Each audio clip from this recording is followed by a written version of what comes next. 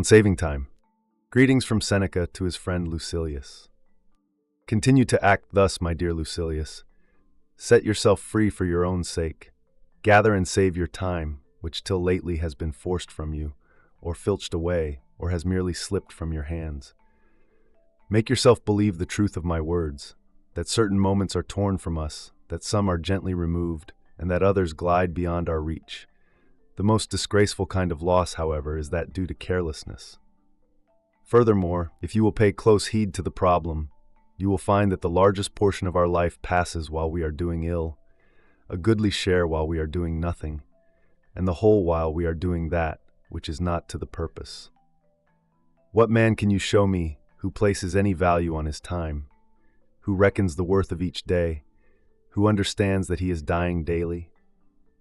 For we are mistaken when we look forward to death. The major portion of death has already passed. Whatever years be behind us are in death's hands. Therefore, Lucilius, do as you write me that you are doing. Hold every hour in your grasp. Lay hold of today's task, and you will not need to depend so much upon tomorrow's. While we are postponing, life speeds by. Nothing, Lucilius, is ours except time. We were entrusted by nature with the ownership of this single thing, so fleeting and slippery that anyone who will can oust us from possession. What fools these mortals be!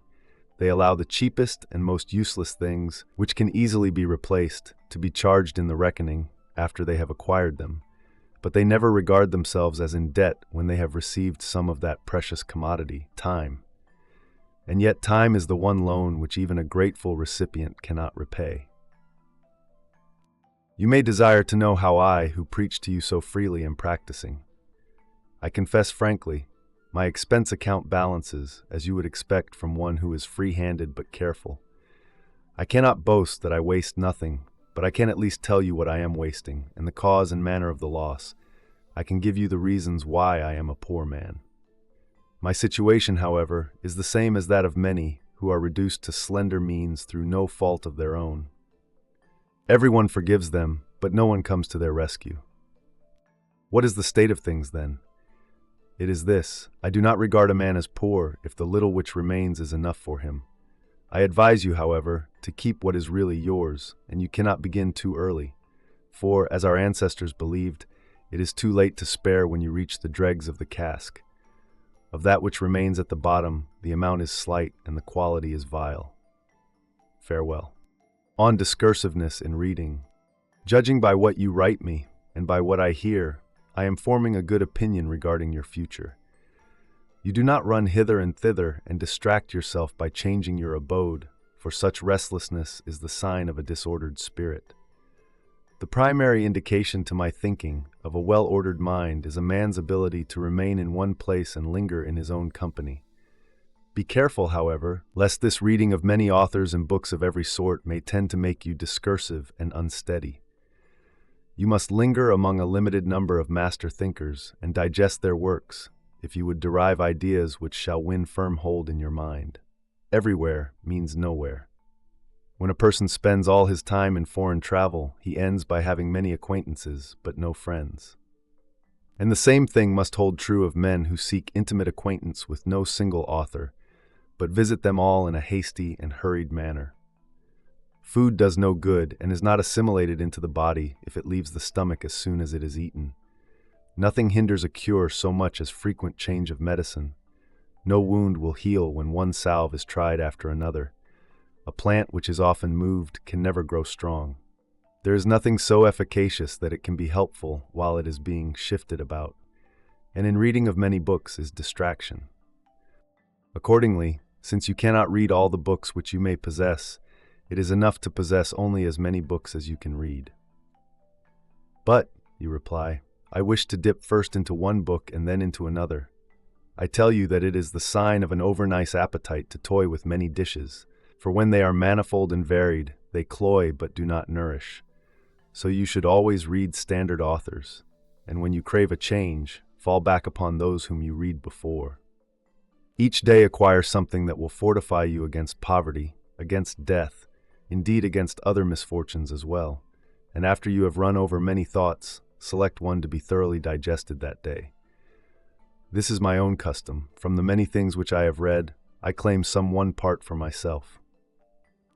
The thought for today is one which I discovered in Epicurus, for I am wont to cross over even into the enemy's camp, not as a deserter, but as a scout. He says, "Contented poverty is an honorable estate. Indeed, if it be contented, it is not poverty at all. It is not the man who has too little, but the man who craves more that is poor. What does it matter how much a man has laid up in his safe or in his warehouse, how large are his flocks and how fat his dividends? If he covets his neighbor's property and reckons not his past gains but his hopes of gains to come, do you ask what is the proper limit to wealth? It is, first, to have what is necessary, and second, to have what is enough. Farewell." On true and false friendship. You have sent a letter to me through the hand of a friend of yours, as you call him.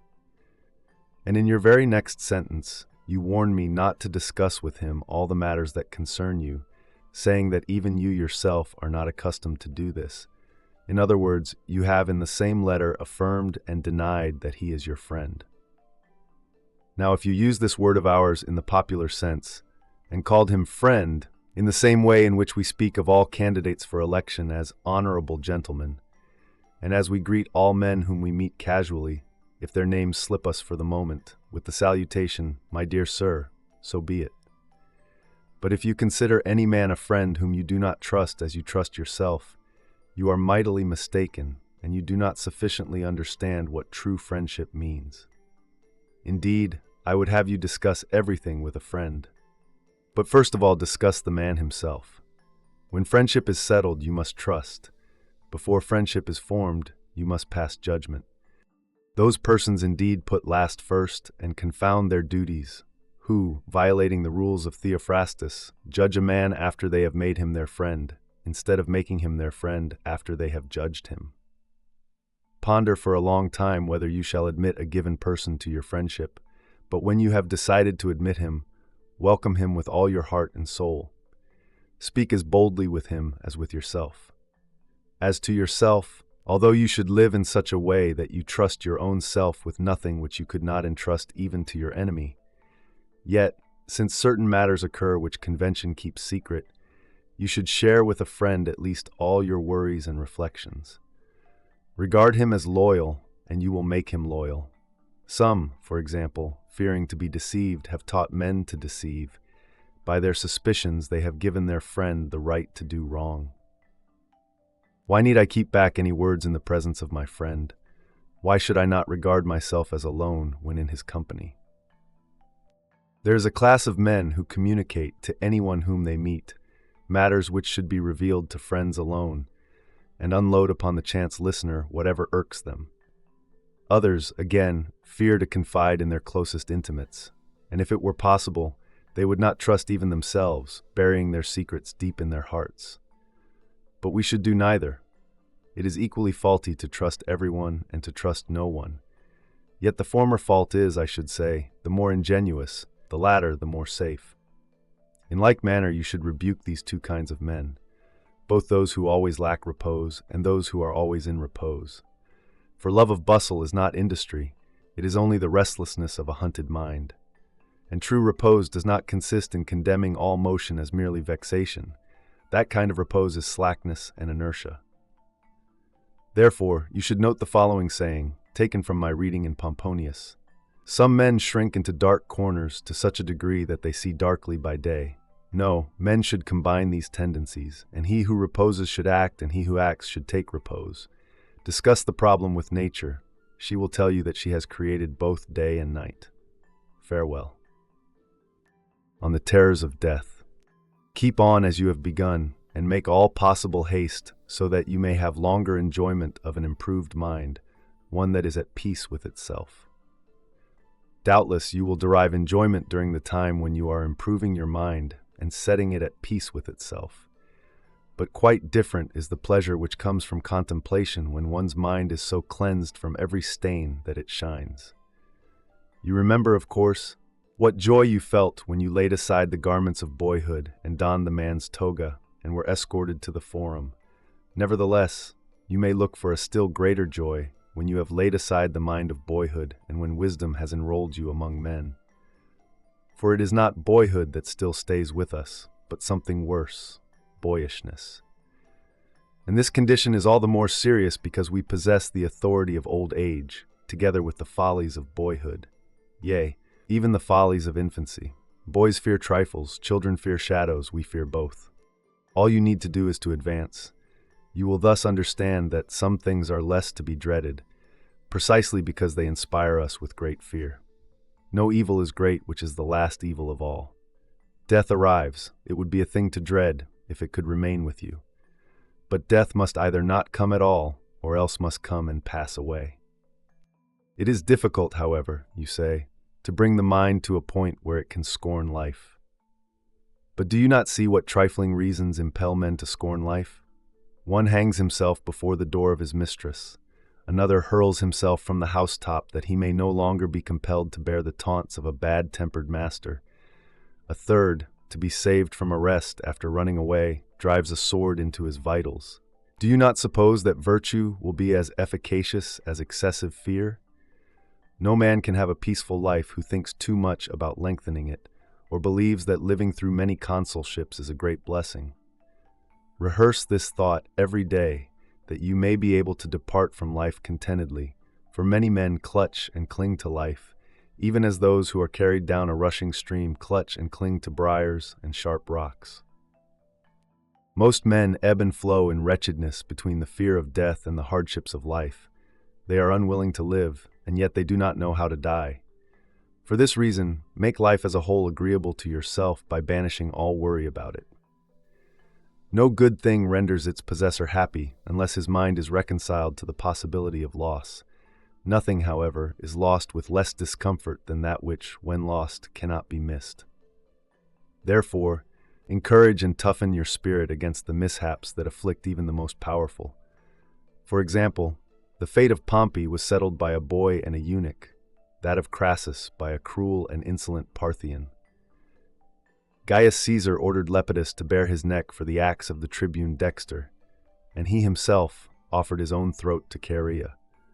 No man has ever been so far advanced by fortune that she did not threaten him as greatly as she had previously indulged him. Do not trust her seeming calm. In a moment the sea is moved to its depths. The very day the ships have made a brave show in the games, they are engulfed. Reflect that a highwayman or an enemy may cut your throat, and though he is not your master, every slave wields the power of life and death over you. Therefore I declare to you, he is Lord of your life that scorns his own. Think of those who have perished through plots in their own home, slain either openly or by guile. You will realize that just as many have been killed by angry slaves as by angry kings. What matter, therefore, how powerful he be whom you fear, when everyone possesses the power which inspires your fear? But, you will say, if you should chance to fall into the hands of the enemy, the conqueror will command that you be led away. Yes, whither you are already being led. Why do you voluntarily deceive yourself and require to be told now for the first time what fate it is that you have long been laboring under? Take my word for it. Since the day you were born, you are being led thither. We must ponder this thought, and thoughts of the like nature, if we desire to be calm as we await that last hour, the fear of which makes all previous hours uneasy. But I must end my letter. Let me share with you the saying which pleased me today. It too is culled from another man's garden. Poverty brought into conformity with the law of nature is great wealth. Do you know what limits that law of nature ordains for us? Merely to avert hunger, thirst, and cold. In order to banish hunger and thirst, it is not necessary for you to pay court at the doors of the purse-proud, or to submit to the stern frown, or to the kindness that humiliates. Nor is it necessary for you to scour the seas or go campaigning. Nature's needs are easily provided and ready to hand. It is the superfluous things for which men sweat, the superfluous things that wear our togas threadbare, that force us to grow old in camp, that dash us upon foreign shores. That which is enough is ready to our hands. He who has made a fair compact with poverty is rich. Farewell. On the philosopher's mean. I commend you and rejoice in the fact that you are persistent in your studies, and that, putting all else aside, you make it each day your endeavor to become a better man. I do not merely exhort you to keep at it, I actually beg you to do so. I warn you, however, not to act after the fashion of those who desire to be conspicuous rather than to improve, by doing things which will rouse comment as regards your dress or general way of living. Repellent attire, unkempt hair, slovenly beard, open scorn of silver dishes, a couch on the bare earth, and any other perverted forms of self-display are to be avoided. The mere name of philosophy, however quietly pursued, is an object of sufficient scorn, and what would happen if we should begin to separate ourselves from the customs of our fellow men? Inwardly, we ought to be different in all respects, but our exterior should conform to society.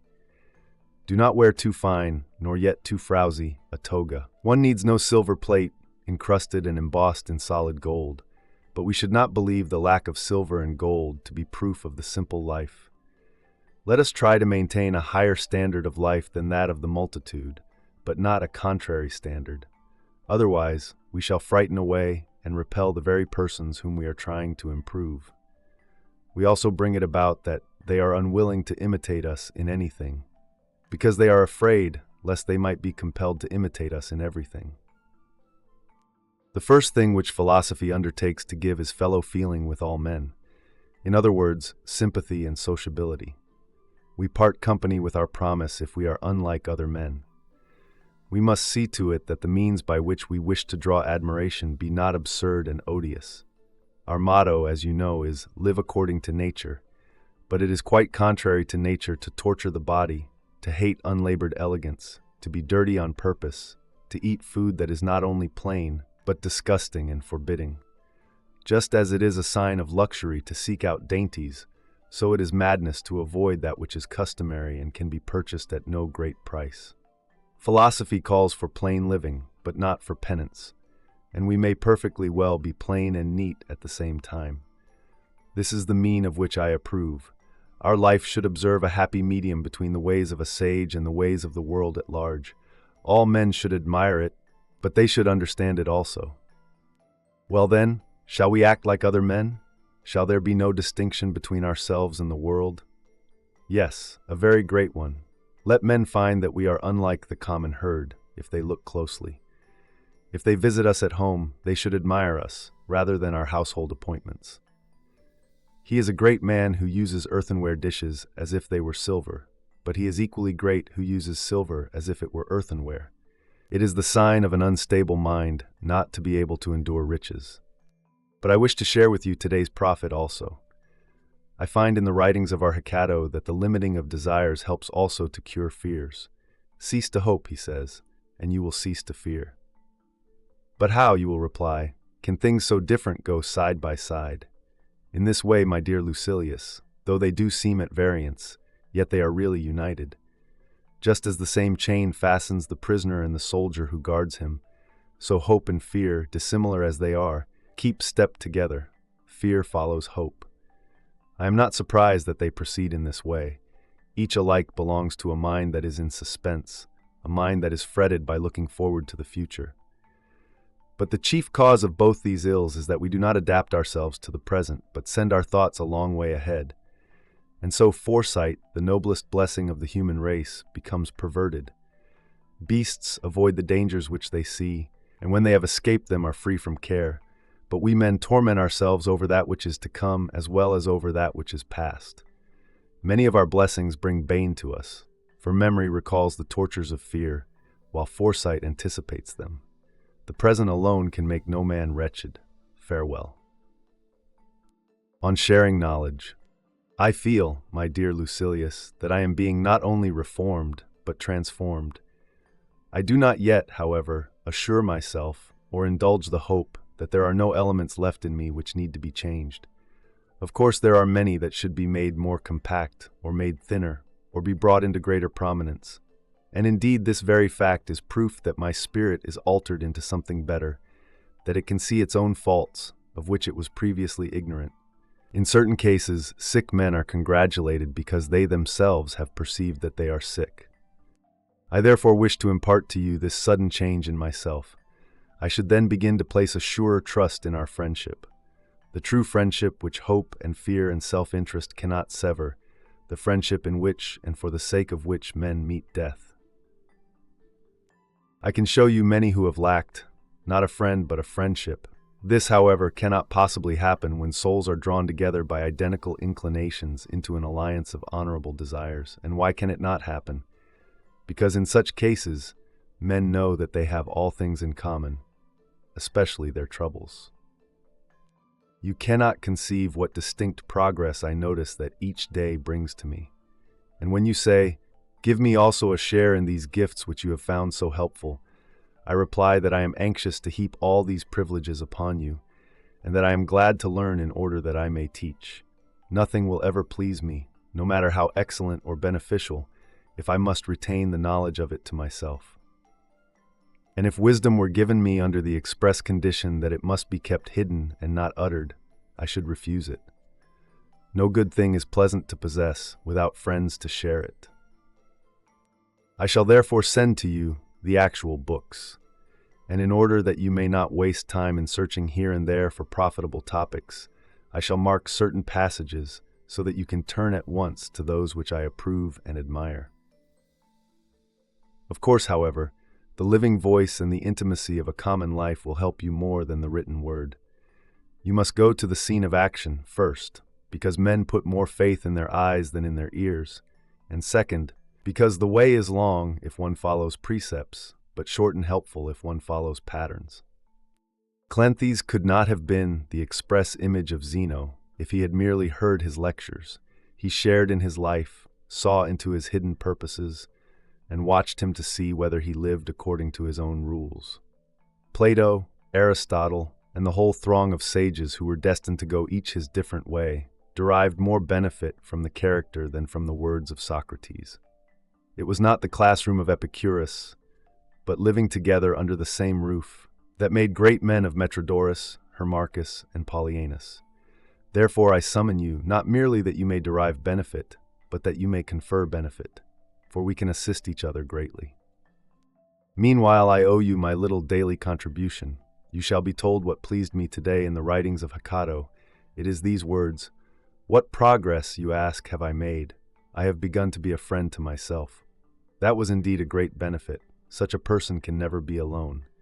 You may be sure that such a man is a friend to all mankind. Farewell. Do you ask me what you should regard as especially to be avoided? I say crowds, for as yet you cannot trust yourself to them with safety. I shall admit my own weakness at any rate, for I never bring back home the same character that I took abroad with me. Something of that which I have forced to be calm within me is disturbed. Some of the foes that I have routed return again. Just as the sick man, who has been weak for a long time, is in such a condition that he cannot be taken out of the house without suffering a relapse, so we ourselves are affected when our souls are recovering from a lingering disease. To consort with the crowd is harmful. There is no person who does not make some vice attractive to us, or stamp it upon us, or taint us unconsciously therewith. Certainly, the greater the mob with which we mingle, the greater the danger. But nothing is so damaging to good character as the habit of lounging at the games, for then it is that vice steals subtly upon one through the avenue of pleasure. What do you think I mean? I mean that I come home more greedy, more ambitious, more voluptuous, and even more cruel and inhuman, because I have been among human beings. By chance I attended a midday exhibition, expecting some fun, wit, and relaxation, an exhibition at which men's eyes have respite from the slaughter of their fellow men. But it was quite the reverse. The previous combats were the essence of compassion, but now all the trifling is put aside, and it is pure murder. The men have no defensive armor. They are exposed to blows at all points, and no one ever strikes in vain. Many persons prefer this program to the usual pairs and to the bouts by request. Of course they do. There is no helmet or shield to deflect the weapon. What is the need of defensive armor or of skill? All these mean delaying death. In the morning they throw men to the lions and the bears. At noon, they throw them to the spectators. The spectators demand that the slayer shall face the man who is to slay him in his turn, and they always reserve the latest conqueror for another butchering. The outcome of every fight is death, and the means are fire and sword. This sort of thing goes on while the arena is empty. You may retort, But he was a highway robber. He killed a man. And what of it? Granted that, as a murderer, he deserved this punishment. What crime have you committed, poor fellow, that you should deserve to sit and see this show? In the morning they cried, "Kill him, lash him, burn him." Why does he meet the sword in so cowardly a way? Why does he strike so feebly? Why doesn't he die game? Whip him to meet his wounds. Let them receive blow for blow, with chests bare and exposed to the stroke. And when the game stopped for the intermission, they announce, "A little throat-cutting in the meantime, so that there may still be something going on." Come now, do you not understand even this truth, that a bad example reacts on the agent? Thank the immortal gods that you are teaching cruelty to a person who cannot learn to be cruel. The young character, which cannot hold fast to righteousness, must be rescued from the mob. It is too easy to side with the majority. Even Socrates, Cato, and Laelius might have been shaken in their moral strength by a crowd that was unlike them. So true it is that none of us, no matter how much he cultivates his abilities, can withstand the shock of faults that approach, as it were, with so great a retinue. Much harm is done by a single case of indulgence or greed. The familiar friend, if he be luxurious, weakens and softens us imperceptibly. The neighbor, if he be rich, rouses our covetousness. The companion, if he be slanderous, rubs off some of his rust upon us, even though we be spotless and sincere. What then do you think the effect will be on character when the world at large assaults it? You must either imitate or loathe the world.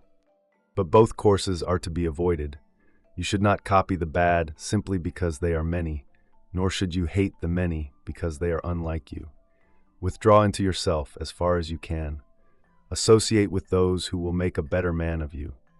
Welcome those whom you yourself can improve.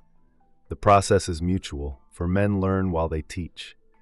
There is no reason why pride in advertising your abilities should lure you into publicity, so that you should desire to recite or harangue before the general public.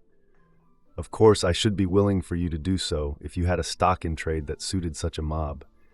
As it is, there is not a man of them who can understand you.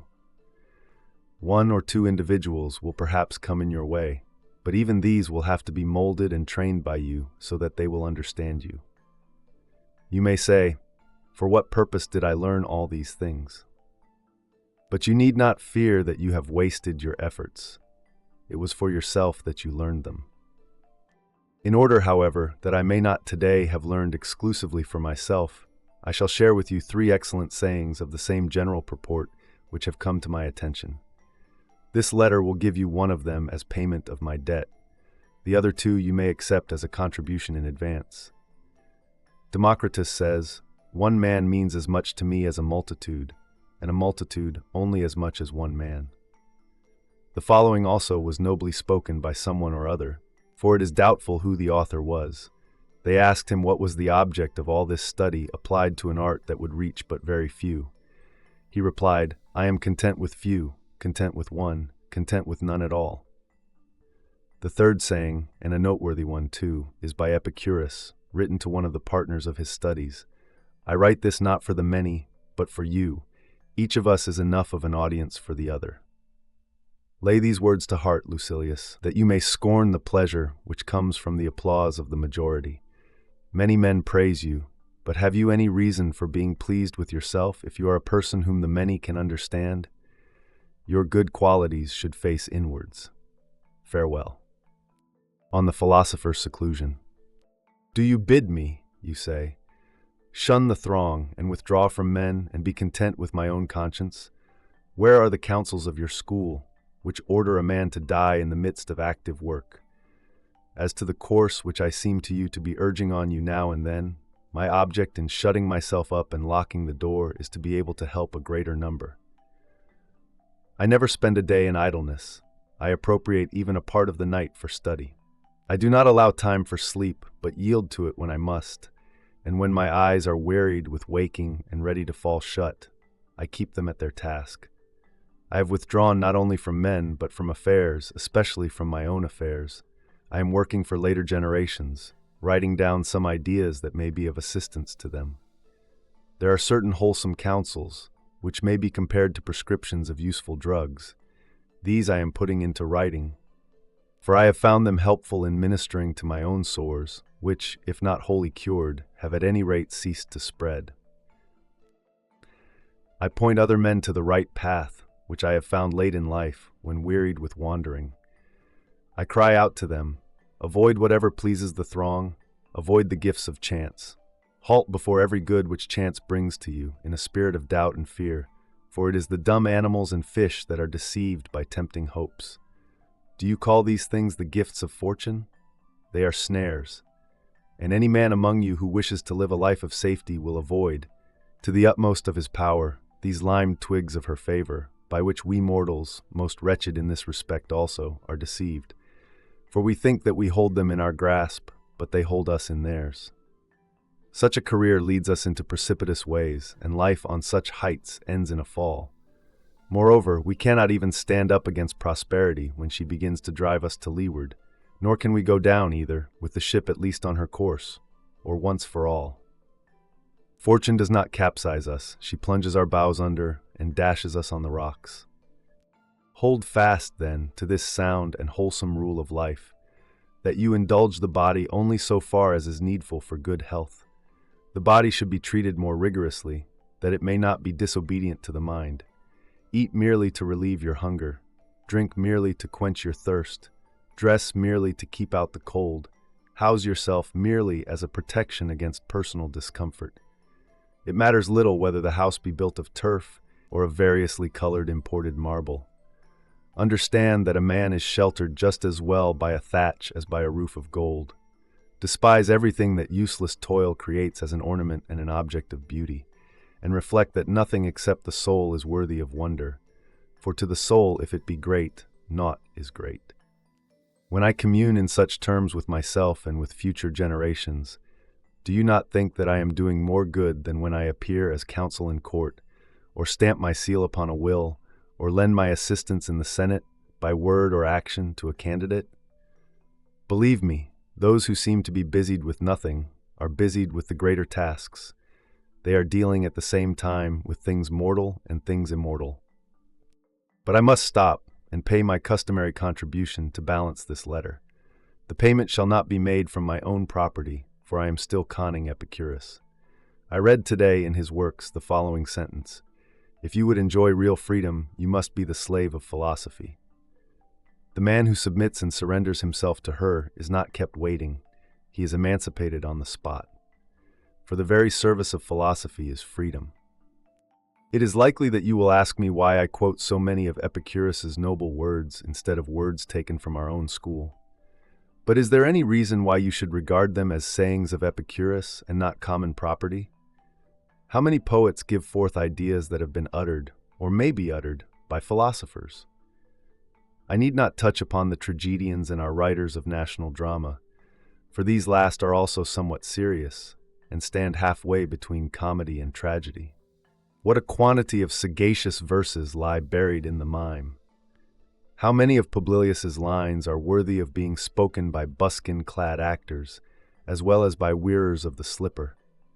I shall quote one verse of his, which concerns philosophy, and particularly that phase of it which we were discussing a moment ago, wherein he says that the gifts of chance are not to be regarded as part of our possessions. Still alien is whatever you have gained by coveting. I recall that you yourself expressed this idea much more happily and concisely. What chance has made yours is not really yours. And a third, spoken by you still more happily, shall not be omitted. The good that could be given can be removed. I shall not charge this up to the expense account, because I have given it to you from your own stock. Farewell. On philosophy and friendship. You desire to know whether Epicurus is right when, in one of his letters, he rebukes those who hold that the wise man is self-sufficient and for that reason does not stand in need of friendships. This is the objection raised by Epicurus against Stilbo, and those who believe that the supreme good is a soul which is insensible to feeling. We are bound to meet with a double meaning if we try to express the Greek term lack of feeling summarily in a single word, rendering it by the Latin word impatientia. For it may be understood in the meaning the opposite to that which we wish it to have. What we mean to express is a soul which rejects any sensation of evil, but people will interpret the idea as that of a soul which can endure no evil. Consider, therefore, whether it is not better to say a soul that cannot be harmed, or a soul entirely beyond the realm of suffering. There is this difference between ourselves and the other school. Our ideal wise man feels his troubles, but overcomes them. Their wise man does not even feel them. But we and they alike hold this idea that the wise man is self-sufficient. Nevertheless, he desires friends, neighbors, and associates, no matter how much he is sufficient unto himself. And mark how self-sufficient he is, for on occasion he can be content with a part of himself. If he lose a hand through disease or war, or if some accident puts out one or both of his eyes, he will be satisfied with what is left, taking as much pleasure in his impaired and maimed body as he took when it was sound. But while he does not pine for these parts if they are missing, he prefers not to lose them. In this sense, the wise man is self-sufficient, that he can do without friends, not that he desires to do without them. When I say can, I mean this: he endures the loss of a friend with equanimity. But he need never lack friends, for it lies in his own control how soon he shall make good a loss.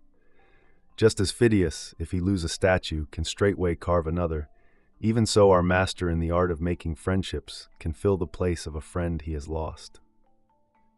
If you ask how one can make oneself a friend quickly, I will tell you, provided we are agreed that I may pay my debt at once and square the account, so far as this letter is concerned. Hecatto says, I can show you a philtre, compounded without drugs, herbs, or any witch's incantation. If you would be loved, love. Now there is great pleasure, not only in maintaining old and established friendships, but also in beginning and acquiring new ones. There is the same difference between winning a new friend and having already won him, as there is between the farmer who sows and the farmer who reaps. The philosopher Attalus used to say, it is more pleasant to make than to keep a friend, as it is more pleasant to the artist to paint than to have finished painting. When one is busy and absorbed in one's work, the very absorption affords great delight, but when one has withdrawn one's hand from the completed masterpiece, the pleasure is not so keen. Henceforth, it is the fruits of his art that he enjoys. It was the art itself that he enjoyed while he was painting. In the case of our children, their young manhood yields the more abundant fruits, but their infancy was sweeter. Let us now return to the question. The wise man, I say, self-sufficient though he be, nevertheless desires friends, if only for the purpose of practicing friendship, in order that his noble qualities may not lie dormant. Not, however, for the purpose mentioned by Epicurus in the letter quoted above, that there may be someone to sit by him when he is ill, to help him when he is in prison or in want, but that he may have someone by whose sick bed he himself may sit, someone a prisoner in hostile hands whom he himself may set free. He who regards himself only and enters upon friendships for this reason reckons wrongly. The end will be like the beginning. He has made friends with one who might assist him out of bondage. At the first rattle of the chain, such a friend will desert him. These are the so-called fair-weather friendships. One who is chosen for the sake of utility will be satisfactory only so long as he is useful. Hence, prosperous men are blockaded by troops of friends, but those who have failed stand amid vast loneliness, their friends fleeing from the very crisis which is to test their worth. Hence also, we notice those many shameful cases of persons who, through fear, desert or betray. The beginning and the end cannot but harmonize. He who begins to be your friend because it pays will also cease because it pays. A man will be attracted by some reward offered in exchange for his friendship, if he be attracted by aught in friendship other than friendship itself. For what purpose, then, do I make a man my friend? In order to have someone for whom I may die, whom I may follow into exile, against whose death I may stake my own life, and pay the pledge too. The friendship which you portray is a bargain, and not a friendship. It regards convenience only, and looks to the results.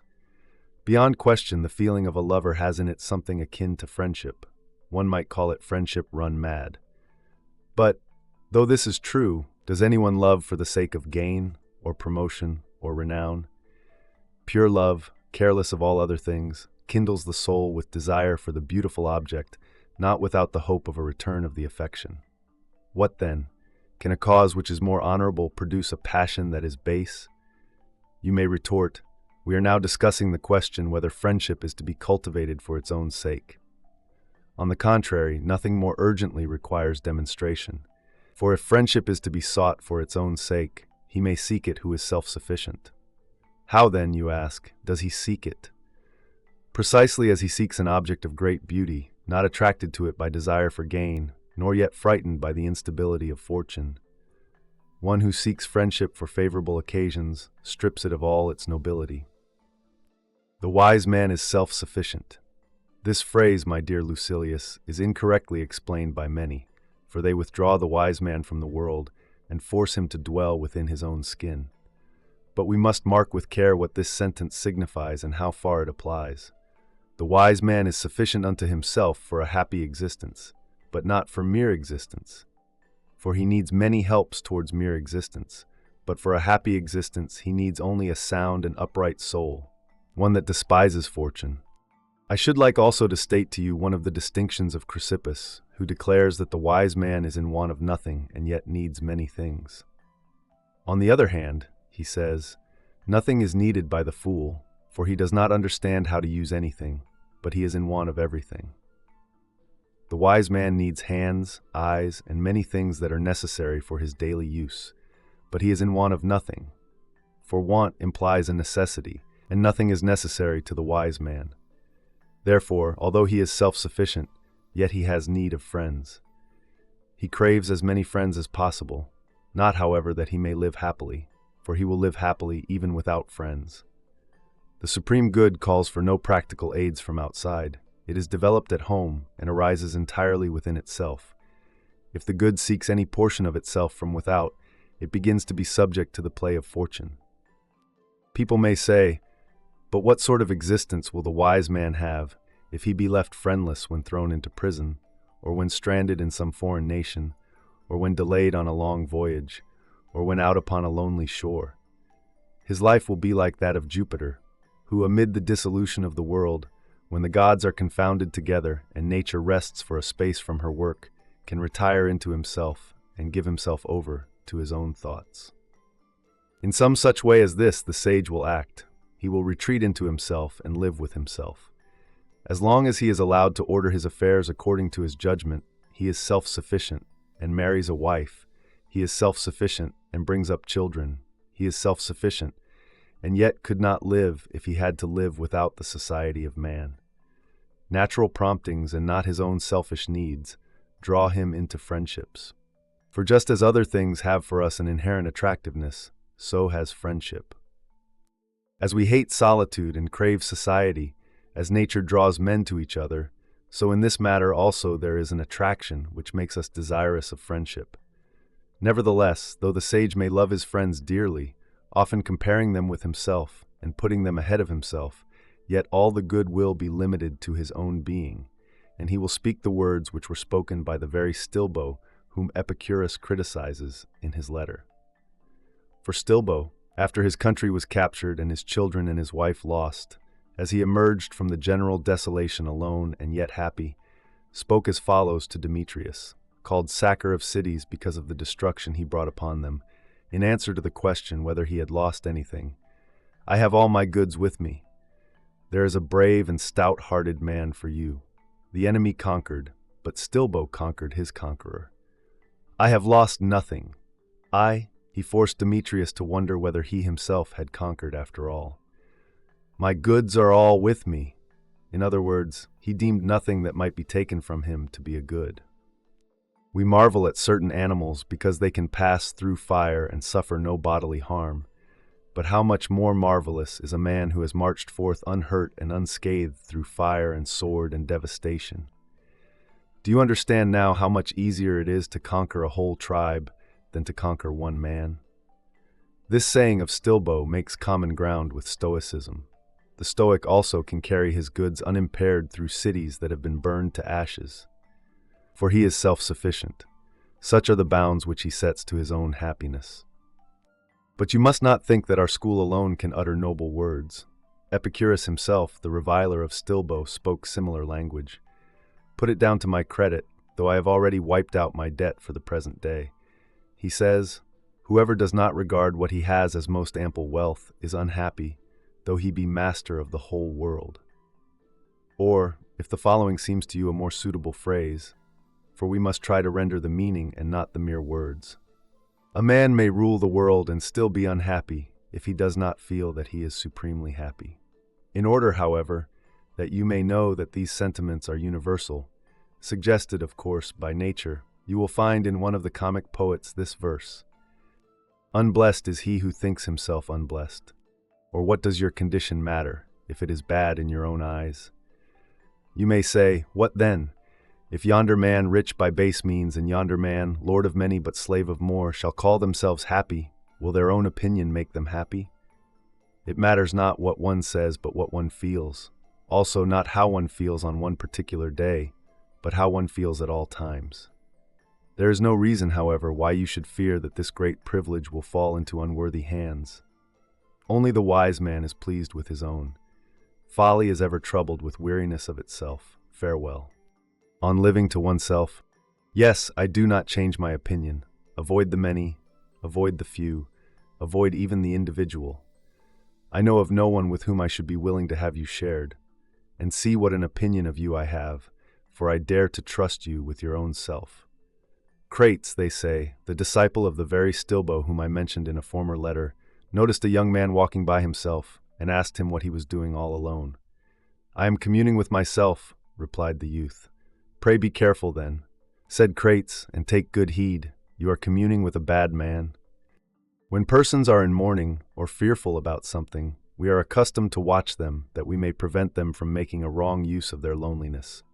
No thoughtless person ought to be left alone. In such cases, he only plans folly and heaps up future dangers for himself or for others. He brings into play his base desires. The mind displays what fear or shame used to repress. It whets his boldness, stirs his passions, and goads his anger. And finally, the only benefit that solitude confers, the habit of trusting no man and of fearing no witnesses, is lost to the fool, for he betrays himself. Mark therefore what my hopes are for you, nay, rather, what I am promising myself, inasmuch as hope is merely the title of an uncertain blessing. I do not know any person with whom I should prefer you to associate rather than yourself. I remember in what a great-souled way you hurled forth certain phrases, and how full of strength they were. I immediately congratulated myself and said, "These words did not come from the edge of the lips. These utterances have a solid foundation. This man is not one of the many. He has regard for his real welfare. Speak and live in this way. See to it that nothing keeps you down.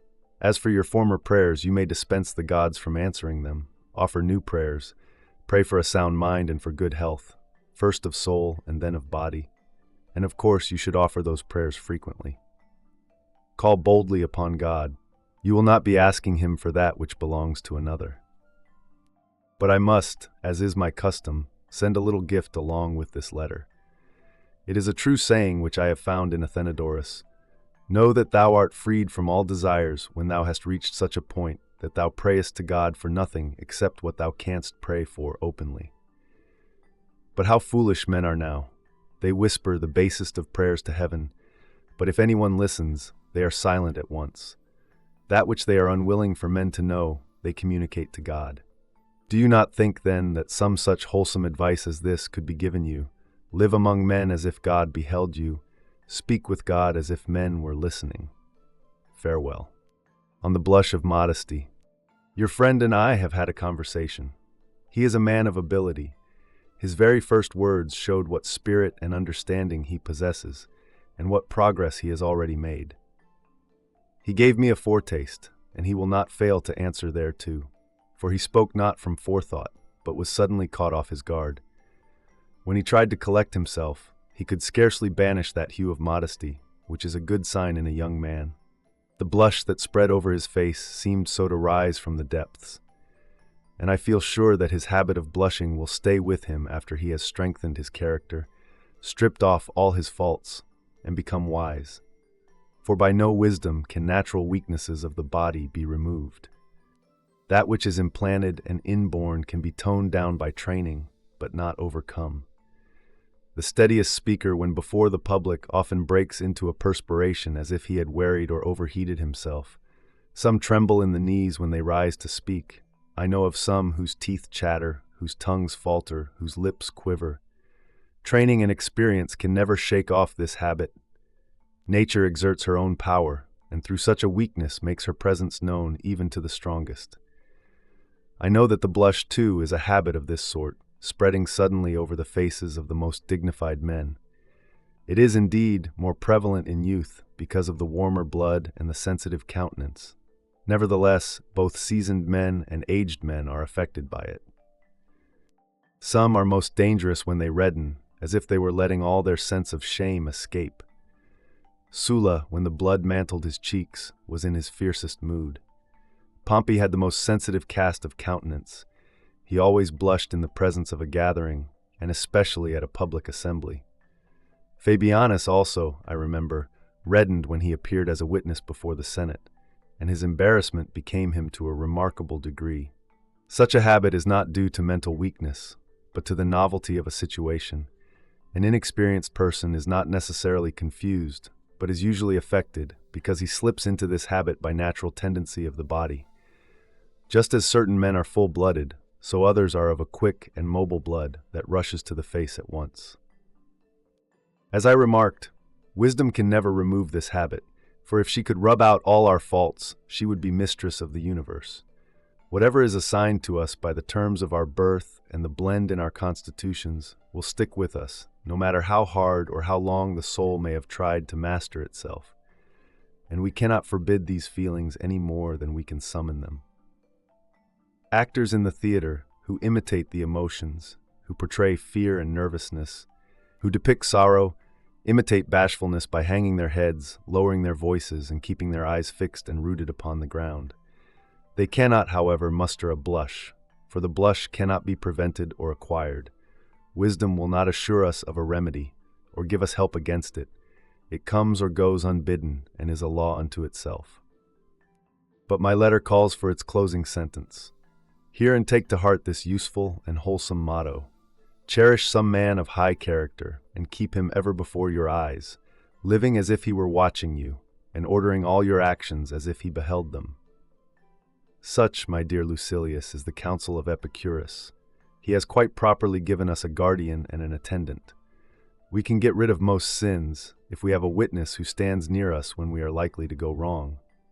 The soul should have someone whom it can respect, one by whose authority it may make even its inner shrine more hallowed.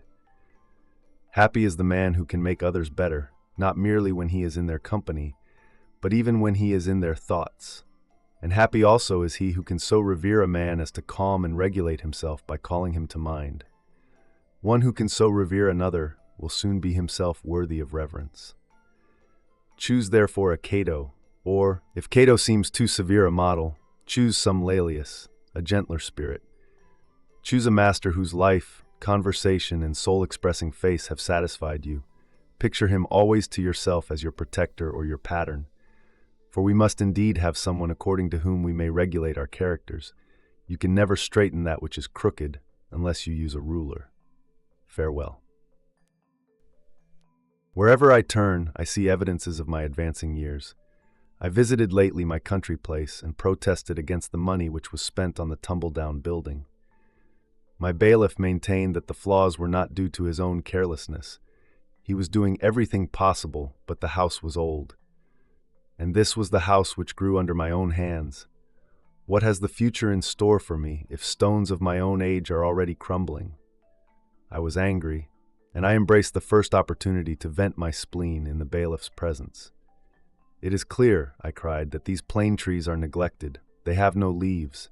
Their branches are so gnarled and shriveled. The boles are so rough and unkempt. This would not happen if someone loosened the earth at their feet and watered them. The bailiff swore by my protecting deity that he was doing everything possible and never relaxed his efforts, but those trees were old.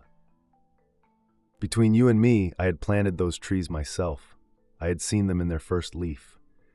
Then I turned to the door and asked, "Who is that broken-down dotard? You have done well to place him at the entrance, for he is outward bound. Where did you get him? What pleasure did it give you to take up for burial some other man's dead? But the slave said, "Don't you know me, sir? I am Felicio. You used to bring me little images. My father was Felicitas the steward, and I am your pet slave."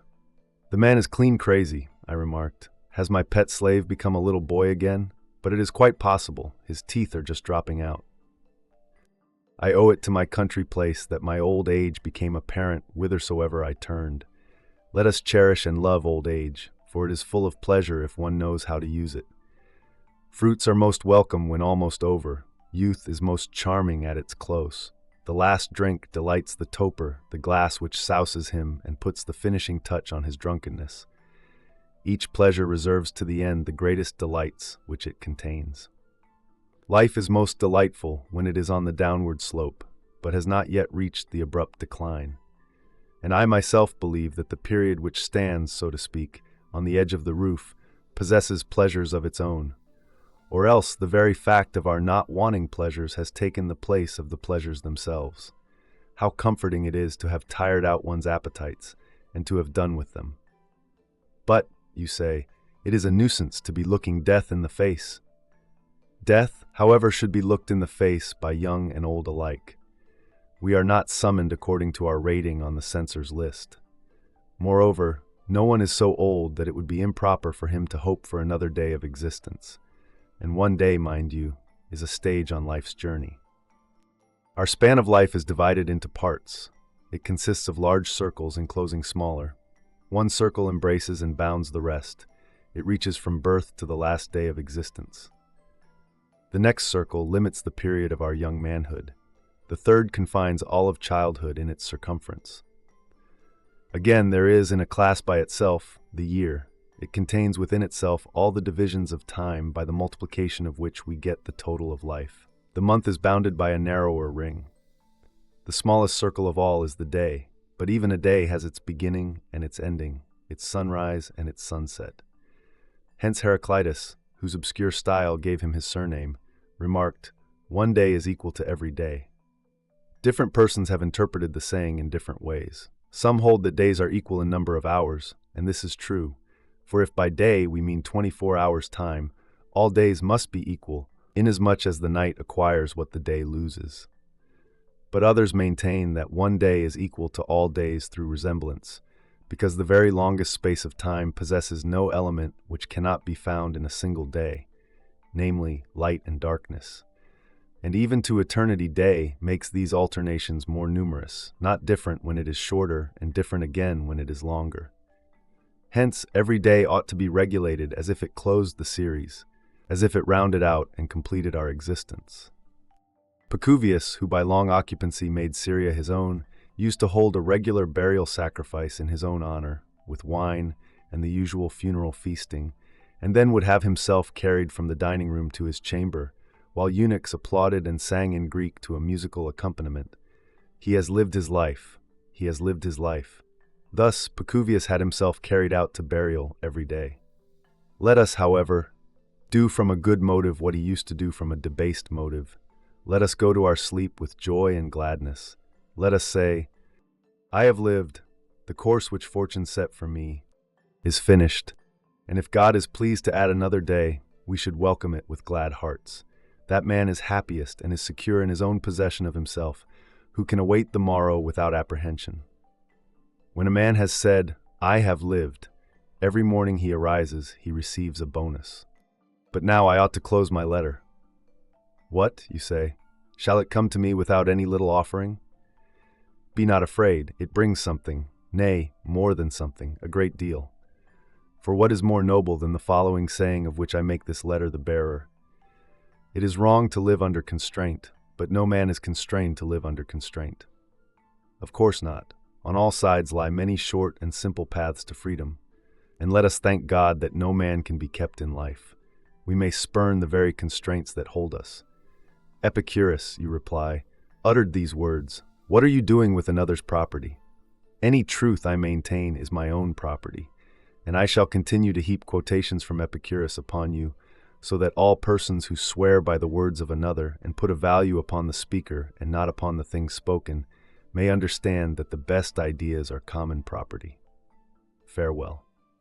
On groundless fears, I know that you have plenty of spirit, for even before you began to equip yourself with maxims which were wholesome and potent to overcome obstacles, you were taking pride in your contest with fortune.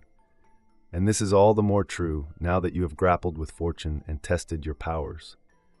For our powers can never inspire in us implicit faith in ourselves, except when many difficulties have confronted us on this side and on that, and have occasionally even come to close quarters with us. It is only in this way that the true spirit can be tested, the spirit that will never consent to come under the jurisdiction of things external to ourselves. This is the touchstone of such a spirit. No prizefighter can go with high spirits into the strife if he has never been beaten black and blue. The only contestant who can confidently enter the lists is the man who has seen his own blood, who has felt his teeth rattle beneath his opponent's fist, who has been tripped and felt the full force of his adversary's charge, who has been downed in body but not in spirit, one who, as often as he falls, rises again with greater defiance than ever. So then, to keep up my figure, fortune has often in the past got the upper hand of you, and yet you have not surrendered, but have leaped up and stood your ground still more eagerly. For manliness gains much strength by being challenged. Nevertheless, if you approve, allow me to offer some additional safeguards by which you may fortify yourself. There are more things, Lucilius, likely to frighten us than there are to crush us. We suffer more often in imagination than in reality. I am not speaking with you in the Stoic strain, but in my milder style. For it is our Stoic fashion to speak of all those things which provoke cries and groans as unimportant and beneath notice. But you and I must drop such great-sounding words, although, heaven knows, they are true enough. What I advise you to do is, not to be unhappy before the crisis comes, since it may be that the dangers before which you paled as if they were threatening you will never come upon you. They certainly have not yet come. Accordingly, some things torment us more than they ought, some torment us before they ought, and some torment us when they ought not to torment us at all. We are in the habit of exaggerating or imagining or anticipating sorrow. The first of these three faults may be postponed for the present, because the subject is under discussion and the case is still in court, so to speak. That which I should call trifling, you will maintain to be most serious. For of course I know that some men laugh while being flogged, and that others wince at a box on the ear. We shall consider later whether these evils derive their power from their own strength or from our own weakness. Do me the favor, when men surround you and try to talk you into believing that you are unhappy, to consider not what you hear, but what you yourself feel, and to take counsel with your feelings and question yourself independently, because you know your own affairs better than anyone else does. Ask, is there any reason why these persons should condole with me? Why should they be worried or even fear some infection from me, as if troubles could be transmitted?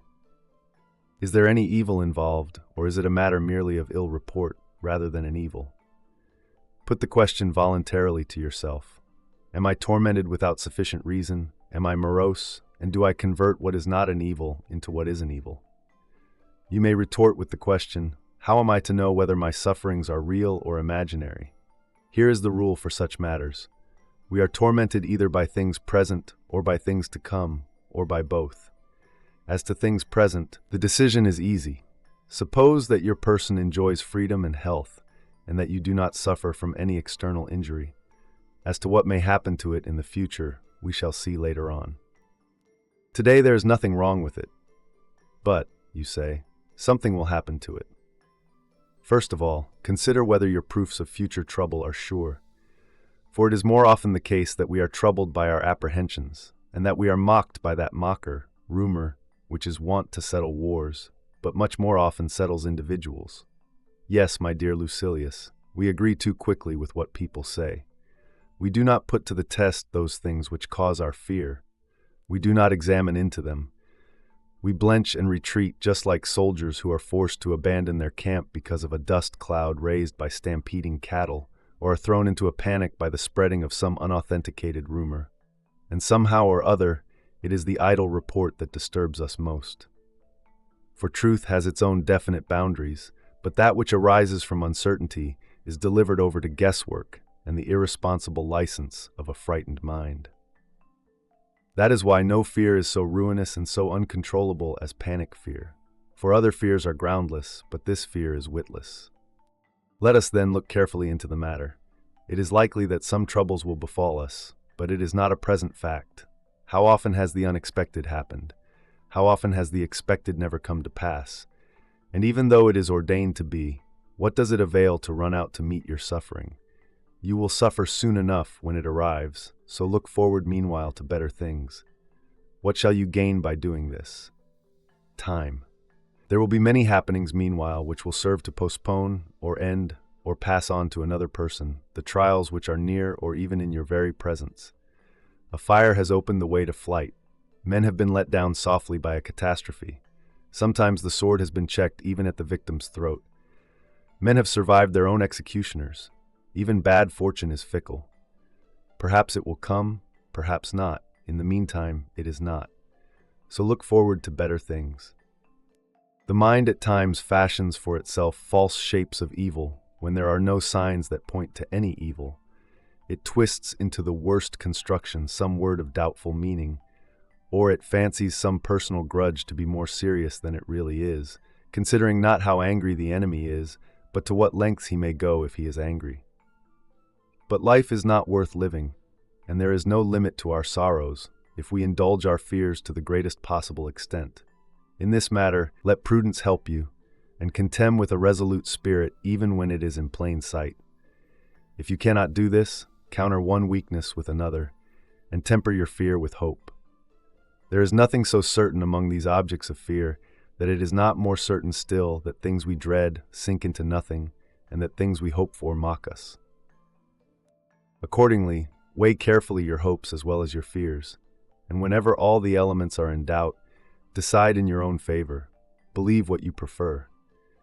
And if fear wins a majority of the votes, incline in the other direction anyhow, and cease to harass your soul, reflecting continually that most mortals, even when no troubles are actually at hand or are certainly to be expected in the future, become excited and disquieted.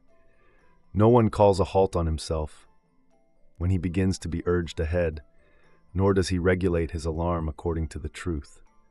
No one says, "The author of the story is a fool, and he who has believed it is a fool, as well as he who fabricated it."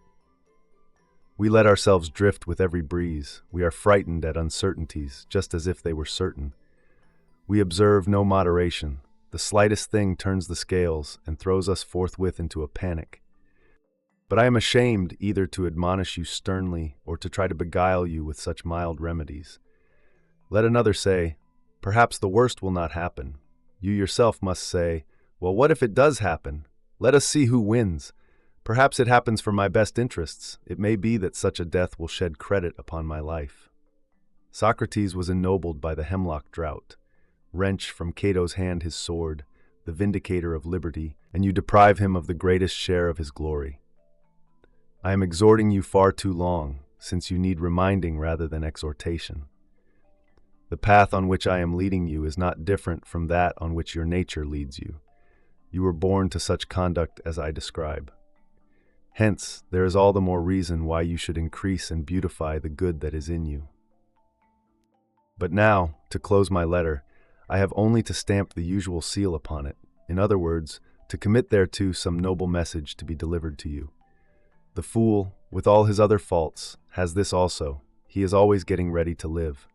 Reflect, my esteemed Lucilius, what this saying means, and you will see how revolting is the fickleness of men who lay down every day new foundations of life and begin to build up fresh hopes, even at the brink of the grave. Look within your own mind for individual instances. You will think of old men who are preparing themselves at that very hour for a political career, or for travel, or for business. And what is baser than getting ready to live when you are already old? I should not name the author of this motto, except that it is somewhat unknown to fame, and is not one of those popular sayings of Epicurus which I have allowed myself to praise and to appropriate. Farewell. On the reasons for withdrawing from the world. I confess that we all have an inborn affection for our body. I confess that we are entrusted with its guardianship. I do not maintain that the body is not to be indulged at all, but I maintain that we must not be slaves to it. He will have many masters who makes his body his master, who is over-fearful in its behalf, who judges everything according to the body. We should conduct ourselves not as if we ought to live for the body, but as if we could not live without it. Our too great love for it makes us restless with fears, burdens us with cares, and exposes us to insults. Virtue is held too cheap by the man who counts his body too dear. We should cherish the body with the greatest care, but we should also be prepared, when reason, self-respect, and duty demand the sacrifice, to deliver it even to the flames. Let us, however, in so far as we can, avoid discomforts as well as dangers, and withdraw to safe ground by thinking continually how we may repel all objects of fear. If I am not mistaken, there are three main classes of these. We fear want, we fear sickness, and we fear the troubles which result from the violence of the stronger. And of all these, that which shakes us most is the dread which hangs over us from our neighbor's ascendancy, for it is accompanied by great outcry and uproar. But the natural evils which I have mentioned, want and sickness, steal upon us silently with no shock of terror to the eye or to the ear. The other kind of evil comes, so to speak, in the form of a huge parade. Surrounding it is a retinue of swords and fire and chains, and a mob of beasts to be let loose upon the disemboweled entrails of men. Picture to yourself under this head the prison, the cross, the rack, the hook, and the stake which they drive straight through a man until it protrudes from his throat.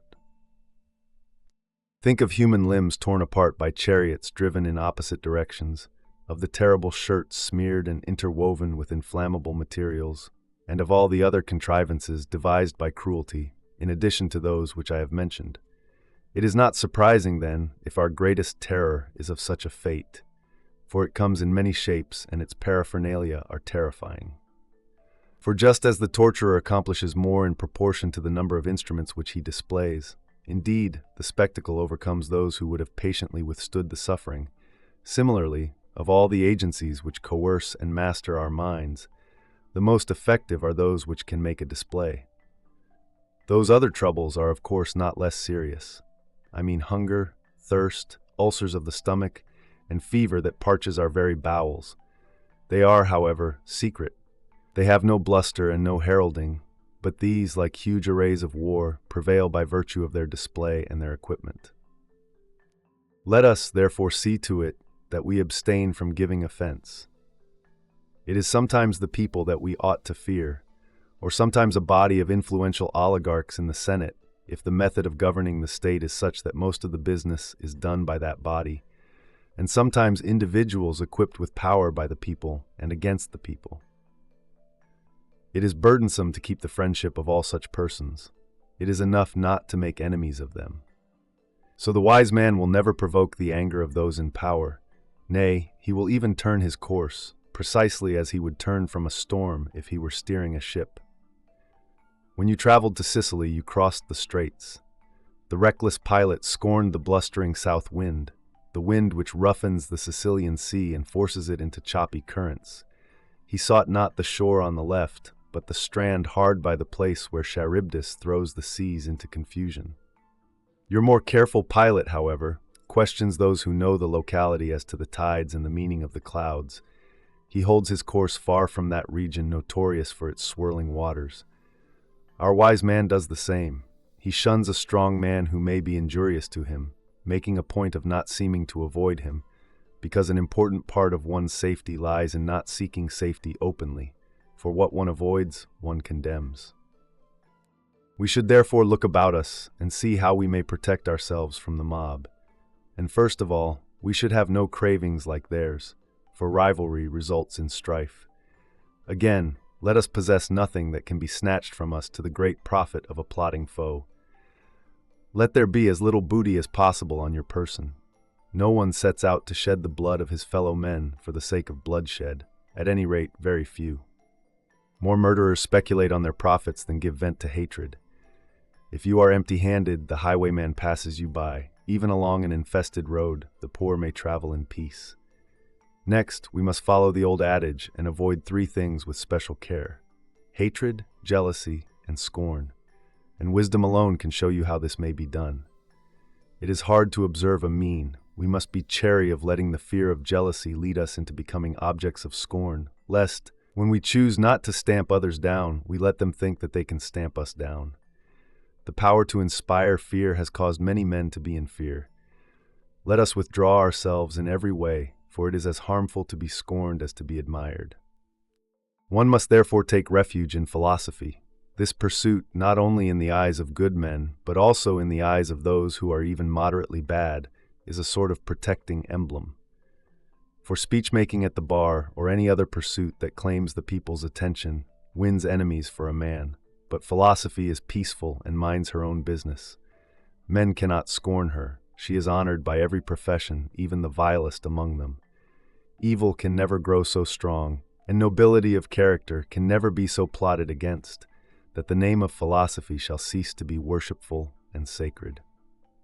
Philosophy itself, however, should be practiced with calmness and moderation. Very well, then, you retort. Do you regard the philosophy of Marcus Cato as moderate? Cato's voice strove to check a civil war. Cato parted the swords of maddened chieftains. When some fell foul of Pompey and others fell foul of Caesar, Cato defied both parties at once. Nevertheless, one may well question whether in those days a wise man ought to have taken any part in public affairs, and ask, "What do you mean, Marcus Cato? It is not now a question of freedom. Long since has freedom gone to rack and ruin. The question is whether it is Caesar or Pompey who controls the state. Why, Cato, should you take sides in that dispute? It is no business of yours. A tyrant is being selected. What does it concern you who conquers? The better man may win, but the winner is bound to be the worse man." I have referred to Cato's final role, but even in previous years, the wise man was not permitted to intervene in such plundering of the state, for what could Cato do but raise his voice and utter unavailing words? At one time he was bustled by the mob and spat upon and forcibly removed from the forum and marked for exile. At another, he was taken straight to prison from the Senate chamber. However, we shall consider later whether the wise man ought to give his attention to politics. Meanwhile, I beg you to consider those Stoics who, shut out from public life, have withdrawn into privacy for the purpose of improving men's existence and framing laws for the human race without incurring the displeasure of those in power. The wise man will not upset the customs of the people, nor will he invite the attention of the populace by any novel ways of living. What then? Can one who follows out this plan be safe in any case? I cannot guarantee you this any more than I can guarantee good health in the case of a man who observes moderation, although, as a matter of fact, good health results from such moderation. Sometimes a vessel perishes in harbor, but what do you think happens on the open sea? And how much more beset with danger that man would be, who even in his leisure is not secure, if he were busily working at many things. Innocent persons sometimes perish. Who would deny that? But the guilty perish more frequently. A soldier's skill is not at fault if he receives the death blow through his armor. And finally, the wise man regards the reason for all his actions, but not the results. The beginning is in our own power. Fortune decides the issue, but I do not allow her to pass sentence upon myself. You may say, but she can inflict a measure of suffering and of trouble. The highwayman does not pass sentence when he slays. Now you are stretching forth your hand for the daily gift. Golden indeed will be the gift with which I shall load you, and inasmuch as we have mentioned gold, let me tell you how its use and enjoyment may bring you greater pleasure. He who needs riches least enjoys riches most. Author's name, please, you say. Now, to show you how generous I am, it is my intent to praise the dicta of other schools. The phrase belongs to Epicurus or Metrodorus, or someone of that particular thinking shop. But what difference does it make who spoke the words? They were uttered for the world. He who craves riches feels fear on their account. No man, however, enjoys a blessing that brings anxiety. He is always trying to add a little more. While he puzzles over increasing his wealth, he forgets how to use it. He collects his accounts, he wears out the pavement in the forum, he turns over his ledger. In short, he ceases to be master and becomes a steward. Farewell. On brawn and brains. The old Romans had a custom which survived even into my lifetime. They would add to the opening words of a letter, "If you are well, it is well. I also am well." Persons like ourselves would do well to say, "If you are studying philosophy, it is well." For this is just what being well means. Without philosophy, the mind is sickly, and the body too, though it may be very powerful, is strong only as that of a madman or a lunatic is strong. This, then, is the sort of health you should primarily cultivate. The other kind of health comes second, and will involve little effort if you wish to be well physically. It is indeed foolish, my dear Lucilius, and very unsuitable for a cultivated man, to work hard over developing the muscles and broadening the shoulders and strengthening the lungs. For although your heavy feeding produce good results and your sinews grow solid, you can never be a match, either in strength or in weight, for a first-class bull. Besides, by overloading the body with food, you strangle the soul and render it less active. Accordingly, limit the flesh as much as possible and allow free play to the spirit. Many inconveniences beset those who devote themselves to such pursuits. In the first place, they have their exercises, at which they must work and waste their life force and render it less fit to bear a strain or the severer studies. Second, their keen edge is dulled by heavy eating. Besides, they must take orders from slaves of the vilest stamp. Men who alternate between the oil flask and the flagon, whose day passes satisfactorily if they have got up a good perspiration and quaffed, to make good what they have lost in sweat, huge draughts of liquor which will sink deeper because of their fasting. Drinking and sweating, it's the life of a dyspeptic. Now there are short and simple exercises which tire the body rapidly, and so save our time, and time is something of which we ought to keep strict account. These exercises are running, brandishing weights, and jumping, high jumping or broad jumping, or the kind which I may call the priest's dance, or, in slighting terms, the clothes cleaner's jump. Select for practice any one of these, and you will find it plain and easy. But whatever you do, come back soon from body to mind. The mind must be exercised both day and night, for it is nourished by moderate labor, and this form of exercise need not be hampered by cold or hot weather, or even by old age. Cultivate that good which improves with the years. Of course, I do not command you to be always bending over your books and your writing materials. The mind must have a change, but a change of such a kind that it is not unnerved, but merely unbent. Riding in a litter shakes up the body, and does not interfere with study.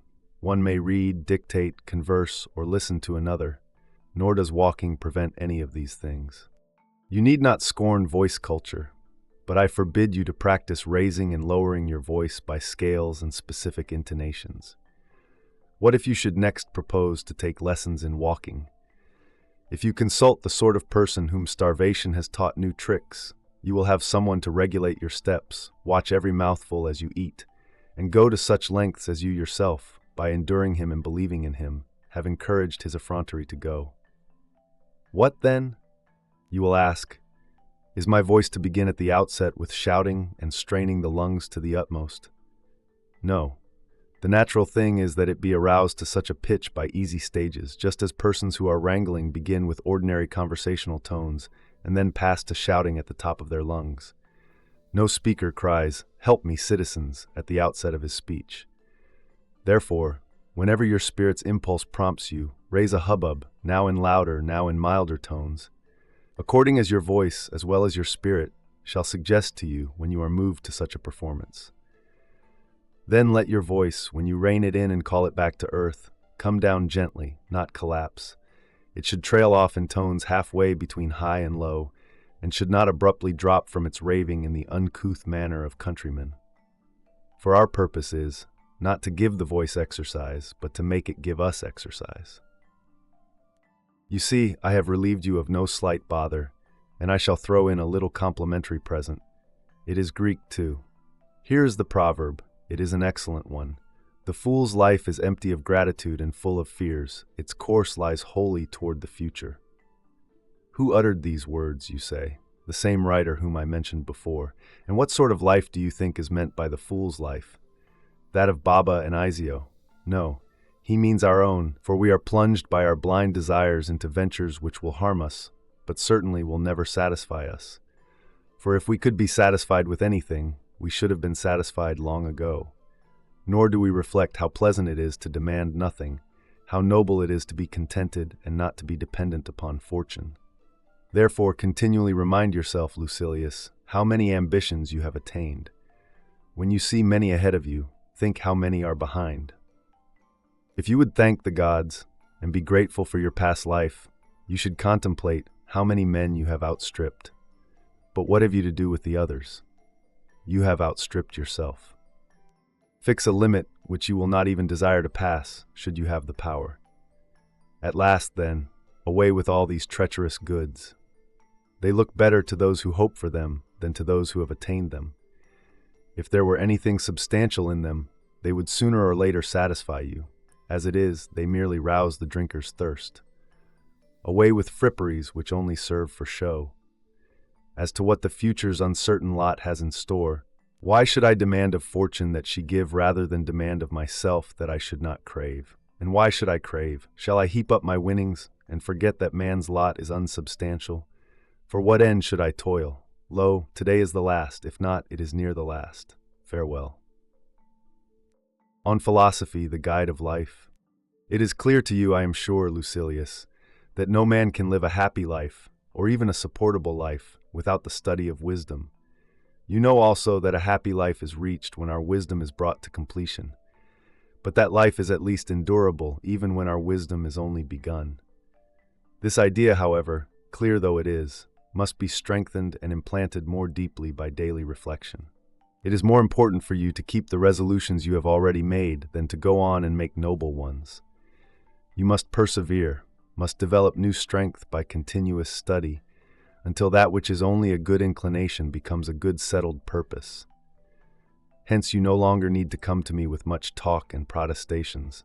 I know that you have made great progress. I understand the feelings which prompt your words. They are not feigned or specious words. Nevertheless, I shall tell you what I think, that at present I have hopes for you, but not yet perfect trust. And I wish that you would adopt the same attitude towards yourself. There is no reason why you should put confidence in yourself too quickly and readily. Examine yourself, scrutinize and observe yourself in divers ways, but mark before all else, whether it is in philosophy or merely in life itself, that you have made progress. Philosophy is no trick to catch the public. It is not devised for show. It is a matter not of words but of facts. It is not pursued in order that the day may yield some amusement before it is spent, or that our leisure may be relieved of a tedium that irks us. It molds and constructs the soul. It orders our life, guides our conduct, shows us what we should do and what we should leave undone. It sits at the helm and directs our course as we waver amid uncertainties. Without it, no one can live fearlessly or in peace of mind. Countless things that happen every hour call for advice, and such advice is to be sought in philosophy. Perhaps someone will say, how can philosophy help me if fate exists? Of what avail is philosophy if God rules the universe? Of what avail is it if chance governs everything? For not only is it impossible to change things that are determined, but it is also impossible to plan beforehand against what is undetermined. Either God has forestalled my plans and decided what I am to do, or else fortune gives no free play to my plans. Whether the truth, Lucilius, lies in one or in all of these views, we must be philosophers. Whether fate binds us down by an inexorable law, or whether God as arbiter of the universe has arranged everything, or whether chance drives and tosses human affairs without method, philosophy ought to be our defense. She will encourage us to obey God cheerfully, but fortune defiantly. She will teach us to follow God and endure chance. But it is not my purpose now to be led into a discussion as to what is within our own control. If foreknowledge is supreme, or if a chain of fated events drags us along in its clutches, or if the sudden and the unexpected play the tyrant over us, I return now to my warning and my exhortation, that you should not allow the impulse of your spirit to weaken and grow cold. Hold fast to it and establish it firmly, in order that what is now impulse may become a habit of the mind. If I know you well, you have already been trying to find out from the very beginning of my letter what little contribution it brings to you. Sift the letter, and you will find it. You need not wonder at any genius of mine, for as yet I am lavish only with other men's property. But why did I say other men? Whatever is well said by anyone is mine. This also is a saying of Epicurus. If you live according to nature, you will never be poor. If you live according to opinion, you will never be rich. Nature's wants are slight. The demands of opinion are boundless. Suppose that the property of many millionaires is heaped up in your possession. Assume that fortune carries you far beyond the limits of a private income, decks you with gold, clothes you in purple, and brings you to such a degree of luxury and wealth that you can bury the earth under your marble floors, that you may not only possess, but tread upon, riches. Add statues, paintings, and whatever any art has devised for the luxury, you will only learn from such things to crave still greater. Natural desires are limited, but those which spring from false opinion can have no stopping point. The false has no limits. When you are traveling on a road, there must be an end, but when astray, your wanderings are limitless. Recall your steps, therefore, from idle things, and when you would know whether that which you seek is based upon a natural or upon a misleading desire, consider whether it can stop at any definite point. If you find, after having traveled far, that there is a more distant goal always in view, you may be sure that this condition is contrary to nature. Farewell. On philosophy and riches. Cast away everything of that sort, if you are wise, nay, rather that you may be wise. Strive toward a sound mind at top speed and with your whole strength. If any bond holds you back, untie it or sever it. But, you say, my estate delays me. I wish to make such disposition of it that it may suffice for me when I have nothing to do, lest either poverty be a burden to me, or I myself a burden to others. You do not seem, when you say this, to know the strength and power of that good which you are considering. You do indeed grasp the all-important thing, the great benefit which philosophy confers, but you do not yet discern accurately its various functions, nor do you yet know how great is the help we receive from philosophy in everything, everywhere. How, to use Cicero's language, it not only succors us in the greatest matters, but also descends to the smallest. Take my advice. Call wisdom into consultation. She will advise you not to sit forever at your leisure. Doubtless, your object, what you wish to attain by such postponement of your studies, is that poverty may not have to be feared by you. But what if it is something to be desired? Riches have shut off many a man from the attainment of wisdom. Poverty is unburdened and free from care. When the trumpet sounds, the poor man knows that he is not being attacked. When there is a cry of fire, he only seeks a way of escape and does not ask what he can save. If the poor man must go to sea, the harbor does not resound, nor do the wharves bustle with the retinue of one individual.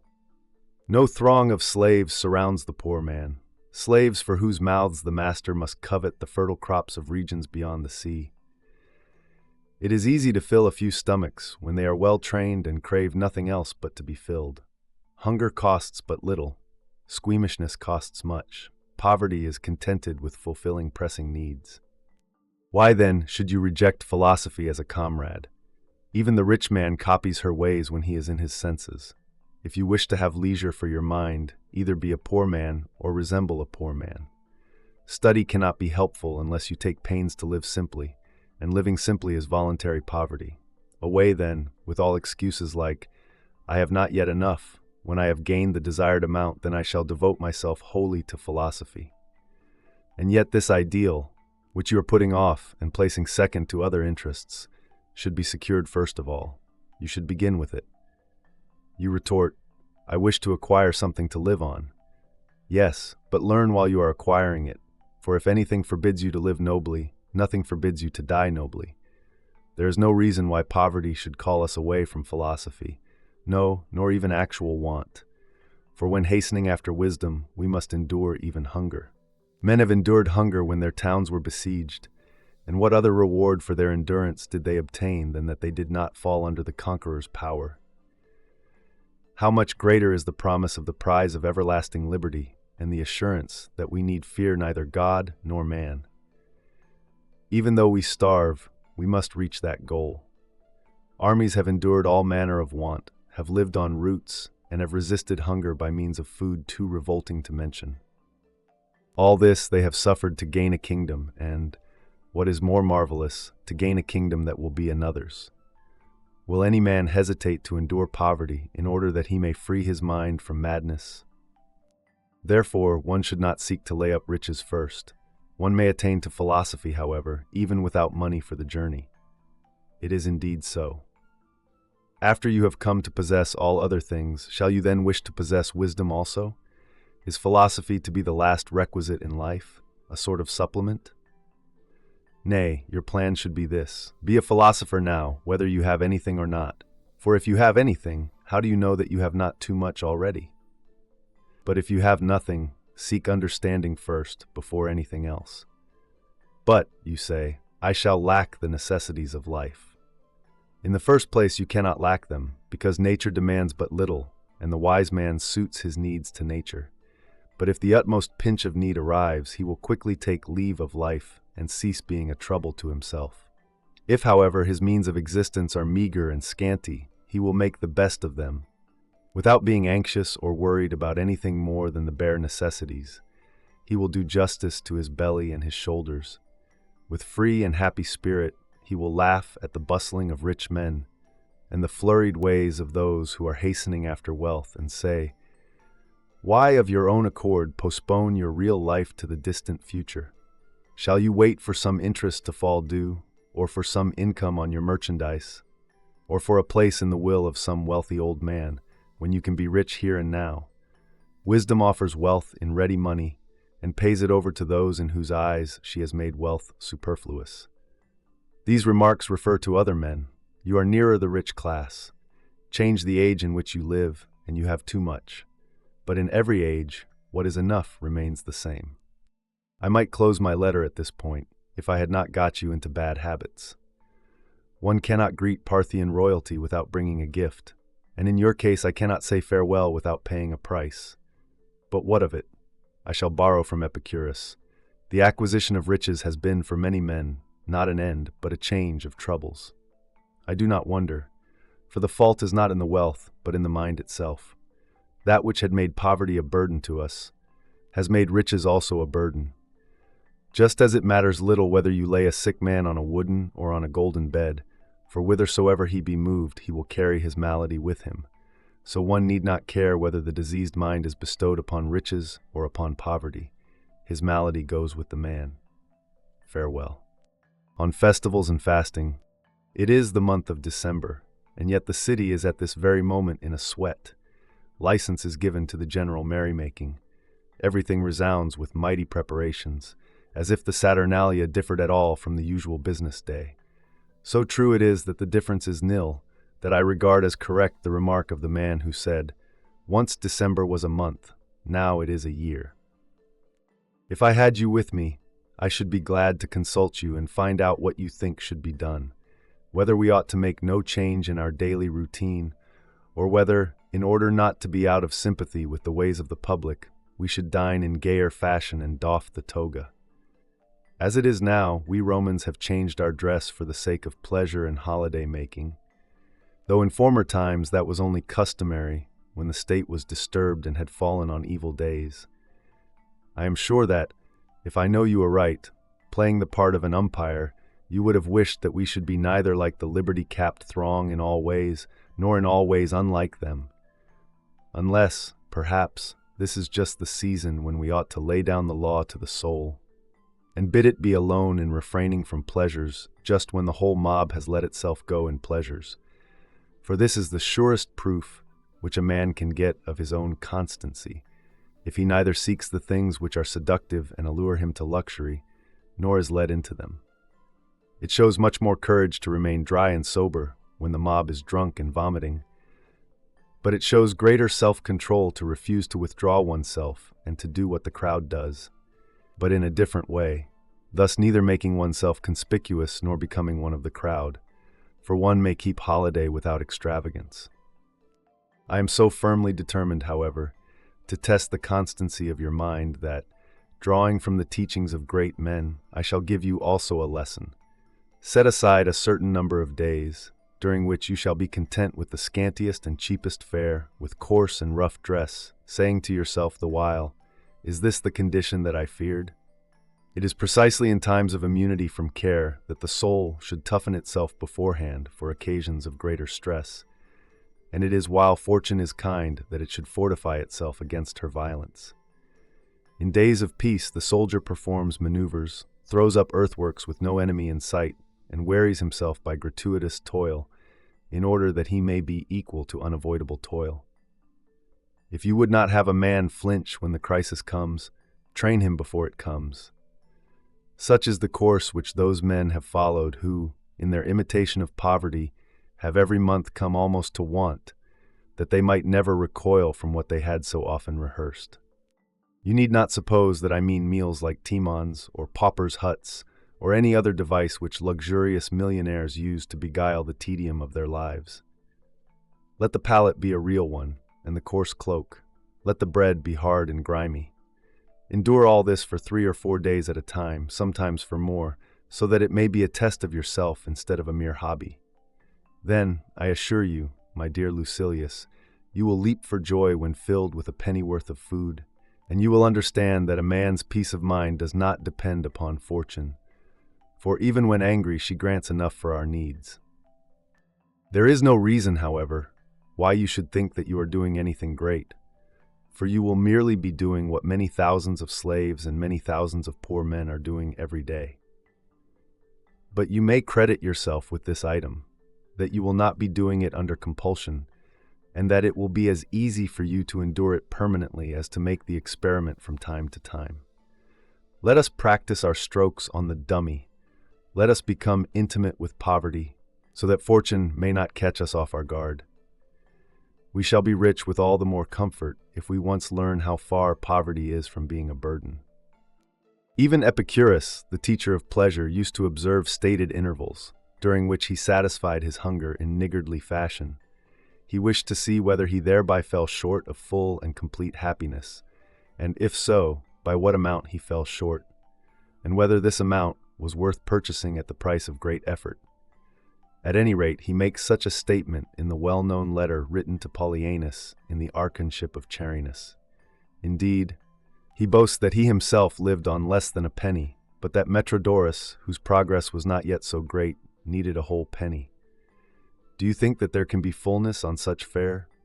Yes, and there is pleasure also, not that shifty and fleeting pleasure which needs a fillip now and then, but a pleasure that is steadfast and sure. For though water, barley meal, and crusts of barley bread are not a cheerful diet, yet it is the highest kind of pleasure to be able to derive pleasure from this sort of food, and to have reduced one's needs to that modicum which no unfairness of fortune can snatch away.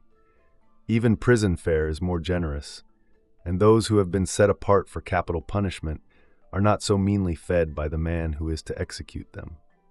Therefore, what a noble soul must one have, to descend of one's own free will to a diet which even those who have been sentenced to death have not to fear. This is indeed forestalling the spear thrusts of fortune.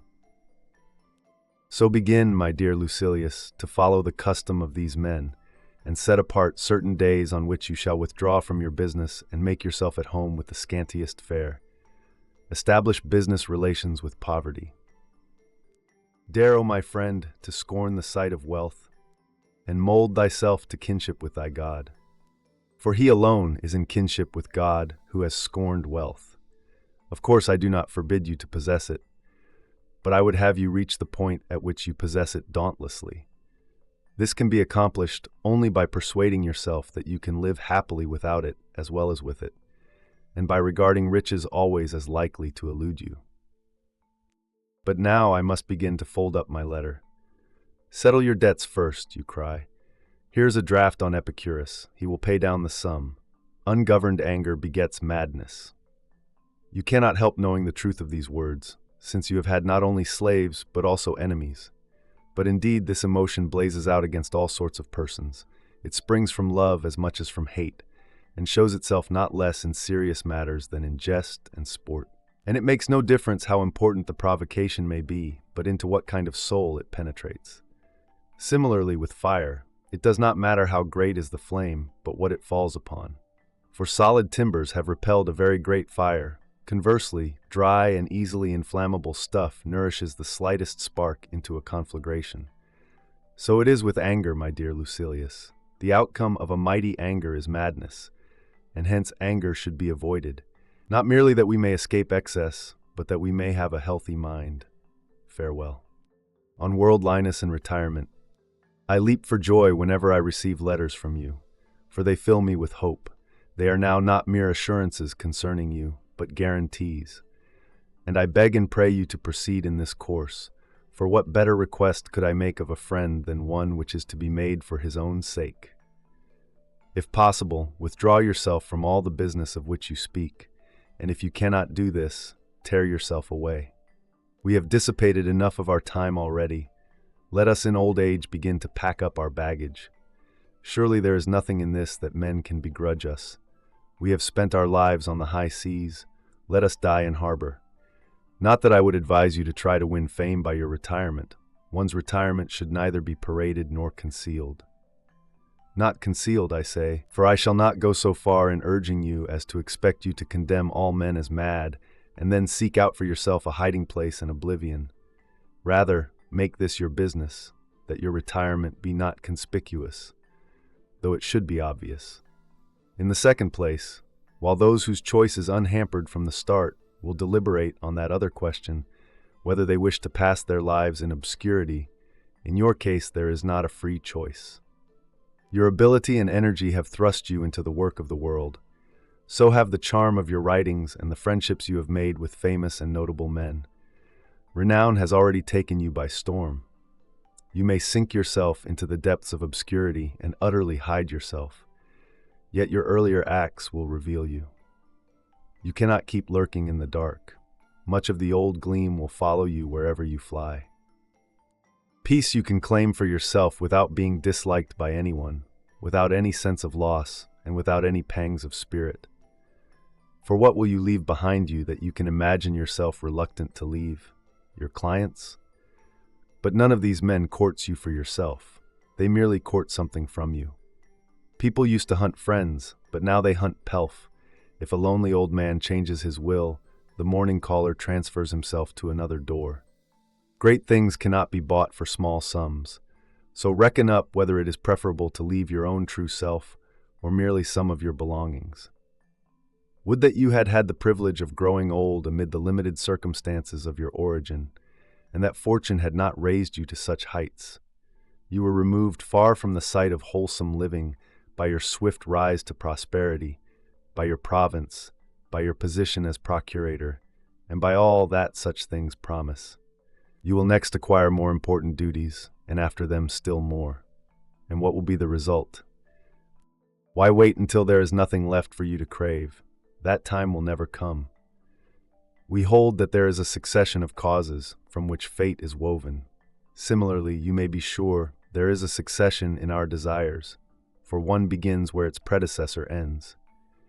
You have been thrust into an existence which will never of itself put an end to your wretchedness and your slavery. Withdraw your chafed neck from the yoke. It is better that it should be cut off once for all, than galled forever. If you retreat to privacy, everything will be on a smaller scale, but you will be satisfied abundantly. In your present condition, however, there is no satisfaction in the plenty which is heaped upon you on all sides. Would you rather be poor and sated, or rich and hungry? Prosperity is not only greedy, but it also lies exposed to the greed of others. And as long as nothing satisfies you, you yourself cannot satisfy others. But, you say, how can I take my leave? Any way you please. Reflect how many hazards you have ventured for the sake of money, and how much toil you have undertaken for a title. You must dare something to gain leisure also, or else grow old amid the worries of procuratorships abroad, and subsequently of civil duties at home, living in turmoil and in ever-fresh floods of responsibilities, which no man has ever succeeded in avoiding by unobtrusiveness or by seclusion of life. For what bearing on the case has your personal desire for a secluded life? Your position in the world desires the opposite. What if, even now, you allow that position to grow greater? But all that is added to your successes will be added to your fears. At this point, I should like to quote a saying of Maecenas, who spoke the truth when he stood on the very summit. there's thunder even on the loftiest peaks. If you ask me in what book these words are found, they occur in the volume entitled Prometheus. He simply meant to say that these lofty peaks have their tops surrounded with thunderstorms. But is any power worth so high a price that a man like you would ever, in order to obtain it, adopt a style so debauched as that? 3.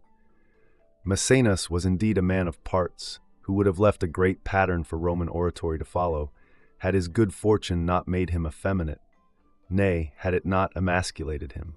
An end like his awaits you also, unless you forthwith shorten sail and, as Maecenas was not willing to do until it was too late, hug the shore. This saying of Maecenas' might have squared my account with you, but I feel sure, knowing you, that you will get out an injunction against me, and that you will be unwilling to accept payment of my debt in such crude and debased currency. However that may be, I shall draw on the account of Epicurus. He says, "You must reflect carefully beforehand with whom you are to eat and drink, rather than what you are to eat and drink. For a dinner of meats without the company of a friend is like the life of a lion or a wolf. This privilege will not be yours unless you withdraw from the world. Otherwise, you will have as guests only those whom your slave secretary sorts out from the throng of callers. It is, however, a mistake to select your friend in the reception hall or to test him at the dinner table. The most serious misfortune for a busy man who is overwhelmed by his possessions is that he believes men to be his friends when he himself is not a friend to them, and that he deems his favors to be effective in winning friends, although, in the case of certain men, the more they owe, the more they hate. A trifling debt makes a man your debtor. A large one makes him an enemy. What, you say, do not kindnesses establish friendships? They do, if one has had the privilege of choosing those who are to receive them, and if they are placed judiciously, instead of being scattered broadcast. Therefore, while you are beginning to call your mind your own, meantime apply this maxim of the wise: consider that it is more important who receives a thing than what it is he receives. Farewell. On practicing what you preach. If you are in good health, and if you think yourself worthy of becoming at last your own master, I am glad. For the credit will be mine if I can drag you from the floods in which you are being buffeted without hope of emerging. This, however, my dear Lucilius, I ask and beg of you on your part, that you let wisdom sink into your soul and test your progress, not by mere speech or writings, but by stoutness of heart and decrease of desire. Prove your words by your deeds. Far different is the purpose of those who are speech-making and trying to win the approbation of a throng of hearers, far different that of those who allure the ears of young men and idlers by many-sided or fluent argumentation. Philosophy teaches us to act, not to speak. It exacts of every man that he should live according to his own standards, that his life should not be out of harmony with his words, and that, further, his inner life should be of one hue and not out of harmony with all his activities. This, I say, is the highest duty and the highest proof of wisdom, that deed and word should be in accord, that a man should be equal to himself under all conditions, and always the same. But, you reply, who can maintain this standard? Very few, to be sure, but there are some. It is indeed a hard undertaking, and I do not say that the philosopher can always keep the same pace, but he can always travel the same path. Observe yourself, then, and see whether your dress and your house are inconsistent, whether you treat yourself lavishly and your family meanly, whether you eat frugal dinners and yet build luxurious houses. You should lay hold, once for all, upon a single norm to live by, and should regulate your whole life according to this norm. Some men restrict themselves at home, but strut with swelling port before the public. Such discordance is a fault, and it indicates a wavering mind which cannot yet keep its balance. And I can tell you further, whence arise this unsteadiness and disagreement of action and purpose. It is because no man resolves upon what he wishes, and even if he has done so, he does not persist in it, but jumps the track. Not only does he change, but he returns and slips back to the conduct which he has abandoned and abjured. Therefore, to omit the ancient definitions of wisdom and to include the whole manner of human life, I can be satisfied with the following. What is wisdom? always desiring the same things and always refusing the same things. You may be excused from adding the little proviso that what you wish should be right, since no man can always be satisfied with the same thing unless it is right. For this reason, men do not know what they wish, except at the actual moment of wishing. No man ever decided once and for all to desire or to refuse. Judgment varies from day to day and changes to the opposite, making many a man pass his life in a kind of game. Press on, therefore, as you have begun. Perhaps you will be led to perfection, or to a point which you alone understand is still short of perfection. But what, you say, will become of my crowded household without a household income? If you stop supporting that crowd, it will support itself. Or perhaps you will learn by the bounty of poverty what you cannot learn by your own bounty. Poverty will keep for you your true and tried friends. You will be rid of the men who were not seeking you for yourself, but for something which you have. Is it not true, however, that you should love poverty, if only for this single reason, that it will show you those by whom you are loved? Oh, when will that time come when no one shall tell lies to compliment you? Accordingly, let your thoughts, your efforts, your desires help to make you content with your own self and with the goods that spring from yourself, and commit all your other prayers to God's keeping. What happiness could come closer home to you? Bring yourself down to humble conditions, from which you cannot be ejected, and in order that you may do so with greater alacrity, the contribution contained in this letter shall refer to that subject. I shall bestow it upon you forthwith. Although you may look askance, Epicurus will once again be glad to settle my indebtedness. Believe me, your words will be more imposing if you sleep on a cot and wear rags, for in that case you will not be merely saying them, you will be demonstrating their truth. I, at any rate, listen in a different spirit to the utterances of our friend Demetrius, after I have seen him reclining without even a cloak to cover him, and more than this, without rugs to lie upon. He is not only a teacher of the truth, but a witness to the truth. May not a man, however, despise wealth when it lies in his very pocket? Of course, he also is great-souled, who sees riches heaped up round him and, after wondering long and deeply because they have come into his possession, smiles and hears rather than feels that they are his. It means much not to be spoiled by intimacy with riches, and he is truly great who is poor amidst riches. Yes, but I do not know. You say, how the man you speak of will endure poverty if he falls into it suddenly. Nor do I, Epicurus, know whether the poor man you speak of will despise riches should he suddenly fall into them. Accordingly, in the case of both, it is the mind that must be appraised, and we must investigate whether your man is pleased with his poverty and whether my man is displeased with his riches. Otherwise, the cot bed and the rags are slight proof of his good intentions. If it has not been made clear that the person concerned endures these trials not from necessity, but from preference.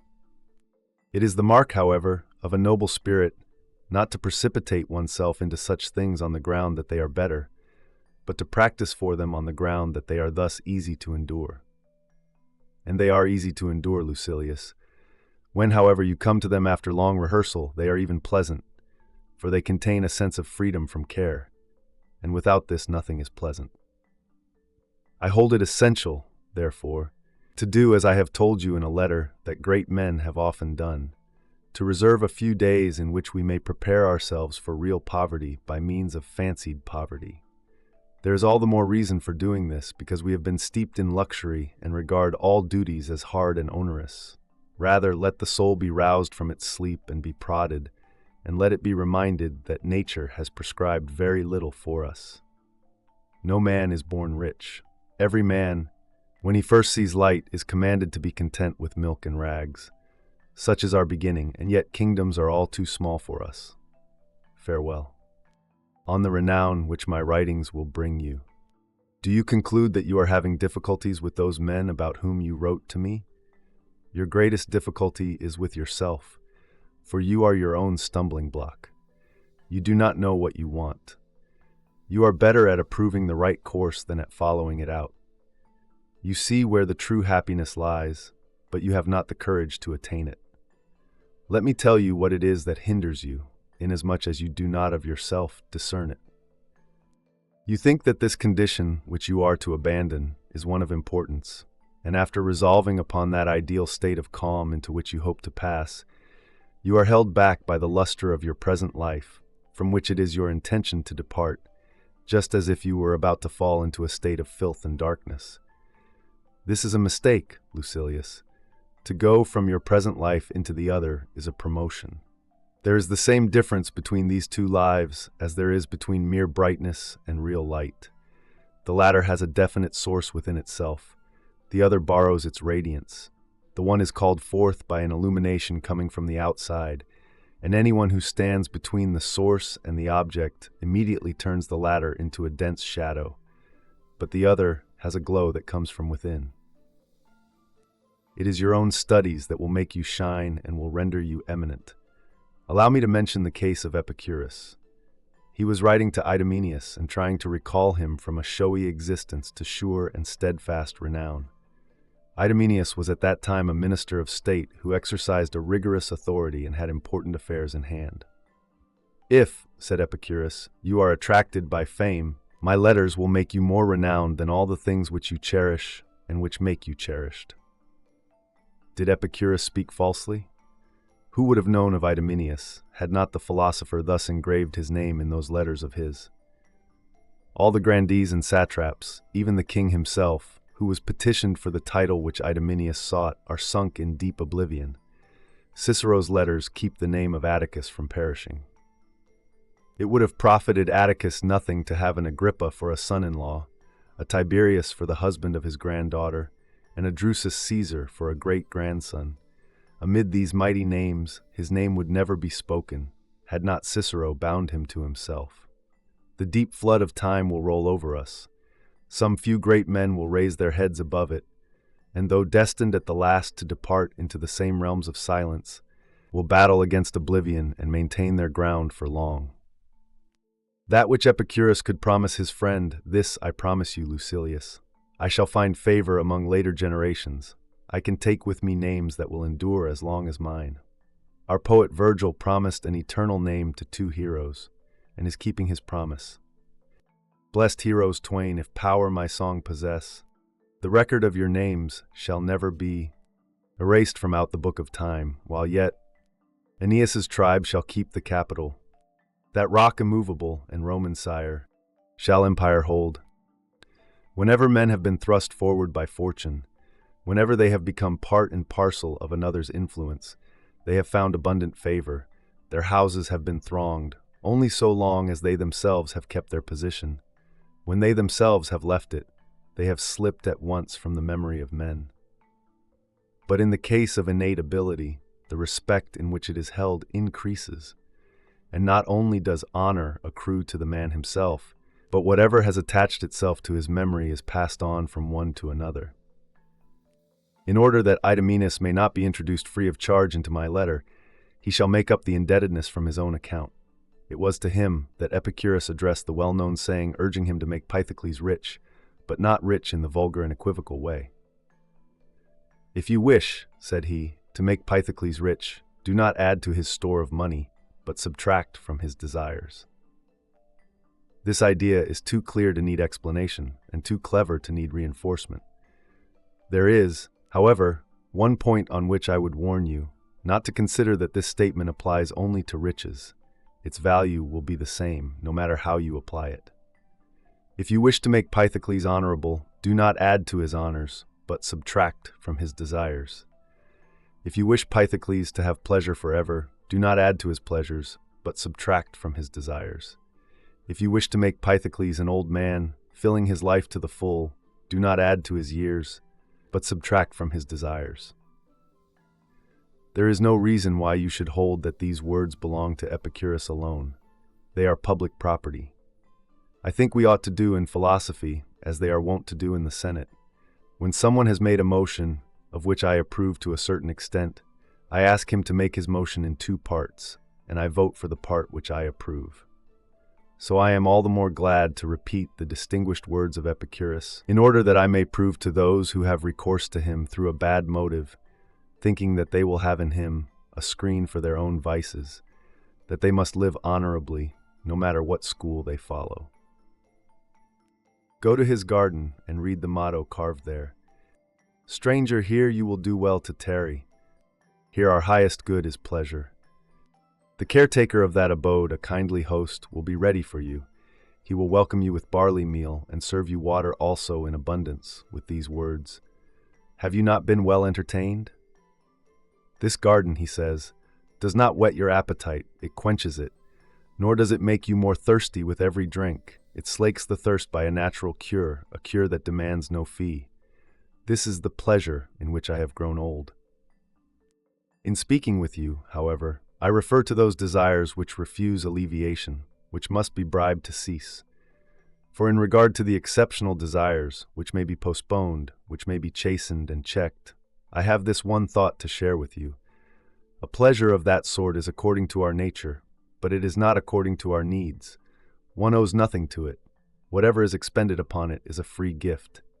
The belly will not listen to advice. It makes demands. It importunes. And yet it is not a troublesome creditor. You can send it away at small cost, provided only that you give it what you owe, not merely all you are able to give. Farewell. On the futility of halfway measures. You understand by this time that you must withdraw yourself from those showy and depraved pursuits. But you still wish to know how this may be accomplished. There are certain things which can be pointed out only by someone who is present. The physician cannot prescribe by letter the proper time for eating or bathing. He must feel the pulse. There is an old adage about gladiators, that they plan their fight in the ring. As they intently watch, something in the adversary's glance, some movement of his hand, even some slight bending of his body, gives a warning. We can formulate general rules and commit them to writing as to what is usually done or ought to be done. Such advice may be given, not only to our absent friends, but also to succeeding generations. In regard, however, to that second question, when or how your plan is to be carried out, no one will advise at long range. We must take counsel in the presence of the actual situation. You must be not only present in the body, but watchful in mind, if you would avail yourself of the fleeting opportunity. Accordingly, look about you for the opportunity.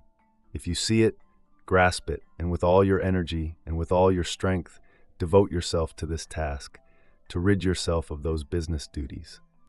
Now listen carefully to the opinion which I shall offer. It is my opinion that you should withdraw either from that kind of existence, or else from existence altogether. But I likewise maintain that you should take a gentle path, that you may loosen rather than cut the knot which you have bungled so badly in tying. Provided that if there shall be no other way of loosening it, you may actually cut it. No man is so faint-hearted that he would rather hang in suspense forever than drop once for all. Meanwhile, and this is of first importance, do not hamper yourself. Be content with the business into which you have lowered yourself, or, as you prefer to have people think, have tumbled. There is no reason why you should be struggling on to something further. If you do, you will lose all grounds of excuse, and men will see that it was not a tumble. The usual explanation which men offer is wrong. I was compelled to do it. Suppose it was against my will, I had to do it. But no one is compelled to pursue prosperity at top speed. It means something to call a halt, even if one does not offer resistance, instead of pressing eagerly after favoring fortune. Shall you then be put out with me, if I not only come to advise you, but also call in others to advise you, wiser heads than my own, men before whom I am want to lay any problem upon which I am pondering?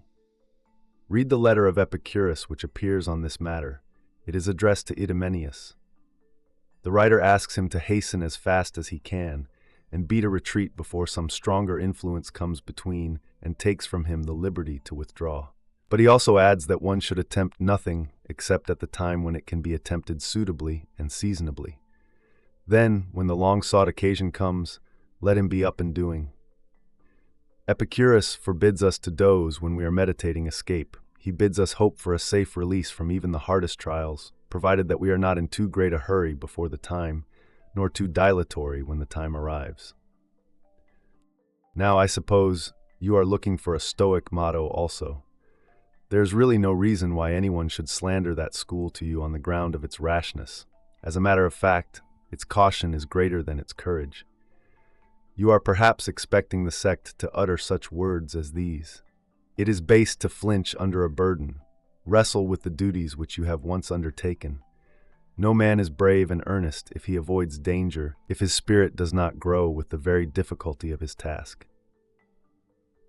Words like these will indeed be spoken to you, if only your perseverance shall have an object that is worthwhile, if only you will not have to do or to suffer anything unworthy of a good man. Besides, a good man will not waste himself upon mean and discreditable work, or be busy merely for the sake of being busy. Neither will he, as you imagine, become so involved in ambitious schemes that he will have continually to endure their ebb and flow. Nay, when he sees the dangers, uncertainties, and hazards in which he was formerly tossed about, he will withdraw, not turning his back to the foe, but falling back little by little to a safe position. From business, however, my dear Lucilius, it is easy to escape if only you will despise the rewards of business. We are held back and kept from escaping by thoughts like these. What then? Shall I leave behind me these great prospects? Shall I depart at the very time of harvest? Shall I have no slaves at my side, no retinue for my litter, no crowd in my reception room? Hence men leave such advantages as these with reluctance. They love the reward of their hardships, but curse the hardships themselves. Men complain about their ambitions as they complain about their mistresses. In other words, if you penetrate their real feelings, you will find not hatred, but bickering. Search the minds of those who cry down what they have desired, who talk about escaping from things which they are unable to do without. You will comprehend that they are lingering of their own free will in a situation which they declare they find it hard and wretched to endure. It is so, my dear Lucilius. There are a few men whom slavery holds fast, but there are many more who hold fast to slavery. If, however, you intend to be rid of this slavery, if freedom is genuinely pleasing in your eyes, and if you seek counsel for this one purpose, that you may have the good fortune to accomplish this purpose without perpetual annoyance, how can the whole company of Stoic thinkers fail to approve your course? Zeno, Chrysippus, and all their kind will give you advice that is temperate, honorable, and suitable. But if you keep turning round and looking about, in order to see how much you may carry away with you, and how much money you may keep to equip yourself for the life of leisure, you will never find a way out. No man can swim ashore and take his baggage with him. Rise to a higher life with the favor of the gods, but let it not be favor of such a kind as the gods give to men when with kind and genial faces they bestow magnificent ills, justified in so doing by the one fact that the things which irritate and torture have been bestowed in answer to prayer. I was just putting the seal upon this letter, but it must be broken again, in order that it may go to you with its customary contribution, bearing with it some noble word. And lo, here is one that occurs to my mind. I do not know whether its truth or its nobility of utterance is the greater. Spoken by whom, you ask? By Epicurus, for I am still appropriating other men's belongings. The words are, everyone goes out of life just as if he had but lately entered it. Take anyone off his guard, young, old, or middle-aged, you will find that all are equally afraid of death and equally ignorant of life. No one has anything finished because we have kept putting off into the future all our undertakings. No thought in the quotation given above pleases me more than that it taunts old men with being infants. No one, he says, leaves this world in a different manner from one who has just been born. That is not true, for we are worse when we die than when we were born, but it is our fault and not that of nature. Nature should scold us, saying, "What does this mean? I brought you into the world without desires or fears, free from superstition, treachery, and the other curses. Go forth as you were when you entered." A man has caught the message of wisdom, if he can die as free from care as he was at birth. But as it is, we are all aflutter at the approach of the dreaded end. Our courage fails us, our cheeks blanch, our tears fall, though they are unavailing. But what is baser than to fret at the very threshold of peace? The reason, however, is that we are stripped of all our goods. We have jettisoned our cargo of life and are in distress, for no part of it has been packed in the hold. It has all been heaved overboard and has drifted away. Men do not care how nobly they live, but only how long, although it is within the reach of every man to live nobly, but within no man's power to live long. Farewell. On the true joy which comes from philosophy. Do you suppose that I shall write you how kindly the winter season has dealt with us, a short season and a mild one, or what a nasty spring we are having, cold weather out of season, and all the other trivialities which people write when they are at a loss for topics of conversation? No, I shall communicate something which may help both you and myself. And what shall this something be, if not an exhortation to soundness of mind? Do you ask what is the foundation of a sound mind? It is, not to find joy in useless things. I said that it was the foundation. It is really the pinnacle. We have reached the heights if we know what it is that we find joy in, and if we have not placed our happiness in the control of externals. The man who is goaded ahead by hope of anything, though it be within reach, though it be easy of access, and though his ambitions have never played him false, is troubled and unsure of himself. Above all, my dear Lucilius, make this your business. Learn how to feel joy. Do you think that I am now robbing you of many pleasures when I try to do away with the gifts of chance, when I counsel the avoidance of hope, the sweetest thing that gladdens our hearts? Quite the contrary. I do not wish you ever to be deprived of gladness. I would have it born in your house, and it is born there, if only it be inside of you. Other objects of cheer do not fill a man's bosom. They merely smooth his brow and are inconstant. Unless perhaps you believe that he who laughs has joy. The very soul must be happy and confident, lifted above every circumstance. Real joy, believe me, is a stern matter. Can one, do you think, despise death with a carefree countenance, or with a blithe and gay expression, as our young dandies are accustomed to say? Or can one thus open his door to poverty, or hold the curb on his pleasures, or contemplate the endurance of pain? He who ponders these things in his heart is indeed full of joy, but it is not a cheerful joy. It is just this joy, however, of which I would have you become the owner, for it will never fail you when once you have found its source. The yield of poor minds is on the surface. Those are really rich whose veins lurk deep, and they will make more bountiful returns to him who delves unceasingly. So too those baubles which delight the common crowd afford but a thin pleasure, laid on as a coating, and even joy that is only plated lacks a real basis. But the joy of which I speak, that to which I am endeavoring to lead you, is something solid, disclosing itself the more fully as you penetrate into it. Therefore I pray you, my dearest Lucilius, do the one thing that can render you really happy.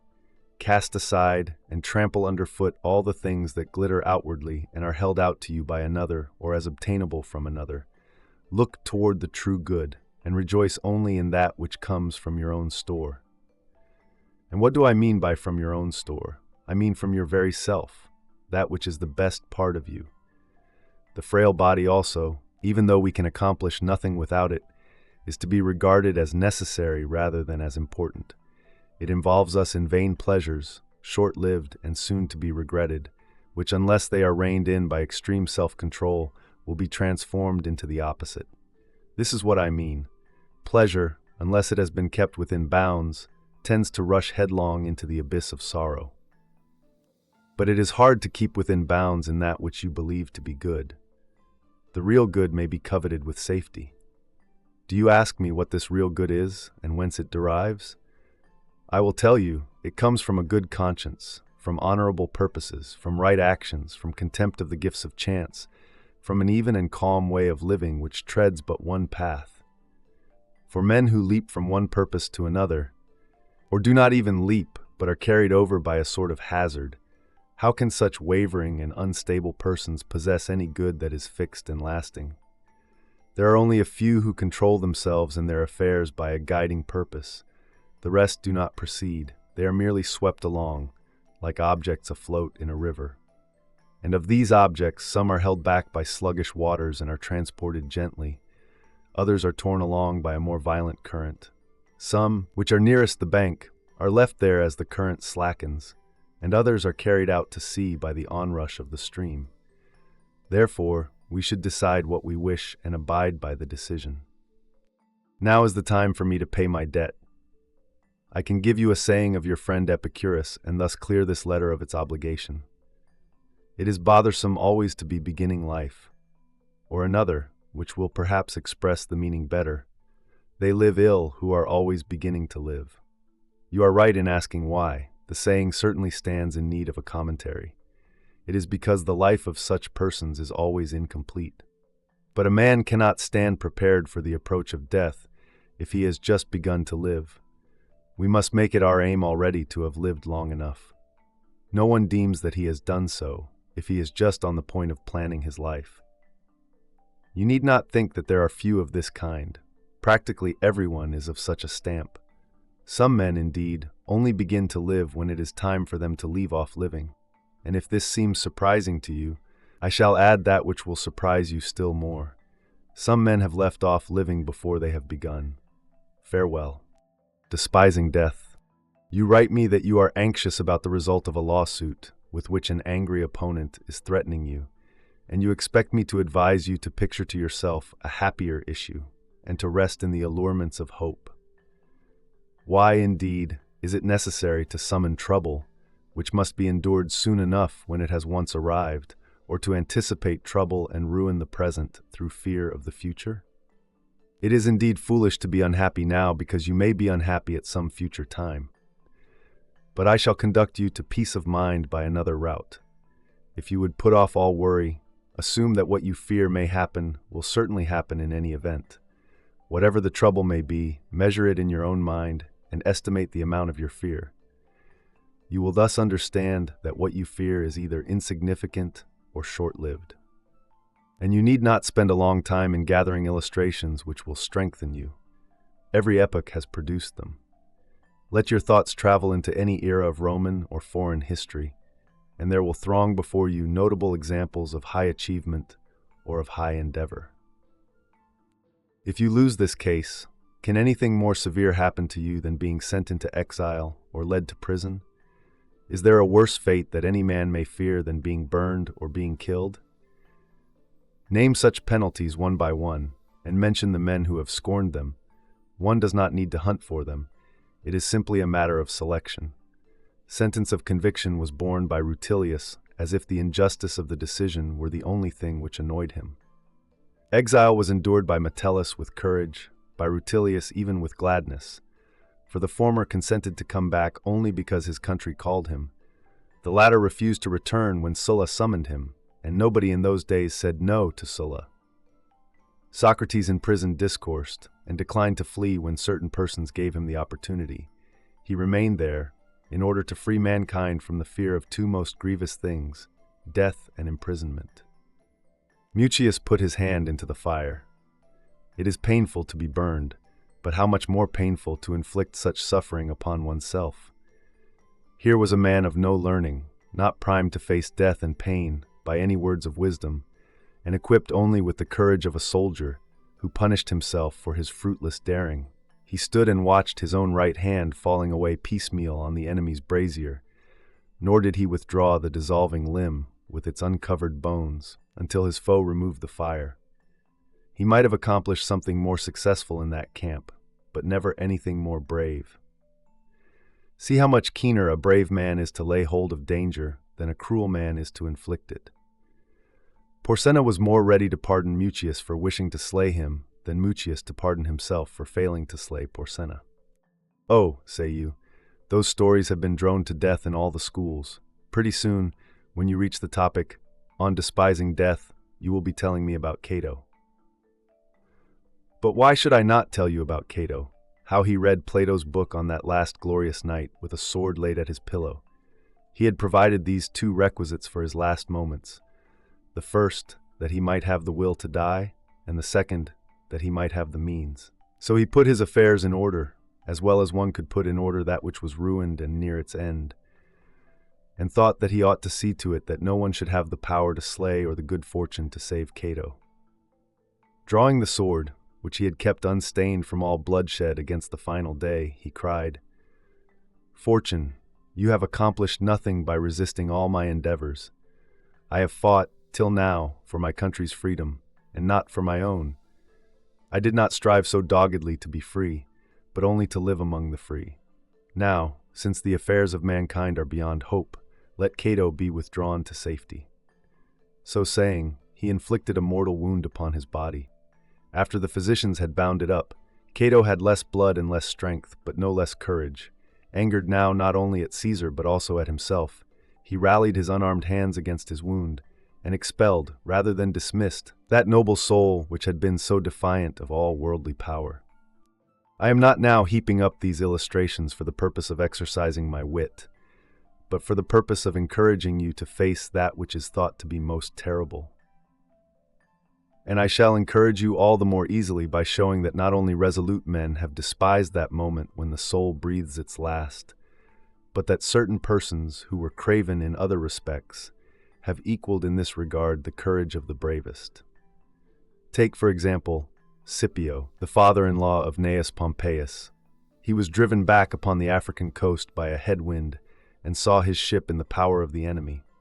He therefore pierced his body with a sword, and when they asked where the commander was, he replied, "All is well with the commander." These words brought him up to the level of his ancestors, and suffered not the glory which fate gave to the Scipios in Africa to lose its continuity.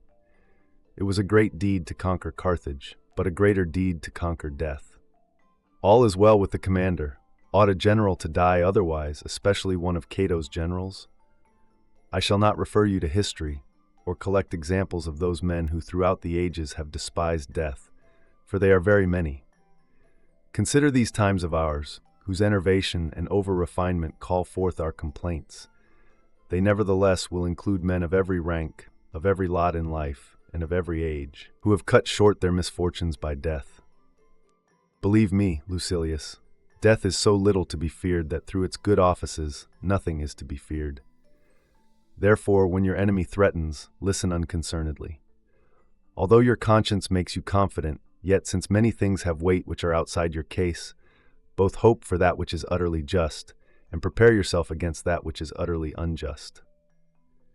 Remember, however, before all else, to strip things of all that disturbs and confuses, and to see what each is at bottom.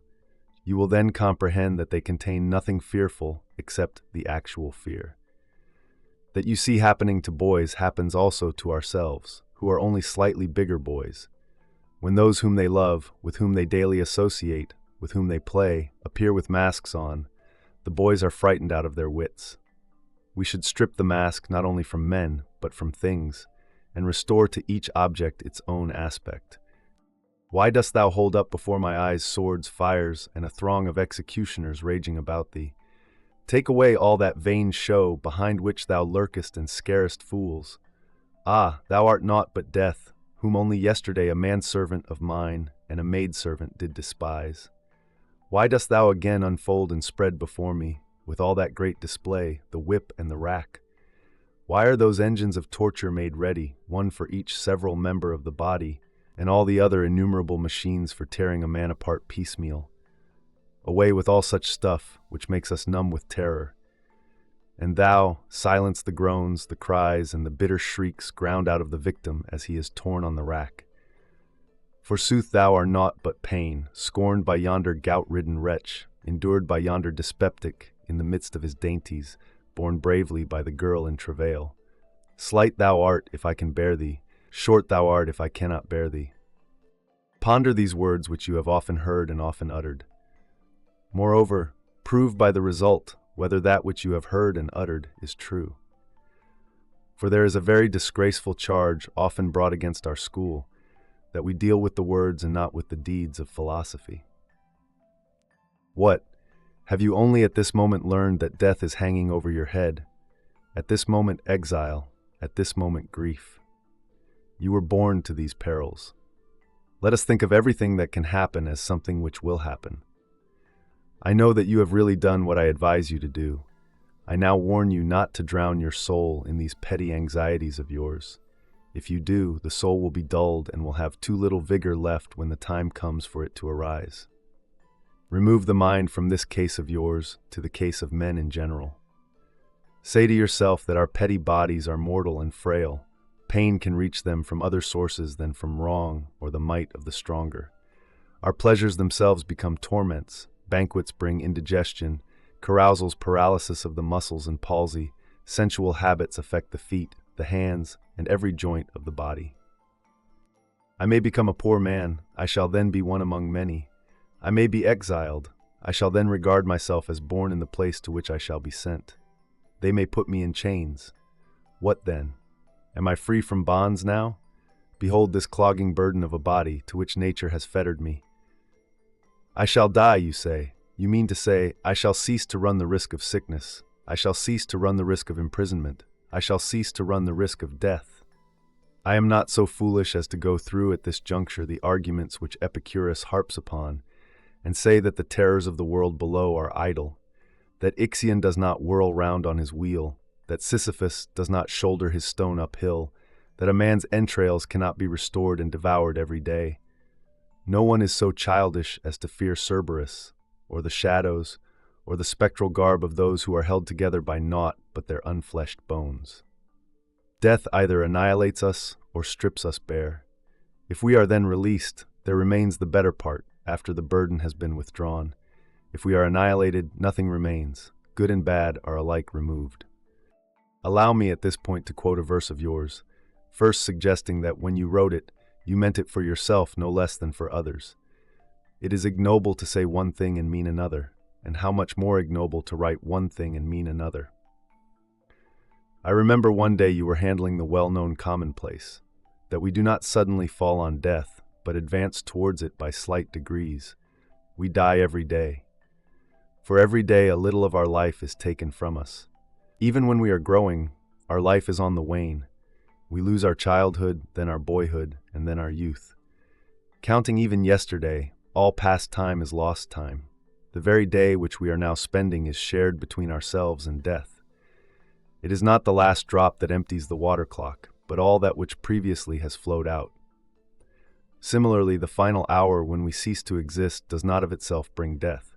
It merely of itself completes the death process. We reach death at that moment, but we have been a long time on the way. In describing this situation, you said in your customary style, "For you are always impressive, but never more pungent than when you are putting the truth in appropriate words. Not single is the death which comes, the death which takes us off is but the last of all." I prefer that you should read your own words rather than my letter, for then it will be clear to you that this death, of which we are afraid, is the last, but not the only death. I see what you are looking for. You are asking what I have packed into my letter, what inspiriting saying from some mastermind, what useful precept. So I shall send you something dealing with this very subject, which has been under discussion. Epicurus upbraids those who crave, as much as those who shrink from death. It is absurd, he says, to run towards death because you are tired of life, when it is your manner of life that has made you run towards death. And in another passage, what is so absurd as to seek death, when it is through fear of death that you have robbed your life of peace? And you may add a third statement of the same stamp. Men are so thoughtless, nay, so mad, that some, through fear of death, force themselves to die. Whichever of these ideas you ponder, you will strengthen your mind for the endurance alike of death and of life. For we need to be warned and strengthened in both directions, not to love or to hate life overmuch. Even when reason advises us to make an end of it, the impulse is not to be adopted without reflection or at headlong speed. The grave and wise man should not beat a hasty retreat from life. He should make a becoming exit.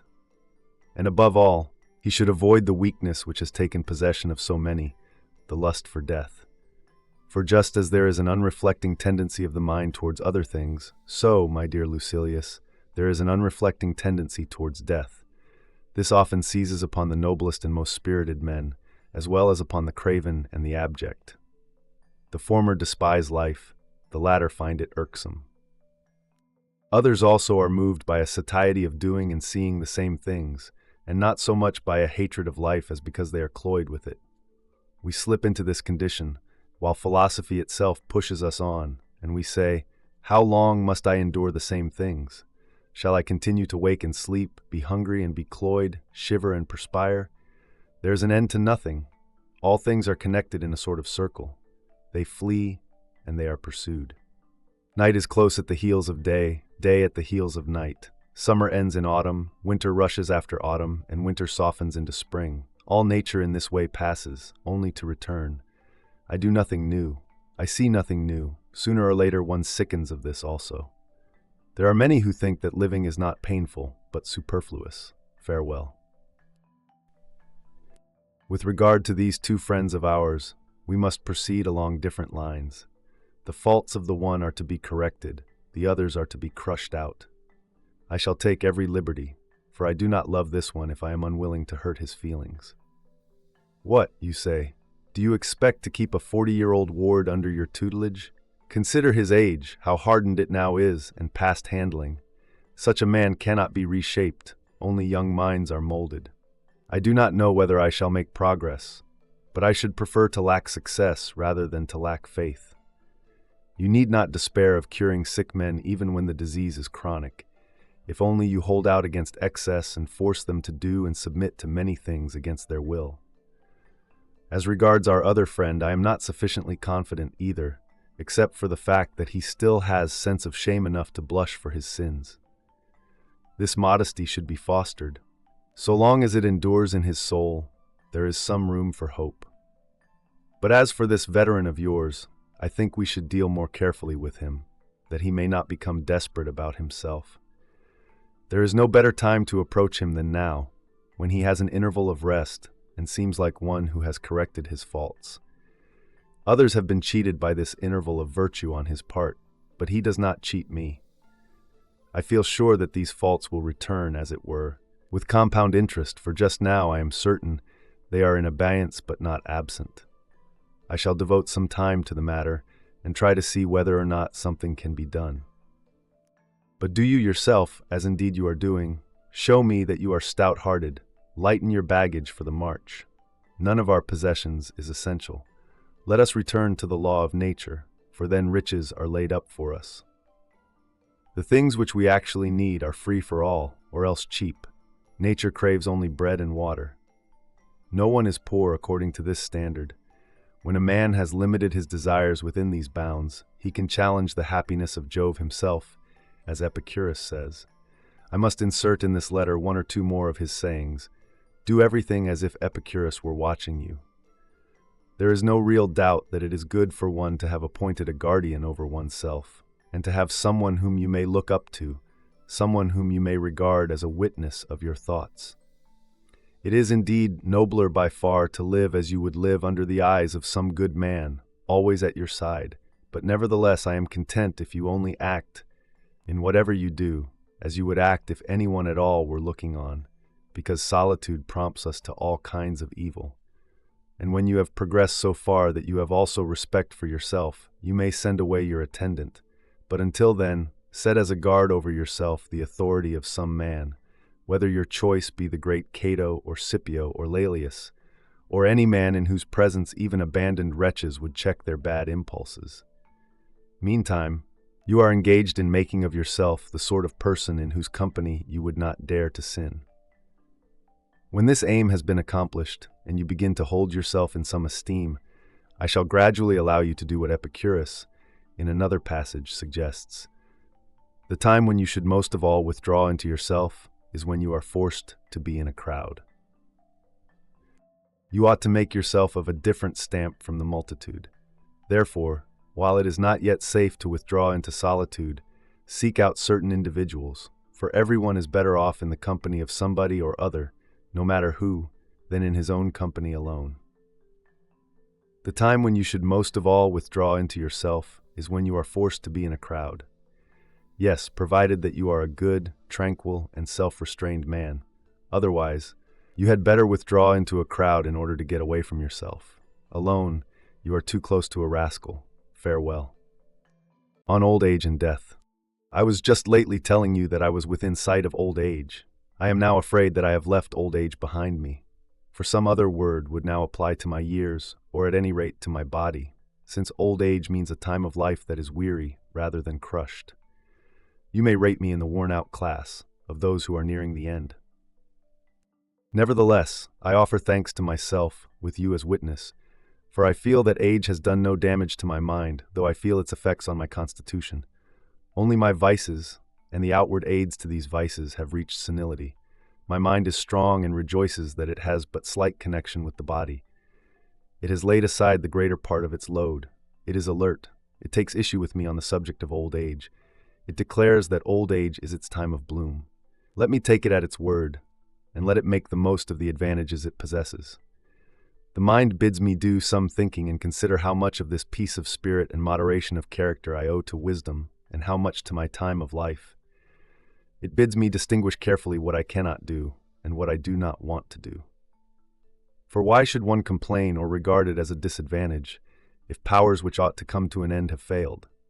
But, you say, it is the greatest possible disadvantage to be worn out and to die off, or rather, if I may speak literally, to melt away. For we are not suddenly smitten and laid low, we are worn away, and every day reduces our powers to a certain extent. But is there any better end to it all than to glide off to one's proper haven when nature slips the cable? Not that there is anything painful in a shock and a sudden departure from existence. It is merely because this other way of departure is easy, a gradual withdrawal. I, at any rate, as if the test were at hand and the day were come, which is to pronounce its decision concerning all the years of my life, watch over myself and commune thus with myself. The showing which we have made up to the present time, in word or deed, counts for nothing. All this is but a trifling and deceitful pledge of our spirit, and is wrapped in much charlatanism. I shall leave it to death to determine what progress I have made. Therefore, with no faint heart, I am making ready for the day when, putting aside all stage artifice and actor's rouge, I am to pass judgment upon myself, whether I am merely declaiming brave sentiments, or whether I really feel them, whether all the bold threats I have uttered against fortune are a pretense and a farce. Put aside the opinion of the world. It is always wavering and always takes both sides. Put aside the studies which you have pursued throughout your life. Death will deliver the final judgment in your case. This is what I mean. Your debates and learned talks, your maxims gathered from the teachings of the wise, your cultured conversation, all these afford no proof of the real strength of your soul. Even the most timid man can deliver a bold speech. What you have done in the past will be manifest only at the time when you draw your last breath. I accept the terms, I do not shrink from the decision. This is what I say to myself, but I would have you think that I have said it to you also. You are younger, but what does that matter? There is no fixed count of our years. You do not know where death awaits you, so be ready for it everywhere.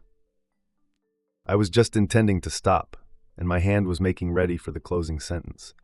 But the rites are still to be performed, and the traveling money for the letter dispersed. And just assume that I am not telling where I intend to borrow the necessary sum. You know upon whose coffers I depend. Wait for me but a moment, and I will pay you from my own account. Meanwhile, Epicurus will oblige me with these words. Think on death, or rather, if you prefer the phrase, on migration to heaven. The meaning is clear, that it is a wonderful thing to learn thoroughly how to die. You may deem it superfluous to learn a text that can be used only once, but that is just the reason why we ought to think on a thing. When we can never prove whether we really know a thing, we must always be learning it. Think on death. In saying this, he bids us think on freedom. He who has learned to die has unlearned slavery. He is above any external power, or, at any rate, he is beyond it. What terrors have prisons and bonds and bars for him? His way out is clear. There is only one chain which binds us to life, and that is the love of life. The chain may not be cast off, but it may be rubbed away, so that when necessity shall demand, nothing may retard or hinder us from being ready to do at once that which at some time we are bound to do. Farewell. On the good which abides. What, say you, are you giving me advice? Indeed, have you already advised yourself? Already corrected your own faults? Is this the reason why you have leisure to reform other men? No. I am not so shameless as to undertake to cure my fellow men when I am ill myself. I am, however, discussing with you troubles which concern us both, and sharing the remedy with you, just as if we were lying ill in the same hospital. Listen to me, therefore, as you would if I were talking to myself. I am admitting you to my inmost thoughts, and am having it out with myself, merely making use of you as my pretext. I keep crying out to myself, count your years, and you will be ashamed to desire and pursue the same things you desired in your boyhood days. Of this one thing make sure against your dying day. Let your faults die before you die. Away with those disordered pleasures which must be dearly paid for. It is not only those which are to come that harm me, but also those which have come and gone. Just as crimes, even if they have not been detected when they were committed, do not allow anxiety to end with them, so with guilty pleasures, regret remains even after the pleasures are over. They are not substantial, they are not trustworthy. Even if they do not harm us, they are fleeting. Cast about rather for some good which will abide.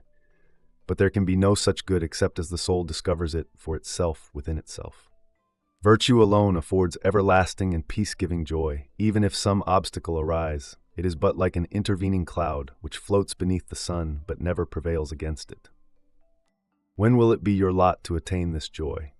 Thus far you have indeed not been sluggish, but you must quicken your pace. Much toil remains. To confront it, you must yourself lavish all your waking hours and all your efforts if you wish the result to be accomplished. This matter cannot be delegated to someone else. The other kind of literary activity admits of outside assistance. Within our own time there was a certain rich man named Calvisius Sabinus. He had the bank account and the brains of a freedman. I never saw a man whose good fortune was a greater offense against propriety. His memory was so faulty that he would sometimes forget the name of Ulysses, or Achilles, or Priam, names which we know as well as we know those of our own attendants. No major domo in his dotage, who cannot give men their right names, but is compelled to invent names for them. No such man, I say, calls off the names of his master's tribesmen so atrociously as Sabinus used to call off the Trojan and Achaean heroes, but none the less did he desire to appear learned. So he devised this short-cut to learning. He paid fabulous prices for slaves, one to know Homer by heart and another to know Hesiod. He also delegated a special slave to each of the 9 lyric poets. You need not wonder that he paid high prices for these slaves. If he did not find them ready to hand, he had them made to order. After collecting this retinue, he began to make life miserable for his guests. He would keep these fellows at the foot of his couch and ask them from time to time for verses which he might repeat, and then frequently break down in the middle of a word. Satellius Quadratus, a feeder and consequently a fawner upon addle-pated millionaires, and also, for this quality goes with the other 2, a flouter of them, suggested to Sabinus that he should have philologists to gather up the bits. Sabinus remarked that each slave cost him 100,000 sesterces. Satellius replied, "You might have bought as many bookcases for a smaller sum." But Sabinus held to the opinion that what any member of his household knew, he himself knew also. This same Satellius began to advise Sabinus to take wrestling lessons. Sickly, pale, and thin as he was, Sabinus answered, "How can I? I can scarcely stay alive now." "Don't say that, I implore you," replied the other. "Consider how many perfectly healthy slaves you have. No man is able to borrow or buy a sound mind. In fact, as it seems to me, even though sound minds were for sale, they would not find buyers. Depraved minds, however, are bought and sold every day. But let me pay off my debt and say farewell. Real wealth is poverty adjusted to the law of nature." Epicurus has this saying in various ways and contexts, but it can never be repeated too often, since it can never be learned too well. For some persons, the remedy should be merely prescribed. In the case of others, it should be forced down their throats. Farewell. On travel as a cure for discontent. Do you suppose that you alone have had this experience? Are you surprised, as if it were a novelty, that after such long travel and so many changes of scene, you have not been able to shake off the gloom and heaviness of your mind? You need a change of soul rather than a change of climate. Though you may cross vast spaces of sea, and though, as our Virgil remarks, lands and cities are left astern, your faults will follow you whithersoever you travel. Socrates made the same remark to one who complained. He said, "Why do you wonder that globe-trotting does not help you, seeing that you always take yourself with you? The reason which set you wandering is ever at your heels. What pleasure is there in seeing new lands, or in surveying cities and spots of interest? All your bustle is useless. Do you ask why such flight does not help you? It is because you flee along with yourself. You must lay aside the burdens of the mind. Until you do this, no place will satisfy you. Reflect that your present behavior is like that of the prophetess whom Virgil describes. She is excited and goaded into fury, and contains within herself much inspiration that is not her own. The priestess raves, if haply she may shake the great god from her heart.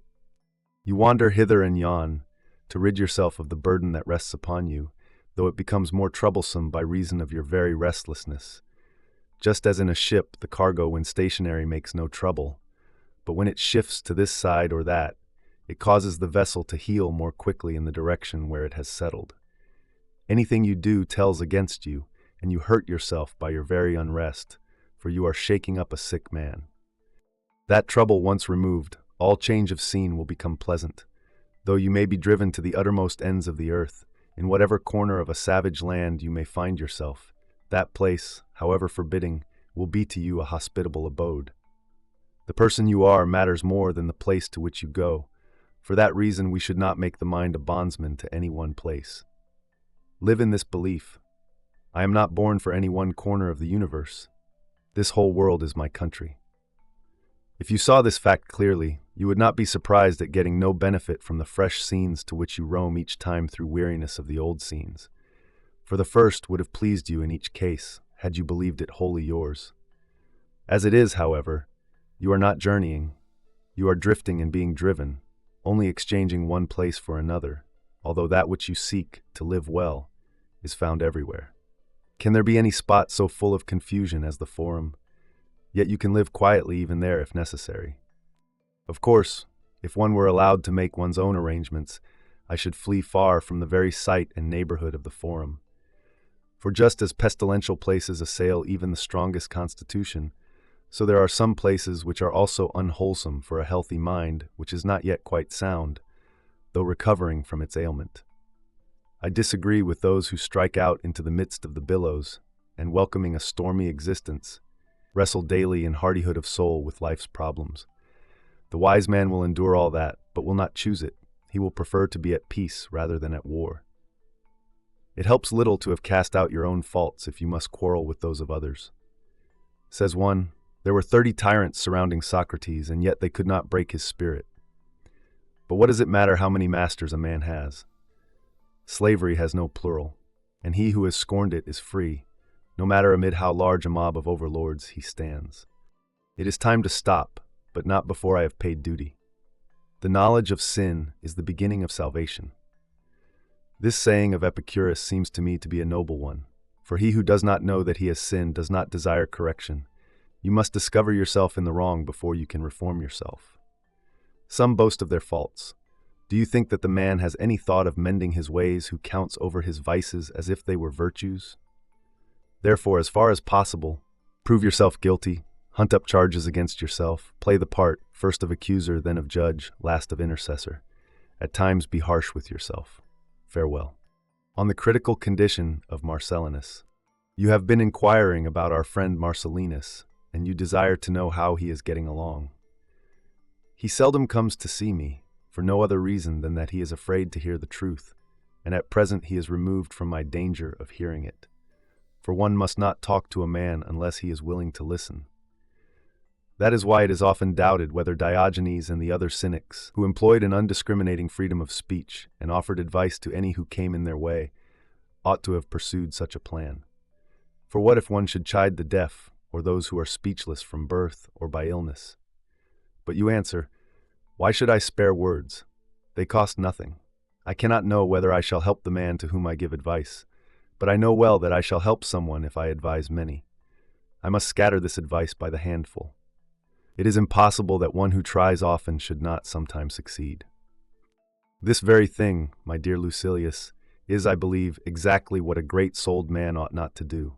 His influence is weakened. It has too little effect upon those whom it might have set right if it had not grown so stale. The archer ought not to hit the mark only sometimes. He ought to miss it only sometimes. That which takes effect by chance is not an art. Now wisdom is an art. It should have a definite aim, choosing only those who will make progress, but withdrawing from those whom it has come to regard as hopeless, yet not abandoning them too soon, and just when the case is becoming hopeless, trying drastic remedies. As to our friend Marcellinus, I have not yet lost hope. He can still be saved, but the helping hand must be offered soon. There is indeed danger that he may pull his helper down, for there is in him a native character of great vigor, though it is already inclining to wickedness. Nevertheless, I shall brave this danger and be bold enough to show him his faults. He will act in his usual way. He will have recourse to his wit, the wit that can call forth smiles even from mourners. He will turn the jest, first against himself and then against me. He will forestall every word which I am about to utter. He will quiz our philosophic systems. He will accuse philosophers of accepting doles, keeping mistresses, and indulging their appetites. He will point out to me one philosopher who has been caught in adultery, another who haunts the cafes, and another who appears at court. He will bring to my notice Aristo, the philosopher of Marcus Lepidus, who used to hold discussions in his carriage, for that was the time which he had taken for editing his researches, so that Scaurus said of him when asked to what school he belonged, "At any rate, he isn't one of the walking philosophers." Julius Gracinus, too, a man of distinction, when asked for an opinion on the same point, replied, "I cannot tell you, for I don't know what he does when dismounted," as if the query referred to a chariot gladiator. It is mountebanks of that sort, for whom it would be more creditable to have left philosophy alone than to traffic in her, whom Marcellinus will throw in my teeth. But I have decided to put up with taunts. He may stir my laughter, but I perchance shall stir him to tears. Or, if he persist in his jokes, I shall rejoice, so to speak, in the midst of sorrow, because he is blessed with such a merry sort of lunacy. But that kind of merriment does not last long. Observe such men, and you will note that within a short space of time they laugh to excess and rage to excess. It is my plan to approach him and to show him how much greater was his worth when many thought it less. Even though I shall not root out his faults, I shall put a check upon them. They will not cease, but they will stop for a time. And perhaps they will even cease, if they get the habit of stopping. This is a thing not to be despised, since to men who are seriously stricken, the blessing of relief is a substitute for health. So while I prepare myself to deal with Marcellinus, do you in the meantime, who are able, and who understand whence and whither you have made your way, and who for that reason have an inkling of the distance yet to go, regulate your character, rouse your courage, and stand firm in the face of things which have terrified you. Do not count the number of those who inspire fear in you. Would you not regard as foolish one who was afraid of a multitude in a place where only one at a time could pass?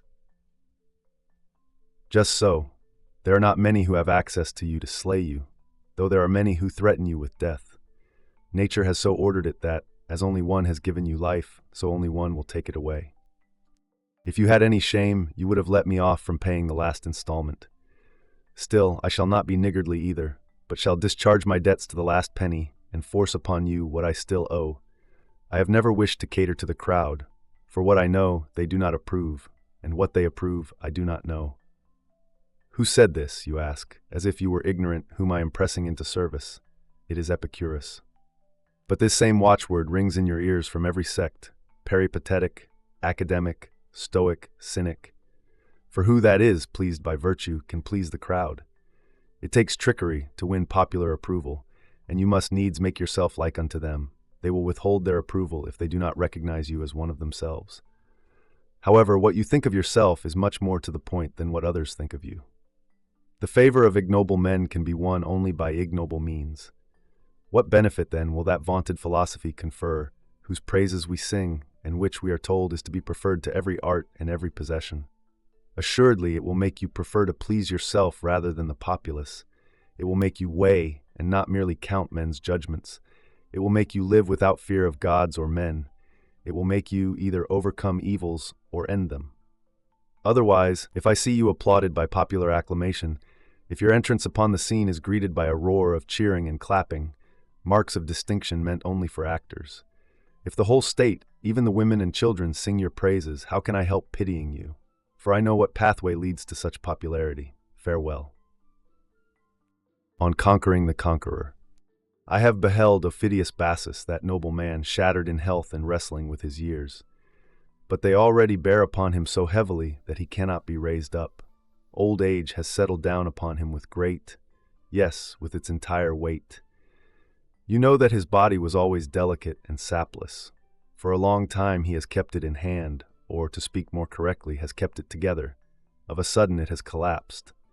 Just as in a ship that springs a leak, you can always stop the first or the second fissure.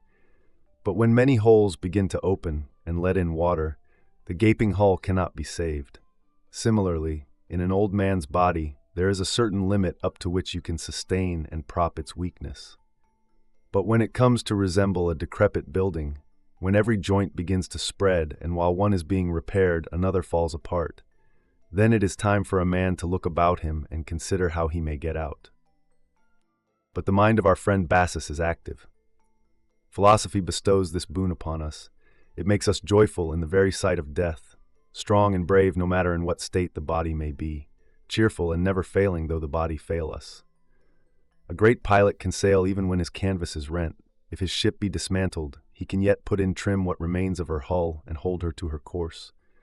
This is what our friend Bassus is doing, and he contemplates his own end with the courage and countenance which you would regard as undue indifference in a man who so contemplated another's. This is a great accomplishment, Lucilius, and one which needs long practice to learn, to depart calmly when the inevitable hour arrives. Other kinds of death contain an ingredient of hope. A disease comes to an end, a fire is quenched, falling houses have set down in safety those whom they seemed certain to crush. The sea has cast ashore unharmed those whom it had engulfed by the same force through which it drew them down. The soldier has drawn back his sword from the very neck of his doomed foe. But those whom old age is leading away to death have nothing to hope for. Old age alone grants no reprieve. No ending, to be sure, is more painless, but there is none more lingering. Our friend Bassus seemed to me to be attending his own funeral and laying out his own body for burial, and living almost as if he had survived his own death, and bearing with wise resignation his grief at his own departure. For he talks freely about death, trying hard to persuade us that if this process contains any element of discomfort or of fear, it is the fault of the dying person, and not of death itself. Also, that there is no more inconvenience at the actual moment than there is after it is over. And it is just as insane, he adds, for a man to fear what will not happen to him, as to fear what he will not feel if it does happen. Or does anyone imagine it to be possible that the agency by which feeling is removed can be itself felt? Therefore, says Bassus, death stands so far beyond all evil that it is beyond all fear of evils. I know that all this has often been said, and should be often repeated, but neither when I read them were such precepts so effective with me, nor when I heard them from the lips of those who were at a safe distance from the fear of the things which they declared were not to be feared. But this old man had the greatest weight with me when he discussed death, and death was near. For I must tell you what I myself think. I hold that one is braver at the very moment of death than when one is approaching death. For death, when it stands near us, gives even to inexperienced men the courage not to seek to avoid the inevitable. So the gladiator, who throughout the fight has been, no matter how faint-hearted, offers his throat to his opponent and directs the wavering blade to the vital spot. But an end that is near at hand, and is bound to come, calls for tenacious courage of soul. This is a rarer thing, and none but the wise man can manifest it. Accordingly, I listened to Bassus with the deepest pleasure. He was casting his vote concerning death, and pointing out what sort of a thing it is when it is observed, so to speak, nearer at hand. I suppose that a man would have your confidence in a larger degree, and would have more weight with you, if he had come back to life and should declare from experience that there is no evil in death. And so, regarding the approach of death, those will tell you best what disquiet it brings who have stood in its path, who have seen it coming and have welcomed it. Bassus may be included among these men, and he had no wish to deceive us. He says that it is as foolish to fear death as to fear old age, for death follows old age precisely as old age follows youth. He who does not wish to die cannot have wished to live, for life is granted to us with the reservation that we shall die. To this end our path leads. Therefore how foolish it is to fear it, since men simply await that which is sure, but fear only that which is uncertain. Death has its fixed rule, equitable and unavoidable. Who can complain when he is governed by terms which include everyone? The chief part of equity, however, is equality. But it is superfluous at the present time to plead nature's cause, for she wishes our laws to be identical with her own. She but resolves that which she has compounded, and compounds again that which she has resolved. Moreover, if it falls to the lot of any man to be set gently adrift by old age, not suddenly torn from life, but withdrawn bit by bit. Oh, verily, he should thank the gods, one and all, because after he has had his fill, he is removed to a rest which is ordained for mankind, a rest that is welcome to the weary. You may observe certain men who crave death even more earnestly than others are wont to beg for life. And I do not know which men give us greater courage, those who call for death or those who meet it cheerfully and tranquilly. For the first attitude is sometimes inspired by madness and sudden anger. The second is the calm which results from fixed judgment. Before now, men have gone to meet death in a fit of rage, but when death comes to meet him, no one welcomes it cheerfully, except the man who has long since composed himself for death. I admit, therefore, that I have visited this dear friend of mine more frequently on many pretexts, but with the purpose of learning whether I should find him always the same, and whether his mental strength was perhaps waning in company with his bodily powers. But it was on the increase, just as the joy of the charioteer is wont to show itself more clearly when he is on the 7th round of the course and nears the prize. Indeed, he often said, in accord with the counsels of Epicurus, I hope, first of all, that there is no pain at the moment when a man breathes his last, but if there is, one will find an element of comfort in its very shortness. For no great pain lasts long. And at all events, a man will find relief at the very time when soul and body are being torn asunder, even though the process be accompanied by excruciating pain, in the thought that after this pain is over, he can feel no more pain. I am sure, however, that an old man's soul is on his very lips, and that only a little force is necessary to disengage it from the body. A fire which has seized upon a substance that sustains it needs water to quench it, or sometimes the destruction of the building itself. But the fire which lacks sustaining fuel dies away of its own accord. I am glad to hear such words, my dear Lucilius, not as new to me, but as leading me into the presence of an actual fact. And what then? Have I not seen many men break the thread of life? I have indeed seen such men, but those have more weight with me who approach death without any loathing for life, letting death in, so to speak, and not pulling it towards them. Bassus kept saying, it is due to our own fault that we feel this torture, because we shrink from dying only when we believe that our end is near at hand. But who is not near death? It is ready for us in all places and at all times. Let us consider, he went on to say, when some agency of death seems imminent, how much nearer are other varieties of dying which are not feared by us. A man is threatened with death by an enemy, but this form of death is anticipated by an attack of indigestion. And if we are willing to examine critically the various causes of our fear, we shall find that some exist and others only seem to be. We do not fear death, we fear the thought of death. For death itself is always the same distance from us, wherefore if it is to be feared at all, it is to be feared always. For what season of our life is exempt from death? But what I really ought to fear is that you will hate this long letter worse than death itself, so I shall stop. Do you, however, always think on death in order that you may never fear it? Farewell. Now I recognize my Lucilius. He is beginning to reveal the character of which he gave promise. Follow up the impulse which prompted you to make for all that is best, treading under your feet that which is approved by the crowd. I would not have you greater or better than you planned, for in your case the mere foundations have covered a large extent of ground. Only finish all that you have laid out, and take in hand the plans which you have had in mind. In short, you will be a wise man if you stop up your ears, nor is it enough to close them with wax. You need a denser stopple than that which they say Ulysses used for his comrades. The song which he feared was alluring, but came not from every side. The song, however, which you have to fear echoes round you not from a single headland, but from every quarter of the world. Sail, therefore, not past one region which you mistrust because of its treacherous delights, but past every city. Be deaf to those who love you most of all. They pray for bad things with good intentions. And if you would be happy, entreat the gods that none of their fond desires for you may be brought to pass.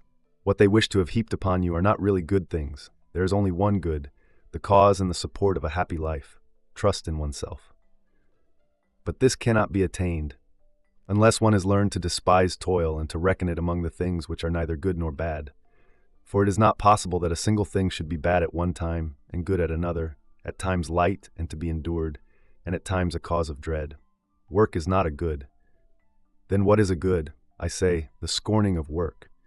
That is why I should rebuke men who toil to no purpose.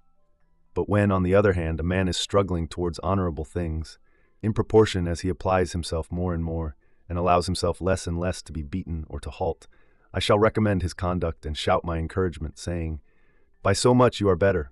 Rise, draw a fresh breath, and surmount that hill, if possible, at a single spurt."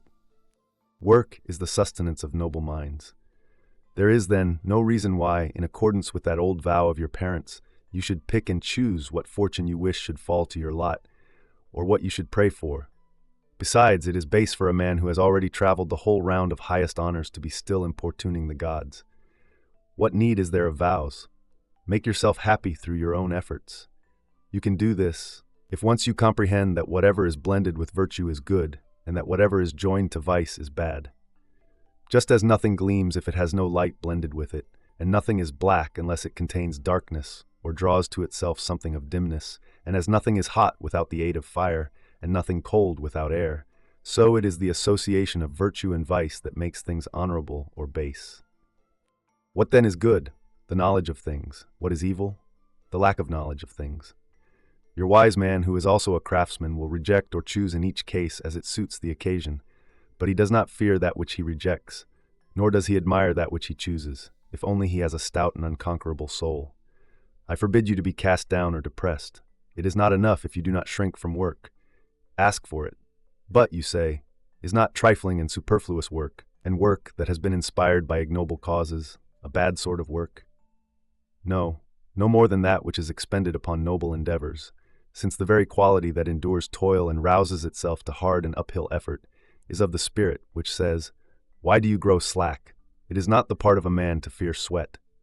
And besides this, in order that virtue may be perfect, there should be an even temperament and a scheme of life that is consistent with itself throughout. And this result cannot be attained without knowledge of things, and without the art which enables us to understand things human and things divine. That is the greatest good. If you seize this good, you begin to be the associate of the gods, and not their suppliant. But how, you ask, does one attain that goal? You do not need to cross the Pennine or Graian two hills, or traverse the Candavian three waste, or face the Syrtes, or Scylla, or Charybdis, although you have traveled through all these places for the bribe of a petty governorship. The journey for which nature has equipped you is safe and pleasant. She has given you such gifts that you may, if you do not prove false to them, rise level with God. Your money, however, will not place you on a level with God, for God has no property. Your bordered robe 5 will not do this, for God is not clad in raiment, nor will your reputation, nor a display of self, nor a knowledge of your name widespread throughout the world. For no one has knowledge of God. Many even hold him in low esteem and do not suffer for so doing. The throng of slaves which carries your litter along the city streets and in foreign places will not help you. For this God of whom I speak, though the highest and most powerful of beings, carries all things on his own shoulders. Neither can beauty or strength make you blessed, for none of these qualities can withstand old age. What we have to seek for, then, is that which does not each day pass more and more under the control of some power which cannot be withstood. And what is this? It is the soul, but the soul that is upright, good, and great. What else could you call such a soul than a God dwelling as a guest in a human body? A soul like this may descend into a Roman knight just as well as into a freedman's son or a slave. For what is a Roman knight or a freedman's son or a slave? They are mere titles, born of ambition or of wrong. One may leap to heaven from the very slums. Only rise, and mold thyself to kinship with thy God. This molding will not be done in gold or silver. An image that is to be in the likeness of God cannot be fashioned of such materials. Remember that the gods, when they were kind unto men, were molded in clay. Farewell. I have been asking about you, and inquiring of everyone who comes from your part of the country, what you are doing, and where you are spending your time, and with whom. You cannot deceive me, for I am with you. Live just as if I were sure to get news of your doings, nay, as if I were sure to behold them. And if you wonder what particularly pleases me that I hear concerning you, it is that I hear nothing, that most of those whom I ask do not know what you are doing. This is sound practice, to refrain from associating with men of different stamp and different aims. And I am indeed confident that you cannot be warped, that you will stick to your purpose, even though the crowd may surround and seek to distract you. What then is on my mind? I am not afraid lest they work a change in you, but I am afraid lest they may hinder your progress. And much harm is done even by one who holds you back, especially since life is so short. And we make it still shorter by our unsteadiness, by making ever fresh beginnings at life, now one and immediately another. We break up life into little bits and fritter it away. Hasten ahead then, dearest Lucilius, and reflect how greatly you would quicken your speed if an enemy were at your back, or if you suspected the cavalry were approaching and pressing hard upon your steps as you fled. It is true, the enemy is indeed pressing upon you. You should therefore increase your speed and escape away and reach a safe position, remembering continually what a noble thing it is to round out your life before death comes, and then await in peace the remaining portion of your time, claiming nothing for yourself, since you are in possession of the happy life. For such a life is not made happier for being longer. Oh, when shall you see the time when you shall know that time means nothing to you? When you shall be peaceful and calm, careless of the morrow, because you are enjoying your life to the full? Would you know what makes men greedy for the future? It is because no one has yet found himself. Your parents, to be sure, ask other blessings for you, but I myself pray rather that you may despise all those things which your parents wished for you in abundance. Their prayers plunder many another person, simply that you may be enriched.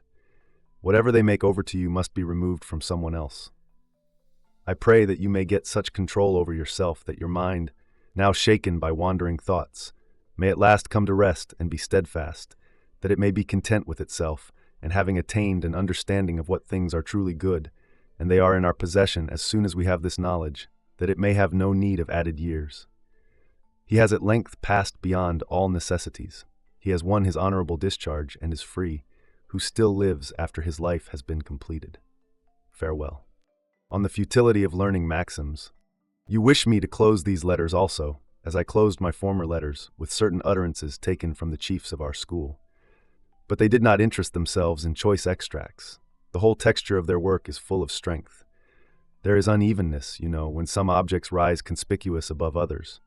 A single tree is not remarkable if the whole forest rises to the same height. Poetry is crammed with utterances of this sort, and so is history. For this reason I would not have you think that these utterances belong to Epicurus. They are common property and are emphatically our own. They are, however, more noteworthy in Epicurus, because they appear at infrequent intervals and when you do not expect them, and because it is surprising that brave words should be spoken at any time by a man who made a practice of being effeminate. For that is what most persons maintain. In my own opinion, however, Epicurus is really a brave man, even though he did wear long sleeves. Fortitude, energy, and readiness for battle are to be found among the Persians, just as much as among men who have girded themselves up high. Therefore, you need not call upon me for extracts and quotations. Such thoughts as one may extract here and there in the works of other philosophers run through the whole body of our writings. Hence we have no show window goods, nor do we deceive the purchaser in such a way that, if he enters our shop, he will find nothing except that which is displayed in the window. We allow the purchasers themselves to get their samples from anywhere they please. Suppose we should desire to sort out each separate motto from the general stock. To whom shall we credit them? To Zeno, Cleanthes, Chrysippus, Panaetius, or Posidonius? We Stoics are not subjects of a despot. Each of us lays claim to his own freedom. With them, on the other hand, whatever Hermarchus says or Metrodorus is ascribed to one source. In that brotherhood, everything that any man utters is spoken under the leadership and commanding authority of one alone. We cannot, I maintain, no matter how we try, pick out anything from so great a multitude of things equally good. Only the poor man counts his flock. Wherever you direct your gaze, you will meet with something that might stand out from the rest, if the context in which you read it were not equally notable. For this reason, give over hoping that you can skim, by means of epitomes, the wisdom of distinguished men. Look into their wisdom as a whole, study it as a whole. They are working out a plan and weaving together, line upon line, a masterpiece, from which nothing can be taken away without injury to the whole. Examine the separate parts if you like, provided you examine them as parts of the man himself. She is not a beautiful woman whose ankle or arm is praised, but she whose general appearance makes you forget to admire her single attributes. If you insist, however, I shall not be niggardly with you, but lavish, for there is a huge multitude of these passages. They are scattered about in profusion, They do not need to be gathered together, but merely to be picked up. They do not drip forth occasionally. They flow continuously. They are unbroken and are closely connected. Doubtless they would be of much benefit to those who are still novices and worshipping outside the shrine. For single maxims sink in more easily when they are marked off and bounded like a line of verse. That is why we give to children a proverb, or that which the Greeks call kriya, to be learned by heart. That sort of thing can be comprehended by the young mind, which cannot as yet hold more. For a man, however, whose progress is definite, to chase after choice extracts and to prop his weakness by the best known and the briefest sayings, and to depend upon his memory, is disgraceful. It is time for him to lean on himself. He should make such maxims and not memorize them. For it is disgraceful even for an old man or one who has sighted old age to have a notebook knowledge. This is what Zeno said. But what have you yourself said? This is the opinion of Cleanthes. But what is your own opinion? How long shall you march under another man's orders? Take command and utter some word which posterity will remember. Put forth something from your own stock. For this reason I hold that there is nothing of eminence in all such men as these, who never create anything themselves, but always lurk in the shadow of others, playing the role of interpreters, never daring to put once into practice what they have been so long in learning. They have exercised their memories on other men's material. But it is one thing to remember, another to know. Remembering is merely safeguarding something entrusted to the memory. Knowing, however, means making everything your own. It means not depending upon the copy and not all the time glancing back at the master. Thus said Zeno, thus said Cleanthes, indeed. Let there be a difference between yourself and your book. How long shall you be a learner? From now on be a teacher as well. But why, one asks, should I have to continue hearing lectures on what I can read? The living voice, one replies, is a great help. Perhaps, but not the voice which merely makes itself the mouthpiece of another's words, and only performs the duty of a reporter. Consider this fact also. Those who have never attained their mental independence begin, in the first place, by following the leader in cases where everyone has deserted the leader. Then, in the second place, they follow him in matters where the truth is still being investigated. However, the truth will never be discovered if we rest contented with discoveries already made. Besides, he who follows another not only discovers nothing but is not even investigating. What then? Shall I not follow in the footsteps of my predecessors? I shall indeed use the old road, but if I find one that makes a shorter cut and is smoother to travel, I shall open the new road. Men who have made these discoveries before us are not our masters, but our guides. Truth lies open for all. It has not yet been monopolized, and there is plenty of it left even for posterity to discover. Farewell. On a promising pupil. I grow in spirit and leap for joy and shake off my years, and my blood runs warm again, whenever I understand, from your actions and your letters, how far you have outdone yourself. For as to the ordinary man, you left him in the rear long ago. If the farmer is pleased when his tree develops so that it bears fruit, if the shepherd takes pleasure in the increase of his flocks, if every man regards his pupil as though he discerned in him his own early manhood, what then, do you think, are the feelings of those who have trained a mind and molded a young idea when they see it suddenly grown to maturity? I claim you for myself. You are my handiwork. When I saw your abilities, I laid my hand upon you. I exhorted you. I applied the goad and did not permit you to march lazily, but roused you continually. And now I do the same, but by this time I am cheering on one who is in the race, and so in turn cheers me on. What else do you want of me then, you ask? The will is still mine. Well, the will in this case is almost everything, and not merely the half, as in the proverb, a task once begun is half done. It is more than half, for the matter of which we speak is determined by the soul. Hence it is that the larger part of goodness is the will to become good. You know what I mean by a good man? One who is complete, finished, whom no constraint or need can render bad. I see such a person in you, if only you go steadily on and bend to your task, and see to it that all your actions and words harmonize and correspond with each other and are stamped in the same mold. If a man's acts are out of harmony, his soul is crooked. Farewell. On the friendship of kindred minds. When I urge you so strongly to your studies, it is my own interest which I am consulting. I want your friendship, and it cannot fall to my lot unless you proceed, as you have begun, with the task of developing yourself. For now, although you love me, you are not yet my friend. But, you reply, are these words of different meaning? Nay, more, they are totally unlike in meaning. A friend loves you, of course, but one who loves you is not in every case your friend. Friendship, accordingly, is always helpful, but love sometimes even does harm. Try to perfect yourself, if for no other reason, in order that you may learn how to love. Hasten, therefore, in order that, while thus perfecting yourself for my benefit, you may not have learned perfection for the benefit of another. To be sure, I am already deriving some profit by imagining that we two shall be of one mind, and that whatever portion of my strength has yielded to age will return to me from your strength, although there is not so very much difference in our ages. But yet I wish to rejoice in the accomplished fact. We feel a joy over those whom we love, even when separated from them, but such a joy is light and fleeting. The sight of a man and his presence, and communion with him, affords something of living pleasure. This is true at any rate if one not only sees the man one desires, but the sort of man one desires. Give yourself to me, therefore, as a gift of great price, and that you may strive the more, reflect that you yourself are mortal, and that I am old. Hasten to find me, but hasten to find yourself first. Make progress, and before all else, endeavor to be consistent with yourself. And when you would find out whether you have accomplished anything, consider whether you desire the same things today that you desired yesterday.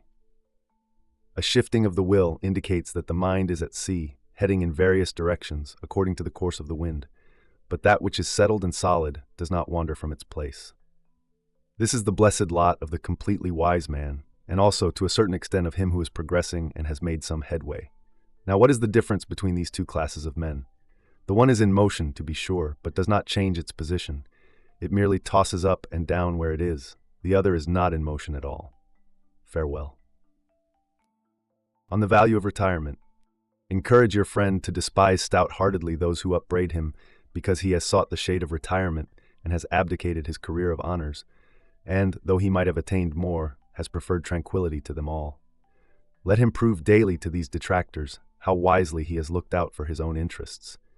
Those whom men envy will continue to march past him. Some will be pushed out of the ranks, and others will fall. Prosperity is a turbulent thing. It torments itself. It stirs the brain in more ways than one, goading men on to various aims, some to power and others to high living. Some it puffs up, others it slackens and wholly enervates. But, the retort comes, so-and-so carries his prosperity well. Yes, just as he carries his liquor. So you need not let this class of men persuade you that one who is besieged by the crowd is happy. They run to him as crowds rush for a pool of water, rendering it muddy while they drain it. But you say, men call our friend a trifler and a sluggard. There are men, you know, whose speech is awry, who use the contrary terms. They called him happy. What of it? Was he happy?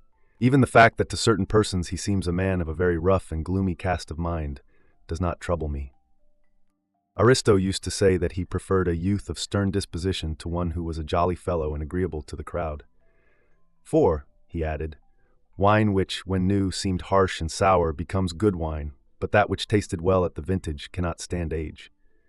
So let them call him stern and a foe to his own advancement. It is just this sternness that will go well when it is aged, provided only that he continues to cherish virtue and to absorb thoroughly the studies which make for culture, not those with which it is sufficient for a man to sprinkle himself, but those in which the mind should be steeped.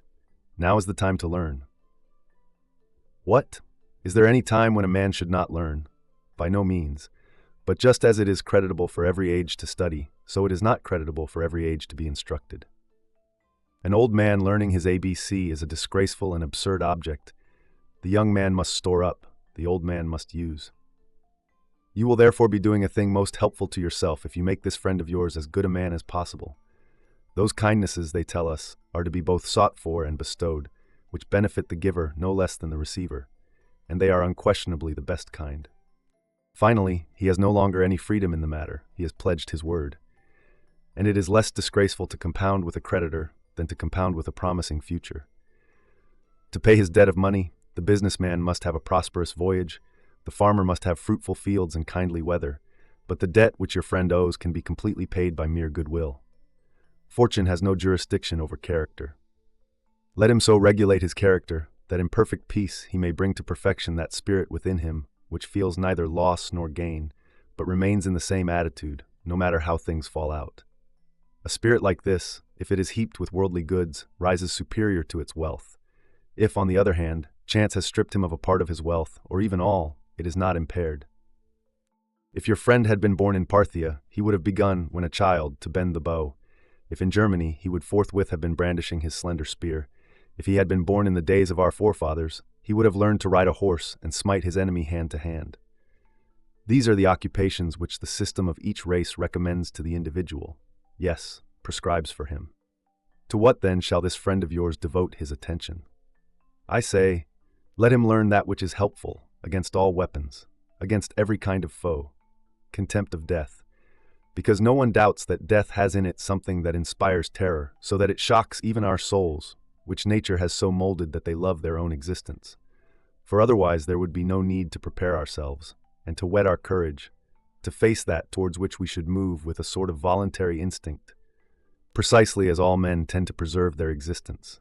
No man learns a thing in order that, if necessity arises, he may lie down with composure upon a bed of roses, but he steels his courage to this end, that he may not surrender his plighted faith to torture, and that, if need be, he may some day stay out his watch in the trenches, even though wounded, without even leaning on his spear, because sleep is likely to creep over men who support themselves by any prop whatsoever. In death there is nothing harmful, for there must exist something to which it is harmful. And yet, if you are possessed by so great a craving for a longer life, reflect that none of the objects which vanish from our gaze and are reabsorbed into the world of things, from which they have come forth and are soon to come forth again, is annihilated. They merely end their course and do not perish. And death, which we fear and shrink from, merely interrupts life, but does not steal it away. The time will return when we shall be restored to the light of day, and many men would object to this, were they not brought back in forgetfulness of the past. But I mean to show you later, with more care, that everything which seems to perish merely changes. Since you are destined to return, you ought to depart with a tranquil mind. Mark how the round of the universe repeats its course. You will see that no star in our firmament is extinguished, but that they all set and rise in alternation. Summer has gone, but another year will bring it again. Winter lies low, but will be restored by its own proper months. Night has overwhelmed the sun, but day will soon rout the night again. The wandering stars retrace their former courses. A part of the sky is rising unceasingly, and a part is sinking. One word more, and then I shall stop. Infants and boys and those who have gone mad have no fear of death, and it is most shameful if reason cannot afford us that peace of mind to which they have been brought by their folly. Farewell. On allegiance to virtue, you have promised to be a good man. You have enlisted under oath. That is the strongest chain which will hold you to a sound understanding. Any man will be but mocking you if he declares that this is an effeminate and easy kind of soldiering. I will not have you deceived. The word of this most honorable compact are the same as the words of that most disgraceful one, to wit, through burning, imprisonment, or death by the sword. From the men who hire out their strength for the arena, who eat and drink what they must pay for with their blood, security is taken that they will endure such trials even though they be unwilling. From you, that you will endure them willingly and with alacrity. The gladiator may lower his weapon and test the pity of the people, but you will neither lower your weapon nor beg for life. You must die erect and unyielding. Moreover, what profit is it to gain a few days or a few years? There is no discharge for us from the moment we are born. Then how can I free myself, you ask? You cannot escape necessities, but you can overcome them. By force a way is made, and this way will be afforded you by philosophy. But take yourself therefore to philosophy if you would be safe, untroubled, happy, in fine, if you wish to be, and that is most important, free. There is no other way to attain this end. Folly is low, abject, mean, slavish, and exposed to many of the cruelest passions. These passions, which are heavy taskmasters, sometimes ruling by turns, and sometimes together, can be banished from you by wisdom, which is the only real freedom. There is but one path leading thither, and it is a straight path. You will not go astray. Proceed with steady step, and if you would have all things under your control, put yourself under the control of reason. If reason becomes your ruler, you will become ruler over many. You will learn from her what you should undertake and how it should be done. You will not blunder into things. You can show me no man who knows how he began to crave that which he craves. He has not been led to that pass by forethought. He has been driven to it by impulse. Fortune attacks us as often as we attack fortune. It is disgraceful, instead of proceeding ahead, to be carried along, and then suddenly, amid the whirlpool of events, to ask in a dazed way, how did I get into this condition? Farewell. On quiet conversation. You are right when you urge that we increase our mutual traffic in letters. But the greatest benefit is to be derived from conversation, because it creeps by degrees into the soul. Lectures prepared beforehand and spouted in the presence of a throng have in them more noise but less intimacy. Philosophy is good advice, and no one can give advice at the top of his lungs. Of course, we must sometimes also make use of these harangues, if I may so call them, when a doubting member needs to be spurred on. But when the aim is to make a man learn and not merely to make him wish to learn, we must have recourse to the low-toned words of conversation. They enter more easily and stick in the memory, for we do not need many words, but rather effective words. Words should be scattered like seed. No matter how small the seed may be, if it has once found favorable ground, it unfolds its strength, and from an insignificant thing spreads to its greatest growth. Reason grows in the same way. It is not large to the outward view, but increases as it does its work. Few words are spoken, but if the mind has truly caught them, they come into their strength and spring up. Yes, precepts and seeds have the same quality. They produce much, and yet they are slight things. Only, as I said, let a favorable mind receive and assimilate them. Then of itself the mind also will produce bounteously in its turn, giving back more than it has received. Farewell. On noble aspirations, I shall indeed arrange for you, in careful order and narrow compass, the notes which you request. But consider whether you may not get more help from the customary method than from that which is now commonly called a breviary, though in the good old days, when real Latin was spoken, it was called a summary. The former is more necessary to one who is learning a subject, the latter to one who knows it. For the one teaches, the other stirs the memory. But I shall give you abundant opportunity for both. A man like you should not ask me for this authority or that. He who furnishes a voucher for his statements argues himself unknown. I shall therefore write exactly what you wish, but I shall do it in my own way. Until then, you have many authors whose works will presumably keep your ideas sufficiently in order. Pick up the list of the philosophers. That very act will compel you to wake up when you see how many men have been working for your benefit. You will desire eagerly to be one of them yourself, for this is the most excellent quality that the noble soul has within itself, that it can be roused to honorable things. No man of exalted gifts is pleased with that which is low and mean. The vision of great achievement summons him and uplifts him. Just as the flame springs straight into the air and cannot be cabined or kept down any more than it can repose in quiet, so our soul is always in motion, and the more ardent it is, the greater its motion and activity. But happy is the man who has given it this impulse toward better things. He will place himself beyond the jurisdiction of chance. He will wisely control prosperity. He will lessen adversity, and will despise what others hold in admiration. It is the quality of a great soul to scorn great things and to prefer that which is ordinary rather than that which is too great. For the one condition is useful and life-giving, but the other does harm just because it is excessive. Similarly, too rich a soil makes the grain fall flat. Branches break down under too heavy a load. Excessive productiveness does not bring fruit to ripeness. This is the case with the soul also, for it is ruined by uncontrolled prosperity, which is used not only to the detriment of others, but also to the detriment of itself. What enemy was ever so insolent to any opponent as are their pleasures to certain men? The only excuse that we can allow for the incontinence and mad lust of these men is the fact that they suffer the evils which they have inflicted upon others, and they are rightly harassed by this madness, because desire must have unbounded space for its excursions if it transgresses nature's mean. For this has its bounds, but waywardness and the acts that spring from willful lust are without boundaries. Utility measures our needs, but by what standard can you check the superfluous? It is for this reason that men sink themselves in pleasures, and they cannot do without them when once they have become accustomed to them, and for this reason they are most wretched, because they have reached such a pass that what was once superfluous to them has become indispensable, and so they are the slaves of their pleasures instead of enjoying them. They even love their own ills, and that is the worst ill of all. Then it is that the height of unhappiness is reached, when men are not only attracted, but even pleased, by shameful things, and when there is no longer any room for a cure, now that those things which once were vices have become habits. Farewell. On the proper style for a philosopher's discourse. I thank you for writing to me so often, for you are revealing your real self to me in the only way you can. I never receive a letter from you without being in your company forthwith. If the pictures of our absent friends are pleasing to us, though they only refresh the memory and lighten our longing by a solace that is unreal and unsubstantial, how much more pleasant is a letter which brings us real traces, real evidences of an absent friend. For that which is sweetest when we meet face to face is afforded by the impress of a friend's hand upon his letter, recognition. You write me that you heard a lecture by the philosopher Serapio when he landed at your present place of residence. He is wont, you say, to wrench up his words with a mighty rush, and he does not let them flow forth one by one, but makes them crowd and dash upon each other. For the words come in such quantity that a single voice is inadequate to utter them. I do not approve of this in a philosopher. His speech, like his life, should be composed, and nothing that rushes headlong and is hurried is well ordered. That is why, in Homer, the rapid style, which sweeps down without a break like a snow squall, is assigned to the younger speaker.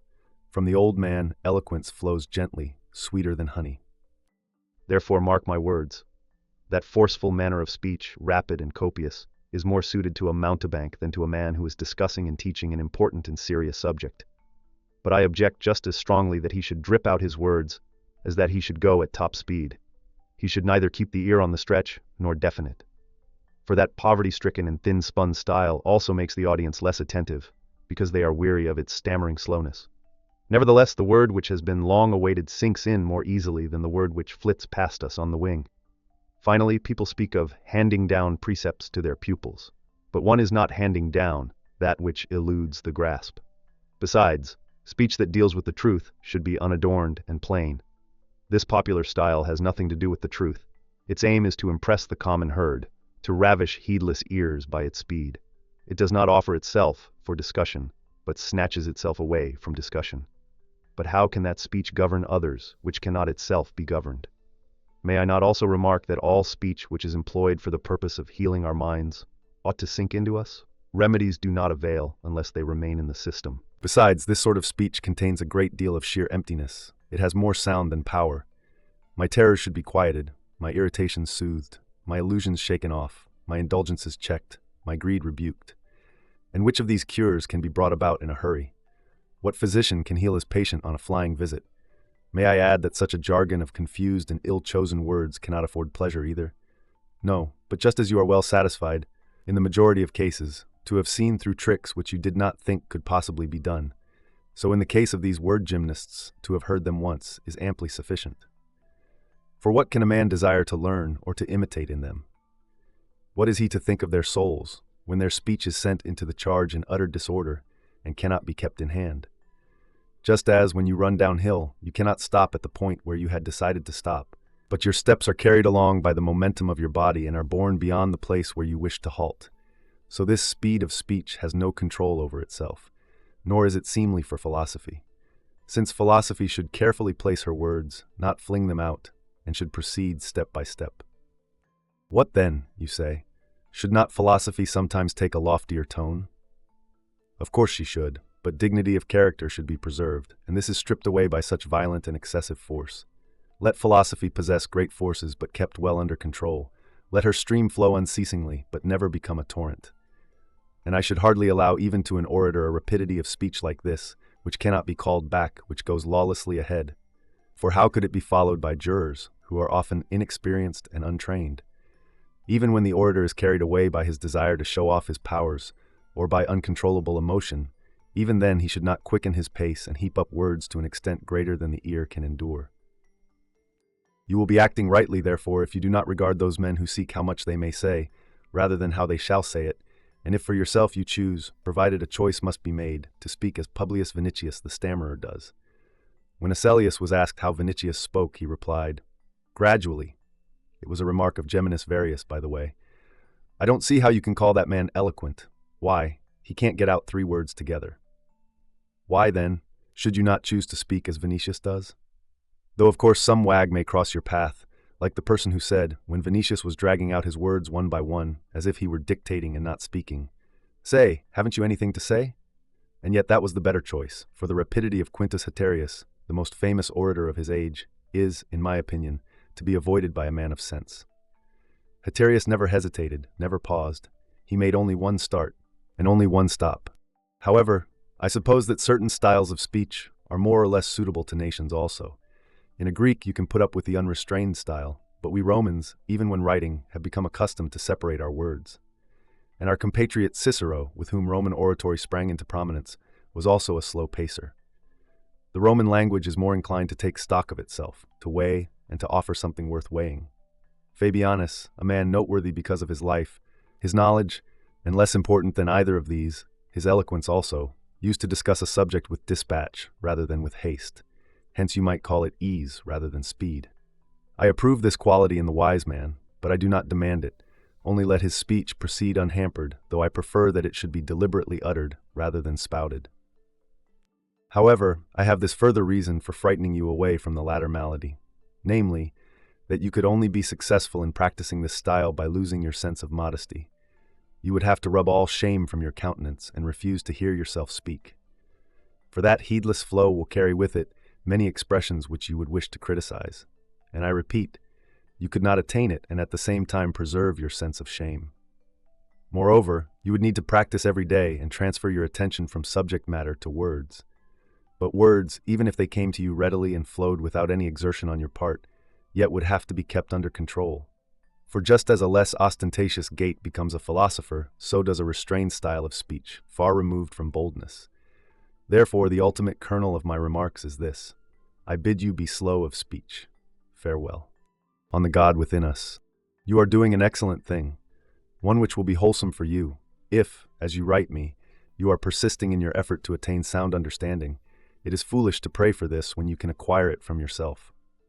We do not need to uplift our hands towards heaven, or to beg the keeper of a temple to let us approach his idol's ear, as if in this way our prayers were more likely to be heard.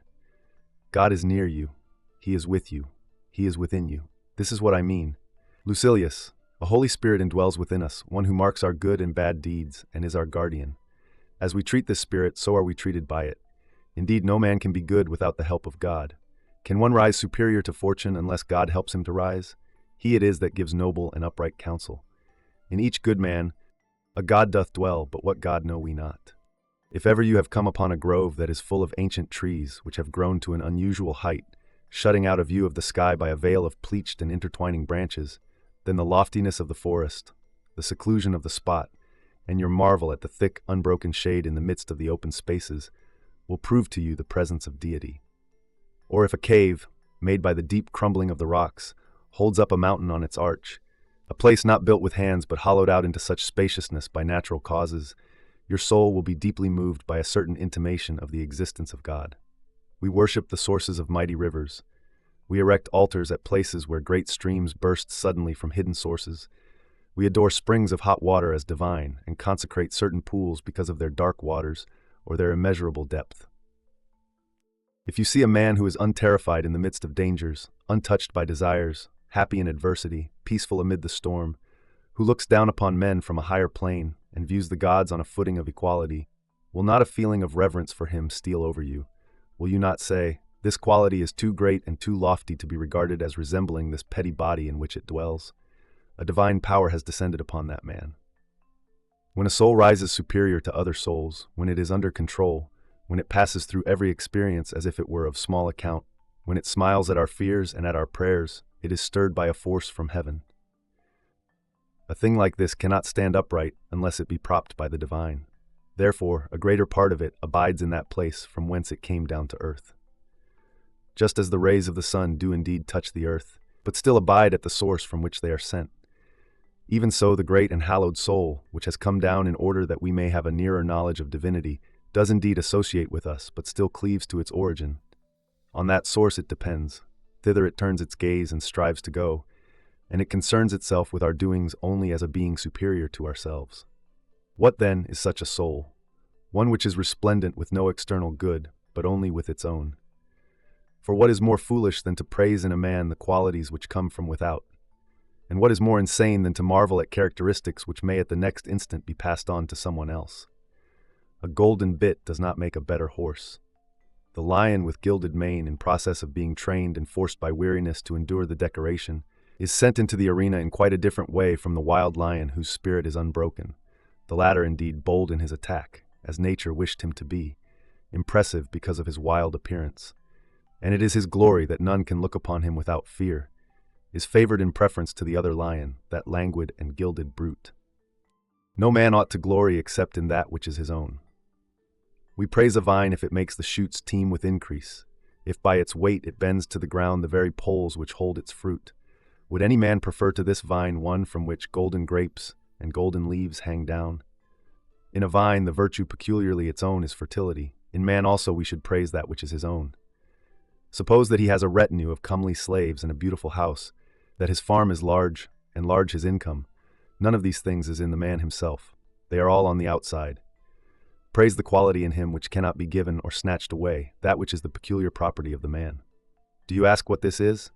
It is soul, and reason brought to perfection in the soul. For man is a reasoning animal. Therefore, man's highest good is attained, if he has fulfilled the good for which nature designed him at birth. And what is it which this reason demands of him? The easiest thing in the world, to live in accordance with his own nature. But this is turned into a hard task by the general madness of mankind. We push one another into vice. And how can a man be recalled to salvation when he has none to restrain him and all mankind to urge him on? Farewell. Has that friend of yours already made you believe that he is a good man? And yet it is impossible in so short a time for one either to become good or be known as such. Do you know what kind of man I now mean when I speak of a good man? I mean one of the second grade, like your friend. For one of the first class perhaps springs into existence, like the phoenix, only once in 500 years. And it is not surprising either that greatness develops only at long intervals. Fortune often brings into being commonplace powers, which are born to please the mob, but she holds up for our approval that which is extraordinary by the very fact that she makes it rare. This man, however, of whom you spoke, is still far from the state which he professes to have reached, and if he knew what it meant to be a good man, he would not yet believe himself such. Perhaps he would even despair of his ability to become good. But, you say, he thinks ill of evil men. Well, so do evil men themselves, and there is no worse penalty for vice than the fact that it is dissatisfied with itself and all its fellows. But he hates those who make an ungoverned use of great power suddenly acquired. I retort that he will do the same thing as soon as he acquires the same powers. In the case of many men, their vices, being powerless, escape notice, although, as soon as the persons in question have become satisfied with their own strength, the vices will be no less daring than those which prosperity has already disclosed. These men simply lack the means whereby they may unfold their wickedness.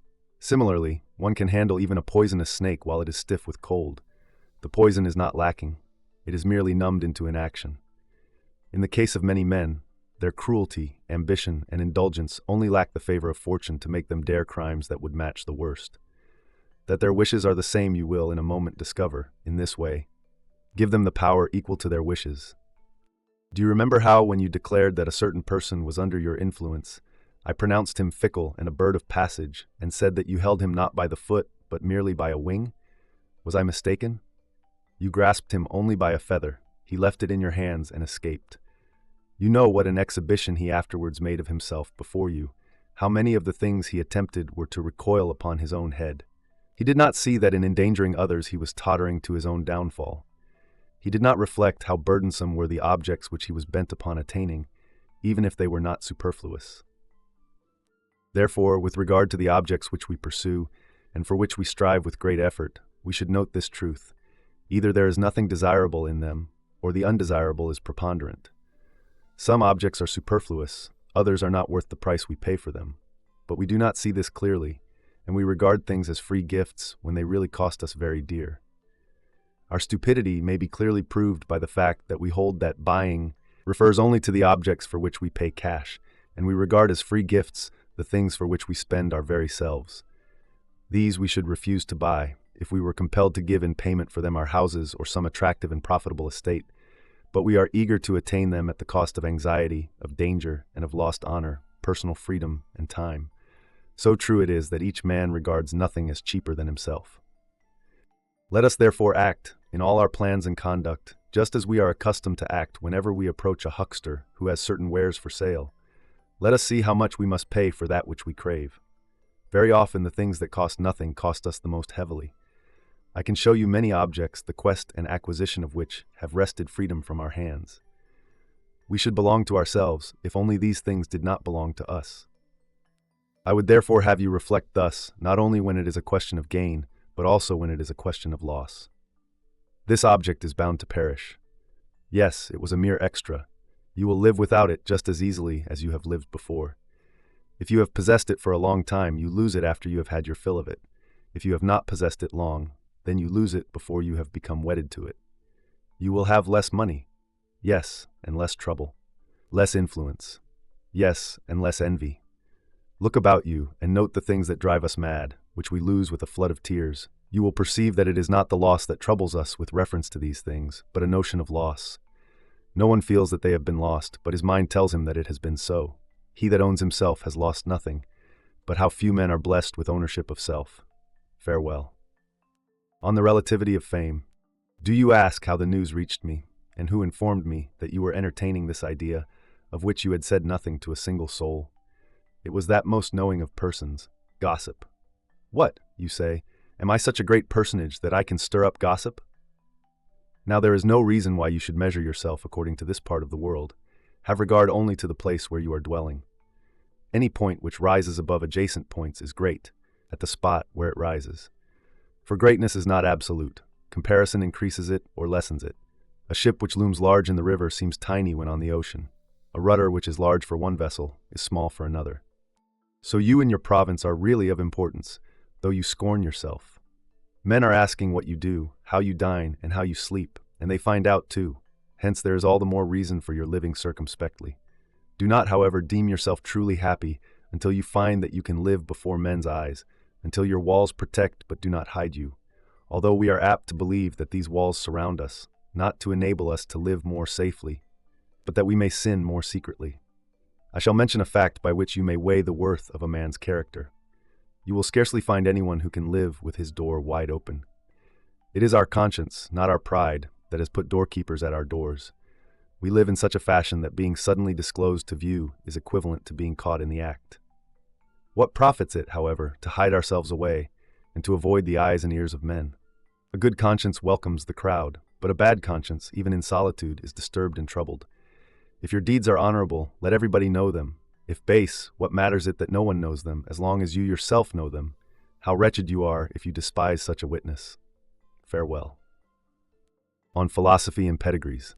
You are again insisting to me that you are a nobody, and saying that nature in the first place, and fortune in the second, have treated you too scurvily, and this in spite of the fact that you have it in your power to separate yourself from the crowd and rise to the highest human happiness.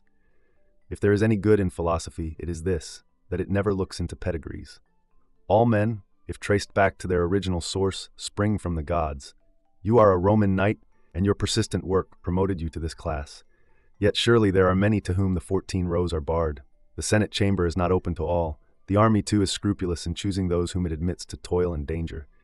But a noble mind is free to all men. According to this test, we may all gain distinction. Philosophy neither rejects nor selects anyone. Its light shines for all. Socrates was no aristocrat. Cleanthes worked at a well and served as a hired man watering a garden. Philosophy did not find Plato already a nobleman. It made him one. Why then should you despair of becoming able to rank with men like these? They are all your ancestors, if you conduct yourself in a manner worthy of them, and you will do so if you convince yourself at the outset that no man outdoes you in real nobility. We have all had the same number of forefathers. There is no man whose first beginning does not transcend memory. Plato says, every king springs from a race of slaves, and every slave has had kings among his ancestors. The flight of time, with its vicissitudes, has jumbled all such things together, and fortune has turned them upside down. Then who is well born? He who is by nature well fitted for virtue. That is the one point to be considered. Otherwise, if you hark back to antiquity, everyone traces back to a date before which there is nothing. From the earliest beginnings of the universe to the present time, we have been led forward out of origins that were alternately illustrious and ignoble. A hall full of smoke-begrimed busts does not make the nobleman. No past life has been lived to lend us glory, and that which has existed before us is not ours. The soul alone renders us noble, and it may rise superior to fortune out of any earlier condition, no matter what that condition has been. Suppose, then, that you were not that Roman knight, but a freedman. You might nevertheless, by your own efforts, come to be the only free man amid a throng of gentlemen. How, you ask? Simply by distinguishing between good and bad things without patterning your opinion from the populace. You should look, not to the source from which these things come, but to the goal towards which they tend. If there is anything that can make life happy, it is good on its own merits, for it cannot degenerate into evil. Where then lies the mistake? since all men crave the happy life? It is that they regard the means for producing happiness as happiness itself, and while seeking happiness, they are really fleeing from it. For although the sum and substance of the happy life is unalloyed freedom from care, and though the secret of such freedom is unshaken confidence, yet men gather together that which causes worry, and, while traveling life's treacherous road, not only have burdens to bear, but even draw burdens to themselves. Hence they recede farther and farther from the achievement of that which they seek, and the more effort they expend, the more they hinder themselves and are set back. This is what happens when you hurry through a maze. The faster you go, the worse you are entangled. Farewell. On sophistical argumentation.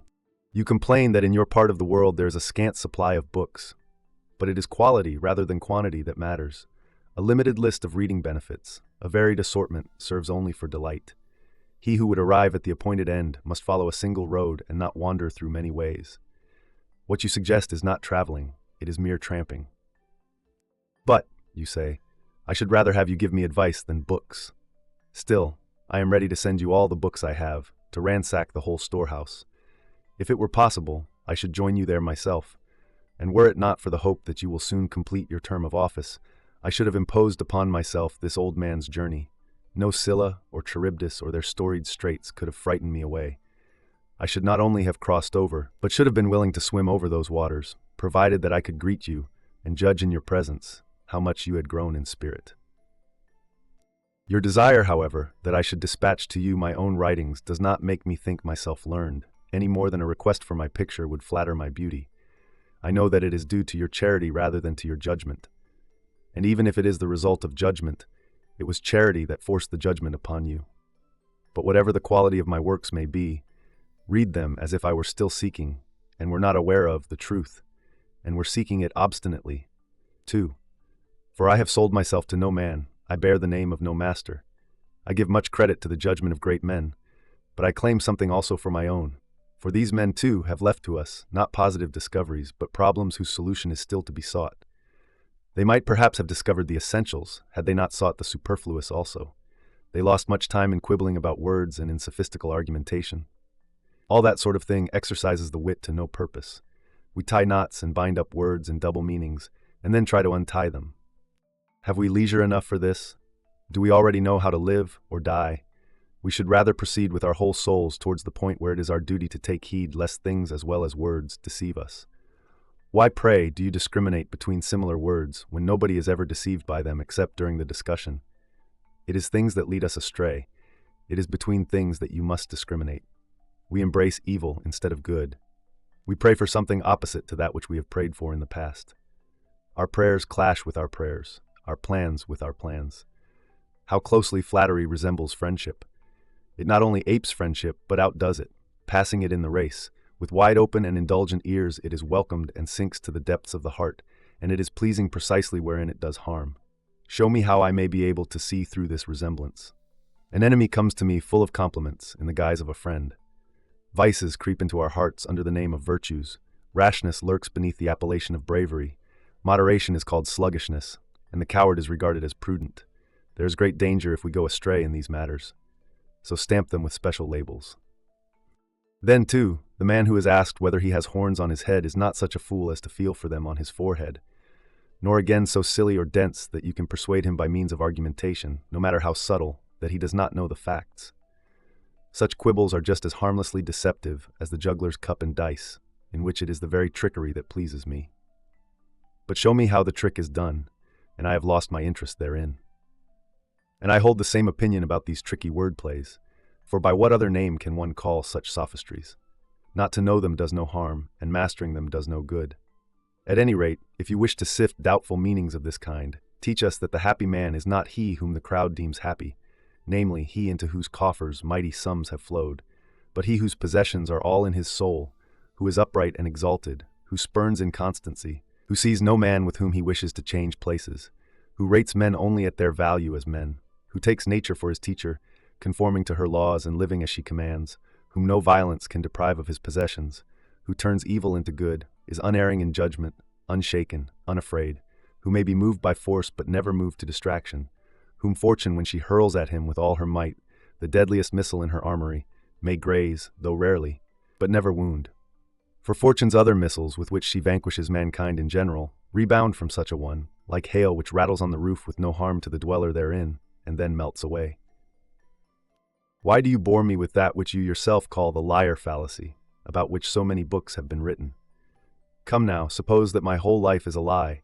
Prove that to be wrong, and, if you are sharp enough, bring that back to the truth. At present it holds things to be essential of which the greater part is superfluous, and even that which is not superfluous is of no significance in respect to its power of making one fortunate and blessed.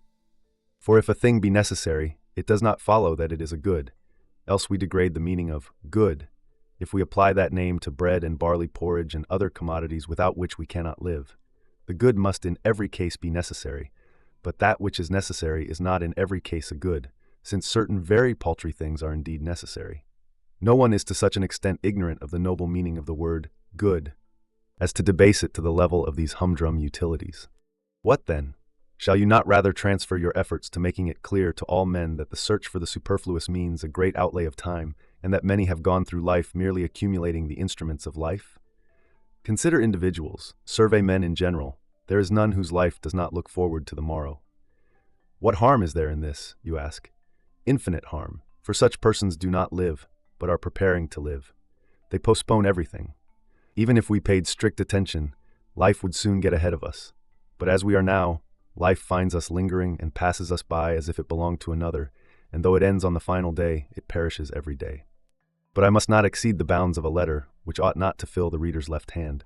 So I shall postpone to another day our case against the hair-splitters, those over-subtle fellows who make argumentation supreme instead of subordinate. Farewell. On a new book by Lucius. I received the book of yours which you promised me. I opened it hastily with the idea of glancing over it at leisure, for I meant only to taste the volume. But by its own charm, the book coaxed me into traversing it more at length. You may understand from this fact how eloquent it was, for it seemed to be written in the smooth style, and yet did not resemble your handiwork or mine, but at first sight might have been ascribed to Titus Livius or to Epicurus. Moreover, I was so impressed and carried along by its charm that I finished it without any postponement. The sunlight called to me, hunger warned, and clouds were lowering, but I absorbed the book from beginning to end. I was not merely pleased, I rejoiced. So full of wit and spirit it was. I should have added force had the book contained moments of repose, or had it risen to energy only at intervals. But I found that there was no burst of force, but an even flow, a style that was vigorous and chaste. Nevertheless, I noticed from time to time your sweetness, and here and there that mildness of yours. Your style is lofty and noble. I want you to keep to this manner and this direction. Your subject also contributed something. For this reason you should choose productive topics, which will lay hold of the mind and arouse it. I shall discuss the book more fully after a second perusal. Meantime, my judgment is somewhat unsettled, just as if I had heard it read aloud and had not read it myself. You must allow me to examine it also. You need not be afraid, you shall hear the truth. Lucky fellow, to offer a man no opportunity to tell you lies at such long range, unless perhaps even now when excuses for lying are taken away, custom serves as an excuse for our telling each other lies. Farewell. On master and slave, I am glad to learn through those who come from you that you live on friendly terms with your slaves. This befits a sensible and well-educated man like yourself. They are slaves, people declare. Nay, rather they are men. Slaves, no, comrades, slaves, no, they are unpretentious friends. Slaves, no, they are our fellow slaves, if one reflects that fortune has equal rights over slaves and free men alike. That is why I smile at those who think it degrading for a man to dine with his slave.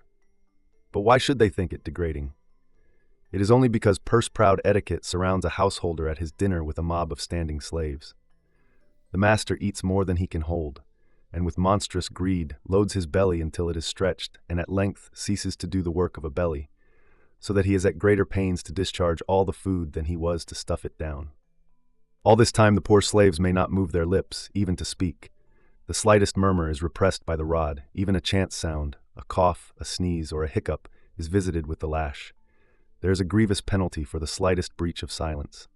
All night long they must stand about, hungry and dumb. The result of it all is that these slaves, who may not talk in their master's presence, talk about their master. But the slaves of former days, who were permitted to converse not only in their master's presence, but actually with him, whose mouths were not stitched up tight, were ready to bare their necks for their master, to bring upon their own heads any danger that threatened him. They spoke at the feast, but kept silence during torture. Finally, the saying, in allusion to this same high-handed treatment, becomes current. As many enemies as you have slaves. They are not enemies when we acquire them. We make them enemies. I shall pass over other cruel and inhuman conduct towards them, for we maltreat them, not as if they were men, but as if they were beasts of burden. When we recline at a banquet, one slave mops up the disgorged food, another crouches beneath the table and gathers up the leftovers of the tipsy guests. Another carves the priceless game birds. With unerring strokes and skilled hand, he cuts choice morsels along the breast or the rump. Hapless fellow, to live only for the purpose of cutting fat capons correctly, unless indeed the other man is still more unhappy than he, who teaches this art for pleasure's sake, rather than he who learns it because he must. Another, who serves the wine, must dress like a woman and wrestle with his advancing years. He cannot get away from his boyhood. He is dragged back to it, and though he has already acquired a soldier's figure, he is kept beardless by having his hair smoothed away or plucked out by the roots, and he must remain awake throughout the night, dividing his time between his master's drunkenness and his lust. In the chamber he must be a man, at the feast a boy. Another, whose duty it is to put a valuation on the guests, must stick to his task, poor fellow, and watch to see whose flattery and whose immodesty, whether of appetite or of language, is to get them an invitation for tomorrow. Think also of the poor purveyors of food, who note their master's tastes with delicate skill, who know what special flavors will sharpen their appetite, what will please their eyes, what new combinations will rouse their cloyed stomachs, what food will excite their loathing through sheer satiety, and what will stir them to hunger on that particular day. With slaves like these, the master cannot bear to dine. He would think it beneath his dignity to associate with his slave at the same table. Heaven forfend. But how many masters is he creating in these very men? I have seen standing in the line before the door of Callistus, the former master of Callistus. I have seen the master himself shut out while others were welcomed, the master who once fastened the for sale ticket on Callistus and put him in the market along with the good-for-nothing slaves. But he has been paid off by that slave who was shuffled into the first lot of those on whom the crier practices his lungs. The slave, too, in his turn has cut his name from the list, and in his turn has adjudged him unfit to enter his house. The master sold Callistus, but how much has Callistus made his master pay for? Kindly remember that he whom you call your slave sprang from the same stock, is smiled upon by the same skies, and on equal terms with yourself breathes, lives, and dies. It is just as possible for you to see in him a freeborn man as for him to see in you a slave. As a result of the massacres in Marius's day, many a man of distinguished birth, who was taking the first steps toward senatorial rank by service in the army, was humbled by fortune, one becoming a shepherd, another a caretaker of a country cottage. Despise then, if you dare, those to whose estate you may at any time descend, even when you are despising them. I do not wish to involve myself in too large a question, and to discuss the treatment of slaves, towards whom we Romans are excessively haughty, cruel, and insulting. But this is the kernel of my advice. Treat your inferiors as you would be treated by your betters. And as often as you reflect how much power you have over a slave, remember that your master has just as much power over you. But I have no master, you say. You are still young. Perhaps you will have one. Do you not know at what age Hecuba entered captivity, or Croesus, or the mother of Darius, or Plato, or Diogenes? Associate with your slave on kindly, even on affable terms. Let him talk with you, plan with you, live with you. I know that at this point all the exquisites will cry out against me in a body. They will say, there is nothing more debasing, more disgraceful than this. But these are the very persons whom I sometimes surprise kissing the hands of other men's slaves. Do you not see even this, how our ancestors removed from masters everything invidious, and from slaves everything insulting? They called the master father of the household, and the slaves members of the household, a custom which still holds in the mime. They established a holiday on which masters and slaves should eat together, not as the only day for this custom, but as obligatory on that day in any case. They allowed the slaves to attain honors in the household and to pronounce judgment. They held that a household was a miniature commonwealth. Do you mean to say, comes the retort, that I must seat all my slaves at my own table? No, not any more than that you should invite all free men to it. You are mistaken if you think that I would bar from my table certain slaves whose duties are more humble, as, for example, yonder muleteer or yonder herdsman. I propose to value them according to their character, and not according to their duties. Each man acquires his character for himself, but accident assigns his duties. Invite some to your table because they deserve the honor, and others that they may come to deserve it. For if there is any slavish quality in them as the result of their low associations, it will be shaken off by intercourse with men of gentler breeding. You need not, my dear Lucilius, hunt for friends only in the forum or in the Senate house. If you are careful and attentive, you will find them at home also. Good material often stands idle for want of an artist. Make the experiment, and you will find it so. As he is a fool who, when purchasing a horse, does not consider the animal's points, but merely his saddle and bridle, so he is doubly a fool who values a man from his clothes or from his rank, which indeed is only a robe that clothes us. He is a slave. His soul, however, may be that of a freeman. He is a slave. But shall that stand in his way? Show me a man who is not a slave. One is a slave to lust, another to greed, another to ambition, and all men are slaves to fear. I will name you an ex-consul who is slave to an old hag, a millionaire who is slave to a serving maid. I will show you youths of the noblest birth in serfdom to pantomime players. No servitude is more disgraceful than that which is self-imposed. You should therefore not be deterred by these finicky persons from showing yourself to your slaves as an affable person and not proudly superior to them. They ought to respect you rather than fear you. Some may maintain that I am now offering the liberty cap to slaves in general and toppling down lords from their high estate, because I bid slaves respect their masters instead of fearing them. They say, this is what he plainly means. Slaves are to pay respect as if they were clients or early morning callers. Anyone who holds this opinion forgets that what is enough for a god cannot be too little for a master. Respect means love, and love and fear cannot be mingled. So I hold that you are entirely right in not wishing to be feared by your slaves, and in lashing them merely with the tongue. Only dumb animals need the thong. That which annoys us does not necessarily injure us, but we are driven into wild rage by our luxurious lives, so that whatever does not answer our whims arouses our anger. We don the temper of kings. For they too, forgetful alike of their own strength and of other men's weakness, grow white-hot with rage, as if they had received an injury, when they are entirely protected from danger of such injury by their exalted station. They are not unaware that this is true, but by finding fault they seize upon opportunities to do harm. They insist that they have received injuries, in order that they may inflict them. I do not wish to delay you longer, for you need no exhortation. This, among other things, is a mark of good character. It forms its own judgments and abides by them. But badness is fickle and frequently changing, not for the better, but for something different. Farewell. On quibbling as unworthy of the philosopher. In answer to the letter which you wrote me while traveling, a letter as long as the journey itself, I shall reply later. I ought to go into retirement and consider what sort of advice I should give you. For you yourself, who consult me, also reflected for a long time whether to do so. How much more, then, should I myself reflect, since more deliberation is necessary in settling than in propounding a problem? And this is particularly true when one thing is advantageous to you and another to me. Am I speaking again in the guise of an Epicurean? But the fact is, the same thing is advantageous to me, which is advantageous to you, for I am not your friend unless whatever is at issue concerning you is my concern also. Friendship produces between us a partnership in all our interests. There is no such thing as good or bad fortune for the individual. We live in common. And no one can live happily who has regard to himself alone and transforms everything into a question of his own utility. You must live for your neighbor, if you would live for yourself.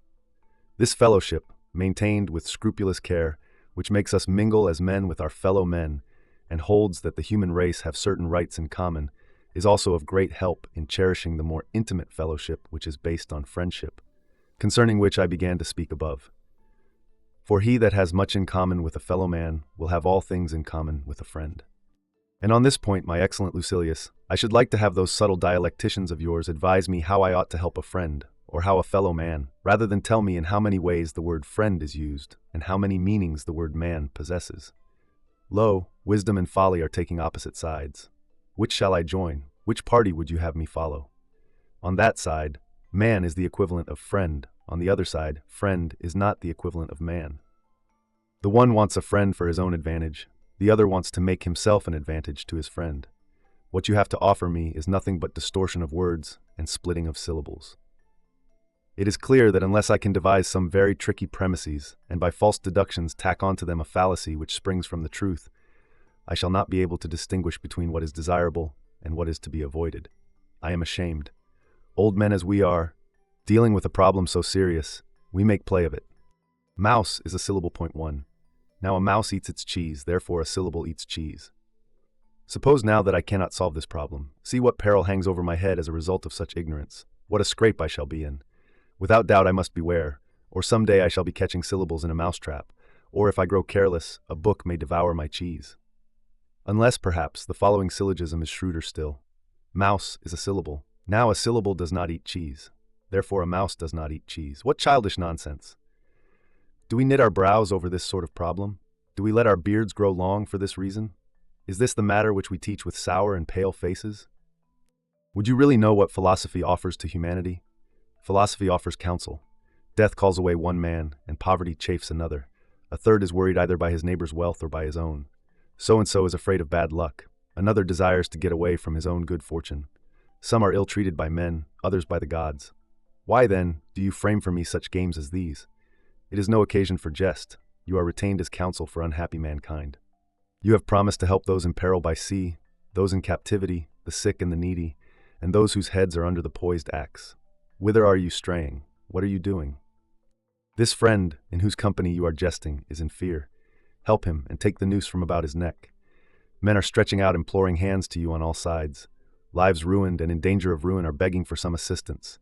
Men's hopes, men's resources depend upon you. They ask that you deliver them from all their restlessness, that you reveal to them, scattered and wandering as they are, the clear light of truth. Tell them what nature has made necessary and what superfluous. Tell them how simple are the laws that she has laid down, how pleasant and unimpeded life is for those who follow these laws, but how bitter and perplexed it is for those who have put their trust in opinion rather than in nature. I should deem your games of logic to be of some avail in relieving men's burdens, if you could first show me what part of these burdens they will relieve. What among these games of yours banishes lust, or controls it? Would that I could say that they were merely of no profit. They are positively harmful. I can make it perfectly clear to you whenever you wish that a noble spirit, when involved in such subtleties, is impaired and weakened. I am ashamed to say what weapons they supply to men who are destined to go to war with fortune, and how poorly they equip them. Is this the path to the greatest good? Is philosophy to proceed by such claptrap and by quibbles which would be a disgrace and a reproach even for expounders of the law? For what else is it that you men are doing, when you deliberately ensnare the person to whom you are putting questions, than making it appear that the man has lost his case on a technical error? But just as the judge can reinstate those who have lost a suit in this way, so philosophy has reinstated these victims of quibbling to their former condition.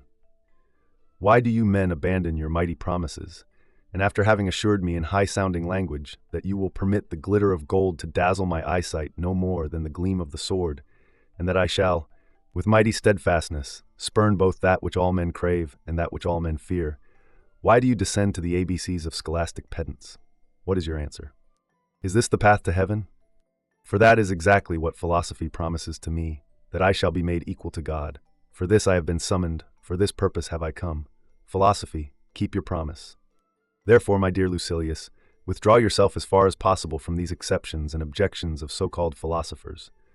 Frankness and simplicity beseem true goodness. Even if there were many years left to you, you would have had to spend them frugally in order to have enough for the necessary things. But as it is, when your time is so scant, what madness it is to learn superfluous things. Farewell. On the shortness of life. A man is indeed lazy and careless, my dear Lucilius, if he is reminded of a friend only by seeing some landscape which stirs the memory. And yet there are times when the old familiar haunts stir up a sense of loss that has been stored away in the soul, not bringing back dead memories, but rousing them from their dormant state, just as the sight of a lost friend's favorite slave, or his cloak, or his house, renews the mourner's grief, even though it has been softened by time. Now, lo and behold, Campania, and especially Naples and your beloved Pompeii, struck me when I viewed them, with a wonderfully fresh sense of longing for you. You stand in full view before my eyes. I am on the point of parting from you. I see you choking down your tears and resisting without success the emotions that well up at the very moment when you try to check them. I seem to have lost you but a moment ago. For what is not but a moment ago, when one begins to use the memory? It was but a moment ago that I sat, as a lad, in the school of the philosopher Socin, but a moment ago that I began to plead in the courts, but a moment ago that I lost the desire to plead, but a moment ago that I lost the ability. Infinitely swift is the flight of time, as those see more clearly who are looking backwards. For when we are intent on the present, we do not notice it, so gentle is the passage of time's headlong flight. Do you ask the reason for this? All past time is in the same place. It all presents the same aspect to us. It lies together. Everything slips into the same abyss. Besides, an event which in its entirety is of brief compass cannot contain long intervals. The time which we spend in living is but a point, nay, even less than a point. But this point of time, infinitesimal as it is, nature has mocked by making it seem outwardly of longer duration. She has taken one portion thereof and made it infancy, another childhood, another youth, another the gradual slope, so to speak, from youth to old age, and old age itself is still another. How many steps for how short a climb?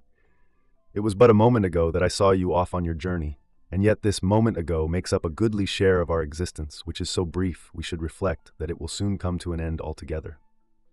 In other years, time did not seem to me to go so swiftly. Now it seems fast beyond belief, perhaps, because I feel that the finish line is moving closer to me, or it may be that I have begun to take heed and reckon up my losses. For this reason, I am all the more angry that some men claim the major portion of this time for superfluous things. Time which, no matter how carefully it is guarded, cannot suffice even for necessary things. Cicero declared that if the number of his days were doubled, he should not have time to read the lyric poets. And you may rate the dialecticians in the same class, but they are foolish in a more melancholy way. The lyric poets are avowedly frivolous, but the dialecticians believe that they are themselves engaged upon serious business. I do not deny that one must cast a glance at dialectic, but it ought to be a mere glance, a sort of greeting from the threshold, merely that one may not be deceived or judge these pursuits to contain any hidden matters of great worth. Why do you torment yourself and lose weight over some problem which it is more clever to have scorned than to solve? When a soldier is undisturbed and traveling at his ease, he can hunt for trifles along his way. But when the enemy is closing in on the rear and a command is given to quicken the pace, necessity makes him throw away everything which he picked up in moments of peace and leisure.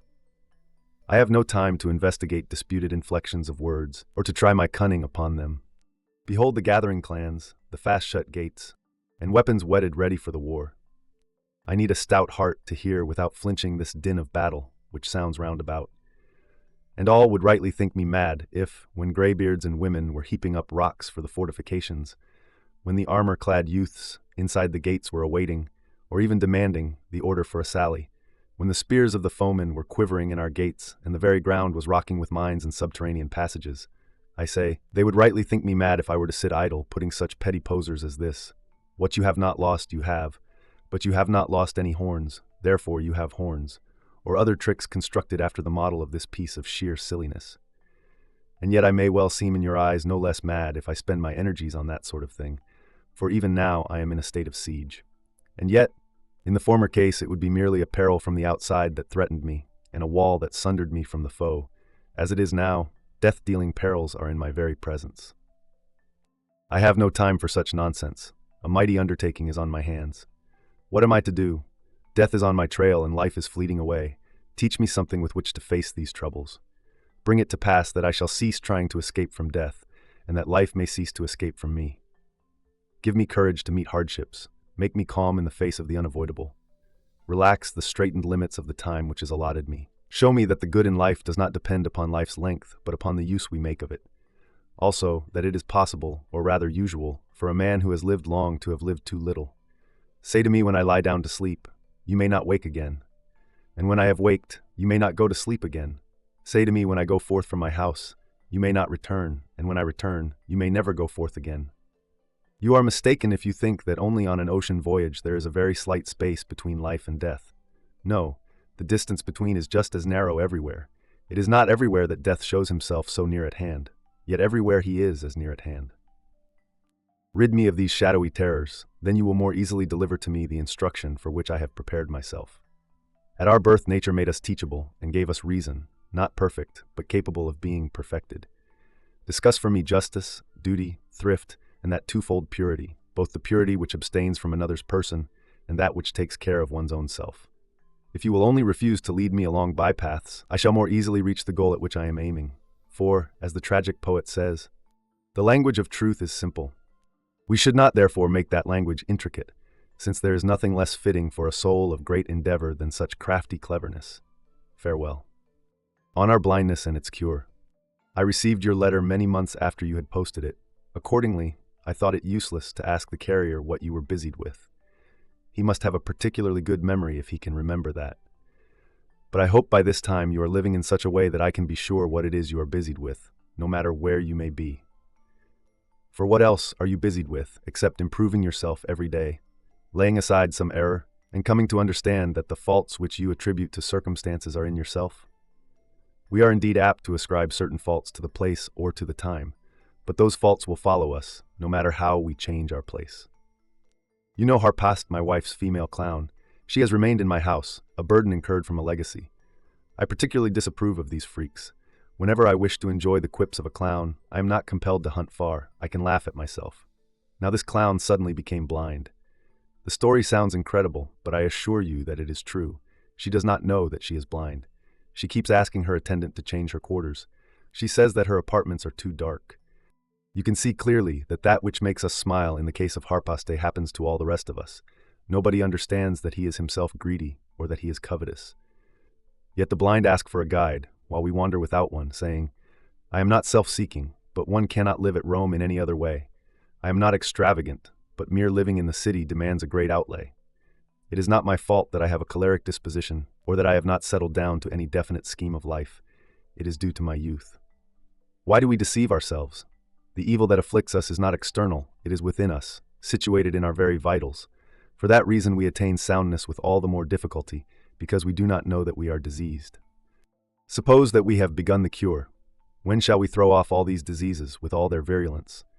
At present, we do not even consult the physician, whose work would be easier if he were called in when the complaint was in its early stages. The tender and the inexperienced minds would follow his advice if he pointed out the right way. No man finds it difficult to return to nature, except the man who has deserted nature. We blush to receive instruction in sound sense, but by heaven, if we think it base to seek a teacher of this art, we should also abandon any hope that so great a good could be instilled into us by mere chance. No, we must work. To tell the truth, even the work is not great, if only, as I said, we begin to mold and reconstruct our souls before they are hardened by sin. But I do not despair even of a hardened sinner.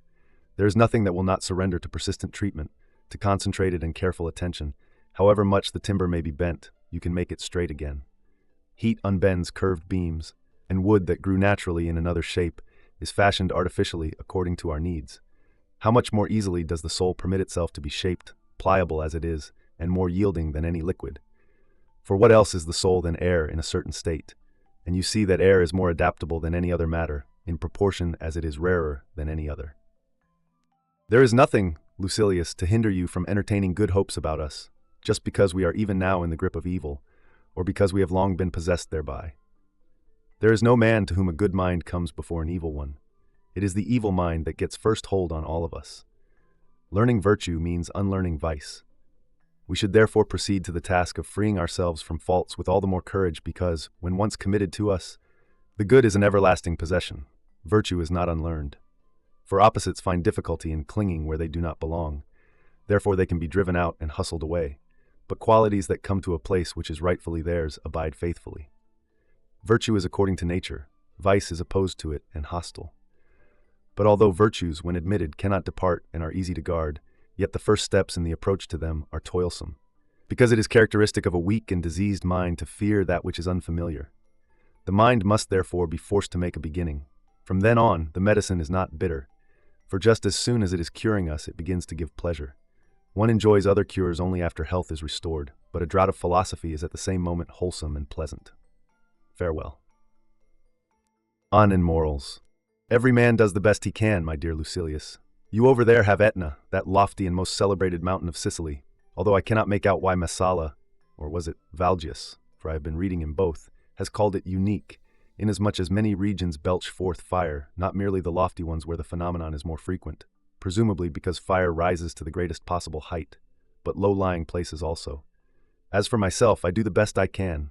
I have had to be satisfied with Baiae, and I left it the day after I reached it, for Baiae is a place to be avoided, because, though it has certain natural advantages, luxury has claimed it for her own exclusive resort.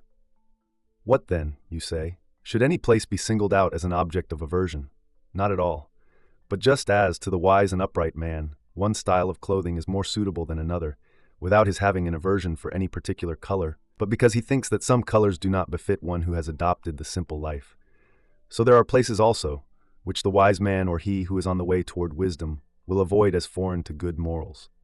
Therefore, if he is contemplating withdrawal from the world, he will not select Canopus, although Canopus does not keep any man from living simply, nor Baiae either, for both places have begun to be resorts of vice. At Canopus, luxury pampers itself to the utmost degree. At Baiae, it is even more lax, as if the place itself demanded a certain amount of license. We ought to select abodes which are wholesome, not only for the body, but also for the character. Just as I do not care to live in a place of torture, neither do I care to live in a cafe. To witness persons wandering drunk along the beach, the riotous reveling of sailing parties, the lakes a-din with choral song, and all the other ways in which luxury, when it is, so to speak, released from the restraints of law, not merely sins, but blazons its sins abroad. Why must I witness all this? We ought to see to it that we flee to the greatest possible distance from provocations to vice. We should toughen our minds and remove them far from the allurements of pleasure. A single winter relaxed Hannibal's fiber. His pampering in Campania took the vigor out of that hero who had triumphed over alpine snows. He conquered with his weapons, but was conquered by his vices. We too have a war to wage, a type of warfare in which there is allowed no rest or furlough.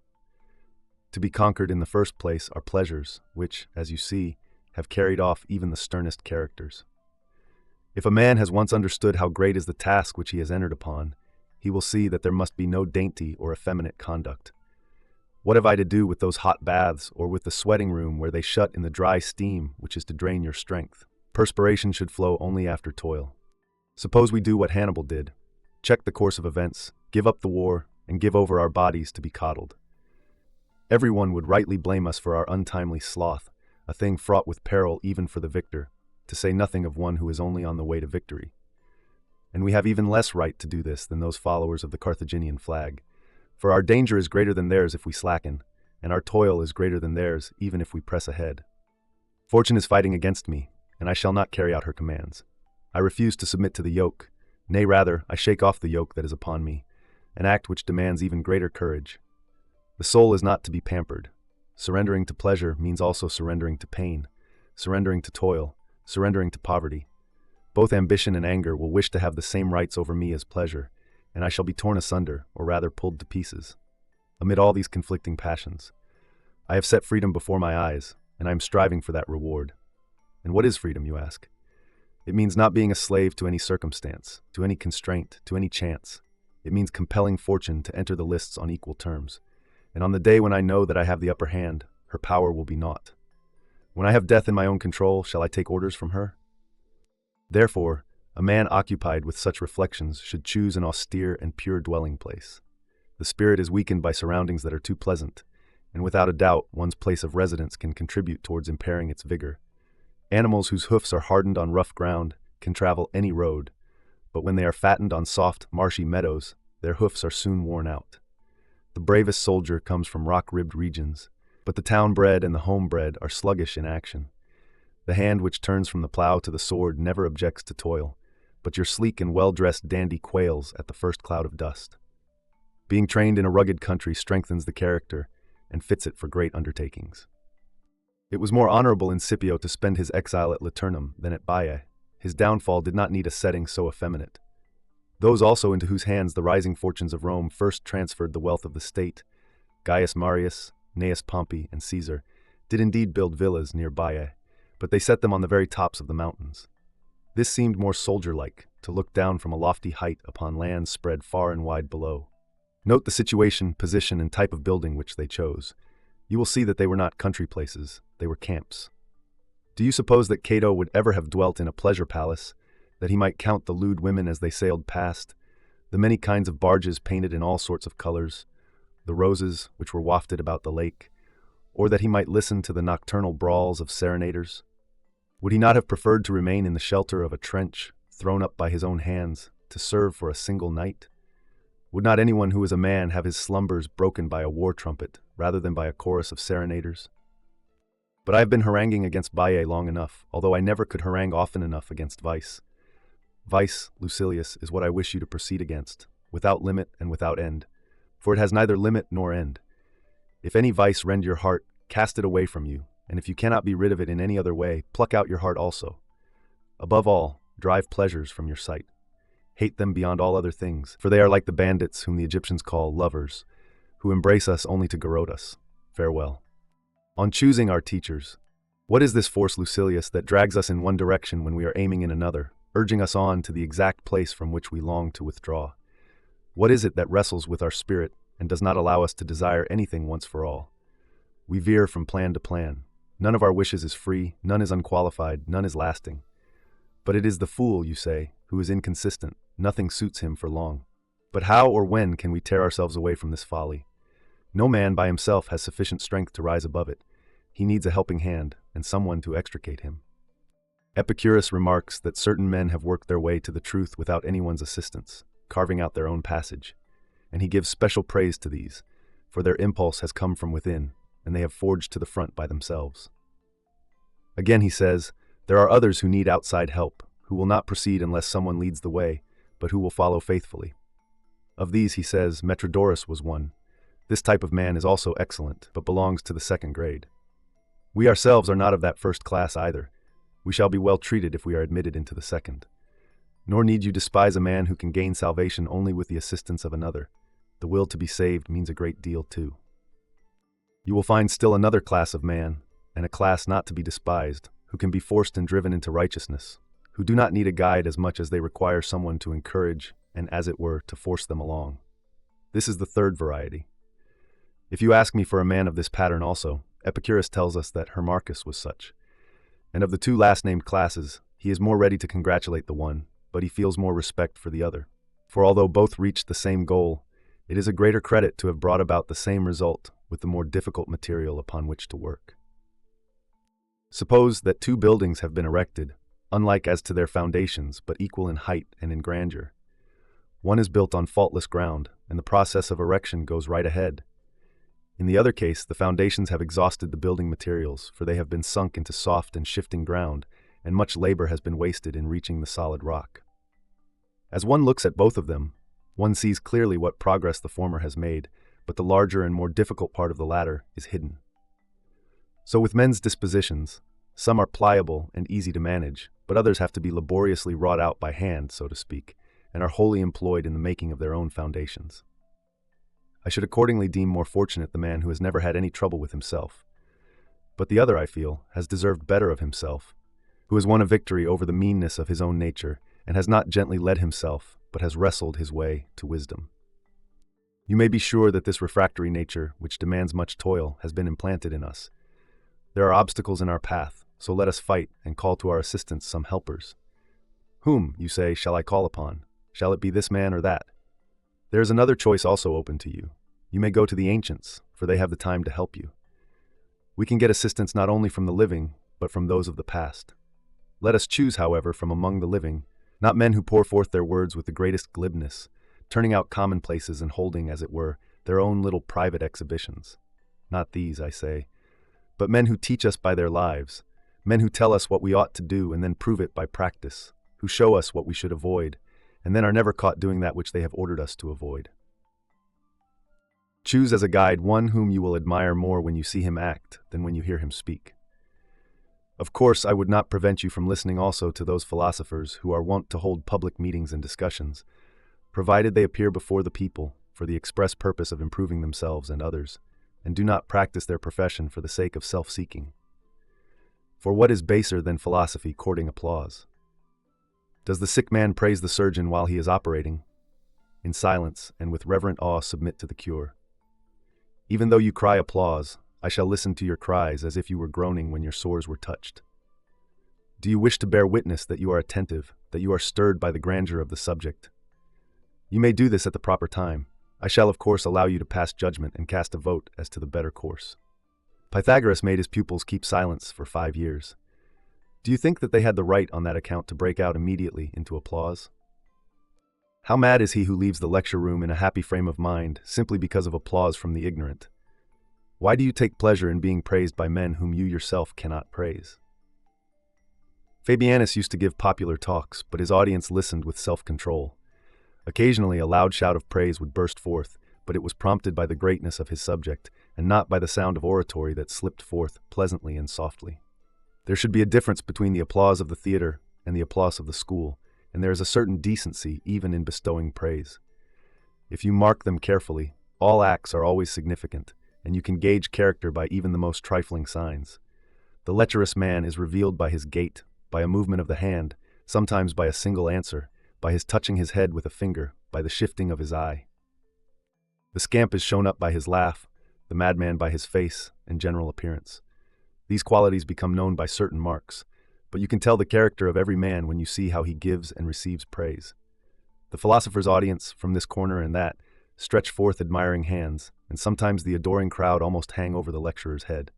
But, if you really understand, that is not praise, it is merely applause. These outcries should be left for the arts, which aim to please the crowd. Let philosophy be worshipped in silence. Young men, indeed, must sometimes have free play to follow their impulses, but it should only be at times when they act from impulse, and when they cannot force themselves to be silent. Such praise as that gives a certain kind of encouragement to the hearers themselves, and acts as a spur to the youthful mind. But let them be roused to the matter, and not to the style, otherwise eloquence does them harm, making them enamored of itself and not of the subject. I shall postpone this topic for the present. It demands a long and special investigation to show how the public should be addressed, what indulgences should be allowed to a speaker on a public occasion, and what should be allowed to the crowd itself in the presence of the speaker.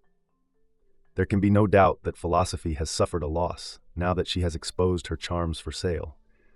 But she can still be viewed in her sanctuary, if her exhibitor is a priest and not a peddler.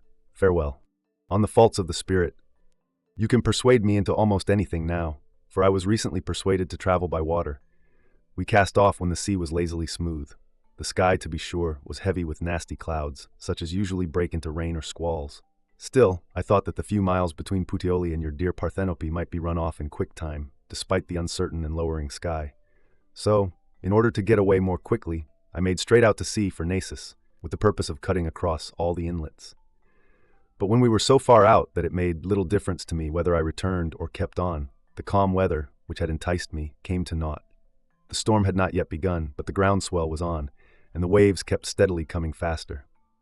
I began to ask the pilot to put me ashore somewhere. He replied that the coast was rough and a bad place to land, and that in a storm he feared a lee shore more than anything else.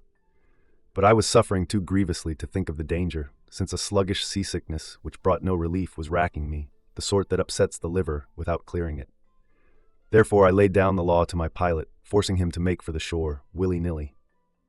When we drew near, I did not wait for things to be done in accordance with Virgil's orders, until, prow face seawards, or anchor plunged from bow, I remembered my profession as a veteran devotee of cold water, and clad as I was in my cloak, let myself down into the sea just as a cold water bather should. What do you think my feelings were, scrambling over the rocks, searching out the path, or making one for myself? I understood that sailors have good reason to fear the land. It is hard to believe what I endured when I could not endure myself. You may be sure that the reason why Ulysses was shipwrecked on every possible occasion was not so much because the sea god was angry with him from his birth. He was simply subject to seasickness. And in the future I also, if I must go anywhere by sea, shall only reach my destination in the 20th year. When I finally calmed my stomach, for you know that one does not escape seasickness by escaping from the sea, and refreshed my body with a rub-down, I began to reflect how completely we forget or ignore our failings, even those that affect the body, which are continually reminding us of their existence, not to mention those which are more serious in proportion as they are more hidden. A slight ague deceives us, but when it has increased and a genuine fever has begun to burn, it forces even a hardy man who can endure much suffering to admit that he is ill. There is pain in the foot and a tingling sensation in the joints, but we still hide the complaint and announce that we have sprained a joint or else are tired from overexercise. Then the ailment, uncertain at first, must be given a name, and when it begins to swell the ankles also, and has made both our feet right feet, we are bound to confess that we have the gout. The opposite holds true of diseases of the soul. The worse one is, the less one perceives it.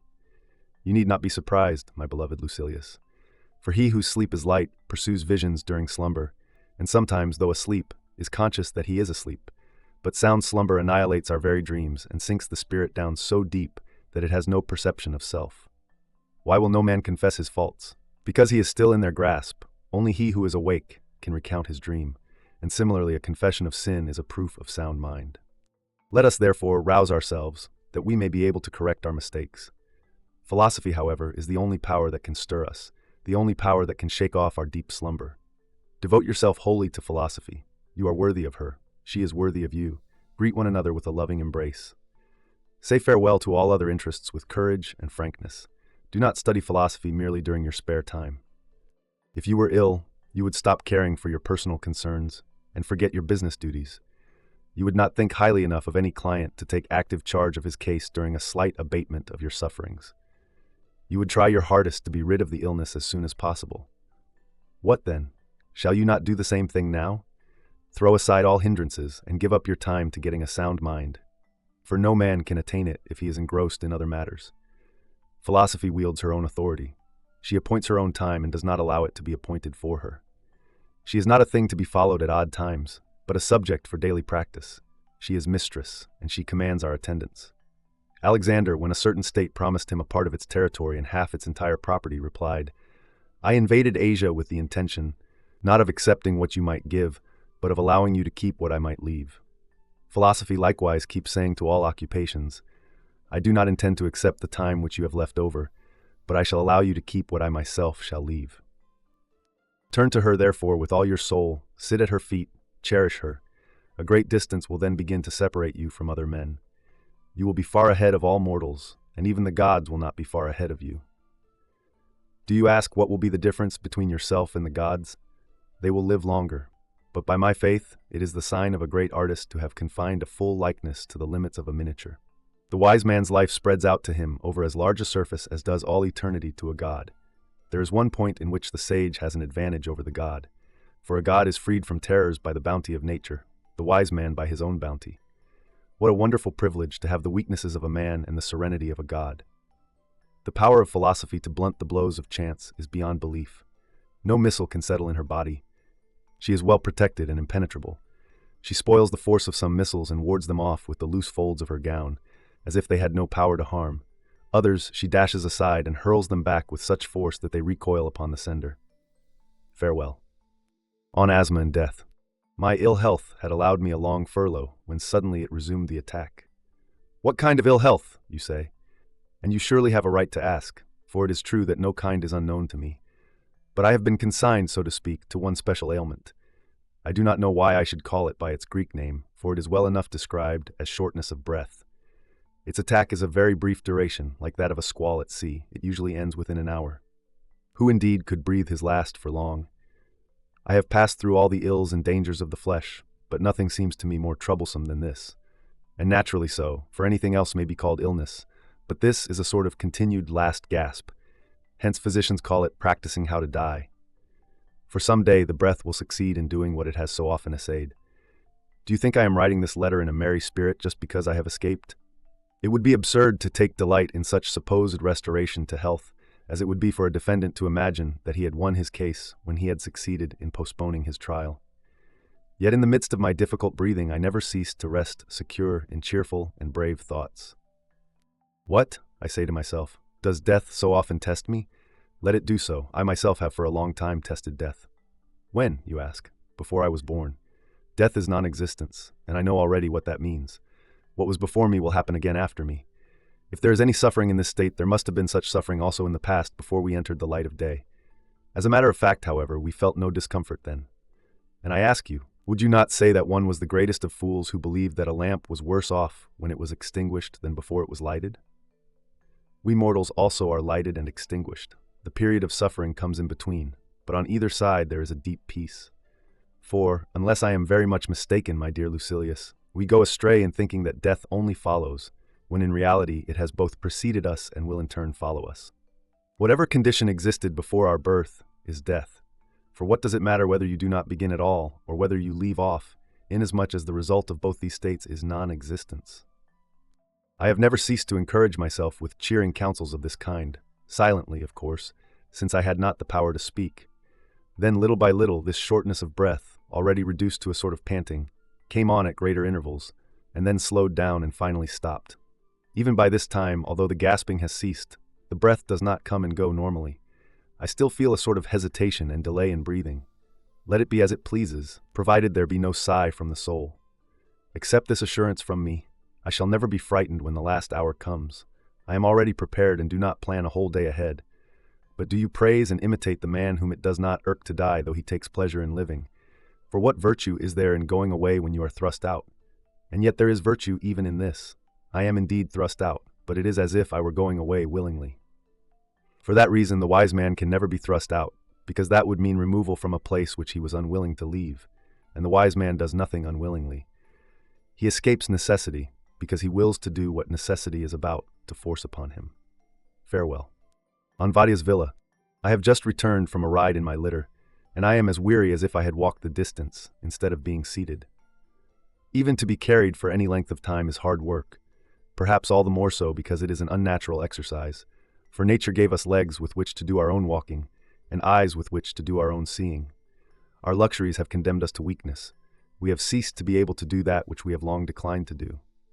Nevertheless, I found it necessary to give my body a shaking up, in order that the bile which had gathered in my throat, if that was my trouble, might be shaken out, or, if the very breath within me had become for some reason too thick, that the jolting which I have felt was a good thing for me, might make it thinner. So I insisted on being carried longer than usual along an attractive beach which bends between Cumae and Servilius Vatia's country house, shut in by the sea on one side and the lake on the other, just like a narrow path. It was packed firm underfoot because of a recent storm, since, as you know, the waves, when they beat upon the beach hard and fast, level it out, but a continuous period of fair weather loosens it, when the sand, which is kept firm by the water, loses its moisture. As my habit is, I began to look about for something there that might be of service to me, when my eyes fell upon the villa which had once belonged to Vatia. So this was the place where that famous Praetorian millionaire passed his old age. He was famed for nothing else than his life of leisure, and he was regarded as lucky only for that reason. For whenever men were ruined by their friendship with Asinius Gallus, whenever others were ruined by their hatred of Sejanus, and later by their intimacy with him, for it was no more dangerous to have offended him than to have loved him, people used to cry out, "O Vatia, you alone know how to live." But what he knew was how to hide, not how to live, and it makes a great deal of difference whether your life be one of leisure or one of idleness. So I never drove past his country place during Vatia's lifetime without saying to myself, "Here lies Vatia." But, my dear Lucilius, philosophy is a thing of holiness, something to be worshipped, so much so that the very counterfeit pleases. For the mass of mankind, consider that a person is at leisure who has withdrawn from society, is free from care, self-sufficient, and lives for himself. But these privileges can be the reward only of the wise man. Does he who is a victim of anxiety know how to live for himself? What? Does he even know, and that is of first importance, how to live at all? For the man who has fled from affairs and from men, who has been banished to seclusion by the unhappiness which his own desires have brought upon him, who cannot see his neighbor more happy than himself, who through fear has taken to concealment like a frightened and sluggish animal. This person is not living for himself, he is living for his belly, his sleep, and his lust, and that is the most shameful thing in the world. He who lives for no one does not necessarily live for himself. Nevertheless, there is so much in steadfastness and adherence to one's purpose that even sluggishness, if stubbornly maintained, assumes an air of authority with us. I could not describe the villa accurately, for I am familiar only with the front of the house, and with the parts which are in public view and can be seen by the mere passerby. There are 2 grottos, which cost a great deal of labor, as big as the most spacious hall, made by hand.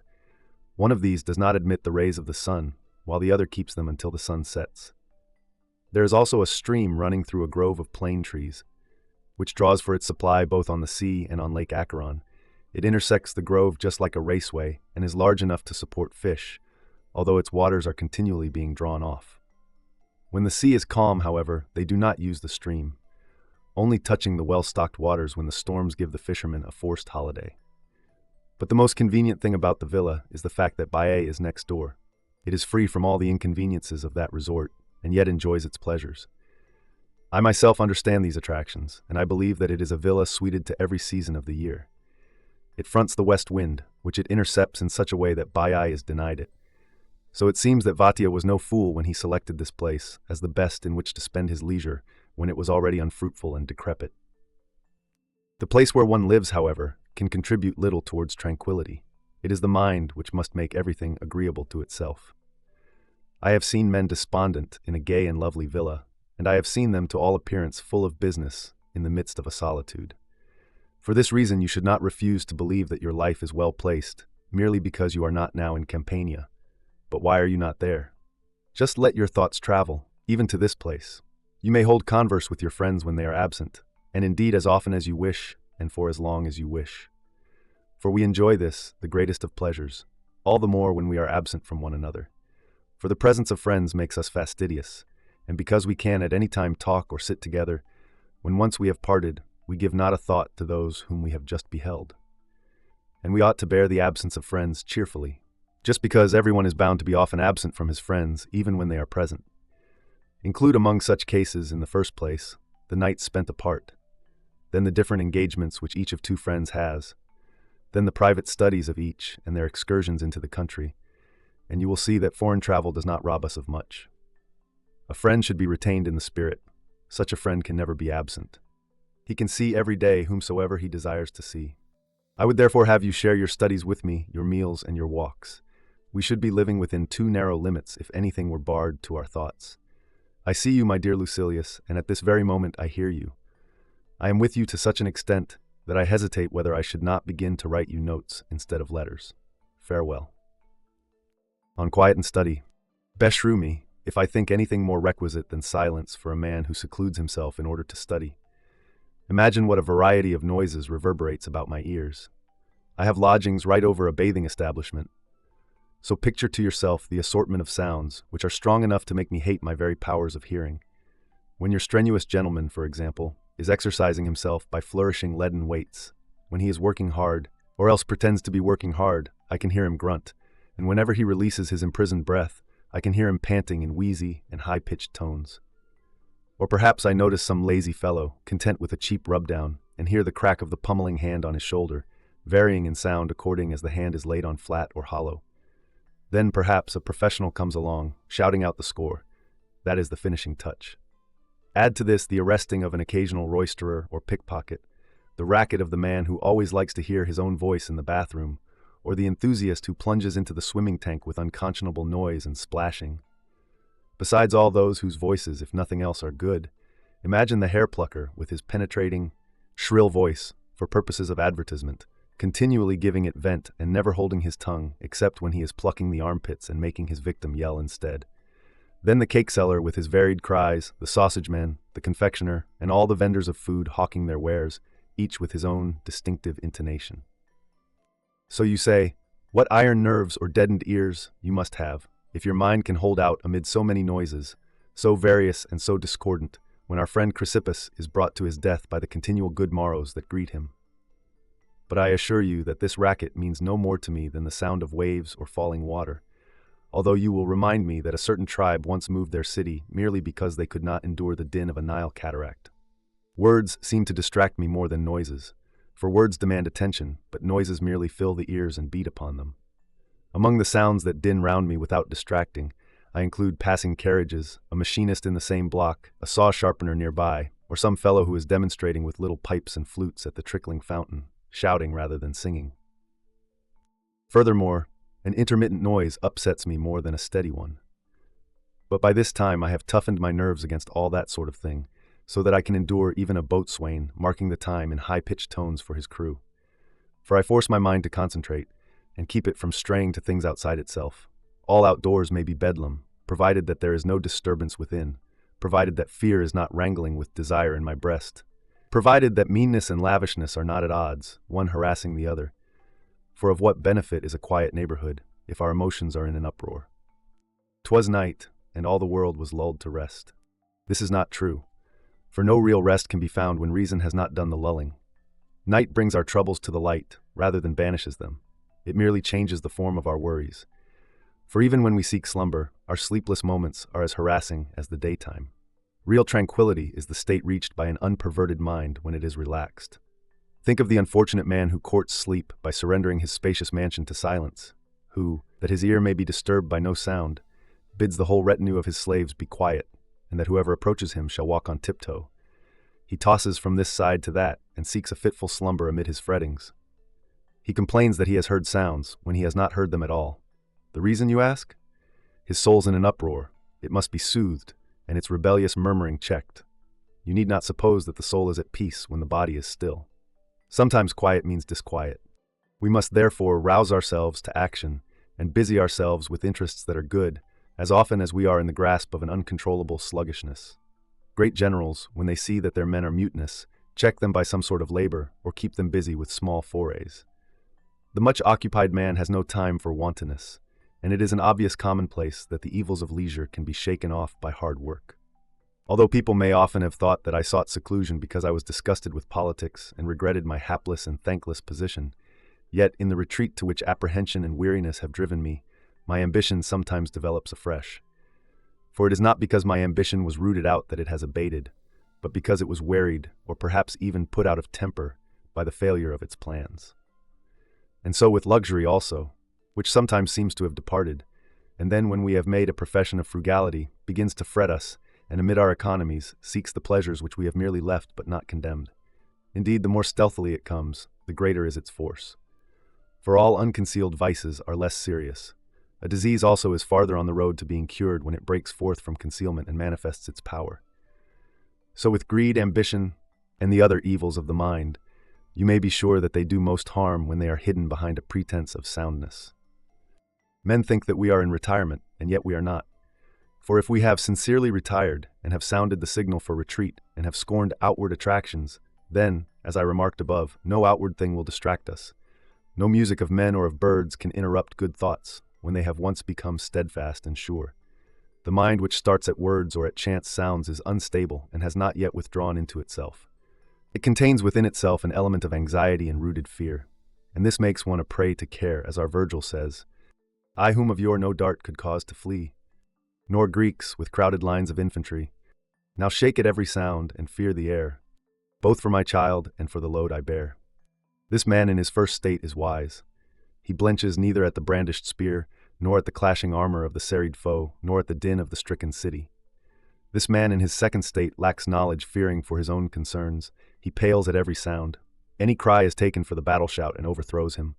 The slightest disturbance renders him breathless with fear. It is the load that makes him afraid. Select anyone you please from among your favorites of fortune, trailing their many responsibilities, carrying their many burdens, and you will behold a picture of Virgil's hero, fearing both for his child and for the load he bears. You may therefore be sure that you are at peace with yourself, when no noise readies you, when no word shakes you out of yourself, whether it be of flattery or of threat, or merely an empty sound buzzing about you with unmeaning din. What then, you say, is it not sometimes a simpler matter just to avoid the uproar? I admit this. Accordingly, I shall change from my present quarters. I merely wish to test myself and to give myself practice. Why need I be tormented any longer, when Ulysses found so simple a cure for his comrades even against the songs of the sirens? Farewell. On the trials of travel, when it was time for me to return to Naples from Baiae, I easily persuaded myself that a storm was raging, that I might avoid another trip by sea, and yet the road was so deep in mud all the way that I may be thought none the less to have made a voyage. On that day I had to endure the full fate of an athlete. The anointing with which we began was followed by the sand sprinkle in the Naples tunnel. No place could be longer than that prison. Nothing could be dimmer than those torches, which enabled us not to see amid the darkness, but to see the darkness. But even supposing that there was light in the place, the dust, which is an oppressive and disagreeable thing even in the open air, would destroy the light. How much worse the dust is there, where it rolls back upon itself, and being shut in without ventilation, blows back in the faces of those who set it going. So we endured two inconveniences at the same time, and they were diametrically different. We struggled both with mud and with dust on the same road and on the same day. The gloom, however, furnished me with some food for thought. I felt a certain mental thrill, and a transformation unaccompanied by fear, due to the novelty and the unpleasantness of an unusual occurrence. Of course, I am not speaking to you of myself at this point, because I am far from being a perfect person, or even a man of middling qualities. I refer to one over whom fortune has lost her control. Even such a man's mind will be smitten with a thrill, and he will change color. For there are certain emotions, my dear Lucilius, which no courage can avoid. Nature reminds courage how perishable a thing it is, and so he will contract his brow when the prospect is forbidding, will shudder at sudden apparitions, and will become dizzy when he stands at the edge of a high precipice and looks down. This is not fear, it is a natural feeling which reason cannot rout. That is why certain brave men, most willing to shed their own blood, cannot bear to see the blood of others. Some persons collapse and faint at the sight of a freshly inflicted wound. Others are affected similarly on handling or viewing an old wound which is festering. And others meet the sword stroke more readily than they see it dealt. Accordingly, as I said, I experienced a certain transformation, though it could not be called confusion. Then at the first glimpse of restored daylight, my good spirits returned without forethought or command, and I began to muse and think how foolish we are to fear certain objects to a greater or less degree, since all of them end in the same way. For what difference does it make whether a watchtower or a mountain crashes down upon us? No difference at all, you will find. Nevertheless, there will be some men who fear the latter mishap to a greater degree, though both accidents are equally deadly. So true it is that fear looks not to the effect, but to the cause of the effect. Do you suppose that I am now referring to the Stoics, who hold that the soul of a man crushed by a great weight cannot abide, and is scattered forthwith because it has not had a free opportunity to depart? That is not what I am doing. Those who think thus are, in my opinion, wrong. Just as fire cannot be crushed out, since it will escape round the edges of the body which overwhelms it, just as the air cannot be damaged by lashes and blows, or even cut into, but flows back about the object to which it gives place. Similarly, the soul, which consists of the subtlest particles, cannot be arrested or destroyed inside the body, but by virtue of its delicate substance, it will rather escape through the very object by which it is being crushed. Just as lightning, no matter how widely it strikes and flashes, makes its return through a narrow opening, so the soul, which is still subtler than fire, has a way of escape through any part of the body. We therefore come to this question, whether the soul can be immortal. But be sure of this, if the soul survives the body after the body is crushed, the soul can in no wise be crushed out, precisely because it does not perish. For the rule of immortality never admits of exceptions, and nothing can harm that which is everlasting. Farewell. How scant of words our language is, nay, how poverty-stricken, I have not fully understood until today. We happened to be speaking of Plato, and 1,000 subjects came up for discussion, which needed names and yet possessed none, and there were certain others which once possessed but have since lost their words because we were too nice about their use. But who can endure to be nice in the midst of poverty? There is an insect, called by the Greeks estrus, which drives cattle wild and scatters them all over their pasturing grounds. It used to be called asalus in our language, as you may believe on the authority of Virgil. Near Salaris groves and eke Alburnus shades, of green-clad oak trees flits an insect named asilus by the Romans. In the Greek, the word is rendered astrus. With a rough and strident sound it buzzes and drives wild the terror-stricken herds throughout the woods. By which I infer that the word has gone out of use. And not to keep you waiting too long, there were certain uncompounded words current, like cernere ferro inter se, as will be proved again by Virgil. Great heroes born in various lands had come to settle matters mutually with the sword. This settling matters we now express by decernere. The plain word has become obsolete. The ancients used to say uso instead of usero in conditional clauses. You need not take my word, but you may turn again to Virgil. The other soldiers shall conduct the fight with me where I shall bid. It is not in my purpose to show by this array of examples how much time I have wasted on the study of language. I merely wish you to understand how many words that were current in the works of Annaeus and Axius have become moldy with age, while even in the case of Virgil, whose works are explored daily, some of his words have been filched away from us. You will say, I suppose, what is the purpose and meaning of this preamble? I shall not keep you in the dark. I desire, if possible, to say the word essentia to you and obtain a favorable hearing. If I cannot do this, I shall risk it even though it puts you out of humor. I have Cicero as authority for the use of this word, and I regard him as a powerful authority.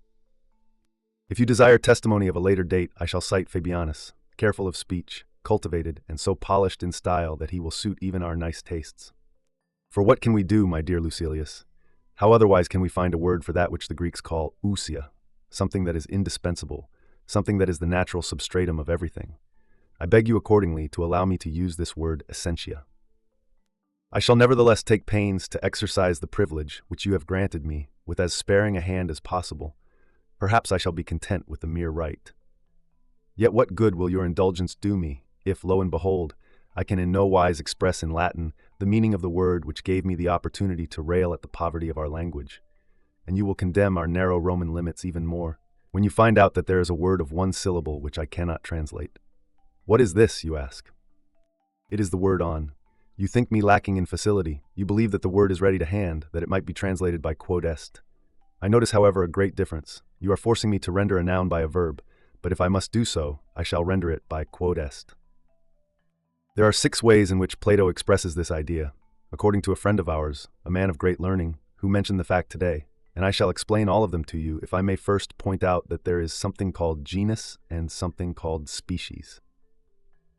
For the present, however, we are seeking the primary idea of genus, on which the others, the different species, depend, which is the source of all classification, the term under which universal ideas are embraced.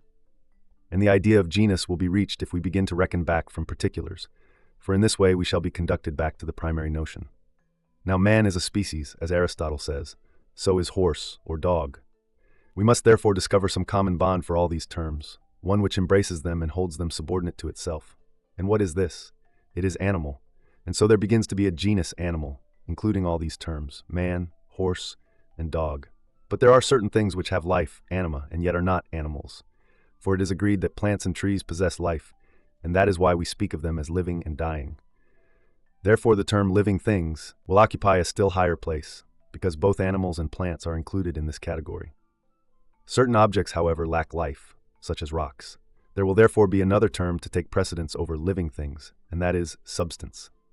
I shall classify substance by saying that all substances are either animate or inanimate, but there is still something superior to substance, for we speak of certain things as possessing substance, and certain things as lacking substance.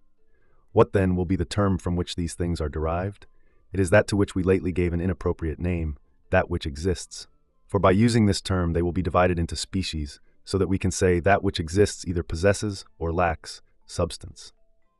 This, therefore, is what genus is, the primary original, and to play upon the word general. Of course, there are the other genera, but they are special genera, man being, for example, a genus.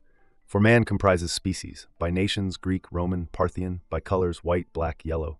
The term comprises individuals also, Cato, Cicero, Lucretius. So man falls into the category genus insofar as it includes many kinds, but insofar as it is subordinate to another term, it falls into the category species.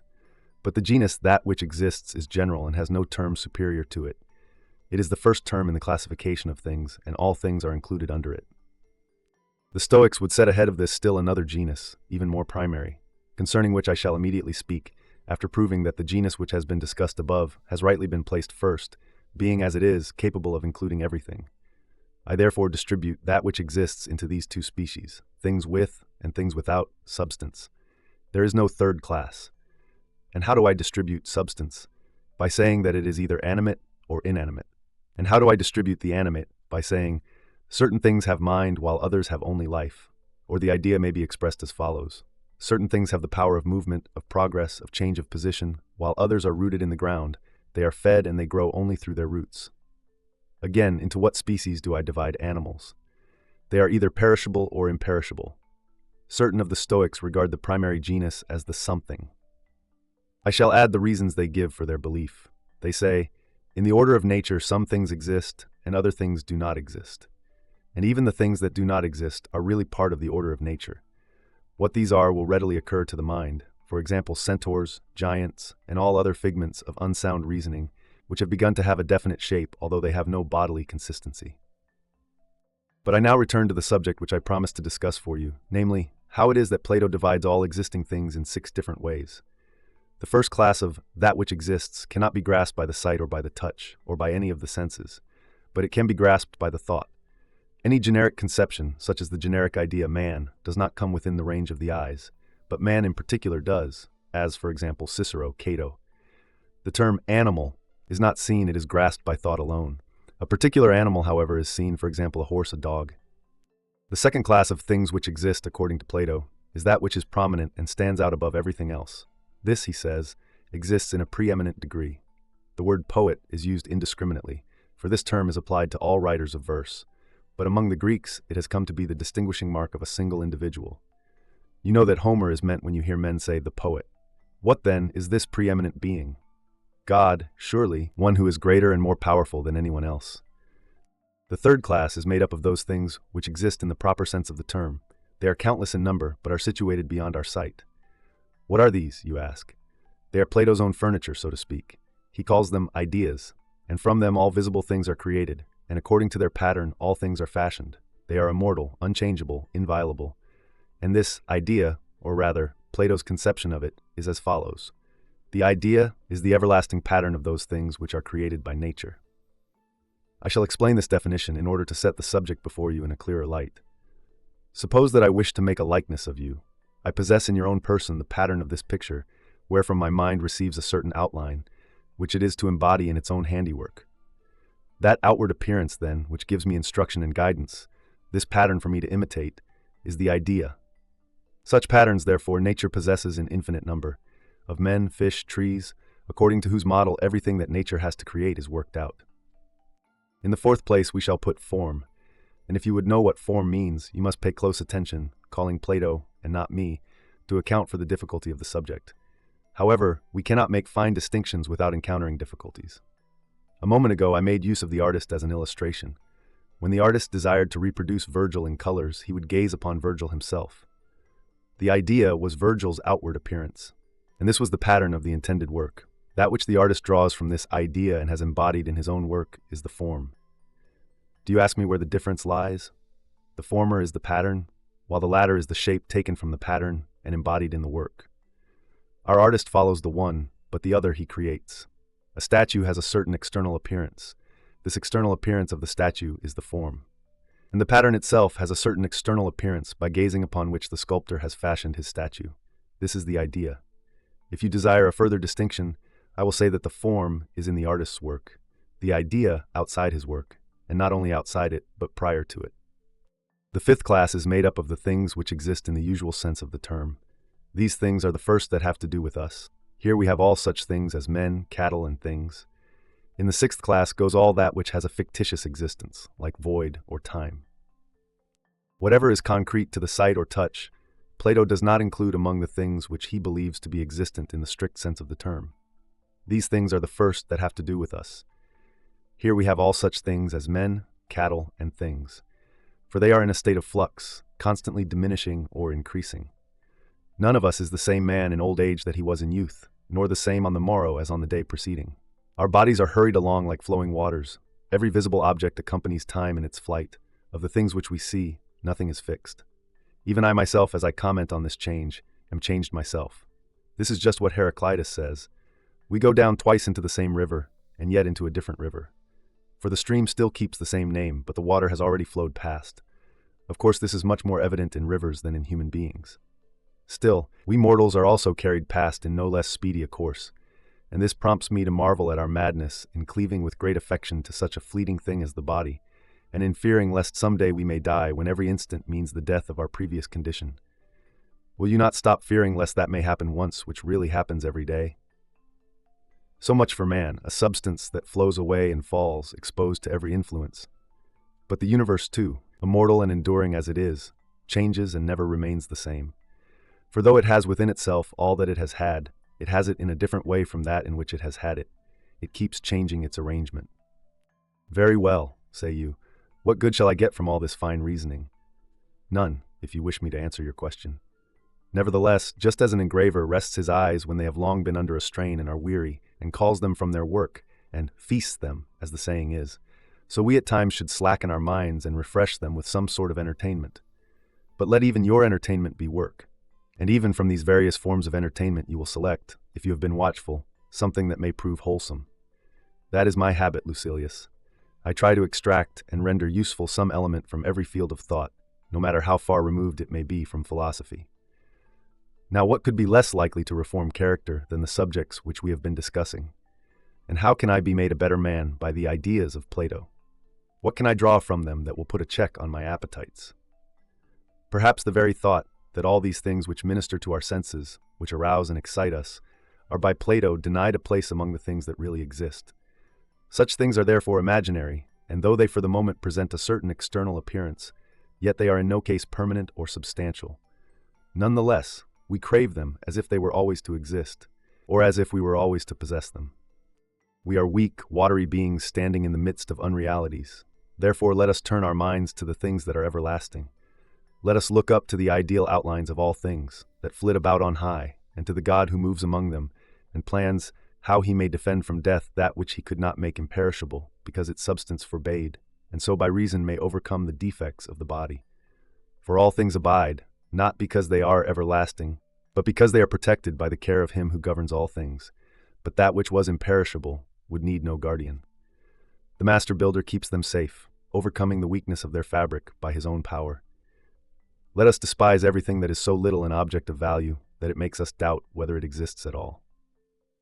Let us at the same time reflect, seeing that Providence rescues from its perils the world itself, which is no less mortal than we ourselves, that to some extent our petty bodies can be made to tarry longer upon earth by our own providence, if only we acquire the ability to control and check those pleasures whereby the greater portion of mankind perishes. Plato himself, by taking pains, advanced to old age. To be sure, he was the fortunate possessor of a strong and sound body. His very name was given him because of his broad chest. But his strength was much impaired by sea voyages and desperate adventures. Nevertheless, by frugal living, by setting a limit upon all that rouses the appetites, and by painstaking attention to himself, he reached that advanced age in spite of many hindrances. You know, I am sure, that Plato had the good fortune, thanks to his careful living, to die on his birthday, after exactly completing his 81st year. For this reason, wise men of the East, who happened to be in Athens at that time, sacrificed to him after his death, believing that his length of days was too full for a mortal man, since he had rounded out the perfect number of 9 times 9. I do not doubt that he would have been quite willing to forego a few days from this total, as well as the sacrifice. Frugal living can bring one to old age, and to my mind old age is not to be refused any more than is to be craved. There is a pleasure in being in one's own company, as long as possible, when a man has made himself worth enjoying. The question, therefore, on which we have to record our judgment is, whether one should shrink from extreme old age and should hasten the end artificially, instead of waiting for it to come. A man who sluggishly awaits his fate is almost a coward, just as he is immoderately given to wine who drains the jar dry and sucks up even the dregs. But we shall ask this question also, is the extremity of life the dregs, or is it the clearest and purest part of all, provided only that the mind is unimpaired and the senses still sound, give their support to the spirit, and the body is not worn out and dead before its time? For it makes a great deal of difference whether a man is lengthening his life or his death. But if the body is useless for service, why should one not free the struggling soul? Perhaps one ought to do this a little before the debt is due, lest, when it falls due, he may be unable to perform the act. And since the danger of living in wretchedness is greater than the danger of dying soon, he is a fool who refuses to stake a little time and win a hazard of great gain. Few have lasted through extreme old age to death without impairment, and many have lain inert, making no use of themselves. How much more cruel, then, do you suppose it really is to have lost a portion of your life than to have lost your right to end that life? Do not hear me with reluctance, as if my statement applied directly to you, but weigh what I have to say. It is this, that I shall not abandon old age, if old age preserves me intact for myself, and intact as regards the better part of myself. But if old age begins to shatter my mind, and to pull its various faculties to pieces, if it leaves me, not life, but only the breath of life, I shall rush out of a house that is crumbling and tottering. I shall not avoid illness by seeking death, as long as the illness is curable and does not impede my soul. I shall not lay violent hands upon myself just because I am in pain, for death under such circumstances is defeat. But if I find out that the pain must always be endured, I shall depart, not because of the pain, but because it will be a hindrance to me as regards all my reasons for living. He who dies just because he is in pain is a weakling, a coward, but he who lives merely to brave out this pain is a fool. But I am running on too long, and besides, there is matter here to fill a day, and how can a man end his life if he cannot end a letter? So farewell. This last word you will read with greater pleasure than all my deadly talk about death. Farewell. On pleasure and joy. I received great pleasure from your letter. Kindly allow me to use these words in their everyday meaning, without insisting upon their Stoic import. For we Stoics hold that pleasure is a vice. Very likely it is a vice, but we are accustomed to use the word when we wish to indicate a happy state of mind. I am aware that if we test words by our formula, even pleasure is a thing of ill repute, and joy can be attained only by the wise. For joy is an elation of a spirit which trusts in the goodness and truth of its own possessions.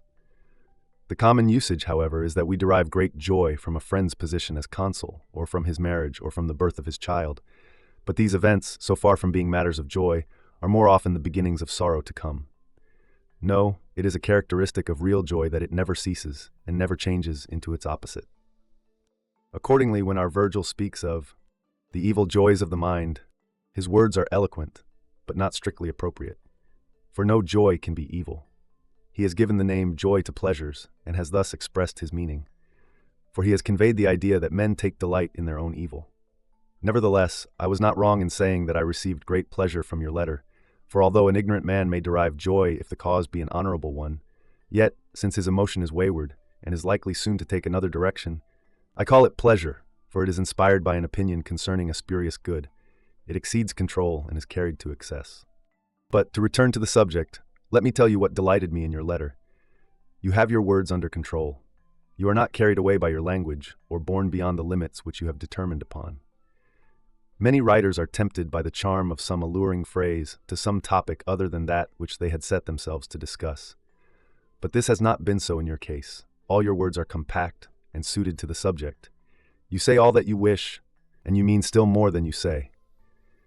This is a proof of the importance of your subject matter, showing that your mind, as well as your words, contains nothing superfluous or bombastic. I do, however, find some metaphors, not indeed daring ones, but the kind which have stood the test of use. I find similes also. Of course, if anyone forbids us to use them, maintaining that poets alone have that privilege, he has not, apparently, read any of our ancient prose writers, who had not yet learned to affect a style that should win applause. For those writers, whose eloquence was simple and directed only towards proving their case, are full of comparisons. And I think that these are necessary not for the same reason which makes them necessary for the poets, but in order that they may serve as props to our feebleness, to bring both speaker and listener face to face with the subject under discussion. For example, I am at this very moment reading Sextius. He is a keen man and a philosopher who, though he writes in Greek, has the Roman standard of ethics. One of his similes appealed especially to me, that of an army marching in hollow square, in a place where the enemy might be expected to appear from any quarter, ready for battle. This, said he, is just what the wise man ought to do. He should have all his fighting qualities deployed on every side, so that wherever the attack threatens, there his supports may be ready to hand, and may obey the captain's command without confusion.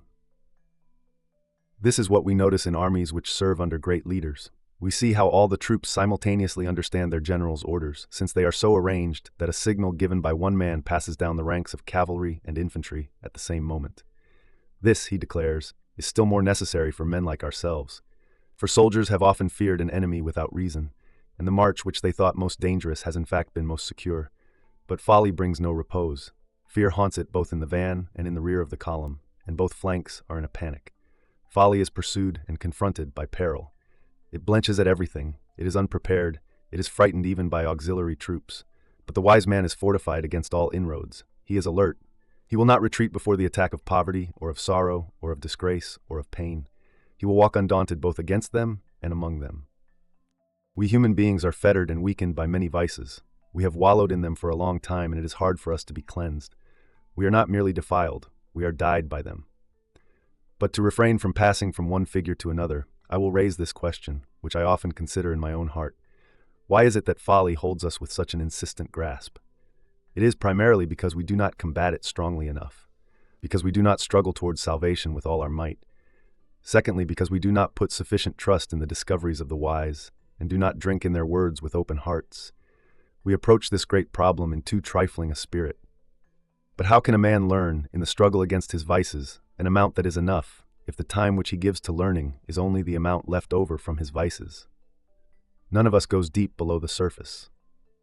We skim the top only, and we regard the smattering of time spent in the search for wisdom as enough to spare for a busy man.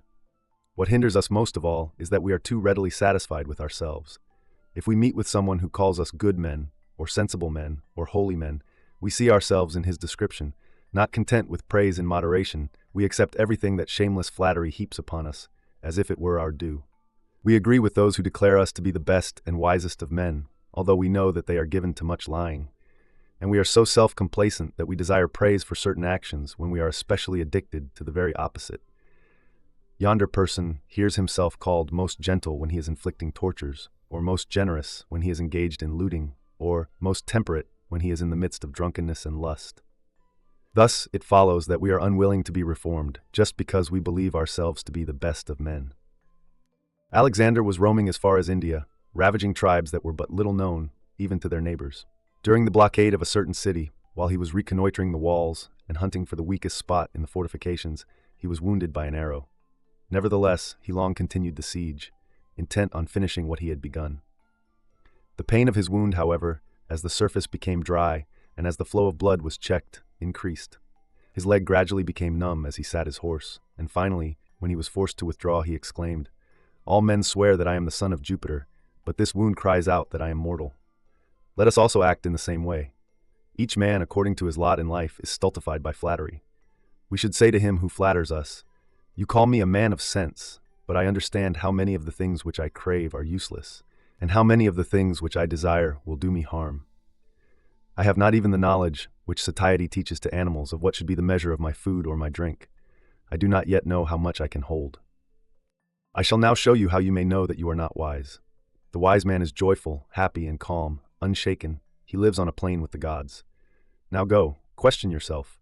If you are never downcast, if your mind is not harassed by my apprehension through anticipation of what is to come, if day and night your soul keeps on its even and unswerving course, upright and content with itself, then you have attained to the greatest good that mortals can possess. If, however, you seek pleasures of all kinds in all directions, you must know that you are as far short of wisdom as you are short of joy. Joy is the goal which you desire to reach, but you are wandering from the path if you expect to reach your goal while you are in the midst of riches and official titles. In other words, if you seek joy in the midst of cares, these objects for which you strive so eagerly, as if they would give you happiness and pleasure, are merely causes of grief.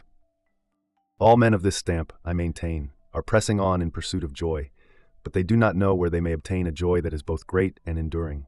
One person seeks it in feasting and self-indulgence, another in canvassing for honors and in being surrounded by a throng of clients, another in his mistress, another in idle display of culture and in literature that has no power to heal. All these men are led astray by delights which are deceptive and short-lived, like drunkenness, for example, which pays for a single hour of hilarious madness by a sickness of many days, or like applause and the popularity of enthusiastic approval, which are gained and atoned for at the cost of great mental disquietude. Reflect therefore on this, that the effect of wisdom is a joy that is unbroken and continuous. The mind of the wise man is like the ultralunar firmament, eternal calm pervades that region. You have then a reason for wishing to be wise if the wise man is never deprived of joy. This joy springs only from the knowledge that you possess the virtues. None but the brave, the just, the self-restrained can rejoice. And when you query, "What do you mean? Do not the foolish and the wicked also rejoice?" I reply, no more than lions who have caught their prey. When men have wearied themselves with wine and lust, when night fails them before their debauch is done, when the pleasures which they have heaped upon a body that is too small to hold them begin to fester, at such times they utter in their wretchedness those lines of Virgil. "Thou knowest how, amid false glittering joys, we spent that last of nights." Pleasure lovers spend every night amid false glittering joys, and just as if it were their last. But the joy which comes to the gods, and to those who imitate the gods, is not broken off, nor does it cease. But it would surely cease were it borrowed from without. Just because it is not in the power of another to bestow, neither is it subject to another's whims. That which fortune has not given, she cannot take away. Farewell. On harmful prayers. I file a complaint, I enter a suit, I am angry. Do you still desire what your nurse, your guardian, or your mother have prayed for in your behalf? Do you not yet understand what evil they prayed for? Alas, how hostile to us are the wishes of our own folk, and they are all the more hostile in proportion as they are more completely fulfilled. It is no surprise to me at my age that nothing but evil attends us from our early youth. For we have grown up amid the curses invoked by our parents, and may the gods give ear to our cry also, uttered in our own behalf, one which asks no favors. How long shall we go on making demands upon the gods, as if we were still unable to support ourselves? How long shall we continue to fill with grain the marketplaces of our great cities? How long must the people gather it in for us? How long shall many ships convey the requisites for a single meal, bringing them from no single sea? The bull is filled when he feeds over a few acres, and one forest is large enough for a herd of elephants. Man, however, draws sustenance both from the earth and from the sea. What then? Did nature give us bellies so insatiable, when she gave us these puny bodies, that we should outdo the hugest and most voracious animals in greed? Not at all. How small is the amount which will satisfy nature? A very little will send her away contented. It is not the natural hunger of our bellies that costs us dear, but our solicitous cravings. Therefore those who, as Sallust puts it, hearken to their bellies, should be numbered among the animals, and not among men. And certain men indeed should be numbered, not even among the animals, but among the dead. He really lives who is made use of by many. He really lives who makes use of himself. Those men, however, who creep into a hole and grow torpid are no better off in their homes than if they were in their tombs. Right there on the marble lintel of the house of such a man you may inscribe his name, for he has died before he is dead. Farewell. On meeting death cheerfully, let us cease to desire that which we have been desiring. I, at least, am doing this. In my old age I have ceased to desire what I desired when a boy. To this single end my days and my nights are past. This is my task, this the object of my thoughts, to put an end to my chronic ills. I am endeavoring to live every day as if it were a complete life. I do not indeed snatch it up as if it were my last. I do regard it, however, as if it might even be my last. The present letter is written to you with this in mind, as if death were about to call me away in the very act of writing. I am ready to depart, and I shall enjoy life just because I am not over-anxious as to the future date of my departure. Before I became old, I tried to live well. Now that I am old, I shall try to die well. But dying well means dying gladly. See to it that you never do anything unwillingly. That which is bound to be a necessity if you rebel is not a necessity if you desire it. This is what I mean. He who takes his orders gladly escapes the bitterest part of slavery, doing what one does not want to do. The man who does something under orders is not unhappy. He is unhappy who does something against his will. Let us therefore so set our minds in order that we may desire whatever is demanded of us by circumstances, and above all that we may reflect upon our end without sadness. We must make ready for death before we make ready for life. Life is well enough furnished, but we are too greedy with regard to its furnishings. Something always seems to us lacking, and will always seem lacking. To have lived long enough depends neither upon our years nor upon our days, but upon our minds. I have lived, my dear friend Lucilius, long enough. I have had my fill. I await death. Farewell. On good company. We are deceived by those who would have us believe that a multitude of affairs blocks their pursuit of liberal studies. They make a pretense of their engagements and multiply them when their engagements are merely with themselves. As for me, Lucilius, my time is free. It is indeed free, and wherever I am master of myself. For I do not surrender myself to my affairs, but loan myself to them, and I do not hunt out excuses for wasting my time. And wherever I am situated, I carry on my own meditations and ponder in my mind some wholesome thought. When I give myself to my friends, I do not withdraw from my own company, nor do I linger with those who are associated with me through some special occasion or some case which arises from my official position. But I spend my time in the company of all the best. No matter in what lands they may have lived, or in what age, I let my thoughts fly to them. Demetrius, for instance, the best of men, I take about with me, and leaving the wearers of purple and fine linen, I talk with him, half naked as he is, and hold him in high esteem. Why should I not hold him in high esteem? I have found that he lacks nothing. It is in the power of any man to despise all things, but of no man to possess all things. The shortest cut to riches is to despise riches. Our friend Demetrius, however, lives not merely as if he has learned to despise all things, but as if he has handed them over for others to possess. Farewell. On grief for lost friends.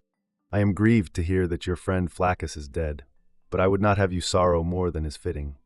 That you should not mourn at all, I shall hardly dare to insist, and yet I know that it is the better way. But what man will ever be so blessed with that ideal steadfastness of soul, unless he has already risen far above the reach of fortune?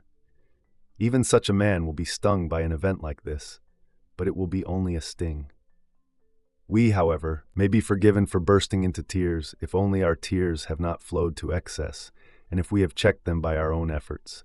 Let not the eyes be dry when we have lost a friend, nor let them overflow. We may weep, but we must not wail.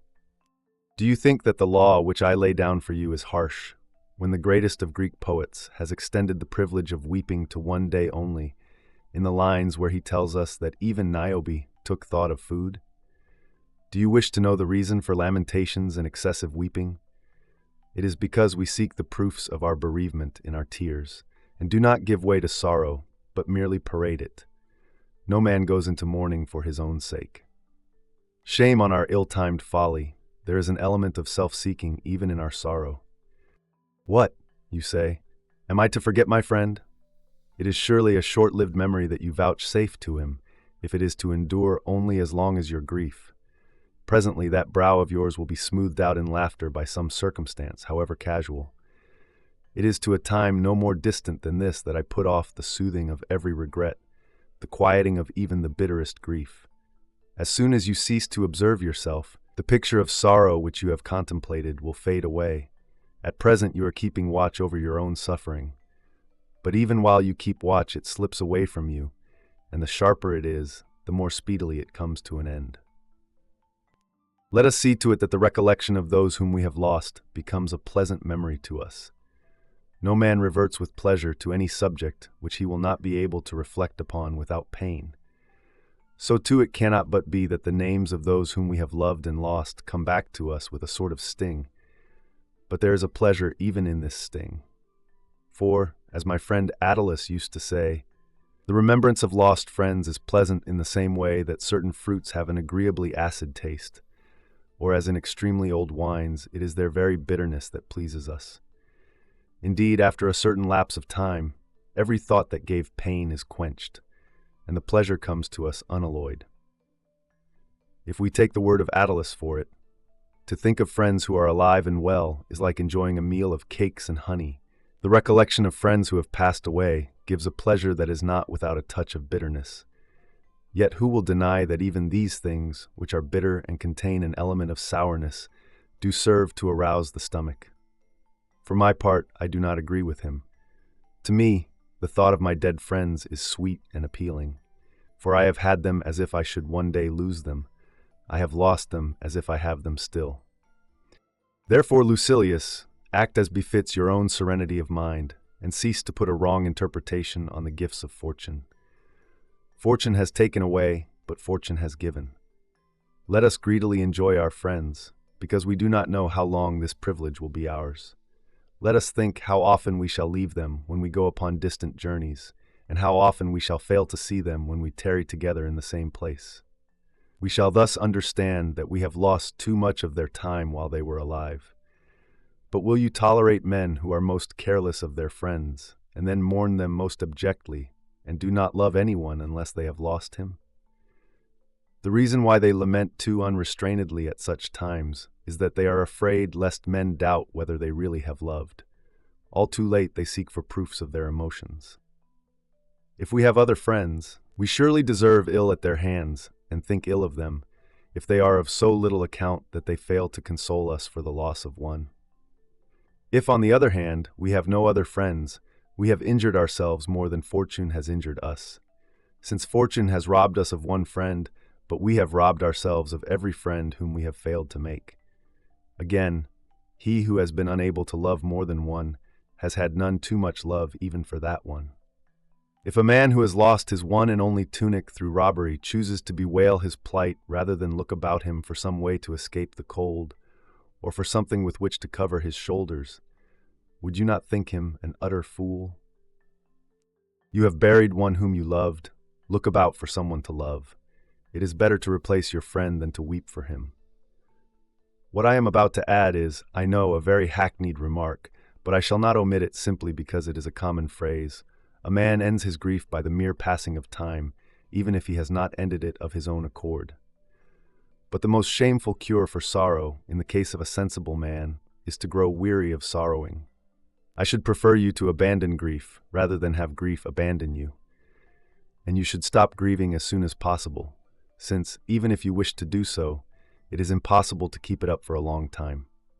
Our forefathers have enacted that, in the case of women, a year should be the limit for mourning. Not that they needed to mourn for so long, but that they should mourn no longer. In the case of men, no rules are laid down, because to mourn at all is not regarded as honorable. For all that, what woman can you show me, of all the pathetic females that could scarcely be dragged away from the funeral pile, or torn from the corpse, whose tears have lasted a whole month? Nothing becomes offensive so quickly as grief. When fresh, it finds someone to console it and attracts one or another to itself. But after becoming chronic, it is ridiculed, and rightly, for it is either assumed or foolish. He who writes these words to you is no other than I, who wept so excessively for my dear friend Annaeus that in spite of my wishes, I must be included among the examples of men who have been overcome by grief. Today, however, I condemn this act of mine, and I understand that the reason why I lamented so greatly was chiefly that I had never imagined it possible for his death to precede mine. The only thought which occurred to my mind was that he was the younger, and much younger too, as if the fates kept to the order of our ages. Therefore, let us continually think as much about our own mortality as about that of all those we love. In former days I ought to have said, "My friend Serenus is younger than I, but what does that matter? He would naturally die after me, but he may precede me." It was just because I did not do this that I was unprepared when fortune dealt me the sudden blow. Now is the time for you to reflect, not only that all things are mortal, but also that their mortality is subject to no fixed law. Whatever can happen at any time can happen today. Let us therefore reflect, my beloved Lucilius, that we shall soon come to the goal which this friend to our own sorrow has reached. And perhaps, if only the tale told by wise men is true, and there is a bourne to welcome us, then he whom we think we have lost has only been sent on ahead. Farewell. On the philosopher's task. Yesterday you were with us. You might complain if I said yesterday merely. This is why I have added with us, for so far as I am concerned, you are always with me. Certain friends had happened in on whose account a somewhat brighter fire was laid, not the kind that generally bursts from the kitchen chimneys of the rich and scares the watch, but the moderate blaze which means that guests have come. Our talk ran on various themes, as is natural at a dinner. It pursued no chain of thought to the end, but jumped from one topic to another. We then had read to us a book by Quintus Sextius the Elder. He is a great man, if you have any confidence in my opinion, and a real Stoic, though he himself denies it. Ye gods, what strength and spirit one finds in him! This is not the case with all philosophers. There are some men of illustrious name whose writings are sapless. They lay down rules, they argue, and they quibble. They do not infuse spirit simply because they have no spirit. But when you come to read Sextius, you will say, "He is alive, he is strong, he is free, he is more than a man, he fills me with a mighty confidence before I close his book." I shall acknowledge to you the state of mind I am in when I read his works. I want to challenge every hazard. I want to cry, "Why keep me waiting, fortune? Enter the lists. Behold, I am ready for you." I assume the spirit of a man who seeks where he may make trial of himself, where he may show his worth. And fretting, mid the unwarlike flocks he prays, some foam-flecked boar may cross his path, or else a tawny lion stalking down the hills. I want something to overcome, something on which I may test my endurance. For this is another remarkable quality that Sextius possesses. He will show you the grandeur of the happy life, and yet will not make you despair of attaining it. You will understand that it is on high, but that it is accessible to him who has the will to seek it. And virtue herself will have the same effect upon you, of making you admire her and yet hope to attain her. In my own case, at any rate, the very contemplation of wisdom takes much of my time. I gaze upon her with bewilderment, just as I sometimes gaze upon the firmament itself, which I often behold as if I saw it for the first time. Hence I worship the discoveries of wisdom and their discoverers. To enter, as it were, into the inheritance of many predecessors is a delight. It was for me that they laid up this treasure. It was for me that they toiled. But we should play the part of a careful householder. We should increase what we have inherited. This inheritance shall pass from me to my descendants larger than before. Much still remains to do, and much will always remain. And he who shall be born 1,000 ages hence will not be barred from his opportunity of adding something further. But even if the old masters have discovered everything, one thing will be always new: the application and the scientific study and classification of the discoveries made by others. Assume that prescriptions have been handed down to us for the healing of the eyes. There is no need of my searching for others in addition, but for all that, these prescriptions must be adapted to the particular disease and to the particular stage of the disease. Use this prescription to relieve granulation of the eyelids, that to reduce the swelling of the lids, this to prevent sudden pain or a rush of tears, that to sharpen the vision. Then compound these several prescriptions, watch for the right time of their application, and supply the proper treatment in each case. The cures for the spirit also have been discovered by the ancients, but it is our task to learn the method and the time of treatment. Our predecessors have worked much improvement, but have not worked out the problem. They deserve respect, however, and should be worshipped with a divine ritual. Why should I not keep statues of great men to kindle my enthusiasm and celebrate their birthdays? Why should I not continually greet them with respect and honor? The reverence which I owe to my own teachers, I owe in like measure to those teachers of the human race, the source from which the beginnings of such great blessings have flowed. If I meet a consul or a praetor, I shall pay him all the honor which his post of honor is wont to receive. I shall dismount, uncover, and yield the road. What then? Shall I admit into my soul with less than the highest marks of respect Marcus Cato, the elder and the younger, Laelius the wise, Socrates and Plato, Zeno and Cleanthes? I worship them in very truth and always rise to do honor to such noble names. Farewell. On the first cause, I shared my time yesterday with ill health. It claimed for itself all the period before noon. In the afternoon, however, it yielded to me. And so I first tested my spirit by reading. Then, when reading was found to be possible, I dared to make more demands upon the spirit, or perhaps I should say, to make more concessions to it. I wrote a little, and indeed with more concentration than usual, for I am struggling with a difficult subject and do not wish to be downed. In the midst of this, some friends visited me, with the purpose of employing force and of restraining me, as if I were a sick man indulging in some excess. So conversation was substituted for writing, and from this conversation I shall communicate to you the topic which is still the subject of debate. For we have appointed you referee. You have more of a task on your hands than you suppose, for the argument is threefold. Our Stoic philosophers, as you know, declare that there are two things in the universe which are the source of everything, namely cause and matter. Matter lies sluggish, a substance ready for any use, but sure to remain unemployed if no one sets it in motion. Cause, however, by which we mean reason, molds matter and turns it in whatever direction it will, producing thereby various concrete results. Accordingly, there must be, in the case of each thing, that from which it is made, and next an agent by which it is made. The former is its material, the latter its cause. All art is but imitation of nature. Therefore, let me apply these statements of general principles to the things which have to be made by man. A statue, for example, has afforded matter which was to undergo treatment at the hands of the artist, and has had an artist who was to give form to the matter. Hence, in the case of the statue, the material was bronze, the cause was the workman. And so it goes with all things. They consist of that which is made and of the maker. The Stoics believe in one cause only, the maker, but Aristotle thinks that the word cause can be used in three ways. The first cause, he says, is the actual matter, without which nothing can be created. The second is the workman. The third is the form, which is impressed upon every work, a statue, for example. This last is what Aristotle calls the eidos. There is, too, says he, a fourth, the purpose of the work as a whole.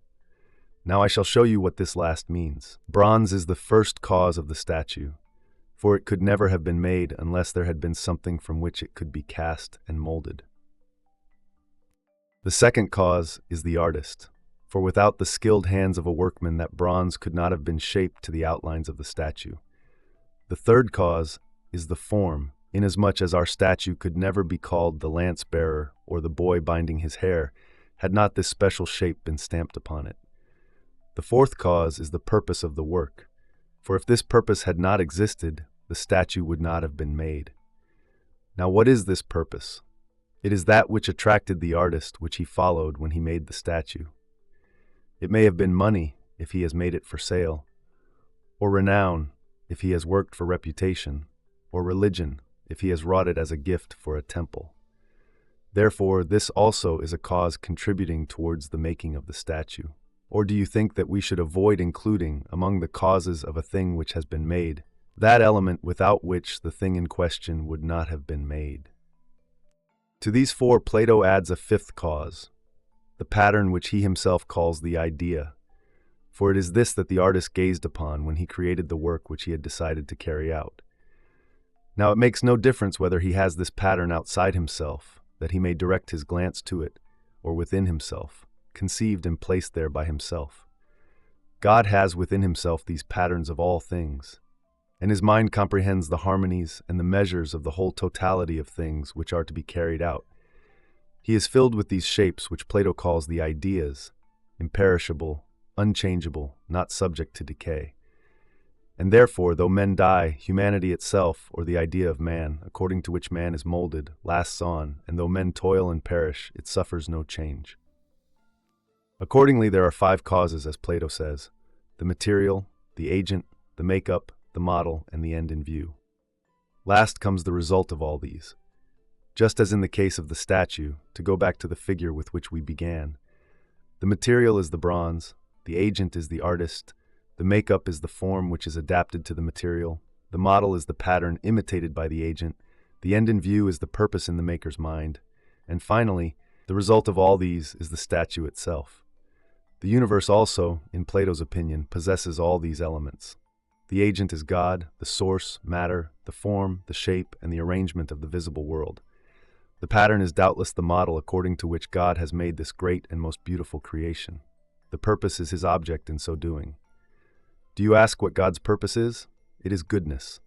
Plato, at any rate, says, what was God's reason for creating the world? God is good, and no good person is grudging of anything that is good. Therefore, God made it the best world possible. Hand down your opinion, then, O judge. State who seems to you to say what is truest, and not who says what is absolutely true. For to do that is as far beyond our ken as truth itself. This throng of causes, defined by Aristotle and by Plato, embraces either too much or too little. For if they regard as causes of an object that is to be made everything without which the object cannot be made, they have named too few. Time must be included among the causes, for nothing can be made without time. They must also include place, for if there be no place where a thing can be made, it will not be made. And motion too. Nothing is either made or destroyed without motion. There is no art without motion, no change of any kind. Now, however, I am searching for the first, the general cause. This must be simple, inasmuch as matter too is simple. Do we ask what cause is? It is surely creative reason, in other words, God. For those elements to which you referred are not a great series of independent causes. They all hinge on one alone, and that will be the creative cause. Do you maintain that form is a cause? This is only what the artist stamps upon his work. It is part of a cause, but not the cause. Neither is the pattern a cause, but an indispensable tool of the cause. His pattern is as indispensable to the artist as the chisel or the file. Without these, art can make no progress. But for all that, these things are neither parts of the art, nor causes of it. Then, perhaps you will say, the purpose of the artist, that which leads him to undertake to create something, is the cause. It may be a cause. It is not, however, the efficient cause, but only an accessory cause. But there are countless accessory causes. What we are discussing is the general cause. Now, the statement of Plato and Aristotle is not in accord with their usual penetration, when they maintain that the whole universe, the perfectly wrought work, is a cause. For there is a great difference between a work and the cause of a work. Either give your opinion, or, as is easier in cases of this kind, declare that the matter is not clear and call for another hearing. But you will reply, what pleasure do you get from wasting your time on these problems, which relieve you of none of your emotions, rout none of your desires? So far as I am concerned, I treat and discuss them as matters which contribute greatly toward calming the spirit, and I search myself first, and then the world about me. And not even now am I, as you think, wasting my time. For all these questions, provided that they be not chopped up and torn apart into such unprofitable refinements, elevate and lighten the soul, which is weighted down by a heavy burden and desires to be freed and to return to the elements of which it was once a part. For this body of ours is a weight upon the soul and its penance. As the load presses down, the soul is crushed and is in bondage, unless philosophy has come to its assistance and has bid it take fresh courage by contemplating the universe, and has turned it from things earthly to things divine. There it has its liberty. There it can roam abroad. Meantime, it escapes the custody in which it is bound, and renews its life in heaven. Just as skilled workmen, who have been engaged upon some delicate piece of work which wearies their eyes with straining, if the light which they have is niggardly or uncertain, go forth into the open air, and in some park devoted to the people's recreation delight their eyes in the generous light of day. So the soul, imprisoned as it has been in this gloomy and darkened house, seeks the open sky whenever it can, and in the contemplation of the universe finds rest.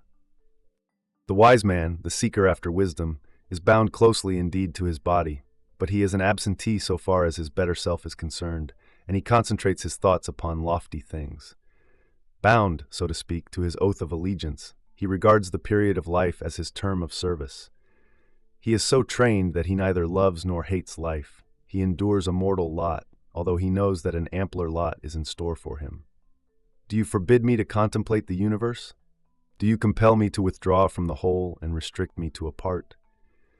May I not ask, what are the beginnings of all things? Who molded the universe? Who took the confused and conglomerate mass of sluggish matter and separated it into its parts?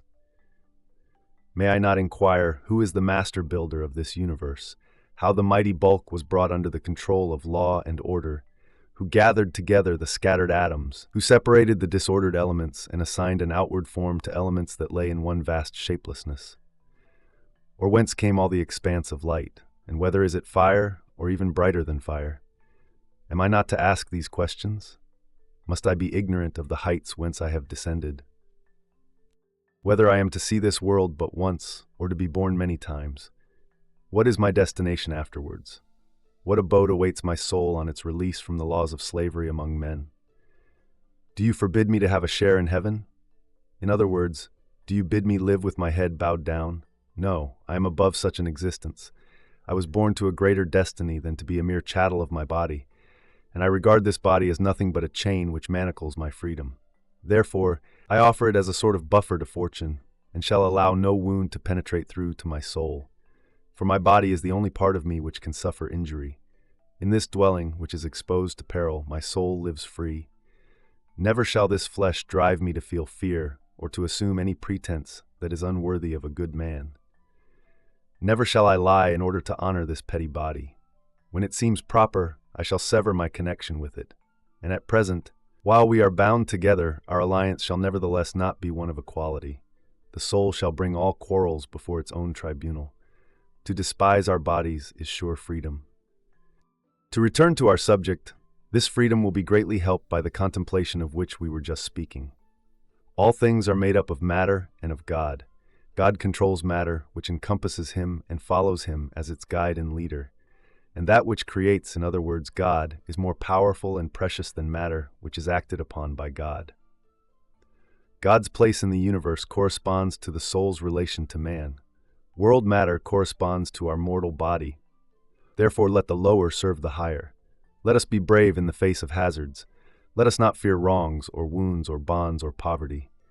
And what is death? It is either the end or a process of change. I have no fear of ceasing to exist. It is the same as not having begun. Nor do I shrink from changing into another state, because I shall, under no conditions, be as cramped as I am now. Farewell. On various aspects of virtue. I have just seen my former schoolmate Claranus for the first time in many years. You need not wait for me to add that he is an old man, but I assure you that I found him hale in spirit and sturdy, although he is wrestling with a frail and feeble body. For nature acted unfairly when she gave him a poor domicile for so rare a soul, or perhaps it was because she wished to prove to us that an absolutely strong and happy mind can lie hidden under any exterior. Be that as it may, Claranus overcomes all these hindrances, and by despising his own body has arrived at a stage where he can despise other things also. The poet who sang, "Worth shows more pleasing in a form that's fair," is, in my opinion, mistaken. For virtue needs nothing to set it off. It is its own great glory, and it hallows the body in which it dwells. At any rate, I have begun to regard Claranus in a different light. He seems to me handsome, and as well set up in body as in mind. A great man can spring from a hovel, so can a beautiful and great soul from an ugly and insignificant body. For this reason, nature seems to me to breed certain men of this stamp, with the idea of proving that virtue springs into birth in any place whatever. Had it been possible for her to produce souls by themselves and naked, she would have done so. As it is, nature does a still greater thing, for she produces certain men who, though hampered in their bodies, nonetheless break through the obstruction. I think Claranus has been produced as a pattern, that we might be enabled to understand that the soul is not disfigured by the ugliness of the body, but rather the opposite, that the body is beautified by the comeliness of the soul. Now, though Clarinus and I have spent very few days together, we have nevertheless had many conversations, which I will at once pour forth and pass on to you. The first day we investigated this problem. How can goods be equal if they are of three kinds? For certain of them, according to our philosophical tenets, are primary, such as joy, peace, and the welfare of one's country. Others are of the second order, molded in an unhappy material, such as the endurance of suffering and self-control during severe illness. We shall pray outright for the goods of the first class. For the second class we shall pray only if the need shall arise. There is still a third variety, as for example, a modest gait, a calm and honest countenance, and a bearing that suits the man of wisdom. Now how can these things be equal when we compare them, if you grant that we ought to pray for the one and avoid the other? If we would make distinctions among them, we had better return to the first good, and consider what its nature is. The soul that gazes upon truth, that is skilled in what should be sought and what should be avoided, establishing standards of value not according to opinion, but according to nature. The soul that penetrates the whole world and directs its contemplating gaze upon all its phenomena, paying strict attention to thoughts and actions, equally great and forceful, superior alike to hardships and blandishments, yielding itself to neither extreme of fortune, rising above all blessings and tribulations, absolutely beautiful, perfectly equipped with grace as well as with strength, healthy and sinewy, unruffled, undismayed, one which no violence can shatter, one which acts of chance can neither exalt nor depress. A soul like this is virtue itself. There you have its outward appearance, if it should ever come under a single view and show itself once in all its completeness. But there are many aspects of it. They unfold themselves according as life varies and as actions differ, but virtue itself does not become less or greater. For the supreme good cannot diminish, nor may virtue retrograde. Rather is it transformed, now into one quality and now into another, shaping itself according to the part which it is to play. Whatever it has touched, it brings into likeness with itself and dyes with its own color. It adorns our actions, our friendships, and sometimes entire households which it has entered and set in order. Whatever it has handled, it forthwith makes lovable, notable, admirable. Therefore the power and the greatness of virtue cannot rise to greater heights, because increase is denied to that which is superlatively great. You will find nothing straighter than the straight, nothing truer than the truth, and nothing more temperate than that which is temperate. Every virtue is limitless, for limits depend upon definite measurements. Constancy cannot advance further, any more than fidelity, or truthfulness, or loyalty. What can be added to that which is perfect? Nothing otherwise that was not perfect to which something has been added. Nor can anything be added to virtue either, for if anything can be added thereto, it must have contained a defect. Honor also permits of no addition, for it is honorable because of the very qualities which I have mentioned. What then? Do you think that propriety, justice, lawfulness do not also belong to the same type, and that they are kept within fixed limits? The ability to increase is proof that a thing is still imperfect. The good, in every instance, is subject to these same laws. The advantage of the state and that of the individual are yoked together. Indeed, it is as impossible to separate them as to separate the commendable from the desirable. Therefore, virtues are mutually equal, and so are the works of virtue, and all men who are so fortunate as to possess these virtues. But, since the virtues of plants and of animals are perishable, they are also frail and fleeting and uncertain. They spring up, and they sink down again, and for this reason they are not rated at the same value. But to human virtues only one rule applies. For right reason is single and of but one kind. Nothing is more divine than the divine, or more heavenly than the heavenly. Mortal things decay, fall, are worn out, grow up, are exhausted, and replenished. Hence, in their case, in view of the uncertainty of their lot, there is inequality, but of things divine the nature is one. Reason, however, is nothing else than a portion of the divine spirit set in a human body. If reason is divine, and the good in no case lacks reason, then the good in every case is divine. And furthermore, there is no distinction between things divine, hence there is none between goods either. Therefore it follows that joy and a brave, unyielding endurance of torture are equal goods, for in both there is the same greatness of soul relaxed and cheerful in the one case. in the other combative and braced for action. What? Do you not think that the virtue of him who bravely storms the enemy's stronghold is equal to that of him who endures a siege with the utmost patience? Great is Scipio when he invests Numantia, and constrains and compels the hands of an enemy, whom he could not conquer, to resort to their own destruction. Great also are the souls of the defenders, men who know that, as long as the path to death lies open, the blockade is not complete, men who breathe their last in the arms of liberty. In like manner, the other virtues are also equal as compared with one another: tranquility, simplicity, generosity, constancy, equanimity, endurance. For underlying them all is a single virtue, that which renders the soul straight and unswerving. What then, you say? Is there no difference between joy and unyielding endurance of pain? None at all, as regards the virtues themselves. Very great, however, in the circumstances in which either of these two virtues is displayed. In the one case, there is a natural relaxation and loosening of the soul. In the other, there is an unnatural pain. Hence these circumstances, between which a great distinction can be drawn, belong to the category of indifferent things, but the virtue shown in each case is equal.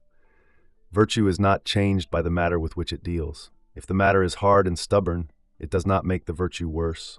If pleasant and joyous, it does not make it better. Therefore, virtue necessarily remains equal. For in each case, what is done with equal uprightness, with equal wisdom, and with equal honor. Hence the states of goodness involved are equal, and it is impossible for a man to transcend these states of goodness by conducting himself better, either the one man in his joy, or the other amid his suffering. And two goods, neither of which can possibly be better, are equal. For if things which are extrinsic to virtue can either diminish or increase virtue, then that which is honorable ceases to be the only good. If you grant this, honor has wholly perished. And why? Let me tell you. It is because no act is honorable that is done by an unwilling agent, that is compulsory. Every honorable act is voluntary. Alloy it with reluctance, complaints, cowardice, or fear, and it loses its best characteristic, self-approval. That which is not free cannot be honorable, for fear means slavery. The honorable is wholly free from anxiety and is calm. If it ever objects, laments, or regards anything as an evil, it becomes subject to disturbance and begins to flounder about amid great confusion. For on one side the semblance of right calls to it, on the other the suspicion of evil drags it back. Therefore, when a man is about to do something honorable, he should not regard any obstacles as evils, even though he regard them as inconvenient, but he should will to do the deed, and do it willingly. For every honorable act is done without commands or compulsion. It is unalloyed and contains no admixture of evil. I know what you may reply to me at this point. Are you trying to make us believe that it does not matter whether a man feels joy or whether he lies upon the rack and tires out his torturer? I might say in answer, Epicurus also maintains that the wise man, though he is being burned in the bull of Phalaris, will cry out, "'Tis pleasant, and concerns me not at all." Why need you wonder? If I maintain that he who reclines at a banquet and the victim who stoutly withstands torture possess equal goods, when Epicurus maintains a thing that is harder to believe, namely, that it is pleasant to be roasted in this way. But the reply which I do make is that there is great difference between joy and pain. If I am asked to choose, I shall seek the former and avoid the latter. The former is according to nature, the latter contrary to it. So long as they are rated by this standard, there is a great gulf between. But when it comes to a question of the virtue involved, the virtue in each case is the same, whether it comes through joy or through sorrow. Vexation and pain and other inconveniences are of no consequence, for they are overcome by virtue. Just as the brightness of the sun dims all lesser lights, so virtue, by its own greatness, shatters and overwhelms all pains, annoyances, and wrongs. And wherever its radiance reaches, all lights which shine without the help of virtue are extinguished, and inconveniences, when they come in contact with virtue, play no more important a part than does a storm cloud at sea. This can be proved to you by the fact that the good man will hasten unhesitatingly to any noble deed, even though he be confronted by the hangman, the torturer, and the stake. He will persist, regarding not what he must suffer, but what he must do. And he will entrust himself as readily to an honorable deed as he would to a good man. He will consider it advantageous to himself, safe, propitious, and he will hold the same view concerning an honorable deed, even though it be fraught with sorrow and hardship, as concerning a good man who is poor or wasting away in exile. Come now, contrast a good man who is rolling in wealth with a man who has nothing, except that in himself he has all things. They will be equally good, though they experience unequal fortune. This same standard, as I have remarked, is to be applied to things as well as to men. Virtue is just as praiseworthy if it dwells in a sound and free body, as in one which is sickly or in bondage. Therefore, as regards your own virtue also, you will not praise it any more if fortune has favored it by granting you a sound body, than if fortune has endowed you with a body that is crippled in some member, since that would mean rating a master low because he is dressed like a slave. For all those things over which chance holds sway are chattels, money, person, position.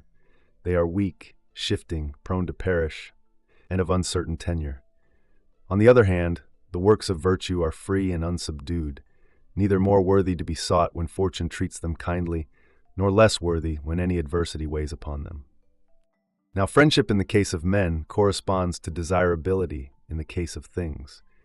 You would not, I fancy, love a good man if he were rich any more than if he were poor, nor would you love a strong and muscular person more than one who is slender and of delicate constitution. Accordingly, neither will you seek or love a good thing that is mirthful and tranquil more than one that is full of perplexity and toil. Or if you do this, you will, in the case of two equally good men, care more for him who is neat and well-groomed than for him who is dirty and unkempt. You would next go so far as to care more for a good man who is sound in all his limbs and without blemish than for one who is weak or purblind, and gradually your fastidiousness would reach such a point that of two equally just and prudent men, you would choose him who has long curling hair. Whenever the virtue in each one is equal, the inequality in their other attributes is not apparent. For all other things are not parts, but merely accessories. Would any man judge his children so unfairly as to care more for a healthy son than for one who was sickly, or for a tall child of unusual stature more than for one who was short or of middling height? Wild beasts show no favoritism among their offspring. They lie down in order to suckle all alike. Birds make fair distribution of their food. Ulysses hastens back to the rocks of his Ithaca as eagerly as Agamemnon speeds to the kingly walls of Mycenae. For no man loves his native land because it is great. He loves it because it is his own. And what is the purpose of all this? That you may know that virtue regards all her works in the same light, as if they were her children, showing equal kindness to all, and still deeper kindness to those which encounter hardships. For even parents lean with more affection towards those of their offspring for whom they feel pity. Virtue, too, does not necessarily love more deeply those of her works which she beholds in trouble and under heavy burdens, but like good parents, she gives them more of her fostering care. Why is no good greater than any other good? It is because nothing can be more fitting than that which is fitting, and nothing more level than that which is level. You cannot say that one thing is more equal to a given object than another thing. Hence also nothing is more honorable than that which is honorable. Accordingly, if all the virtues are by nature equal, the three varieties of goods are equal. This is what I mean. There is an equality between feeling joy with self-control and suffering pain with self-control. The joy in the one case does not surpass in the other the steadfastness of soul that gulps down the groan when the victim is in the clutches of the torturer. Goods of the first kind are desirable, while those of the second are worthy of admiration, and in each case they are none the less equal, because whatever inconvenience attaches to the latter is compensated by the qualities of the good, which is so much greater.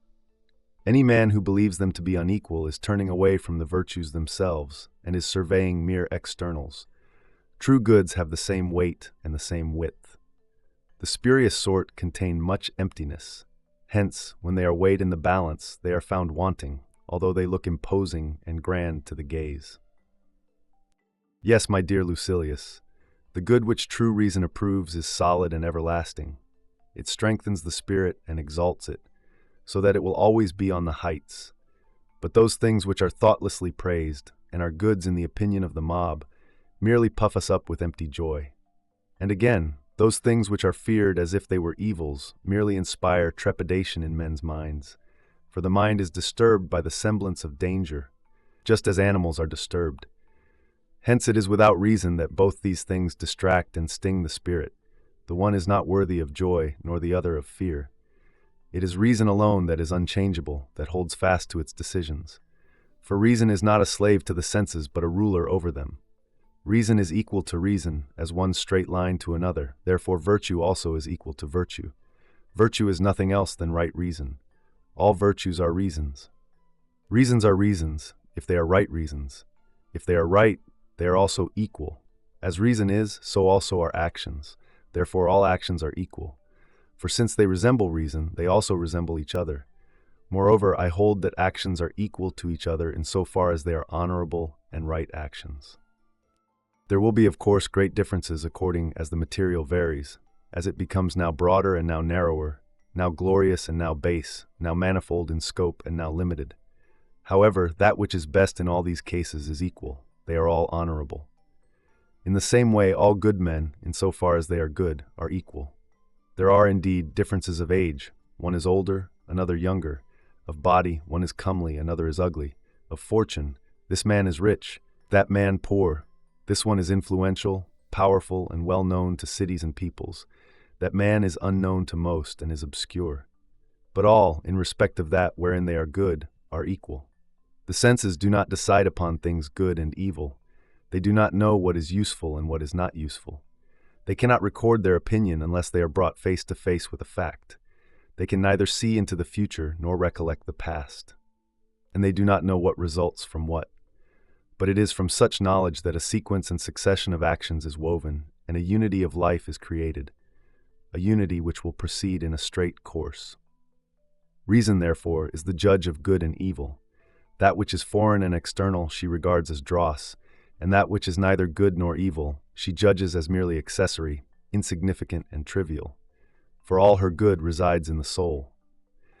But there are certain goods which reason regards as primary, to which she addresses herself purposely. These are, for example, victory, good children, and the welfare of one's country.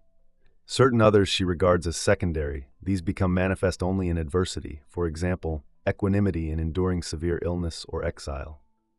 Certain goods are indifferent. These are no more according to nature than contrary to nature, as, for example, a discreet gait and a sedate posture in a chair. For sitting is an act that is not less according to nature than standing or walking. The two kinds of goods which are of a higher order are different. The primary are according to nature, such as deriving joy from the dutiful behavior of one's children and from the well-being of one's country. The secondary are contrary to nature, such as fortitude in resisting torture or in enduring thirst when illness makes the vitals feverish. What then, you say? Can anything that is contrary to nature be a good? Of course not, but that in which this good takes its rise is sometimes contrary to nature. For being wounded, wasting away over a fire, being afflicted with bad health, such things are contrary to nature.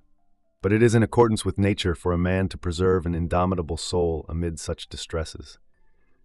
To explain my thought briefly, the material with which a good is concerned is sometimes contrary to nature, but a good itself never is contrary, since no good is without reason, and reason is in accordance with nature. What then, you ask, is reason? It is copying nature. And what, you say, is the greatest good that man can possess? It is to conduct oneself according to what nature wills.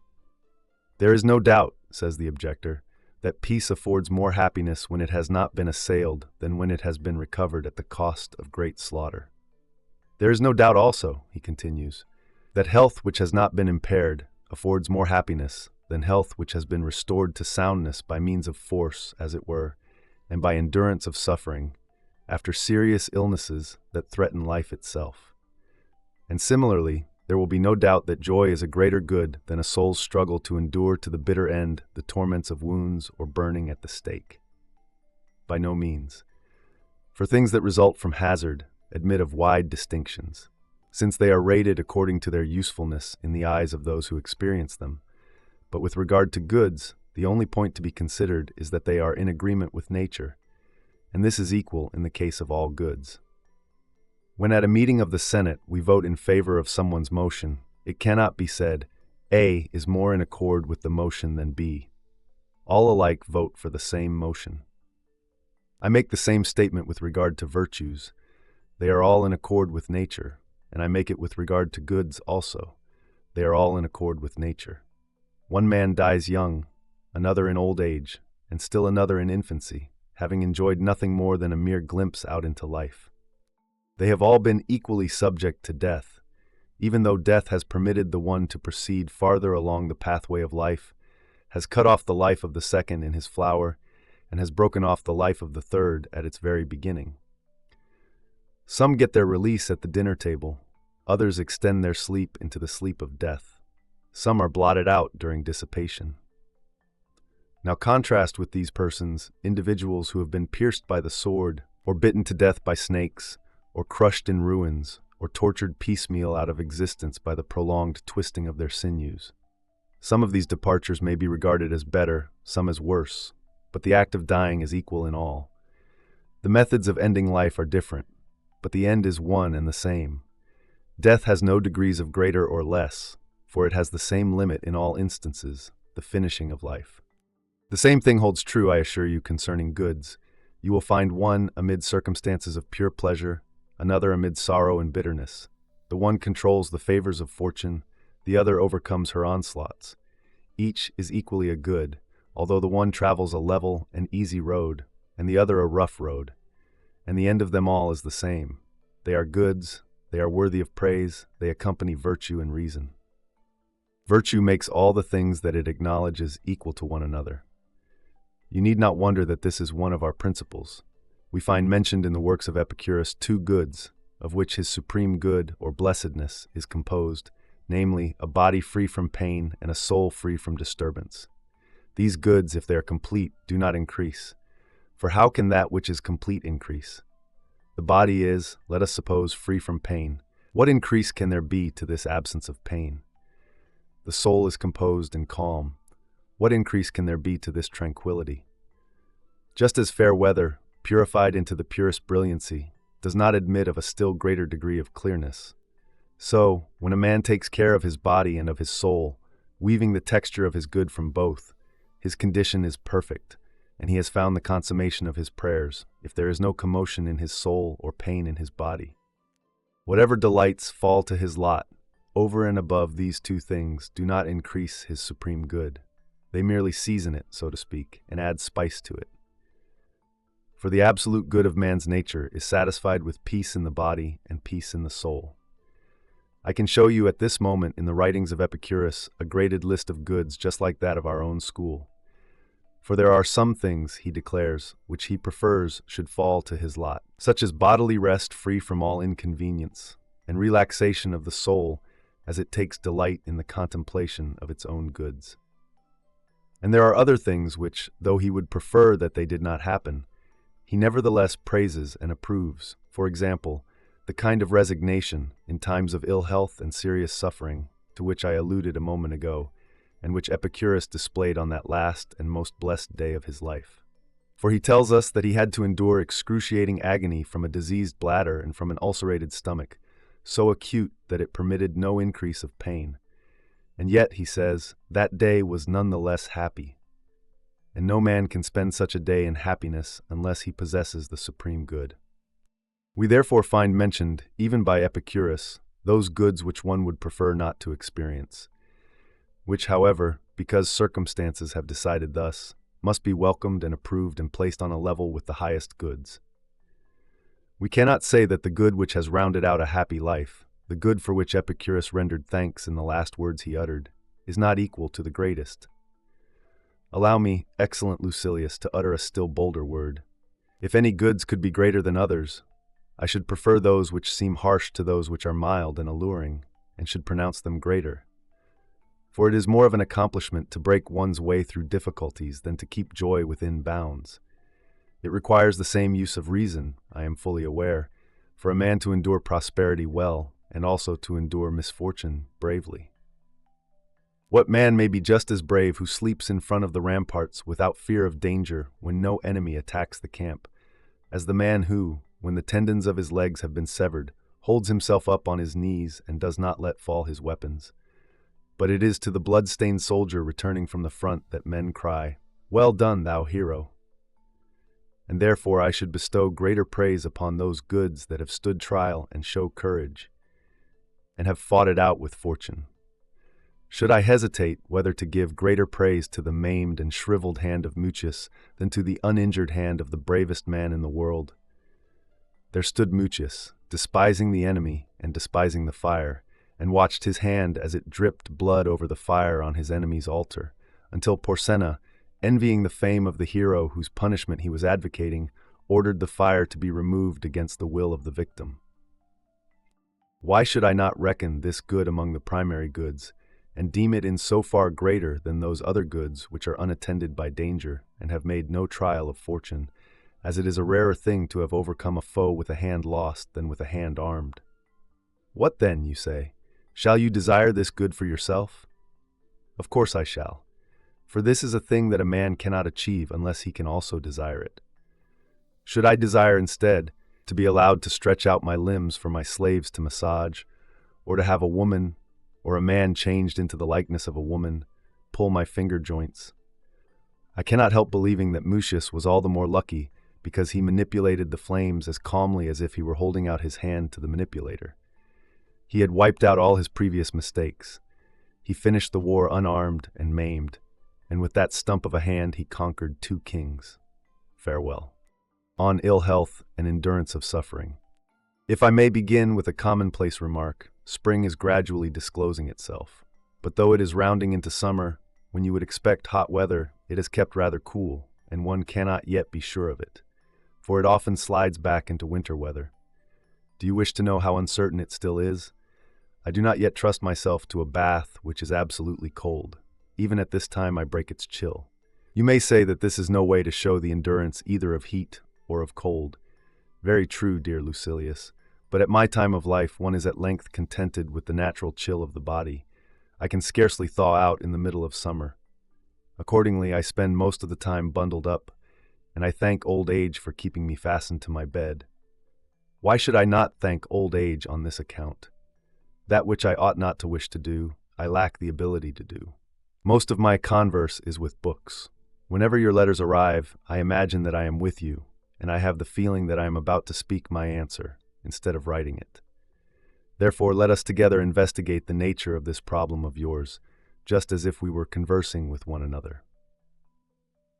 You ask me whether every good is desirable. You say, if it is a good to be brave under torture, to go to the stake with a stout heart, to endure illness with resignation, it follows that these things are desirable.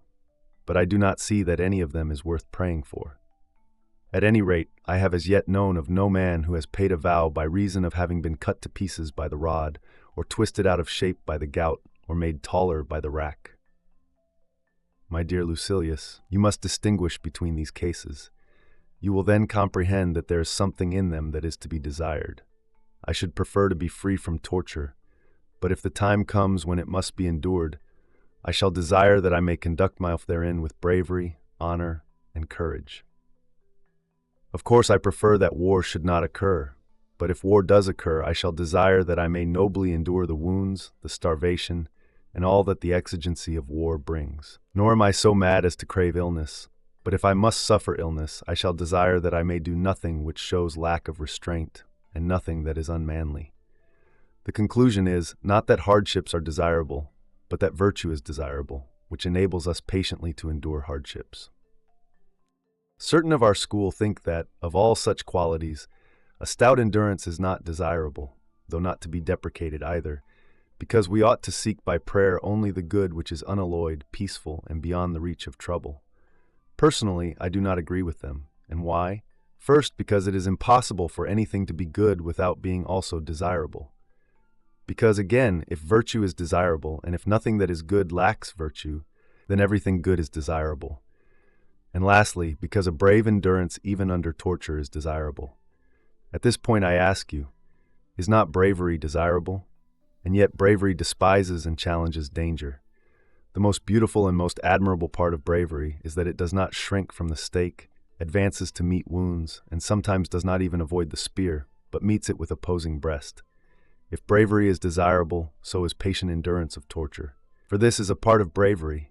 Only sift these things as I have suggested, then there will be nothing which can lead you astray. For it is not mere endurance of torture, but brave endurance that is desirable. I therefore desire that brave endurance, and this is virtue. But, you say, whoever desired such a thing for himself? Some prayers are open and outspoken when the requests are offered specifically. Other prayers are indirectly expressed when they include many requests under one title. For example, I desire a life of honor. Now, a life of honor includes various kinds of conduct.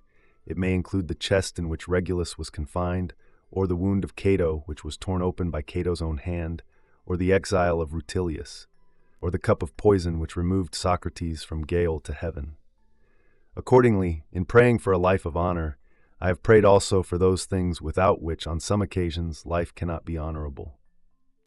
O thrice and 4 times blessed were they, who underneath the lofty walls of Troy met happy death before their parents' eyes. What does it matter whether you offer this prayer for some individual, or admit that it was desirable in the past? Decius sacrificed himself for the state. He set spurs to his horse and rushed into the midst of the foe, seeking death. The second Decius, rivaling his father's valor, reproducing the words which had become sacred and already household words, dashed into the thickest of the fight, anxious only that his sacrifice might bring omen of success, and regarding a noble death as a thing to be desired. Do you doubt then whether it is best to die glorious in performing some deed of valor? When one endures torture bravely, one is using all the virtues. Endurance may perhaps be the only virtue that is on view and most manifest, but bravery is there too, and endurance and resignation and long-suffering are its branches. There too is foresight, for without foresight no plan can be undertaken. It is foresight that advises one to bear as bravely as possible the things one cannot avoid. There also is steadfastness, which cannot be dislodged from its position, which the wrench of no force can cause to abandon its purpose. There is the whole inseparable company of virtues. Every honorable act is the work of one single virtue, but it is in accordance with the judgment of the whole council. And that which is approved by all the virtues, even though it seems to be the work of one alone, is desirable. What? Do you think that those things only are desirable which come to us amid pleasure and ease, and which we bedeck our doors to welcome? There are certain goods whose features are forbidding. There are certain prayers which are offered by a throng, not of men who rejoice, but of men who bow down reverently and worship. Was it not in this fashion, think you, that Regulus prayed that he might reach Carthage? Clothe yourself with a hero's courage, and withdraw for a little space from the opinions of the common man. Form a proper conception of the image of virtue, a thing of exceeding beauty and grandeur. This image is not to be worshipped by us with incense or garlands, but with sweat and blood. Behold Marcus Cato, laying upon that hallowed breast his unspotted hands, and tearing apart the wounds which had not gone deep enough to kill him. Which pray shall you say to him, I hope all will be as you wish, and I am grieved, or shall it be, good fortune in your undertaking? In this connection I think of our friend Demetrius, who calls an easy existence, untroubled by the attacks of fortune, a dead sea. If you have nothing to stir you up and rouse you to action, nothing which will test your resolution by its threats and hostilities, if you recline in unshaken comfort, it is not tranquility, it is merely a flat calm. The Stoic Attalus was wont to say, I should prefer that fortune keep me in her camp rather than in the lap of luxury. If I am tortured but bear it bravely, all is well. If I die but die bravely, it is also well. Listen to Epicurus. He will tell you that it is actually pleasant. I myself shall never apply an effeminate word to an act so honorable and austere. If I go to the stake, I shall go unbeaten. Why should I not regard this as desirable, not because the fire burns me, but because it does not overcome me? Nothing is more excellent or more beautiful than virtue. Whatever we do in obedience to her orders is both good and desirable. Farewell. On wisdom and retirement. I fall in with your plan. Retire and conceal yourself in repose, but at the same time conceal your retirement also. In doing this, you may be sure that you will be following the example of the Stoics, if not their precept. But you will be acting according to their precept also. You will thus satisfy both yourself and any Stoic you please. We Stoics do not urge men to take up public life in every case, or at all times, or without any qualification. Besides, when we have assigned to our wise man that field of public life which is worthy of him, in other words, the universe, he is then not apart from public life, even if he withdraws.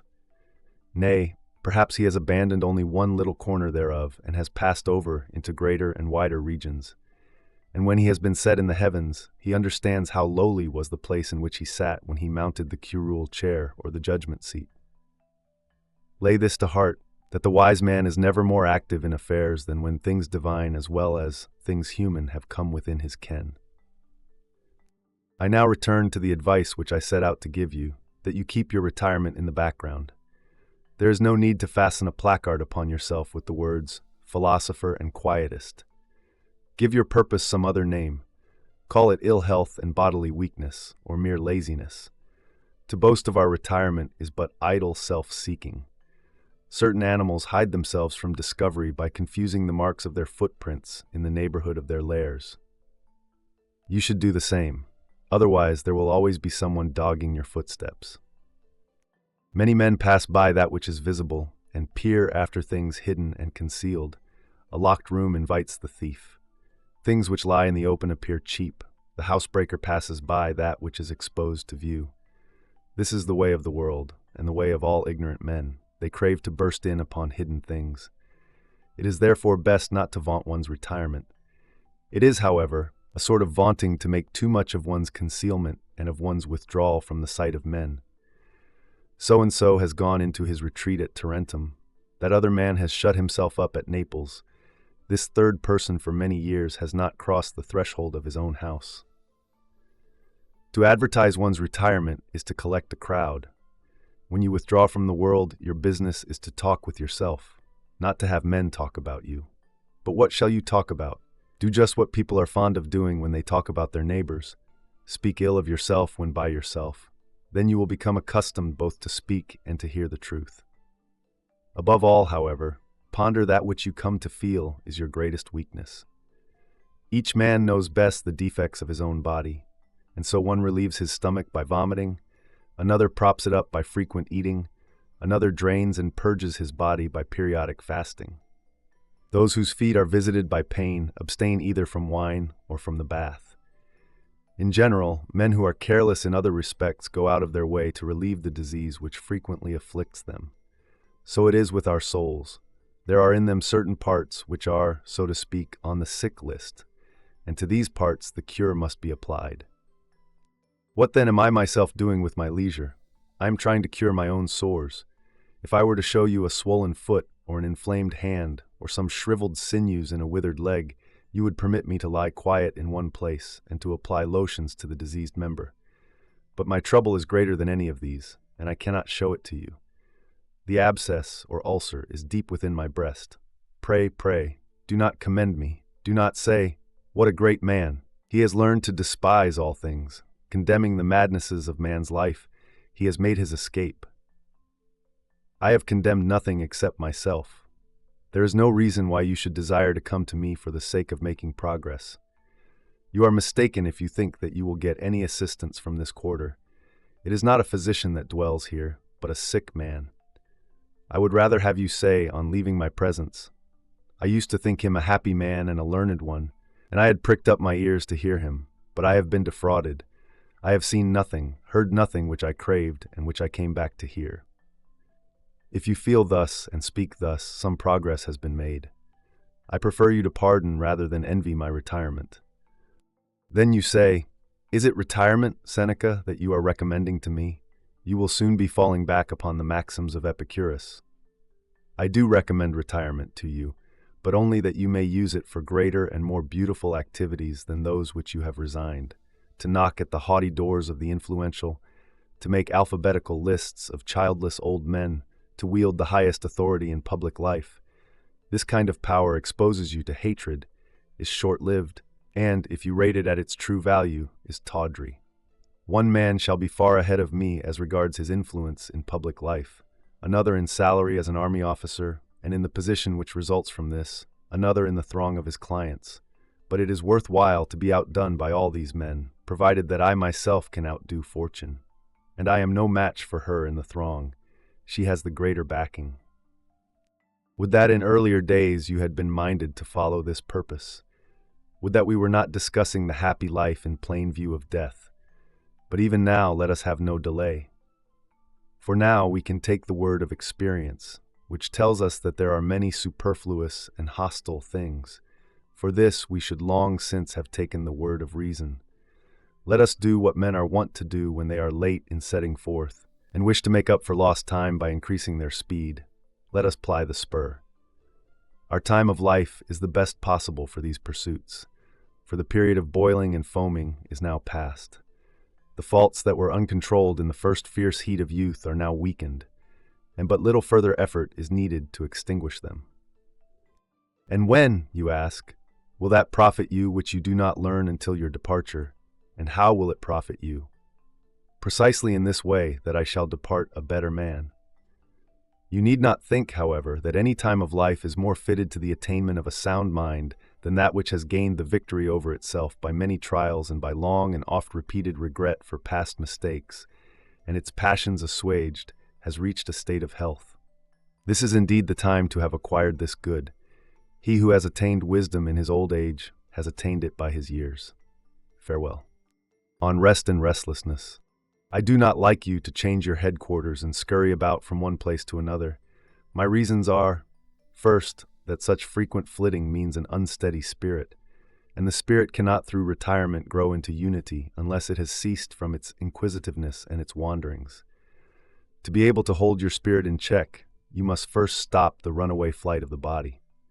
My second reason is that the remedies which are most helpful are those which are not interrupted.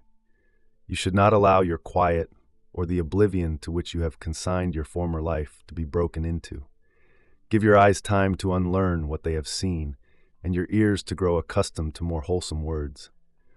Whenever you stir abroad, you will meet, even as you pass from one place to another, things that will bring back your old cravings.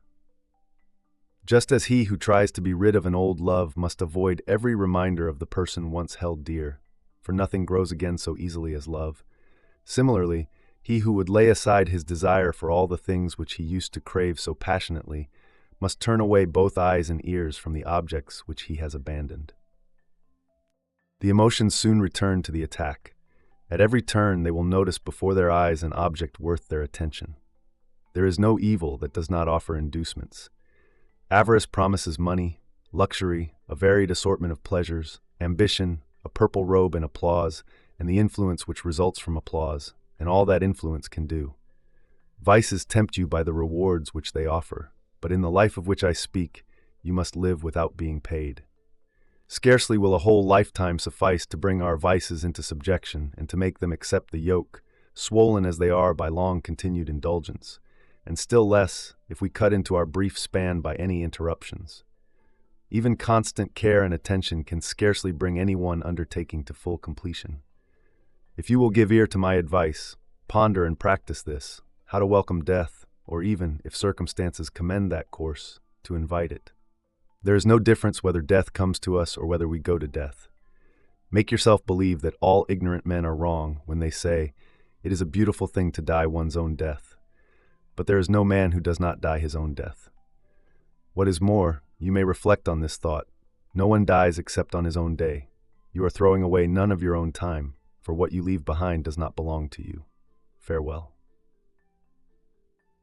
On the proper time to slip the cable, after a long space of time I have seen your beloved Pompeii. I was thus brought again face to face with the days of my youth, and it seemed to me that I could still do, nay, had only done a short time ago, all the things which I did there when a young man.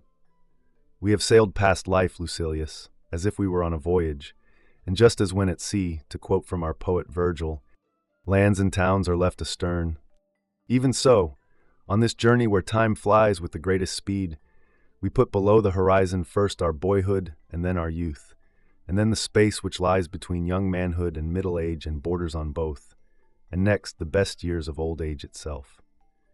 Last of all, we begin to sight the general bourne of the race of man. Fools that we are, we believe this bourne to be a dangerous reef, but it is the harbor where we must some day put in which we may never refuse to enter. And if a man has reached this harbor in his early years, he has no more right to complain than a sailor who has made a quick voyage.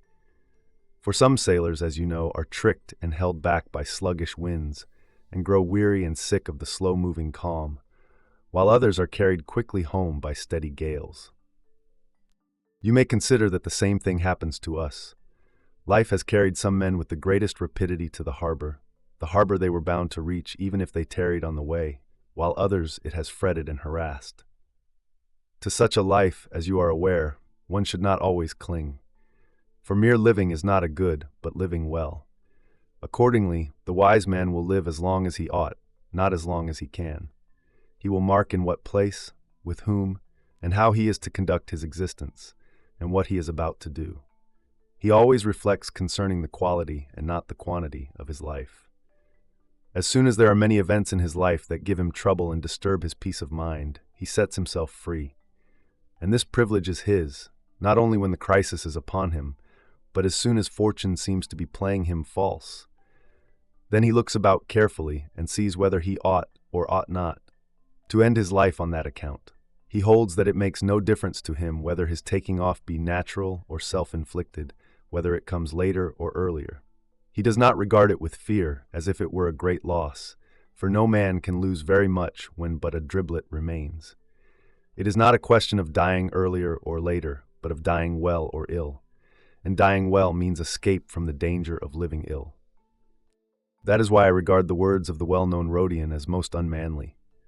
This person was thrown into a cage by his tyrant and fed there like some wild animal. And when a certain man advised him to end his life by fasting, he replied, "A man may hope for anything while he has life.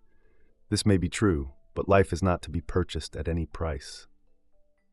No matter how great or how well assured certain rewards may be, I shall not strive to attain them at the price of a shameful confession of weakness.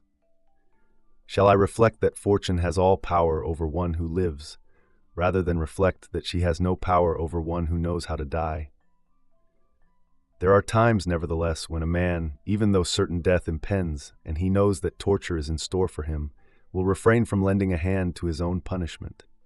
To himself, however, he would lend a hand. It is folly to die through fear of dying. The executioner is upon you. Wait for him. Why anticipate him? Why assume the management of a cruel task that belongs to another? Do you grudge your executioner his privilege, or do you merely relieve him of his task? Socrates might have ended his life by fasting. He might have died by starvation rather than by poison. But instead of this, he spent 30 days in prison awaiting death, not with the idea everything may happen or so long an interval has room for many a hope, but in order that he might show himself submissive to the laws and make the last moments of Socrates an edification to his friends. What would have been more foolish than to scorn death and yet fear poison? Scribonia, a woman of the stern old type, was an aunt of Drusus Libo. This young man was as stupid as he was well born, with higher ambitions than anyone could have been expected to entertain in that epoch, or a man like himself in any epoch at all. When Libo had been carried away ill from the Senate house in his litter, though certainly with a very scanty train of followers, for all his kinsfolk undutifully deserted him, when he was no longer a criminal but a corpse, he began to consider whether he should commit suicide or await death. Scribonia said to him, "What pleasure do you find in doing another man's work?" But he did not follow her advice. He laid violent hands upon himself. And he was right after all, for when a man is doomed to die in 2 or 3 days at his enemy's pleasure, he is really doing another man's work if he continues to live. No general statement can be made, therefore, with regard to the question whether, when a power beyond our control threatens us with death, we should anticipate death or await it. For there are many arguments to pull us in either direction. If one death is accompanied by torture, and the other is simple and easy, why not snatch the latter? Just as I shall select my ship when I am about to go on a voyage, or my house when I propose to take a residence, so I shall choose my death when I am about to depart from life. Moreover, just as a long drawn-out life does not necessarily mean a better one, so a long drawn-out death necessarily means a worse one. There is no occasion when the soul should be humored more than at the moment of death. Let the soul depart as it feels itself impelled to go, whether it seeks the sword or the halter or some drought that attacks the veins, let it proceed and burst the bonds of its slavery. Every man ought to make his life acceptable to others besides himself, but his death to himself alone. The best form of death is the one we like. Men are foolish who reflect thus. One person will say that my conduct was not brave enough, another that I was too headstrong, a third that a particular kind of death would have betokened more spirit. What you should really reflect is, I have under consideration a purpose with which the talk of men has no concern. Your sole aim should be to escape from fortune as speedily as possible. Otherwise, there will be no lack of persons who will think ill of what you have done. You can find men who have gone so far as to profess wisdom and yet maintain that one should not offer violence to one's own life, and hold it accursed for a man to be the means of his own destruction. We should wait, say they, for the end decreed by nature. But one who says this does not see that he is shutting off the path to freedom. The best thing which eternal law ever ordained was that it allowed to us one entrance into life, but many exits. Must I await the cruelty either of disease or of man, when I can depart through the midst of torture and shake off my troubles? This is the one reason why we cannot complain of life. It keeps no one against his will.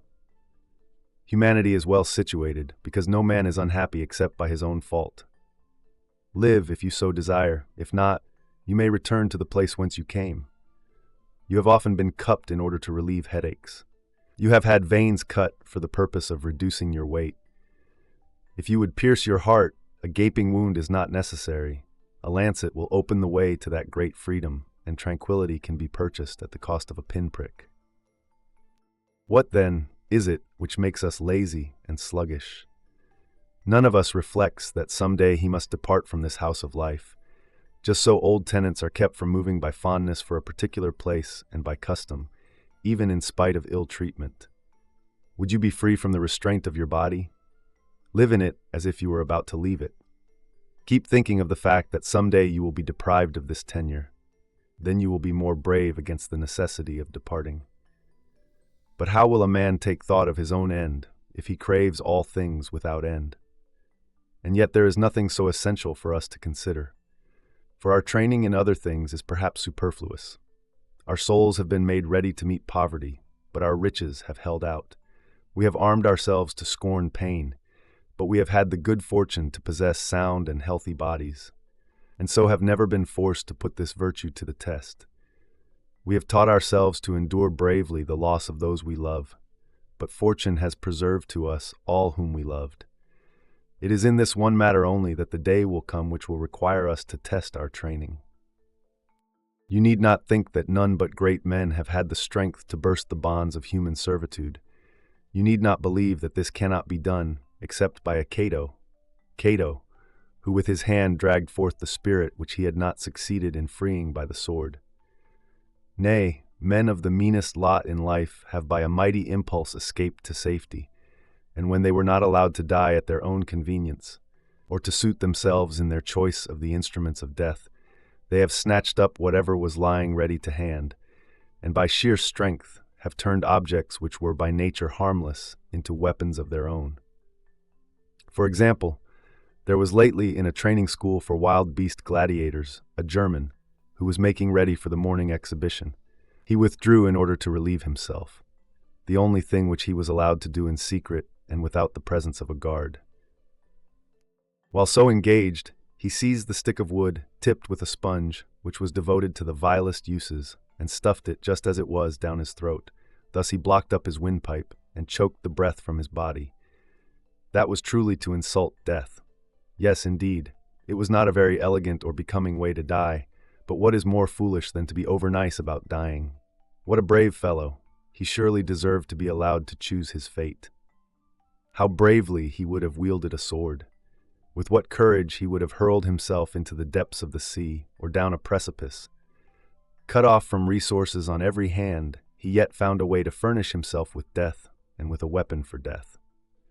Hence you can understand that nothing but the will need postpone death. Let each man judge the deed of this most zealous fellow as he likes, provided we agree on this point, that the foulest death is preferable to the fairest slavery. Inasmuch as I began with an illustration taken from humble life, I shall keep on with that sort.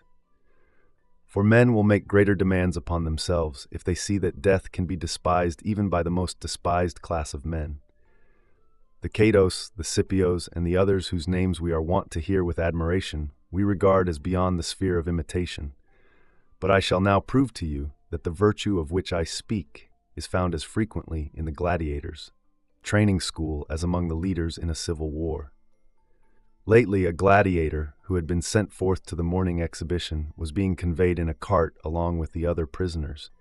Nodding as if he were heavy with sleep, he let his head fall over so far that it was caught in the spokes. Then he kept his body in position long enough to break his neck by the revolution of the wheel. So he made his escape by means of the very wagon which was carrying him to his punishment. When a man desires to burst forth and take his departure, nothing stands in his way. It is an open space in which nature guards us.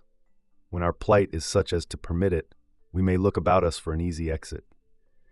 If you have many opportunities ready to hand, by means of which you may liberate yourself, you may make a selection and think over the best way of gaining freedom. But if a chance is hard to find, instead of the best, snatch the next best, even though it be something unheard of, something new. If you do not lack the courage, you will not lack the cleverness to die. See how even the lowest class of slave, when suffering goads him on, is aroused and discovers a way to deceive even the most watchful guards. He is truly great who not only has given himself the order to die, but has also found the means. I have promised you, however, some more illustrations drawn from the same games. During the second event in a sham sea fight, one of the barbarians sank deep into his own throat a spear which had been given him for use against his foe. "Why, oh why," he said, "have I not long ago escaped from all this torture and all this mockery? Why should I be armed and yet wait for death to come?" This exhibition was all the more striking because of the lesson men learn from it, that dying is more honorable than killing. What then? If such a spirit is possessed by abandoned and dangerous men, shall it not be possessed also by those who have trained themselves to meet such contingencies by long meditation and by reason, the mistress of all things? It is reason which teaches us that fate has various ways of approach, but the same end, and that it makes no difference at what point the inevitable event begins. Reason, too, advises us to die, if we may, according to our taste. If this cannot be, she advises us to die according to our ability, and to seize upon whatever means shall offer itself for doing violence to ourselves. It is criminal to live by robbery, but on the other hand it is most noble to die by robbery. Farewell. On the supreme good, you are continually referring special questions to me, forgetting that a vast stretch of sea sunders us. Since, however, the value of advice depends mostly on the time when it is given, it must necessarily result that by the time my opinion on certain matters reaches you, the opposite opinion is the better. For advice conforms to circumstances, and our circumstances are carried along, or rather whirled along. Accordingly, advice should be produced at short notice, and even this is too late. It should grow while we work, as the saying is, and I propose to show you how you may discover the method. As often as you wish to know what is to be avoided, or what is to be sought, consider its relation to the supreme good, to the purpose of your whole life. For whatever we do ought to be in harmony with this. No man can set in order the details unless he has already set before himself the chief purpose of his life. The artist may have his colors all prepared, but he cannot produce a likeness unless he has already made up his mind what he wishes to paint. The reason we make mistakes is because we all consider the parts of life, but never life as a whole. The archer must know what he is seeking to hit. Then he must aim and control the weapon by his skill. Our plans miscarry because they have no aim. When a man does not know what harbor he is making for, no wind is the right wind. Chance must necessarily have great influence over our lives because we live by chance. It is the case with certain men, however, that they do not know that they know certain things. Just as we often go searching for those who stand beside us, so we are apt to forget that the goal of the supreme good lies near us. To infer the nature of this supreme good, one does not need many words or any roundabout discussion. It should be pointed out with the forefinger, so to speak, and not be dissipated into many parts. For what good is there in breaking it up into tiny bits, when you can say, the supreme good is that which is honorable? Besides, and you may be still more surprised at this, that which is honorable is the only good. All other goods are alloyed and debased. If you once convince yourself of this, and if you come to love virtue devotedly, for mere loving is not enough, anything that has been touched by virtue will be fraught with blessing and prosperity for you, no matter how it shall be regarded by others. Torture, if only as you lie suffering, you are more calm in mind than your very torturer. Illness, if only you curse not fortune and yield not to the disease. In short, all those things which others regard as ills will become manageable and will end in good if you succeed in rising above them. Let this once be clear, that there is nothing good except that which is honorable, and all hardships will have a just title to the name of goods when once virtue has made them honorable. Many think that we Stoics are holding out expectations greater than our human lot admits of, and they have a right to think so, for they have regard to the body only. But let them turn back to the soul, and they will soon measure man by the standard of God. Rouse yourself, most excellent Lucius, and leave off all this wordplay of the philosophers, who reduce a most glorious subject to a matter of syllables, and lower and wear out the soul by teaching fragments. Then you will become like the men who discovered these precepts, instead of those who by their teaching do their best to make philosophy seem difficult rather than great. Socrates, who recalled the whole of philosophy to rules of conduct, and asserted that the highest wisdom consisted in distinguishing between good and evil, said, "Follow these rules, if my words carry weight with you, in order that you may be happy, and let some men think you even a fool. Allow any man who so desires to insult you and work you wrong, but if only virtue dwells with you, you will suffer nothing. If you wish to be happy, if you would be in good faith, a good man, let one person or another despise you. No man can accomplish this unless he has come to regard all goods as equal, for the reason that no good exists without that which is honorable, and that which is honorable is in every case equal." You may say, what then? Is there no difference between Cato's being elected praetor and his failure at the polls? Or whether Cato is conquered or conqueror in the battle line of Pharsalia? And when Cato could not be defeated, though his party met defeat, was not this goodness of his equal to that which would have been his if he had returned victorious to his native land and arranged a peace? Of course it was, for it is by the same virtue that evil fortune is overcome and good fortune is controlled. Virtue, however, cannot be increased or decreased. Its stature is uniform. But, you will object, Gnaeus Pompey will lose his army. The patricians, those noblest patterns of the state's creation, and the front-ranked men of Pompey's party, a senate under arms, will be routed in a single engagement.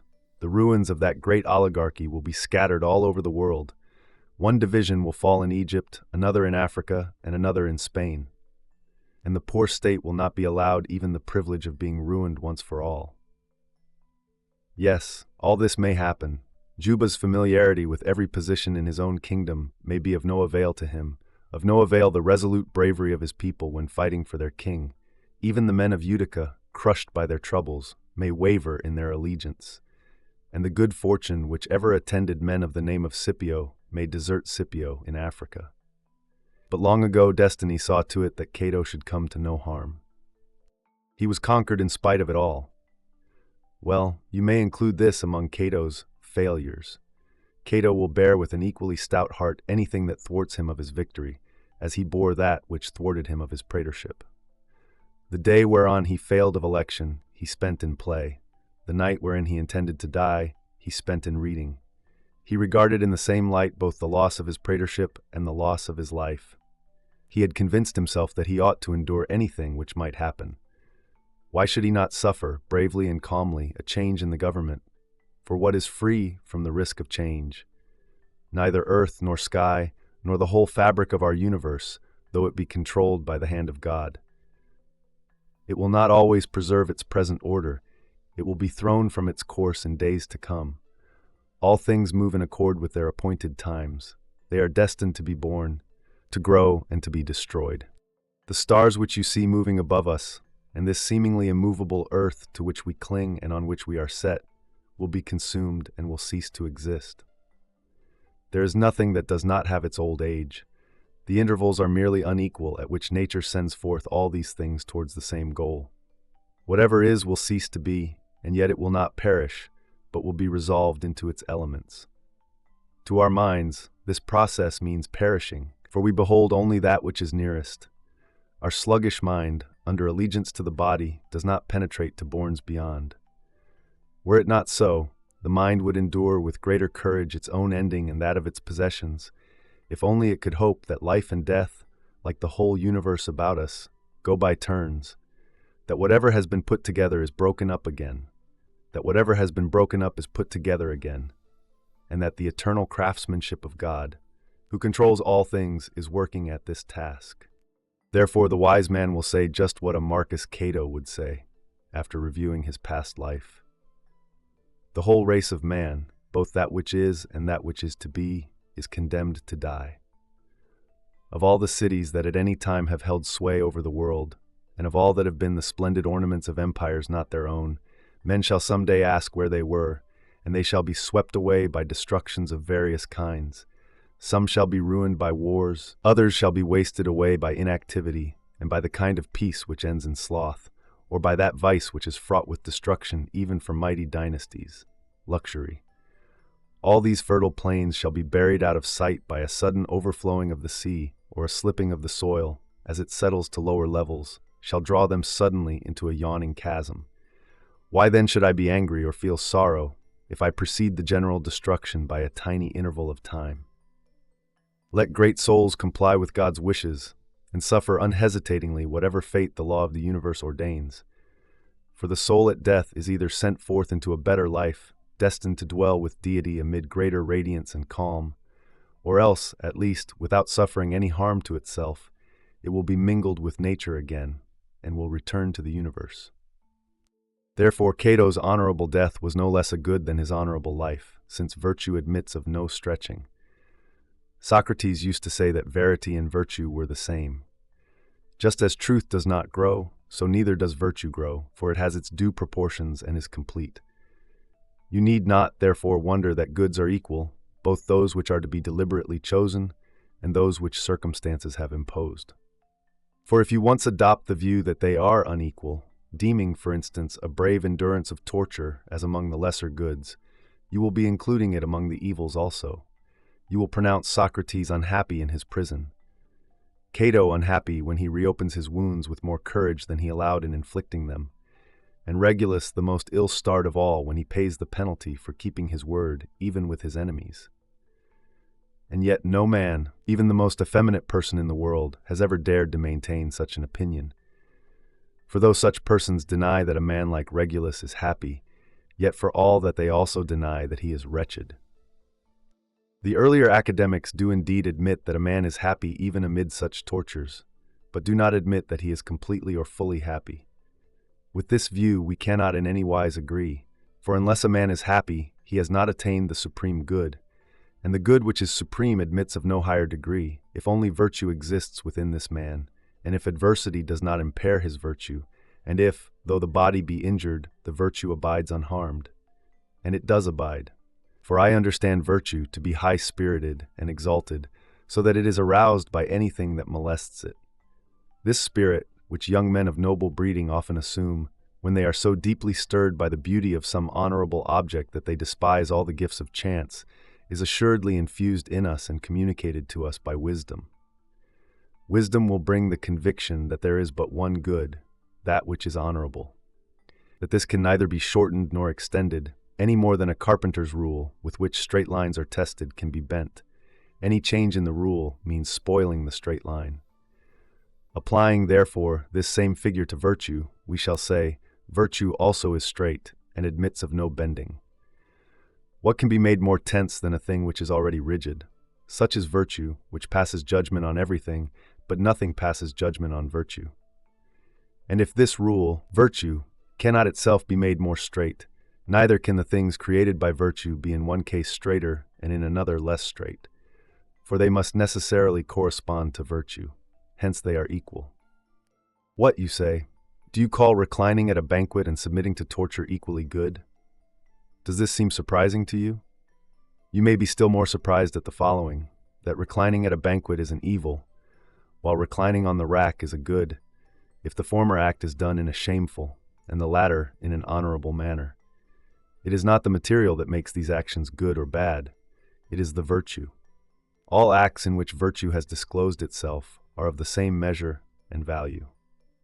At this moment, the man who measures the souls of all men by his own is shaking his fist in my face, because I hold that there is a parity between the goods involved in the case of one who passes sentence honorably and of one who suffers sentence honorably, or because I hold that there is a parity between the goods of one who celebrates a triumph and of one who, unconquered in spirit, is carried before the victor's chariot. For such critics think that whatever they themselves cannot do is not done. They pass judgment on virtue in the light of their own weaknesses. Why do you marvel if it helps a man, and on occasion even pleases him, to be burned, wounded, slain, or bound in prison? To a luxurious man, a simple life is a penalty. To a lazy man, work is punishment. The dandy pities the diligent man. To the slothful, studies are torture. Similarly, we regard those things with respect to which we are all infirm of disposition as hard and beyond endurance, forgetting what a torment it is to many men to abstain from wine or to be routed from their beds at break of day. These actions are not essentially difficult. It is we ourselves that are soft and flabby. We must pass judgment concerning great matters with greatness of soul. Otherwise, that which is really our fault will seem to be their fault. So it is that certain objects which are perfectly straight, when sunk in water, appear to the onlooker as bent or broken off. It matters not only what you see, but with what eyes you see it. Our souls are too dull of vision to perceive the truth. But give me an unspoiled and sturdy-minded young man. He will pronounce more fortunate one who sustains on unbending shoulders the whole weight of adversity, who stands out superior to fortune. It is not a cause for wonder that one is not tossed about when the weather is calm. Reserve your wonderment for cases where a man is lifted up when all others sink, and keeps his footing when all others are prostrate. What element of evil is there in torture and in the other things which we call hardships?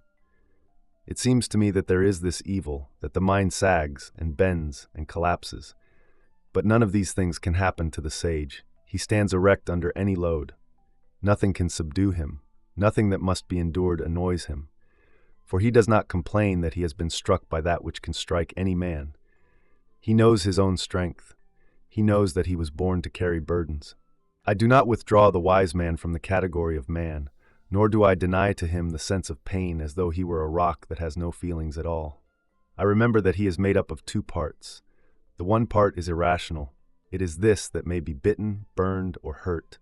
The other part is rational. It is this which holds resolutely to opinions, is courageous and unconquerable. In the latter is situated man's supreme good. Before this is completely attained, the mind wavers in uncertainty. Only when it is fully achieved is the mind fixed and steady. And so when one has just begun, or is on one's way to the heights and is cultivating virtue, or even if one is drawing near the perfect good but has not yet put the finishing touch upon it, one will retrograde at times, and there will be a certain slackening of mental effort. For such a man has not yet traversed the doubtful ground. He is still standing in slippery places. But the happy man, whose virtue is complete, loves himself most of all when his bravery has been submitted to the severest test, and when he not only endures but welcomes that which all other men regard with fear, if it is the price which he must pay for the performance of a duty which honor imposes, and he greatly prefers to have men say of him, "How much more noble," rather than "How much more lucky." And now I have reached the point to which your patient waiting summons me. You must not think that our human virtue transcends nature. The wise man will tremble, will feel pain, will turn pale. For all these are sensations of the body. Where then is the abode of utter distress, of that which is truly an evil? In the other part of us, no doubt, if it is the mind that these trials drag down, forced to a confession of its servitude, and caused to regret its existence. The wise man, indeed, overcomes fortune by his virtue, but many who profess wisdom are sometimes frightened by the most unsubstantial threats. And at this stage it is a mistake on our part to make the same demands upon the wise man and upon the learner. I still exhort myself to do that which I recommend, But my exhortations are not yet followed. And even if this were the case, I should not have these principles so ready for practice, or so well trained, that they would rush to my assistance in every crisis. Just as wool takes up certain colors at once, while there are others which it will not absorb unless it is soaked and steeped in them many times, so other systems of doctrine can be immediately applied by men's minds after once being accepted. But this system of which I speak, unless it has gone deep and has sunk in for a long time, and has not merely colored but thoroughly permeated the soul, does not fulfill any of its promises. The matter can be imparted quickly and in very few words. Virtue is the only good. At any rate, there is no good without virtue, and virtue itself is situated in our nobler part, that is, the rational part. And what will this virtue be? A true and never swerving judgment. For therefrom will spring all mental impulses, and by its agency, every external appearance that stirs our impulses will be clarified. It will be in keeping with this judgment to judge all things that have been colored by virtue as goods and as equal goods. Bodily goods are, to be sure, good for the body, but they are not absolutely good. There will indeed be some value in them, but they will possess no genuine merit, for they will differ greatly. Some will be less, others greater. And we are constrained to acknowledge that there are great differences among the very followers of wisdom. One man has already made so much progress that he dares to raise his eyes and look fortune in the face, but not persistently, for his eyes soon drop, dazzled by her overwhelming splendor. Another has made so much progress that he is able to match glances with her. That is, unless he has already reached the summit and is full of confidence. That which is short of perfection must necessarily be unsteady, at one time progressing, at another slipping or growing faint, and it will surely slip back unless it keeps struggling ahead. For if a man slackens at all in zeal and faithful application, he must retrograde. No one can resume his progress at the point where he left off. Therefore let us press on and persevere. There remains much more of the road than we have put behind us, but the greater part of progress is the desire to progress. I fully understand what this task is. It is a thing which I desire, and I desire it with all my heart. I see that you also have been aroused and are hastening with great zeal towards infinite beauty. Let us then hasten. Only on these terms will life be a boon to us. Otherwise there is delay, and indeed disgraceful delay, while we busy ourselves with revolting things. Let us see to it that all time belongs to us. This, however, cannot be unless first of all our own selves begin to belong to us. And when will it be our privilege to despise both kinds of fortune?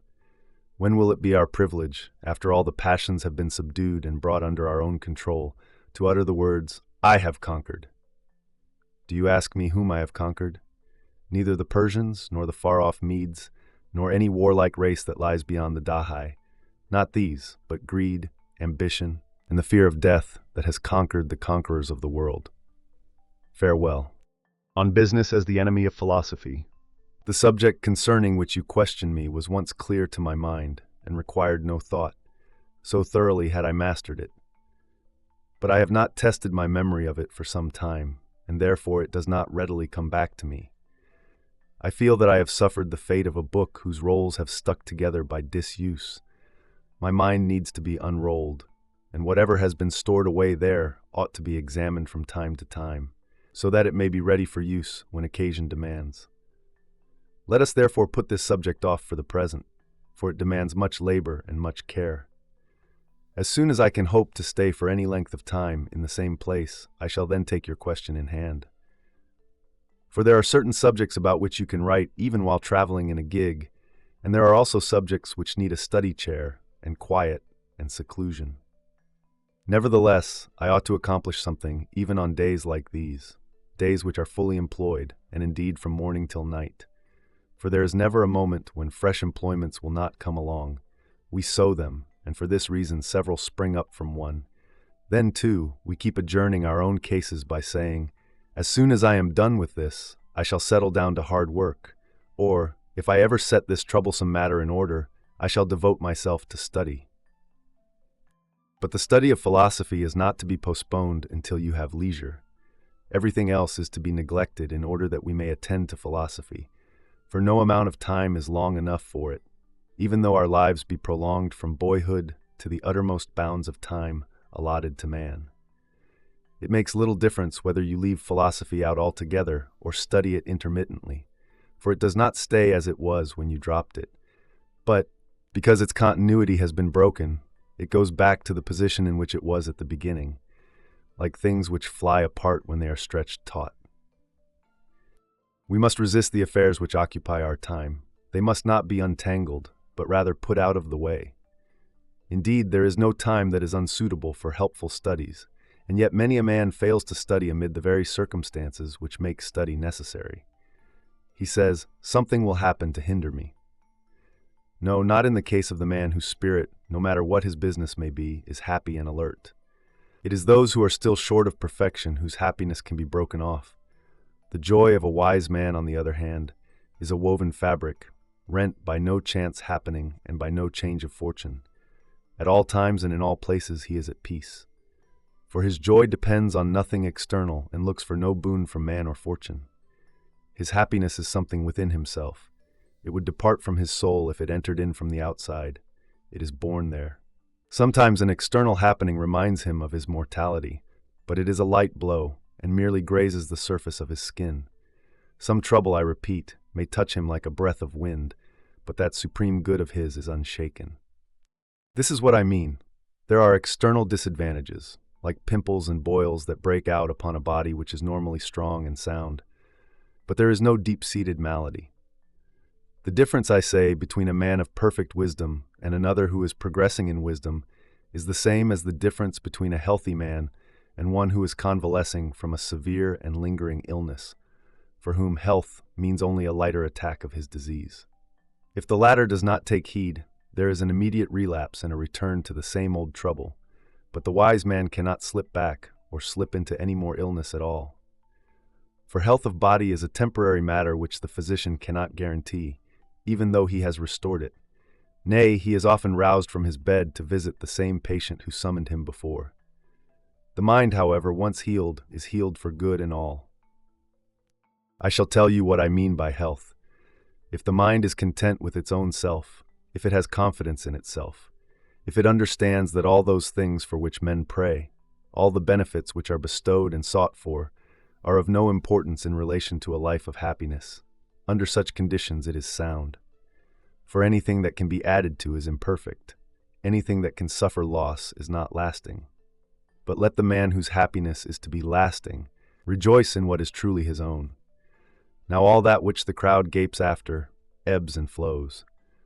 Fortune gives us nothing which we can really own.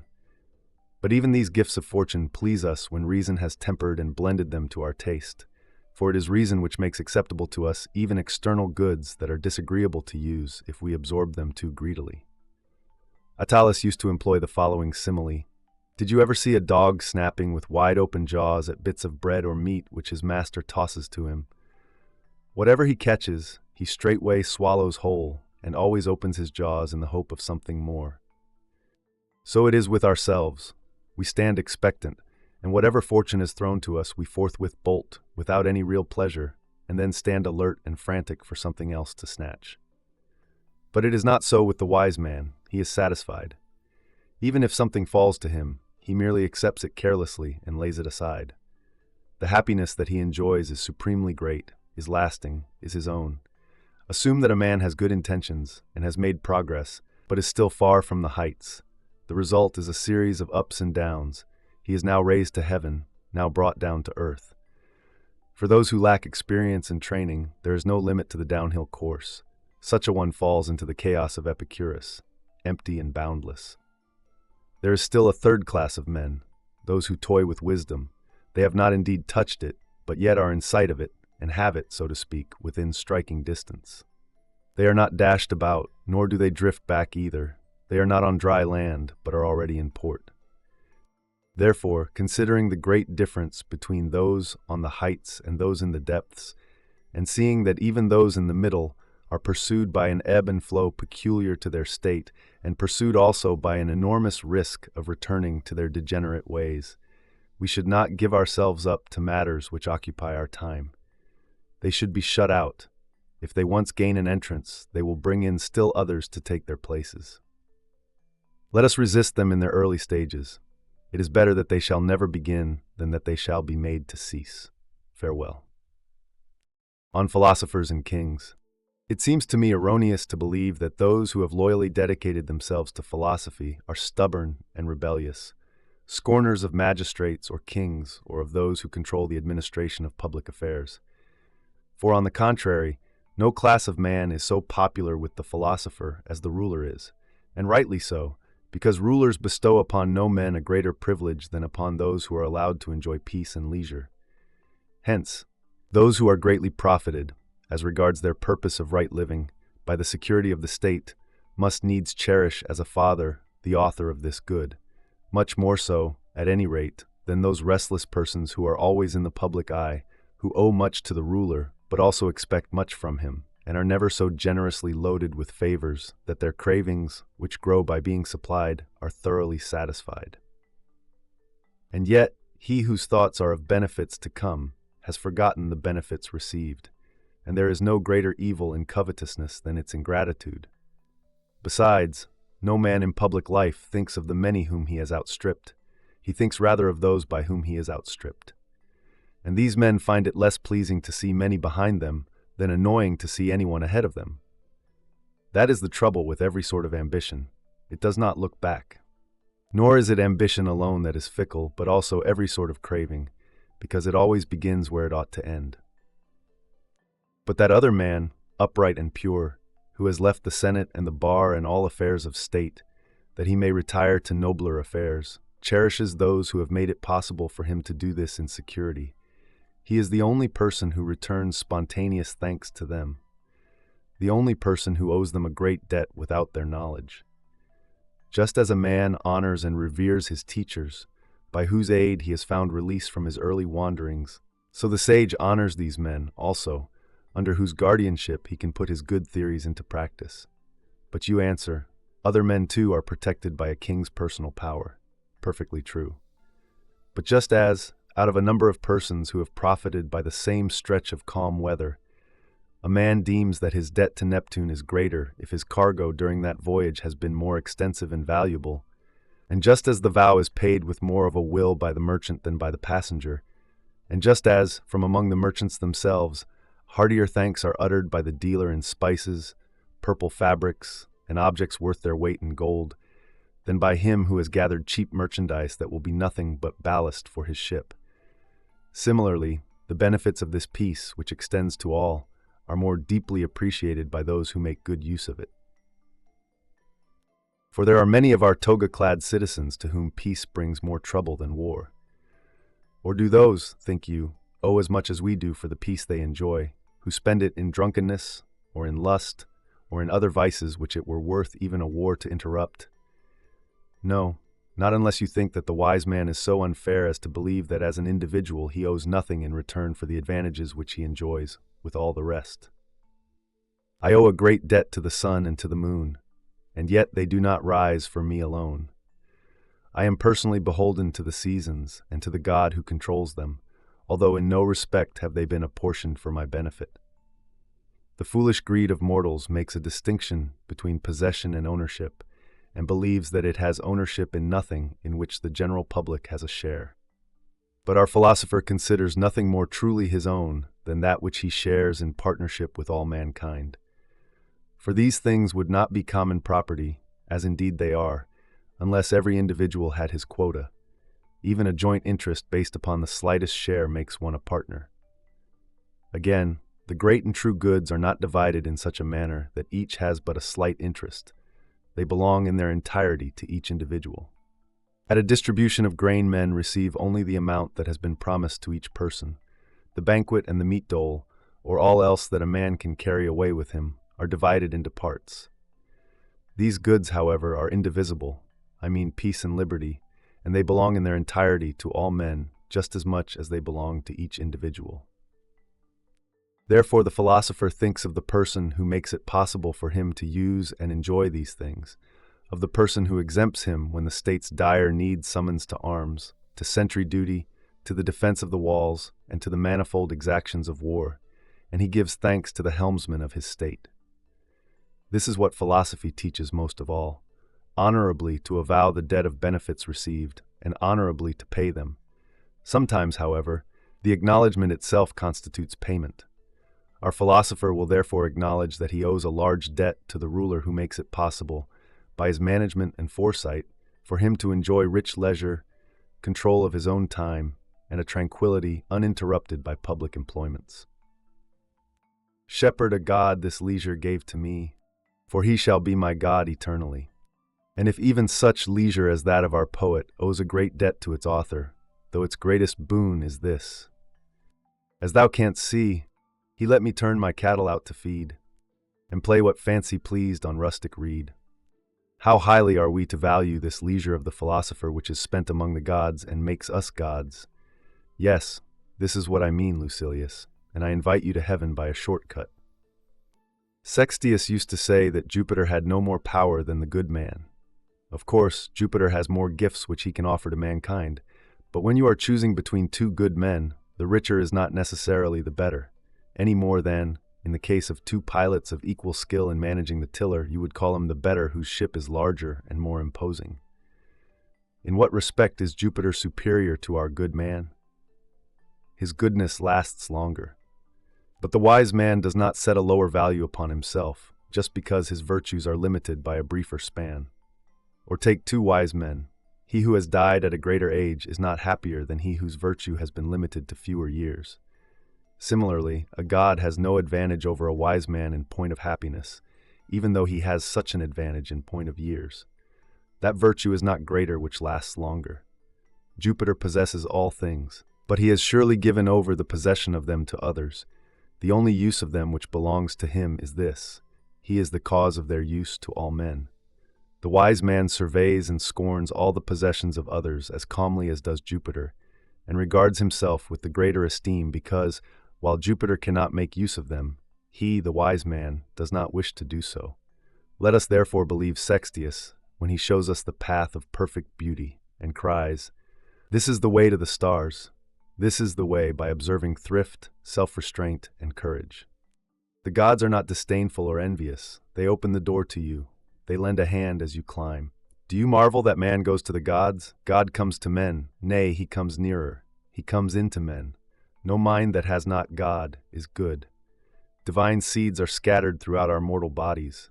If a good husbandman receives them, they spring up in the likeness of their source and of a parity with those from which they came. If, however, the husbandman be bad, like a barren or marshy soil, he kills the seeds and causes tares to grow up instead of wheat. Farewell. On virtue as a refuge from worldly distractions. Your letter has given me pleasure and has roused me from sluggishness. It has also prompted my memory, which has been for some time slack and nerveless. You are right, of course, my dear Lucilius, in deeming the chief means of attaining the happy life to consist in the belief that the only good lies in that which is honorable. For anyone who deems other things to be good puts himself in the power of fortune and goes under the control of another, but he who has in every case defined the good by the honorable is happy with an inward happiness. One man is saddened when his children die, another is anxious when they become ill, a third is embittered when they do something disgraceful or suffer a taint in their reputation. One man, you will observe, is tortured by passion for his neighbor's wife, another by passion for his own. You will find men who are completely upset by failure to win an election, and others who are actually plagued by the offices which they have won. But the largest throng of unhappy men among the host of mortals are those whom the expectation of death, which threatens them on every hand, drives to despair. For there is no quarter from which death may not approach. Hence, like soldiers scouting in the enemy's country, they must look about in all directions, and turn their heads at every sound. Unless the breast be rid of this fear, one lives with a palpitating heart. You will readily recall those who have been driven into exile and dispossessed of their property. You will also recall, and this is the most serious kind of destitution, those who are poor in the midst of their riches. You will recall men who have suffered shipwreck, or those whose sufferings resemble shipwreck, for they were untroubled and at ease, when the anger, or perhaps the envy of the populace, a missile most deadly to those in high places, dismantled them like a storm which is wont to rise when one is most confident of continued calm, or like a sudden stroke of lightning, which even causes the region round about it to tremble. For just as anyone who stands near the bolt is stunned and resembles one who is struck so in these sudden and violent mishaps, although but one person is overwhelmed by the disaster, the rest are overwhelmed by fear, and the possibility that they may suffer makes them as downcast as the actual sufferer. Every man is troubled in spirit by evils that come suddenly upon his neighbor. Like birds who cower even at the whir of an empty sling, we are distracted by mere sounds as well as by blows. No man, therefore, can be happy if he yields himself up to such foolish fancies. For nothing brings happiness unless it also brings calm. It is a bad sort of existence that is spent in apprehension. Whoever has largely surrendered himself to the power of fortune has made for himself a huge web of disquietude, from which he cannot get free. If one would win a way to safety, there is but one road: to despise externals and to be contented with that which is honorable. For those who regard anything as better than virtue, or believe that there is any good except virtue, are spreading their arms to gather in that which fortune tosses abroad, and are anxiously awaiting her favors. Picture now to yourself that fortune is holding a festival, and is showering down honors, riches, and influence upon this mob of mortals. Some of these gifts have already been torn to pieces in the hands of those who try to snatch them. Others have been divided up by treacherous partnerships, and still others have been seized to the great detriment of those into whose possession they have come. Certain of these favors have fallen to men while they were absent-minded. Others have been lost to their seekers because they were snatching too eagerly for them, and, just because they are greedily seized upon, have been knocked from their hands. There is not a man among them all, however, even he who has been lucky in the booty which has fallen to him, whose joy in his spoil has lasted until the morrow. The most sensible man, therefore, as soon as he sees the dole being brought in, runs from the theater, for he knows that one pays a high price for small favors. No one will grapple with him on the way out, or strike him as he departs. The quarreling takes place where the prizes are. Similarly with the gifts which fortune tosses down to us, wretches that we are, we become excited, we are torn asunder, we wish that we had many hands, we look back now in this direction, and now in that. All too slowly, as it seems, are the gifts thrown in our direction. They merely excite our cravings, since they can reach but few, and are awaited by all. We are keen to intercept them as they fall down. We rejoice if we have laid hold of anything, and some have been mocked by the idle hope of laying hold.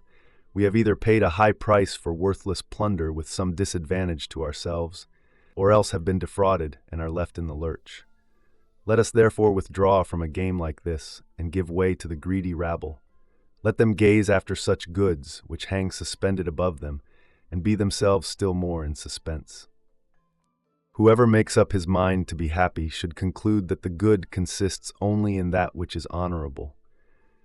For if he regards anything else as good, he is, in the first place, passing an unfavorable judgment upon Providence because of the fact that upright men often suffer misfortunes, and that the time which is allotted to us is but short and scanty, if you compare it with the eternity which is allotted to the universe.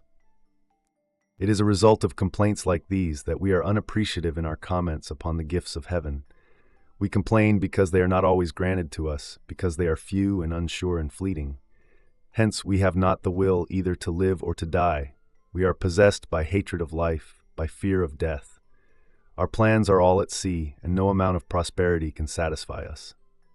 And the reason for all this is that we have not yet attained to that good which is immeasurable and unsurpassable, in which all wishing on our part must cease, because there is no place beyond the highest.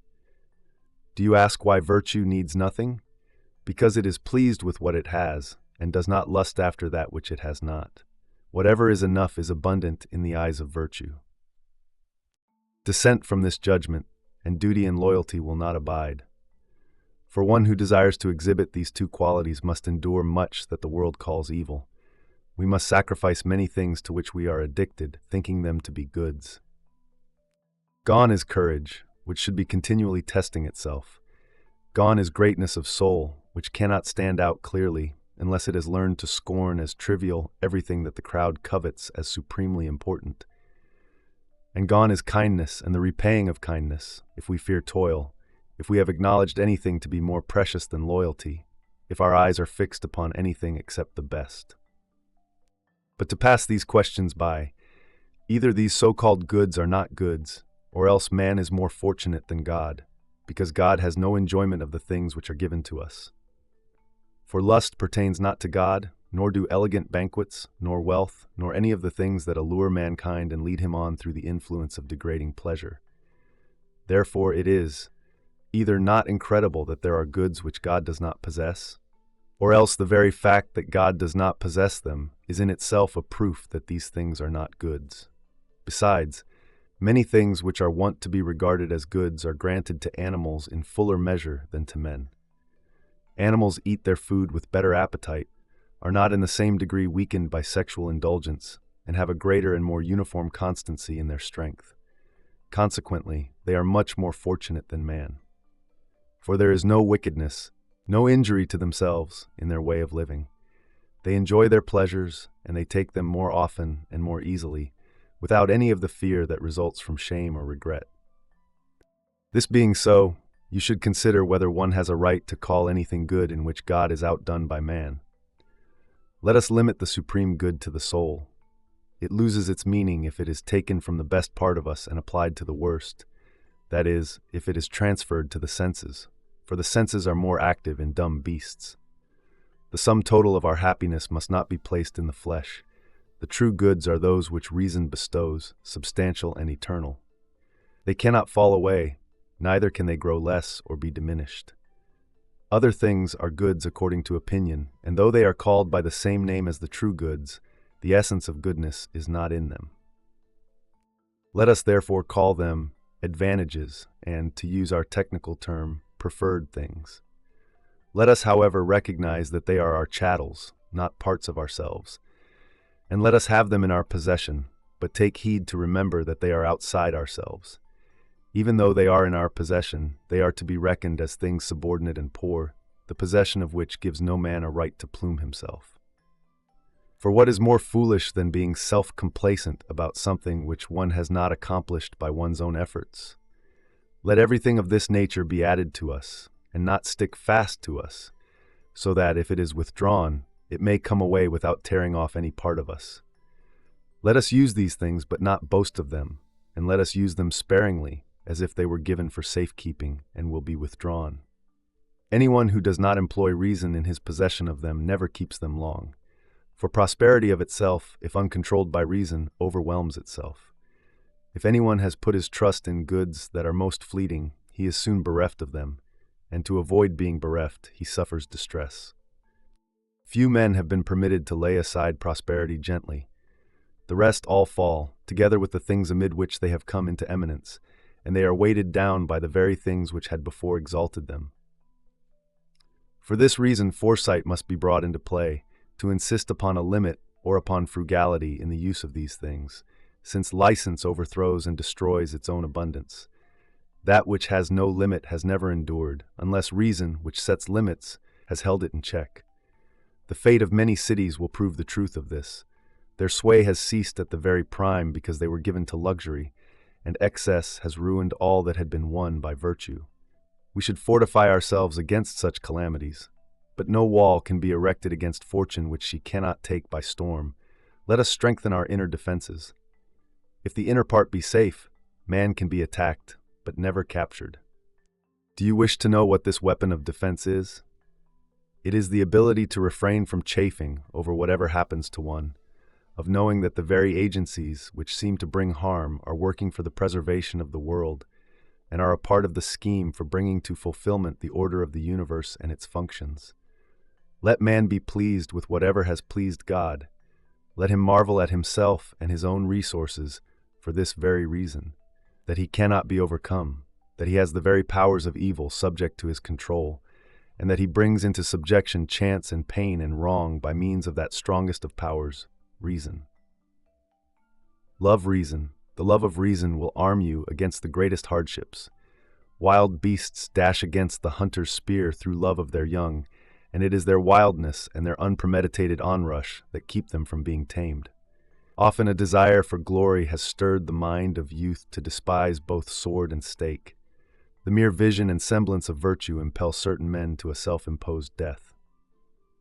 In proportion as reason is stouter and steadier than any of these emotions, so much the more forcefully will she make her way through the midst of utter terrors and dangers. Men say to us, "You are mistaken if you maintain that nothing is a good except that which is honorable. A defense like this will not make you safe from fortune and free from her assaults.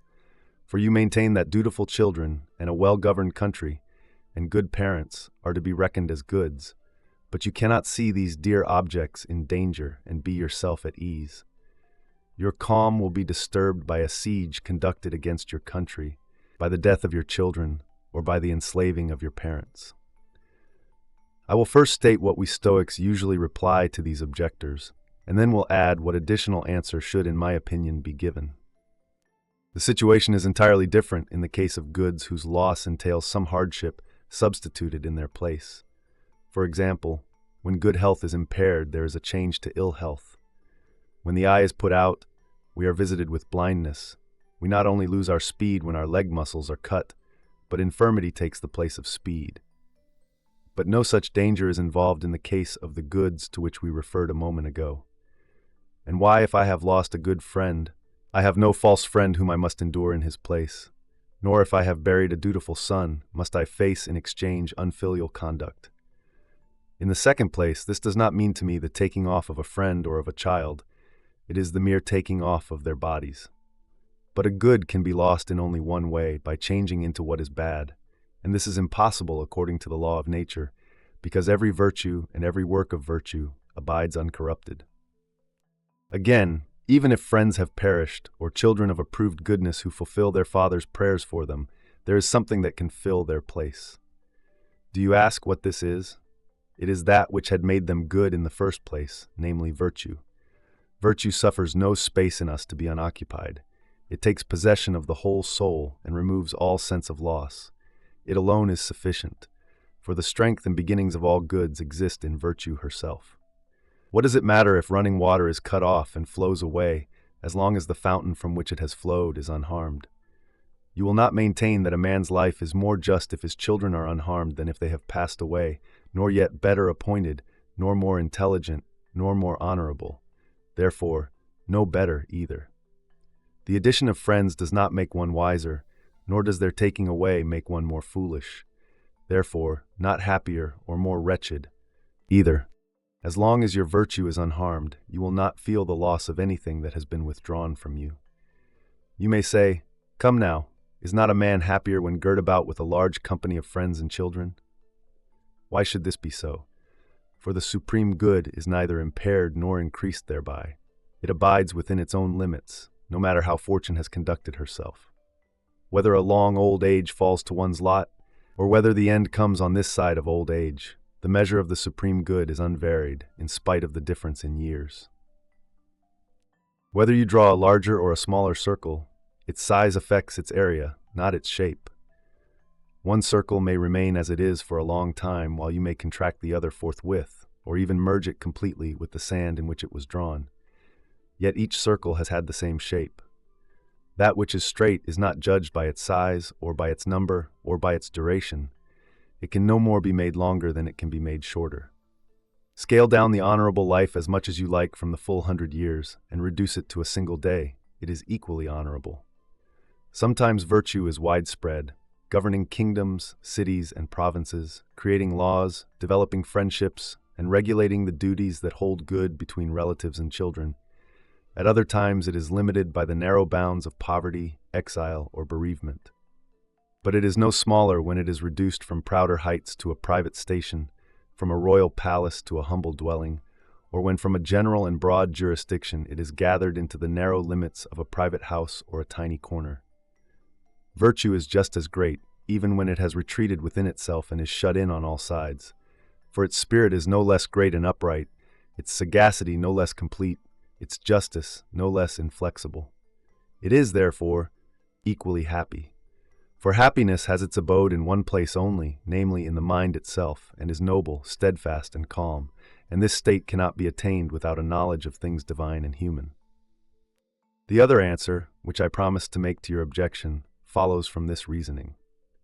The wise man is not distressed by the loss of children or of friends, for he endures their death in the same spirit in which he awaits his own, and he fears the one as little as he grieves for the other. For the underlying principle of virtue is conformity. All the works of virtue are in harmony and agreement with virtue itself. But this harmony is lost if the soul, which ought to be uplifted, is cast down by grief or a sense of loss. It is ever a dishonor for a man to be troubled and fretted, to be numbed when there is any call for activity. For that which is honorable is free from care and untrammeled, is unafraid, and stands girt for action. What, you ask, will the wise man experience no emotion like disturbance of spirit? Will not his features change color, his countenance be agitated, and his limbs grow cold? And there are other things which we do, not under the influence of the will, but unconsciously and as the result of a sort of natural impulse. I admit that this is true, but the sage will retain the firm belief that none of these things is evil or important enough to make a healthy mind break down. Whatever shall remain to be done, virtue can do with courage and readiness.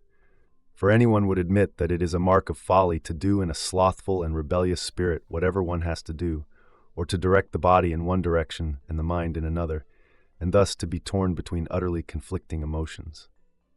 For folly is despised precisely because of the things for which she vaunts and admires herself, and she does not do gladly even those things in which she prides herself.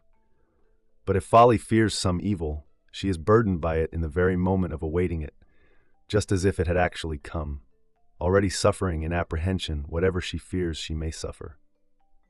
Just as in the body symptoms of latent ill health precede the disease, there is, for example, a certain weak sluggishness, a lassitude which is not the result of any work, a trembling and a shivering that pervades the limbs, so the feeble spirit is shaken by its ills a long time before it is overcome by them. It anticipates them and totters before its time.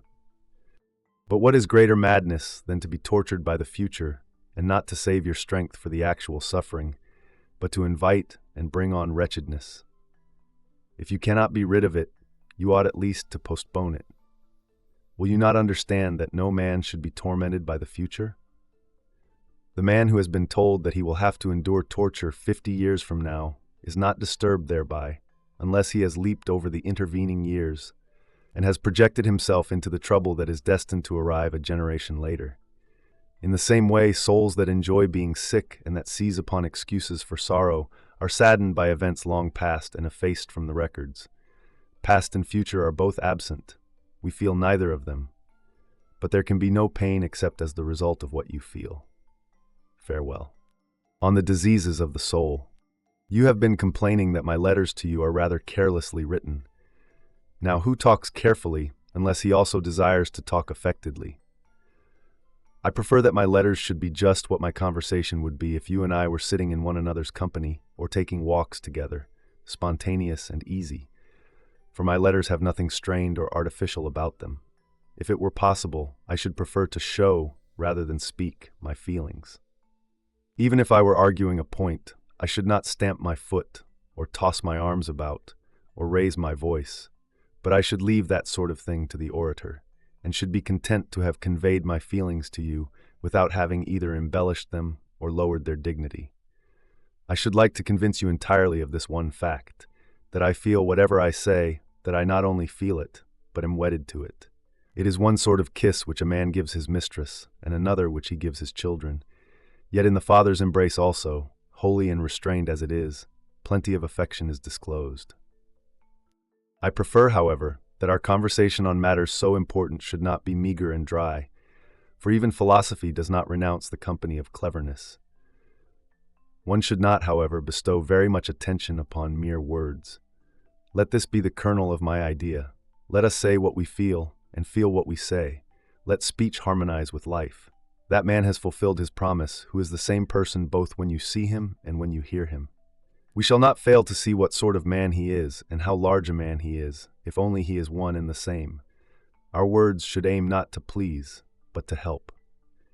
If, however, you can attain eloquence without painstaking, and if you either are naturally gifted or can gain eloquence at slight cost, make the most of it and apply it to the noblest uses.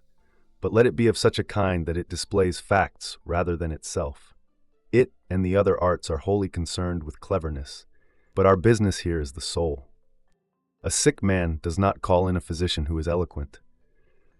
But if it so happens that the physician who can cure him likewise discourses elegantly about the treatment which is to be followed, the patient will take it in good part. For all that, he will not find any reason to congratulate himself on having discovered a physician who is eloquent. For the case is no different from that of a skilled pilot who is also handsome. Why do you tickle my ears? Why do you entertain me? There is other business at hand. I am to be cauterized, operated upon, or put on a diet. That is why you were summoned to treat me. You are required to cure a disease that is chronic and serious, one which affects the general weal. You have as serious a business on hand as a physician has during a plague. Are you concerned about words? Rejoice this instant if you can cope with things. When shall you learn all that there is to learn? When shall you so plant in your mind that which you have learned that it cannot escape? When shall you put it all into practice? For it is not sufficient merely to commit these things to memory like other matters, they must be practically tested. He is not happy who only knows them, but he who does them. You reply, what? Are there no degrees of happiness below your happy man? Is there a sheer descent immediately below wisdom? I think not. For though he who makes progress is still numbered with the fools, yet he is separated from them by a long interval. Among the very persons who are making progress, there are also great spaces intervening. They fall into three classes, as certain philosophers believe. First come those who have not yet attained wisdom but have already gained a place nearby. Yet even that which is not far away is still outside. These, if you ask me, are men who have already laid aside all passions and vices, who have learned what things are to be embraced, but their assurance is not yet tested. They have not yet put their good into practice, yet from now on they cannot slip back into the faults which they have escaped. They have already arrived at a point from which there is no slipping back, but they are not yet aware of the fact. As I remember writing in another letter, they are ignorant of their knowledge. It has now been vouchsafed to them to enjoy their good, but not yet to be sure of it. Some define this class, of which I have been speaking, a class of men who are making progress, as having escaped the diseases of the mind, but not yet the passions, and as still standing upon slippery ground, because no one is beyond the dangers of evil except him who has cleared himself of it wholly. But no one has so cleared himself except the man who has adopted wisdom in its stead. I have often before explained the difference between the diseases of the mind and its passions, and I shall remind you once more. The diseases are hardened and chronic vices, such as greed and ambition. They have enfolded the mind in too close a grip and have begun to be permanent evils thereof. To give a brief definition, by disease we mean a persistent perversion of the judgment, so that things which are mildly desirable are thought to be highly desirable. Or, if you prefer, we may define it thus: to be too zealous in striving for things which are only mildly desirable or not desirable at all, or to value highly things which ought to be valued but slightly or valued not at all. Passions are objectionable impulses of the spirit, sudden and vehement. They have come so often and so little attention has been paid to them that they have caused a state of disease. Just as a catarrh, when there has been but a single attack and the catarrh has not yet become habitual, produces a cough, but causes consumption when it has become regular and chronic.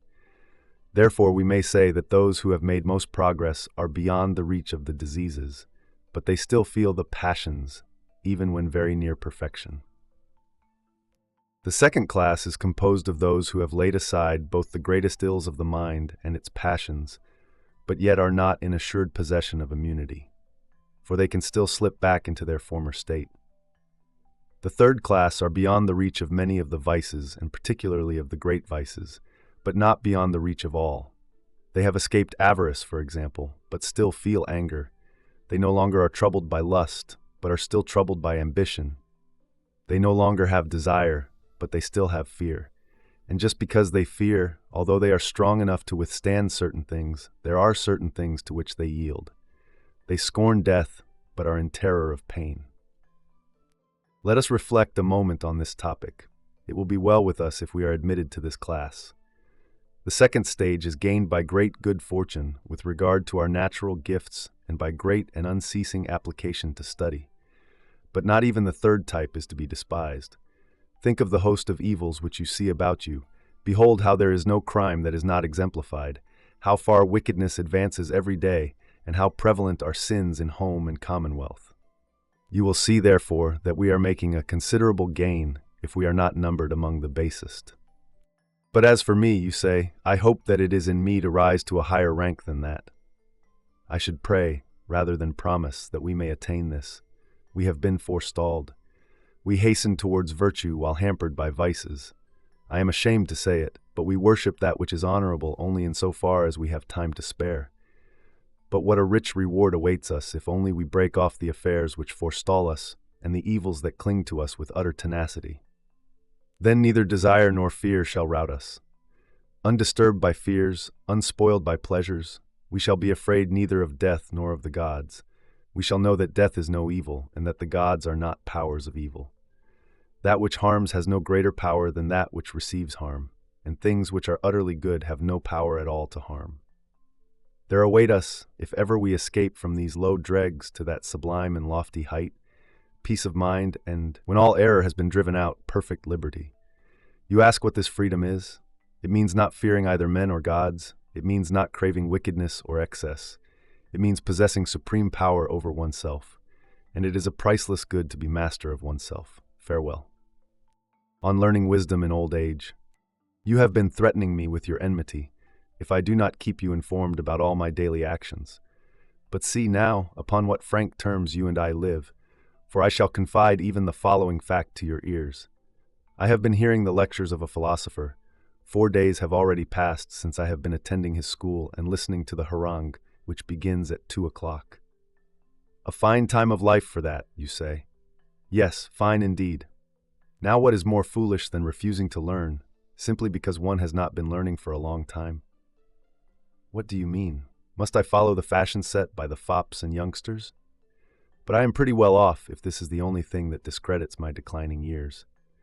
Men of all ages are admitted to this classroom. You retort, do we grow old merely in order to tag after the youngsters? But if I, an old man, go to the theater and am carried to the races, and allow no duel in the arena to be fought to a finish without my presence, shall I blush to attend a philosopher's lecture? You should keep learning as long as you are ignorant, even to the end of your life, if there is anything in the proverb. And the proverb suits the present case as well as any. As long as you live, keep learning how to live. For all that, there is also something which I can teach in that school. You ask, do you, what I can teach? That even an old man should keep learning. But I am ashamed of mankind, as often as I enter the lecture hall. On my way to the house of Metronax, I am compelled to go, as you know, right past the Neapolitan Theater. The building is jammed. Men are deciding with tremendous zeal who is entitled to be called a good flute player. Even the Greek piper and the herald draw their crowds. But in the other place, where the question discussed is, what is a good man? And the lesson which we learn is how to be a good man, very few are in attendance. And the majority think that even these few are engaged in no good business. They have the name of being empty-headed idler. I hope I may be blessed with that kind of mockery, for one should listen in an unruffled spirit to the railings of the ignorant. When one is marching toward the goal of honor, one should scorn itself. Proceed then, Lucilius, and hasten, lest you yourself be compelled to learn in your old age, as is the case with me. Nay, you must hasten all the more, because for a long time you have not approached the subject, which is one that you can scarcely learn thoroughly when you are old. How much progress shall I make, you ask, just as much as you try to make. Why do you wait? Wisdom comes haphazard to no man. Money will come of its own accord. Titles will be given to you. Influence and authority will perhaps be thrust upon you, but virtue will not fall upon you by chance. Either is knowledge thereof to be won by light effort or small toil, but toiling is worth while when one is about to win all goods at a single stroke. For there is but a single good, namely that which is honorable. In all those other things of which the general opinion approves, you will find no truth or certainty. Why it is, however, that there is but one good, namely, that which is honorable, I shall now tell you, inasmuch as you judge that in my earlier letter I did not carry the discussion far enough, and think that this theory was commended to you rather than proved. I shall also compress the remarks of other authors into narrow compass. Everything is estimated by the standard of its own good. The vine is valued for its productiveness and the flavor of its wine, the stag for his speed. We ask, with regard to beasts of burden, how sturdy of back they are, for their only use is to bear burdens. If a dog is to find the trail of a wild beast, keenness of scent is of first importance. If to catch his quarry, swiftness of foot. If to attack and harry it, courage. In each thing that quality should be best for which the thing is brought into being and by which it is judged. And what quality is best in man? It is reason. By virtue of reason he surpasses the animals, and is surpassed only by the gods. Perfect reason is therefore the good peculiar to man. All other qualities he shares in some degree with animals and plants. Man is strong, so is the lion. Man is comely, so is the peacock. Man is swift, so is the horse. I do not say that man is surpassed in all these qualities. I am not seeking to find that which is greatest in him, but that which is peculiarly his own. Man has body, so also have trees. Man has the power to act and to move at will, so have beasts and worms. Man has a voice, but how much louder is the voice of the dog, how much shriller that of the eagle, how much deeper that of the bull, how much sweeter and more melodious that of the nightingale. What then is peculiar to man? Reason. When this is right and has reached perfection, man's felicity is complete. Hence, if everything is praiseworthy and has arrived at the end intended by its nature, when it has brought its peculiar good to perfection, and if man's peculiar good is reason, then if a man has brought his reason to perfection, he is praiseworthy and has readied the end suited to his nature.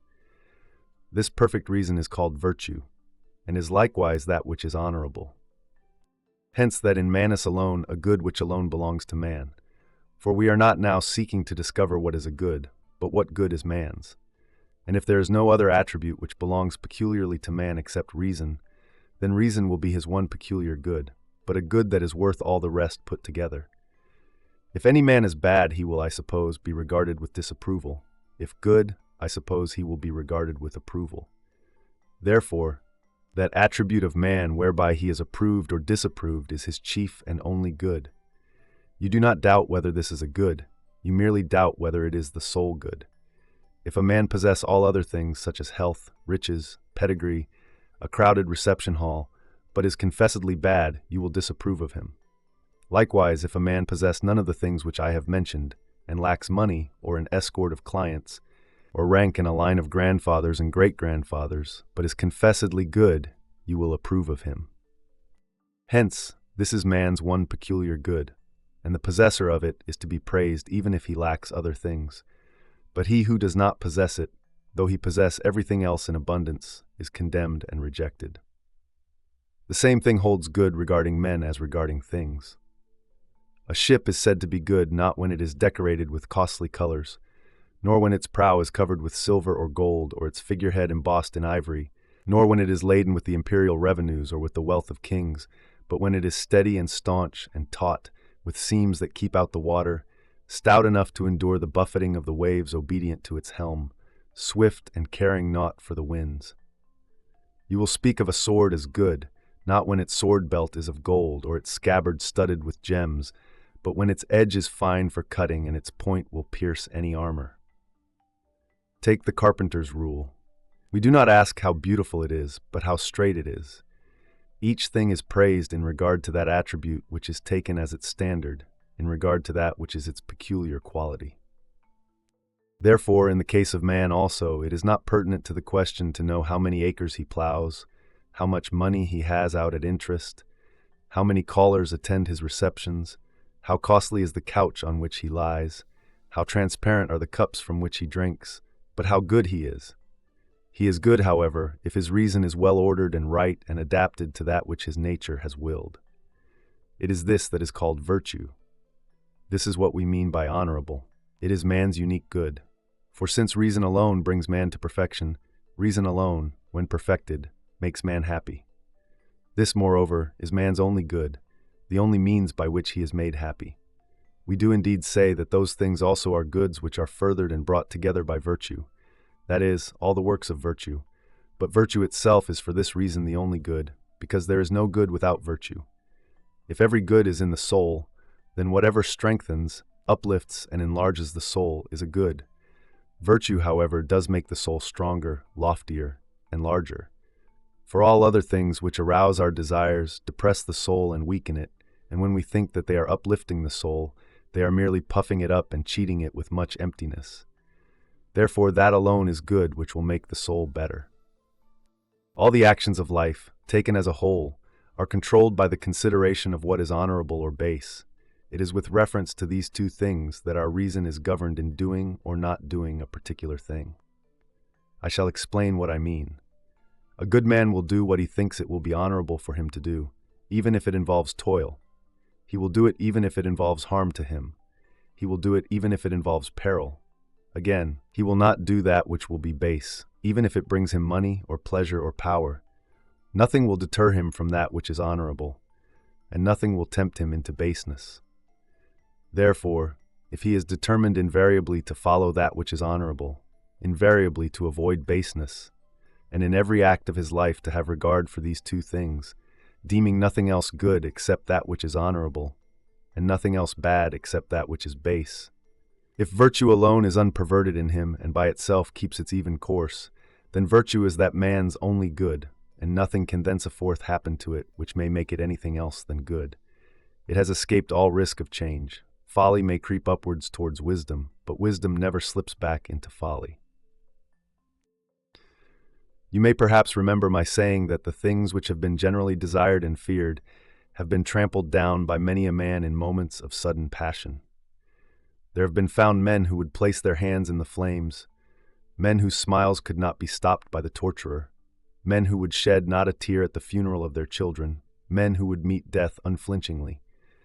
It is love, for example, anger, lust, which have challenged dangers. If a momentary stubbornness can accomplish all this when roused by some goad that pricks the spirit, how much more can be accomplished by virtue, which does not act impulsively or suddenly, but uniformly and with a strength that is lasting. It follows that the things which are often scorned by the men who are moved with a sudden passion, and are always scorned by the wise, are neither goods nor evils. Virtue itself is therefore the only good. She marches proudly between the two extremes of fortune, with great scorn for both. If, however, you accept the view that there is anything good besides that which is honorable, all the virtues will suffer. For it will never be possible for any virtue to be won and held, if there is anything outside itself which virtue must take into consideration. If there is any such thing, then it is at variance with reason, from which the virtues spring, and with truth also, which cannot exist without reason. Any opinion, however, which is at variance with truth, is wrong. A good man, you will admit, must have the highest sense of duty toward the gods. Hence he will endure with an unruffled spirit whatever happens to him, for he will know that it has happened as a result of the divine law, by which the whole creation moves. This being so, there will be for him one good, and only one, namely, that which is honorable. For one of its dictates is that we shall obey the gods and not blaze forth in anger at sudden misfortunes or deplore our lot, but rather patiently accept fate and obey its commands. If anything except the honorable is good, we shall be hounded by greed for life, and by greed for the things which provide life with its furnishings, an intolerable state, subject to no limits, unstable. The only good, therefore, is that which is honorable, that which is subject to bounds. I have declared that man's life would be more blessed than that of the gods, if those things which the gods do not enjoy are goods, such as money and offices of dignity. There is this further consideration. If only it is true that our souls, when released from the body, still abide, a happier condition is in store for them than is theirs while they dwell in the body. And yet, if those things are goods which we make use of for our body's sake, our souls will be worse off when set free. And that is contrary to our belief, to say that the soul is happier when it is cabined and confined than when it is free and has betaken itself to the universe. I also said that if those things which dumb animals possess equally with man are goods, then dumb animals also will lead a happy life, which is of course impossible. One must endure all things in defense of that which is honorable. But this would not be necessary if there existed any other good besides that which is honorable. Although this question was discussed by me pretty extensively in a previous letter, I have discussed it summarily and briefly run through the argument. But an opinion of this kind will never seem true to you unless you exalt your mind and ask yourself whether, at the call of duty, you would be willing to die for your country and buy the safety of all your fellow citizens at the price of your own, whether you would offer your neck not only with patience, but also with gladness. If you would do this, there is no other good in your eyes, for you are giving up everything in order to acquire this good. Consider how great is the power of that which is honorable. You will die for your country, even at a moment's notice, when you know that you ought to do so. Sometimes, as a result of noble conduct, one wins great joy even in a very short and fleeting space of time. And though none of the fruits of a deed that has been done will accrue to the doer after he is dead and removed from the sphere of human affairs, yet the mere contemplation of a deed that is to be done is a delight. And the brave and upright man, picturing to himself the guerdons of his death, guerdons such as the freedom of his country and the deliverance of all those for whom he is paying out his life, partakes of the greatest pleasure and enjoys the fruit of his own peril. But that man also who is deprived of this joy, the joy which is afforded by the contemplation of some last noble effort, will leap to his death without a moment's hesitation, content to act rightly and dutifully. Moreover, you may confront him with many discouragements. You may say, your deed will speedily be forgotten, or your fellow citizens will offer you scant thanks. He will answer, all these matters lie outside my task. My thoughts are on the deed itself. I know that this is honorable. Therefore, whithersoever I am led and summoned by honor, I will go. This, therefore, is the only good, and not only is every soul that has reached perfection aware of it, but also every soul that is by nature noble and of right instincts. All other goods are trivial and mutable. For this reason we are harassed if we possess them. Even though by the kindness of fortune they have been heaped together, they weigh heavily upon their owners, always pressing them down and sometimes crushing them. None of those whom you behold clad in purple is happy, any more than one of these actors upon whom the play bestows a scepter and a cloak while on the stage. They strut their hour before a crowded house, with swelling port and buskined foot. But when once they make their exit, the foot-gear is removed and they return to their proper stature. None of those who have been raised to a loftier height by riches and honors is really great. Why then does he seem great to you? It is because you are measuring the pedestal along with the man.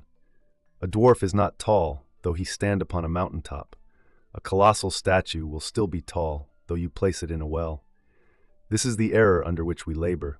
This is the reason why we are imposed upon. We value no man at what he is, but add to the man himself the trappings in which he is clothed.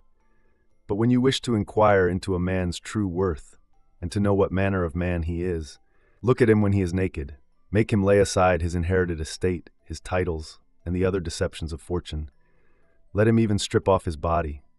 Consider his soul, its quality, and its stature, and thus learn whether its greatness is borrowed or its own. If a man can behold with unflinching eyes the flash of a sword, if he knows that it makes no difference to him whether his soul takes flight through his mouth or through a wound in his throat, you may call him happy. You may also call him happy if, when he is threatened with bodily torture, whether it be the result of accident or of the might of the stronger, he can without concern hear talk of chains or of exile, or of all the idle fears that stir men's minds, and can say, O maiden, no new sudden form of toil springs up before my eyes within my soul. I have forestalled and surveyed everything. Today it is you who threaten me with these terrors. But I have always threatened myself with them, and have prepared myself as a man to meet man's destiny. If an evil has been pondered beforehand, the blow is gentle when it comes. To the fool, however, and to him who trusts in fortune, each event as it arrives comes in a new and sudden form, and a large part of evil, to the inexperienced, consists in its novelty. This is proved by the fact that men endure with greater courage, when they have once become accustomed to them, the things which they had at first regarded as hardships. Hence, the wise man accustoms himself to coming trouble, lightening by long reflection the evils which others lighten by long endurance. We sometimes hear the inexperienced say, I knew that this was in store for me. But the wise man knows that all things are in store for him. Whatever happens, he says, I knew it. Farewell. On taking one's own life. Suddenly there came into our view today the Alexandrian ships. I mean those which are usually sent ahead to announce the coming of the fleet. They are called mail boats. The Campanians are glad to see them. All the rabble of Puteoli stand on the docks, and can recognize the Alexandrian boats, no matter how great the crowd of vessels, by the very trim of their sails. For they alone may keep spread their topsails, which all ships use when out at sea, because nothing sends a ship along so well as its upper canvas. That is where most of the speed is obtained. So when the breeze has stiffened and become stronger than is comfortable, they set their yards lower, for the wind has less force near the surface of the water. Accordingly, when they have made Capreae and the headland whence tall Pallas watches on the stormy peak, all other vessels are bidden to be content with the mainsail, and the topsail stands out conspicuously on the Alexandrian mail boats.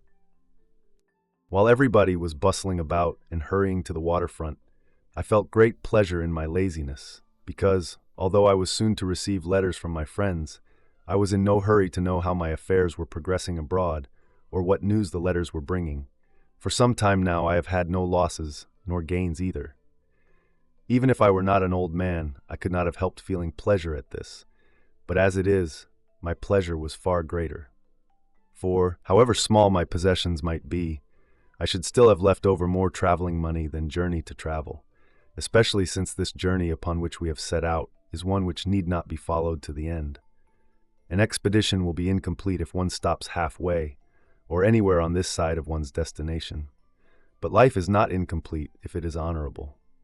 At whatever point you leave off living, provided you leave off nobly, your life is a whole. Often, however, one must leave off bravely, and our reasons therefore need not be momentous, for neither are the reasons momentous which hold us here.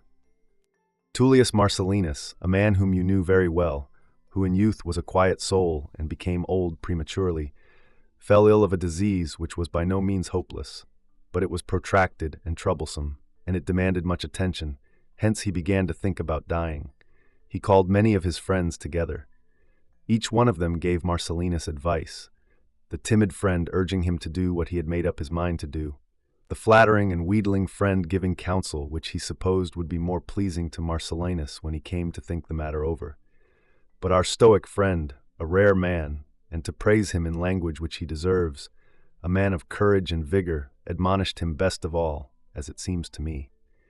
For he began as follows: Do not torment yourself, my dear Marcellinus, as if the question which you are weighing were a matter of importance. It is not an important matter to live. All your slaves live, and so do all animals. But it is important to die honorably, sensibly, bravely. Reflect how long you have been doing the same thing: food, sleep, lust. This is one's daily round. The desire to die may be felt not only by the sensible man or the brave or unhappy man, but even by the man who is merely surfeited. Marcellinus did not need someone to urge him, but rather someone to help him. His slaves refused to do his bidding. The Stoic therefore removed their fears, showing them that there was no risk involved for the household, except when it was uncertain whether the master's death was self-sought or not. Besides, it was as bad a practice to kill one's master as it was to prevent him forcibly from killing himself. Then he suggested to Marcellinus himself that it would be a kindly act to distribute gifts to those who had attended him throughout his whole life, when that life was finished, just as, when a banquet is finished, the remaining portion is divided among the attendants who stand about the table. Marcellinus was of a compliant and generous disposition, even when it was a question of his own property, so he distributed little sums among his sorrowing slaves, and comforted them besides. No need had he of sword or of bloodshed. For 3 days he fasted and had a tent put up in his very bedroom. Then a tub was brought in. He lay in it for a long time, and as the hot water was continually poured over him, he gradually passed away, not without a feeling of pleasure, as he himself remarked, such a feeling as a slow dissolution is wont to give. Those of us who have ever fainted know from experience what this feeling is. This little anecdote into which I have digressed will not be displeasing to you, for you will see that your friend departed neither with difficulty nor with suffering. Though he committed suicide, yet he withdrew most gently, gliding out of life. The anecdote may also be of some use, for often a crisis demands just such examples. There are times when we ought to die and are unwilling. Sometimes we die and are unwilling. No one is so ignorant as not to know that we must at some time die. Nevertheless, when one draws near death, one turns to flight, trembles, and laments. Would you not think him an utter fool who wept because he was not alive 1,000 years ago? And is he not just as much of a fool who weeps because he will not be alive 1,000 years from now? It is all the same. You will not be, and you were not. Neither of these periods of time belongs to you. You have been cast upon this point of time. If you would make it longer, how much longer shall you make it? Why weep? Why pray? You are taking pains to no purpose. Give over thinking that your prayers can bend divine decrees from their predestined end. These decrees are unalterable and fixed. They are governed by a mighty and everlasting compulsion. Your goal will be the goal of all things. What is there strange in this to you? You were born to be subject to this law. This fate befell your father, your mother, your ancestors, all who came before you, and it will befall all who shall come after you. A sequence which cannot be broken or altered by any power binds all things together and draws all things in its course. Think of the multitudes of men doomed to death who will come after you, of the multitudes who will go with you. You would die more bravely, I suppose, in the company of many thousands. And yet there are many thousands, both of men and of animals, who at this very moment, while you are irresolute about death, are breathing their last in their several ways. But you, did you believe that you would not someday reach the goal towards which you have always been traveling? No journey but has its end. You think, I suppose, that it is now in order for me to cite some examples of great men. No, I shall cite rather the case of a boy. The story of the Spartan lad has been preserved. Taken captive while still a stripling, he kept crying in his Doric dialect, "I will not be a slave," and he made good his word. For the very first time he was ordered to perform a menial and degrading service, and the command was to fetch a chamber pot. He dashed out his brains against the wall. So near at hand is freedom, and is anyone still a slave? Would you not rather have your own son die thus than reach old age by weakly yielding? Why therefore are you distressed when even a boy can die so bravely? Suppose that you refuse to follow him, you will be led. Take into your own control that which is now under the control of another. Will you not borrow that boy's courage and say, "I am no slave"? Unhappy fellow, you are a slave to men. You are a slave to your business. You are a slave to life. For life, if courage to die be lacking, is slavery. Have you anything worth waiting for? Your very pleasures, which cause you to tarry and hold you back, have already been exhausted by you. None of them is a novelty to you, and there is none that has not already become hateful because you are cloyed with it. You know the taste of wine and cordials. It makes no difference whether 100 or 1,000 measures pass through your bladder. You are nothing but a wine strainer. You are a connoisseur in the flavor of the oyster and of the mullet. Your luxury has not left you anything untasted for the years that are to come, and yet these are the things from which you are torn away unwillingly. What else is there which you would regret to have taken from you? Friends? But who can be a friend to you? Country? What? Do you think enough of your country to be late to dinner? The light of the sun? You would extinguish it if you could. For what have you ever done that was fit to be seen in the light? Confess the truth. It is not because you long for the Senate chamber or the forum, or even for the world of nature, that you would fain put off dying. It is because you are loth to leave the fish market, though you have exhausted its stores. You are afraid of death, but how can you scorn it in the midst of a mushroom supper? You wish to live. Well, do you know how to live? You are afraid to die. But come now, is this life of yours anything but death? Gaius Caesar was passing along the Via Latina when a man stepped out from the ranks of the prisoners, his gray beard hanging down even to his breast, and begged to be put to death. "What?" said Caesar. "Are you alive now?" That is the answer which should be given to men to whom death would come as a relief. You are afraid to die. What, are you alive now? "But," says one, "I wish to live, for I am engaged in many honorable pursuits. I am loth to leave life's duties, which I am fulfilling with loyalty and zeal." Surely you are aware that dying is also one of life's duties? You are deserting no duty, for there is no definite number established which you are bound to complete. There is no life that is not short. Compared with the world of nature, even Nestor's life was a short one, or Satya's, the woman who bade carve on her tombstone that she had lived 99 years. Some persons, you see, boast of their long lives, but who could have endured the old lady if she had had the luck to complete her 100th year? It is with life as it is with a play. It matters not how long the action is spun out, but how good the acting is. It makes no difference at what point you stop. Stop whenever you choose, only see to it that the closing period is well turned. Farewell. The healing power of the mind. That you are frequently troubled by the snuffling of catarrh and by short attacks of fever which follow after long and chronic catarrhal seizures, I am sorry to hear, particularly because I have experienced this sort of illness myself and scorned it in its early stages.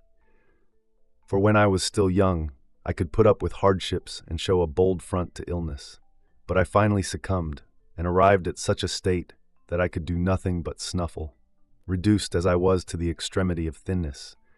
I often entertained the impulse of ending my life then and there, but the thought of my kind old father kept me back.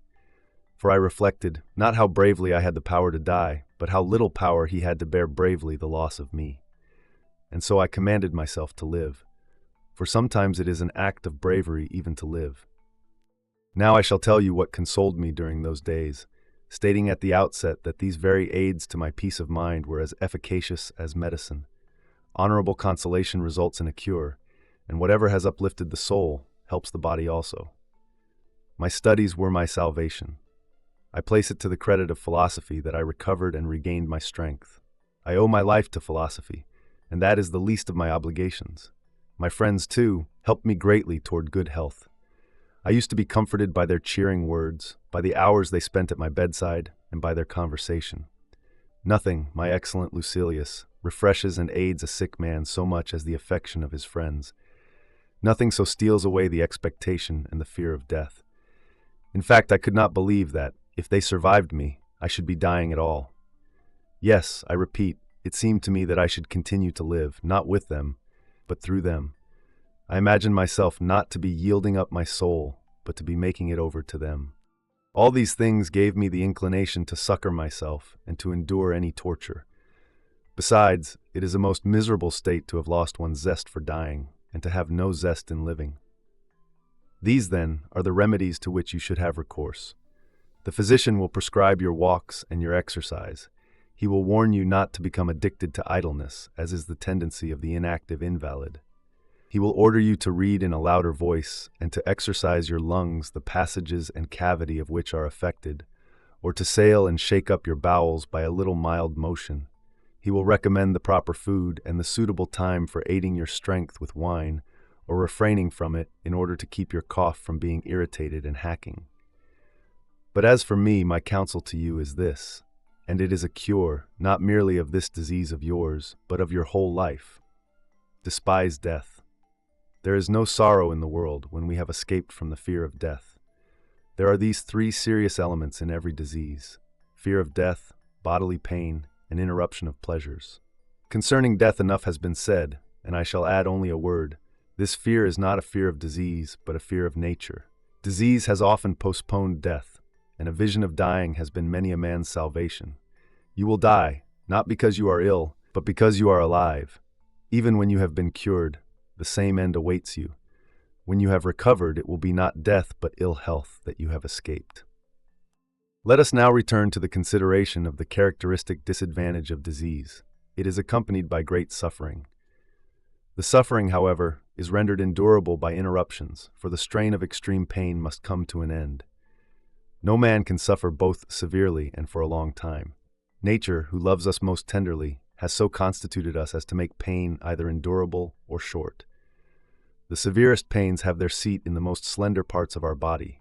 Nerves, joints, and any other of the narrow passages hurt most cruelly when they have developed trouble within their contracted spaces. But these parts soon become numb, and by reason of the pain itself lose the sensation of pain, whether because the life force, when checked in its natural course and changed for the worse, loses the peculiar power through which it thrives and through which it warns us, or because the diseased humors of the body, when they cease to have a place into which they may flow, are thrown back upon themselves, and deprive of sensation the parts where they have caused congestion. So gout, both in the feet and in the hands, and all pain in the vertebrae and in the nerves, have their intervals of rest at the times when they have dulled the parts which they before had tortured. The first twinges, in all such cases, are what cause the distress, and their onset is checked by lapse of time, so that there is an end of pain when numbness has set in. Pain in the teeth, eyes, and ears is most acute for the very reason that it begins among the narrow spaces of the body, no less acute indeed than in the head itself. But if it is more violent than usual, it turns to delirium and stupor. This is accordingly a consolation for excessive pain, that you cannot help ceasing to feel it if you feel it to excess. The reason, however, why the inexperienced are impatient when their bodies suffer is that they have not accustomed themselves to be contented in spirit. They have been closely associated with the body.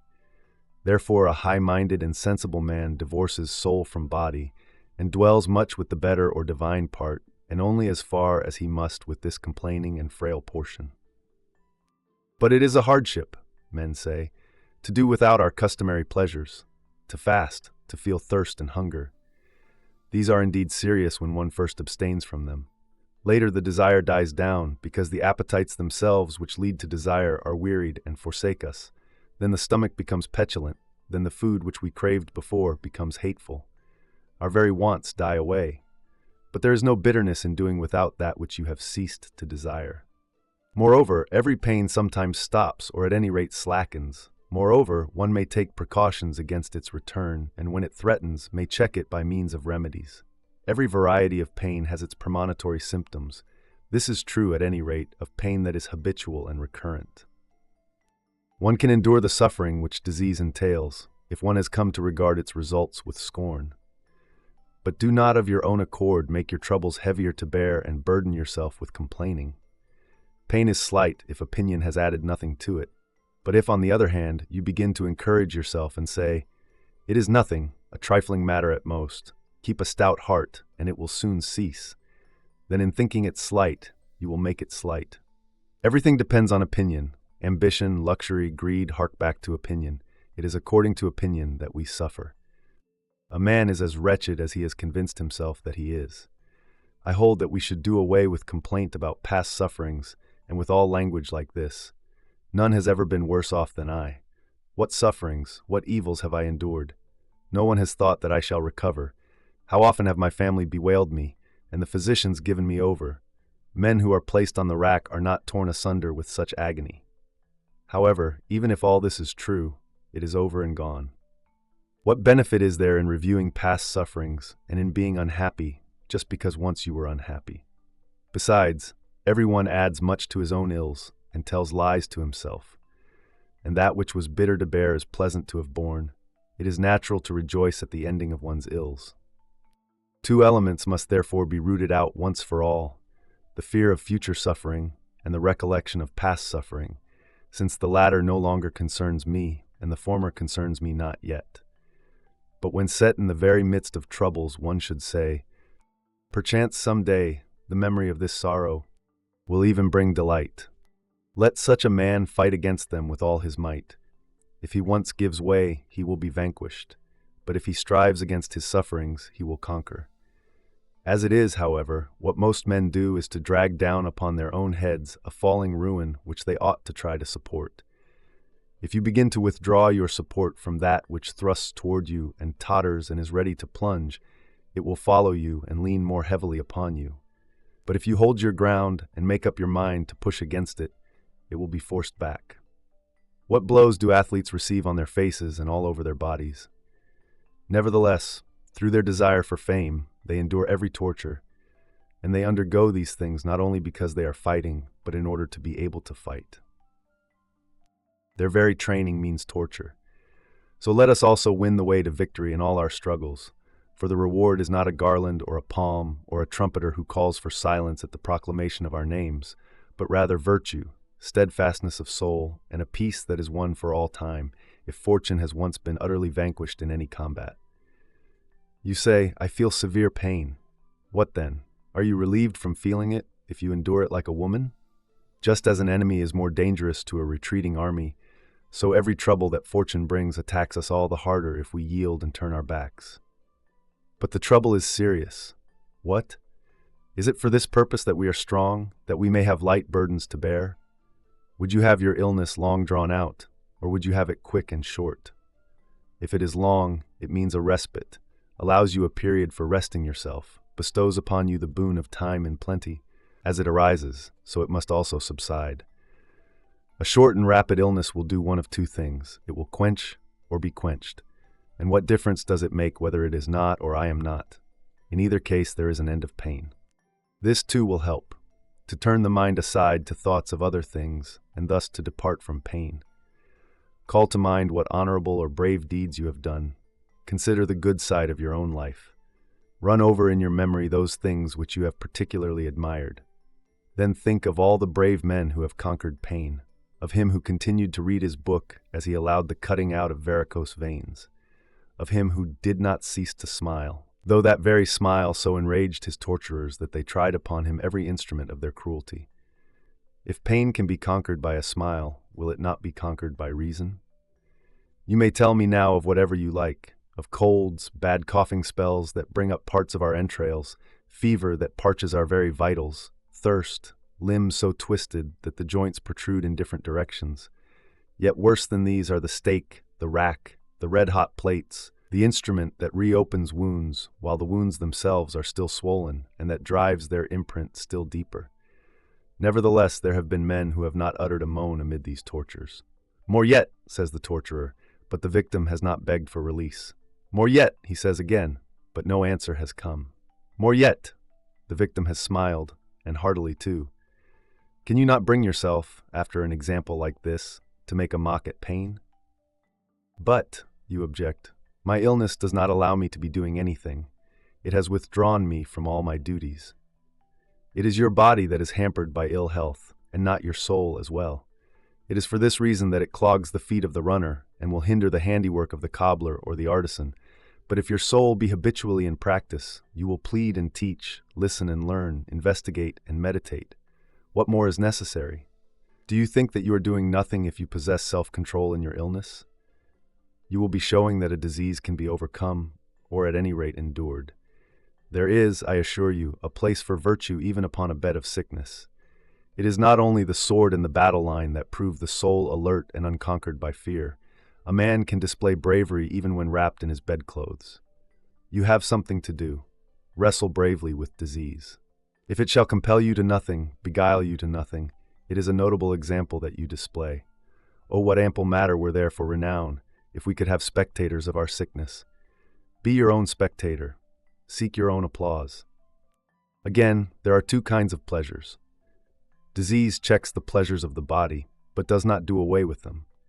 Nay, if the truth is to be considered, it serves to excite them. For the thirstier a man is, the more he enjoys a drink. The hungrier he is, the more pleasure he takes in food. Whatever falls to one's lot after a period of abstinence is welcomed with greater zest. The other kind, however, the pleasures of the mind, which are higher and less uncertain, no physician can refuse to the sick man. Whoever seeks these and knows well what they are, scorns all the blandishments of the senses. Men say, poor sick fellow, but why? Is it because he does not mix snow with his wine, or because he does not revive the chill of his drink, mixed as it is in a good-sized bowl, by chipping ice into it? Or because he does not have lucrine oysters opened fresh at his table? Or because there is no din of cooks about his dining hall, as they bring in their very cooking apparatus along with their viands? For luxury has already devised this fashion, of having the kitchen accompany the dinner, so that the food may not grow lukewarm, or fail to be hot enough for a palate which has already become hardened. Poor sick fellow, he will eat as much as he can digest. There will be no boar lying before his eyes, banished from the table as if it were a common meat. And on his sideboard there will be heaped together no breast meat of birds, because it sickens him to see birds served whole. But what evil has been done to you?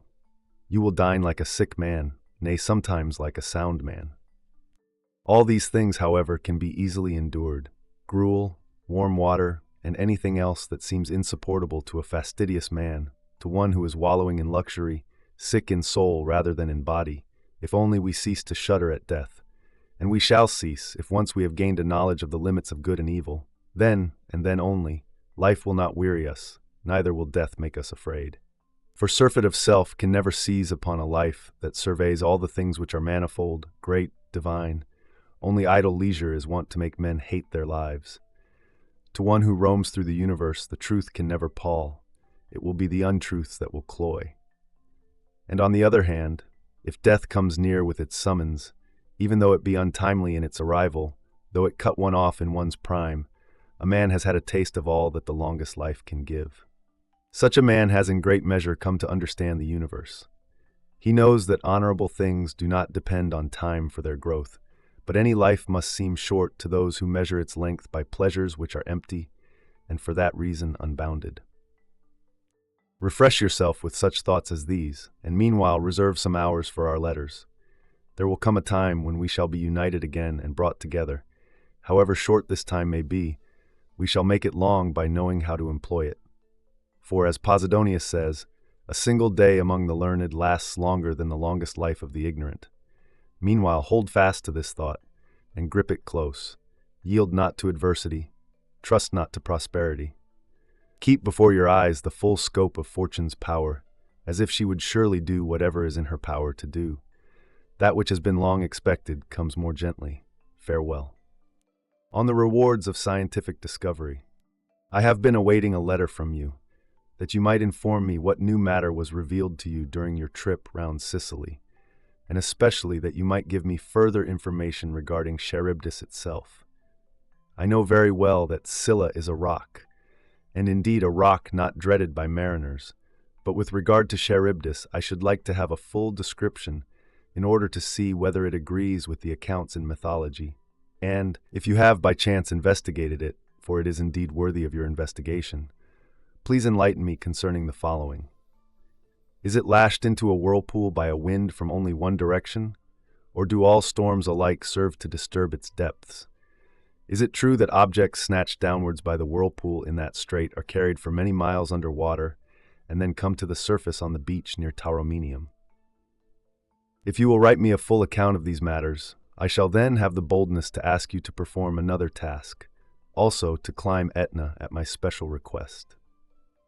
Certain naturalists have inferred that the mountain is wasting away and gradually settling, because sailors used to be able to see it from a greater distance.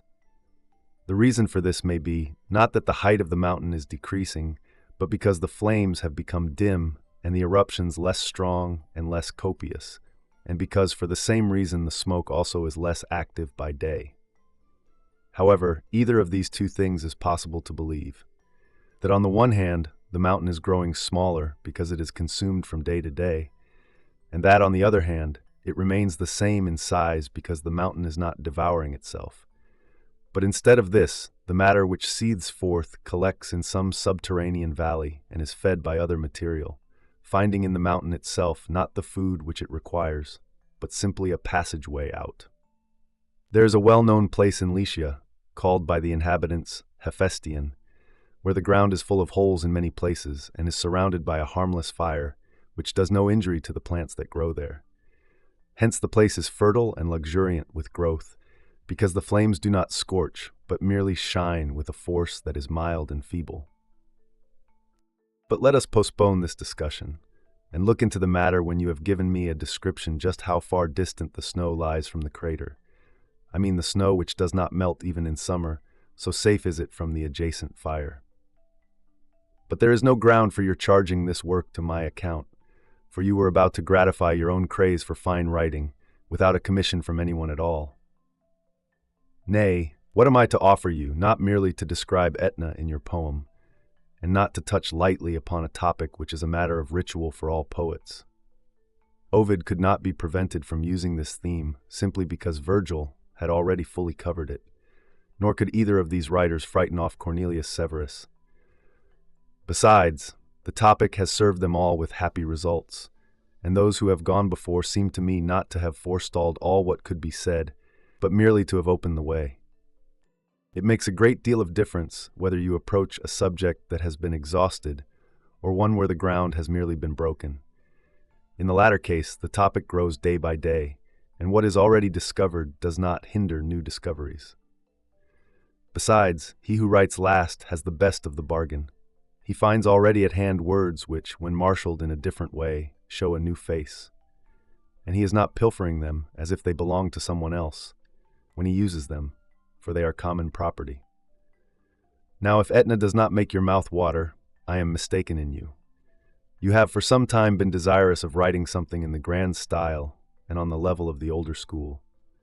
For your modesty does not allow you to set your hopes any higher.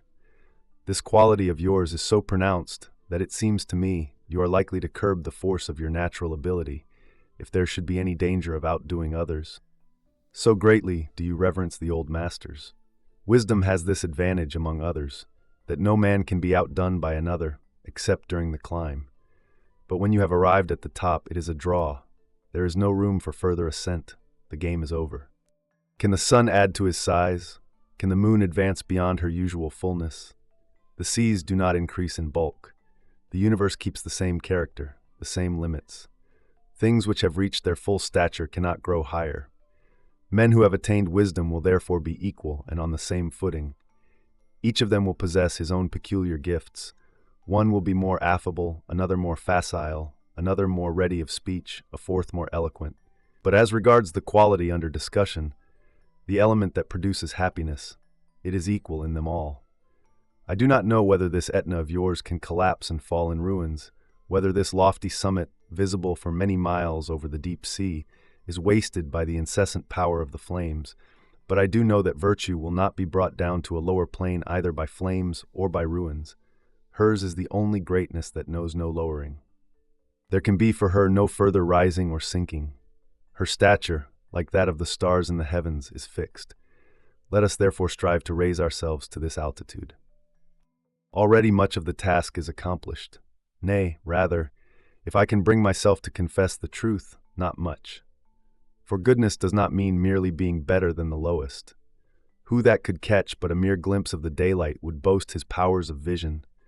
One who sees the sun shining through a mist may be contented meanwhile that he has escaped darkness, but he does not yet enjoy the blessing of light. Our souls will not have reason to rejoice in their lot until, freed from this darkness in which they grope, they have not merely glimpsed the brightness with feeble vision, but have absorbed the full light of day and have been restored to their place in the sky, until indeed they have regained the place which they held at the allotment of their birth. The soul is summoned upward by its very origin, and it will reach that goal even before it is released from its prison below, as soon as it has cast off sin and, in purity and lightness, has leaped up into celestial realms of thought. I am glad, beloved Lucilius, that we are occupied with this ideal, that we pursue it with all our might, even though few know it, or none. Fame is the shadow of virtue. It will attend virtue even against her will. But, as the shadow sometimes precedes and sometimes follows, or even lags behind, so fame sometimes goes before us and shows herself in plain sight, and sometimes is in the rear, and is all the greater in proportion as she is late in coming, when once envy has beaten a retreat. How long did men believe Democritus to be mad? Glory barely came to Socrates. And how long did our state remain in ignorance of Cato? They rejected him, and did not know his worth until they had lost him. If Rutilius had not resigned himself to wrong, his innocence and virtue would have escaped notice. The hour of his suffering was the hour of his triumph. Did he not give thanks for his lot and welcome his exile with open arms? I have mentioned thus far those to whom fortune has brought renown at the very moment of persecution. But how many there are whose progress toward virtue has come to light only after their death? And how many have been ruined, not rescued, by their reputation? There is Epicurus, for example. Mark how greatly he is admired not only by the more cultured, but also by this ignorant rabble. This man, however, was unknown to Athens itself, near which he had hidden himself away. And so, when he had already survived by many years his friend Metrodorus, he added in a letter these last words, proclaiming with thankful appreciation the friendship that had existed between them. So greatly blessed were Metrodorus and I, that it has been no harm to us to be unknown, and almost unheard of in this well-known land of Greece. Is it not true, therefore, that men did not discover him until after he had ceased to be? Has not his renown shone forth for all that? Metrodorus also admits this fact in one of his letters, that Epicurus and he were not well known to the public, but he declares that after the lifetime of Epicurus and himself, any man who might wish to follow in their footsteps would win great and ready-made renown. Virtue is never lost to view, and yet to have been lost to view is no loss. There will come a day which will reveal her, though hidden away or suppressed by the spite of her contemporaries. That man is born merely for a few, who thinks only of the people of his own generation. Many thousands of years and many thousands of peoples will come after you. It is to these that you should have regard. Malice may have imposed silence upon the mouths of all who were alive in your day, but there will come men who will judge you without prejudice and without favor. If there is any reward that virtue receives at the hands of fame, not even this can pass away. We ourselves indeed shall not be affected by the talk of posterity. Nevertheless, posterity will cherish and celebrate us even though we are not conscious thereof. Virtue has never failed to reward a man, both during his life and after his death, provided he has followed her loyally, provided he has not decked himself out or painted himself up, but has been always the same, whether he appeared before men's eyes after being announced, or suddenly and without preparation. Pretense accomplishes nothing. Few are deceived by a mask that is easily drawn over the face. Truth is the same in every part. Things which deceive us have no real substance. Lies are thin stuff. They are transparent if you examine them with care. Farewell. On worldly deceptions. Today I have some free time, thanks not so much to myself as to the games, which have attracted all the boors to the boxing match. No one will interrupt me or disturb the train of my thoughts, which go ahead more boldly as the result of my very confidence. My door has not been continually creaking on its hinges, nor will my curtain be pulled aside. My thoughts may march safely on, and that is all the more necessary for one who goes independently and follows out his own path. Do I then follow no predecessors? Yes, but I allow myself to discover something new, to alter, to reject. I am not a slave to them, although I give them my approval. And yet, that was a very bold word which I spoke when I assured myself that I should have some quiet and some uninterrupted retirement. For lo, a great cheer comes from the stadium, and while it does not drive me distracted, yet it shifts my thought to a contrast suggested by this very noise. How many men, I say to myself, train their bodies, and how few train their minds. What crowds flock to the games, spurious as they are and arranged merely for pastime, and what a solitude reigns where the good arts are taught. How feather-brained are the athletes whose muscles and shoulders we admire. The question which I ponder most of all is this: if the body can be trained to such a degree of endurance that it will stand the blows and kicks of several opponents at once, and to such a degree that a man can last out the day and resist the scorching sun in the midst of the burning dust, drenched all the while with his own blood. If this can be done, how much more easily might the mind be toughened so that it could receive the blows of fortune and not be conquered, so that it might struggle to its feet again after it has been laid low, after it has been trampled underfoot. For although the body needs many things in order to be strong, yet the mind grows from within, giving to itself nourishment and exercise. Yonder athletes must have copious food, copious drink, copious quantities of oil, and long training besides. But you can acquire virtue without equipment and without expense. All that goes to make you a good man lies within yourself. And what do you need in order to become good? To wish it. But what better thing could you wish for than to break away from this slavery? A slavery that oppresses us all. A slavery which even chattels of the lowest estate, born amid such degradation, strive in every possible way to strip off. In exchange for freedom, they pay out the savings which they have scraped together by cheating their own bellies. Shall you not be eager to attain liberty at any price, seeing that you claim it as your birthright? Why cast glances toward your strong box? Liberty cannot be bought. It is therefore useless to enter in your ledger the item of freedom, for freedom is possessed neither by those who have bought it, nor by those who have sold it. You must give this good to yourself and seek it from yourself. First of all, free yourself from the fear of death, for death puts the yoke about our necks. Then free yourself from the fear of poverty. If you would know how little evil there is in poverty, compare the faces of the poor with those of the rich. The poor man smiles more often and more genuinely. his troubles do not go deep down. Even if any anxiety comes upon him, it passes like a fitful cloud. But the merriment of those whom men call happy is feigned, while their sadness is heavy and festering, and all the heavier because they may not meanwhile display their grief, but must act the part of happiness in the midst of sorrows that eat out their very hearts. I often feel called upon to use the following illustration, and it seems to me that none expresses more effectively this drama of human life, wherein we are assigned the parts which we are to play so badly. Yonder is the man who stalks upon the stage with swelling port and head thrown back, and says, "Lo, I am he whom Argos hails as Lord, whom Pelops left the heir of lands that spread, from Hellespont and from the Ionian sea, e'en to the Isthmian straits. And who is this fellow? He is but a slave. His wage is 5 measures of grain and 5 denarii. Yon other who, proud and wayward and puffed up by confidence in his power, declaims, 'Peace, Menelaus, or this hand shall slay thee.' He receives a daily pittance and sleeps on rags. You may speak in the same way about all these dandies whom you see riding in litters above the heads of men and above the crowd. In every case their happiness is put on like the actor's mask. Tear it off, and you will scorn them. When you buy a horse, you order its blanket to be removed. You pull off the garments from slaves that are advertised for sale, so that no bodily flaws may escape your notice. If you judge a man, do you judge him when he is wrapped in a disguise? Slave dealers hide under some sort of finery any defect which may give offense, and for that reason the very trappings arouse the suspicion of the buyer. If you catch sight of a leg or an arm that is bound up in cloths, you demand that it be stripped and that the body itself be revealed to you. Do you see yonder Scythian or Sarmatian king, his head adorned with the badge of his office? If you wish to see what he amounts to and to know his full worth, take off his diadem, much evil lurks beneath it. But why do I speak of others? If you wish to set a value on yourself, put away your money, your estates, your honors, and look into your own soul.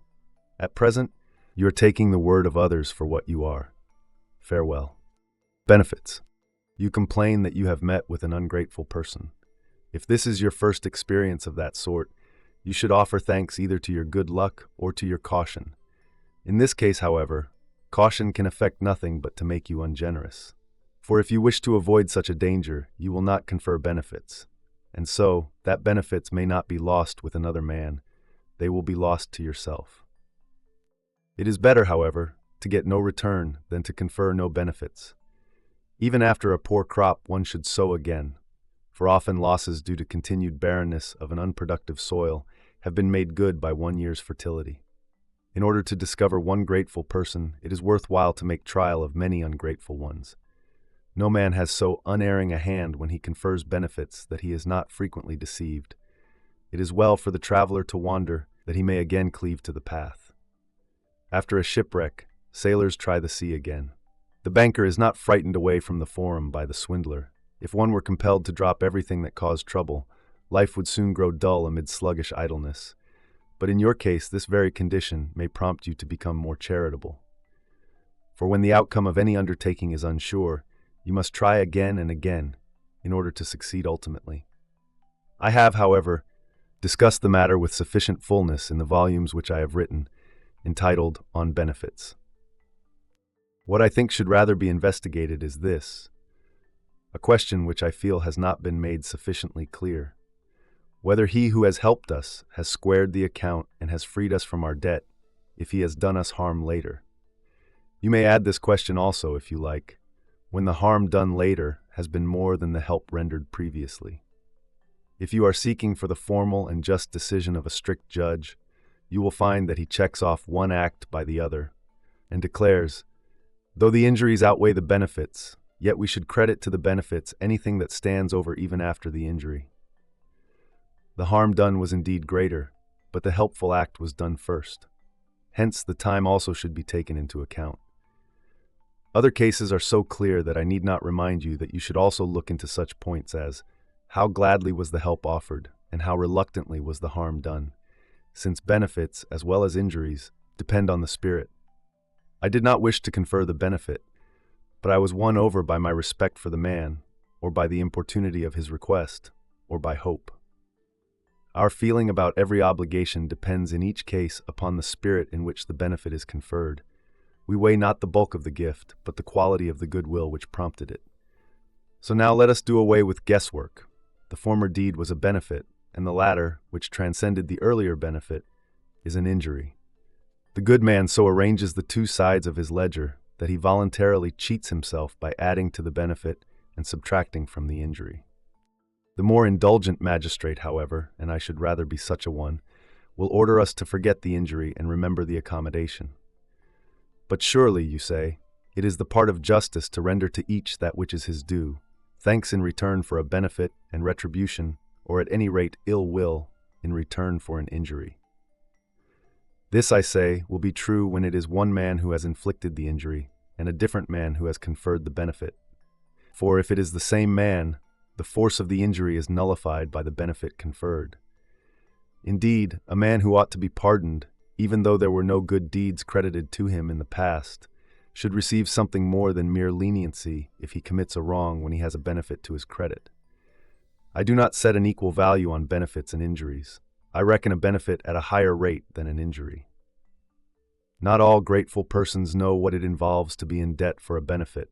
Even a thoughtless, crude fellow, one of the common herd, may know, especially soon after he has received the gift, but he does not know how deeply he stands in debt therefore.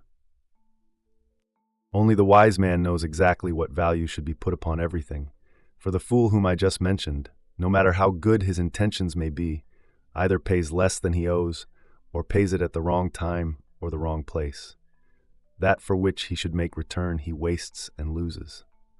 There is a marvelously accurate phraseology applied to certain subjects, a long-established terminology which indicates certain acts by means of symbols that are most efficient and that serve to outline men's duties.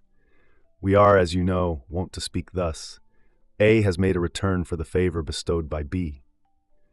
Making a return means handing over of your own accord that which you owe.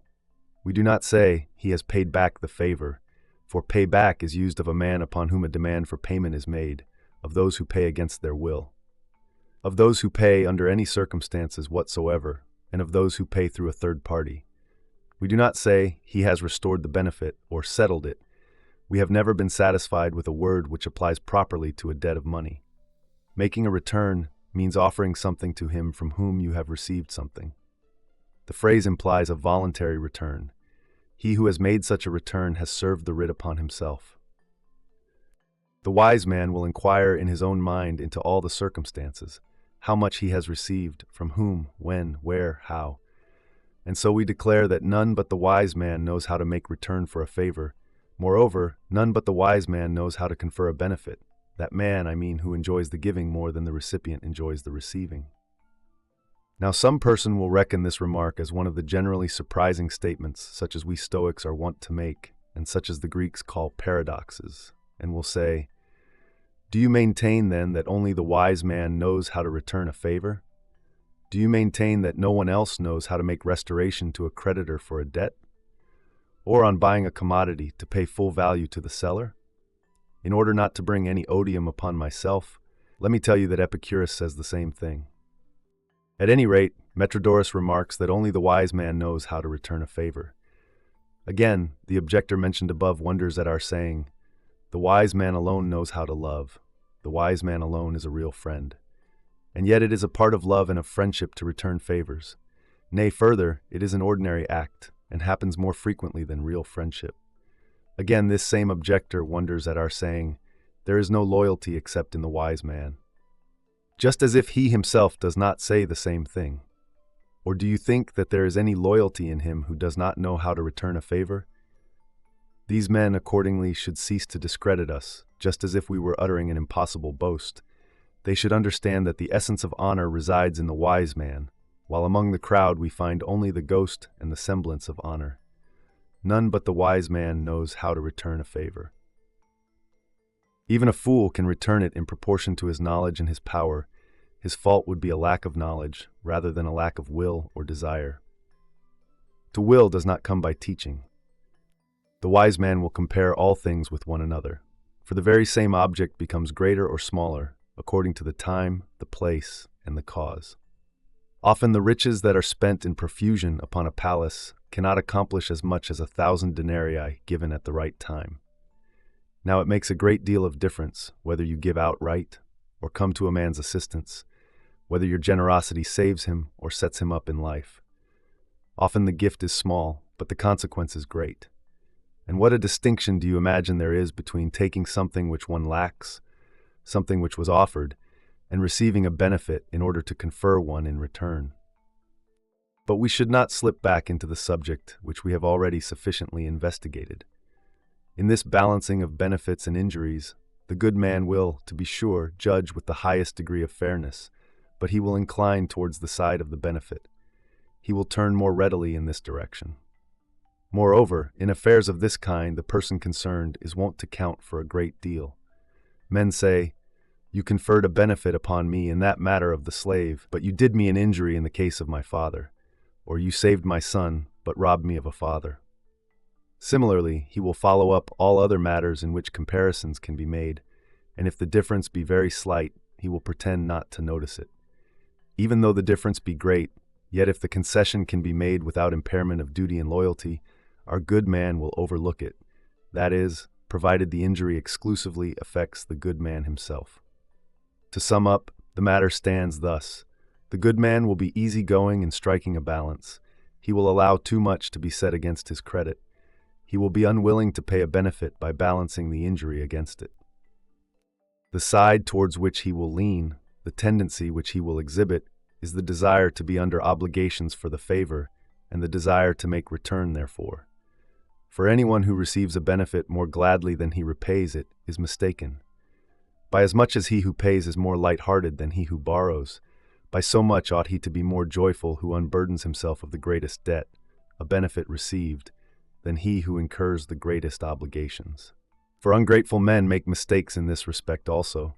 They have to pay their creditors both capital and interest, but they think that benefits are currency which they can use without interest. So the debts grow through postponement, and the later the action is postponed, the more remains to be paid. A man is an ingrate if he repays a favor without interest. Therefore, interest also should be allowed for when you compare your receipts and your expenses. We should try by all means to be as grateful as possible. For gratitude is a good thing for ourselves, in a sense in which justice, that is commonly supposed to concern other persons, is not. Gratitude returns in large measure unto itself. There is not a man who, when he has benefited his neighbor, has not benefited himself. I do not mean for the reason that he whom you have aided will desire to aid you, or that he whom you have defended will desire to protect you, or that an example of good conduct returns in a circle to benefit the doer, just as examples of bad conduct recoil upon their authors, and as men find no pity if they suffer wrongs which they themselves have demonstrated the possibility of committing, but that the reward for all the virtues lies in the virtues themselves. For they are not practiced with a view to recompense. The wages of a good deed is to have done it. I am grateful, not in order that my neighbor, provoked by the earlier act of kindness, may be more ready to benefit me, but simply in order that I may perform a most pleasant and beautiful act. I feel grateful, not because it profits me, but because it pleases me. And, to prove the truth of this to you, I declare that even if I may not be grateful without seeming ungrateful, even if I am able to retain a benefit only by an act which resembles an injury, even so I shall strive in the utmost calmness of spirit toward the purpose which honor demands, in the very midst of disgrace. No one, I think, rates virtue higher, or is more consecrated to virtue than he who has lost his reputation for being a good man in order to keep from losing the approval of his conscience. Thus, as I have said, your being grateful is more conducive to your own good than to your neighbor's good. For while your neighbor has had a common everyday experience, namely, receiving back the gift which he had bestowed, you have had a great experience which is the outcome of an utterly happy condition of soul, to have felt gratitude. For if wickedness makes men unhappy, and virtue makes men blessed, and if it is a virtue to be grateful, then the return which you have made is only the customary thing. But the thing to which you have attained is priceless, the consciousness of gratitude, which comes only to the soul that is divine and blessed. The opposite feeling to this, however, is immediately attended by the greatest unhappiness. No man, if he be ungrateful, will be unhappy in the future. I allow him no day of grace. He is unhappy forthwith. Let us therefore avoid being ungrateful, not for the sake of others, but for our own sakes. When we do wrong, only the least and lightest portion of it flows back upon our neighbor. The worst, and if I may use the term, the densest portion of it, stays at home and troubles the owner. My master Attalus used to say, "Evil herself drinks the largest portion of her own poison." The poison which serpents carry for the destruction of others, and secrete without harm to themselves, is not like this poison, for this sort is ruinous to the possessor. The ungrateful man tortures and torments himself. He hates the gifts which he has accepted, because he must make a return for them, and he tries to belittle their value, but he really enlarges and exaggerates the injuries which he has received. And what is more wretched than a man who forgets his benefits and clings to his injuries? Wisdom, on the other hand, lends grace to every benefit, and of her own free will commends it to her own favor, and delights her soul by continued recollection thereof. Evil men have but one pleasure in benefits, and a very short-lived pleasure at that.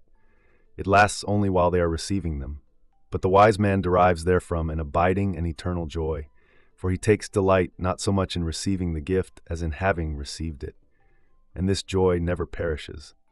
It abides with him always. He despises the wrongs done him. He forgets them, not accidentally, but voluntarily. He does not put a wrong construction upon everything, or seek for someone whom he may hold responsible for each happening. He rather ascribes even the sins of men to chance. He will not misinterpret a word or a look. He makes light of all mishaps by interpreting them in a generous way. He does not remember an injury rather than a service. As far as possible, he lets his memory rest upon the earlier and the better deed, never changing his attitude towards those who have deserved well of him, except in climes where the bad deeds far outdistance the good, and the space between them is obvious even to one who closes his eyes to it. Even then only to this extent, that he strives, after receiving the preponderant injury, to resume the attitude which he held before he received the benefit.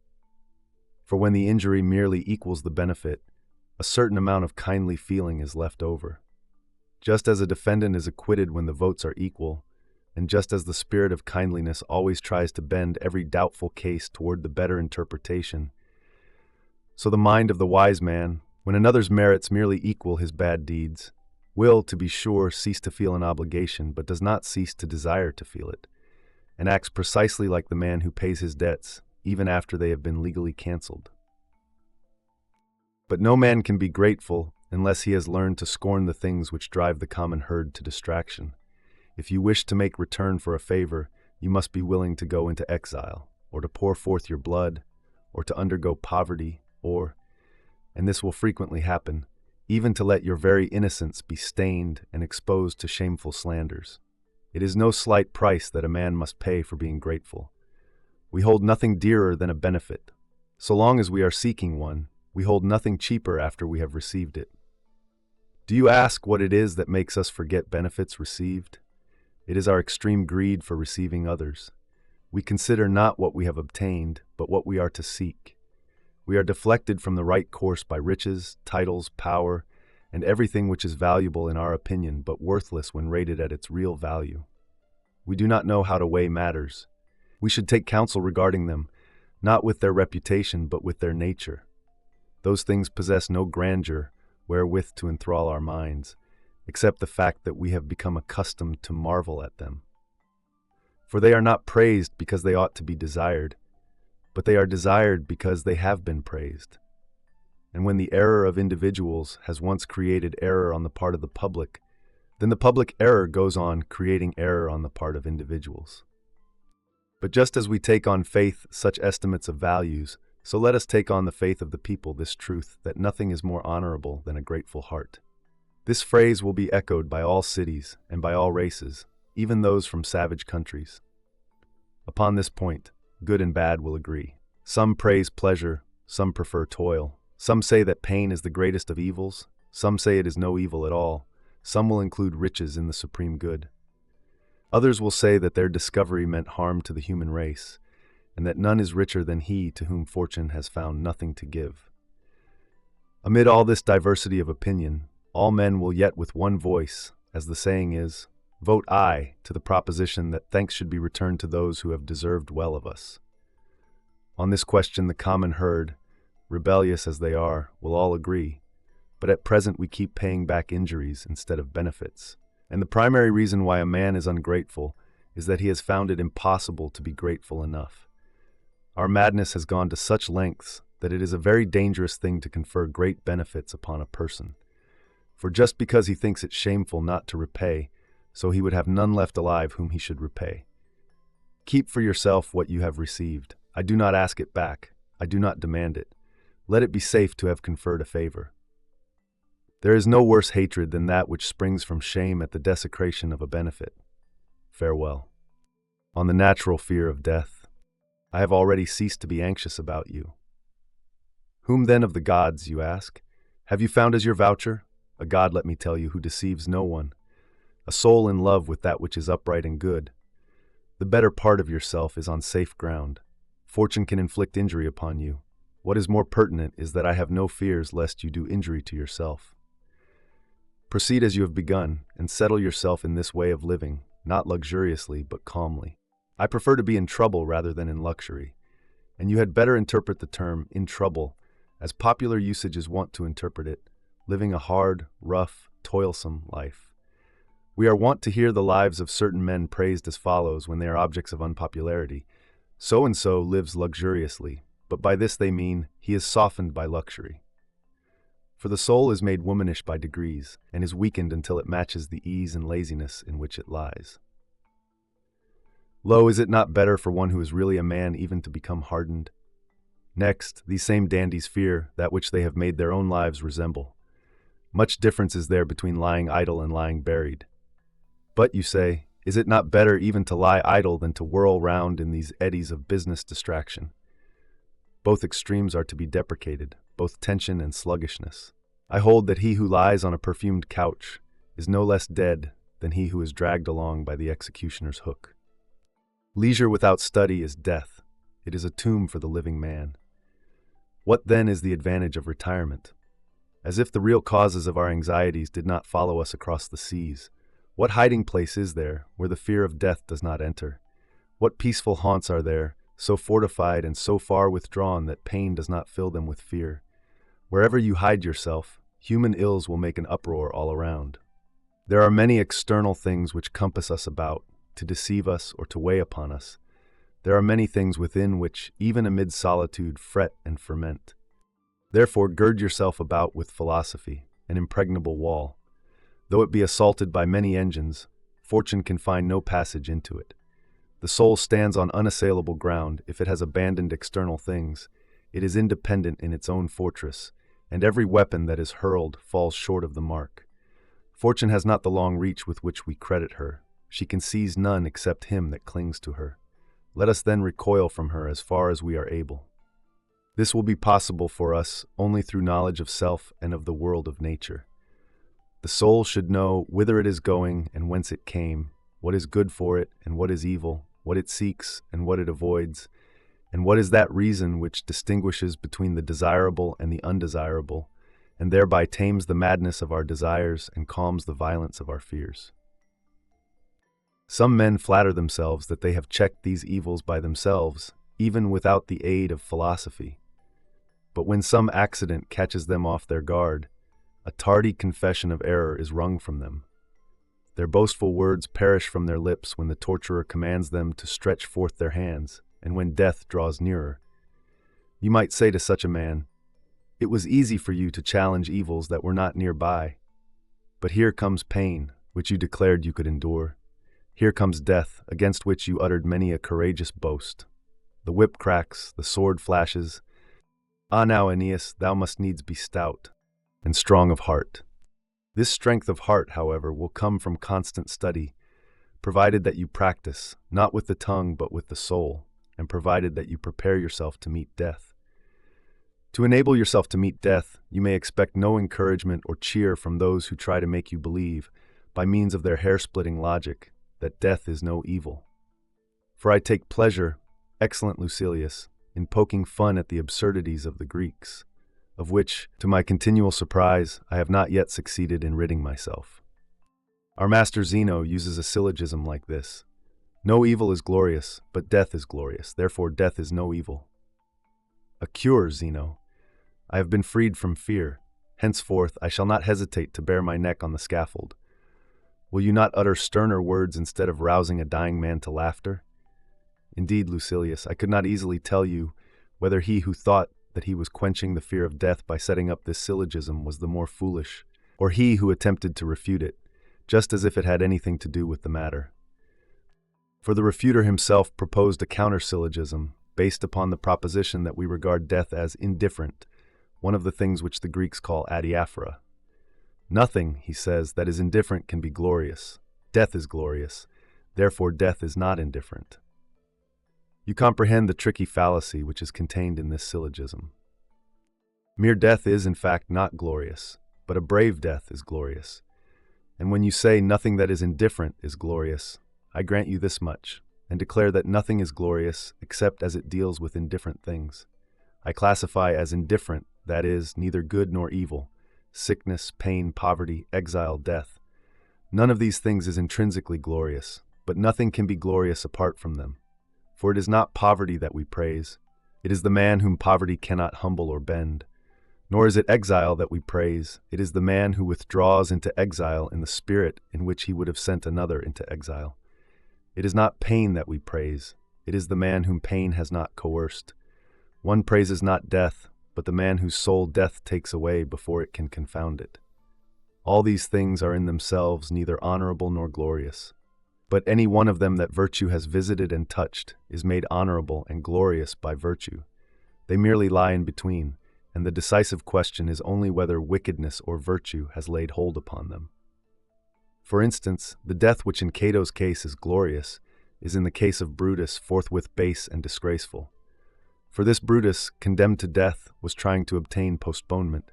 He withdrew a moment in order to ease himself. When summoned to die and ordered to bare his throat, he exclaimed, "I will bare my throat if only I may live." What madness it is to run away when it is impossible to turn back. I will bare my throat if only I may live. He came very near saying also, even under Antony, this fellow deserved indeed to be consigned to life. But as I was going on to remark, you see that death in itself is neither an evil nor a good. Cato experienced death most honorably, Brutus most basely. Everything, if you add virtue, assumes a glory which it did not possess before. We speak of a sunny room, even though the same room is pitch dark at night. It is the day which fills it with light, and the night which steals the light away. Thus it is with the things which we call indifferent and middle, like riches, strength, beauty, titles, kingship, and their opposites, death, exile, ill health, pain, and all such evils, the fear of which upsets us to a greater or less extent. It is the wickedness or the virtue that bestows the name of good or evil. An object is not by its own essence either hot or cold. It is heated when thrown into a furnace, and chilled when dropped into water. Death is honorable when related to that which is honorable. By this I mean virtue and a soul that despises the worst hardships. Furthermore, there are vast distinctions among these qualities which we call middle. For example, death is not so indifferent as the question whether your hair should be worn evenly or unevenly. Death belongs among those things which are not indeed evils, but still have in them a semblance of evil. For there are implanted in us love of self, a desire for existence and self-preservation, and also an abhorrence of dissolution, because death seems to rob us of many goods, and to withdraw us from the abundance to which we have become accustomed. And there is another element which estranges us from death. We are already familiar with the present, but are ignorant of the future into which we shall transfer ourselves, and we shrink from the unknown. Moreover, it is natural to fear the world of shades, whither death is supposed to lead. Therefore, although death is something indifferent, it is nevertheless not a thing which we can easily ignore. The soul must be hardened by long practice, so that it may learn to endure the sight and the approach of death. Death ought to be despised more than it is wont to be despised. For we believe too many of the stories about death. Many thinkers have striven hard to increase its ill repute. They have portrayed the prison in the world below and the land overwhelmed by everlasting night, where, within his blood-stained cave, hell's warder huge doth sprawl his ugly length on half-crunched bones, and terrifies the disembodied ghosts with never-ceasing bark. Even if you can win your point and prove that these are mere stories and that nothing is left for the dead to fear, another fear steals upon you. For the fear of going to the underworld is equaled by the fear of going nowhere. In the face of these notions, which long-standing opinion has dinned in our ears, how can brave endurance of death be anything else than glorious, and fit to rank among the greatest accomplishments of the human mind? For the mind will never rise to virtue if it believes that death is an evil, but it will so rise if it holds that death is a matter of indifference. It is not in the order of nature that a man shall proceed with a great heart to a destiny which he believes to be evil. He will go sluggishly and with reluctance. But nothing glorious can result from unwillingness and cowardice. Virtue does nothing under compulsion. Besides, no deed that a man does is honorable unless he has devoted himself thereto and attended to it with all his heart, rebelling against it with no portion of his being. When, however, a man goes to face an evil, either through fear of worse evils, or in the hope of goods whose attainment is of sufficient moment to him that he can swallow the one evil which he must endure, in that case the judgment of the agent is drawn in two directions. On the one side is the motive which bids him carry out his purpose. On the other, the motive which restrains him and makes him flee from something which has aroused his apprehension or leads to danger. Hence he is torn in different directions, and if this happens, the glory of his act is gone. For virtue accomplishes its plans only when the spirit is in harmony with itself. There is no element of fear in any of its actions. Yield not to evils, but still braver go, where thy fortune shall allow. You cannot still braver go if you are persuaded that those things are the real evils. Root out this idea from your soul, otherwise your apprehensions will remain undecided and will thus check the impulse to action. You will be pushed into that towards which you ought to advance like a soldier. Those of our school, it is true, would have men think that Zeno's syllogism is correct, but that the second I mentioned, which is set up against his, is deceptive and wrong. But I, for my part, decline to reduce such questions to a matter of dialectical rules or to the subtleties of an utterly worn-out system. Away, I say, with all that sort of thing, which makes a man feel, when a question is propounded to him, that he is hemmed in and forces him to admit a premise, and then makes him say one thing in his answer when his real opinion is another. When truth is at stake, we must act more frankly, and when fear is to be combated, we must act more bravely. Such questions, which the dialecticians involve in subtleties, I prefer to solve and weigh rationally, with the purpose of winning conviction and not of forcing the judgment. When a general is about to lead into action an army prepared to meet death for their wives and children, how will he exhort them to battle? I remind you of the Fabii, who took upon a single clan a war which concerned the whole state. I point out to you the Lacedaemonians in position at the very pass of Thermopylae. They have no hope of victory, no hope of returning. The place where they stand is to be their tomb. In what language do you encourage them to bar the way with their bodies and take upon themselves the ruin of their whole tribe, and to retreat from life rather than from their post? Shall you say, that which is evil is not glorious, but death is glorious, therefore death is not an evil? What a powerful discourse! After such words, who would hesitate to throw himself upon the serried spears of the foeman and die in his tracks? But take Leonidas. How bravely did he address his men! He said, "Fellow soldiers, let us to our breakfast, knowing that we shall sup in Hades." The food of these men did not grow lumpy in their mouths, or stick in their throats, or slip from their fingers. Eagerly did they accept the invitation to breakfast, and to supper also. Think, too, of the famous Roman general. His soldiers had been dispatched to seize a position, and when they were about to make their way through a huge army of the enemy, he addressed them with the words, "You must go now, fellow soldiers, to yonder place, whence there is no must about your returning." You see, then, how straightforward and peremptory virtue is. But what man on earth can your deceptive logic make more courageous or more upright? Rather does it break the spirit, which should never be less straitened or forced to deal with petty and thorny problems than when some great work is being planned. It is not the 300, it is all mankind that should be relieved of the fear of death. But how can you prove to all those men that death is no evil? How can you overcome the notions of all our past life, notions with which we are tinged from our very infancy? What succor can you discover for man's helplessness? What can you say that will make men rush, burning with zeal, into the midst of danger? By what persuasive speech can you turn aside this universal feeling of fear? By what strength of wit can you turn aside the conviction of the human race which steadfastly opposes you? Do you propose to construct catchwords for me, or to string together petty syllogisms? It takes great weapons to strike down great monsters. You recall the fierce serpent in Africa, more frightful to the Roman legions than the war itself, and assailed in vain by arrows and slings. It could not be wounded even by Pythias, since its huge size and the toughness which matched its bulk made spears or any weapon hurled by the hand of man glance off. It was finally destroyed by rocks equal in size to millstones. Are you then hurling petty weapons like yours even against death? Can you stop a lion's charge by an awl?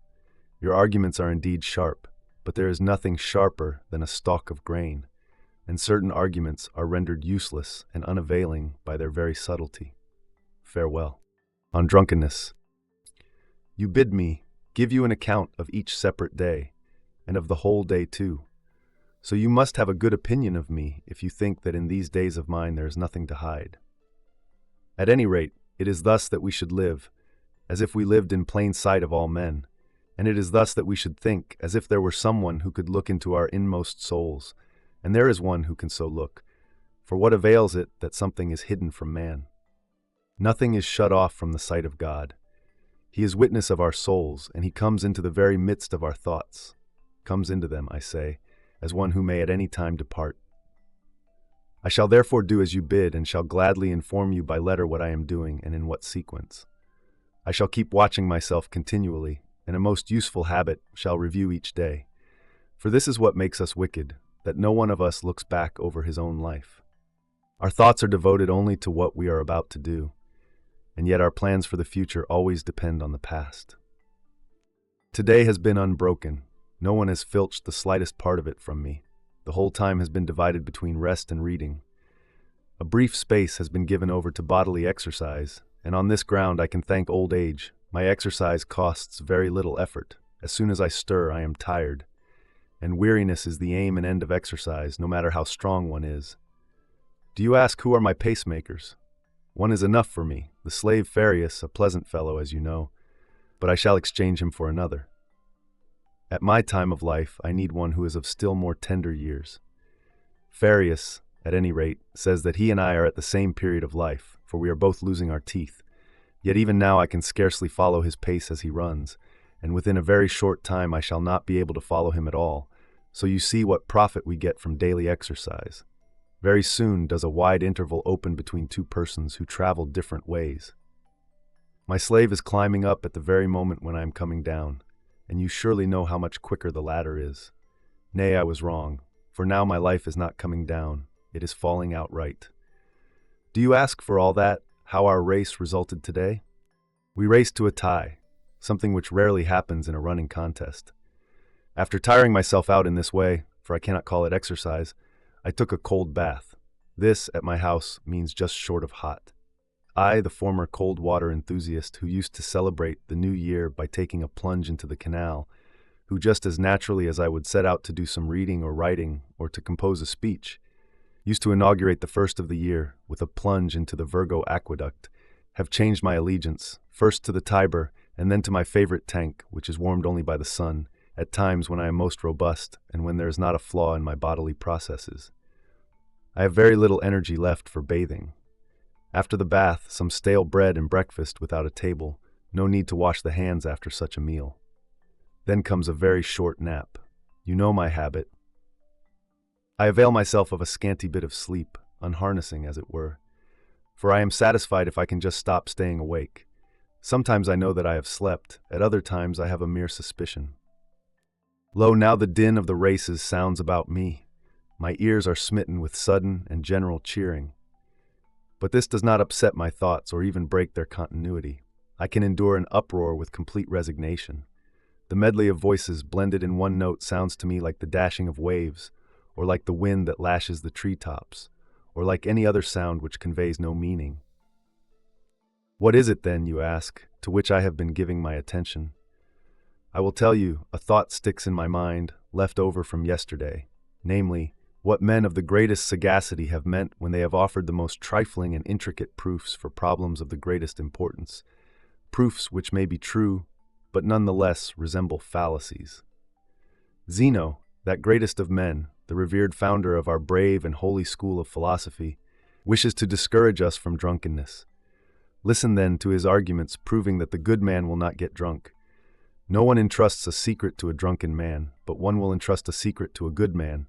Therefore the good man will not get drunk. Mark how ridiculous Zeno is made when we set up a similar syllogism in contrast with his. There are many, but one will be enough. No one entrusts a secret to a man when he is asleep, but one entrusts a secret to a good man. Therefore, the good man does not go to sleep. Posidonius pleads the cause of our master Zeno in the only possible way, but it cannot, I hold, be pleaded even in this way. For Posidonius maintains that the word drunken is used in two ways, in the one case of a man who is loaded with wine and has no control over himself, in the other, of a man who is accustomed to get drunk and is a slave to the habit. Zeno, he says, meant the latter. The man who is accustomed to get drunk, not the man who is drunk, and no one would entrust to this person any secret, for it might be blabbed out when the man was in his cups. This is a fallacy, for the first syllogism refers to him who is actually drunk and not to him who is about to get drunk. You will surely admit that there is a great difference between a man who is drunk and a drunkard. He who is actually drunk may be in this state for the first time and may not have the habit, while the drunkard is often free from drunkenness. I therefore interpret the word in its usual meaning, especially since the syllogism is set up by a man who makes a business of the careful use of words and who weighs his language. Moreover, if this is what Zeno meant, and what he wished it to mean to us, he was trying to avail himself of an equivocal word in order to work in a fallacy, and no man ought to do this when truth is the object of inquiry. But let us admit, indeed, that he meant what Posidonius says. Even so, the conclusion is false, that secrets are not entrusted to an habitual drunkard. Think how many soldiers who are not always sober have been entrusted by a general or a captain or a centurion with messages which might not be divulged. With regard to the notorious plot to murder Gaius Caesar, I mean the Caesar who conquered Pompey and got control of the state, Tillius Cimber was trusted with it no less than Gaius Cassius. Now Cassius throughout his life drank water, while Tillius Cimber was a sot as well as a brawler. Cimber himself alluded to this fact, saying, "I carry a master, I cannot carry my liquor."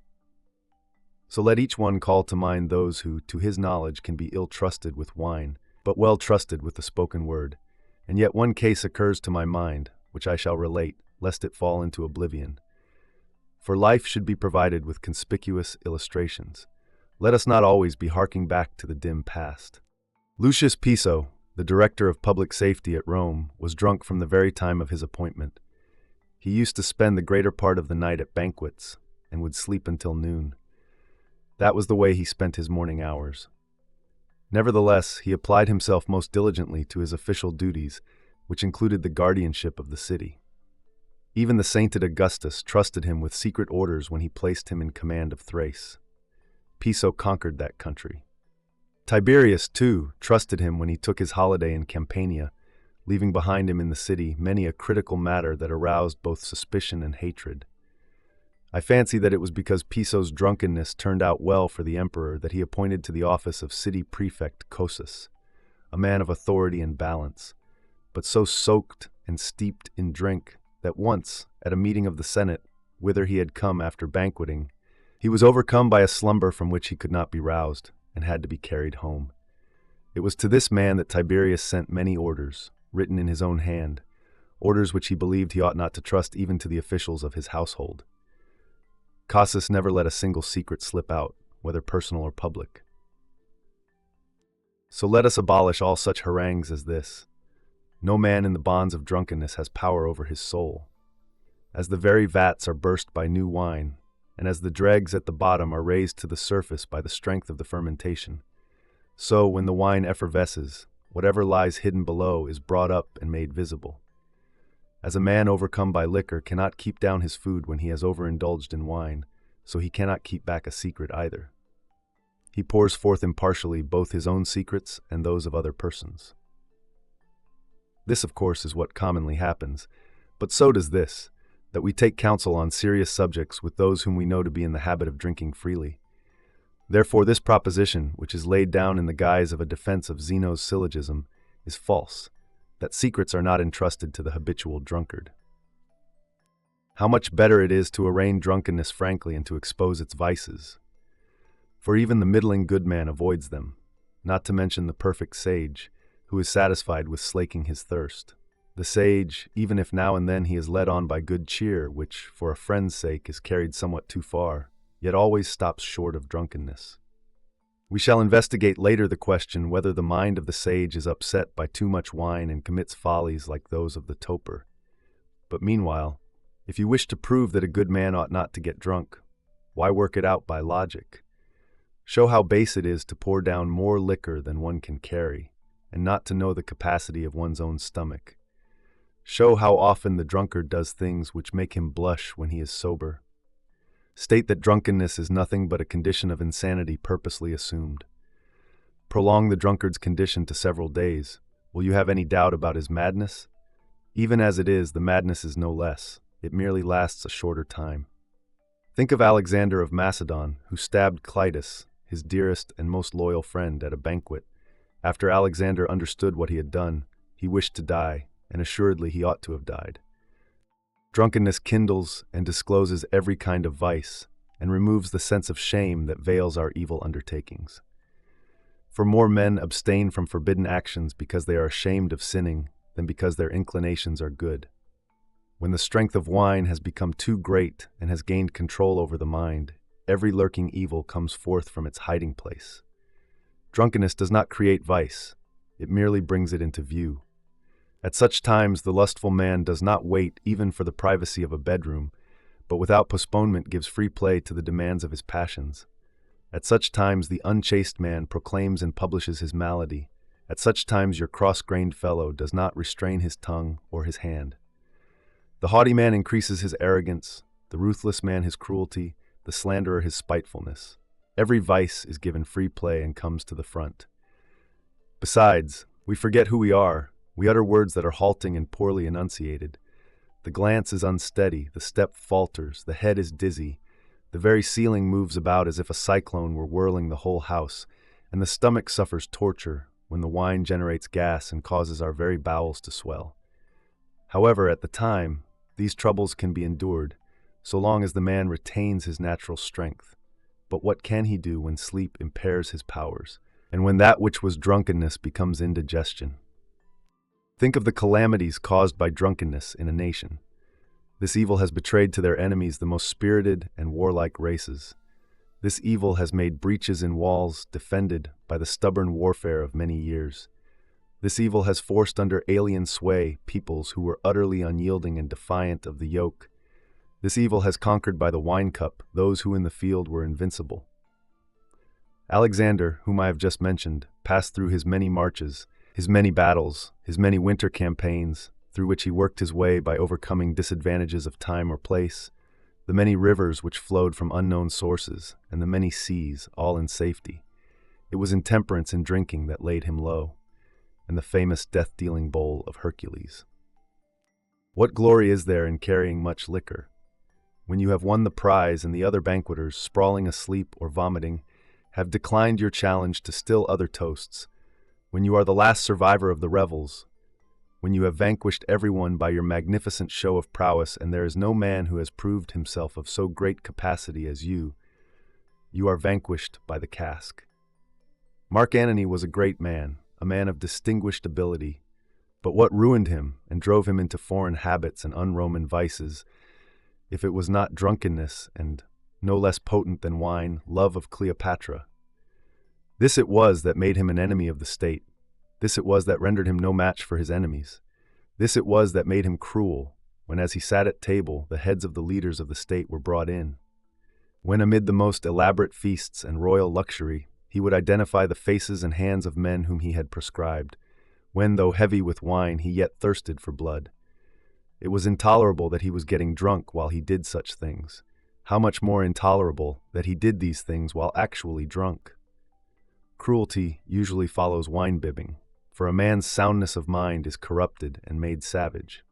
Just as a lingering illness makes men querulous and irritable and drives them wild at the least crossing of their desires, so continued bouts of drunkenness bestialize the soul. For when people are often beside themselves, the habit of madness lasts on, and the vices which liquor generated retain their power even when the liquor is gone. Therefore you should state why the wise man ought not to get drunk. Explain by facts, and not by mere words, the hideousness of the thing and its haunting evils.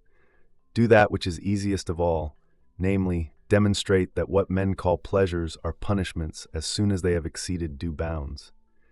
For if you try to prove that the wise man can souse himself with much wine and yet keep his course straight, even though he be in his cups, you may go on to infer by syllogisms that he will not die if he swallows poison, that he will not sleep if he takes a sleeping potion, that he will not vomit and reject the matter which clogs his stomach when you give him hellebore.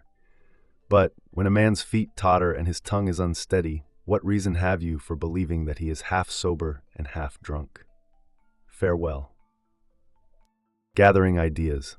The journeys to which you refer, journeys that shake the laziness out of my system, I hold to be profitable both for my health and for my studies. You see why they benefit my health. Since my passion for literature makes me lazy and careless about my body, I can take exercise by deputy. As for my studies, I shall show you why my journeys help them, for I have not stopped my reading in the slightest degree.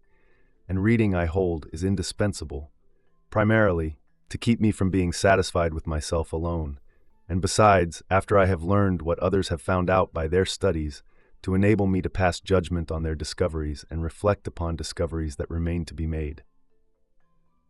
Reading nourishes the mind and refreshes it when it is wearied with study.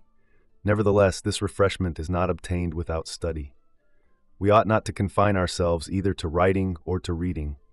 The one, continuous writing, will cast a gloom over our strength and exhaust it.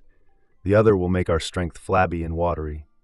It is better to have recourse to them alternately, and to blend one with the other, so that the fruits of one's reading may be reduced to concrete form by the pen. We should follow, men say, the example of the bees who flit about and cull the flowers that are suitable for producing honey, and then arrange and assort in their cells all that they have brought in. These bees, as our Virgil says, pack close the flowing honey, and swell their cells with nectar sweet. It is not certain whether the juice which they obtain from the flowers forms at once into honey, or whether they change that which they have gathered into this delicious object by blending something therewith, and by a certain property of their breath.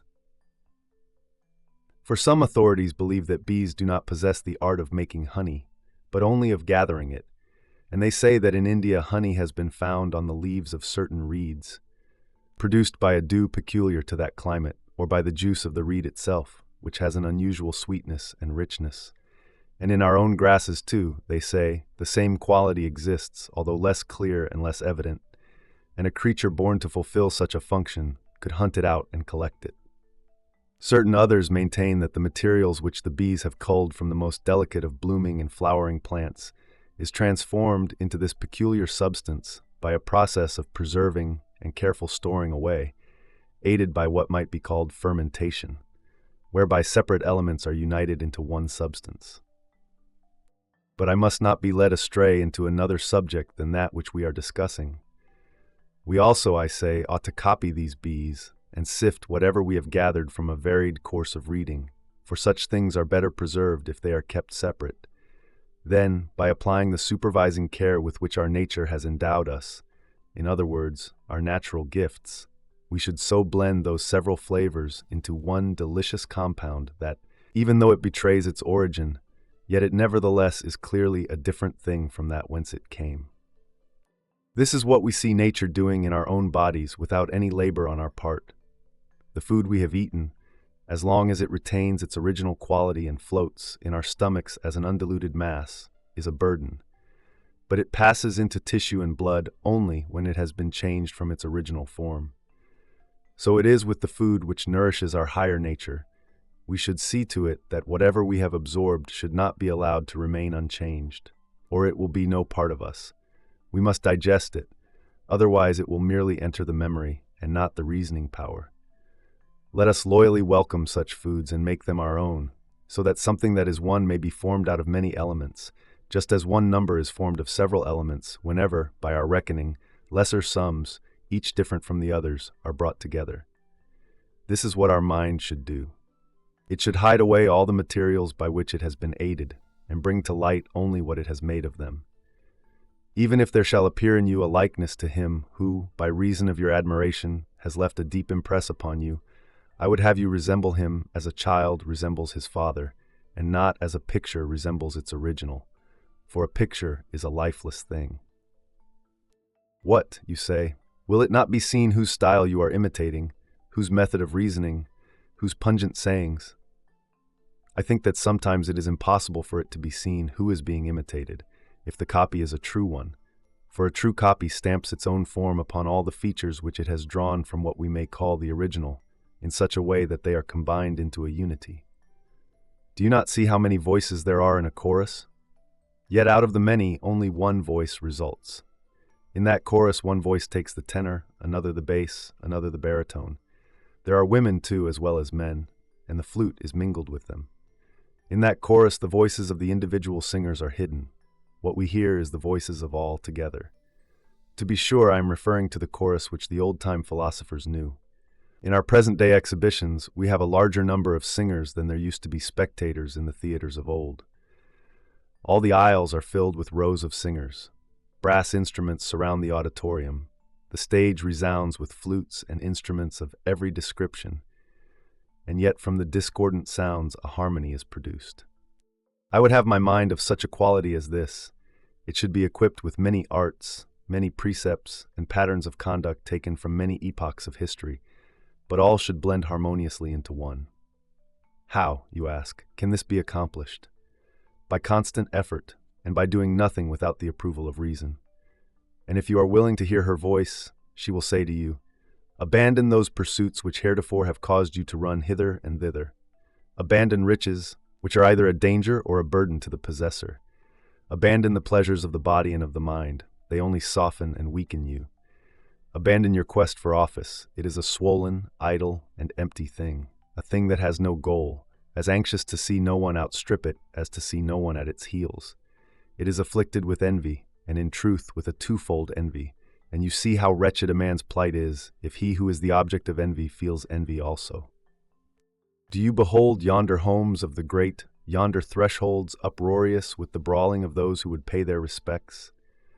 They have many an insult for you as you enter the door, and still more after you have entered. Pass by the steps that mount to rich men's houses, and the porches rendered hazardous by the huge throng, for there you will be standing, not merely on the edge of a precipice, but also on slippery ground. Instead of this, direct your course hither to wisdom, and seek her ways, which are ways of surpassing peace and plenty. Whatever seems conspicuous in the affairs of men, however petty it may really be and prominent only by contrast with the lowest objects, is nevertheless approached by a difficult and toilsome pathway. It is a rough road that leads to the heights of greatness, but if you desire to scale this peak, which lies far above the range of fortune, you will indeed look down from above upon all that men regard as most lofty, but nonetheless you can proceed to the top over level ground. Farewell. On some vain syllogisms. I had been inclined to spare you, and had omitted any knotty problems that still remained undiscussed. I was satisfied to give you a sort of taste of the views held by the men of our school, who desire to prove that virtue is of itself sufficiently capable of rounding out the happy life. But now you bid me include the entire bulk either of our own syllogisms or of those which have been devised by other schools for the purpose of belittling us. If I shall be willing to do this, the result will be a book instead of a letter. And I declare again and again that I take no pleasure in such proofs.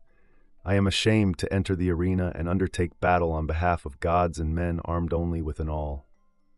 He that possesses prudence is also self-restrained. He that possesses self-restraint is also unwavering. He that is unwavering is unperturbed. He that is unperturbed is free from sadness. He that is free from sadness is happy. Therefore the prudent man is happy, and prudence is sufficient to constitute the happy life.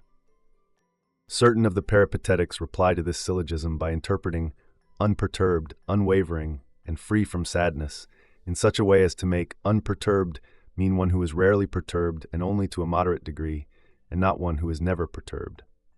Likewise, they say that a person is called free from sadness who is not subject to sadness, one who falls into this objectionable state not often nor in too great a degree. It is not, they say, the way of human nature that a man's spirit should be exempt from sadness, or that the wise man is not overcome by grief but is merely touched by it, and other arguments of this sort, all in accordance with the teachings of their school. They do not abolish the passions in this way, they only moderate them. But how petty is the superiority which we attribute to the wise man, if he is merely braver than the most craven, happier than the most dejected, more self-controlled than the most unbridled, and greater than the lowliest. Would Ladas boast his swiftness in running by comparing himself with the halt and the weak? For she could skim the topmost blades of corn, and touch them not, nor bruise the tender ears, or travel over seas well poised above the swollen floods, nor dip her flying feet in ocean's waters. This is speed estimated by its own standard, not the kind which wins praise by comparison with that which is slowest. Would you call a man well who has a light case of fever? No, for good health does not mean moderate illness. They say, the wise man is called unperturbed in the sense in which pomegranates are called mellow, not that there is no hardness at all in their seeds, but that the hardness is less than it was before. That view is wrong. For I am not referring to the gradual weeding out of evils in a good man, but to the complete absence of evils. There should be in him no evils at all, not even any small ones. For if there are any, they will grow, and as they grow will hamper him. Just as a large and complete cataract wholly blinds the eyes, so a medium-sized cataract dulls their vision. If by your definition the wise man has any passions whatever, his reason will be no match for them, and will be carried swiftly along, as it were, on a rushing stream. Particularly if you assign to him not one passion with which he must wrestle, but all the passions. And a throng of such, even though they be moderate, can affect him more than the violence of one powerful passion. He has a craving for money, although in a moderate degree. He has ambition, but it is not yet fully aroused. He has a hot temper, but it can be appeased. He has inconstancy, but not the kind that is very capricious or easily set in motion. He has lust, but not the violent kind. We could deal better with a person who possessed one full-fledged vice than with one who possessed all the vices, but none of them in extreme form. Again, it makes no difference how great the passion is. No matter what its size may be, it knows no obedience and does not welcome advice. Just as no animal, whether wild or tamed and gentle, obeys reason, since nature made it deaf to advice, so the passions do not follow or listen, however slight they are. Tigers and lions never put off their wildness, they sometimes moderate it, and then, when you are least prepared, their softened fierceness is roused to madness. Vices are never genuinely tamed. Again, if reason prevails, the passions will not even get a start, but if they get under way against the will of reason, they will maintain themselves against the will of reason. For it is easier to stop them in the beginning than to control them when they gather force. This halfway ground is accordingly misleading and useless. It is to be regarded just as the declaration that we ought to be moderately insane or moderately ill. Virtue alone possesses moderation. The evils that afflict the mind do not admit of moderation. You can more easily remove than control them. Can one doubt that the vices of the human mind, when they have become chronic and callous, diseases we call them, are beyond control, as for example, greed, cruelty, and wantonness? Therefore the passions also are beyond control, for it is from the passions that we pass over to the vices. Again, if you grant any privileges to sadness, fear, desire, and all the other wrong impulses, they will cease to lie within our jurisdiction. And why? Simply because the means of arousing them lie outside our own power. They will accordingly increase in proportion as the causes by which they are stirred up are greater or less. Fear will grow to greater proportions if that which causes the terror is seen to be of greater magnitude or in closer proximity, and desire will grow keener in proportion as the hope of a greater gain has summoned it to action. If the existence of the passions is not in our own control, neither is the extent of their power, for if you once permit them to get a start, they will increase along with their causes, and they will be of whatever extent they shall grow to be. Moreover, no matter how small these vices are, they grow greater. That which is harmful never keeps within bounds. No matter how trifling diseases are at the beginning, they creep on apace, and sometimes the slightest augmentation of disease lays low the enfeebled body.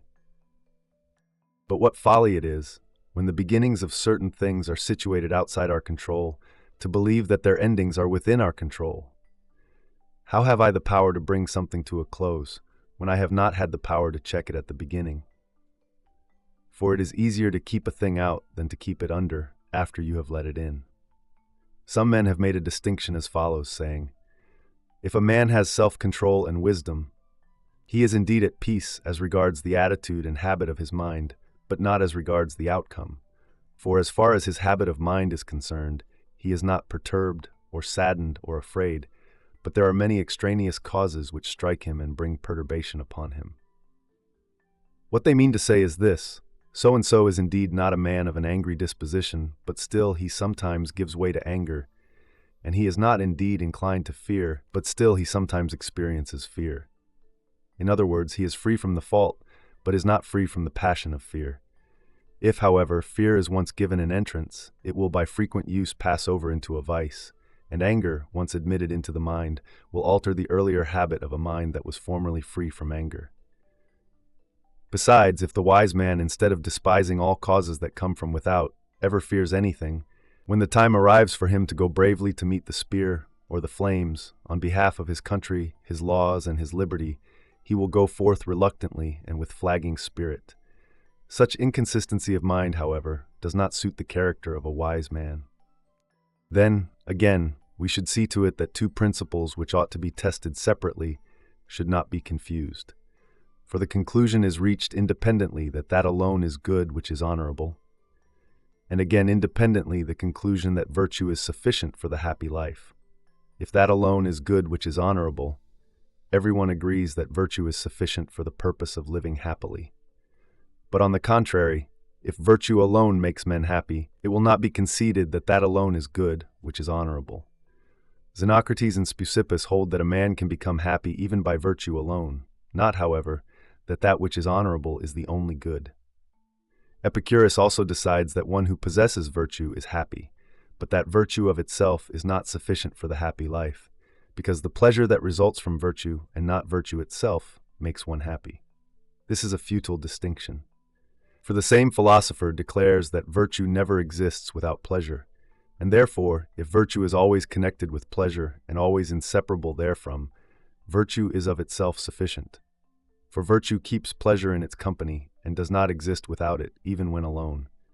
But it is absurd to say that a man will be happy by virtue alone, and yet not absolutely happy.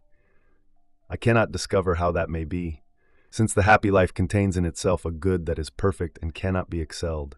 If a man has this good, life is completely happy. Now, if the life of the gods contains nothing greater or better, and the happy life is divine, then there is no further height to which a man can be raised. Also, if the happy life is in want of nothing, then every happy life is perfect. It is happy and at the same time most happy. Have you any doubt that the happy life is the supreme good? Accordingly, if it possesses the supreme good, it is supremely happy. Just as the supreme good does not admit of increase, for what will be superior to that which is supreme, exactly so the happy life cannot be increased either, for it is not without the supreme good. If then you bring in one man who is happier than another, you will also bring in one who is much happier. You will then be making countless distinctions in the supreme good, although I understand the supreme good to be that good which admits of no degree above itself. If one person is less happy than another, it follows that he eagerly desires the life of that other and happier man in preference to his own. But the happy man prefers no other man's life to his own. Either of these two things is incredible, that there should be anything left for a happy man to wish for in preference to what is, or that he should not prefer the thing which is better than what he already has. For certainly, the more prudent he is, the more he will strive after the best, and he will desire to attain it by every possible means. But how can one be happy who is still able, or rather who is still bound, to crave something else? I will tell you what is the source of this error. Men do not understand that the happy life is a unit, for it is its essence, and not its extent, that establishes such a life on the noblest plane. Hence there is complete equality between the life that is long and the life that is short, between that which is spread out and that which is confined, between that whose influence is felt in many places and in many directions, and that which is restricted to one interest. Those who reckon life by number or by measure or by parts rob it of its distinctive quality. Now in the happy life, what is the distinctive quality? It is its fullness. Satiety, I think, is the limit to our eating or drinking. A eats more and B eats less. What difference does it make? Each is now sated, or A drinks more and B drinks less. What difference does it make? Each is no longer thirsty. Again, A lives for many years and B for fewer, no matter if only A's many years have brought as much happiness as B's few years. He whom you maintain to be less happy is not happy. The word admits of no diminution. He who is brave is fearless. He who is fearless is free from sadness. He who is free from sadness is happy. It is our own school which has framed this syllogism. They attempt to refute it by this answer, namely, that we Stoics are assuming as admitted a premise which is false and distinctly controverted, that the brave man is fearless. What, they say, will the brave man have no fear of evils that threaten him? That would be the condition of a madman, a lunatic, rather than of a brave man. The brave man will, it is true, feel fear in only a very slight degree, but he is not absolutely free from fear. Now those who assert this are doubling back to their old argument, in that they regard vices of less degree as equivalent to virtues. For indeed the man who does feel fear, though he feels it rather seldom and to a slight degree, is not free from wickedness, but is merely troubled by it in a milder form. Not so, is the reply, for I hold that a man is mad if he does not fear evils which hang over his head. What you say is perfectly true, if the things which threaten are really evils. But if he knows that they are not evils, and believes that the only evil is baseness, he will be bound to face dangers without anxiety, and to despise things which other men cannot help fearing. Or, if it is the characteristic of a fool and a madman not to fear evils, then the wiser a man is, the more he will fear such things. It is the doctrine of you Stoics, then, they reply, that a brave man will expose himself to dangers. By no means, he will merely not fear them, though he will avoid them. It is proper for him to be careful, but not to be fearful. What then? Is he not to fear death, imprisonment, burning, and all the other missiles of fortune? Not at all, for he knows that they are not evils, but only seem to be. He reckons all these things as the bugbears of man's existence. Paint him a picture of slavery, lashes, chains, want, mutilation by disease or by torture, or anything else you may care to mention. He will count all such things as terrors caused by the derangement of the mind. These things are only to be feared by those who are fearful. Or do you regard as an evil that to which some day we may be compelled to resort of our own free will? What then, you ask, is an evil? It is the yielding to those things which are called evils. It is the surrendering of one's liberty into their control, when really we ought to suffer all things in order to preserve this liberty. Liberty is lost unless we despise those things which put the yoke upon our necks. If men knew what bravery was, they would have no doubts as to what a brave man's conduct should be. For bravery is not thoughtless rashness, or love of danger, or the courting of fear-inspiring objects. It is the knowledge which enables us to distinguish between that which is evil and that which is not. Bravery takes the greatest care of itself, and likewise endures with the greatest patience all things which have a false appearance of being evil. What then, is the query? If the sword is brandished over your brave man's neck, if he is pierced in this place and in that continually, if he sees his entrails in his lap, if he is tortured again after being kept waiting in order that he may thus feel the torture more keenly, and if the blood flows afresh out of bowels where it has but lately ceased to flow, has he no fear? Shall you say that he has felt no pain either? Yes, he has felt pain, for no human virtue can rid itself of feelings. But he has no fear. Unconquered, he looks down from a lofty height upon his sufferings. Do you ask me what spirit animates him in these circumstances? It is the spirit of one who is comforting a sick friend. That which is evil does harm, that which does harm makes a man worse. But pain and poverty do not make a man worse, therefore they are not evils. Your proposition, says the objector, is wrong, for what harms one does not necessarily make one worse. The storm and the squall work harm to the pilot, but they do not make a worse pilot of him for all that. Certain of the Stoic school reply to this argument as follows. The pilot becomes a worse pilot because of storms or squalls, inasmuch as he cannot carry out his purpose and hold to his course. As far as his art is concerned, he becomes no worse a pilot, but in his work he does become worse. To this the Peripatetics retort, therefore poverty will make even the wise man worse, and so will pain, and so will anything else of that sort. For although those things will not rob him of his virtue, yet they will hinder the work of virtue. This would be a correct statement, were it not for the fact that the pilot and the wise man are two different kinds of person. The wise man's purpose in conducting his life is not to accomplish at all hazards what he tries, but to do all things rightly. The pilot's purpose, however, is to bring his ship into port at all hazards. The arts are handmaids, they must accomplish what they promise to do. But wisdom is mistress and ruler. The arts render a slave's service to life. Wisdom issues the commands.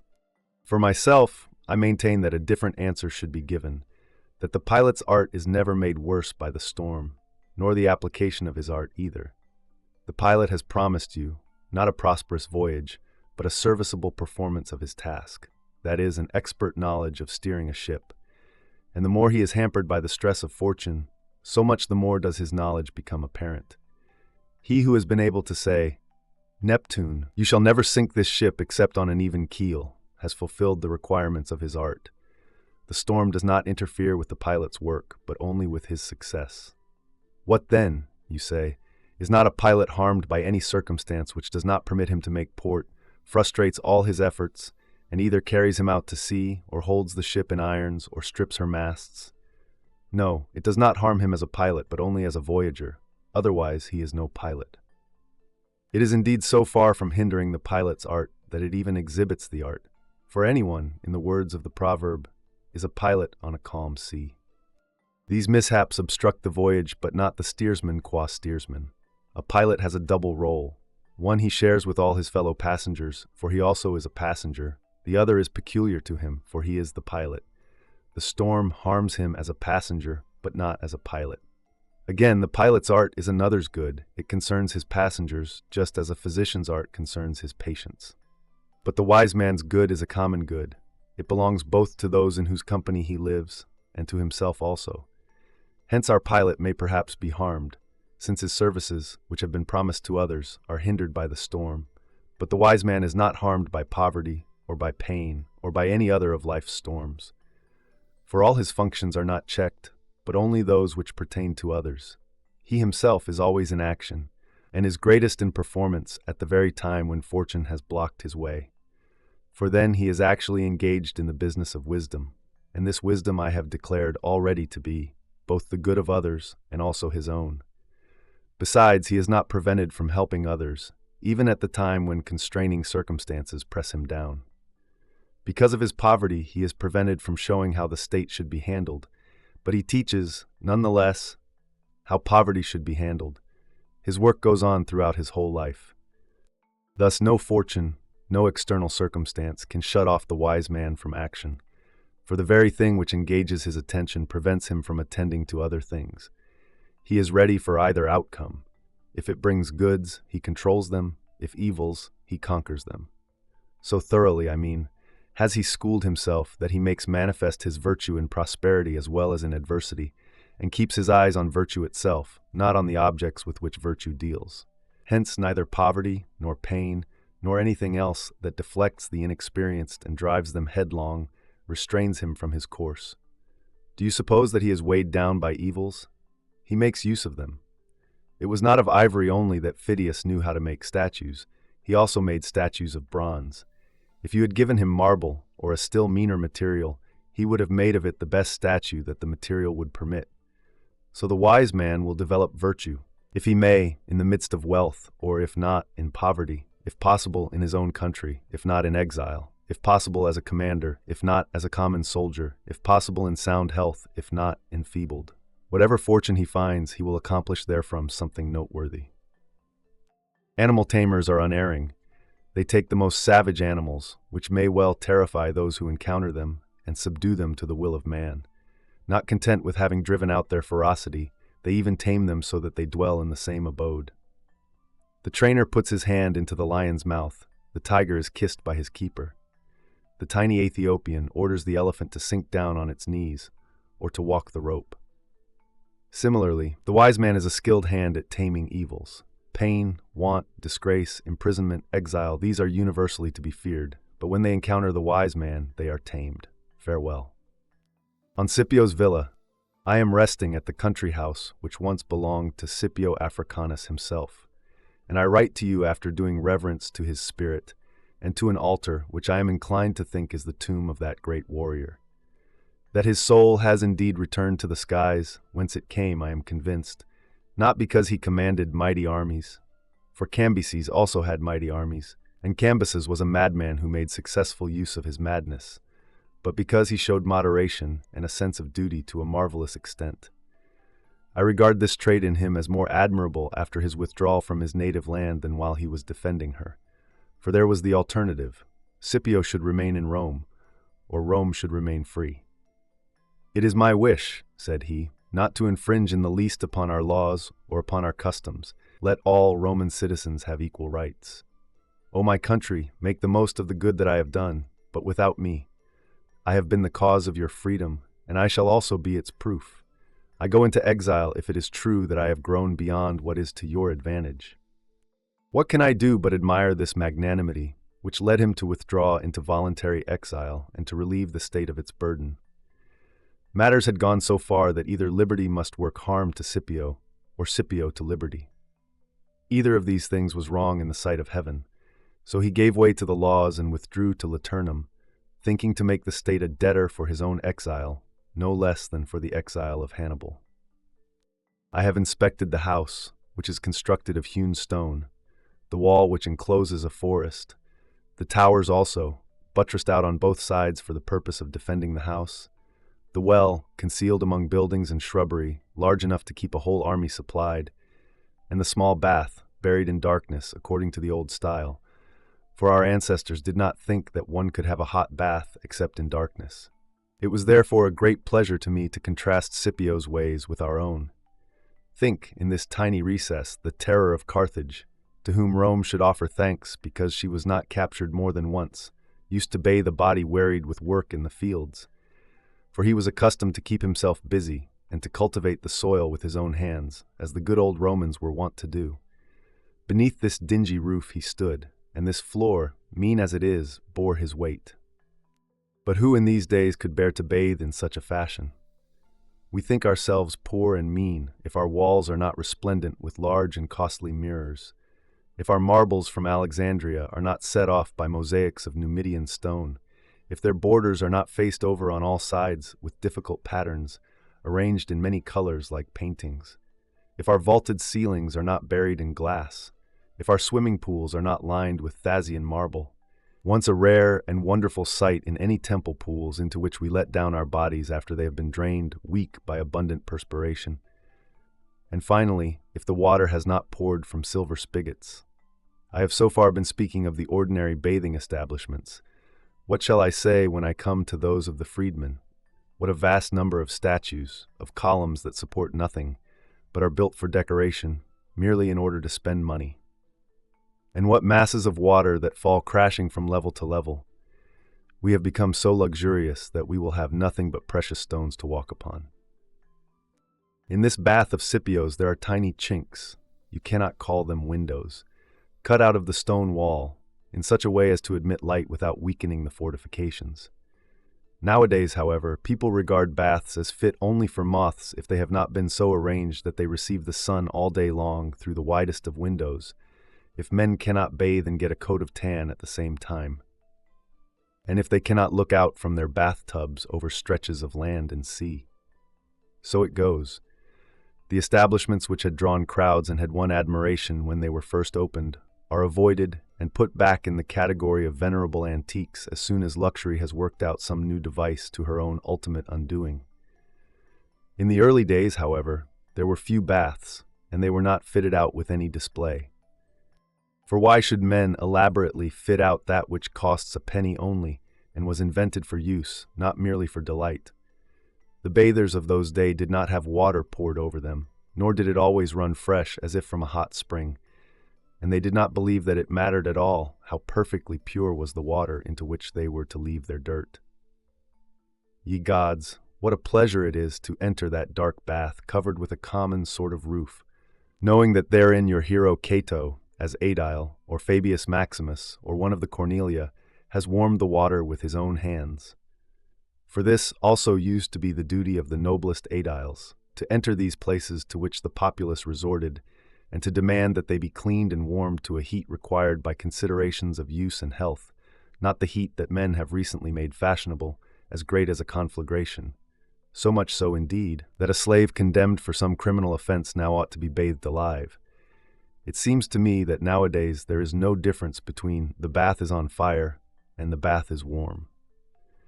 How some persons nowadays condemn Scipio as a boor because he did not let daylight into his perspiring room through wide windows, or because he did not roast in the strong sunlight and dawdle about until he could stew in the hot water. Poor fool, they say. He did not know how to live. He did not bathe in filtered water. It was often turbid, and after heavy rains almost muddy. But it did not matter much to Scipio if he had to bathe in that way. He went there to wash off sweat, not ointment. And how do you suppose certain persons will answer me? They will say, I don't envy Scipio. That was truly an exile's life, to put up with baths like those. Friend, if you were wiser, you would know that Scipio did not bathe every day. It is stated by those who have reported to us the old-time ways of Rome that the Romans washed only their arms and legs daily, because those were the members which gathered dirt in their daily toil, and bathed all over only once a week. Here someone will retort, yes, pretty dirty fellows they evidently were, how they must have smelled. But they smelled of the camp, the farm, and heroism. Now that spick-and-span bathing establishments have been devised, men are really fouler than of yore. What says Horatius Flaccus when he wishes to describe a scoundrel, one who is notorious for his extreme luxury? He says, Bucillus smells of perfume. Show me a Bucillus in these days. His smell would be the veritable goat smell. He would take the place of the Gorgonius with whom Horace in the same passage contrasted him. It is nowadays not enough to use ointment, unless you put on a fresh coat 2 or 3 times a day, to keep it from evaporating on the body. But why should a man boast of this perfume as if it were his own? If what I am saying shall seem to you too pessimistic, charge it up against Scipio's country house, where I have learned a lesson from Agelus, a most careful householder and now the owner of this estate. He taught me that a tree can be transplanted, no matter how far gone in years. We old men must learn this precept, for there is none of us who is not planting an olive yard for his successor. I have seen them bearing fruit in due season after 3 or 4 years of unproductiveness. And you too shall be shaded by the tree, which is slow to grow but bringeth shade to cheer. Your grandsons in the far-off years, as our poet Virgil says. Virgil sought, however, not what was nearest to the truth, but what was most appropriate, and aimed not to teach the farmer, but to please the reader. For example, omitting all other errors of his, I will quote the passage in which it was incumbent upon me today to detect a fault. In spring sow beans then too, O clover plant, thou'rt welcomed by the crumbling furrows, and the millet calls for yearly care. You may judge by the following incident whether those plants should be set out at the same time, or whether both should be sowed in the spring. It is June at the present writing, and we are well on towards July, and I have seen on this very day farmers harvesting beans and sowing millet. But to return to our olive yard again. I saw it planted in 2 ways. If the trees were large, Aegialus took their trunks and cut off the branches to the length of 1 foot each. He then transplanted along with the ball, after cutting off the roots, leaving only the thick part from which the roots hang. He smeared this with manure and inserted it in the hole, not only heaping up the earth about it, but stamping and pressing it down. There is nothing, he says, more effective than this packing process. In other words, it keeps out the cold and the wind. Besides, the trunk is not shaken so much, and for this reason, the packing makes it possible for the young roots to come out and get a hold in the soil. These are of necessity still soft. They have but a slight hold, and a very little shaking uproots them. This ball, moreover, Aegialus lops clean before he covers it up, for he maintains that new roots spring from all the parts which have been shorn. Moreover, the trunk itself should not stand more than 3 or 4 feet out of the ground, for there will thus be at once a thick growth from the bottom, nor will there be a large stump, all dry and withered, as is the case with old olive yards. The second way of setting them out was the following. He set out in similar fashion branches that were strong and of soft bark, as those of young saplings are wont to be. These grow a little more slowly, but since they spring from what is practically a cutting, there is no roughness or ugliness in them. This too I have seen recently, an aged vine transplanted from its own plantation. In this case, the fibers also should be gathered together if possible, and then you should cover up the vine stem more generously, so that roots may spring up even from the stock. I have seen such plantings made not only in February, but at the very end of March. The plants take hold of and embrace alien elms. But all trees, he declares, which are, so to speak, thick-stemmed, should be assisted with tank water. If we have this help, we are our own rainmakers. I do not intend to tell you any more of these precepts, lest, as Aegialus did with me, I may be training you up to be my competitor. Farewell. Some arguments in favor of the simple life. I was shipwrecked before I got aboard. I shall not add how that happened, lest you may reckon this also as another of the Stoic paradoxes. And yet I shall, whenever you are willing to listen, nay, even though you be unwilling, prove to you that these words are by no means untrue, nor so surprising as one at first sight would think. Meantime, the journey showed me this, how much we possess that is superfluous, and how easily we can make up our minds to do away with things whose loss, whenever it is necessary to part with them, we do not feel. My friend Maximus and I have been spending a most happy period of 2 days, taking with us very few slaves, 1 carriage load, and no paraphernalia except what we wore on our persons. The mattress lies on the ground, and I upon the mattress. There are 2 rugs, one to spread beneath us and one to cover us. Nothing could have been subtracted from our luncheon. It took not more than an hour to prepare, and we were nowhere without dried figs, never without writing tablets. If I have bread, I use figs as a relish. If not, I regard figs as a substitute for bread. Hence they bring me a New Year feast every day, and I make the New Year happy and prosperous by good thoughts and greatness of soul. For the soul is never greater than when it has laid aside all extraneous things, and has secured peace for itself by fearing nothing, and riches by craving no riches. The vehicle in which I have taken my seat is a farmer's cart. Only by walking do the mules show that they are alive. The driver is barefoot, and not because it is summer either. I can scarcely force myself to wish that others shall think this cart mine. My false embarrassment about the truth still holds out, you see, and whenever we meet a more sumptuous party, I blush in spite of myself. Proof that this conduct which I approve and applaud has not yet gained a firm and steadfast dwelling place within me. He who blushes at riding in a rattletrap will boast when he rides in style. So my progress is still insufficient. I have not yet the courage openly to acknowledge my thriftiness. Even yet I am bothered by what other travelers think of me. But instead of this, I should really have uttered an opinion counter to that in which mankind believe, saying, "You are mad, you are misled, your admiration devotes itself to superfluous things. You estimate no man at his real worth. When property is concerned, you reckon up in this way with most scrupulous calculation those to whom you shall lend either money or benefits, for by now you enter benefits also as payments in your ledger. You say, his estates are wide, but his debts are large. He has a fine house, but he has built it on borrowed capital. No man will display a more brilliant retinue on short notice, but he cannot meet his debts. If he pays off his creditors, he will have nothing left. So you will feel bound to do in all other cases as well, to find out by elimination the amount of every man's actual possessions.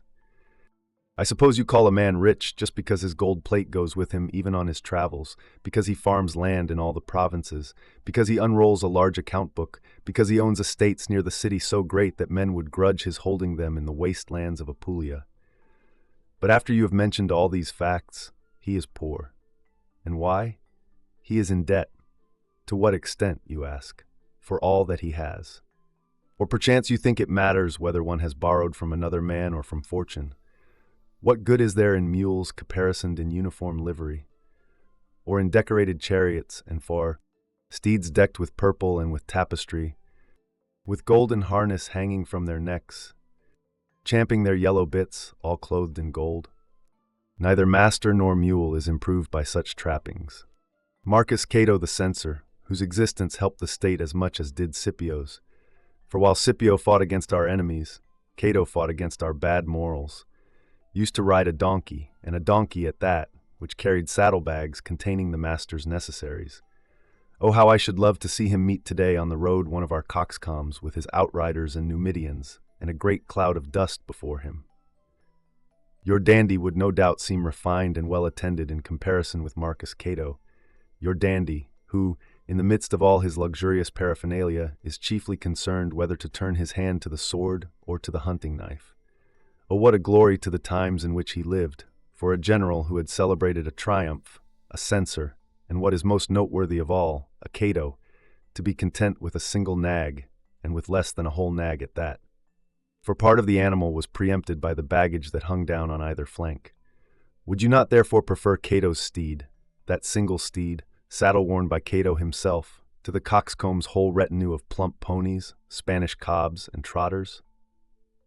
I see that there will be no end in dealing with such a theme unless I make an end myself. So I shall now become silent, at least with reference to superfluous things like these. Doubtless the man who first called them hindrances had a prophetic inkling that they would be the very sort of thing they now are. At present I should like to deliver to you the syllogisms, as yet very few, belonging to our school and bearing upon the question of virtue, which in our opinion is sufficient for the happy life. That which is good makes men good. For example, that which is good in the art of music makes the musician. But chance events do not make a good man. Therefore chance events are not goods. The Peripatetics reply to this by saying that the premise is false, that men do not in every case become good by means of that which is good, that in music there is something good, like a flute, a harp, or an organ suited to accompany singing, but that none of these instruments makes the musician. We shall then reply, you do not understand in what sense we have used the phrase, that which is good in music, for we do not mean that which equips the musician, but that which makes the musician. You, however, are referring to the instruments of the art, and not to the art itself. If, however, anything in the art of music is good, that will in every case make the musician. And I should like to put this idea still more clearly. We define the good in the art of music in two ways. First, that by which the performance of the musician is assisted, and second, that by which his art is assisted. Now the musical instruments have to do with his performance, such as flutes and organs and harps, but they do not have to do with the musician's art itself, for he is an artist even without them. He may perhaps be lacking in the ability to practice his art. But the good in man is not in the same way twofold, for the good of man and the good of life are the same. That which can fall to the lot of any man, no matter how base or despised he may be, is not a good, but wealth falls to the lot of the pander and the trainer of gladiators. Therefore wealth is not a good. Another wrong premise, they say, for we notice that goods fall to the lot of the very lowest sort of men, not only in the scholar's art, but also in the art of healing or in the art of navigating. These arts, however, make no profession of greatness of soul. They do not rise to any heights, nor do they frown upon what fortune may bring. It is virtue that uplifts man and places him superior to what mortals hold dear. Virtue neither craves overmuch nor fears to excess that which is called good or that which is called bad. Celadon, one of Cleopatra's eunuchs, possessed great wealth, and recently Natulus, a man whose tongue was as shameless as it was dirty, a man whose mouth used to perform the vilest offices, was the heir of many, and also made many his heirs. What then? Was it his money that made him unclean, or did he himself besmirch his money? Money tumbles into the hands of certain men as a coin tumbles down a sewer. Virtue stands above all such things. It is appraised in coin of its own minting, and it deems none of these random windfalls to be good. But medicine and navigation do not forbid themselves and their followers to marvel at such things. One who is not a good man can nevertheless be a physician or a pilot or a scholar, yes, just as well as he can be a cook. He to whose lot it falls to possess something which is not of a random sort cannot be called a random sort of man. A person is of the same sort as that which he possesses. A strong box is worth just what it holds, or rather, it is a mere accessory of that which it holds. Whoever sets any price upon a full purse except the price established by the count of the money deposited therein, this also applies to the owners of great estates. They are only accessories and incidentals to their possessions. Why then is the wise man great? Because he has a great soul. Accordingly, it is true that that which falls to the lot even of the most despicable person is not a good. Thus, I should never regard inactivity as a good, for even the tree frog and the flea possess this quality. Nor should I regard rest and freedom from trouble as a good, for what is more at leisure than a worm? Do you ask what it is that produces the wise man? That which produces a god. You must grant that the wise man has an element of godliness, heavenliness, grandeur. The good does not come to every one, nor does it allow any random person to possess it. Behold, what fruits each country bears or will not bear. Here grain, and there the vine grow richlier. And elsewhere still, the tender tree and grass. Unbidden clothe themselves in green, seest thou? How Tmolus ships its saffron perfumes forth. And ivory comes from Ind, soft Sheba sends its incense, and the unclad Chalybes their iron. These products are apportioned to separate countries in order that human beings may be constrained to traffic among themselves, each seeking something from his neighbor in his turn. So the supreme good has also its own abode. It does not grow where ivory grows or iron. Do you ask where the supreme good dwells? In the soul. And unless the soul be pure and holy, there is no room in it for God. Good does not result from evil, but riches result from greed. Therefore, riches are not a good. It is not true, they say, that good does not result from evil, for money comes from sacrilege and theft. Accordingly, although sacrilege and theft are evil, yet they are evil only because they work more evil than good. For they bring gain, but the gain is accompanied by fear, anxiety, and torture of mind and body. Whoever says this must perforce admit that sacrilege, though it be an evil because it works much evil, is yet partly good because it accomplishes a certain amount of good. What can be more monstrous than this? We have, to be sure, actually convinced the world that sacrilege, theft, and adultery are to be regarded as among the goods. How many men there are who do not blush at theft? How many who boast of having committed adultery? For petty sacrilege is punished, but sacrilege on a grand scale is honored by a triumphal procession. Besides, sacrilege, if it is wholly good in some respect, will also be honorable and will be called right conduct, for it is conduct which concerns ourselves. But no human being on serious consideration admits this idea. Therefore, goods cannot spring from evil. For if, as you object, sacrilege is an evil for the single reason that it brings on much evil, if you but absolve sacrilege of its punishment and pledge it immunity, sacrilege will be wholly good. And yet the worst punishment for crime lies in the crime itself. You are mistaken, I maintain, if you propose to reserve your punishments for the hangman or the prison. The crime is punished immediately after it is committed, nay, rather, at the moment when it is committed. Hence, good does not spring from evil, any more than figs grow from olive trees. Things which grow correspond to their seed, and goods cannot depart from their class. As that which is honorable does not grow from that which is base, so neither does good grow from evil. For the honorable and the good are identical. Certain of our school oppose this statement as follows. Let us suppose that money taken from any source whatsoever is a good. Even though it is taken by an act of sacrilege, the money does not on that account derive its origin from sacrilege. You may get my meaning through the following illustration. In the same jar there is a piece of gold, and there is a serpent.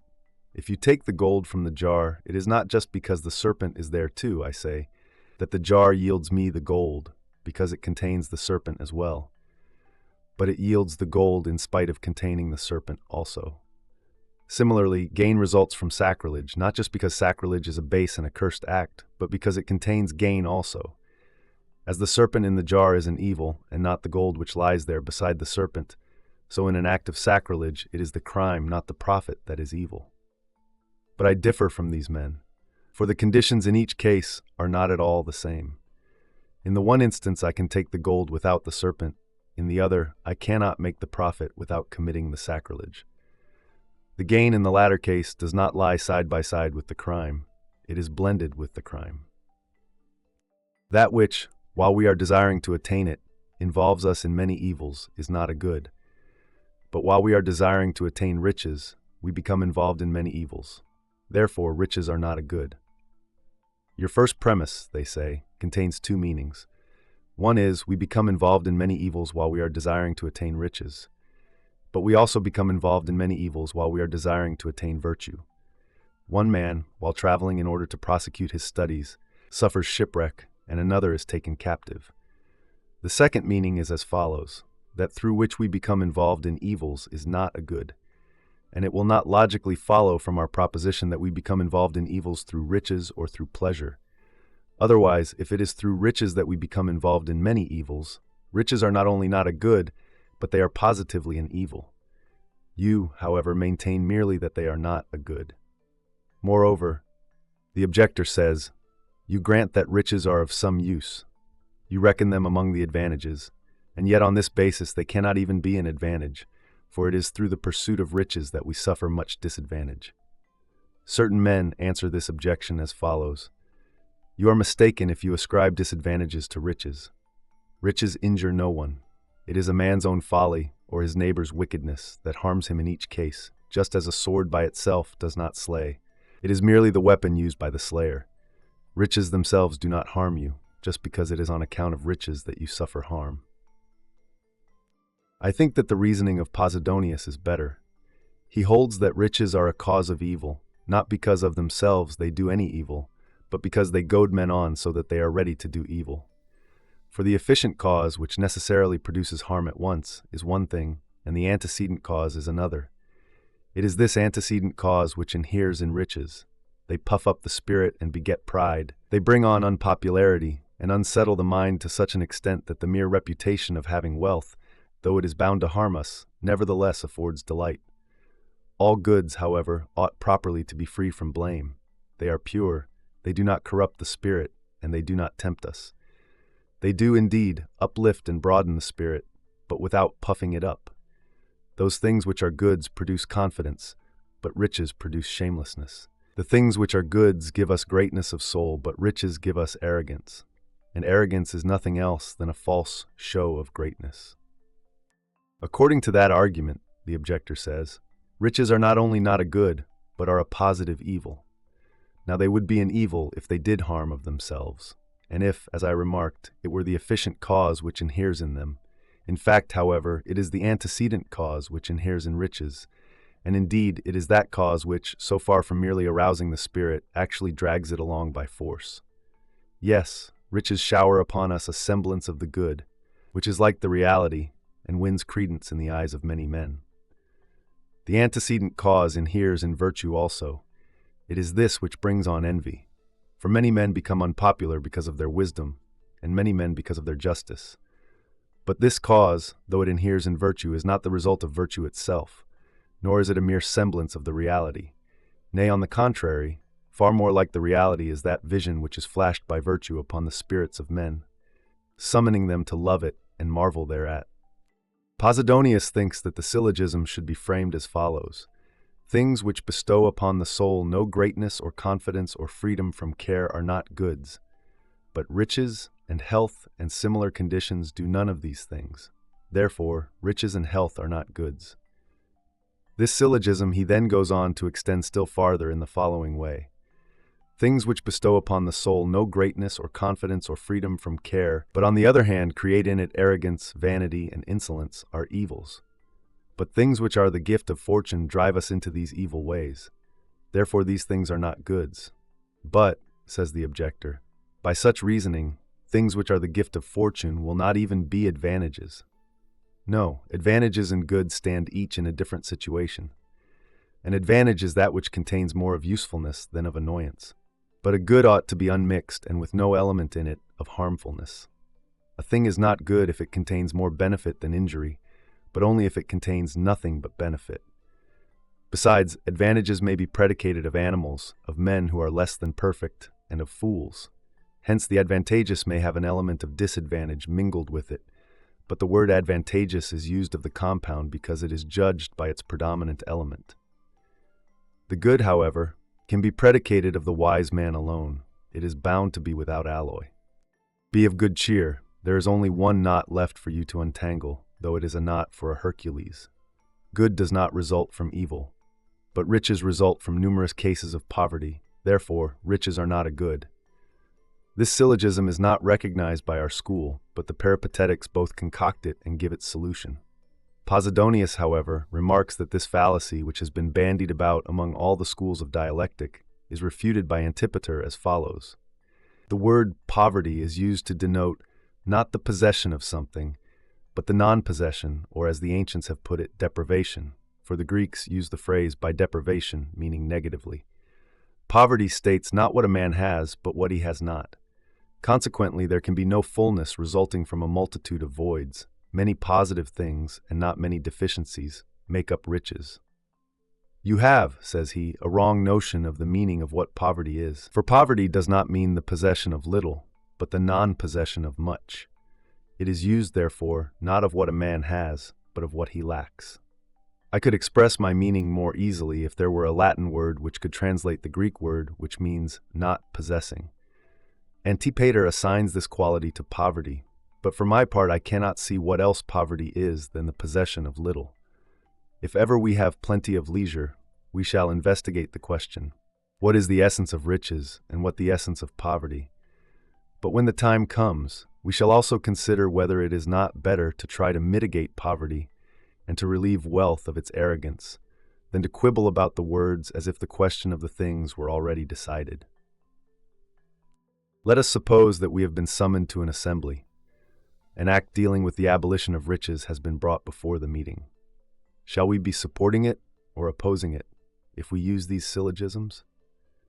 Will these syllogisms help us to bring it about that the Roman people shall demand poverty and praise it, poverty, the foundation and cause of their empire, and, on the other hand, shall shrink in fear from their present wealth, reflecting that they have found it among the victims of their conquests, that wealth is the source from which office-seeking and bribery and disorder have burst into a city once characterized by the utmost scrupulousness and sobriety, and that because of wealth, an exhibition all too lavish is made of the spoils of conquered nations, reflecting, finally, that whatever one people has snatched away from all the rest may still more easily be snatched by all away from one. Nay, it were better to support this law by our conduct and to subdue our desires by direct assault rather than to circumvent them by logic. If we can, let us speak more boldly. If not, let us speak more frankly. Farewell. On liberal and vocational studies. You have been wishing to know my views with regard to liberal studies. My answer is this. I respect no study and deem no study good which results in money-making. Such studies are profit-bringing occupations, useful only in so far as they give the mind a preparation and do not engage it permanently. One should linger upon them only so long as the mind can occupy itself with nothing greater. They are our apprenticeship, not our real work. Hence you see why liberal studies are so called. It is because they are studies worthy of a free-born gentleman. But there is only one really liberal study, that which gives a man his liberty. It is the study of wisdom, and that is lofty, brave, and great-souled. All other studies are puny and puerile. You surely do not believe that there is good in any of the subjects whose teachers are, as you see, men of the most ignoble and base stamp. We ought not to be learning such things. We should have done with learning them. Certain persons have made up their minds that the point at issue with regard to the liberal studies is whether they make men good, but they do not even profess or aim at a knowledge of this particular subject. The scholar busies himself with investigations into language, and if it be his desire to go farther afield, he works on history, or if he would extend his range to the farthest limits, on poetry. But which of these paves the way to virtue? Pronouncing syllables, investigating words, memorizing plays, or making rules for the scansion of poetry, what is there in all this that rids one of fear, roots out desire, or bridles the passions? The question is, do such men teach virtue or not? If they do not teach it, then neither do they transmit it. If they do teach it, they are philosophers. Would you like to know how it happens that they have not taken the chair for the purpose of teaching virtue? See how unlike their subjects are. And yet their subjects would resemble each other if they taught the same thing. It may be, perhaps, that they make you believe that Homer was a philosopher, although they disprove this by the very arguments through which they seek to prove it. For sometimes they make of him a Stoic, who approves nothing but virtue, avoids pleasures, and refuses to relinquish honor even at the price of immortality. Sometimes they make him an Epicurean, praising the condition of a state in repose, which passes its days in feasting and song. Sometimes a peripatetic, classifying goodness in three ways. Sometimes an academic, holding that all things are uncertain. It is clear, however, that no one of these doctrines is to be fathered upon Homer, just because they are all there, for they are irreconcilable with one another. We may admit to these men, indeed, that Homer was a philosopher, yet surely he became a wise man before he had any knowledge of poetry. So let us learn the particular things that made Homer wise. It is no more to the point, of course, for me to investigate whether Homer or Hesiod was the older poet, than to know why Hecuba, although younger than Helen, showed her years so lamentably. What, in your opinion, I say, would be the point in trying to determine the respective ages of Achilles and Patroclus? Do you raise the question, through what regions did Ulysses stray, instead of trying to prevent ourselves from going astray at all times? We have no leisure to hear lectures on the question whether he was sea-tossed between Italy and Sicily, or outside our known world. Indeed, so long a wandering could not possibly have taken place within its narrow bounds. We ourselves encounter storms of the spirit, which toss us daily, and our depravity drives us into all the ills which troubled Ulysses. For us there is never lacking the beauty to tempt our eyes, or the enemy to assail us. On this side are savage monsters that delight in human blood, on that side the treacherous allurements of the ear, and yonder is shipwreck and all the varied category of misfortunes. Show me rather, by the example of Ulysses, how I am to love my country, my wife, my father, and how, even after suffering shipwreck, I am to sail toward these ends, honorable as they are. Why try to discover whether Penelope was a pattern of purity, or whether she had the laugh on her contemporaries, or whether she suspected that the man in her presence was Ulysses, before she knew it was he? Teach me rather what purity is, and how great a good we have in it, and whether it is situated in the body or in the soul. Now I will transfer my attention to the musician. You, sir, are teaching me how the treble and the bass are in accord with one another, and how, though the strings produce different notes, the result is a harmony. Rather bring my soul into harmony with itself, and let not my purposes be out of tune. You are showing me what the doleful keys are. Show me rather how, in the midst of adversity, I may keep from uttering a doleful note. The mathematician teaches me how to lay out the dimensions of my estates, but I should rather be taught how to lay out what is enough for a man to own. He teaches me to count and adapts my fingers to avarice, but I should prefer him to teach me that there is no point in such calculations, and that one is none the happier for tiring out the bookkeepers with his possessions. Or rather, how useless property is to any man who would find it the greatest misfortune if he should be required to reckon out by his own wits the amount of his holdings. What good is there for me in knowing how to parcel out a piece of land, if I know not how to share it with my brother? What good is there in working out to a nicety the dimensions of an acre, and in detecting the error if a piece has so much as escaped my measuring rod, if I am embittered when an ill-tempered neighbor merely scrapes off a bit of my land? The mathematician teaches me how I may lose none of my boundaries. I, however, seek to learn how to lose them all with a light heart. But, comes the reply, I am being driven from the farm which my father and grandfather owned. Well, who owned the land before your grandfather? Can you explain what people, I will not say what person, held it originally? You did not enter upon it as a master, but merely as a tenant. And whose tenant are you? If your claim is successful, you are tenant of the heir. The lawyers say that public property cannot be acquired privately by possession. What you hold and call your own is public property. Indeed, it belongs to mankind at large. Oh, what marvelous skill! You know how to measure the circle. You find the square of any shape which is set before you. You compute the distances between the stars. There is nothing which does not come within the scope of your calculations. But if you are a real master of your profession, measure me the mind of man. Tell me how great it is, or how puny. You know what a straight line is, but how does it benefit you if you do not know what is straight in this life of ours? I come next to the person who boasts his knowledge of the heavenly bodies, who knows whither the chilling star of Saturn hides, and through what orbit Mercury doth stray. Of what benefit will it be to know this? That I shall be disturbed because Saturn and Mars are in opposition, or when Mercury sets at eventide in plain view of Saturn, rather than learn that those stars, wherever they are propitious, and that they are not subject to change. They are driven along by an unending round of destiny, on a course from which they cannot swerve. They return at stated seasons. They either set in motion, or mark the intervals of the whole world's work. But if they are responsible for whatever happens, how will it help you to know the secrets of the immutable? Or if they merely give indications, what good is there in foreseeing what you cannot escape? Whether you know these things or not, they will take place. Behold the fleeting sun, the stars that follow in his train, and thou shalt never find the morrow play thee false, or be misled by nights without a cloud. It has, however, been sufficiently and fully ordained that I shall be safe from anything that may mislead me. What, you say, does the morrow never play me false? Whatever happens without my knowledge plays me false. I, for my part, do not know what is to be, but I do know what may come to be. I shall have no misgivings in this matter. I await the future in its entirety, and if there is any abatement in its severity, I make the most of it.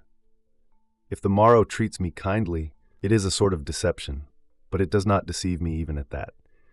For just as I know that all things can happen, so I know too that they will not happen in every case. I am ready for favorable events in every case, but I am prepared for evil. In this discussion you must bear with me if I do not follow the regular course, for I do not consent to admit painting into the list of liberal arts, any more than sculpture, marble working, and other helps toward luxury. I also debar from the liberal studies wrestling and all knowledge that is compounded of oil and mud. Otherwise, I should be compelled to admit perfumers also, and cooks, and all others who lend their wits to the service of our pleasures. For what liberal element is there in these ravenous takers of emetics, whose bodies are fed to fatness while their minds are thin and dull? Or do we really believe that the training which they give is liberal for the young men of Rome, who used to be taught by our ancestors to stand straight and hurl a spear, to wield a pike, to guide a horse, and to handle weapons? Our ancestors used to teach their children nothing that could be learned while lying down. But neither the new system nor the old teaches or nourishes virtue. For what good does it do us to guide a horse and control his speed with the curb, and then find that our own passions, utterly uncurbed, bolt with us? Or to beat many opponents in wrestling or boxing, and then to find that we ourselves are beaten by anger? What then, you say, do the liberal studies contribute nothing to our welfare? Very much in other respects, but nothing at all as regards virtue. For even these arts of which I have spoken, though admittedly of a low grade, depending as they do upon handiwork, contribute greatly toward the equipment of life, but nevertheless have nothing to do with virtue. And if you inquire, why then do we educate our children in the liberal studies? It is not because they can bestow virtue, but because they prepare the soul for the reception of virtue. Just as that primary course, as the ancients called it, in grammar, which gave boys their elementary training, does not teach them the liberal arts, but prepares the ground for their early acquisition of these arts. So the liberal arts do not conduct the soul all the way to virtue, but merely set it going in that direction. Posidonius divides the arts into 4 classes. First we have those which are common and low, then those which serve for amusement, then those which refer to the education of boys, and finally the liberal arts. The common sort belong to workmen and are mere handwork. They are concerned with equipping life. There is in them no pretense to beauty or honor. The arts of amusement are those which aim to please the eye and the ear. To this class you may assign the stage machinists, who invent scaffolding that goes aloft of its own accord, or floors that rise silently into the air, and many other surprising devices, as when objects that fit together then fall apart, or objects which are separate then join together automatically, or objects which stand erect then gradually collapse. The eye of the inexperienced is struck with amazement by these things, for such persons marvel at everything that takes place without warning, because they do not know the causes. The arts which belong to the education of boys, and are somewhat similar to the liberal arts, are those which the Greeks call the cycle of studies, but which we Romans call the liberal. However, those alone are really liberal, or rather, to give them a truer name, free, whose concern is virtue. But, one will say, just as there is a part of philosophy which has to do with nature, and a part which has to do with ethics, and a part which has to do with reasoning, so this group of liberal arts also claims for itself a place in philosophy. When one approaches questions that deal with nature, a decision is reached by means of a word from the mathematician. Therefore, mathematics is a department of that branch which it aids. But many things aid us, and yet are not parts of ourselves. Nay, if they were, they would not aid us. Food is an aid to the body, but is not a part of it. We get some help from the service which mathematics renders, and mathematics is as indispensable to philosophy as the carpenter is to the mathematician. But carpentering is not a part of mathematics, nor is mathematics a part of philosophy. Moreover, each has its own limits, for the wise man investigates and learns the causes of natural phenomena, while the mathematician follows up and computes their numbers and their measurements. The wise man knows the laws by which the heavenly bodies persist, what powers belong to them, and what attributes. The astronomer merely notes their comings and goings, the rules which govern their settings and their risings, and the occasional periods during which they seem to stand still, although as a matter of fact, no heavenly body can stand still. The wise man will know what causes the reflection in a mirror, but the mathematician can merely tell you how far the body should be from the reflection and what shape of mirror will produce a given reflection. The philosopher will demonstrate that the sun is a large body, while the astronomer will compute just how large, progressing in knowledge by his method of trial and experiment. But in order to progress, he must summon to his aid certain principles. No art, however, is sufficient unto itself, if the foundation upon which it rests depends upon mere favor. Now, philosophy asks no favors from any other source. It builds everything on its own soil. But the science of numbers is, so to speak, a structure built on another man's land. It builds on everything on alien soil. It accepts first principles and by their favor arrives at further conclusions. If it could march unassisted to the truth, if it were able to understand the nature of the universe, I should say that it would offer much assistance to our minds. For the mind grows by contact with things heavenly and draws into itself something from on high. There is but one thing that brings the soul to perfection, the unalterable knowledge of good and evil. But there is no other art which investigates good and evil. I should like to pass in review the several virtues. Bravery is a scorner of things which inspire fear. It looks down upon, challenges, and crushes the powers of terror and all that would drive our freedom under the yoke. But do liberal studies strengthen this virtue? Loyalty is the holiest good in the human heart. It is forced into betrayal by no constraint, and it is bribed by no rewards. Loyalty cries, "Burn me, slay me, kill me. I shall not betray my trust, and the more urgently torture shall seek to find my secret, the deeper in my heart will I bury it." Can the liberal arts produce such a spirit within us? Temperance controls our desires. Some it hates and routs, others it regulates and restores to a healthy measure, nor does it ever approach our desires for their own sake. Temperance knows that the best measure of the appetites is not what you want to take, but what you ought to take. Kindliness forbids you to be overbearing towards your associates, and it forbids you to be grasping. In words and in deeds and in feelings, it shows itself gentle and courteous to all men. It counts no evil as another's solely, and the reason why it loves its own good is chiefly because it will some day be the good of another. Do liberal studies teach a man such character as this? No, no more than they teach simplicity, moderation, and self-restraint, thrift and economy, and that kindliness which spares a neighbor's life as if it were one's own, and knows that it is not for man to make wasteful use of his fellow man. But, one says, since you declare that virtue cannot be attained without the liberal studies, how is it that you deny that they offer any assistance to virtue? Because you cannot attain virtue without food either, and yet food has nothing to do with virtue. Wood does not offer assistance to a ship, although a ship cannot be built except of wood.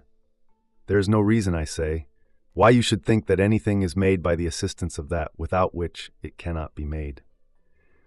We might even make the statement that it is possible to attain wisdom without the liberal studies.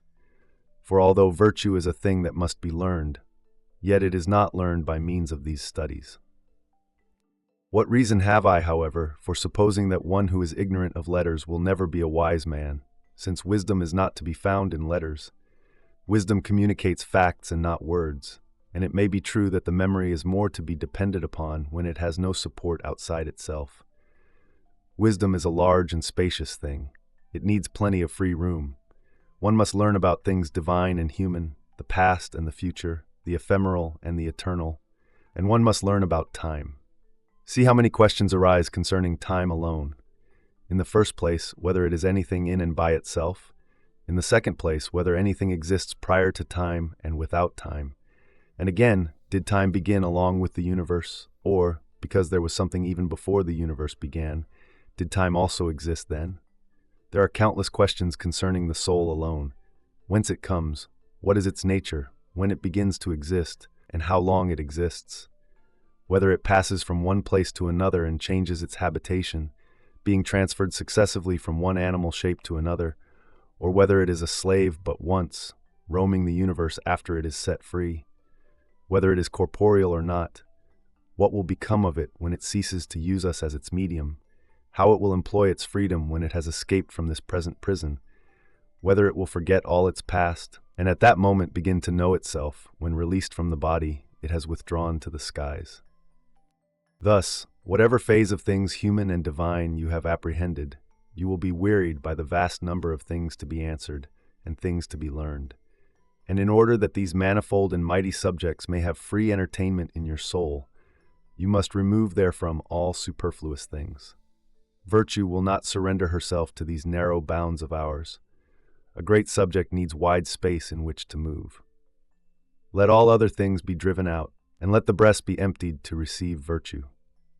But it is a pleasure to be acquainted with many arts. Therefore let us keep only as much of them as is essential. Do you regard that man as blameworthy who puts superfluous things on the same footing with useful things, and in his house makes a lavish display of costly objects, but do not deem him blameworthy who has allowed himself to become engrossed with the useless furniture of learning? This desire to know more than is sufficient is a sort of intemperance. Why? Because this unseemly pursuit of the liberal arts makes men troublesome, wordy, tactless, self-satisfied bores who fail to learn the essentials just because they have learned the non-essentials. Didymus the scholar wrote 4,000 books. I should feel pity for him if he had only read the same number of superfluous volumes. In these books he investigates Homer's birthplace, who was really the mother of Annaeus, whether Anacreon was more of a rake or more of a drunkard, whether Sappho was a bad lot, and other problems the answers to which, if found, were forthwith to be forgotten. Come now, do not tell me that life is long. Nay, when you come to consider our own countrymen also, I can show you many works which ought to be cut down with the axe. It is at the cost of a vast outlay of time and of vast discomfort to the ears of others that we win such praise as this. What a learned man you are. Let us be content with this recommendation, less citified though it be. What a good man you are. Do I mean this? Well, would you have me unroll the annals of the world's history and try to find out who first wrote poetry? Or in the absence of written records, shall I make an estimate of the number of years which lie between Orpheus and Homer? Or shall I make a study of the absurd writings of Aristarchus, wherein he branded the text of other men's verses and wear my life away upon syllables? Shall I then wallow in the geometrician's dust? Have I so far forgotten that useful saw, save your time? Must I know these things, and what may I choose not to know?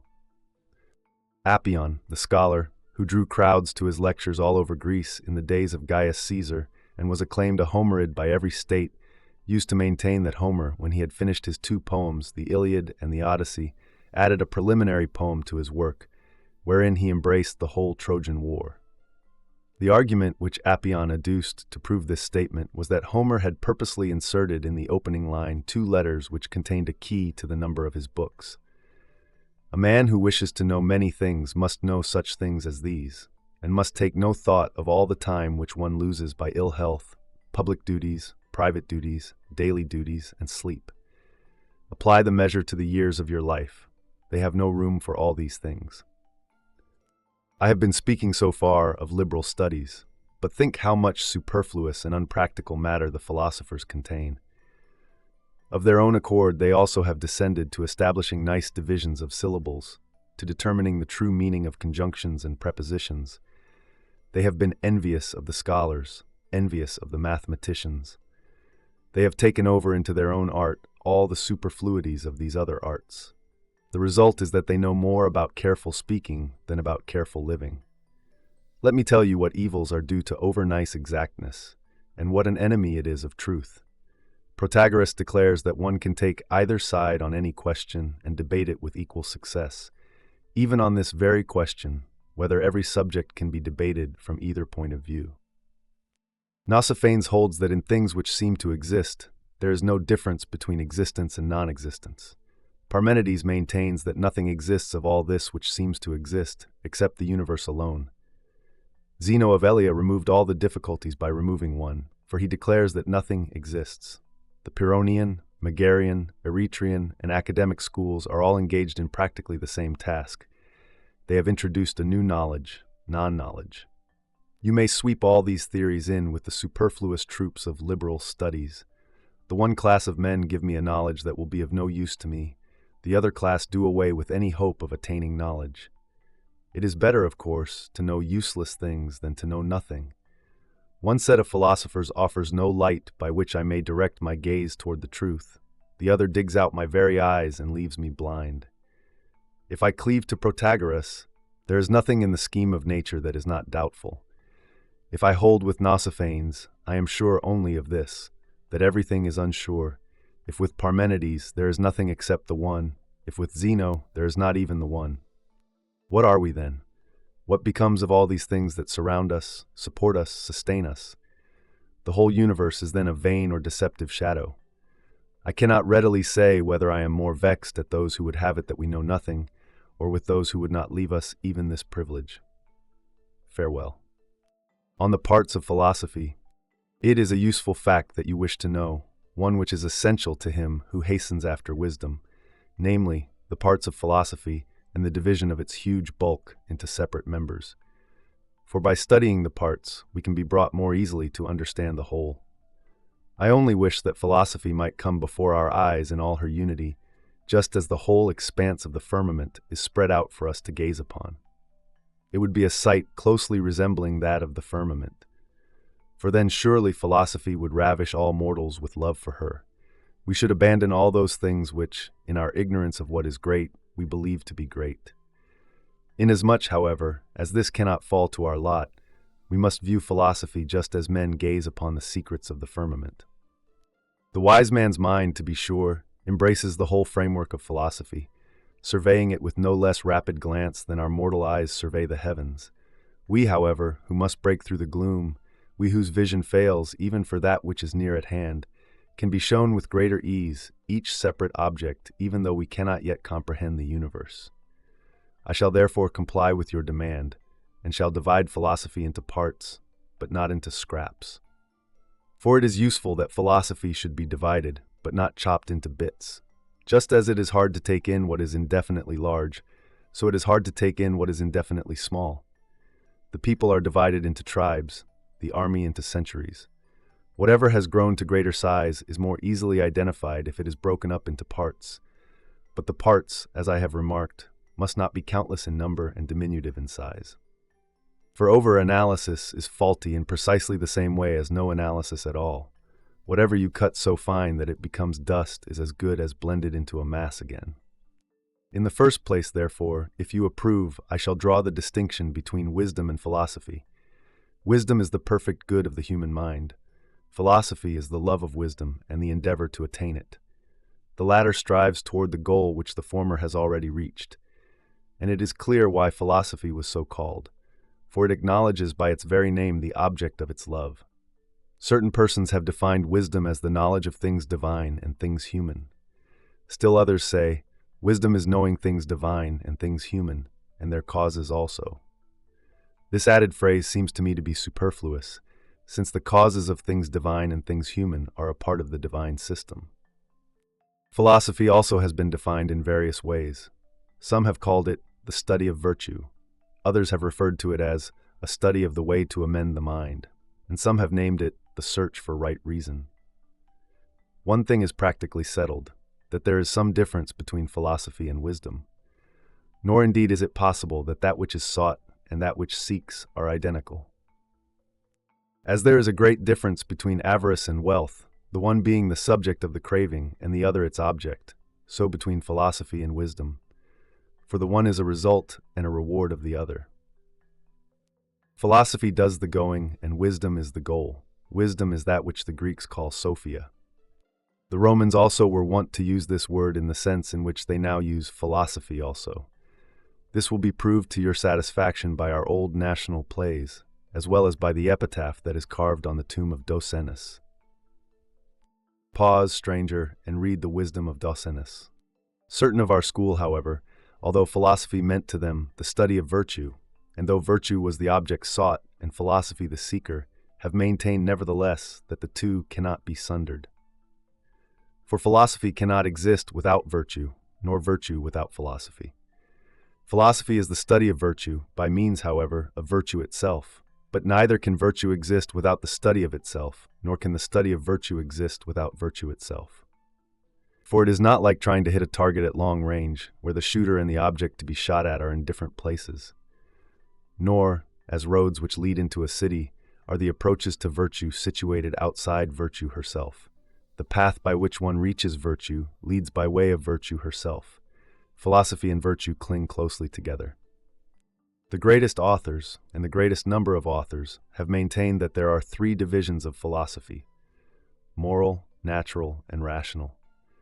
The first keeps the soul in order, the second investigates the universe, the third works out the essential meanings of words, their combinations, and the proofs which keep falsehood from creeping in and displacing truth.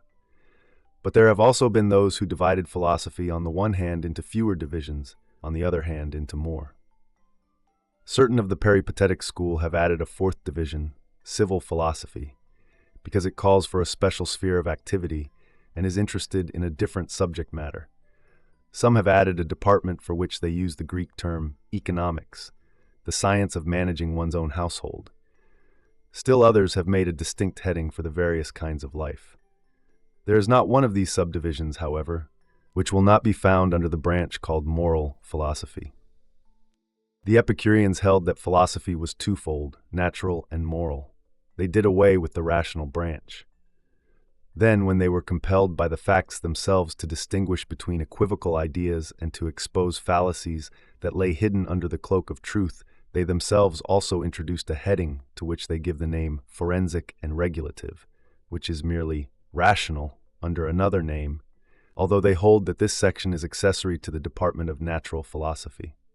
The Cyrenaic school abolished the natural as well as the rational department, and were content with the moral side alone, and yet these philosophers also include under another title that which they have rejected. For they divide moral philosophy into 5 parts: 1. What to avoid and what to seek; 2. The passions; 3. Actions; 4. Causes, proofs. Now the causes of things really belong to the natural division, the proofs to the rational. Aristo of Chios remarked that the natural and the rational were not only superfluous, but were also contradictory. He even limited the moral, which was all that was left to him, for he abolished that heading which embraced advice, maintaining that it was the business of the pedagogue and not of the philosopher, as if the wise man were anything else than the pedagogue of the human race. Since, therefore, philosophy is threefold, let us first begin to set in order the moral side. It has been agreed that this should be divided into 3 parts. First, we have the speculative part, which assigns to each thing its particular function and weighs the worth of each. It is highest in point of utility. For what is so indispensable as giving to everything its proper value? The second has to do with impulse, the third with actions. For the first duty is to determine severally what things are worth. The second, to conceive with regard to them a regulated and ordered impulse. The third, to make your impulse and your actions harmonize, so that under all these conditions you may be consistent with yourself. If any of the 3 be defective, there is confusion in the rest also. For what benefit is there in having all things appraised, each in its proper relations, if you go to excess in your impulses? What benefit is there in having checked your impulses and in having your desires in your own control, if when you come to action you are unaware of the proper times and seasons, and if you do not know when, where, and how each action should be carried out? It is one thing to understand the merits and the values of facts, another thing to know the precise moment for action, and still another to curb impulses and to proceed, instead of rushing toward what is to be done. Hence, life is in harmony with itself only when action has not deserted impulse, and when impulse toward an object arises in each case from the worth of the object, being languid or more eager as the case may be, according as the objects which arouse it are worth seeking. The natural side of philosophy is twofold, bodily and non-bodily. Each is divided into its own grades of importance, so to speak. The topic concerning bodies deals first with these two grades, the creative and the created things are the elements. Now this very topic of the elements, as some writers hold, is integral. As others hold, it is divided into matter, the cause which moves all things, and the elements. It remains for me to divide rational philosophy into its parts. Now all speech is either continuous or split up between questioner and answerer. It has been agreed upon that the former should be called rhetoric and the latter dialectic.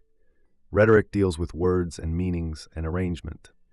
Dialectic is divided into two parts, words and their meanings, that is, into things which are said and the words in which they are said. Then comes a subdivision of each, and it is of vast extent. Therefore I shall stop at this point but treat the climax of the story. For if I should take a fancy to give the subdivisions, my letter would become a debater's handbook. I am not trying to discourage you, excellent Lucilius, from reading on this subject, provided only that you promptly relate to conduct all that you have read. It is your conduct that you must hold in check. You must rouse what is languid in you, bind fast what has become relaxed, conquer what is obstinate, persecute your appetites and the appetites of mankind as much as you can, and to those who say, "How long will this unending talk go on?" answer with the words, "I ought to be asking you, how long will these unending sins of yours go on? Do you really desire my remedies to stop before your vices? But I shall speak of my remedies all the more, and just because you offer objections, I shall keep on talking. Medicine begins to do good at the time when a touch makes the diseased body tingle with pain. I shall utter words that will help men even against their will. At times, you should allow words other than compliments to reach your ears, and because as individuals you are unwilling to hear the truth, hear it collectively. How far will you extend the boundaries of your estates? An estate which held a nation is too narrow for a single lord. How far will you push forward your plowed fields, you who are not content to confine the measure of your farms even within the amplitude of provinces? You have noble rivers flowing down through your private grounds. You have mighty streams, boundaries of mighty nations, under your dominion from source to outlet. This also is too little for you, unless you also surround whole seas with your estates, unless your steward holds sway on the other side of the Adriatic, the Ionian, and the Aegean seas, unless the islands, homes of famous chieftains, are reckoned by you as the most paltry of possessions. Spread them as widely as you will, if only you may have as a farm what was once called a kingdom. Make whatever you can your own, provided only that it is more than your neighbor's. And now for a word with you, whose luxury spreads itself out as widely as the greed of those to whom I have just referred. To you I say, will this custom continue until there is no lake over which the pinnacles of your country houses do not tower, until there is no river whose banks are not bordered by your lordly structures? Wherever hot waters shall gush forth in rills, there you will be causing new resorts of luxury to rise. Wherever the shore shall bend into a bay, there will you straightway be laying foundations. And not content with any land that has not been made by art, you will bring the sea within your boundaries. On every side let your housetops flash in the sun, now set on mountain peaks where they command an extensive outlook over sea and land, now lifted from the plain to the height of mountains. Build your manifold structures, your huge piles. You are nevertheless but individuals, and puny ones at that. What profit to you are your many bedchambers? You sleep in one. No place is yours where you yourselves are not. Next I pass to you, you whose bottomless and insatiable maw explores on the one hand the seas, on the other the earth, with enormous toil hunting down your prey, now with hook, now with snare, now with nets of various kinds. No animal has peace except when you are cloyed with it. And how slight a portion of those banquets of yours, prepared for you by so many hands, do you taste with your pleasure-jaded palate? How slight a portion of all that game, whose taking was fraught with danger, does the master's sick and squeamish stomach relish? How slight a portion of all those shellfish imported from so far slips down that insatiable gullet? Poor wretches, do you not know that your appetites are bigger than your bellies? Talk in this way to other men, provided that while you talk, you also listen. Write in this way, provided that while you write, you read, remembering that everything you hear or read is to be applied to conduct and to the alleviation of passion's fury. Study, not in order to add anything to your knowledge, but to make your knowledge better. Farewell. On the part played by philosophy in the progress of man. Who can doubt, my dear Lucilius, that life is the gift of the immortal gods, but that living well is the gift of philosophy? Hence the idea that our debt to philosophy is greater than our debt to the gods, in proportion as a good life is more of a benefit than mere life, would be regarded as correct, were not philosophy itself a boon which the gods have bestowed upon us. They have given the knowledge thereof to none, but the faculty of acquiring it they have given to all. For if they had made philosophy also a general good, and if we were gifted with understanding at our birth, wisdom would have lost her best attribute, that she is not one of the gifts of fortune. For as it is, the precious and noble characteristic of wisdom is that she does not advance to meet us, that each man is indebted to himself for her, and that we do not seek her at the hands of others. What would there be in philosophy worthy of your respect, if she were a thing that came by bounty? Her sole function is to discover the truth about things divine and things human. From her side religion never departs, nor duty, nor justice, nor any of the whole company of virtues which cling together in close united fellowship. Philosophy has taught us to worship that which is divine, to love that which is human. She has told us that with the gods lies dominion, and among men, fellowship. This fellowship remained unspoiled for a long time, until avarice tore the community asunder and became the cause of poverty, even in the case of those whom she herself had most enriched. For men cease to possess all things the moment they desire all things for their own. But the first men and those who sprang from them, still unspoiled, followed nature, having one man as both their leader and their law, entrusting themselves to the control of one better than themselves. For nature has the habit of subjecting the weaker to the stronger. Even among the dumb animals, those which are either biggest or fiercest hold sway. It is no weakling bull that leads the herd. It is one that has beaten the other males by his might and his muscle. In the case of elephants, the tallest goes first. Among men, the best is regarded as the highest. That is why it was to the mind that a ruler was assigned, and for that reason the greatest happiness rested with those peoples among whom a man could not be the more powerful unless he were the better. For that man can safely accomplish what he will who thinks he can do nothing except what he ought to do. Accordingly, in that age which is maintained to be the golden age, Posidonius holds that the government was under the jurisdiction of the wise. They kept their hands under control and protected the weaker from the stronger. They gave advice, both to do and not to do. They showed what was useful and what was useless. Their forethought provided that their subjects should lack nothing. Their bravery warded off dangers. Their kindness enriched and adorned their subjects. For them ruling was a service, not an exercise of royalty. No ruler tried his power against those to whom he owed the beginnings of his power, and no one had the inclination or the excuse to do wrong, since the ruler ruled well and the subject obeyed well, and the king could utter no greater threat against disobedient subjects than that they should depart from the kingdom. But when once vice stole in and kingdoms were transformed into tyrannies, a need arose for laws, and these very laws were in turn framed by the wise. Solon, who established Athens upon a firm basis by just laws, was one of the 7 men renowned for their wisdom. Had Lycurgus lived in the same period, an 8th would have been added to that hallowed number 7. The laws of Zaleucus and Charondas are praised. It was not in the forum or in the offices of skilled counselors, but in the silent and holy retreat of Pythagoras that these 2 men learned the principles of justice which they were to establish in Sicily, which at that time was prosperous, and throughout Grecian Italy.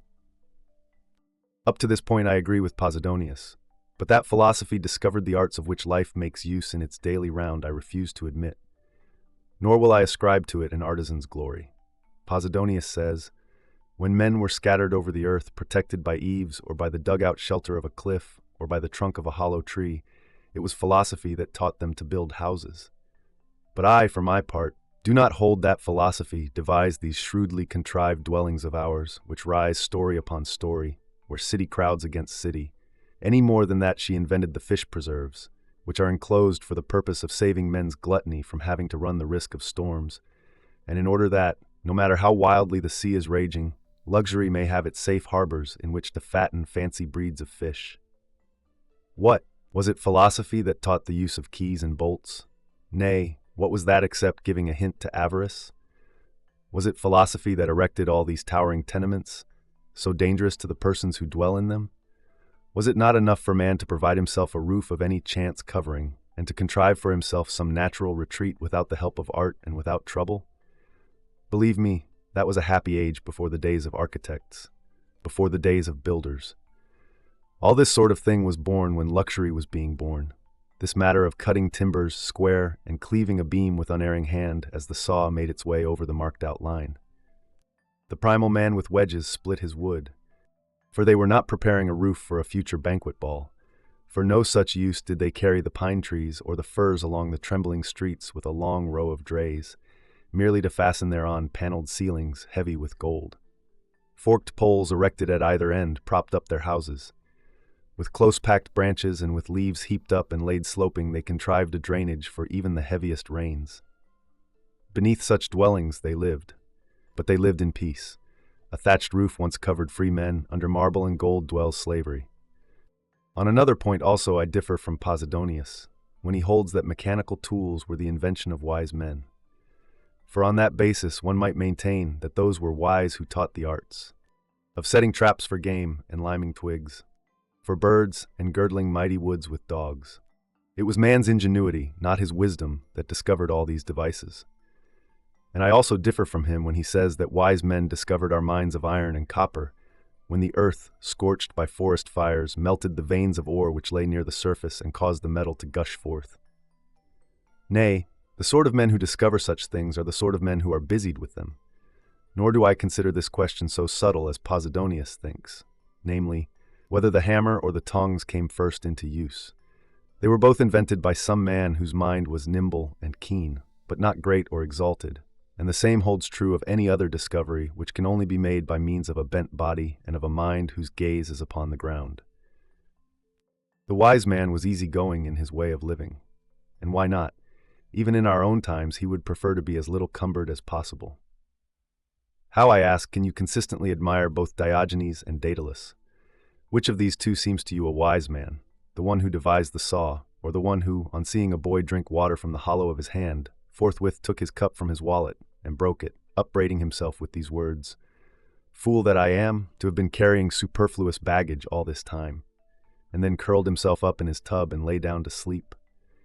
In these our own times, which man, pray, do you deem the wiser, the one who invents a process for spraying saffron perfumes to a tremendous height from hidden pipes, who fills or empties canals by a sudden rush of waters, who so cleverly constructs a dining room with a ceiling of movable panels that it presents one pattern after another, the roof changing as often as the courses? Or the one who proves to others, as well as to himself, that nature has laid upon us no stern and difficult law, when she tells us that we can live without the marble cutter and the engineer, that we can clothe ourselves without traffic in silk fabrics, that we can have everything that is indispensable to our use, provided only that we are content with what the earth has placed on its surface. If mankind were willing to listen to this sage, they would know that the cook is as superfluous to them as the soldier. Those were wise men, or at any rate like the wise, who found the care of the body a problem easy to solve. The things that are indispensable require no elaborate pains for their acquisition. It is only the luxuries that call for labor. Follow nature, and you will need no skilled craftsman. Nature did not wish us to be harassed. For whatever she forced upon us, she equipped us. But cold cannot be endured by the naked body. What then? Are there not the skins of wild beasts and other animals which can protect us well enough, and more than enough, from the cold, Do not many tribes cover their bodies with the bark of trees? Are not the feathers of birds sewn together to serve for clothing? Even at the present day, does not a large portion of the Scythian tribe garb itself in the skins of foxes and mice, soft to the touch and impervious to the winds? For all that, men must have some thicker protection than the skin, in order to keep off the heat of the sun in summer. What then? Has not antiquity produced many retreats which, hollowed out either by the damage wrought by time or by any other occurrence you will, have opened into caverns? What then? Did not the very first comers take twigs and weave them by hand into wicker mats, smear them with common mud, and then with stubble and other wild grasses construct a roof, and thus pass their winters secure, the rains carried off by means of the sloping gables? What then? Do not the peoples on the edge of the Sirtes dwell in dug-out houses, and indeed all the tribes who, because of the too fierce blaze of the sun, possess no protection sufficient to keep off the heat except the parched soil itself? Nature was not so hostile to man that, when she gave all the other animals an easy role in life, she made it impossible for him alone to live without all these artifices. None of these was imposed upon us by her. None of them had to be painfully sought out that our lives might be prolonged. All things were ready for us at our birth. It is we that have made everything difficult for ourselves through our disdain for what is easy. Houses, shelter, creature comforts, food, and all that has now become the source of vast trouble were ready at hand, free to all, and obtainable for trifling pains. For the limit everywhere corresponded to the need. It is we that have made all those things valuable, we that have made them admired, we that have caused them to be sought for by extensive and manifold devices. Nature suffices for what she demands. Luxury has turned her back upon nature. Each day she expands herself. In all the ages she has been gathering strength, and by her wit promoting the vices. At first, luxury began to lust for what nature regarded as superfluous, then for that which was contrary to nature, and finally she made the soul a bondsman to the body, and bade it be an utter slave to the body's lusts. All these crafts by which the city is patrolled, or shall I say kept in uproar, are but engaged in the body's business. Time was when all things were offered to the body as to a slave, but now they are made ready for it as for a master. Accordingly, hence have come the workshops of the weavers and the carpenters, hence the savory smells of the professional cooks, hence the wantonness of those who teach wanton postures and wanton and affected singing. For that moderation which nature prescribes, which limits our desires by resources restricted to our needs, has abandoned the field. It has now come to this, that to want only what is enough is a sign both of boorishness and of utter destitution. It is hard to believe, my dear Lucilius, how easily the charm of eloquence wins even great men away from the truth. Take, for example, Posidonius, who, in my estimation, is of the number of those who have contributed most to philosophy, when he wishes to describe the art of weaving. He tells how, first, some threads are twisted and some drawn out from the soft, loose mass of wool. Next, how the upright warp keeps the threads stretched by means of hanging weights. Then, how the inserted thread of the woof, which softens the hard texture of the web which holds it fast on either side, is forced by the batten to make a compact union with the warp. He maintains that even the weaver's art was discovered by wise men, forgetting that the more complicated art which he describes was invented in later days, the art wherein the web is bound to frame, asunder now, the reed doth part the warp, between the threads, is shot the woof by pointed shuttles borne, the broad comb's well-notched teeth then drive it home. Suppose he had had the opportunity of seeing the weaving of our own day, which produces the clothing that will conceal nothing, the clothing which affords, I will not say no protection to the body, but none even to modesty. Posidonius then passes on to the farmer. With no less eloquence, he describes the ground which is broken up and crossed again by the plow, so that the earth, thus loosened, may allow freer play to the roots. Then the seed is sown, and the weeds plucked out by hand, lest any chance growth or wild plant spring up and spoil the crop.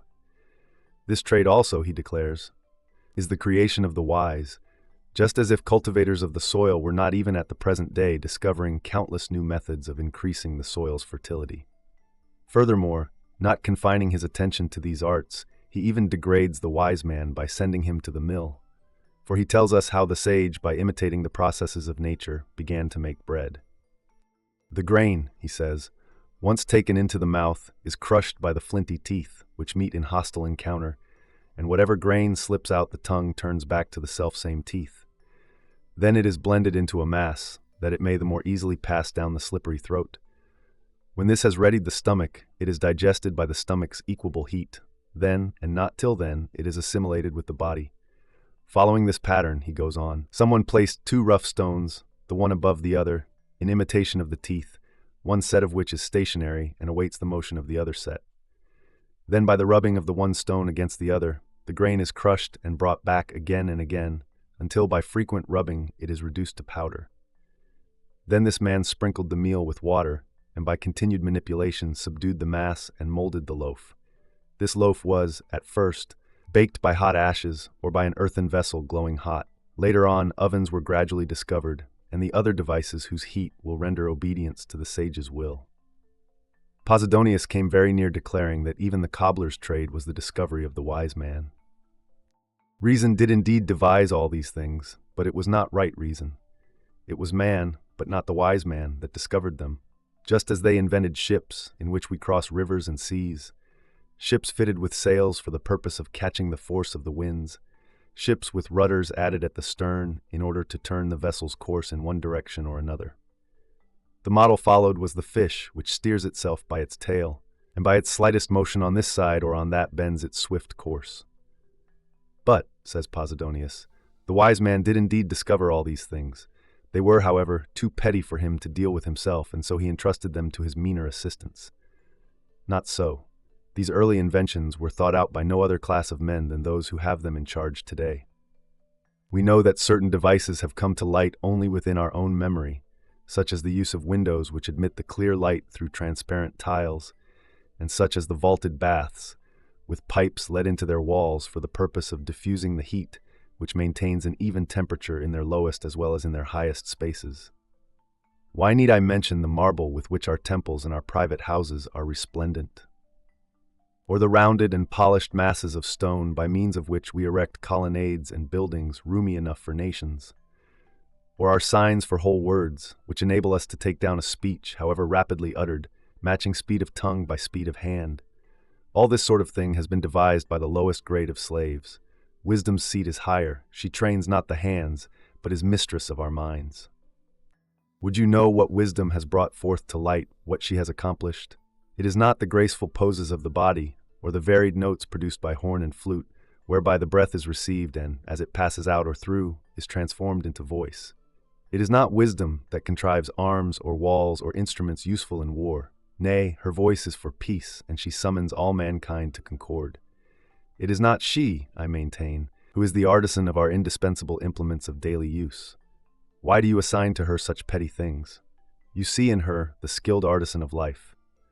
The other arts, it is true, wisdom has under her control, for he whom life serves is also served by the things which equip life. But wisdom's course is toward the state of happiness. Thither she guides us, thither she opens the way for us. She shows us what things are evil and what things are seemingly evil. She strips our minds of vain illusion. She bestows upon us a greatness which is substantial, but she represses the greatness which is inflated and showy but filled with emptiness. And she does not permit us to be ignorant of the difference between what is great and what is but swollen. Nay, she delivers to us the knowledge of the whole of nature and of her own nature. She discloses to us what the gods are and of what sort they are. What are the nether gods, the household deities, and the protecting spirits? What are the souls which have been endowed with lasting life, and have been admitted to the second class of divinities? Where is their abode, and what their activities, powers, and will?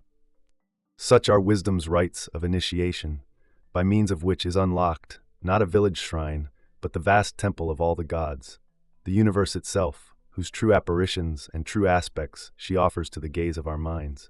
For the vision of our eyes is too dull for sights so great.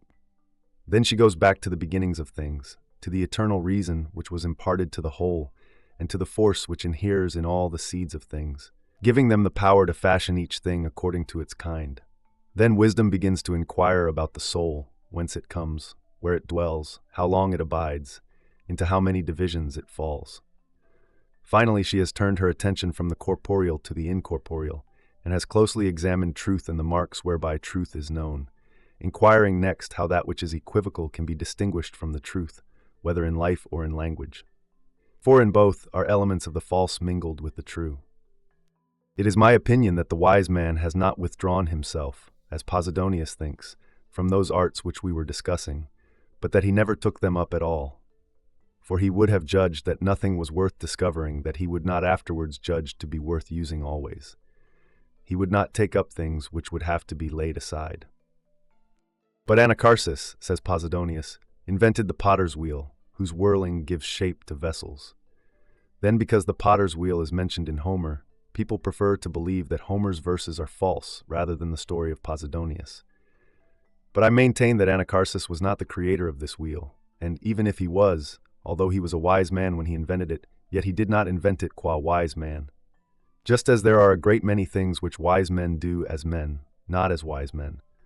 Suppose, for example, that a wise man is exceedingly fleet of foot. He will outstrip all the runners in the race by virtue of being fleet, not by virtue of his wisdom. I should like to show Posidonius some glass-blower, who by his breath molds the glass into manifold shapes which could scarcely be fashioned by the most skillful hand. Nay, these discoveries have been made since we men have ceased to discover wisdom. But Posidonius again remarks, Democritus is said to have discovered the arch, whose effect was that the curving line of stones, which gradually lean toward each other, is bound together by the keystone. I am inclined to pronounce this statement false, for there must have been, before Democritus, bridges and gateways in which the curvature did not begin until about the top. It seems to have quite slipped your memory that this same Democritus discovered how ivory could be softened, how by boiling, a pebble could be transformed into an emerald, the same process used even today for coloring stones which are found to be amenable to this treatment. It may have been a wise man who discovered all such things, but he did not discover them by virtue of being a wise man, for he does many things which we see done just as well, or even more skillfully and dexterously, by men who are utterly lacking in sagacity. Do you ask what then the wise man has found out and what he has brought to light? First of all, there is truth and nature he has not followed as the other animals do, with eyes too dull to perceive the divine in it. In the second place, there is the law of life, and life he has made to conform to universal principles, and he has taught us not merely to know the gods, but to follow them and to welcome the gifts of chance precisely as if they were divine commands. He has forbidden us to give heed to false opinions, and has weighed the value of each thing by a true standard of appraisement. He has condemned those pleasures with which remorse is intermingled, and has praised those goods which will always satisfy, and he has published the truth abroad that he is most happy who has no need of happiness, and that he is most powerful who has power over himself. I am not speaking of that philosophy which has placed the citizen outside his country and the gods outside the universe, and which has bestowed virtue upon pleasure, but rather of that philosophy which counts nothing good except what is honorable, one which cannot be cajoled by the gifts either of man or fortune, one whose value is that it cannot be bought for any value. That this philosophy existed in such a rude age, when the arts and crafts were still unknown, and when useful things could only be learned by use, this I refuse to believe. Next, there came the fortune-favored period when the bounties of nature lay open to all, for men's indiscriminate use, before avarice and luxury had broken the bonds which held mortals together, and they, abandoning their communal existence, had separated and turned to plunder. The men of the second age were not wise men, even though they did what wise men should do. Indeed, there is no other condition of the human race that anyone would regard more highly. And if God should commission a man to fashion earthly creatures and to bestow institutions upon peoples, this man would approve of no other system than that which obtained among the men of that age, when no plowman tilled the soil, nor was it right to portion off or bound one's property. Men shared their gains, and earth more freely gave her riches to her sons who sought them not. What race of men was ever more blessed than that race? They enjoyed all nature in partnership. Nature sufficed for them, now the guardian, as before she was the parent of all. And this her gift consisted of the assured possession by each man of the common resources. Why should I not even call that race the richest among mortals, since you could not find a poor person among them? But avarice broke in upon a condition so happily ordained, and by its eagerness to lay something away and to turn it to its own private use, made all things the property of others, and reduced itself from boundless wealth to straitened need. It was avarice that introduced poverty, and by craving much, lost all. And so, although she now tries to make good her loss, although she adds one estate to another, evicting a neighbor either by buying him out or by wronging him, although she extends her country seats to the size of provinces, and defines ownership as meaning extensive travel through one's own property. In spite of all these efforts of hers, no enlargement of our boundaries will bring us back to the condition from which we have departed. When there is no more that we can do, we shall possess much, but we once possessed the whole world. The very soil was more productive when untilled, and yielded more than enough for peoples who refrained from despoiling one another. Whatever gift nature had produced, men found as much pleasure in revealing it to another as in having discovered it. It was possible for no man either to surpass another or to fall short of him. What there was divided among unquarreling friends. Not yet had the stronger begun to lay hands upon the weaker. Not yet had the miser, by hiding away what lay before him, begun to shut off his neighbor from even the necessities of life. Each cared as much for his neighbor as for himself. Armor lay unused, and the hand, unstained by human blood, had turned all its hatred against wild beasts. The men of that day, who had found in some dense grove protection against the sun, and security against the severity of winter or of rain in their mean hiding places, spent their lives under the branches of the trees and passed tranquil nights without a sigh. Care vexes us in our purple, and routs us from our beds with the sharpest of goads. But how soft was the sleep the hard earth bestowed upon the men of that day. No fretted and paneled ceilings hung over them, but as they lay beneath the open sky, the stars glided quietly above them, and the firmament, night's noble pageant, marched swiftly by, conducting its mighty task in silence. For them, by day as well as by night, the visions of this most glorious abode were free and open. It was their joy to watch the constellations as they sank from mid-heaven, and others again as they rose from their hidden abodes. What else but joy could it be to wander among the marvels which dotted the heavens far and wide? But you of the present day shudder at every sound your houses make, and as you sit among your frescoes, the slightest creak makes you shrink in terror. They had no houses as big as cities. The air, the breezes blowing free through the open spaces, the flitting shade of crag or tree, springs crystal clear and streams not spoiled by man's work, whether by water pipe or by any confinement of the channel, but running at will, and meadows beautiful without the use of art. Amid such scenes were their rude homes, adorned with rustic hand. Such a dwelling was in accordance with nature. Therein it was a joy to live, fearing neither the dwelling itself nor for its safety. In these days, however, our houses constitute a large portion of our dread. But no matter how excellent and guileless was the life of the men of that age, they were not wise men, for that title is reserved for the highest achievement. Still, I would not deny that they were men of lofty spirit and, I may use the phrase, fresh from the gods, for there is no doubt that the world produced a better progeny before it was yet worn out. However, not all were endowed with mental faculties of highest perfection, though in all cases their native powers were more sturdy than ours and more fitted for toil. For nature does not bestow virtue, it is an art to become good. They, at least, searched not in the lowest dregs of the earth for gold, nor yet for silver or transparent stones, and they still were merciful even to the dumb animals. So far removed was that epoch from the custom of slaying man by man, not in anger or through fear, but just to make a show. They had as yet no embroidered garments, nor did they weave cloth of gold. Gold was not yet even mined. What then is the conclusion of the matter? It was by reason of their ignorance of things that the men of those days were innocent, and it makes a great deal of difference whether one wills not to sin or has not the knowledge to sin. Justice was unknown to them, unknown prudence, unknown also self-control and bravery, but their rude life possessed certain qualities akin to all these virtues. Virtue is not vouchsafed to a soul unless that soul has been trained and taught, and by unremitting practice brought to perfection. For the attainment of this boon, but not in the possession of it, were we born, and even in the best of men, before you refine them by instruction, there is but the stuff of virtue, not virtue itself. Farewell. On the lesson to be drawn from the burning of Lyons, our friend L. Iberlus is now downcast, for he has just heard of the fire which has wiped out the colony of lions. Such a calamity might upset anyone at all, not to speak of a man who dearly loves his country. But this incident has served to make him inquire about the strength of his own character, which he has trained, I suppose, just to meet situations that he thought might cause him fear.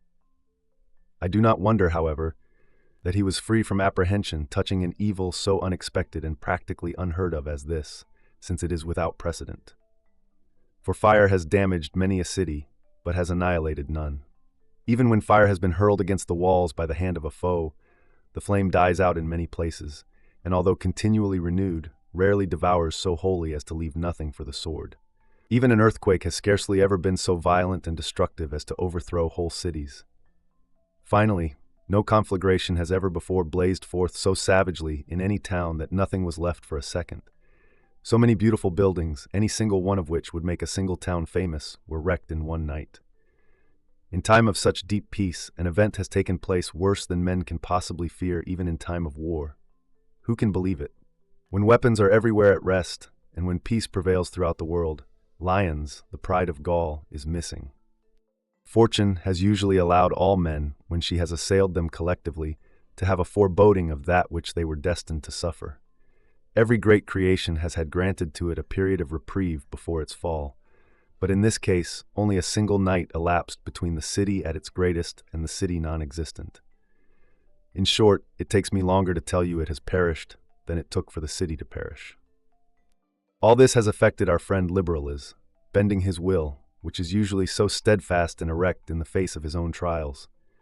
And not without reason has he been shaken, for it is the unexpected that puts the heaviest load upon us. Strangeness adds to the weight of calamities, and every mortal feels the greater pain as a result of that which also brings surprise. Therefore, nothing ought to be unexpected by us. Our minds should be sent forward in advance to meet all problems, and we should consider not what is wont to happen, but what can happen. For what is there in existence that fortune, when she has so willed, does not drag down from the very height of its prosperity? And what is there that she does not, the more violently assail, the more brilliantly it shines? What is laborious or difficult for her? She does not always attack in one way or even with her full strength. At one time she summons our own hands against us. At another time, content with her own powers, she makes use of no agent in devising perils for us. No time is exempt. In the midst of our very pleasures there spring up causes of suffering. War arises in the midst of peace, and that which we depended upon for protection is transformed into a cause of fear. Friend becomes enemy, ally becomes foeman. The summer calm is stirred into sudden storms, wilder than the storms of winter. With no foe in sight, we are victims of such fates as foes inflict, and if other causes of disaster fail, excessive good fortune finds them for itself.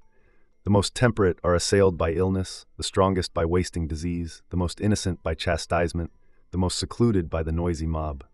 Chance chooses some new weapon by which to bring her strength to bear against us, thinking we have forgotten her. Whatever structure has been reared by a long sequence of years, at the cost of great toil and through the great kindness of the gods, is scattered and dispersed by a single day. Nay, he who has said a day has granted too long a postponement to swift coming misfortune. An hour, an instant of time, suffices for the overthrow of empires. It would be some consolation for the feebleness of ourselves and our works, if all things should perish as slowly as they come into being. But as it is, increases are of sluggish growth, but the way to ruin is rapid. Nothing, whether public or private, is stable. The destinies of men, no less than those of cities, are in a whirl.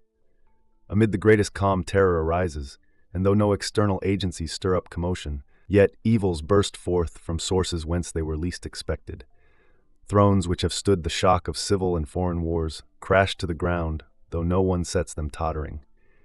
How few the states which have carried their good fortune through to the end. We should therefore reflect upon all contingencies, and should fortify our minds against the evils which may possibly come. Exile, the torture of disease, wars, shipwreck, we must think on these. Chance may tear you from your country or your country from you, or may banish you to the desert. This very place, where throngs are stifling, may become a desert. Let us place before our eyes in its entirety the nature of man's lot, and if we would not be overwhelmed, or even dazed, by those unwanted evils as if they were novel, let us summon to our minds beforehand, not as great an evil as oftentimes happens, but the very greatest evil that possibly can happen. We must reflect upon fortune fully and completely. How often have cities in Asia, how often in Achaia, been laid low by a single shock of earthquake? How many towns in Syria, how many in Macedonia have been swallowed up? How often has this kind of devastation laid Cyprus in ruins? How often has Paphos collapsed? Not infrequently are tidings brought to us of the utter destruction of entire cities. Yet how small a part of the world are we to whom such tidings often come.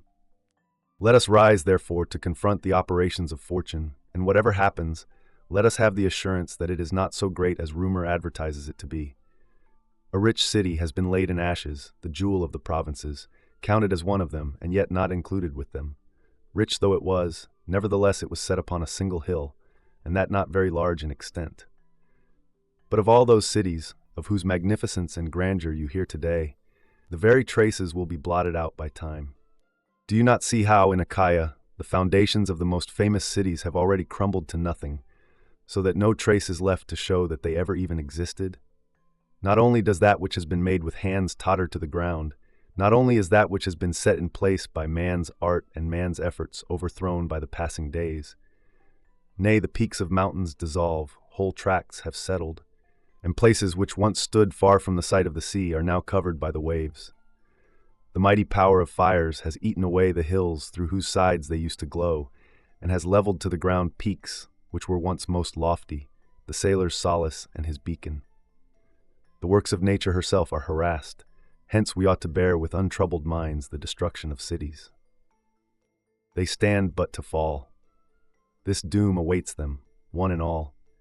It may be that some internal force, and blasts of violence which are tremendous because their way is blocked, will throw off the weight which holds them down, or that a whirlpool of raging currents, mightier because they are hidden in the bosom of the earth, will break through that which resists its power, or that the vehemence of flames will burst asunder the framework of the earth's crust, or that time, from which nothing is safe, will reduce them little by little, or that a pestilential climate will drive their inhabitants away, and the mold will corrode their deserted walls.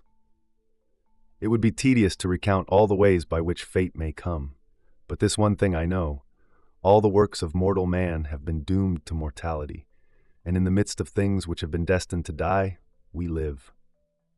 Hence it is thoughts like these, and of this kind, which I am offering as consolation to our friend Liberalus, who burns with a love for his country that is beyond belief. Perhaps its destruction has been brought about only that it may be raised up again to a better destiny. Oftentimes a reverse has but made room for more prosperous fortune. Many structures have fallen only to rise to a greater height. Timagenes, who had a grudge against Rome and her prosperity, used to say that the only reason he was grieved when conflagrations occurred in Rome was his knowledge that better buildings would arise than those which had gone down in the flames. And probably in this city of lions, too, all its citizens will earnestly strive that everything shall be rebuilt better in size and security than what they have lost. May it be built to endure, and under happier auspices, for a longer existence. This is indeed but the 100th year since this colony was founded, not the limit even of a man's lifetime. Led forth by Plancus, the natural advantages of its site have caused it to wax strong and reach the numbers which it contains today. And yet how many calamities of the greatest severity has it endured within the space of an old man's life? Therefore, let the mind be disciplined to understand and to endure its own lot, and let it have the knowledge that there is nothing which fortune does not dare, that she has the same jurisdiction over empires as over emperors, the same power over cities as over the citizens who dwell therein. We must not cry out at any of these calamities. Into such a world have we entered, and under such laws do we live. If you like it, obey; if not, depart whithersoever you wish. Cry out in anger if any unfair measures are taken with reference to you individually. But if this inevitable law is binding upon the highest and the lowest alike, be reconciled to fate, by which all things are dissolved. You should not estimate our worth by our funeral mounds, or by these monuments of unequal size which line the road. Their ashes level all men. We are unequal at birth, but are equal in death. What I say about cities, I say also about their inhabitants. Ardea was captured as well as Rome.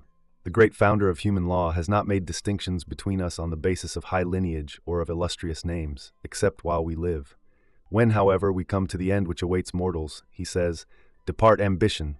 To all creatures that burden the earth, let one and the same law apply. For enduring all things we are equal. No one is more frail than another, no one more certain of his own life on the morrow." Alexander, king of Macedon, began to study geometry. Unhappy man, because he would thereby learn how puny was that earth of which he had seized but a fraction. Unhappy man, I repeat, because he was bound to understand that he was bearing a false title. For who can be great in that which is puny? The lessons which were being taught him were intricate and could be learned only by assiduous application. They were not the kind to be comprehended by a madman, who let his thoughts range beyond the ocean. "Teach me something easy," he cries, but his teacher answers, "These things are the same for all, as hard for one as for another." Imagine that nature is saying to us, "Those things of which you complain are the same for all.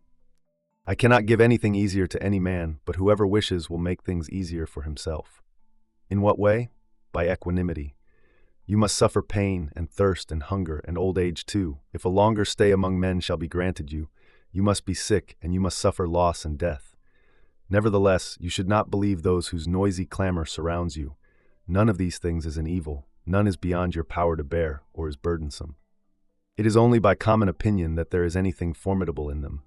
Your fearing death is therefore like your fear of gossip. But what is more foolish than a man afraid of words? Our friend Demetrius is wont to put it cleverly when he says, "For me the talk of ignorant men is like the rumblings which issue from the belly. For," he adds, "what difference does it make to me whether such rumblings come from above or from below?" What madness it is to be afraid of disrepute in the judgment of the disreputable. Just as you have had no cause for shrinking in terror from the talk of men, so you have no cause now to shrink from these things, which you would never fear had not their talk forced fear upon you. Does it do any harm to a good man to be besmirched by unjust gossip? Then let not this sort of thing damage death, either, in our estimation. Death also is in bad odor. But no one of those who malign death has made trial of it. Meanwhile, it is foolhardy to condemn that of which you are ignorant. This one thing, however, you do know, that death is helpful to many, that it sets many free from tortures, want, ailments, sufferings, and weariness. We are in the power of nothing when once we have death in our own power. Farewell. On the happy life. You and I will agree, I think, that outward things are sought for the satisfaction of the body, that the body is cherished out of regard for the soul, and that in the soul there are certain parts which minister to us, enabling us to move and to sustain life, bestowed upon us just for the sake of the primary part of us. In this primary part there is something irrational and something rational. The former obeys the latter, while the latter is the only thing that is not referred back to another, but rather refers all things to itself. For the divine reason also is set in supreme command over all things, and is itself subject to none, and even this reason which we possess is the same because it is derived from the divine reason. Now if we are agreed on this point, it is natural that we shall be agreed on the following also, namely, that the happy life depends upon this and this alone, our attainment of perfect reason. For it is not but this that keeps the soul from being bowed down, that stands its ground against fortune. Whatever the condition of their affairs may be, it keeps men untroubled. And that alone is a good which is never subject to impairment. That man, I declare, is happy whom nothing makes less strong than he is. He keeps to the heights, leaning upon none but himself, for one who sustains himself by any prop may fall. If the case is otherwise, then things which do not pertain to us will begin to have great influence over us. But who desires fortune to have the upper hand? Or what sensible man prides himself upon that which is not his own? What is the happy life? It is peace of mind and lasting tranquility. This will be yours if you possess greatness of soul. It will be yours if you possess the steadfastness that resolutely clings to a good judgment just reached. How does a man reach this condition? By gaining a complete view of truth, by maintaining, in all that he does, order, measure, fitness, and a will that is inoffensive and kindly, that is intent upon reason and never departs therefrom, that commands at the same time love and admiration. In short, to give you the principle in brief compass, the wise man's soul ought to be such as would be proper for a god. What more can one desire who possesses all honorable things? For if dishonorable things can contribute to the best estate, then there will be the possibility of a happy life under conditions which do not include an honorable life. And what is more base or foolish than to connect the good of a rational soul with things irrational? Yet there are certain philosophers who hold that the supreme good admits of increase because it is hardly complete when the gifts of fortune are adverse. Even Antipater, one of the great leaders of this school, admits that he ascribes some influence to externals, though only a very slight influence. You see, however, what absurdity lies in not being content with the daylight, unless it is increased by a tiny fire. What importance can a spark have in the midst of this clear sunlight? If you are not contented with only that which is honorable, it must follow that you desire in addition either the kind of quiet which the Greeks call undisturbedness, or else pleasure, but the former may be attained in any case. For the mind is free from disturbance when it is fully free to contemplate the universe, and nothing distracts it from the contemplation of nature. The second, pleasure, is simply the good of cattle. We are but adding the irrational to the rational, the dishonorable to the honorable. A pleasant physical sensation affects this life of ours. Why, therefore, do you hesitate to say that all is well with a man just because all is well with his appetite? And do you rate, I will not say among heroes, but among men, the person whose supreme good is a matter of flavors and colors and sounds? Nay, let him withdraw from the ranks of this, the noblest class of living beings, second only to the gods. Let him herd with the dumb brutes, an animal whose delight is in fodder. The irrational part of the soul is twofold. The one part is spirited, ambitious, uncontrolled. Its seat is in the passions. The other is lowly, sluggish, and devoted to pleasure. Philosophers have neglected the former, which, though unbridled, is yet better, and is certainly more courageous and more worthy of a man, and have regarded the latter, which is nerveless and ignoble, as indispensable to the happy life. They have ordered reason to serve this latter. They have made the supreme good of the noblest living being an abject and mean affair, and a monstrous hybrid too, composed of various members which harmonize but ill. For as our Virgil, describing Scylla, says, above a human face and maiden's breast, a beauteous breast below a monster huge, of bulk and shapeless with a dolphin's tail, joined to a wolf-like belly. And yet to this Scylla are tacked on the forms of wild animals, dreadful and swift. But from what monstrous shapes have these wiseacres compounded wisdom? Man's primary art is virtue itself. There is joined to this the useless and fleeting flesh, fitted only for the reception of food, as Posidonius remarks. This divine virtue ends in foulness, and to the higher parts, which are worshipful and heavenly, there is fastened a sluggish and flabby animal. As for the second desideratum, quiet, although it would indeed not of itself be of any benefit to the soul, yet it would relieve the soul of hindrances. Pleasure, on the contrary, actually destroys the soul and softens all its vigor. What elements so inharmonious as these can be found united? To that which is most vigorous is joined that which is most sluggish, to that which is austere that which is far from serious, to that which is most holy that which is unrestrained even to the point of impurity. What then, comes the retort, if good health, rest, and freedom from pain are not likely to hinder virtue, shall you not seek all these? Of course I shall seek them, but not because they are goods. I shall seek them because they are according to nature, and because they will be acquired through the exercise of good judgment on my part. What, then, will be good in them? This alone, that it is a good thing to choose them. For when I don suitable attire, or walk as I should, or dine as I ought to dine, it is not my dinner, or my walk, or my dress that are goods, but the deliberate choice which I show in regard to them, as I observe, in each thing I do, a mean that conforms with reason. Let me also add that the choice of neat clothing is a fitting object of a man's efforts. For man is by nature a neat and well-groomed animal. Hence the choice of neat attire, and not neat attire in itself, is a good, since the good is not in the thing selected, but in the quality of the selection. Our actions are honorable, but not the actual things which we do, and you may assume that what I have said about dress applies also to the body. For nature has surrounded our soul with the body as with a sort of garment. The body is its cloak. But who has ever reckoned the value of clothes by the wardrobe which contained them? The scabbard does not make the sword good or bad. Therefore, with regard to the body, I shall return the same answer to you, that, if I have the choice, I shall choose health and strength, but that the good involved will be my judgment regarding these things, and not the things themselves. Another retort is, granted that the wise man is happy, nevertheless, he does not attain the supreme good which we have defined, unless the means also which nature provides for its attainment are at his call. So while one who possesses virtue cannot be unhappy, yet one cannot be perfectly happy if one lacks such natural gifts as health or soundness of limb.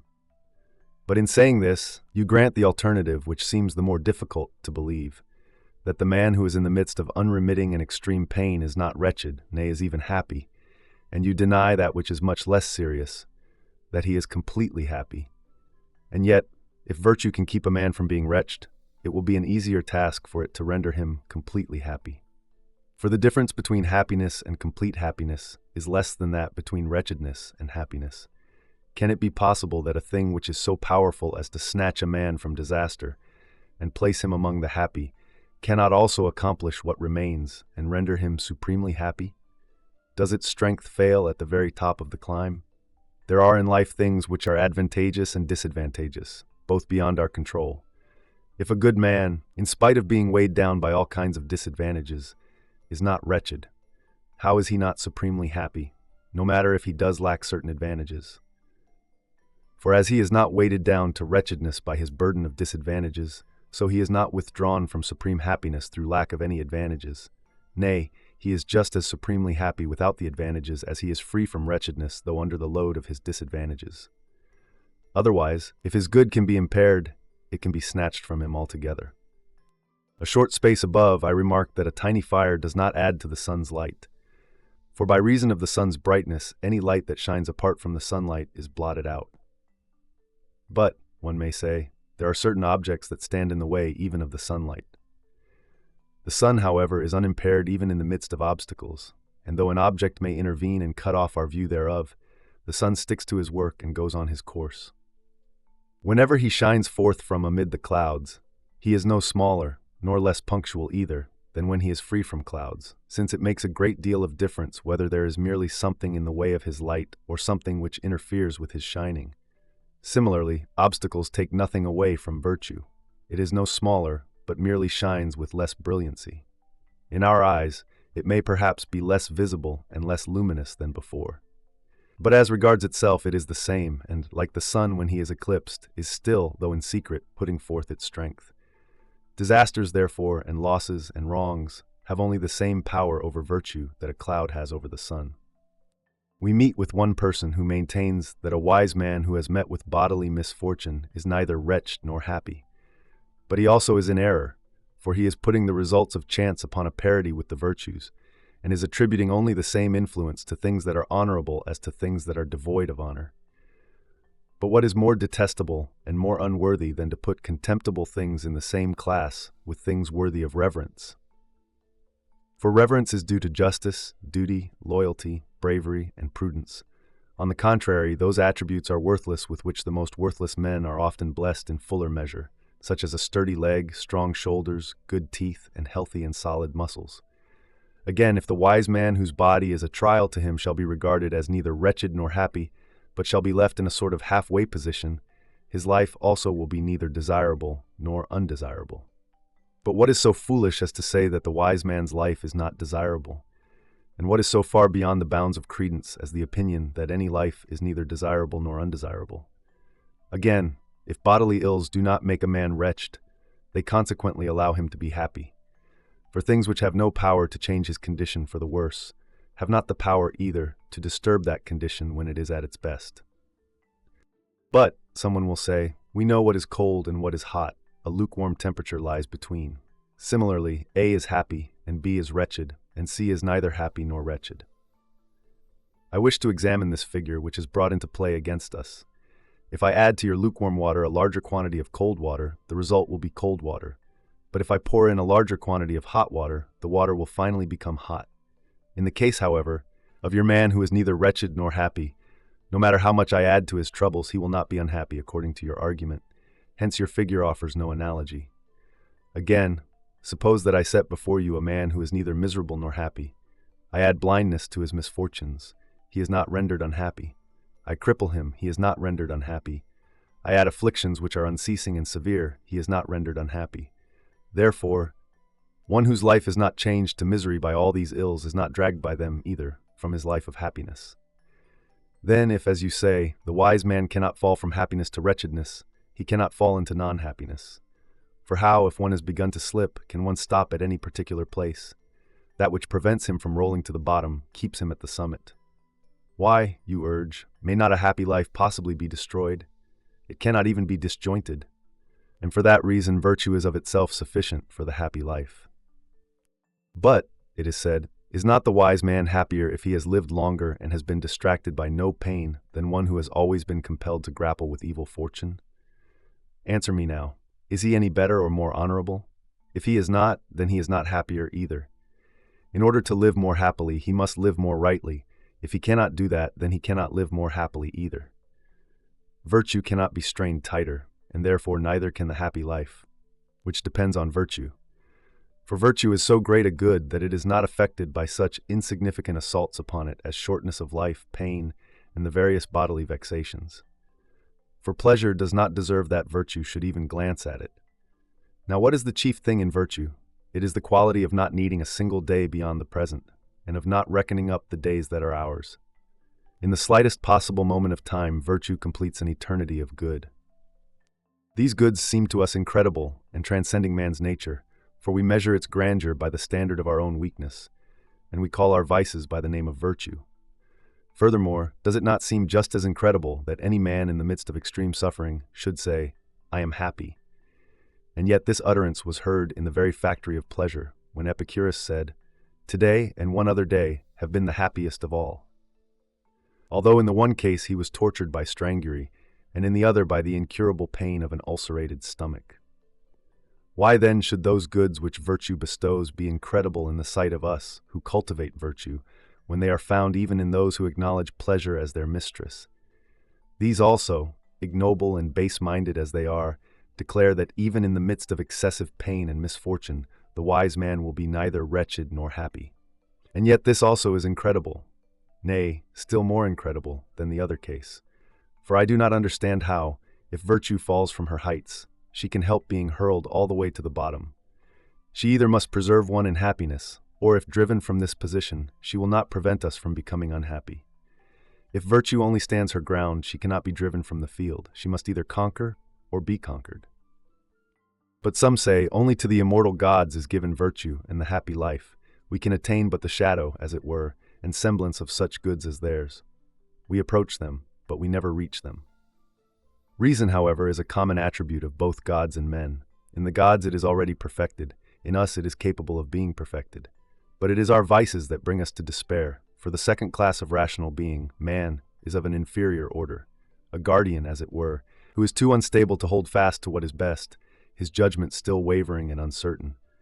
He may require the faculties of sight and hearing, good health, a bodily exterior that is not loathsome, and besides, greater length of days conjoined with an unimpaired constitution.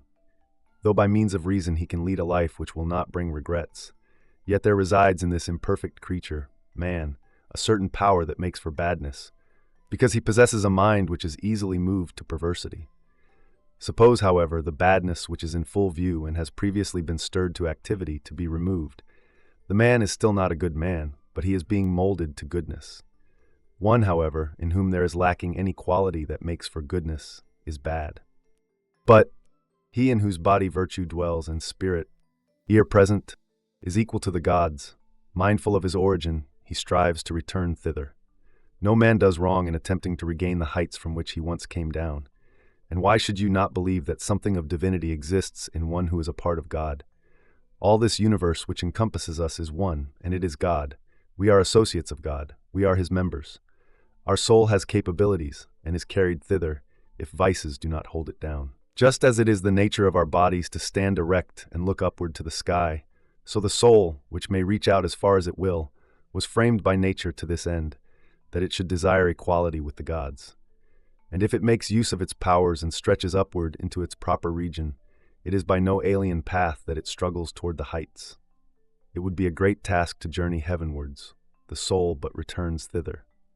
When once it has found the road, it boldly marches on, scornful of all things. It casts no backward glance at wealth, gold and silver, things which are fully worthy of the gloom in which they once lay. It values not by the sheen which smites the eyes of the ignorant, but by the mire of ancient days, whence our greed first detached and dug them out. The soul, I affirm, knows that riches are stored elsewhere than in men's heaped-up treasure houses, that it is the soul, and not the strong box, which should be filled.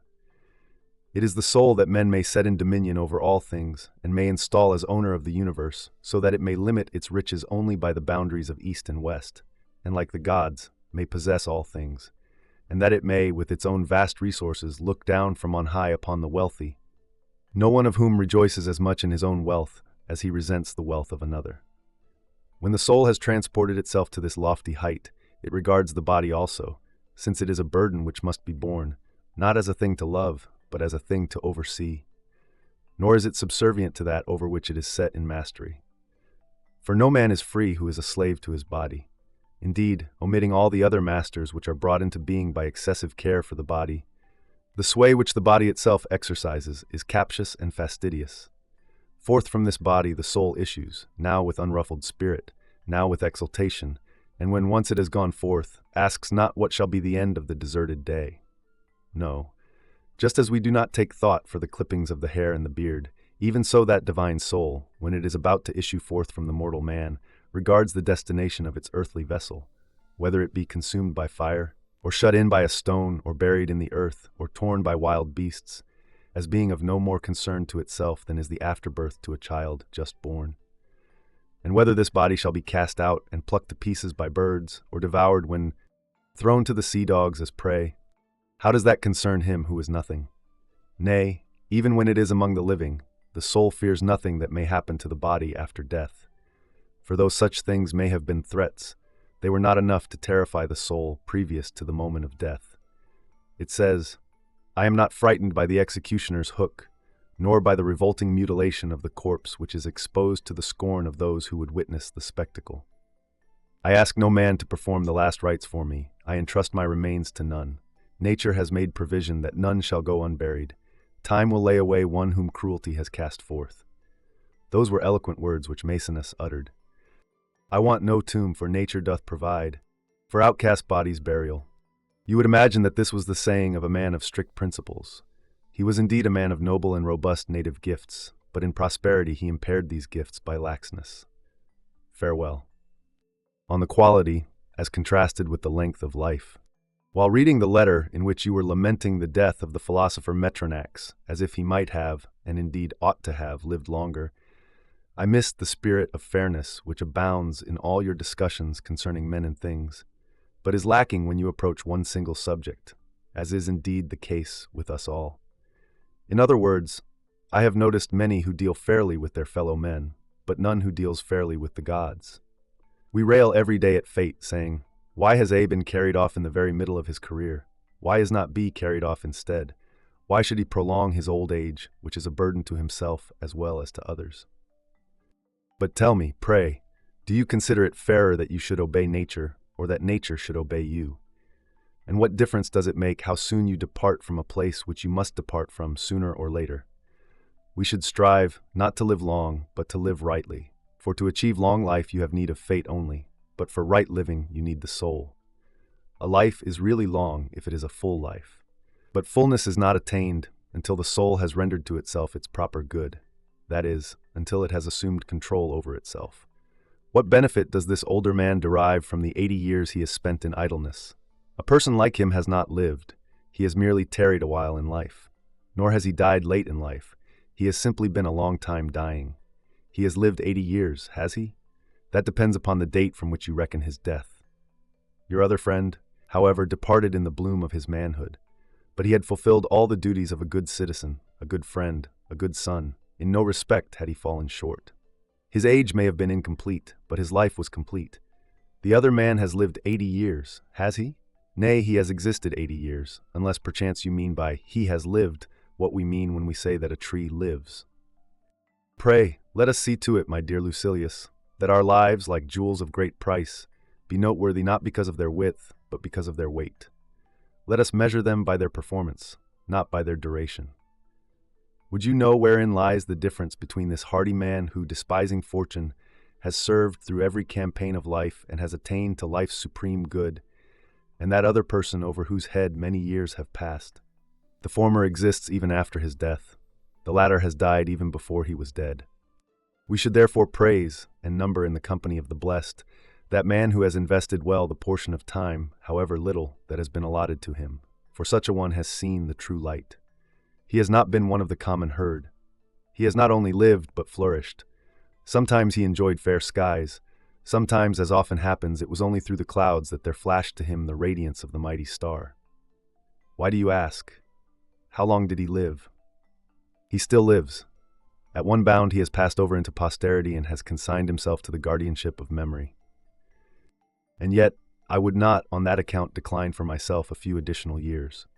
Although, if my life's space be shortened, I shall not say that I have lacked aught that is essential to a happy life.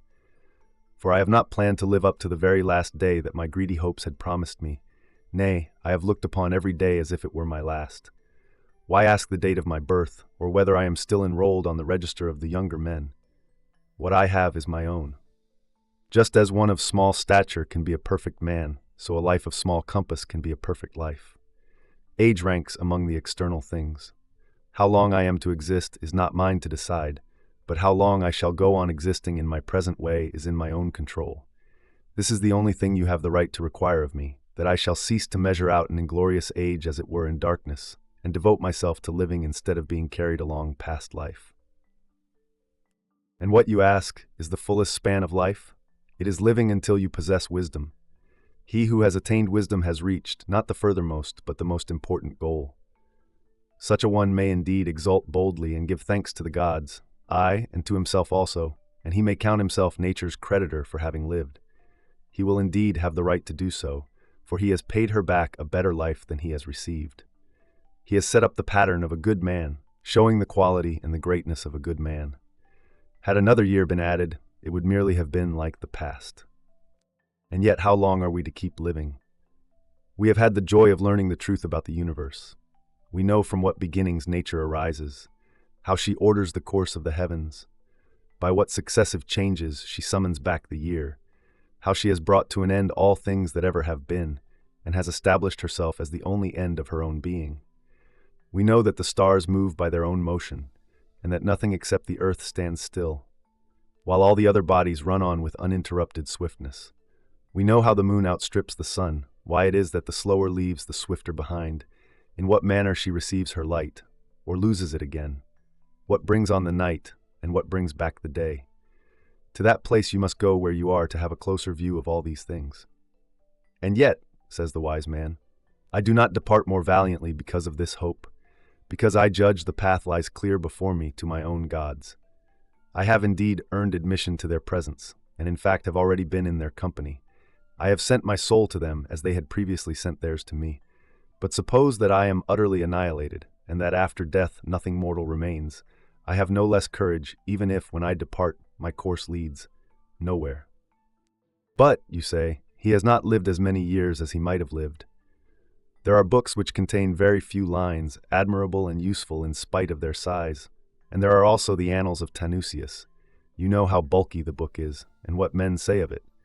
This is the case with the long life of certain persons, a state which resembles the Annals of Annaeus. Do you regard as more fortunate the fighter who is slain on the last day of the games than one who goes to his death in the middle of the festivities? Do you believe that anyone is so foolishly covetous of life that he would rather have his throat cut in the dressing room than in the amphitheater? It is by no longer an interval than this that we precede one another. Death visits each and all. The slayer soon follows the slain. It is an insignificant trifle, after all, that people discuss with so much concern. And anyhow, what does it matter for how long a time you avoid that which you cannot escape? Farewell. On the value of advice.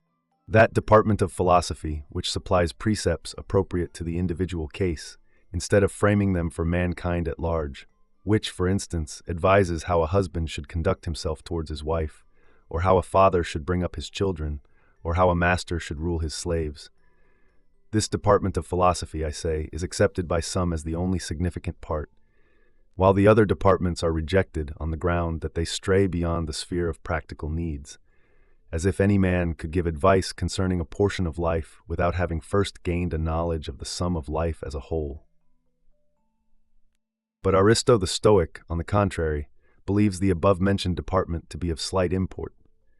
He holds that it does not sink into the mind, having in it nothing but old wives' precepts, and that the greatest benefit is derived from the actual dogmas of philosophy and from the definition of the supreme good. When a man has gained a complete understanding of this definition and has thoroughly learned it, he can frame for himself a precept directing what is to be done in a given case.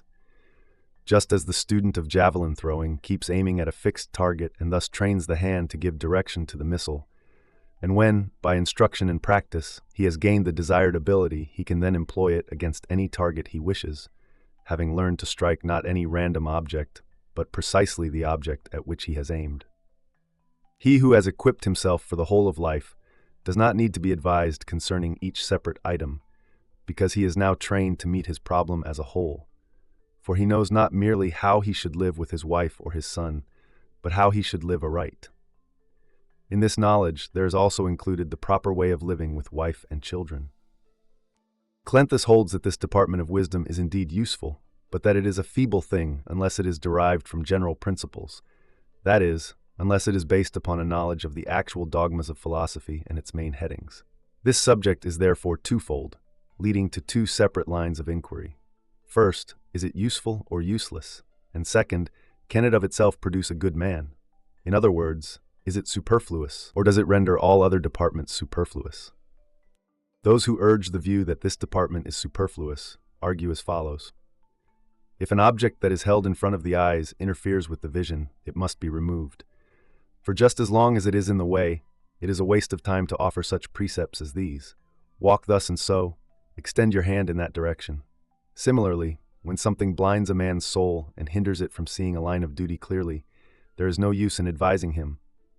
Live thus and so with your father, thus and so with your wife. For precepts will be of no avail while the mind is clouded with error. Only when the cloud is dispersed will it be clear what one's duty is in each case. Otherwise, you will merely be showing the sick man what he ought to do if he were well, instead of making him well. Suppose you are trying to reveal to the poor man the art of acting rich. How can the thing be accomplished as long as his poverty is unaltered? You are trying to make clear to a starveling in what manner he is to act the part of one with a well-filled stomach. The first requisite, however, is to relieve him of the hunger that grips his vitals. The same thing holds good of all faults. The faults themselves must be removed, and precepts should not be given which cannot possibly be carried out while the faults remain. Unless you drive out the false opinions under which we suffer, the miser will never receive instruction as to the proper use of his money, nor the coward regarding the way to scorn danger. You must make the miser know that money is neither a good nor an evil. Show him men of wealth who are miserable to the last degree. You must make the coward know that the things which generally frighten us out of our wits are less to be feared than rumor advertises them to be, whether the object of fear be suffering or death, that when death comes, fixed by law for us all to suffer, it is often a great solace to reflect that it can never come again, that in the midst of suffering, resoluteness of soul will be as good as a cure, for the soul renders lighter any burden that it endures with stubborn defiance. Remember that pain has this most excellent quality: if prolonged it cannot be severe, and if severe it cannot be prolonged, and that we should bravely accept whatever commands the inevitable laws of the universe lay upon us. When by means of such doctrines you have brought the erring man to a sense of his own condition, when he has learned that the happy life is not that which conforms to pleasure, but that which conforms to nature, when he has fallen deeply in love with virtue as man's sole good, and has avoided baseness as man's sole evil, and when he knows that all other things, riches, office, health, strength, dominion, fall in between and are not to be reckoned either among goods or among evils, then he will not need a monitor for every separate action to say to him, walk thus and so, eat thus and so. This is the conduct proper for a man, and that for a woman, this for a married man, and that for a bachelor. Indeed, the persons who take the greatest pains to proffer such advice are themselves unable to put it into practice. It is thus that the pedagogue advises the boy, and the grandmother her grandson. It is the hottest-tempered schoolmaster who contends that one should never lose one's temper. Go into an elementary school, and you will learn that just such pronouncements, emanating from high-browed philosophers, are to be found in the lesson book for boys. Shall you then offer precepts that are clear, or precepts that are doubtful? Those which are clear need no counselor, and doubtful precepts gain no credence, so the giving of precepts is superfluous. Indeed, you should study the problem in this way. If you are counseling someone on a matter which is of doubtful clearness and doubtful meaning, you must supplement your precepts by proofs. And if you must resort to proofs, your means of proof are more effective and more satisfactory in themselves. It is thus that you must treat your friend, thus your fellow citizen, thus your associate. And why? Because it is just. Yet I can find all that material included under the head of justice. I find there that fair play is desirable in itself, that we are not forced into it by fear, nor hired to that end for pay, and that no man is just who is attracted by anything in this virtue other than the virtue itself. After convincing myself of this view and thoroughly absorbing it, what good can I obtain from such precepts, which only teach one who is already trained? To one who knows, it is superfluous to give precepts. To one who does not know, it is insufficient. For he must be told not only what he is being instructed to do, but also why. I repeat, are such precepts useful to him who has correct ideas about good and evil, or to one who has them not? The latter will receive no benefit from you, for some idea that clashes with your counsel has already monopolized his attention. He who has made a careful decision as to what should be sought and what should be avoided knows what he ought to do, without a single word from you. Therefore, that whole department of philosophy may be abolished. There are two reasons why we go astray. Either there is in the soul an evil quality which has been brought about by wrong opinions, or, even if not possessed by false ideas, the soul is prone to falsehood and rapidly corrupted by some outward appearance which attracts it in the wrong direction. For this reason, it is our duty either to treat carefully the diseased mind and free it from faults, or to take possession of the mind when it is still unoccupied and yet inclined to what is evil. Both these results can be attained by the main doctrines of philosophy. Therefore, the giving of such precepts is of no use. Besides, if we give forth precepts to each individual, the task is stupendous. For one class of advice should be given to the financier, another to the farmer, another to the businessman, another to one who cultivates the good graces of royalty, another to him who will seek the friendship of his equals, another to him who will court those of lower rank. In the case of marriage, you will advise one person how he should conduct himself with a wife who before her marriage was a maiden, and another how he should behave with a woman who had previously been wedded to another, how the husband of a rich woman should act, or another man with a dowerless spouse. Or do you not think that there is some difference between a barren woman and one who bears children, between one advanced in years and a mere girl, between a mother and a stepmother? We cannot include all the types, and yet each type requires separate treatment, but the laws of philosophy are concise and are binding in all cases. Moreover, the precepts of wisdom should be definite and certain. When things cannot be defined, they are outside the sphere of wisdom. For wisdom knows the proper limits of things.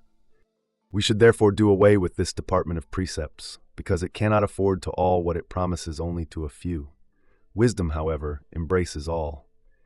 Between the insanity of people in general and the insanity which is subject to medical treatment, there is no difference, except that the latter is suffering from disease and the former from false opinions. In the one case, the symptoms of madness may be traced to ill health, the other is the ill health of the mind.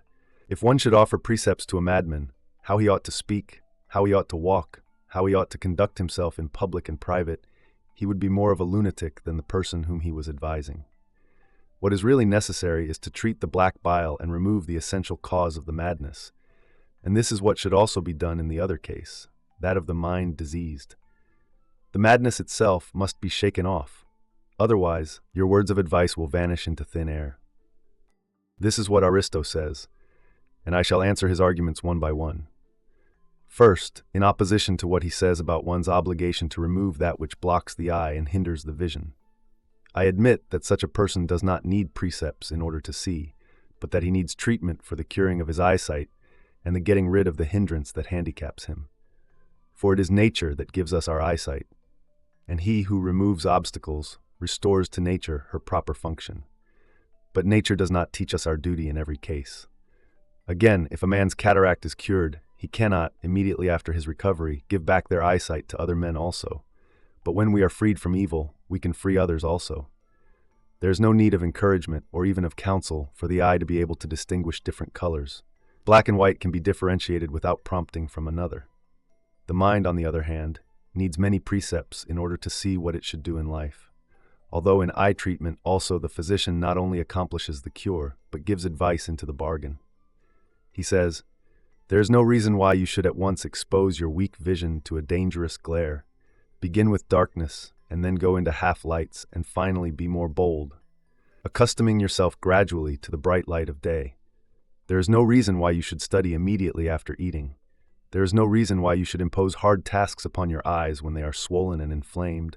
avoid winds and strong blasts of cold air that blow into your face, and other suggestions of the same sort, which are just as valuable as drugs themselves. The physician's art supplements remedies by advice. But, comes the reply, error is the source of sin. Precepts do not remove error, nor do they rout our false opinions on the subject of good and evil. I admit that precepts alone are not effective in overthrowing the mind's mistaken beliefs, but they do not on that account fail to be of service when they accompany other measures also. In the first place, they refresh the memory. In the second place, when sorted into their proper classes, the matters which showed themselves in a jumbled mass when considered as a whole can be considered in this with greater care. According to our opponent's theory, you might even say that consolation and exhortation were superfluous.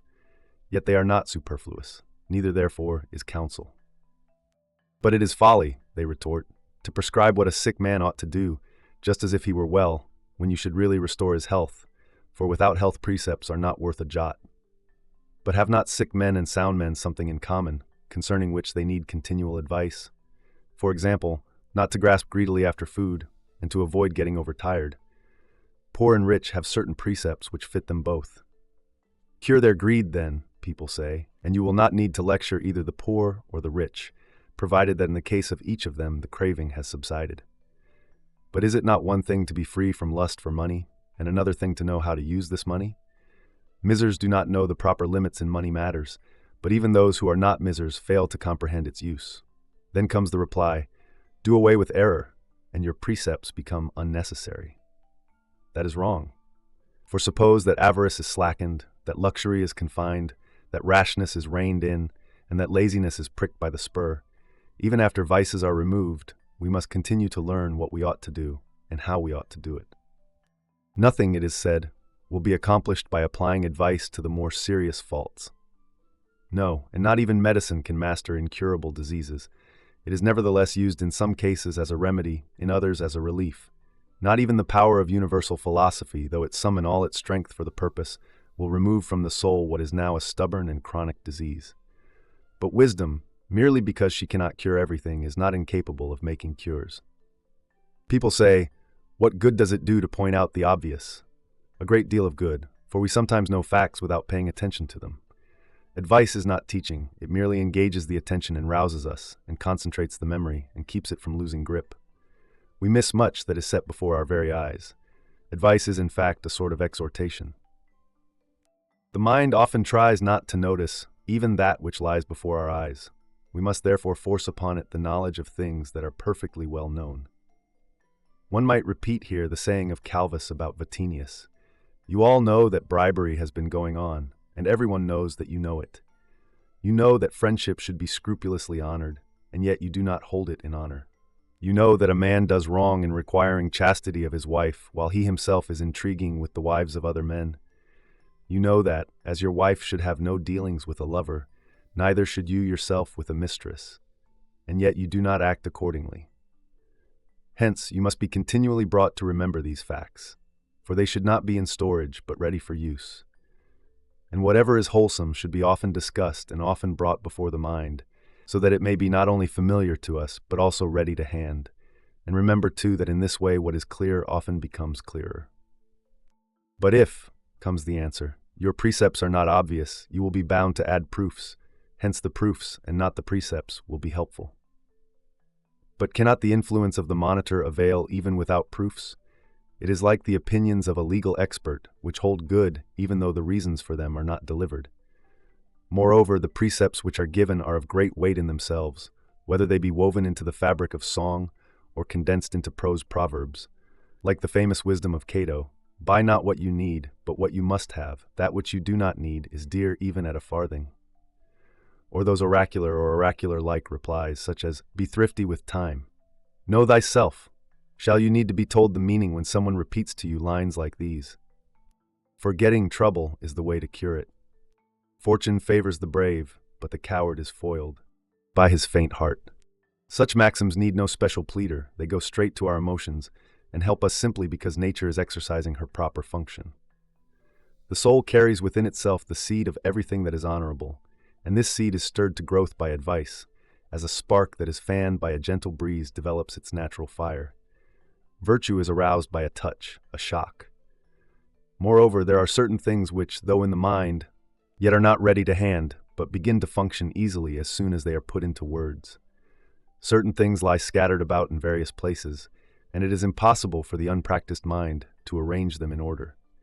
Therefore, we should bring them into unity and join them so that they may be more powerful and more of an uplift to the soul. Or, if precepts do not avail at all, then every method of instruction should be abolished, and we should be content with nature alone. Those who maintain this view do not understand that one man is lively and alert of wit, another sluggish and dull, while certainly some men have more intelligence than others. The strength of the wit is nourished and kept growing by precepts. They add new points of view to those which are inborn and correct depraved ideas.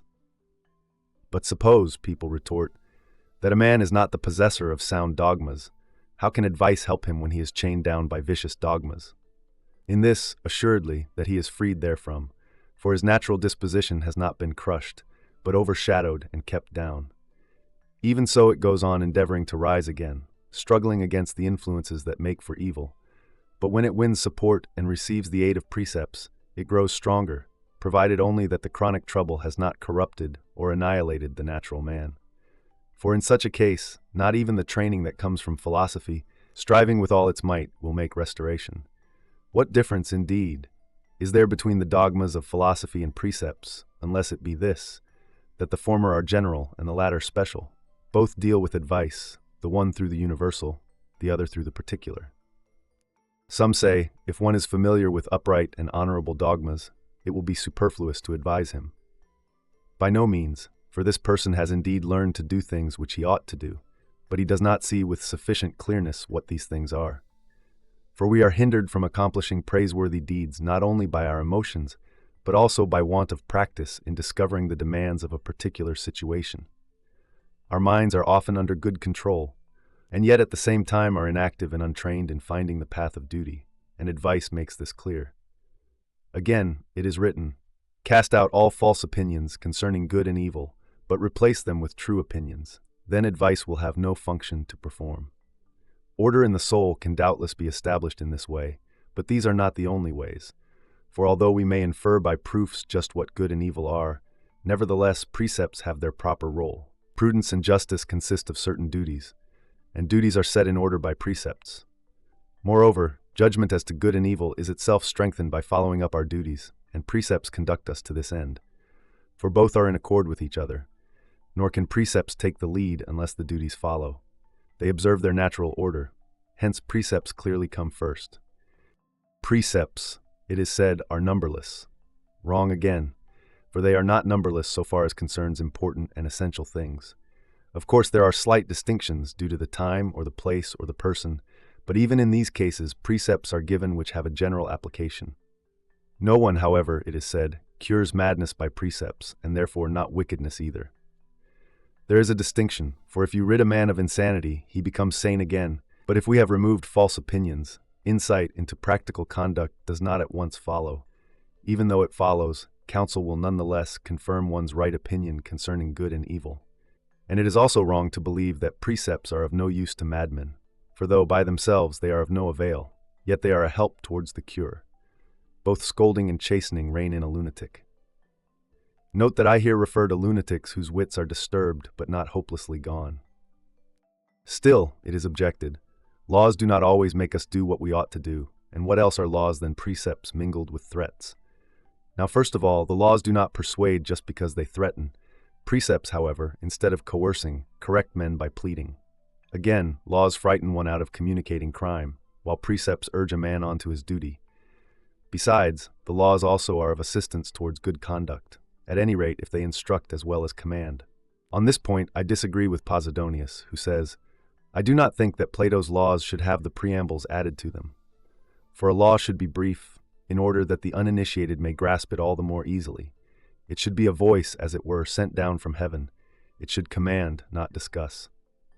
Nothing seems to me more dull or more foolish than a law with a preamble. Warn me, tell me what you wish me to do. I am not learning but obeying." But laws framed in this way are helpful, hence you will notice that a state with defective laws will have defective morals. But, it is said, they are not of avail in every case. Well, neither is philosophy, and yet philosophy is not on that account ineffectual and useless in the training of the soul. Furthermore, is not philosophy the law of life? Grant, if we will, that the laws do not avail, it does not necessarily follow that advice also should not avail.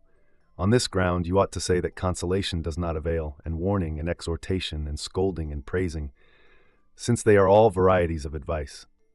It is by such methods that we arrive at a perfect condition of mind. Nothing is more successful in bringing honorable influences to bear upon the mind, or in straightening out the wavering spirit that is prone to evil, than association with good men. For the frequent seeing, the frequent hearing of them little by little sinks into the heart and acquires the force of precepts. We are indeed uplifted merely by meeting wise men, and one can be helped by a great man even when he is silent.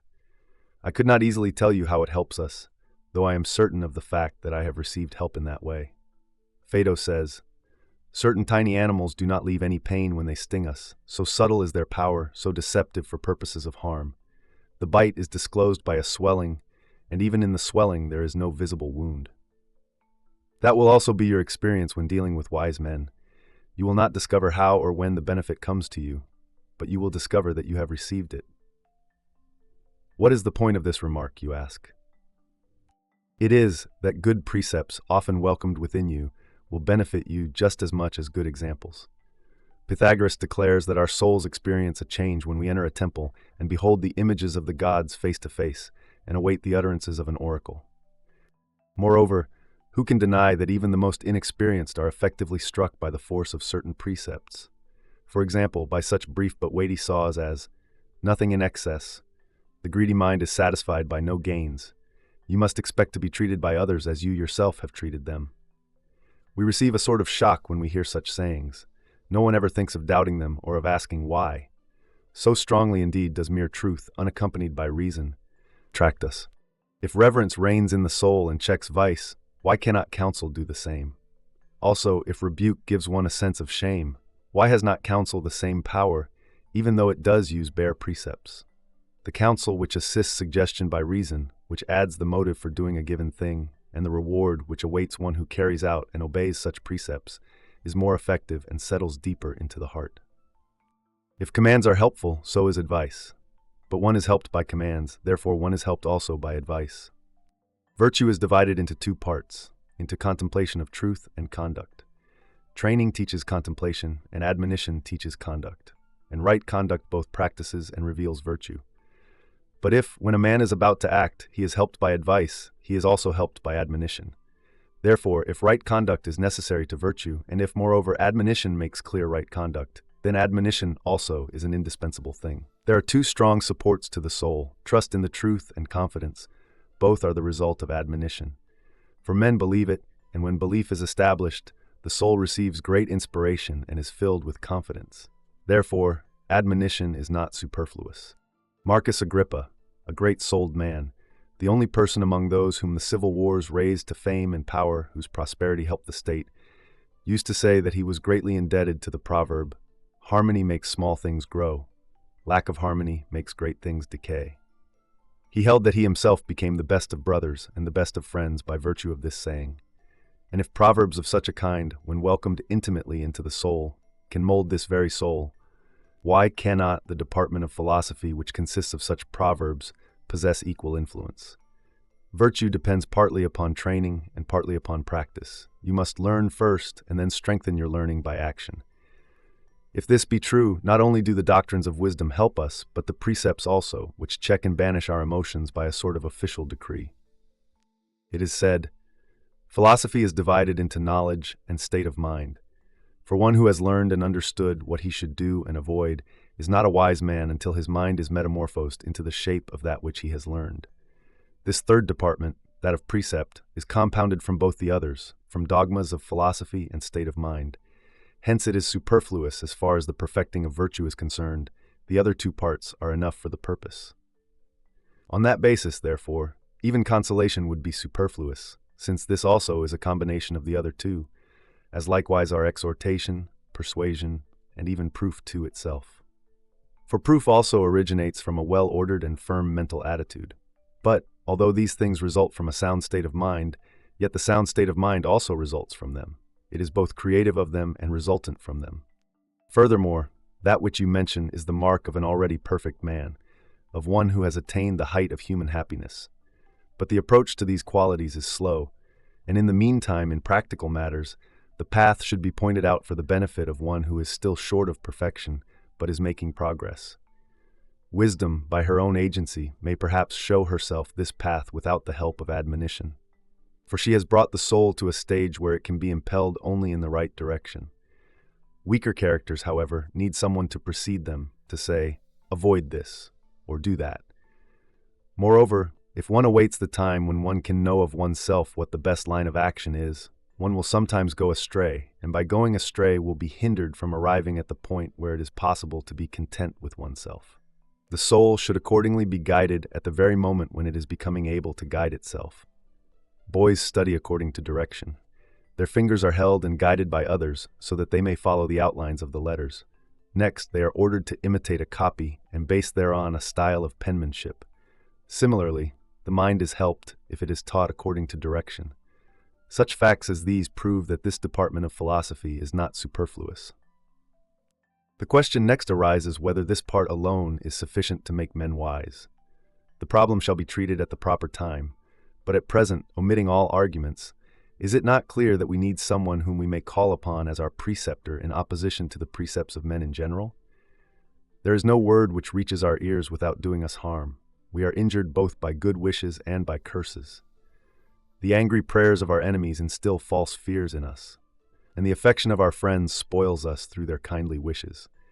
For this affection sets us a groping after goods that are far away, unsure and wavering, when we really might open the store of happiness at home. We are not allowed, I maintain, to travel a straight road.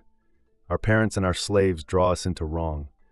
Nobody confines his mistakes to himself. People sprinkle folly among their neighbors, and receive it from them in turn. For this reason, in an individual, you find the vices of nations because the nation has given them to the individual. Each man, in corrupting others, corrupts himself. He imbibes and then imparts badness. The result is a vast mass of wickedness, because the worst in every separate person is concentrated in one mass. We should, therefore, have a guardian, as it were, to pluck us continually by the ear and dispel rumors and protest against popular enthusiasms. For you are mistaken if you suppose that our faults are inborn in us. They have come from without, have been heaped upon us. Hence, by receiving frequent admonitions, we can reject the opinions which din about our ears. Nature does not ally us with any vice. She produced us in health and freedom. She put before our eyes no object which might stir in us the itch of greed. She placed gold and silver beneath our feet, and bade those feet stamp down and crush everything that causes us to be stamped down and crushed. Nature elevated our gaze towards the sky and willed that we should look upward to behold her glorious and wonderful works. She gave us the rising and the setting sun, the whirling course of the onrushing world, which discloses the things of earth by day and the heavenly bodies by night, the movements of the stars, which are slow if you compare them with the universe, but most rapid if you reflect on the size of the orbits which they describe with unslackened speed. She showed us the successive eclipses of sun and moon, and other phenomena wonderful because they occur regularly, or because, through sudden causes, they leap into view, such as nightly trails of fire, or flashes in the open heavens unaccompanied by stroke or sound of thunder, or columns and beams and the various phenomena of flames. She ordained that all these bodies should proceed above our heads, but gold and silver, with the iron which, because of the gold and silver, never brings peace, she has hidden away, as if they were dangerous things to trust to our keeping. It is we ourselves that have dragged them into the light of day to the end that we might fight over them. It is we ourselves who, tearing away the superincumbent earth, have dug out the causes and tools of our own destruction. It is we ourselves who have attributed our own misdeeds to fortune, and do not blush to regard as the loftiest objects those which once lay in the depths of earth.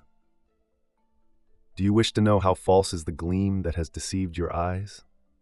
There is really nothing fouler or more involved in darkness than these things of earth, sunk and covered for so long a time in the mud where they belong. Of course they are foul. They have been hauled out through a long and murky mineshaft. There is nothing uglier than these metals during the process of refinement and separation from the ore. Furthermore, watch the very workmen who must handle and sift the barren grade of dirt, the sort which comes from the bottom. See how soot-besmeared they are, and yet the stuff they handle soils the soul more than the body, and there is more foulness in the owner than in the workman. It is therefore indispensable that we be admonished, that we have some advocate with upright mind, and amid all the uproar and jangle of falsehood, hear one voice only. But what voice shall this be? Surely a voice which, amid all the tumult of self-seeking, shall whisper wholesome words into the deafened ear, saying, "You need not be envious of those whom the people call great and fortunate. Applause need not disturb your composed attitude and your sanity of mind. You need not become disgusted with your calm spirit, because you see a great man, clothed in purple, protected by the well-known symbols of authority. You need not judge the magistrate for whom the road is cleared to be any happier than yourself, whom his officer pushes from the road. If you would wield a command that is profitable to yourself and injurious to nobody, clear your own faults out of the way. There are many who set fire to cities, who storm garrisons that have remained impregnable for generations and safe for numerous ages, who raise mounds as high as the walls they are besieging, who with battering rams and engines shatter towers that have been reared to a wondrous height. There are many who can send their columns ahead and press destructively upon the rear of the foe, who can reach the great sea dripping with the blood of nations. But even these men, before they could conquer their foe, were conquered by their own greed. No one withstood their attack, but they themselves could not withstand desire for power and the impulse to cruelty. At the time when they seemed to be hounding others, they were themselves being hounded.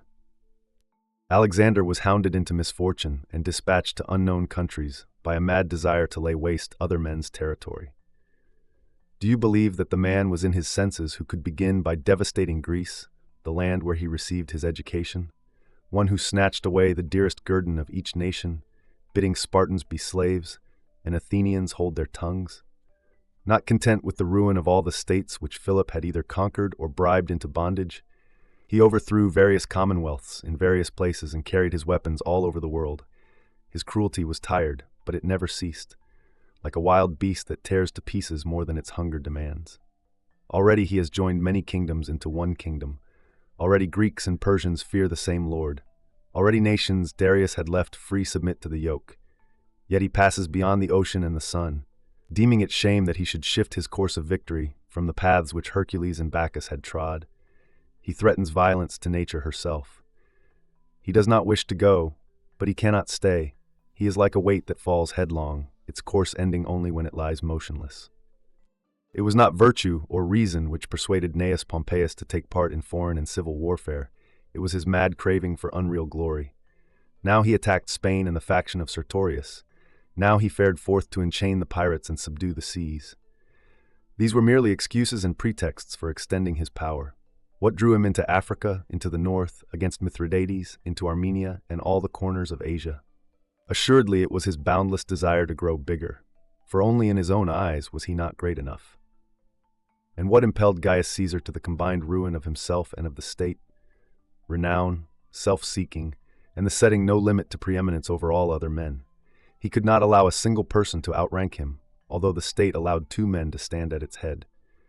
Do you think that Gaius Marius, who was once consul, he received this office on one occasion, and stole it on all the others, courted all his perils by the inspiration of virtue when he was slaughtering the Teutons and the Cimbri and pursuing Jugurtha through the wilds of Africa?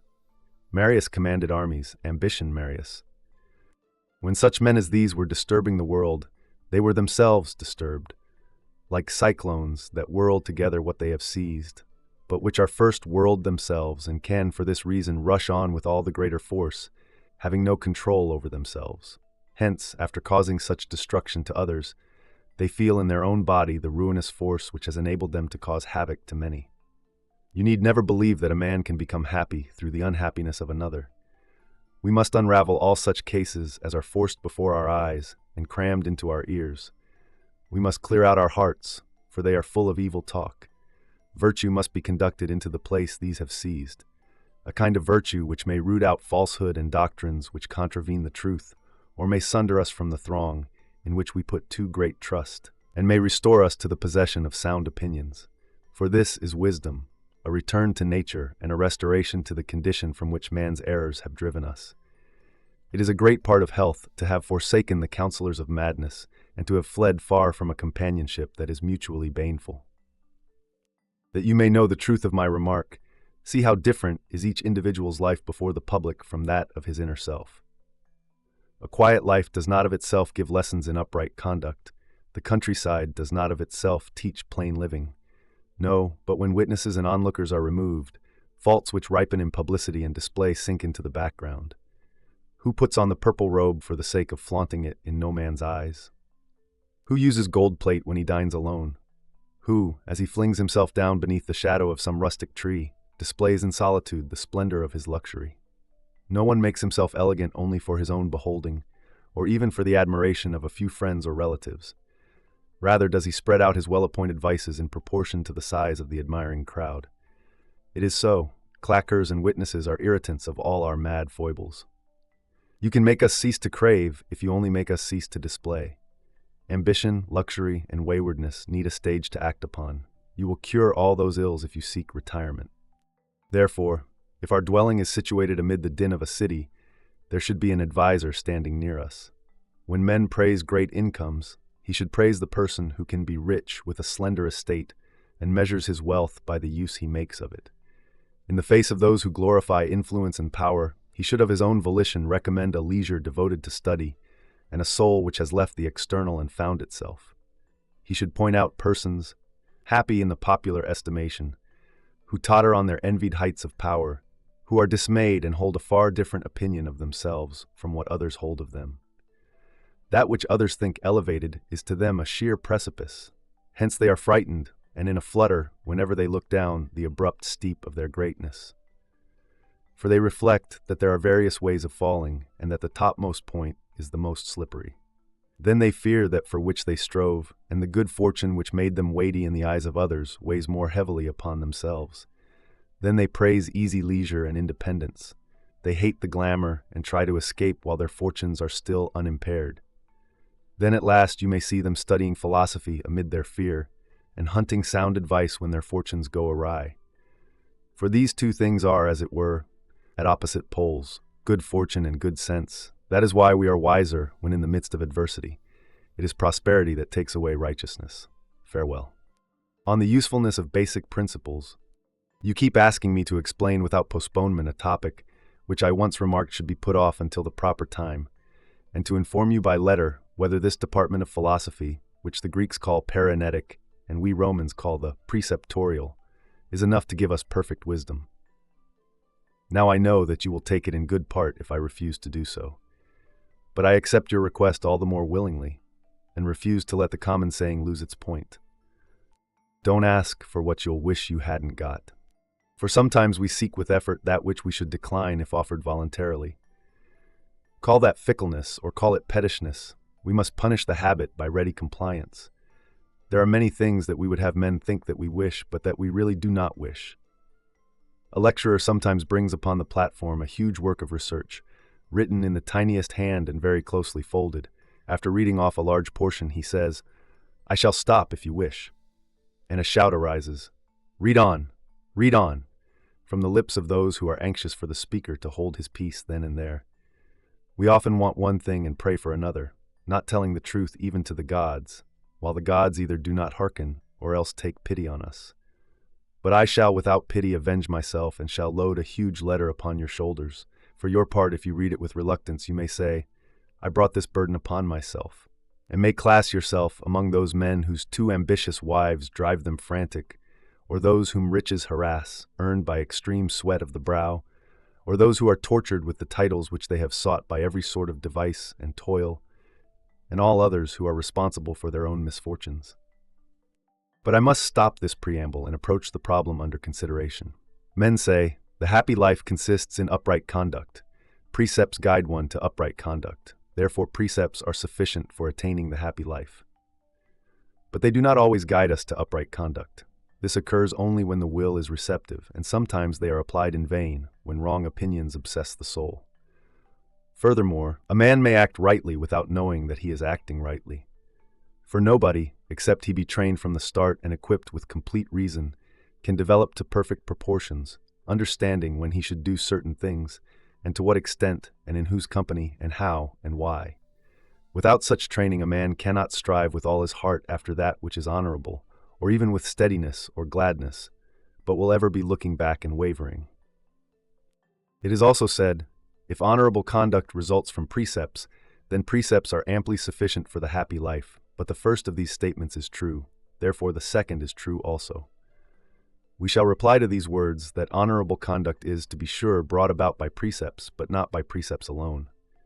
Then comes the reply, if the other arts are content with precepts, wisdom will also be content therewith, for wisdom itself is an art of living.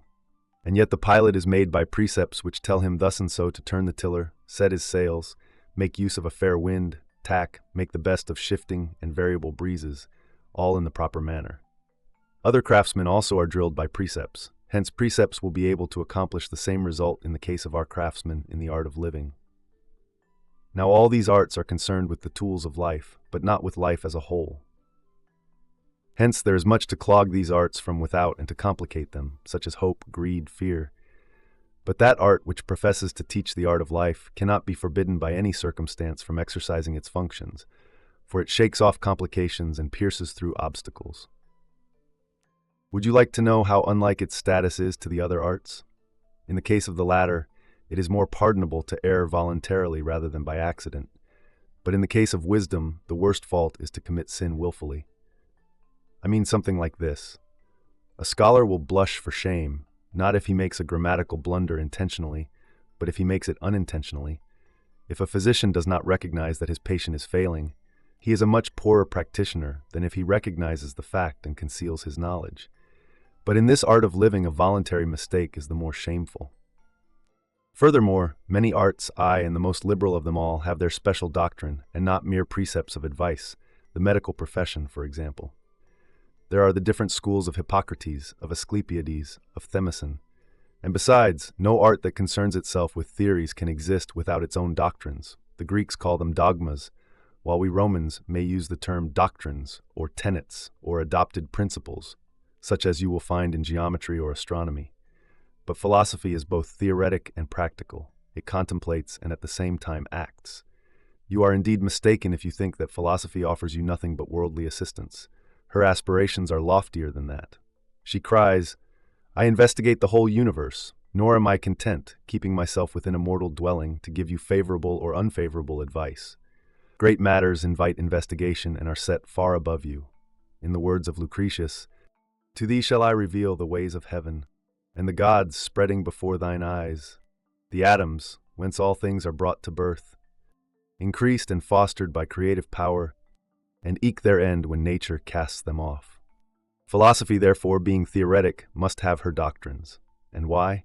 Because no man can duly perform right actions except one who has been entrusted with reason, which will enable him, in all cases, to fulfill all the categories of duty.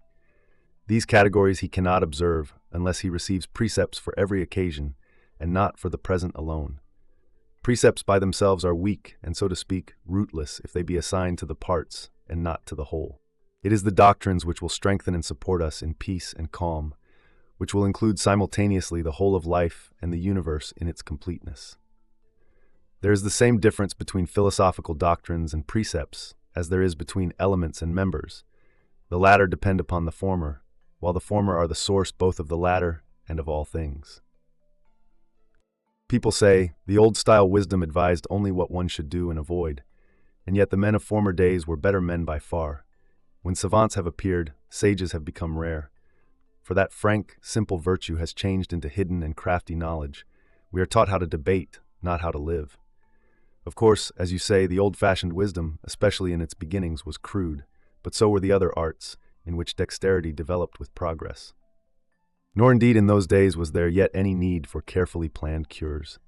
Wickedness had not yet reached such a high point, or scattered itself so broadcast. Plain vices could be treated by plain cures. Now, however, we need defenses erected with all the greater care because of the stronger powers by which we are attacked. Medicine once consisted of the knowledge of a few simples to stop the flow of blood or to heal wounds. Then by degrees it reached its present stage of complicated variety. No wonder that in early days medicine had less to do. Men's bodies were still sound and strong. Their food was light and not spoiled by art and luxury, Whereas when they began to seek dishes not for the sake of removing, but of rousing, the appetite, and devise countless sauces to whet their gluttony, then what before was nourishment to a hungry man became a burden to the full stomach. Thence come paleness, and a trembling of wine-sodden muscles, and a repulsive thinness, due rather to indigestion than to hunger. Thence weak, tottering steps, and a reeling gait just like that of drunkenness. Thence dropsy, spreading under the entire skin, and the belly growing to a paunch through an ill habit of taking more than it can hold. Thence yellow jaundice, discolored countenances, and bodies that rot inwardly, and fingers that grow knotty when the joints stiffen, and muscles that are numbed and without power of feeling, and palpitation of the heart with its ceaseless pounding. Why need I mention dizziness, or speak of pain in the eye and in the ear, itching and aching in the fevered brain, and internal ulcers throughout the digestive system? Besides these, there are countless kinds of fever, some acute in their malignity, others creeping upon us with subtle damage, and still others which approach us with chills and severe ague. Why should I mention the other innumerable diseases, the tortures that result from high living? Men used to be free from such ills because they had not yet slackened their strength by indulgence, because they had control over themselves and supplied their own needs. They toughened their bodies by work and real toil, tiring themselves out by running or hunting or tilling the earth. They were refreshed by food in which only a hungry man could take pleasure. Hence there was no need for all our mighty medical paraphernalia, for so many instruments and pill-boxes. For plain reasons they enjoyed plain health. It took elaborate courses to produce elaborate diseases. Mark the number of things, all to pass down a single throat, that luxury mixes together, after ravaging land and sea. So many different dishes must surely disagree. They are bolted with difficulty, and are digested with difficulty, each jostling against the other. And no wonder that diseases which result from ill-assorted food are variable and manifold. There must be an overflow when so many unnatural combinations are jumbled together. Hence there are as many ways of being ill as there are of living. The illustrious founder of the guild and profession of medicine remarked that women never lost their hair or suffered from pain in the feet, and yet nowadays they run short of hair and are afflicted with gout. This does not mean that woman's physique has changed, but that it has been conquered. In rivaling male indulgences, they have also rivaled the ills to which men are heirs. They keep just as late hours and drink just as much liquor. They challenge men in wrestling and carousing. They are no less given to vomiting from distended stomachs and to thus discharging all their wine again, nor are they behind the men in gnawing ice as a relief to their fevered digestions. And they even match the men in their passions, although they were created to feel love passively. May the gods and goddesses confound them. They devise the most impossible varieties of unchastity, and in the company of men they play the part of men. What wonder, then, that we can trip up the statement of the greatest and most skilled physician when so many women are gouty and bald? Because of their vices, women have ceased to deserve the privileges of their sex. They have put off their womanly nature and are therefore condemned to suffer the diseases of men. Physicians of old time knew nothing about prescribing frequent nourishment and propping the feeble pulse with wine. They did not understand the practice of bloodletting and of easing chronic complaints with sweat baths. They did not understand how, by bandaging ankles and arms, to recall to the outward parts the hidden strength which had taken refuge in the center. They were not compelled to seek many varieties of relief, because the varieties of suffering were very few in number. Nowadays, however, to what a stage have the evils of ill health advanced! This is the interest which we pay on pleasures which we have coveted beyond what is reasonable and right. You need not wonder that diseases are beyond counting. Count the cooks. All intellectual interests are in abeyance. Those who follow culture lecture to empty rooms in out-of-the-way places. The halls of the professor and the philosopher are deserted. But what a crowd there is in the cafes! How many young fellows besiege the kitchens of their gluttonous friends! I shall not mention the troops of luckless boys who must put up with other shameful treatment after the banquet is over. I shall not mention the troops of catamites, rated according to nation and color, who must all have the same smooth skin and the same amount of youthful down on their cheeks, and the same way of dressing their hair, so that no boy with straight locks may get among the curly heads. Nor shall I mention the medley of bakers and the numbers of waiters who at a given signal scurry to carry in the courses. Ye gods, How many men are kept busy to humor a single belly? What? Do you imagine that those mushrooms, the epicure's poison, work no evil results in secret, even though they have had no immediate effect? What? Do you suppose that your summer snow does not harden the tissue of the liver? What? Do you suppose that those oysters, a sluggish food fattened on slime, do not weigh one down with mud-begotten heaviness? What? Do you not think that the so-called sauce from the provinces, the costly extract of poisonous fish, burns up the stomach with its salted putrefaction? What? Do you judge that the corrupted dishes, which a man swallows almost burning from the kitchen fire, are quenched in the digestive system without doing harm? How repulsive, then, and how unhealthy are their belchings, and how disgusted men are with themselves when they breathe forth the fumes of yesterday's debauch. You may be sure that their food is not being digested, but is rotting. I remember once hearing gossip about a notorious dish into which everything over which epicures loved to dally had been heaped together by a cookshop that was fast rushing into bankruptcy. There were two kinds of mussels, and oysters trimmed round at the line where they are edible, set off at intervals by sea urchins. The whole was flanked by mullets cut up and served without the bones. In these days we are ashamed of separate foods. People mix many flavors into one. The dinner table does work, which the stomach ought to do. I look forward next to food being served, masticated, and how little we are from it already when we pick out shells and bones and the cook performs the office of the teeth. They say, "It is too much trouble to take our luxuries one by one. Let us have everything served at the same time and blended into the same flavor." Why should I help myself to a single dish? Let us have many coming to the table at once. The dainties of various courses should be combined and confounded. Those who used to declare that this was done for display and notoriety should understand that it is not done for show, but that it is an oblation to our sense of duty. Let us have at one time, drenched in the same sauce, the dishes that are usually served separately. Let there be no difference. Let oysters, sea urchins, shellfish, and mullets be mixed together and cooked in the same dish. No vomited food could be jumbled up more helter-skelter. And as the food itself is complicated, so the resulting diseases are complex, unaccountable, manifold, variegated. Medicine has begun to campaign against them in many ways, and by many rules of treatment. Now I declare to you that the same statement applies to philosophy. It was once more simple, because men's sins were on a smaller scale, and could be cured with but slight trouble. In the face, however, of all this moral topsy-turvy, men must leave no remedy untried, and would that this pest might so at last be overcome. We are mad, not only individually, but nationally. We check manslaughter and isolated murders, but what of war and the much vaunted crime of slaughtering whole peoples?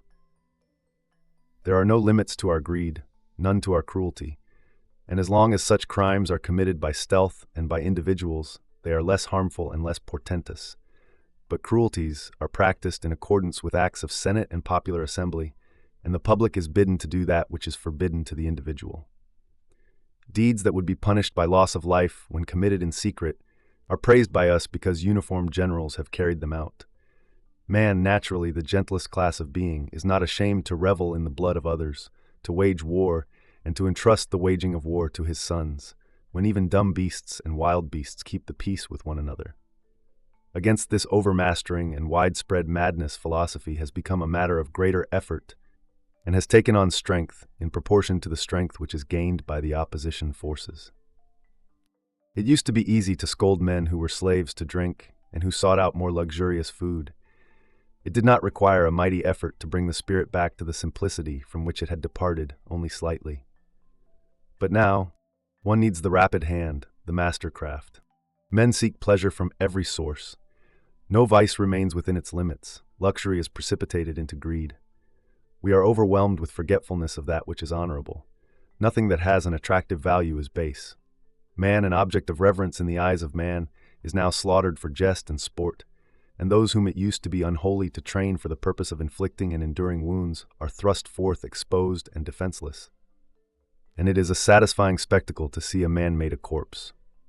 Amid this upset condition of morals, something stronger than usual is needed, something which will shake off these chronic ills. In order to root out a deep-seated belief in wrong ideas, conduct must be regulated by doctrines. It is only when we add precepts, consolation, and encouragement to these that they can prevail. By themselves, they are ineffective. if we would hold men firmly bound and tear them away from the ills which clutch them fast, they must learn what is evil and what is good. They must know that everything except virtue changes its name and becomes now good and now bad. Just as the soldier's primary bond of union is his oath of allegiance and his love for the flag and a horror of desertion, and just as after this stage other duties can easily be demanded of him, and trusts given to him when once the oath has been administered, so it is with those whom you would bring to the happy life. The first foundations must be laid, and virtue worked into these men. Let them be held by a sort of superstitious worship of virtue. Let them love her, let them desire to live with her, and refuse to live without her. But what then, people say, have not certain persons won their way to excellence without complicated training? Have they not made great progress by obeying bare precepts alone? Very true, but their temperaments were propitious, and they snatched salvation as it were by the way. For just as the immortal gods did not learn virtue having been born with virtue complete, and containing in their nature the essence of goodness, even so certain men are fitted with unusual qualities, and reach without a long apprenticeship that which is ordinarily a matter of teaching, welcoming honorable things as soon as they hear them.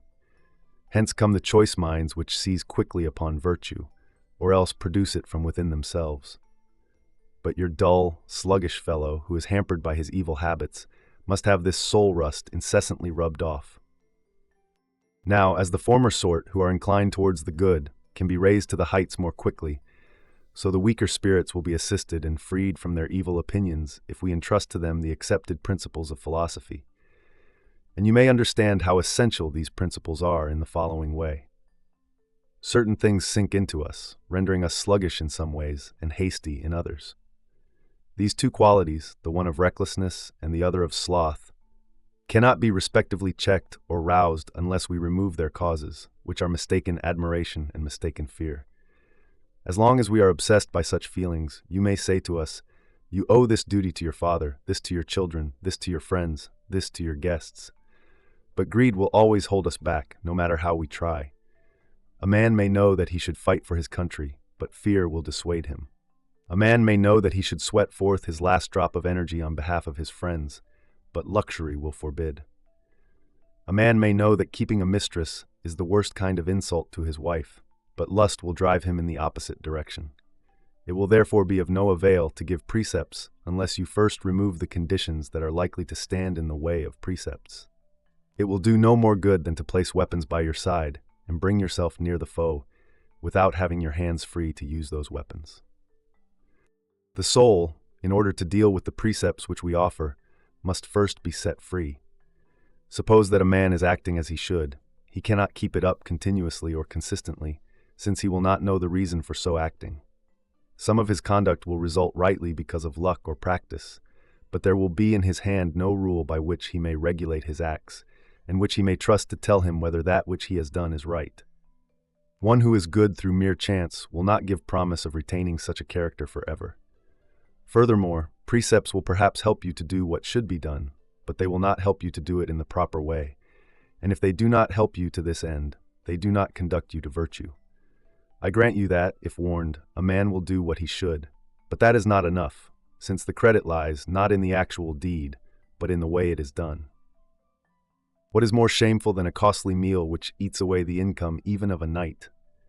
Or what so worthy of the censor's condemnation as to be always indulging oneself and one's inner man, if I may speak as the gluttons do, and yet often has an inaugural dinner cost the most careful man a cool million?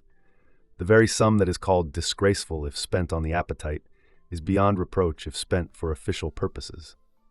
For it is not luxury but an expenditure sanctioned by custom. A mullet of monstrous size was presented to the Emperor Tiberius. They say it weighed 4½ pounds. And why should I not tickle the palates of certain epicures by mentioning its weight? Tiberius ordered it to be sent to the fish market and put up for sale, remarking, "I shall be taken entirely by surprise, my friends, if either Apicius or P. Octavius does not buy that mullet." The guess came true beyond his expectation. The two men bid, and Octavius won, thereby acquiring a great reputation among his intimates, because he had bought for 5,000 sesterces a fish which the emperor had sold, and which even Apicius did not succeed in buying. To pay such a price was disgraceful for Octavius, but not for the individual who purchased the fish in order to present it to Tiberius. though I should be inclined to blame the latter as well. But at any rate, he admired a gift of which he thought Caesar worthy. When people sit by the bedsides of their sick friends, we honor their motives. But when people do this for the purpose of attaining a legacy, they are like vultures waiting for carrion. The same act may be either shameful or honorable. The purpose and the manner make all the difference. Now each of our acts will be honorable if we declare allegiance to honor and judge honor, and its results to be the only good that can fall to man's lot. For other things are only temporarily good. I think, then, that there should be deeply implanted a firm belief which will apply to life as a whole. This is what I call a doctrine. And as this belief is, so will be our acts and our thoughts. As our acts and our thoughts are, so will our lives be. It is not enough, when a man is arranging his existence as a whole, to give him advice about details. Marcus Brutus, in the book which he has entitled Concerning Duty, gives many precepts to parents, children, and brothers. But no one will do his duty as he ought, unless he has some principle to which he may refer his conduct. We must set before our eyes the goal of the supreme good, towards which we may strive, and to which all our acts and words may have reference, just as sailors must guide their course according to a certain star. Life without ideals is erratic. As soon as an ideal is to be set up, doctrines begin to be necessary. I am sure you will admit that there is nothing more shameful than uncertain and wavering conduct, than the habit of timorous retreat. This will be our experience in all cases, unless we remove that which checks the spirit and clogs it, and keeps it from making an attempt and trying with all its might. Precepts are commonly given as to how the gods should be worshipped.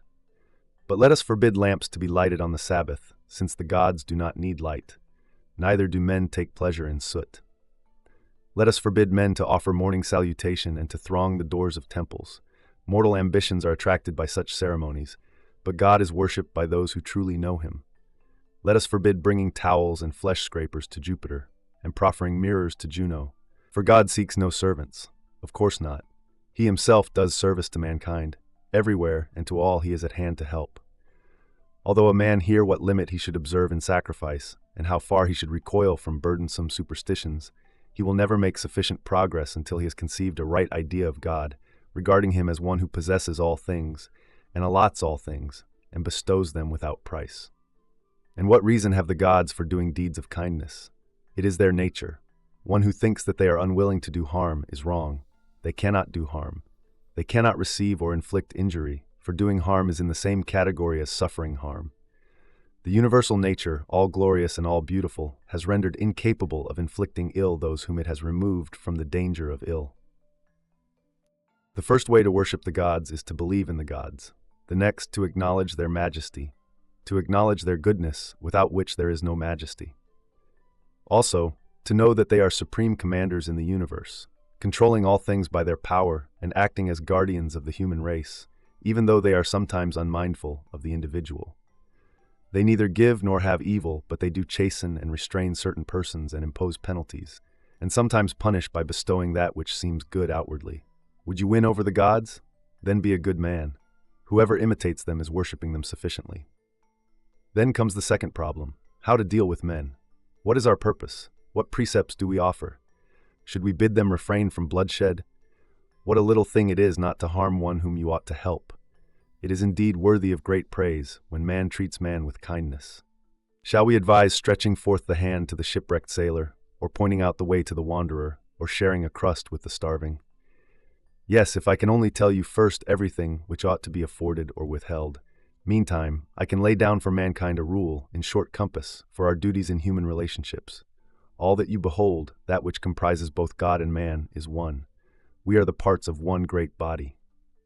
Nature produced us related to one another, since she created us from the same source and to the same end.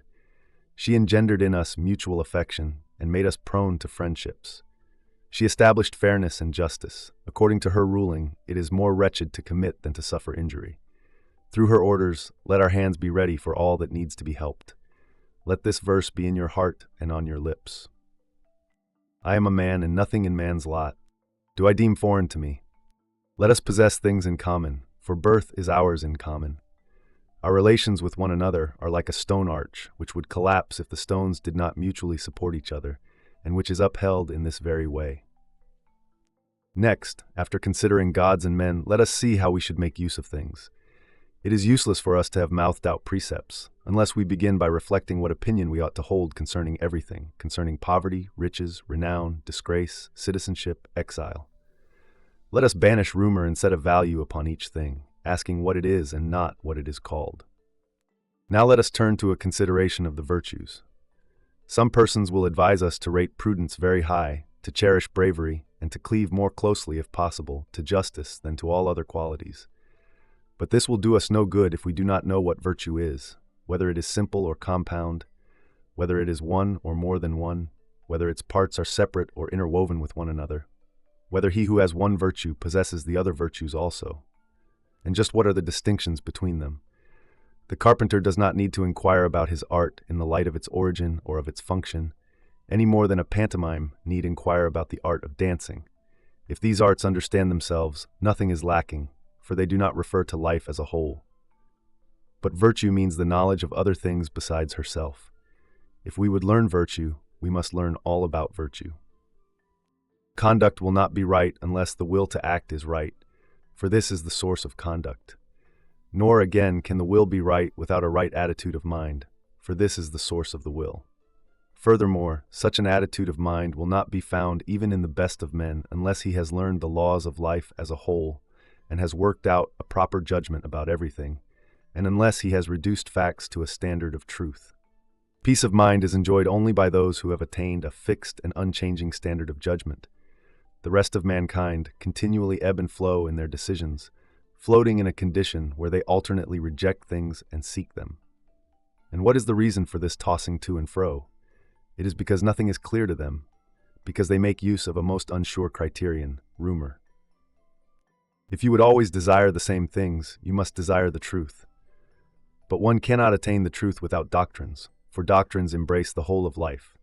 Things good and evil, honorable and disgraceful, just and unjust, dutiful and undutiful, the virtues and their practice, the possession of comforts, worth and respect, health, strength, beauty, keenness of the senses, all these qualities call for one who is able to appraise them.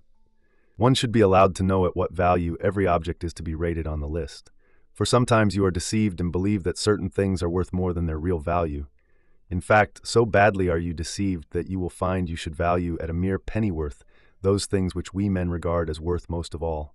For example, riches, influence, and power. You will never understand this unless you have investigated the actual standard by which such conditions are relatively rated. As leaves cannot flourish by their own efforts, but need a branch to which they may cling and from which they may draw sap, so your precepts, when taken alone, wither away. They must be grafted upon a school of philosophy. Moreover, those who do away with doctrines do not understand that these doctrines are proved by the very arguments through which they seem to disprove them. For what are these men saying? They are saying that precepts are sufficient to develop life, and that the doctrines of wisdom, in other words, dogmas, are superfluous. And yet this very utterance of theirs is a doctrine, just as if I should now remark that one must dispense with precepts on the ground that they are superfluous, that one must make use of doctrines, and that our studies should be directed solely towards this end. Thus, by my very statement that precepts should not be taken seriously, I should be uttering a precept. There are certain matters in philosophy which need admonition. There are others which need proof, and a great deal of proof too, because they are complicated and can scarcely be made clear with the greatest care and the greatest dialectic skill. If proofs are necessary, so are doctrines, for doctrines deduce the truth by reasoning. Some matters are clear and others are vague. Those which the senses and the memory can embrace are clear. Those which are outside their scope are vague. But reason is not satisfied by obvious facts. Its higher and nobler function is to deal with hidden things. Hidden things need proof. Proof cannot come without doctrines. Therefore, doctrines are necessary. That which leads to a general agreement, and likewise to a perfect one, is an assured belief in certain facts. But if lacking this assurance, all things are adrift in our minds, then doctrines are indispensable, for they give to our minds the means of unswerving decision. Furthermore, when we advise a man to regard his friends as highly as himself, to reflect that an enemy may become a friend, to stimulate love in the friend, and to check hatred in the enemy, we add, this is just and honorable. Now the just and honorable element in our doctrines is embraced by reason, hence reason is necessary. for without it the doctrines cannot exist either. But let us unite the two, for indeed branches are useless without their roots, and the roots themselves are strengthened by the growths which they have produced. Everyone can understand how useful the hands are. They obviously help us. But the heart, the source of the hand's growth and power and motion, is hidden. And I can say the same thing about precepts. They are manifest, while the doctrines of wisdom are concealed. And as only the initiated know the more hallowed portion of the rites, so in philosophy the hidden truths are revealed only to those who are members and have been admitted to the sacred rites. But precepts and other such matters are familiar even to the uninitiated. Posidonius holds that not only precept-giving, there is nothing to prevent my using this word, but even persuasion, consolation, and encouragement are necessary. To these he adds the investigation of causes, but I fail to see why I should not dare to call it aetiology, since the scholars who mount guard over the Latin language thus use the term as having the right to do so. He remarks that it will also be useful to illustrate each particular virtue. This science Posidonius calls ethology, while others call it characterization. It gives the signs and marks which belong to each virtue and vice, so that by them distinction may be drawn between like things. Its function is the same as that of precepts. For he who utters precepts says, "If you would have self-control, act thus and so." He who illustrates says, "The man who acts thus and so and refrains from certain other things possesses self-control." If you ask what the difference here is, I say that the one gives the precepts of virtue, the other its embodiment. These illustrations, or to use a commercial term, these samples, have, I confess, a certain utility. Just put them up for exhibition, well recommended, and you will find men to copy them. Would you, for instance, deem it a useful thing to have evidence given you by which you may recognize a thoroughbred horse and not be cheated in your purchase or waste your time over a low-bred animal? But how much more useful it is to know the marks of a surpassingly fine soul, marks which one may appropriate from another for oneself. Straightway the foal of the high-bred drove, nursed up in the pastures, marches with spirited step and treads with a delicate motion, first on the dangerous pathway and into the threatening river, trusting himself to the unknown bridge, without fear at its creakings, neck thrown high in the air and clear-cut head and a belly, spare, back-rounded, and breast abounding in courage and muscle. He, when the clashing of weapons is heard to resound in the distance, leaps from his place and pricks up his ears, and all in a tremble, pours forth the pent-up fire that lay close shut in his nostrils.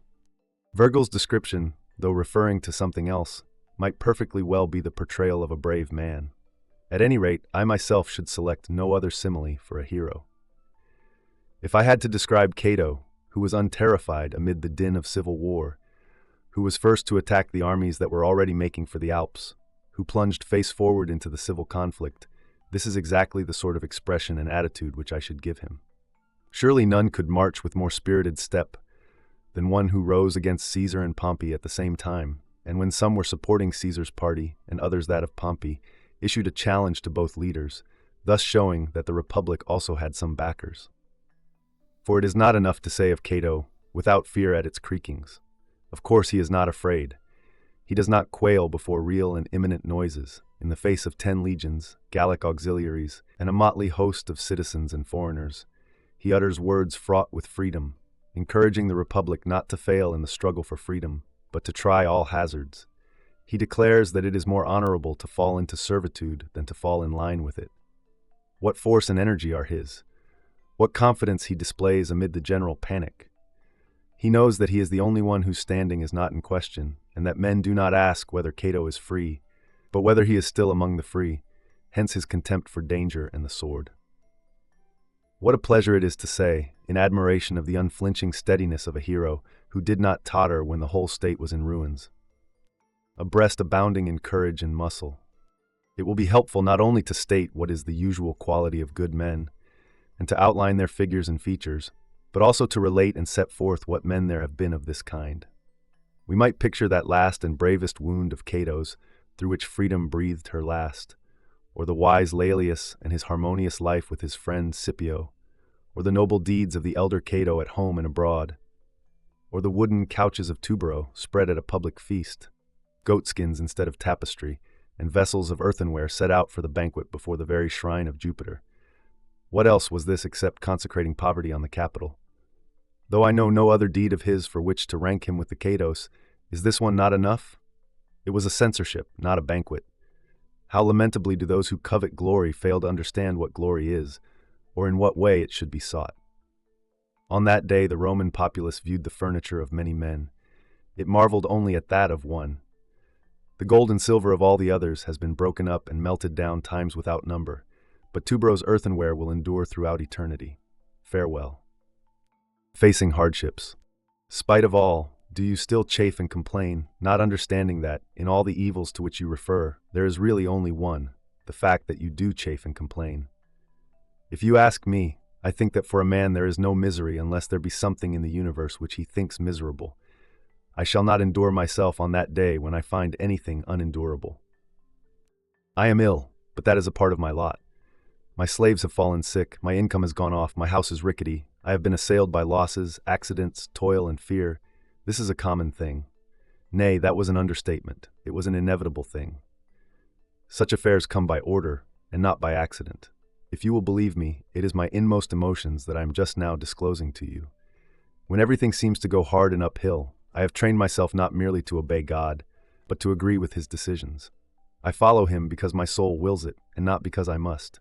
Nothing will ever happen to me that I shall receive with ill humor or with a wry face.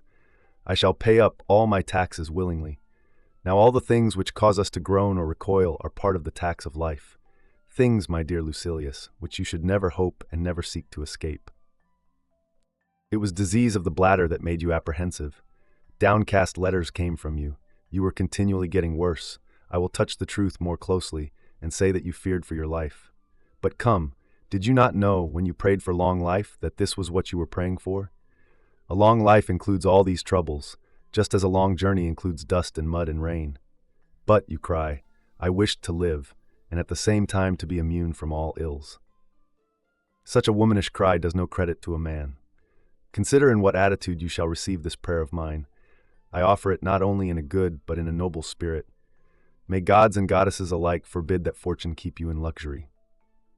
Ask yourself voluntarily which you would choose if some god gave you the choice, a life in a cafe or life in a camp. And yet life, Lucilius, is really a battle. For this reason those who are tossed about at sea, who proceed uphill and downhill over toilsome crags and heights, who go on campaigns that bring the greatest danger, are heroes and front-rank fighters. But persons who live in rotten luxury and ease while others toil are mere turtle-doves safe only because men despise them. Farewell. On the degeneracy of the age. You are mistaken, my dear Lucilius, if you think that luxury, neglect of good manners, and other vices of which each man accuses the age in which he lives are especially characteristic of our own epoch. No, they are the vices of mankind and not of the times. No era in history has ever been free from blame. Moreover, if you once begin to take account of the irregularities belonging to any particular era, you will find, to man's shame be it spoken, that sin never stalked abroad more openly than in Cato's very presence. Would anyone believe that money changed hands in the trial when Clodius was defendant on the charge of secret adultery with Caesar's wife, when he violated the ritual of that sacrifice which is said to be offered on behalf of the people, when all males are so rigorously removed outside the precinct, that even pictures of all male creatures are covered up? And yet, money was given to the jury, and, baser even than such a bargain, sexual crimes were demanded of married women and noble youths as a sort of additional contribution. The charge involved less sin than the acquittal, for the defendant on a charge of adultery parceled out the adulteries and was not sure of his own safety until he had made the jury criminals like himself. All this was done at the trial in which Cato gave evidence, although that was his sole part therein. I shall quote Cicero's actual words, because the facts are so bad as to pass belief. He made assignations, promises, pleas, and gifts. And more than this, merciful heavens, what an abandoned state of affairs! Upon several of the jury, to round out their reward, he even bestowed the enjoyment of certain women and meetings with noble youths. It is superfluous to be shocked at the bribe. The additions to the bribe were worse. Will you have the wife of that prig, A? Very good. Or of B, the millionaire? I will guarantee that you shall lie with her. If you fail to commit adultery, condemn Clodius. That beauty whom you desire shall visit you. I assure you a night in that woman's company without delay. My promise shall be carried out faithfully within the legal time of postponement. It means more to parcel out such crimes than to commit them. It means blackmailing dignified matrons. These jurymen in the Clodius trial had asked the Senate for a guard, a favor which would have been necessary only for a jury about to convict the accused, and their request had been granted. Hence the witty remark of Catullus after the defendant had been acquitted. "Why did you ask us for the guard? Were you afraid of having your money stolen from you?" And yet, amid jests like these, he got off unpunished, who before the trial was an adulterer, during the trial a pander, and who escaped conviction more vilely than he deserved it. Do you believe that anything could be more disgraceful than such moral standards, when lust could not keep its hands either from religious worship or from the courts of law, when in the very inquiry which was held in special session by order of the Senate, more crime was committed than investigated? The question at issue was whether one could be safe after committing adultery. It was shown that one could not be safe without committing adultery. All this bargaining took place in the presence of Pompey and Caesar, of Cicero and Cato. Yes, that very Cato whose presence, it is said, caused the people to refrain from demanding the usual quips and cranks of naked actresses at the Floralia, if you can believe that men were stricter in their conduct at a festival than in a courtroom. Such things will be done in the future, as they have been done in the past. And the licentiousness of cities will sometimes abate through discipline and fear, never of itself. Therefore, you need not believe that it is we who have yielded most to lust and least to law. For young men of today live far more simple lives than those of an epoch when a defendant would plead not guilty to an adultery charge before his judges, and his judges admit it before the defendant, when debauchery was practiced to secure a verdict, and when Clodius, befriended by the very vices of which he was guilty, played the procurer during the actual hearing of the case. Could one believe this? He to whom one adultery brought condemnation was acquitted because of many. All ages will produce men like Clodius, but not all ages men like Cato. We degenerate easily because we lack neither guides nor associates in our wickedness, and the wickedness goes on of itself, even without guides or associates. The road to vice is not only downhill but steep, and many men are rendered incorrigible by the fact that, while in all other crafts errors bring shame to good craftsmen and cause vexation to those who go astray, the errors of life are a positive source of pleasure. The pilot is not glad when his ship is thrown on her beam ends. The physician is not glad when he buries his patient. The orator is not glad when the defendant loses a case through the fault of his advocate. But on the other hand, every man enjoys his own crimes. A delights in an intrigue, for it was the very difficulty which attracted him thereto. B delights in forgery and theft, and is only displeased with his sin when his sin has failed to hit the mark. And all this is the result of perverted habits. Conversely, however, in order that you may know that there is an idea of good conduct present subconsciously in souls which have been led even into the most depraved ways, and that men are not ignorant of what evil is but indifferent, I say that all men hide their sins, and even though the issue be successful, enjoy the results while concealing the sins themselves. A good conscience, however, wishes to come forth and be seen of men. Wickedness fears the very shadows. Hence I hold Epicurus's saying to be most apt, that the guilty may haply remain hidden is possible, that he should be sure of remaining hidden is not possible. Or, if you think that the meaning can be made more clear in this way, the reason that it is no advantage to wrongdoers to remain hidden is that even though they have the good fortune, they have not the assurance of remaining so. This is what I mean. Crimes can be well guarded, free from anxiety they cannot be. This view, I maintain, is not at variance with the principles of our school, if it be so explained. And why? Because the first and worst penalty of sin is to have committed sin, and crime, though fortune deck it out with her favors, though she protect and take it in her charge, can never go unpunished, since the punishment of crime lies in the crime itself. But nonetheless do these second penalties press close upon the heels of the first.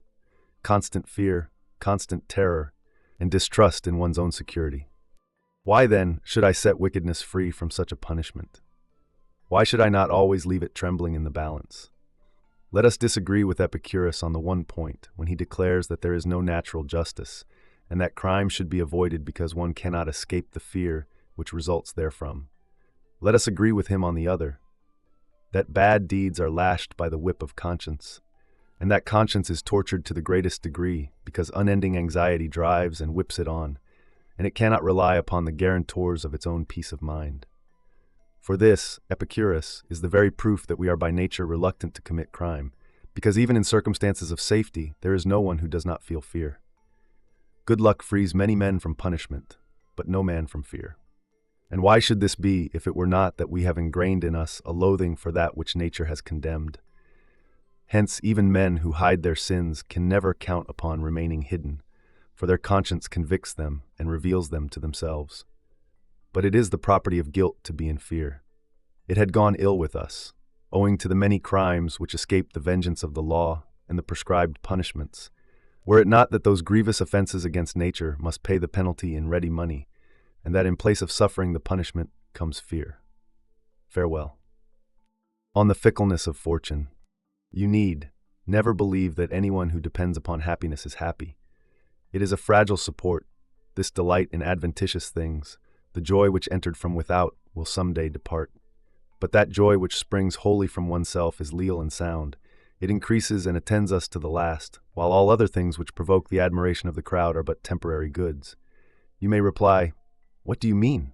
Cannot such things serve both for utility and for delight?" Of course, but only if they depend on us, and not we on them. All things that fortune looks upon become productive and pleasant, only if he who possesses them is in possession also of himself, and is not in the power of that which belongs to him. For men make a mistake, my dear Lucilius, if they hold that anything good or evil either is bestowed upon us by fortune. It is simply the raw material of goods and ills that she gives to us, the sources of things which in our keeping will develop into good or ill. For the soul is more powerful than any sort of fortune. By its own agency it guides its affairs in either direction, and of its own power it can produce a happy life or a wretched one. A bad man makes everything bad, even things which had come with the appearance of what is best. But the upright and honest man corrects the wrongs of fortune and softens hardship and bitterness because he knows how to endure them. He likewise accepts prosperity with appreciation and moderation, and stands up against trouble with steadiness and courage. Though a man be prudent, though he conduct all his interests with well-balanced judgment, though he attempt nothing beyond his strength, he will not attain the good which is unalloyed and beyond the reach of threats, unless he is sure in dealing with that which is unsure. For whether you prefer to observe other men, and it is easier to make up one's mind when judging the affairs of others, or whether you observe yourself, with all prejudice laid aside, you will perceive and acknowledge that there is no utility in all these desirable and beloved things. Unless you equip yourself in opposition to the fickleness of chance and its consequences, and unless you repeat to yourself often and uncomplainingly at every mishap the words, "Heaven decreed it otherwise." Nay, rather, to adopt a phrase which is braver and nearer the truth, one on which you may more safely prop your spirit, say to yourself, whenever things turn out contrary to your expectation, "Heaven decreed better." If you are thus poised, nothing will affect you, and a man will be thus poised if he reflects on the possible ups and downs in human affairs before he feels their force, and if he comes to regard children or wife or property with the idea that he will not necessarily possess them always, and that he will not be any more wretched just because he ceases to possess them. It is tragic for the soul to be apprehensive of the future, and wretched in anticipation of wretchedness, consumed with an anxious desire that the objects which give pleasure may remain in its possession to the very end. For such a soul will never be at rest. In waiting for the future, it will lose the present blessings which it might enjoy. And there is no difference between grief for something lost and the fear of losing it. But I do not for this reason advise you to be indifferent.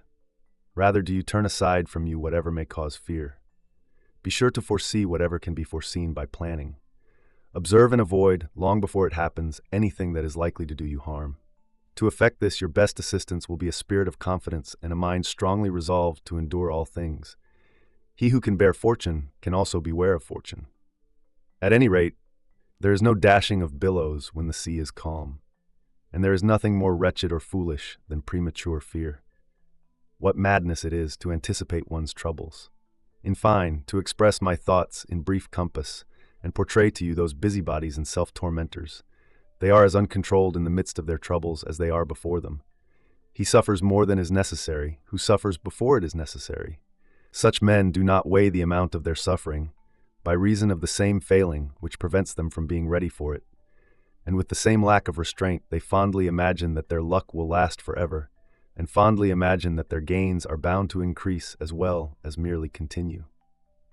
They forget this springboard on which mortal things are tossed, and they guarantee for themselves exclusively a steady continuance of the gifts of chance. For this very reason I regard as excellent the saying of Metrodorus, in a letter of consolation to his sister on the loss of her son, a lad of great promise, "All the good of mortals is mortal." He is referring to those goods towards which men rush in shoals. For the real good does not perish. It is certain and lasting, and it consists of wisdom and virtue. It is the only immortal thing that falls to mortal lot. But men are so wayward and so forgetful of their goal and of the point toward which every day jostles them, that they are surprised at losing anything, although someday they are bound to lose everything. Anything of which you are entitled, the owner is in your possession but is not your own, for there is no strength in that which is weak, nor anything lasting and invincible in that which is frail. We must lose our lives as surely as we lose our property, and this, if we understand the truth, is itself a consolation. Lose it with equanimity, for you must lose your life also. What resource do we find, then, in the face of these losses? Simply this: to keep in memory the things we have lost, and not to suffer the enjoyment which we have derived from them to pass away along with them. To have may be taken from us, to have had, never. A man is thankless in the highest degree if, after losing something, he feels no obligation for having received it. Chance robs us of the thing, but leaves us its use and its enjoyment, and we have lost this if we are so unfair as to regret. Just say to yourself, of all these experiences that seem so frightful, none is insuperable. Separate trials have been overcome by many: fire by Lucius, crucifixion by Regulus, poison by Socrates, exile by Rutilius, and a sword-inflicted death by Cato. Therefore, let us also overcome something. Again, those objects which attract the crowd under the appearance of beauty and happiness have been scorned by many men and on many occasions. Fabricius, when he was general, refused riches, and when he was censor, branded them with disapproval. Tubero deemed poverty worthy both of himself and of the deity on the Capitol, when, by the use of earthenware dishes at a public festival, he showed that man should be satisfied with that which the gods could still use. The elder Sextius rejected the honors of office. He was born with an obligation to take part in public affairs, and yet would not accept the broad stripe even when the deified Julius offered it to him. For he understood that what can be given can also be taken away. Let us also, therefore, carry out some courageous act of our own accord. Let us be included among the ideal types of history. Why have we been slack? Why do we lose heart? That which could be done, can be done, if only we purify our souls and follow nature. For when one strays away from nature, one is compelled to crave and fear and be a slave to the things of chance. We may return to the true path. We may be restored to our proper state. Let us therefore be so, in order that we may be able to endure pain in whatever form it attacks our bodies, and say to fortune, "You have to deal with a man, seek someone whom you can conquer." By these words, and words of a like kind, the malignity of the ulcer is quieted down, and I hope indeed that it can be reduced, and either cured or brought to a stop, and grow old along with the patient himself. I am, however, comfortable in my mind regarding him. What we are now discussing is our own loss, the taking off of a most excellent old man, for he himself has lived a full life, and anything additional may be craved by him, not for his own sake, but for the sake of those who need his services. In continuing to live, he deals generously. Some other person might have put an end to these sufferings, but our friend considers it no less base to flee from death than to flee towards death. But, comes the answer, if circumstances warrant, shall he not take his departure? Of course, if he can no longer be of service to anyone, if all his business will be to deal with pain. This, my dear Lucilius, is what we mean by studying philosophy while applying it, by practicing it on truth. Note what courage a prudent man possesses against death or against pain, when the one approaches and the other weighs heavily. What ought to be done must be learned from one who does it. Up to now we have dealt with arguments, whether any man can resist pain, or whether the approach of death can cast down even great souls. Why discuss it further? Here is an immediate fact for us to tackle. Death does not make our friend braver to face pain, nor pain to face death. Rather does he trust himself in the face of both. He does not suffer with resignation because he hopes for death, nor does he die gladly because he is tired of suffering. Pain he endures, death he awaits. Farewell. On consolation to the bereaved. I enclose a copy of the letter which I wrote to Marulus at the time when he had lost his little son and was reported to be rather womanish in his grief. A letter in which I have not observed the usual form of condolence, for I did not believe that he should be handled gently, since in my opinion he deserved criticism rather than consolation. When a man is stricken and is finding it most difficult to endure a grievous wound, one must humor him for a while. Let him satisfy his grief, or at any rate, work off the first shock. But those who have assumed an indulgence in grief should be rebuked forthwith, and should learn that there are certain follies even in tears. Is it solace that you look for? Let me give you a scolding instead. You are like a woman in the way you take your son's death. What would you do if you had lost an intimate friend? A son, a little child of unknown promise, is dead. A fragment of time has been lost. We hunt out excuses for grief. We would even utter unfair complaints about fortune, as if fortune would never give us just reason for complaining. But I had really thought that you possessed spirit enough to deal with concrete troubles, to say nothing of the shadowy troubles over which men make moan through force of habit. Had you lost a friend, which is the greatest blow of all, you would have had to endeavor rather to rejoice because you had possessed him than to mourn because you had lost him. But many men fail to count up how manifold their gains have been, how great their rejoicings. Grief like yours has this among other evils. It is not only useless but thankless. Has it then all been for nothing that you have had such a friend? During so many years, amid such close associations, after such intimate communion of personal interests, has nothing been accomplished? Do you bury friendship along with a friend? And why lament having lost him, if it be of no avail to have possessed him? Believe me, a great part of those we have loved, though chance has removed their persons, still abides with us. The past is ours, and there is nothing more secure for us than that which has been.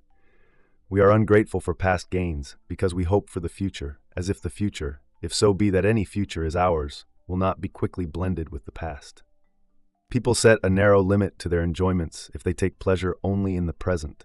Both the future and the past serve for our delight, the one with anticipation and the other with memories, but the one is contingent and may not come to pass, while the other must have been.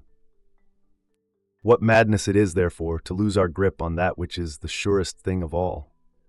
Let us rest content with the pleasures we have quaffed in past days, if only, while we quaffed them, the soul was not pierced like a sieve, only to lose again whatever it had received. There are countless cases of men who have without tears buried sons in the prime of manhood, men who have returned from the funeral pyre to the Senate chamber or to any other official duties, and have straightway busied themselves with something else. And rightly, for in the first place it is idle to grieve if you get no help from grief. In the second place, it is unfair to complain about what has happened to one man, but is in store for all. Again, it is foolish to lament one's loss, when there is such a slight interval between the lost and the loser. Hence we should be more resigned in spirit, because we follow closely those whom we have lost. Note the rapidity of time, that swiftest of things. Consider the shortness of the course along which we hasten at top speed. Mark this throng of humanity all straining toward the same point with briefest intervals between them, even when they seem longest. He whom you count as passed away has simply posted on ahead. And what is more irrational than to bewail your predecessor when you yourself must travel on the same journey? Does a man bewail an event which he knew would take place? Or, if he did not think of death as man's lot, he has but cheated himself. Does a man bewail an event which he has been admitting to be unavoidable? Whoever complains about the death of anyone is complaining that he was a man. Everyone is bound by the same terms. He who is privileged to be born is destined to die. Periods of time separate us, but death levels us. The period which lies between our first day and our last is shifting and uncertain. If you reckon it by its troubles, it is long even to a lad. If by its speed, it is scanty even to a graybeard. Everything is slippery, treacherous, and more shifting than any weather. All things are tossed about and shift into their opposites at the bidding of fortune. Amid such a turmoil of mortal affairs, nothing but death is surely in store for anyone. And yet all men complain about the one thing wherein none of them is deceived. But he died in boyhood. I am not yet prepared to say that he who quickly comes to the end of his life has the better of the bargain. Let us turn to consider the case of him who has grown to old age. How very little is he superior to the child. Place before your mind's eye the vast spread of time's abyss, and consider the universe.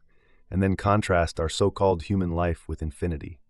You will then see how scant is that for which we pray and which we seek to lengthen. How much of this time is taken up with weeping, how much with worry, how much with prayers for death before death arrives, how much with our health, how much with our fears, how much is occupied by our years of inexperience or of useless endeavor, and half of all this time is wasted in sleeping. Add besides our toils, our griefs, our dangers, and you will comprehend that even in the longest life, real living is the least portion thereof. Nevertheless, who will make such an admission as, a man is not better off who is allowed to return home quickly, whose journey is accomplished before he is wearied out. Life is neither a good nor an evil. It is simply the place where good and evil exist. Hence this little boy has lost nothing except a hazard where loss was more assured than gain. He might have turned out temperate and prudent. He might, with your fostering care, have been molded to a better standard. But, and this fear is more reasonable, he might have become just like the many. Note the youths of the noblest lineage whose extravagance has flung them into the arena. Note those men who cater to the passions of themselves and others in mutual lust, whose days never pass without drunkenness or some signal act of shame. It will thus be clear to you that there was more to fear than to hope for. For this reason, you ought not to invite excuses for grief or aggravate slight burdens by getting indignant. I am not exhorting you to make an effort and rise to great heights, for my opinion of you is not so low as to make me think that it is necessary for you to summon every bit of your virtue to face this trouble. Yours is not pain, it is a mere sting, and it is you yourself who are turning it into pain.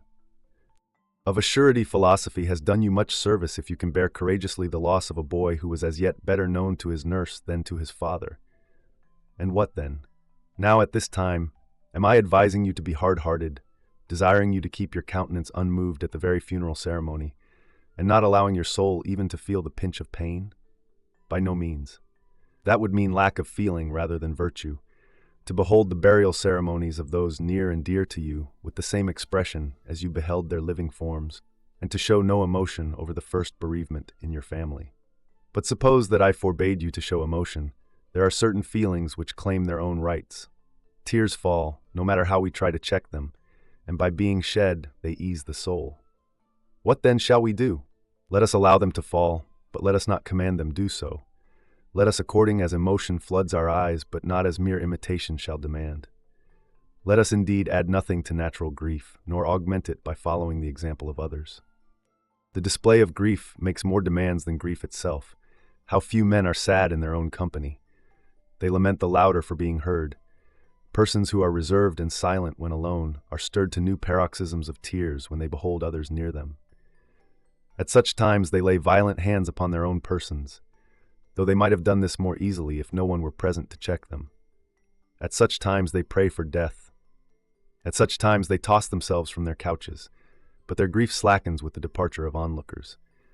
In this matter, as in others also, we are obsessed by this fault, conforming to the pattern of the many, and regarding convention rather than duty. We abandon nature and surrender to the mob, who are never good advisers in anything, and in this respect, as in all others, are most inconsistent. People see a man who bears his grief bravely. They call him undutiful and savage-hearted. They see a man who collapses and clings to his dead. They call him womanish and weak. Everything, therefore, should be referred to reason. But nothing is more foolish than to court a reputation for sadness and to sanction tears, for I hold that with a wise man some tears fall by consent, others by their own force.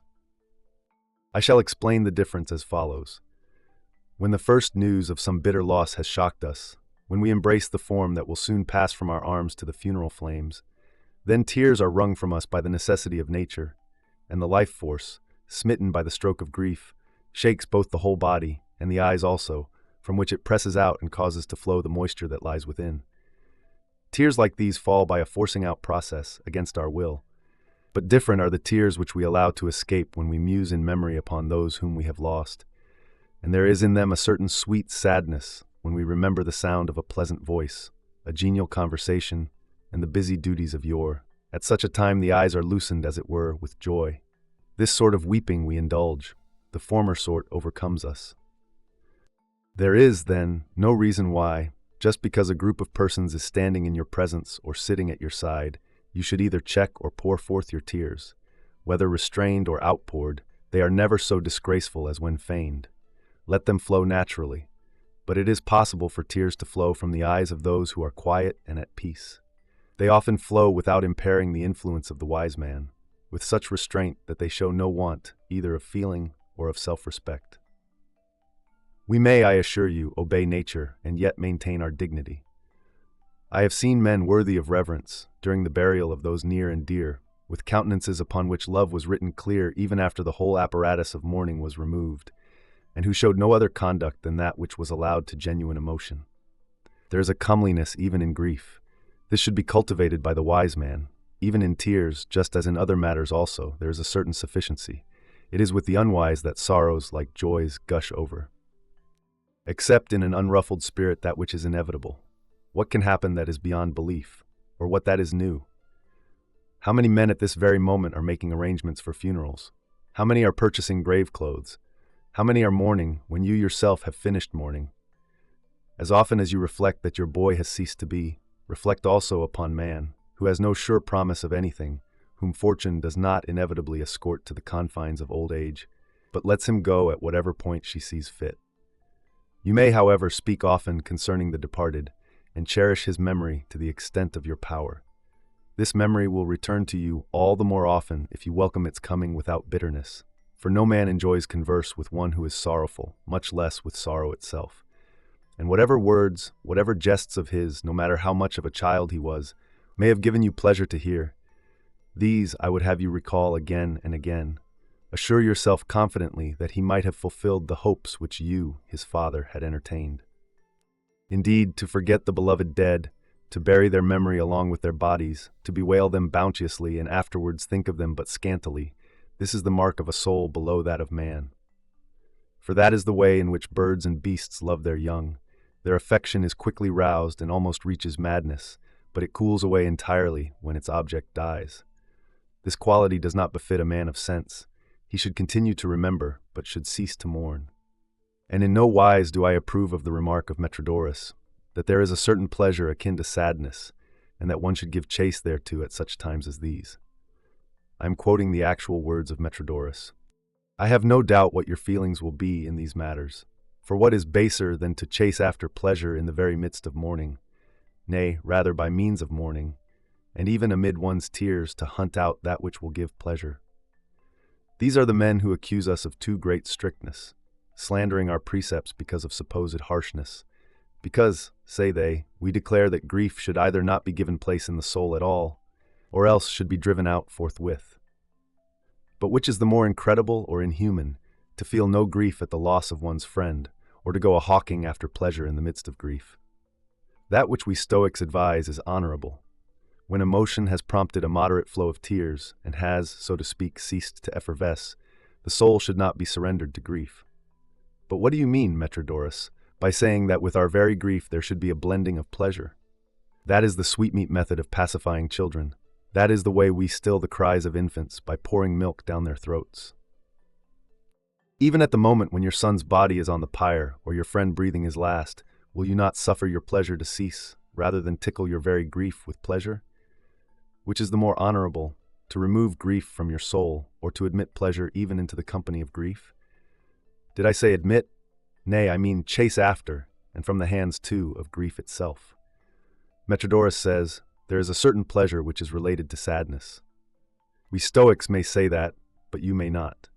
The only good which you recognize is pleasure, and the only evil, pain. And what relationship can there be between a good and an evil? But suppose that such a relationship does exist. Now, of all times, is it to be rooted out? Shall we examine grief also, and see with what elements of delight and pleasure it is surrounded? Certain remedies, which are beneficial for some parts of the body, cannot be applied to other parts, because these are, in a way, revolting and unfit, and that which in certain cases would work to a good purpose without any loss to one's self-respect may become unseemly because of the situation of the wound. Are you not, similarly, ashamed to cure sorrow by pleasure? No, this sore spot must be treated in a more drastic way.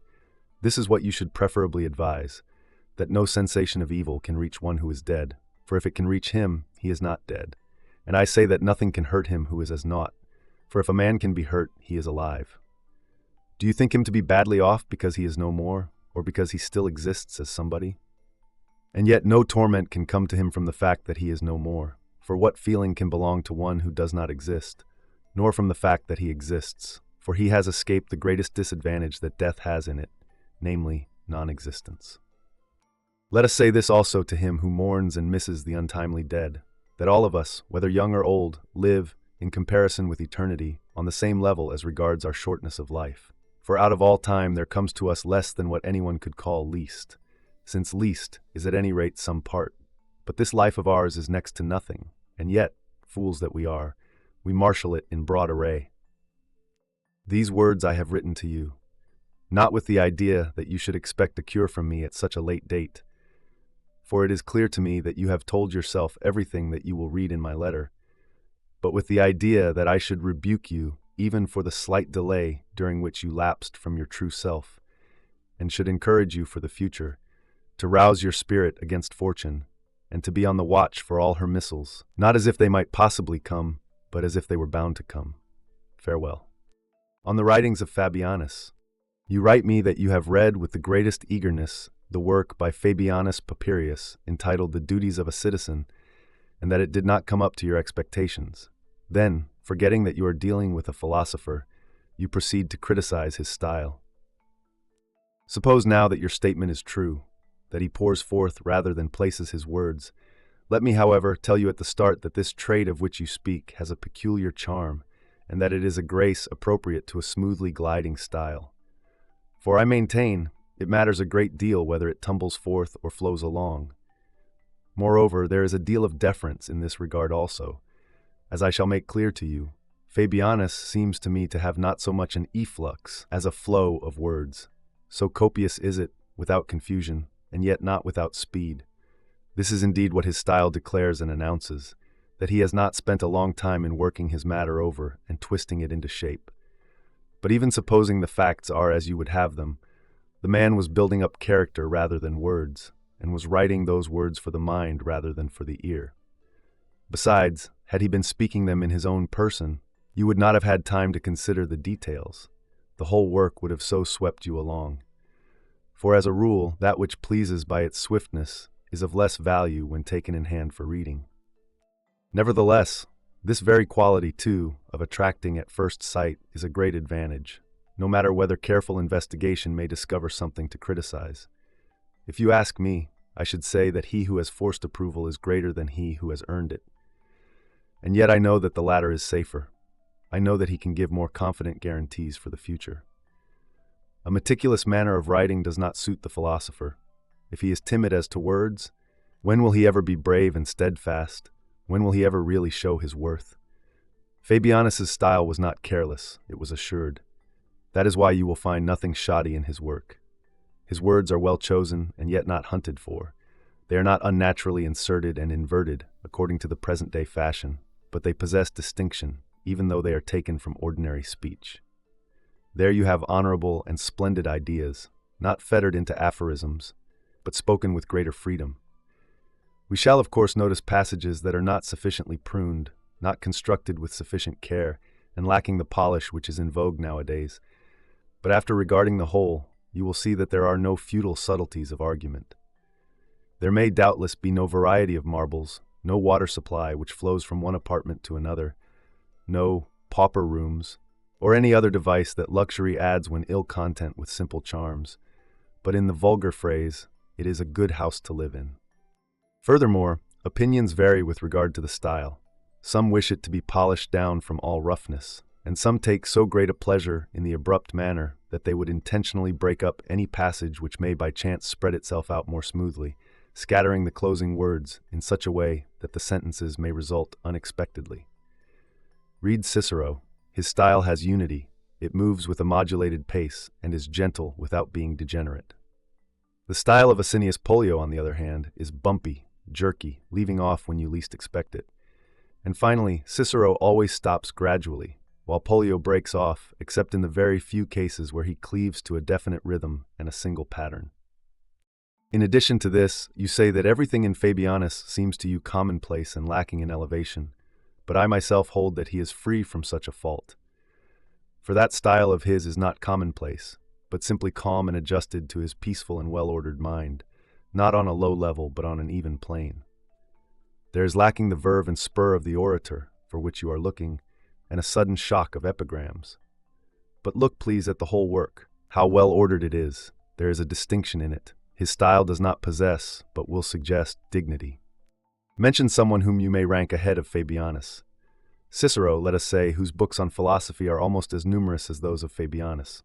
I will concede this point, but it is no slight thing to be less than the greatest. Or Asinius Pollio, let us say. I will yield again, and content myself by replying, it is a distinction to be third in so great a field. You may also include Livy, for Livy wrote both dialogues, which should be ranked as history no less than as philosophy, and works which professedly deal with philosophy. I shall yield in the case of Livy also, but consider how many writers Fabianus outranks, if he is surpassed by 3 only, and those 3 the greatest masters of eloquence. But, it may be said, he does not offer everything. Though his style is elevated, it is not strong. Though it flows forth copiously, it lacks force and sweep. It is not translucent, but it is lucid. One would fail, you urge, to find therein any rugged denunciation of vice, any courageous words in the face of danger, any proud defiance of fortune, any scornful threats against self-seeking. I wish to see luxury rebuked, lust condemned, waywardness crushed out. Let him show us the keenness of oratory, the loftiness of tragedy, the subtlety of comedy. You wish him to rely on that pettiest of things, phraseology, but he has sworn allegiance to the greatness of his subject and draws eloquence after him as a sort of shadow, but not of set purpose. Our author will doubtless not investigate every detail, nor subject it to analysis, nor inspect and emphasize each separate word. This I admit. Many phrases will fall short, or will fail to strike home, and at times the style will slip along indolently. But there will be plenty of light throughout the work. There will be long stretches which will not weary the reader. And finally, he will offer this quality of making it clear to you that he meant what he wrote. You will understand that his aim was to have you know what pleased him, rather than that he should please you. All his work makes for progress and for sanity, without any search for applause. I do not doubt that his writings are of the kind I have described, although I am harking back to him rather than retaining a sure memory of him. And although the general tone of his writings remains in my mind, not from a careful and recent perusal, but in outline, as is natural after an acquaintance of long ago. But certainly, whenever I heard him lecture, such did his work seem to me, not solid but full, the kind which would inspire young men of promise and rouse their ambition to become like him, without making them hopeless of surpassing him. And this method of encouragement seems to me the most helpful of all. For it is disheartening to inspire in a man the desire, and to take away from him the hope of emulation. At any rate, his language was fluent, and though one might not approve every detail, the general effect was noble. Farewell. On the futility of planning ahead.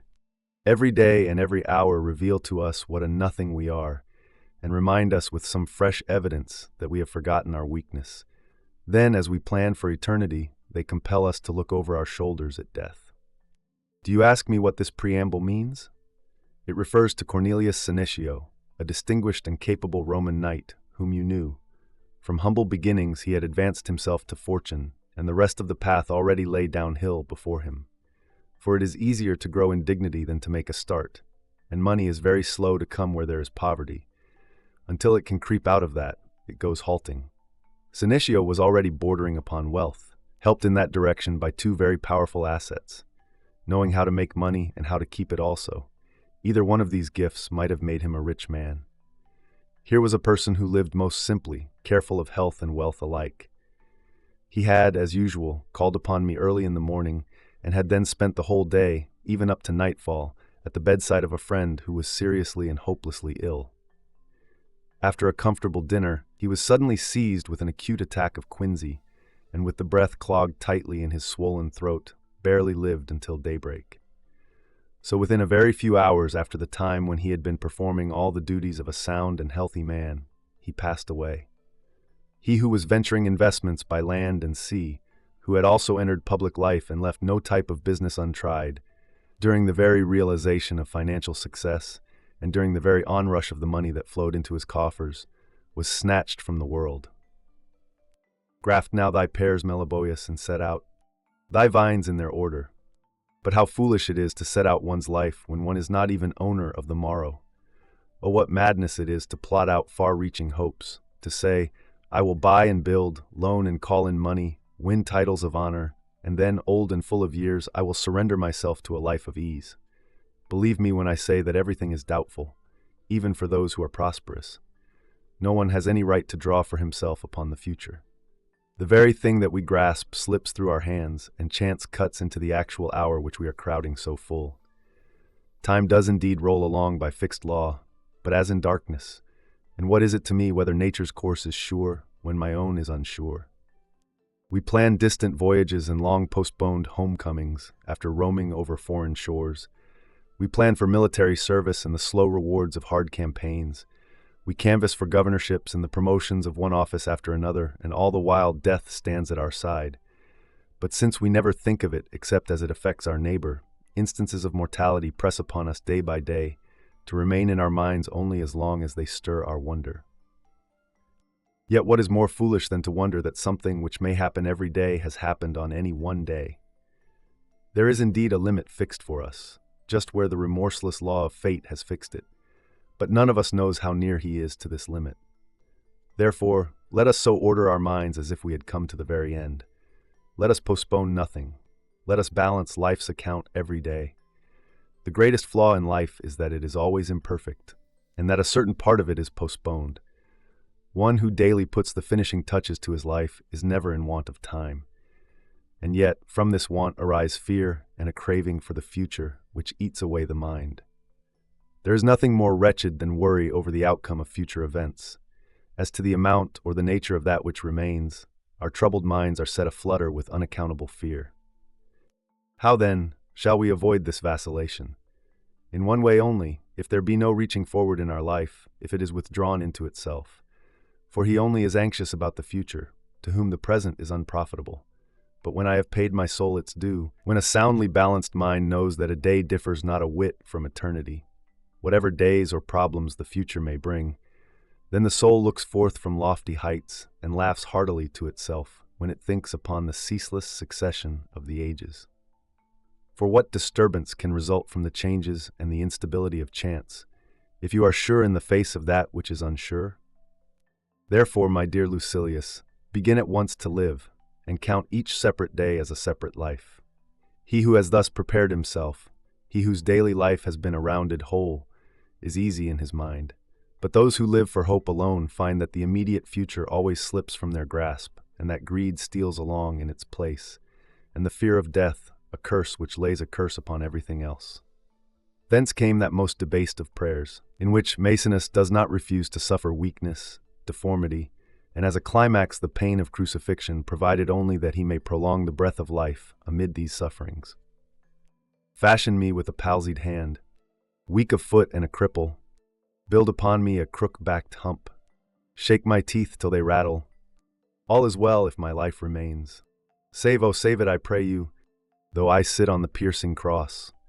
There he is, praying for that which, if it had befallen him, would be the most pitiable thing in the world, and seeking a postponement of suffering, as if he were asking for life. I should deem him most despicable had he wished to live up to the very time of crucifixion. Nay, he cries, you may weaken my body if you will only leave the breath of life in my battered and ineffective carcass. Maim me if you will, but allow me, misshapen and deformed as I may be, just a little more time in the world. You may nail me up and set my seat upon the piercing cross.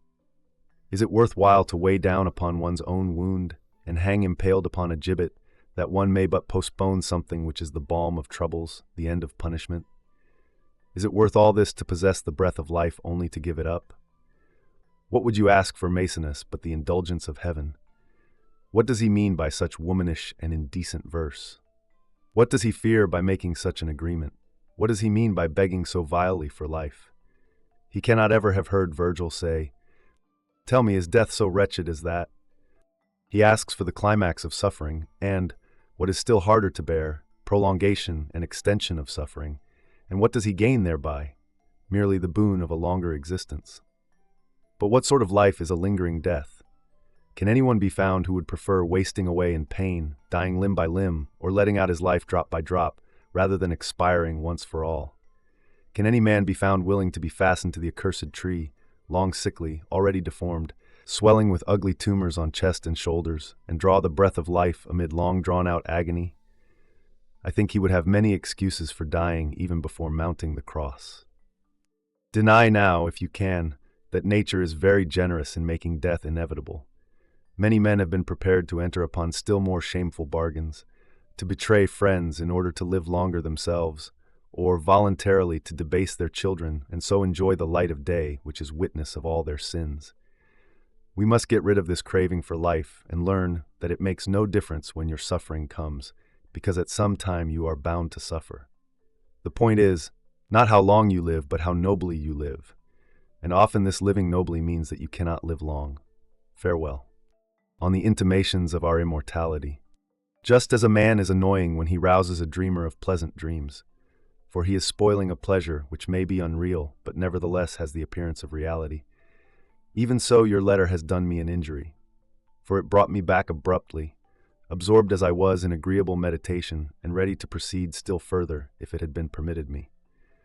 I was taking pleasure in investigating the immortality of souls, nay, in believing that doctrine. For I was lending a ready ear to the opinions of the great authors, who not only approve but promise this most pleasing condition.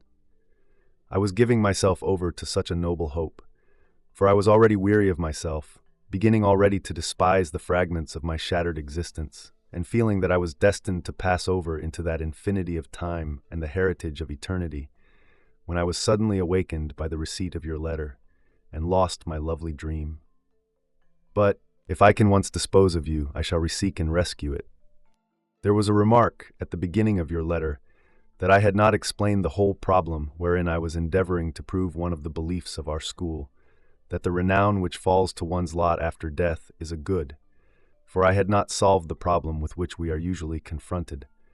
No good can consist of things that are distinct and separate, yet renown consists of such things. What you are asking about, my dear Lucilius, belongs to another topic of the same subject, and that is why I had postponed the arguments, not only on this one topic, but on other topics which also covered the same ground. For as you know, certain logical questions are mingled with ethical ones. Accordingly, I handled the essential part of my subject, which has to do with conduct, as to whether it is foolish and useless to be concerned with what lies beyond our last day, or whether our goods die with us and there is nothing left of him who is no more, or whether any profit can be attained or attempted beforehand out of that which, when it comes, we shall not be capable of feeling. All these things have a view to conduct, and therefore they have been inserted under the proper topic. But the remarks of dialecticians in opposition to this idea had to be sifted out, and were accordingly laid aside. Now that you demand an answer to them all, I shall examine all their statements and then refute them singly. Unless, however, I make a preliminary remark, it will be impossible to understand my rebuttals. And what is that preliminary remark? Simply this. There are certain continuous bodies, such as a man. There are certain composite bodies, as ships, houses, and everything which is the result of joining separate parts into one sum total. There are certain others made up of things that are distinct, each member remaining separate, like an army, a populace, or a senate. For the persons who go to make up such bodies are united by virtue of law or function, but by their nature they are distinct and individual. Well, what further prefatory remarks do I still wish to make? Simply this. We believe that nothing is a good if it be composed of things that are distinct. For a single good should be checked and controlled by a single soul, and the essential quality of each single good should be single. This can be proved of itself whenever you desire. In the meanwhile, however, it had to be laid aside, because our own weapons are being hurled at us. Opponents speak thus. You say, do you, that no good can be made up of things that are distinct? Yet this renown, of which you speak, is simply the favorable opinion of good men. For just as reputation does not consist of one person's remarks, and as ill repute does not consist of one person's disapproval, so renown does not mean that we have merely pleased one good person. In order to constitute renown, the agreement of many distinguished and praiseworthy men is necessary. But this results from the decision of a number, in other words, of persons who are distinct. Therefore, it is not a good. You say again that renown is the praise rendered to a good man by good men. Praise means speech. Now speech is utterance with a particular meaning, and utterance, even from the lips of good men, is not a good in itself. For any act of a good man is not necessarily a good. He shouts his applause and hisses his disapproval, but one does not call the shouting or the hissing good, although his entire conduct may be admired and praised, any more than one would applaud a sneeze or a cough. Therefore, renown is not a good. Finally, tell us whether the good belongs to him who praises or to him who is praised. If you say that the good belongs to him who is praised, you are on as foolish a quest as if you were to maintain that my neighbor's good health is my own. But to praise worthy men is an honorable action. Thus the good is exclusively that of the man who does the praising, of the man who performs the action, and not of us who are being praised. And yet this was the question under discussion. I shall now answer the separate objections hurriedly. The first question still is whether any good can consist of things that are distinct, and there are votes cast on both sides. Again, does renown need many votes? Renown can be satisfied with the decision of one good man. It is one good man who decides that we are good. Then the retort is, what? Would you define reputation as the esteem of one individual, and ill repute as the rancorous chatter of one man?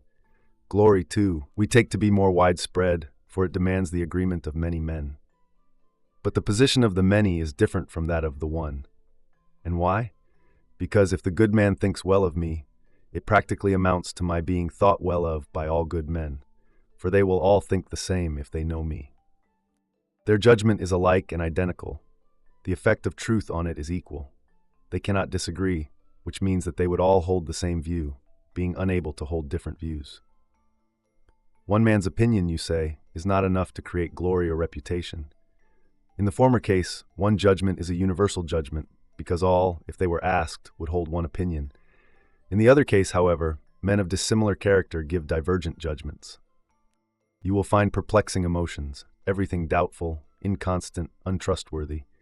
And can you suppose that all men are able to hold one opinion? Even an individual does not hold to a single opinion. With the good man it is truth that causes belief, and truth has but one function and one likeness, while among the second class of which I spoke, the ideas with which they agree are unsound. Moreover, those who are false are never steadfast. They are irregular and discordant. But praise, says the objector, is nothing but an utterance, and an utterance is not a good. When they say that renown is praise bestowed on the good by the good, what they refer to is not an utterance but a judgment. For a good man may remain silent, but if he decides that a certain person is worthy of praise, that person is the object of praise. Besides, praise is one thing, and the giving of praise another. The latter demands utterance also. Hence no one speaks of a funeral praise, but says praise-giving, for its function depends upon speech. And when we say that a man is worthy of praise, we assure human kindness to him, not in words but in judgment. So the good opinion, even of one who in silence feels inward approval of a good man, is praise. Again, as I have said, praise is a matter of the mind rather than of the speech. For speech brings out the praise that the mind has conceived, and publishes it forth to the attention of the many. To judge a man worthy of praise is to praise him. And when our tragic poet sings to us that it is wonderful to be praised by a well-praised hero, he means by one who is worthy of praise. Again, when an equally venerable bard says, "Praise nurtureth the arts," he does not mean the giving of praise, for that spoils the arts. Nothing has corrupted oratory and all other studies that depend on hearing so much as popular approval. Reputation necessarily demands words, but renown can be content with men's judgments and suffice without the spoken word. It is satisfied not only amid silent approval, but even in the face of open protest. There is, in my opinion, this difference between renown and glory. The latter depends upon the judgments of the many, but renown on the judgments of good men. The retort comes, but whose good is this renown, this praise rendered to a good man by good men? Is it of the one praised, or of the one who praises? Of both, I say. It is my own good, in that I am praised, because I am naturally born to love all men, and I rejoice in having done good deeds, and congratulate myself on having found men who express their ideas of my virtues with gratitude. That they are grateful is a good to the many, but it is a good to me also. For my spirit is so ordered that I can regard the good of other men as my own, in any case those of whose good I am myself the cause. This good is also the good of those who render the praise, for it is applied by means of virtue.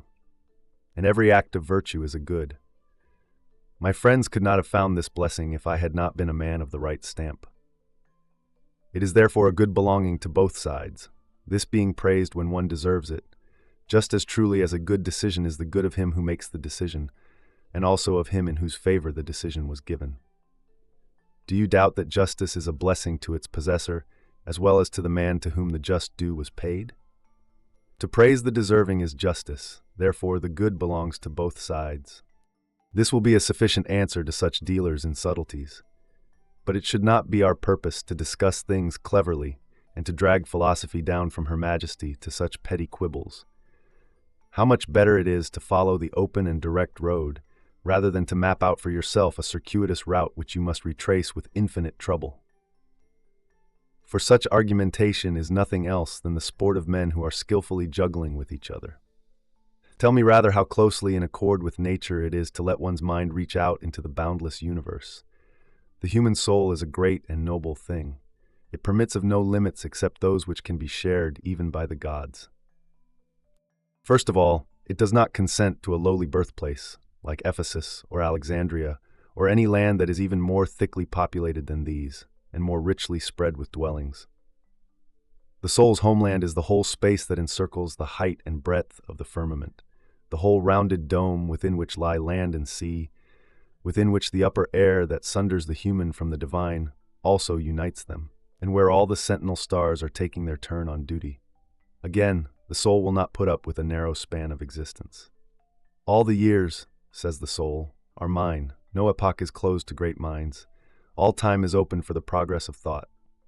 When the day comes to separate the heavenly from its earthly blend, I shall leave the body here where I found it, and shall of my own volition betake myself to the gods. I am not apart from them now, but am merely detained in a heavy and earthly prison.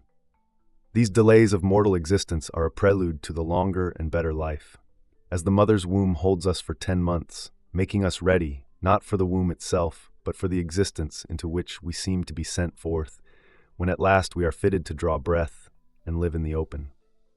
Just so, throughout the years extending between infancy and old age, we are making ourselves ready for another birth.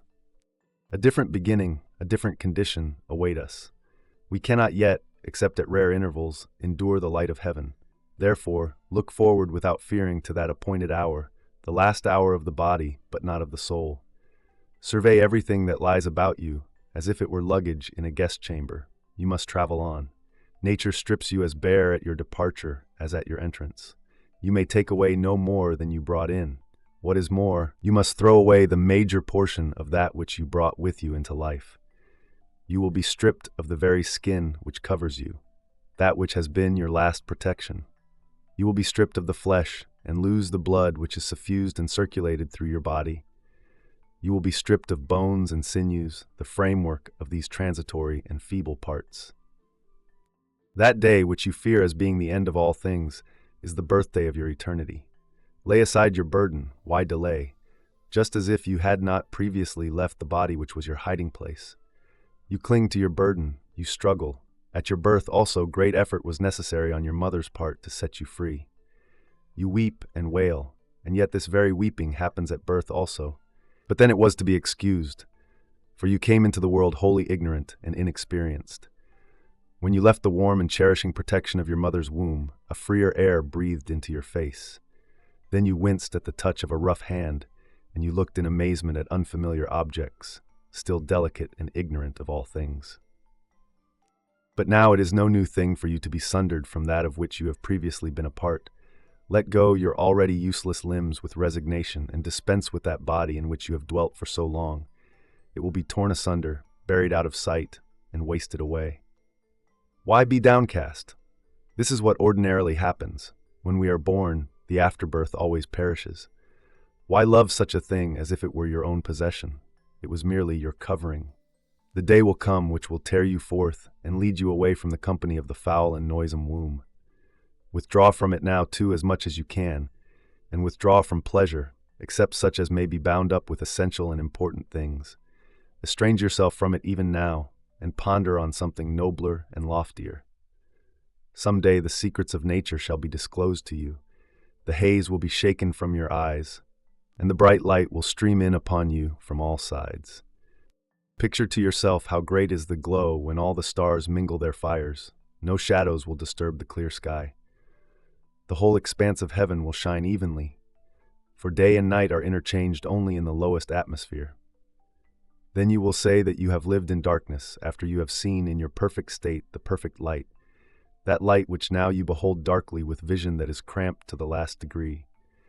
And yet, far off as it is, you already look upon it in wonder. What do you think the heavenly light will be when you have seen it in its proper sphere?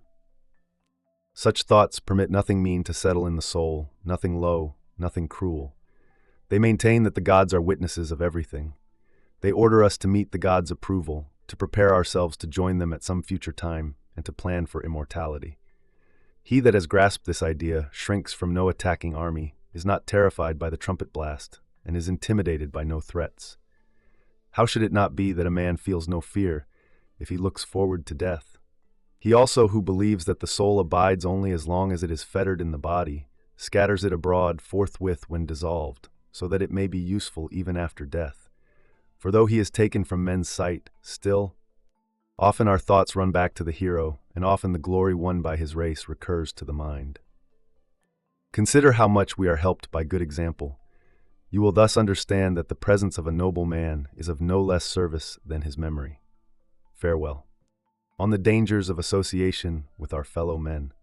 Why are you looking about for troubles which may perhaps come your way, but which may indeed not come your way at all?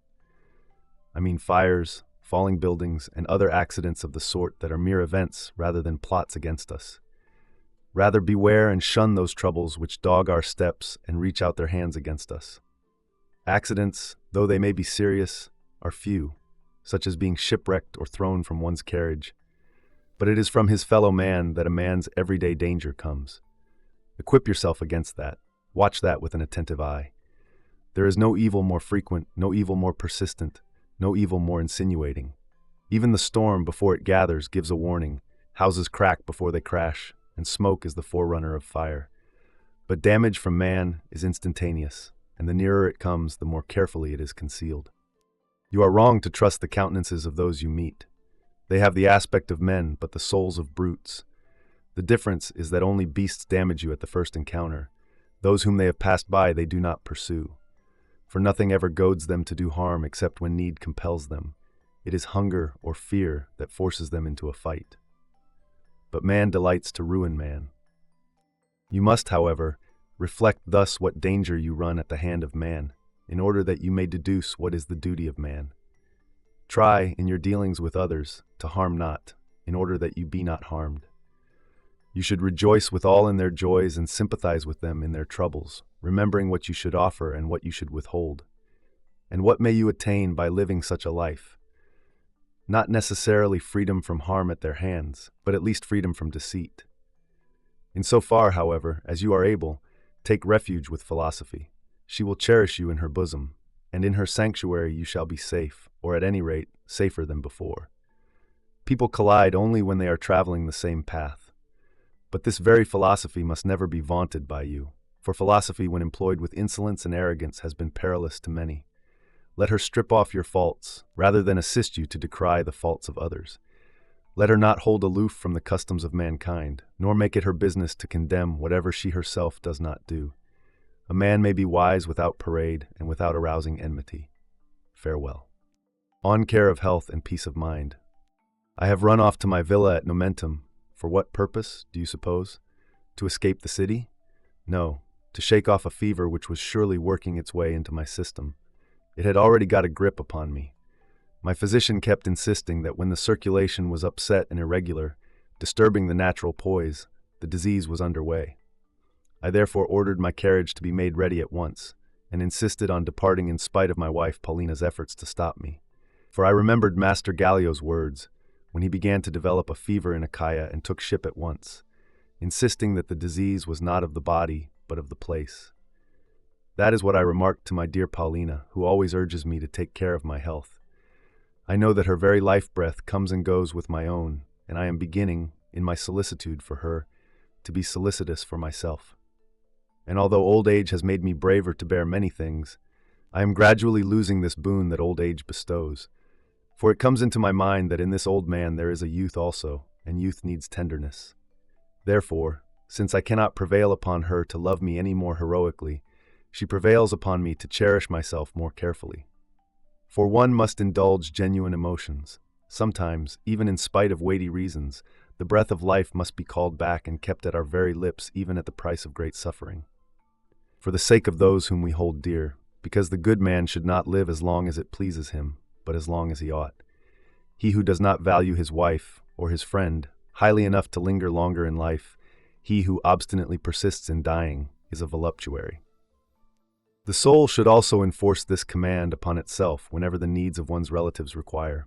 It should pause and humor those near and dear, not only when it desires, but even when it has begun to die. It gives proof of a great heart to return to life for the sake of others, and noble men have often done this. But this procedure also, I believe, indicates the highest type of kindness. That although the greatest advantage of old age is the opportunity to be more negligent regarding self-preservation and to use life more adventurously, one should watch over one's old age with still greater care if one knows that such action is pleasing, useful, or desirable in the eyes of a person whom one holds dear. This is also a source of no mean joy and profit. For what is sweeter than to be so valued by one's wife that one becomes more valuable to oneself for this reason? Hence my dear Paulina is able to make me responsible, not only for her fears, but also for my own. So you are curious to know the outcome of this prescription of travel? As soon as I escaped from the oppressive atmosphere of the city, and from that awful odor of reeking kitchens which, when in use, pour forth a ruinous mess of steam and soot, I perceived at once that my health was mending. And how much stronger do you think I felt when I reached my vineyards? Being, so to speak, led out to pasture, I regularly walked into my meals. So I am my old self again, feeling now no wavering languor in my system and no sluggishness in my brain. I'm beginning to work with all my energy. But the mere place avails little for this purpose, unless the mind is fully master of itself, and can, at its pleasure, find seclusion even in the midst of business.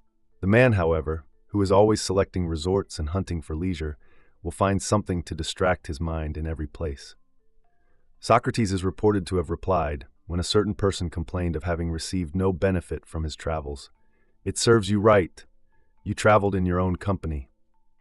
Oh, what a blessing it would be for some men to wander away from themselves. As it is, they cause themselves vexation, worry, demoralization, and fear. What profit is there in crossing the sea and in going from one city to another? If you would escape your troubles, you need not another place, but another personality. Perhaps you have reached Athens, or perhaps Rhodes. Choose any state you fancy. How does it matter what its character may be? You will be bringing to it your own. Suppose that you hold wealth to be a good. Poverty will then distress you, and which is most pitiable, it will be an imaginary poverty.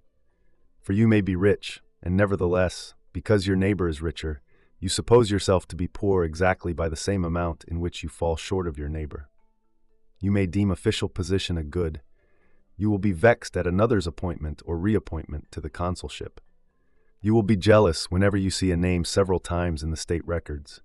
Your ambition will be so frenzied that you will regard yourself last in the race if there is anyone in front of you. Or you may rate death as the worst of evils, although there is really no evil therein, except that which precedes death's coming, fear.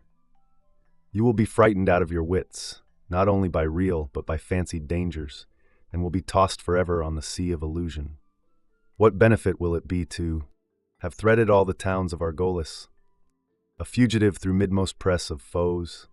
For peace itself will furnish further apprehension. Even in the midst of safety, you will have no confidence if your mind has once been given a shock. Once it has acquired the habit of blind panic, it is incapable of providing even for its own safety. For it does not avoid danger, but runs away. Yet we are more exposed to danger when we turn our backs. You may judge it the most grievous of ills to lose any of those you love, while all the same this would be no less foolish than weeping because the trees which charm your eye and adorn your home lose their foliage. Regard everything that pleases you as if it were a flourishing plant. Make the most of it while it is in leaf, for different plants at different seasons must fall and die. But just as the loss of leaves is a light thing, because they are born afresh, so it is with the loss of those whom you love and regard as the delight of your life, for they can be replaced even though they cannot be born afresh. New friends, however, will not be the same. No, nor will you yourself remain the same. You change with every day and every hour. But in other men you more readily see what time plunders. In your own case, the change is hidden because it will not take place visibly. Others are snatched from sight. We ourselves are being stealthily filched away from ourselves. You will not think about any of these problems, nor will you apply remedies to these wounds. You will of your own volition be sowing a crop of trouble by alternate hoping and despairing. If you are wise, mingle these two elements. Do not hope without despair, or despair without hope. What benefit has travel of itself ever been able to give anyone? No restraint upon pleasure, no bridling of desire, no checking of bad temper, no crushing of the wild assaults of passion, no opportunity to rid the soul of evil. Traveling cannot give us judgment or shake off our errors. It merely holds our attention for a moment by a certain novelty, as children pause to wonder at something unfamiliar. Besides, it irritates us. Through the wavering of a mind which is suffering from an acute attack of sickness, the very motion makes it more fitful and nervous. Hence the spots we had sought most eagerly, we quit still more eagerly, like birds that flit and are off as soon as they have alighted. What travel will give is familiarity with other nations. It will reveal to you mountains of strange shape, or unfamiliar tracts of plain, or valleys that are watered by ever-flowing springs, or the characteristics of some river that comes to our attention. We observe how the Nile rises and swells in summer, or how the Tigris disappears, runs underground through hidden spaces, and then appears with unabated sweep, or how the Meander, that oft-rehearsed theme and plaything of the poets, turns in frequent bendings, and often in winding comes close to its own channel before resuming its course. But this sort of information will not make better or sounder men of us. We ought rather to spend our time in study, and to cultivate those who are masters of wisdom, learning something which has been investigated but not settled. By this means the mind can be relieved of a most wretched serfdom, and won over to freedom. Indeed, as long as you are ignorant of what you should avoid or seek, or of what is necessary or superfluous, or of what is right or wrong, you will not be traveling, but merely wandering. There will be no benefit to you in this hurrying to and fro, for you are traveling with your emotions and are followed by your afflictions. Would that they were indeed following you. In that case, they would be farther away. As it is, you are carrying and not leading them. Hence they press about you on all sides, continually chafing and annoying you. It is medicine, not scenery, for which the sick man must go a-searching. Suppose that someone has broken a leg or dislocated a joint. He does not take carriage or ship for other regions, but he calls in the physician to set the fractured limb, or to move it back to its proper place in the socket. What then? When the spirit is broken or wrenched in so many places, do you think that change of place can heal it? The complaint is too deep-seated to be cured by a journey. Travel does not make a physician or an orator. No art is acquired by merely living in a certain place. Where lies the truth, then? Can wisdom, the greatest of all the arts, be picked up on a journey? I assure you, travel as far as you like. You can never establish yourself beyond the reach of desire, beyond the reach of bad temper, or beyond the reach of fear. Had it been so, the human race would long ago have banded together and made a pilgrimage to the spot. Such ills, as long as you carry with you their causes, will load you down and worry you to skin and bone in your wanderings over land and sea. Do you wonder that it is of no use to run away from them? That from which you are running is within you. Accordingly, reform your own self, get the burden off your own shoulders, and keep within safe limits the cravings which ought to be removed. Wipe out from your soul all trace of sin. If you would enjoy your travels, make healthy the companion of your travels.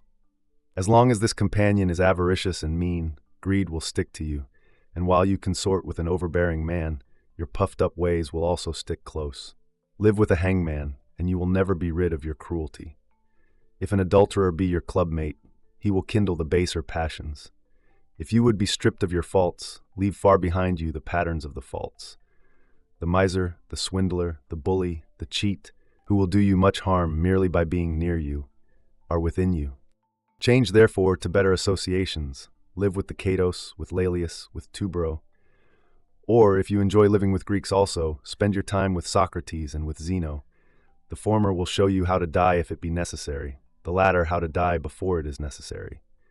Live with Chrysippus, with Posidonius. They will make you acquainted with things earthly and things heavenly. They will bid you work hard over something more than neat turns of language and phrases mouthed forth for the entertainment of listeners.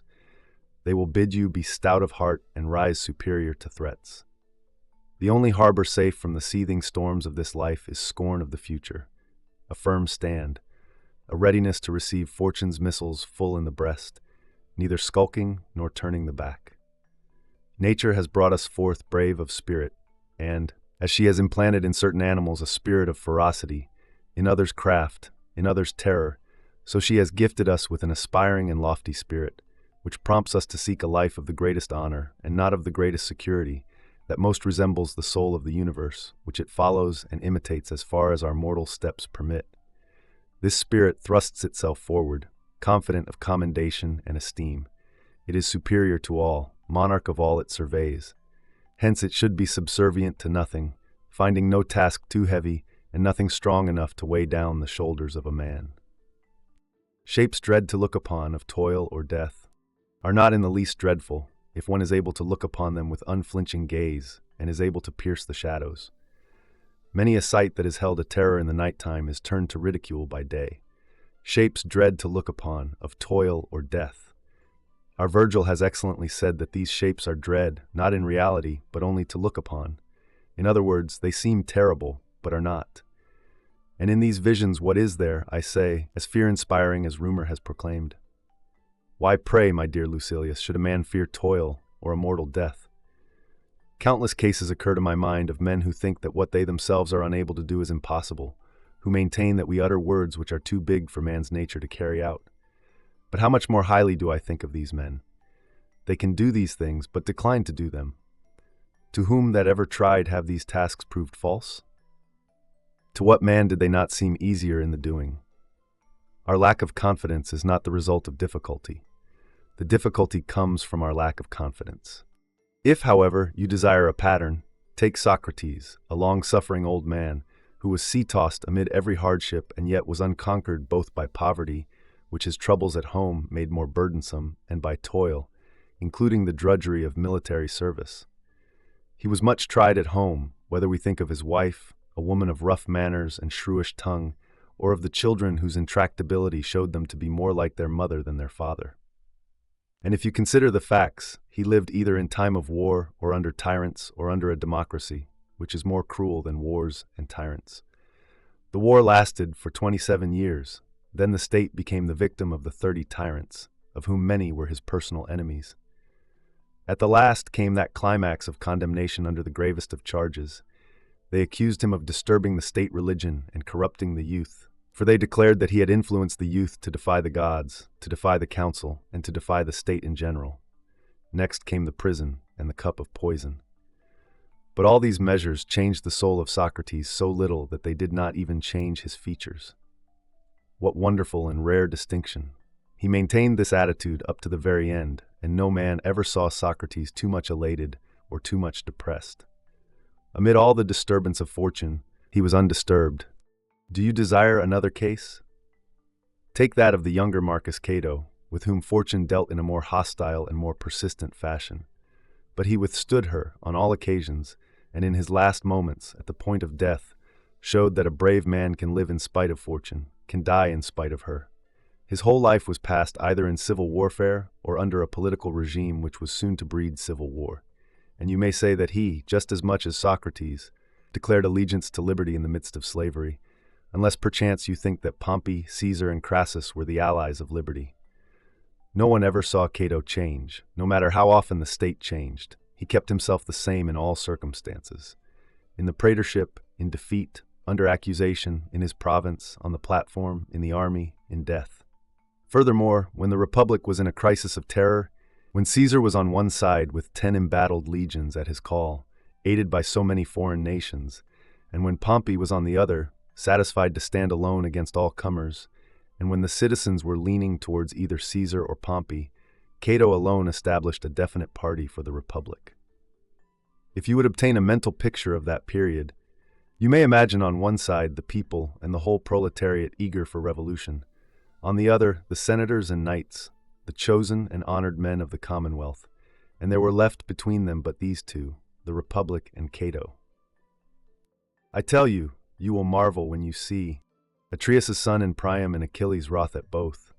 Like Achilles, he scorns and disarms each faction, and this is the vote which he casts concerning them both. If Caesar wins, I slay myself. If Pompey, I go into exile.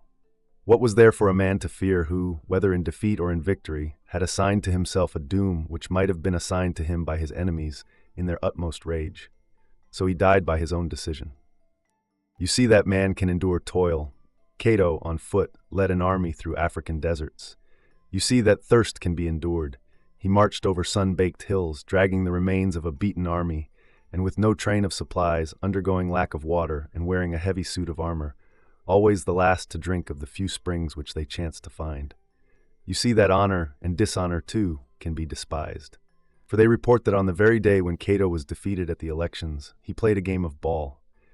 You see also that man can be free from fear of those above him in rank, for Cato attacked Caesar and Pompey simultaneously, at a time when none dared fall foul of the one without endeavoring to oblige the other. You see that death can be scorned as well as exile. Cato inflicted exile upon himself, and finally death, and war all the while. And so, if only we are willing to withdraw our necks from the yoke, we can keep as stout a heart against such terrors as these. But first and foremost, we must reject pleasures. They render us weak and womanish. They make great demands upon us, and moreover, cause us to make great demands upon fortune. Second, we must spurn wealth. Wealth is the diploma of slavery. Abandon gold and silver and whatever else is a burden upon our richly furnished homes. Liberty cannot be gained for nothing. If you set a high value on liberty, you must set a low value on everything else. Farewell. On facing the world with confidence. I shall now tell you certain things to which you should pay attention in order to live more safely. Do you, however, such is my judgment, hearken to my precepts just as if I were counseling you to keep safe your health in your country place at Ardea? Reflect on the things which goad man into destroying man. You will find that they are hope, envy, hatred, fear, and contempt. Now of all these, contempt is the least harmful, so much so that many have skulked behind it as a sort of cure. When a man despises you, he works you injury, to be sure, but he passes on, and no one persistently or of set purpose does hurt to a person whom he despises. Even in battle, prostrate soldiers are neglected. Men fight with those who stand their ground. And you can avoid the envious hopes of the wicked, so long as you have nothing which can stir the evil desires of others, and so long as you possess nothing remarkable. For people crave even little things, if these catch the attention or are of rare occurrence. You will escape envy if you do not force yourself upon the public view, if you do not boast your possessions, if you understand how to enjoy things privately. Hatred comes either from running foul of others, and this can be avoided by never provoking anyone, or else it is uncalled for, and common sense will keep you safe from it. Yet it has been dangerous to many. Some people have been hated without having had an enemy.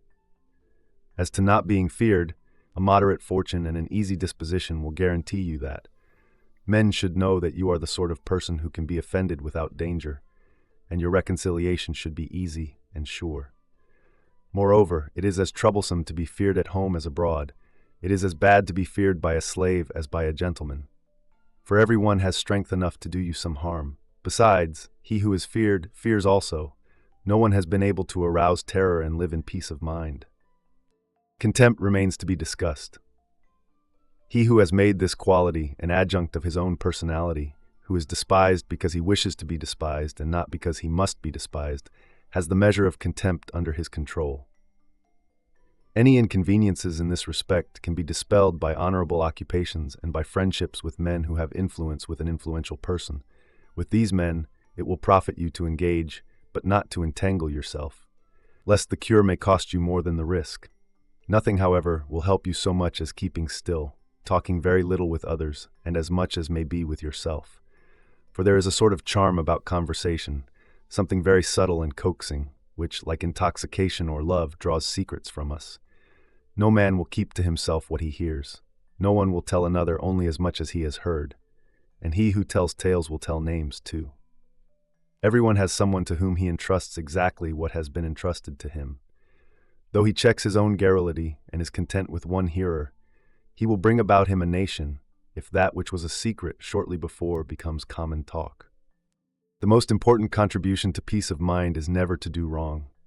Those who lack self-control lead disturbed and tumultuous lives.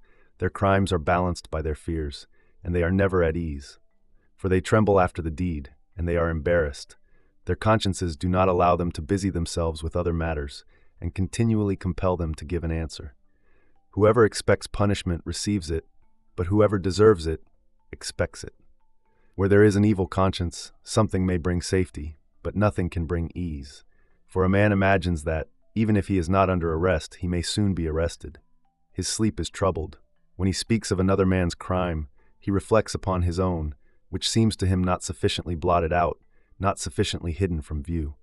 A wrongdoer sometimes has the luck to escape notice, but never the assurance thereof. Farewell. On the corporeality of virtue. My tardiness in answering your letter was not due to press of business. Do not listen to that sort of excuse. I am at liberty, and so is anyone else who wishes to be at liberty. No man is at the mercy of affairs. He gets entangled in them of his own accord, and then flatters himself that being busy is a proof of happiness. Very well. You no doubt want to know why I did not answer the letter sooner.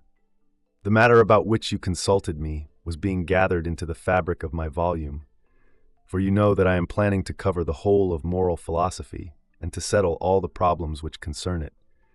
Therefore I hesitated whether to make you wait until the proper time came for this subject, or to pronounce judgment out of the logical order, but it seemed more kindly not to keep waiting one who comes from such a distance.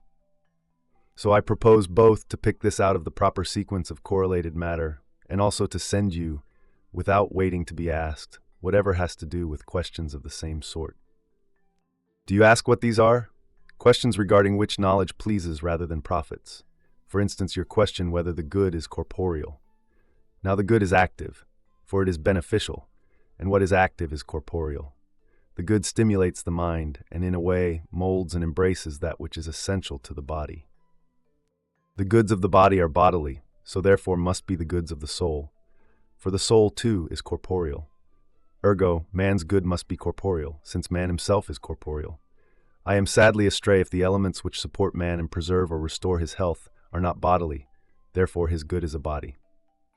You will have no doubt, I am sure, that emotions are bodily things, if I may be allowed to wedge in another subject not under immediate discussion, like wrath, love, sternness. Unless you doubt whether they change our features, knot our foreheads, relax the countenance, spread blushes, or drive away the blood. What then? Do you think that such evident marks of the body are stamped upon us by anything else than body? And if emotions are corporeal, so are the diseases of the spirit, such as greed, cruelty, and all the faults which harden in our souls, to such an extent that they get into an incurable state. Therefore evil is also, in all its branches, spite, hatred, pride, and so also are goods, first because they are opposite poles of the bad, and second because they will manifest to you the same symptoms. Do you not see how a spirit of bravery makes the eye flash? How prudence tends toward concentration? How reverence produces moderation and tranquility? How joy produces calm? How sternness begets stiffness? How gentleness produces relaxation? These qualities are therefore bodily, for they change the tones and the shapes of substances, exercising their own power in their own kingdoms. Now all the virtues which I have mentioned are goods, and so are their results. Have you any doubt that whatever can touch is corporeal? Nothing but body can touch or be touched, as Lucius says. Moreover, such changes as I have mentioned could not affect the body without touching it. Therefore they are bodily. Furthermore, any object that has power to move, force, restrain, or control is corporeal. Come now. Does not fear hold us back? Does not boldness drive us ahead? Bravery spur us on and give us momentum? Restraint rein us in and call us back? Joy raise our spirits? Sadness cast us down? In short, any act on our part is performed at the bidding of wickedness or virtue. Only a body can control or forcefully affect another body. The good of the body is corporeal. A man's good is related to his bodily good, therefore it is bodily. Now that I have humored your wishes, I shall anticipate your remark when you say, "What a game of pawns! We dull our fine edge by such superfluous pursuits." These things make men clever, but not good. Wisdom is a plainer thing than that. Nay, it is clearly better to use literature for the improvement of the mind, instead of wasting philosophy itself as we waste other efforts on superfluous things. Just as we suffer from excess in all things, so we suffer from excess in literature. Thus we learn our lessons, not for life, but for the lecture room. Farewell. On obedience to the universal will. Where is that common sense of yours? Where that deftness in examining things, that greatness of soul? Have you come to be tormented by a trifle? Your slaves regarded your absorption in business as an opportunity for them to run away. Well, if your friends deceived you, for by all means let them have the name which we mistakenly bestowed upon them, and so call them that they may incur more shame by not being such friends. If your friends, I repeat, deceived you, all your affairs would lack something. As it is, you merely lack men who damaged your own endeavors and considered you burdensome to your neighbors. None of these things is unusual or unexpected. It is as nonsensical to be put out by such events as to complain of being spattered in the street or at getting befouled in the mud. The program of life is the same as that of a bathing establishment, a crowd, or a journey. Sometimes things will be thrown at you, and sometimes they will strike you by accident. Life is not a dainty business. You have started on a long journey. You are bound to slip, collide, fall, become weary, and cry out, "Oh, for death!" Or in other words, tell lies. At one stage you will leave a comrade behind you, at another you will bury someone, at another you will be apprehensive.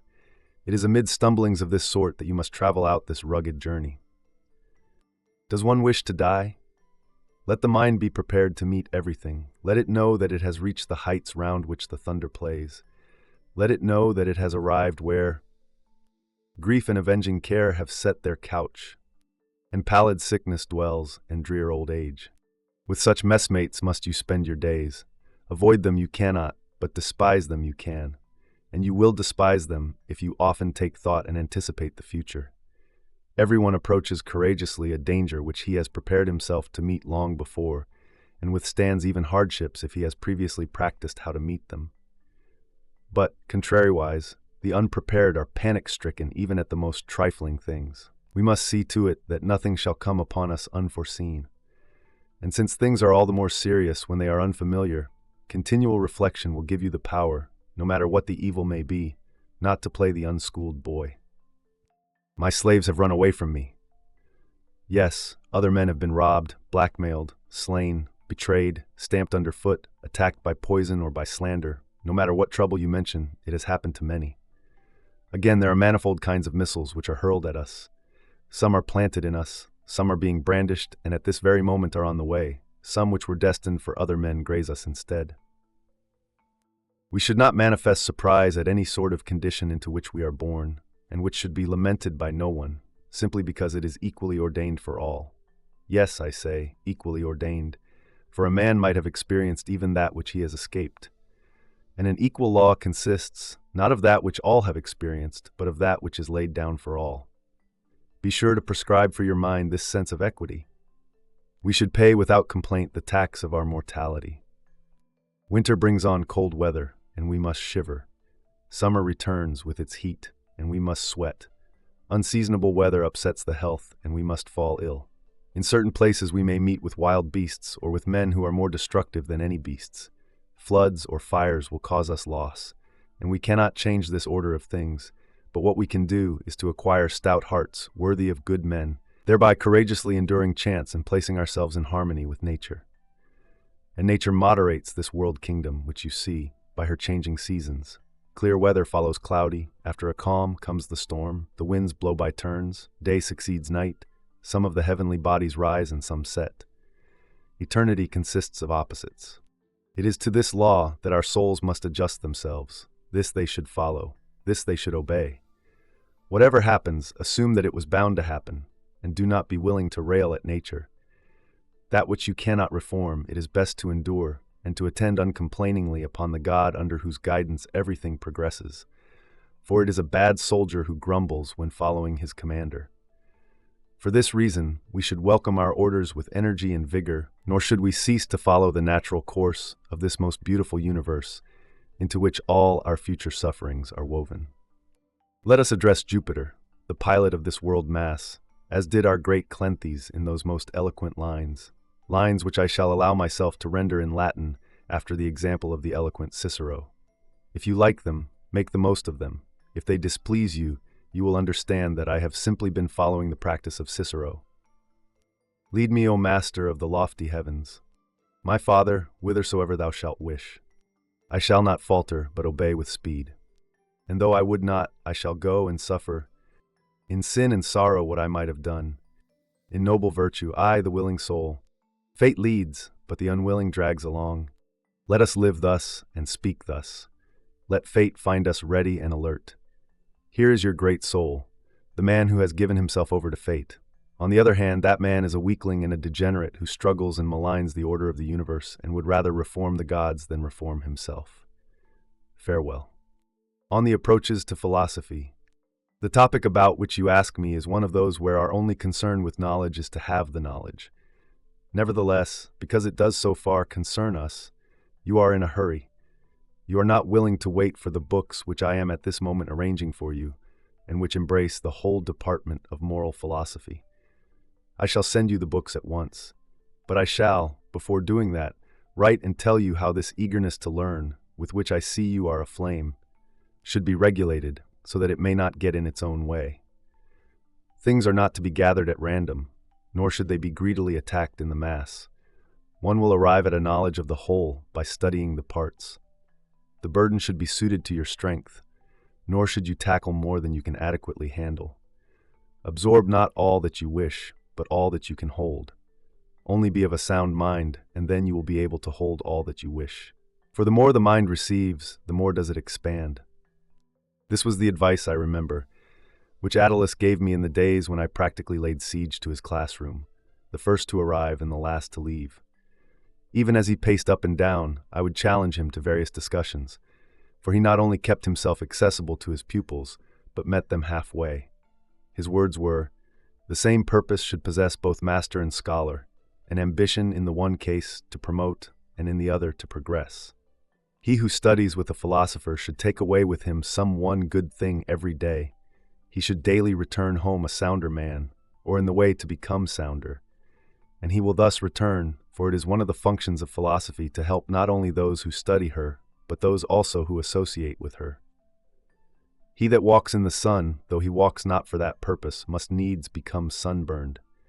He who frequents the perfumer's shop and lingers even for a short time will carry with him the scent of the place, and he who follows a philosopher is bound to derive some benefit therefrom, which will help him even though he be remiss. Mark what I say, remiss, not recalcitrant. What then, you say? Do we not know certain men who have sat for many years at the feet of a philosopher, and yet have not acquired the slightest tinge of wisdom? Of course I know such men. There are indeed persevering gentlemen who stick at it. I do not call them pupils of the wise, but merely squatters. Certain of them come to hear and not to learn, just as we are attracted to the theater to satisfy the pleasures of the ear, whether by a speech, or by a song, or by a play. This class, as you will see, constitutes a large part of the listeners, who regard the philosopher's lecture room merely as a sort of lounging place for their leisure. They do not set about to lay aside any faults there, or to receive a rule of life by which they may test their characters. They merely wish to enjoy to the full the delights of the ear. And yet some arrive even with notebooks, not to take down the matter, but only the words, that they may presently repeat them to others with as little profit to these as they themselves received when they heard them. A certain number are stirred by high-sounding phrases, and adapt themselves to the emotions of the speaker with lively change of face and mind, just like the emasculated Phrygian priests who are wont to be roused by the sound of the flute and go mad to order. But the true hearer is ravished and stirred by the beauty of the subject matter, not by the jingle of empty words. When a bold word has been uttered in defiance of death, or a saucy fling in defiance of fortune, we take delight in acting straightway upon that which we have heard. Men are impressed by such words, and become what they are bidden to be, should but the impression abide in the mind, and should the populace, who discourage honorable things, not immediately lie in wait to rob them of this noble impulse. Only a few can carry home the mental attitude with which they were inspired. it is easy to rouse a listener so that he will crave righteousness. For nature has laid the foundations and planted the seeds of virtue in us all. And we are all born to these general privileges. Hence, when the stimulus is added, the good spirit is stirred as if it were freed from bonds. Have you not noticed how the theater re-echoes whenever any words are spoken whose truth we appreciate generally and confirm unanimously? The poor lack much, the greedy man lacks all. A greedy man does good to none, he does most evil to himself. At such verses as these, your meanest miser claps applause and rejoices to hear his own sins reviled. How much more do you think this holds true when such things are uttered by a philosopher, when he introduces verses among his wholesome precepts, that he may thus make those verses sink more effectively into the mind of the neophyte? Cleanthes used to say, "As our breath produces a louder sound when it passes through the long and narrow opening of the trumpet and escapes by a hole which widens at the end, even so the fettering rules of poetry clarify our meaning." The very same words are more carelessly received and make less impression upon us when they are spoken in prose. But when meter is added, and when regular prosody has compressed a noble idea, then the self-same thought comes, as it were, hurtling with a fuller fling. We talk much about despising money, and we give advice on this subject in the lengthiest of speeches, that mankind may believe true riches to exist in the mind and not in one's bank account, and that the man who adapts himself to his slender means and makes himself wealthy on a little sum is the truly rich man. But our minds are struck more effectively when a verse like this is repeated. He needs but little who desires but little. Or, he hath his wish whose wish includeth naught, save that which is enough. When we hear such words as these, we are led towards a confession of the truth. Even men in whose opinion nothing is enough wonder and applaud when they hear such words, and swear eternal hatred against money. When you see them thus disposed, strike home, keep at them, and charge them with this duty, dropping all double meanings, syllogisms, hair-splitting, and the other sideshows of ineffective smartness. Preach against greed, preach against high living, and when you notice that you have made progress and impressed the minds of your hearers, lay on still harder. You cannot imagine how much progress can be brought about by an address of that nature when you are bent on curing your hearers and are absolutely devoted to their best interests. For when the mind is young, it may most easily be won over to desire what is honorable and upright. Truth, if she can obtain a suitable pleader, will lay strong hands upon those who can still be taught, those who have been but superficially spoiled. At any rate, when I used to hear Annaeus denouncing sin, error, and the evils of life, I often felt sorry for mankind and regarded Annaeus as a noble and majestic being, above our mortal heights. He called himself a king, but I thought him more than a king, because he was entitled to pass judgment on kings. And in truth, when he began to uphold poverty and to show what a useless and dangerous burden was everything that passed the measure of our need, I often desired to leave his lecture room a poor man. Whenever he castigated our pleasure-seeking lives and extolled personal purity, moderation in diet, and a mind free from unnecessary, not to speak of unlawful pleasures, the desire came upon me to limit my food and drink. And that is why some of these habits have stayed with me, Lucilius, for I had planned my whole life with great resolve. And later, when I returned to the duties of a citizen, I did indeed keep a few of these good resolutions. That is why I have forsaken oysters and mushrooms forever, since they are not really food, but are relishes to bully the sated stomach into further eating, as is the fancy of gourmands and those who stuff themselves beyond their powers of digestion. Down with it quickly, and up with it quickly. That is why I have also throughout my life avoided perfumes, because the best scent for the person is no scent at all. That is why my stomach is unacquainted with wine. That is why throughout my life I have shunned the bath, and have believed that to emaciate the body and sweat it into thinness is at once unprofitable and effeminate. Other resolutions have been broken, but after all in such a way that in cases where I ceased to practice abstinence, I have observed a limit which is indeed next door to abstinence. Perhaps it is even a little more difficult, because it is easier for the will to cut off certain things utterly than to use them with restraint. Inasmuch as I have begun to explain to you how much greater was my impulse to approach philosophy in my youth than to continue it in my old age, I shall not be ashamed to tell you what ardent zeal Pythagoras inspired in me. Socion used to tell me why Pythagoras abstained from animal food, and why, in later times, Sextius did also. In each case, the reason was different, but it was in each case a noble reason. Sextius believed that man had enough sustenance without resorting to blood, and that a habit of cruelty is formed whenever butchery is practiced for pleasure. Moreover, he thought we should curtail the sources of our luxury. He argued that a varied diet was contrary to the laws of health and was unsuited to our constitutions. Pythagoras, on the other hand, held that all beings were interrelated, and that there was a system of exchange between souls which transmigrated from one bodily shape into another. If one may believe him, no soul perishes or ceases from its functions at all, except for a tiny interval, when it is being poured from one body into another. We may question at what time and after what seasons of change the soul returns to man, when it has wandered through many a dwelling place. But meantime, he made men fearful of guilt and parricide, since they might be, without knowing it, attacking the soul of a parent and injuring it with knife or with teeth, if, as is possible, the related spirit be dwelling temporarily in this bit of flesh.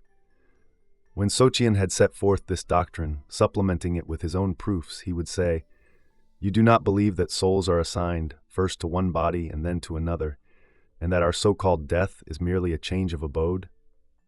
You do not believe that in cattle, or in wild beasts, or in creatures of the deep, the soul of him who was once a man may linger? You do not believe that nothing on this earth is annihilated, but only changes its haunts? And that animals also have cycles of progress and, so to speak, an orbit for their souls, no less than the heavenly bodies which revolve in fixed circuits? Great men have put faith in this idea. Therefore, while holding to your own view, keep the whole question in abeyance in your mind. If the theory is true, it is a mark of purity to refrain from eating flesh. If it be false, it is economy, and what harm does it do to you to give such credence? I am merely depriving you of food which sustains lions and vultures." I was imbued with this teaching, and began to abstain from animal food. At the end of a year, the habit was as pleasant as it was easy. I was beginning to feel that my mind was more active, though I would not today positively state whether it really was or not. Do you ask how I came to abandon the practice?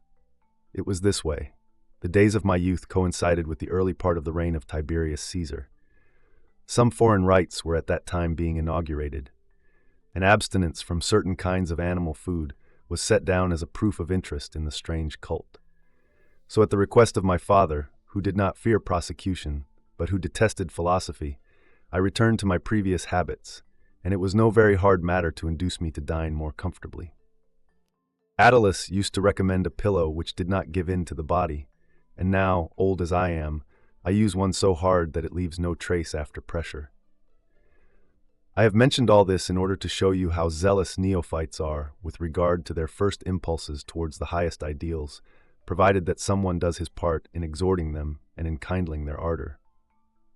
There are indeed mistakes made, through the fault of our advisors, who teach us how to debate and not how to live. There are also mistakes made by the pupils, who come to their teachers to develop, not their souls, but their wits. Thus the study of wisdom has become the study of words. Now, it makes a great deal of difference what you have in mind when you approach a given subject. If a man is to be a scholar and is examining the works of Virgil, he does not interpret the noble passage, "Time flies away and cannot be restored," in the following sense: "We must wake up. Unless we hasten, we shall be left behind. Time rolls swiftly ahead and rolls us with it. We are hurried along, ignorant of our destiny. We arrange all our plans for the future, and on the edge of a precipice are at our ease." Instead of this, he brings to our attention how often Virgil, in speaking of the rapidity of time, uses the word "flies fugit." The choicest days of hapless human life. Fly first, disease and bitter eld succeed, and toil till harsh death rudely snatches all. He who considers these lines in the spirit of a philosopher comments on the words in their proper sense. Virgil never says time goes, but time flies, because the latter is the quickest kind of movement, and in every case our best days are the first to be snatched away. Why then do we hesitate to bestir ourselves so that we may be able to keep pace with this swiftest of all swift things? The good flies past, and the bad takes its place. Just as the purest wine flows from the top of the jar, and the thickest dregs settle at the bottom, so in our human life, that which is best comes first. Shall we allow other men to quaff the best and keep the dregs for ourselves? Let this phrase cleave to your soul. You should be satisfied thereby, as if it were uttered by an oracle. Each choicest day of hapless human life flies first. Why choicest day? Because what's to come is unsure. Why choicest day? Because in our youth we are able to learn. We can bend to nobler purposes minds that are ready and still pliable. Because this is the time for work, the time for keeping our minds busied in study and in exercising our bodies with useful effort. For that which remains is more sluggish and lacking in spirit, nearer the end. Let us therefore strive with all courage, omitting attractions by the way. Let us struggle with a single purpose, lest when we are left behind, we comprehend too late the speed of quick-flying time, whose course we cannot stay. Let every day, as soon as it comes, be welcome as being the choicest, and let it be made our own possession. We must catch that which flees. Now he who scans with a scholar's eye the lines I have just quoted does not reflect that our first days are the best because disease is approaching and old age weighs upon us and hangs over our heads while we are still thinking about our youth. He thinks rather of Virgil's usual collocation of disease and eld, and indeed rightly, for old age is a disease which we cannot cure. Besides, he says to himself, think of the epithet that accompanies eld. Virgil calls it bitter. Disease and bitter eld succeed. And elsewhere Virgil says, there dwelleth pale disease and bitter eld. There is no reason why you should marvel that each man can collect from the same source suitable matter for his own studies. For in the same meadow the cow grazes, the dog hunts the hare, and the stork the lizard. When Cicero's book on the state is opened by a philologist, a scholar, or a follower of philosophy, each man pursues his investigation in his own way. The philosopher wonders that so much could have been said therein against justice. The philologist takes up the same book and comments on the text as follows. There were 2 Roman kings, one without a father and one without a mother. For we cannot settle who was Servius's mother, and Ancus, the grandson of Numa, has no father on record. The philologist also notes that the officer whom we call dictator, and about whom we read in our histories under that title, was named in old times the Magister Populi.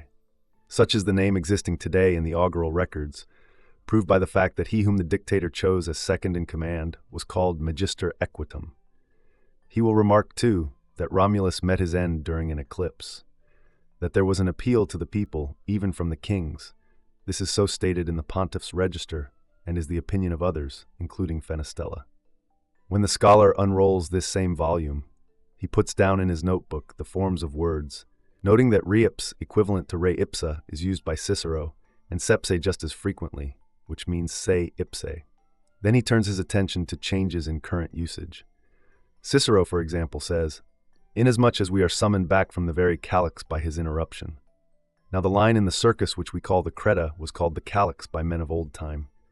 Again he puts together some verses by Annaeus, especially those which referred to Africanus. A man to whom nor friend nor foe could give due meed for all his efforts and his deed. From this passage the scholar declares that he infers the word opem to have meant formerly not merely assistance, but efforts. For Annaeus must mean that neither friend nor foe could pay Scipio a reward worthy of his efforts. Next, he congratulates himself on finding the source of Virgil's words, over whose head the mighty gate of heaven thunders, remarking that Annaeus stole the idea from Homer and Virgil from Annaeus. For there is a couplet by Annaeus, preserved in this same book of Cicero's, on the state. If it be right for a mortal to scale the regions of heaven, then the huge gate of the sky opens in glory to me. But that I too, while engaged upon another task, may not slip into the department of the philologist or the scholar, my advice is this, that all study of philosophy and all reading should be applied to the idea of living the happy life, that we should not hunt out archaic or far-fetched words and eccentric metaphors and figures of speech, but that we should seek precepts which will help us, utterances of courage and spirit which may at once be turned into facts. We should so learn them that words may become deeds. And I hold that no man has treated mankind worse than he who has studied philosophy as if it were some marketable trade, who lives in a different manner from that which he advises. For those who are liable to every fault which they castigate advertise themselves as patterns of useless training. A teacher like that can help me no more than a seasick pilot can be efficient in a storm. He must hold the tiller when the waves are tossing him. He must wrestle, as it were, with the sea. He must furl his sails when the storm rages. What good is a frightened and vomiting steersman to me? And how much greater, think you, is the storm of life than that which tosses any ship? One must steer, not talk. All the words that these men utter and juggle before a listening crowd belong to others. They have been spoken by Plato, spoken by Zeno, spoken by Chrysippus, or by Posidonius, and by a whole host of Stoics, as numerous as excellent. I shall show you how men can prove their words to be their own. It is by doing what they have been talking about. Since therefore I have given you the message I wish to pass on to you, I shall now satisfy your craving and shall reserve for a new letter a complete answer to your summons, so that you may not approach in a condition of weariness a subject which is thorny and which should be followed with an attentive and painstaking ear. Farewell. On the fellowship of wise men, you expressed a wish to know whether a wise man can help a wise man. For we say that the wise man is completely endowed with every good and has attained perfection.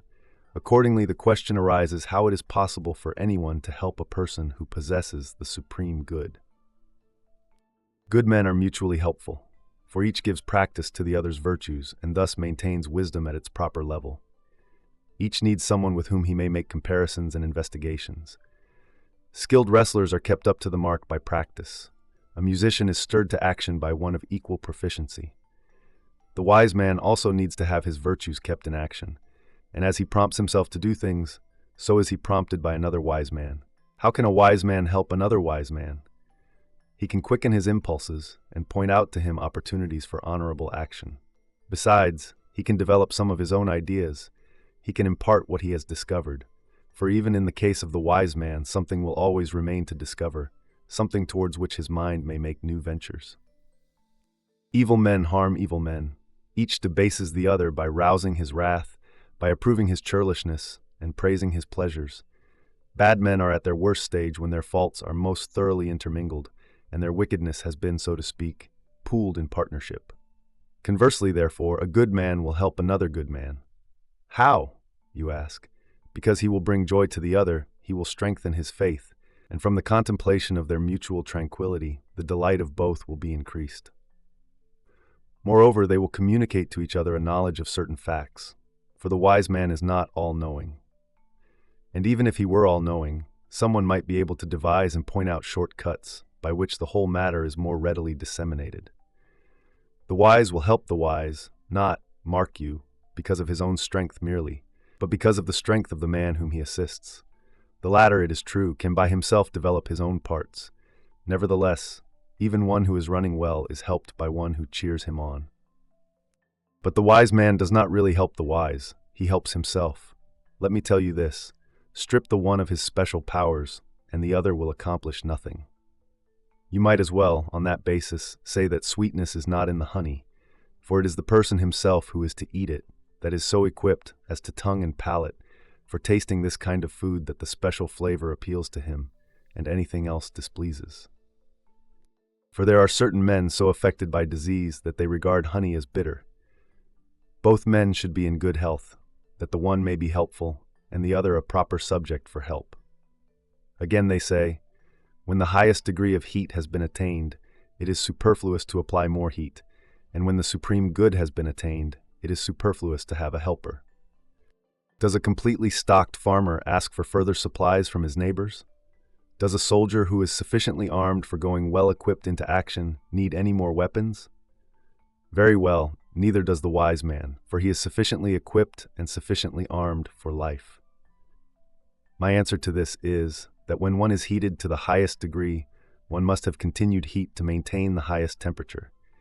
And if it be objected that heat is self-maintaining, I say that there are great distinctions among the things that you are comparing, for heat is a single thing, but helpfulness is of many kinds.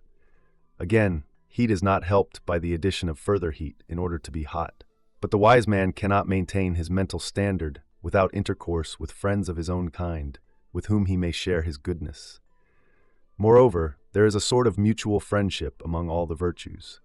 Thus, he who loves the virtues of certain among his peers, and in turn exhibits his own to be loved, is helpful. Like things give pleasure, especially when they are honorable, and when men know that there is mutual approval. And besides, none but a wise man can prompt another wise man's soul in an intelligent way, just as man can be prompted in a rational way by man only. As therefore reason is necessary for the prompting of reason, so in order to prompt perfect reason, there is need of perfect reason. Some say that we are helped even by those who bestow on us the so-called indifferent benefits, such as money, influence, security, and all the other valued or essential aids to living. If we argue in this way, the veriest fool will be said to help a wise man. Helping, however, really means prompting the soul in accordance with nature, both by the prompter's excellence and by the excellence of him who is thus prompted. And this cannot take place without advantage to the helper also. For in training the excellence of another, a man must necessarily train his own. But to omit from discussion supreme goods or the things which produce them, wise men can nonetheless be mutually helpful. For the mere discovery of a sage by a sage is in itself a desirable event, since everything good is naturally dear to the good man, and for this reason one feels congenial with a good man as one feels congenial with oneself. It is necessary for me to pass from this topic to another in order to prove my point. For the question is asked whether the wise man will weigh his opinions or whether he will apply to others for advice. Now he is compelled to do this when he approaches state and home duties, everything, so to speak, that is mortal. He needs outside advice on such matters, as does the physician, the pilot, the attorney, or the pleader of cases. Hence the wise will sometimes help the wise, for they will persuade each other. But in these matters of great import also, of divine import, as I have termed them, the wise man can also be useful by discussing honorable things in common, and by contributing his thoughts and ideas. Moreover, it is in accordance with nature to show affection for our friends and to rejoice in their advancement as if it were absolutely our own. For if we have not done this, even virtue, which grows strong only through exercising our perceptions, will not abide with us. Now virtue advises us to arrange the present well, to take thought regarding the future, to deliberate and apply our minds, and one who takes a friend into counsel with him can more easily apply his mind and think out his problem. Therefore he will seek either the perfect wise man or one who has progressed to a point bordering on perfection. The perfect wise man, moreover, will help us if he aids our counsels with ordinary good sense. They say that men see farther in the affairs of others than in their own. A defect of character causes this in those who are blinded by self-love, and whose fear in the hour of peril takes away their clear view of that which is useful. It is when a man is more at ease and freed from fear that he will begin to be wise. Nevertheless, there are certain matters where even wise men see the facts more clearly in the case of others than in their own. Moreover, the wise man will, in company with his fellow sage, confirm the truth of that most sweet and honorable proverb, always desiring and always refusing the same things. It will be a noble result when they draw the load with equal yoke. I have thus answered your demand, although it came under the head of subjects which I include in my volumes on moral philosophy. Reflect, as I am often wont to tell you, that there is nothing in such topics for us except mental gymnastics. For I return again and again to the thought, what good does this do me? Make me more brave now, more just, more restrained. I have not yet the opportunity to make use of my training, for I still need the physician. Why do you ask of me a useless knowledge? You have promised great things. Test me. Watch me. You assured me that I should be unterrified, though swords were flashing round me, though the point of the blade were grazing my throat. You assured me that I should be at ease, though fires were blazing round me, or though a sudden whirlwind should snatch up my ship and carry it over all the sea. Now make good for me such a course of treatment that I may despise pleasure and glory. Thereafter, you shall teach me to work out complicated problems, to settle doubtful points, to see through that which is not clear. Teach me now what it is necessary for me to know. Farewell. On true and false riches. From my villa at Nomentum, I send you greeting and bid you keep a sound spirit within you. In other words, gain the blessing of all the gods, for he is assured of their grace and favor, who has become a blessing to himself. Lay aside for the present the belief of certain persons, that a god is assigned to each one of us as a sort of attendant, not a god of regular rank, but one of a lower grade, one of those whom Ovid calls plebeian gods. Yet, while laying aside this belief, I would have you remember that our ancestors, who followed such a creed, have become Stoics, for they have assigned a genius or a Juno to every individual. Later on, we shall investigate whether the gods have enough time on their hands to care for the concerns of private individuals. In the meantime, you must know that whether we are allotted to special guardians, or whether we are neglected and consigned to fortune, you can curse a man with no heavier curse than to pray that he may be at enmity with himself. There is no reason, however, why you should ask the gods to be hostile to anyone whom you regard as deserving of punishment. They are hostile to such a person, I maintain, even though he seems to be advanced by their favor. Apply careful investigation, considering how our affairs actually stand, and not what men say of them. You will then understand that evils are more likely to help us than to harm us. For how often has so-called affliction been the source and the beginning of happiness? How often have privileges which we welcomed with deep thanksgiving built steps for themselves to the top of a precipice, still uplifting men who were already distinguished, just as if they had previously stood in a position whence they could fall in safety. But this very fall has in it nothing evil, if you consider the end, after which nature lays no man lower. The universal limit is near. Yes, there is near us the point where the prosperous man is upset, and the point where the unfortunate is set free. It is we ourselves that extend both these limits, lengthening them by our hopes and by our fears. If, however, you are wise, measure all things according to the state of man. Restrict at the same time both your joys and your fears.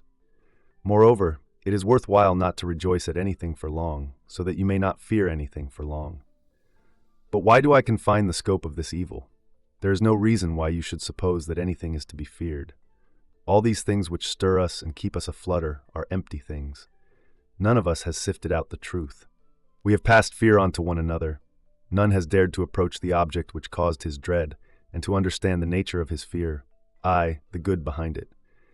That is why falsehood and vanity still gain credit, because they are not refuted. Let us account it worthwhile to look closely at the matter.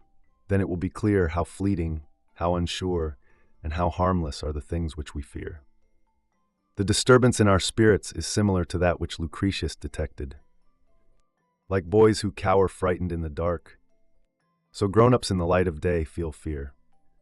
What then? Are we not more foolish than any child, we who in the light of day feel fear? But you were wrong, Lucius. We are not afraid in the daylight.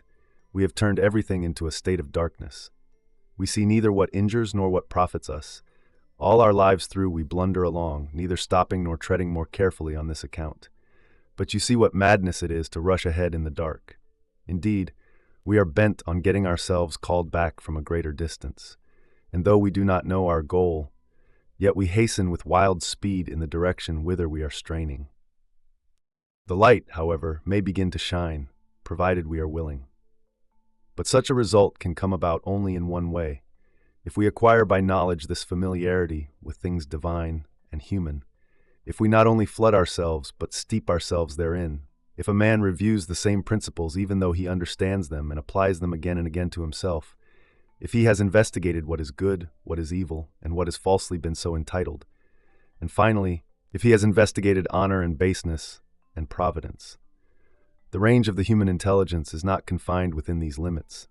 It may also explore outside the universe its destination and its source, and the ruin towards which all nature hastens so rapidly. We have withdrawn the soul from this divine contemplation and dragged it into mean and lowly tasks, so that it might be a slave to greed, so that it might forsake the universe and its confines, and, under the command of masters who try all possible schemes, pry beneath the earth and seek what evil it can dig up therefrom, discontented with that which was freely offered to it. Now God, who is the Father of us all, has placed ready to our hands those things which He intended for our own good. He did not wait for any search on our part, and He gave them to us voluntarily. But that which would be injurious, He buried deep in the earth. We can complain of nothing but ourselves, for we have brought to light the materials for our destruction, against the will of nature, who hid them from us. We have bound over our souls to pleasure, whose service is the source of all evil. We have surrendered ourselves to self-seeking and reputation, and to other aims which are equally idle and useless. What then do I now encourage you to do? Nothing new.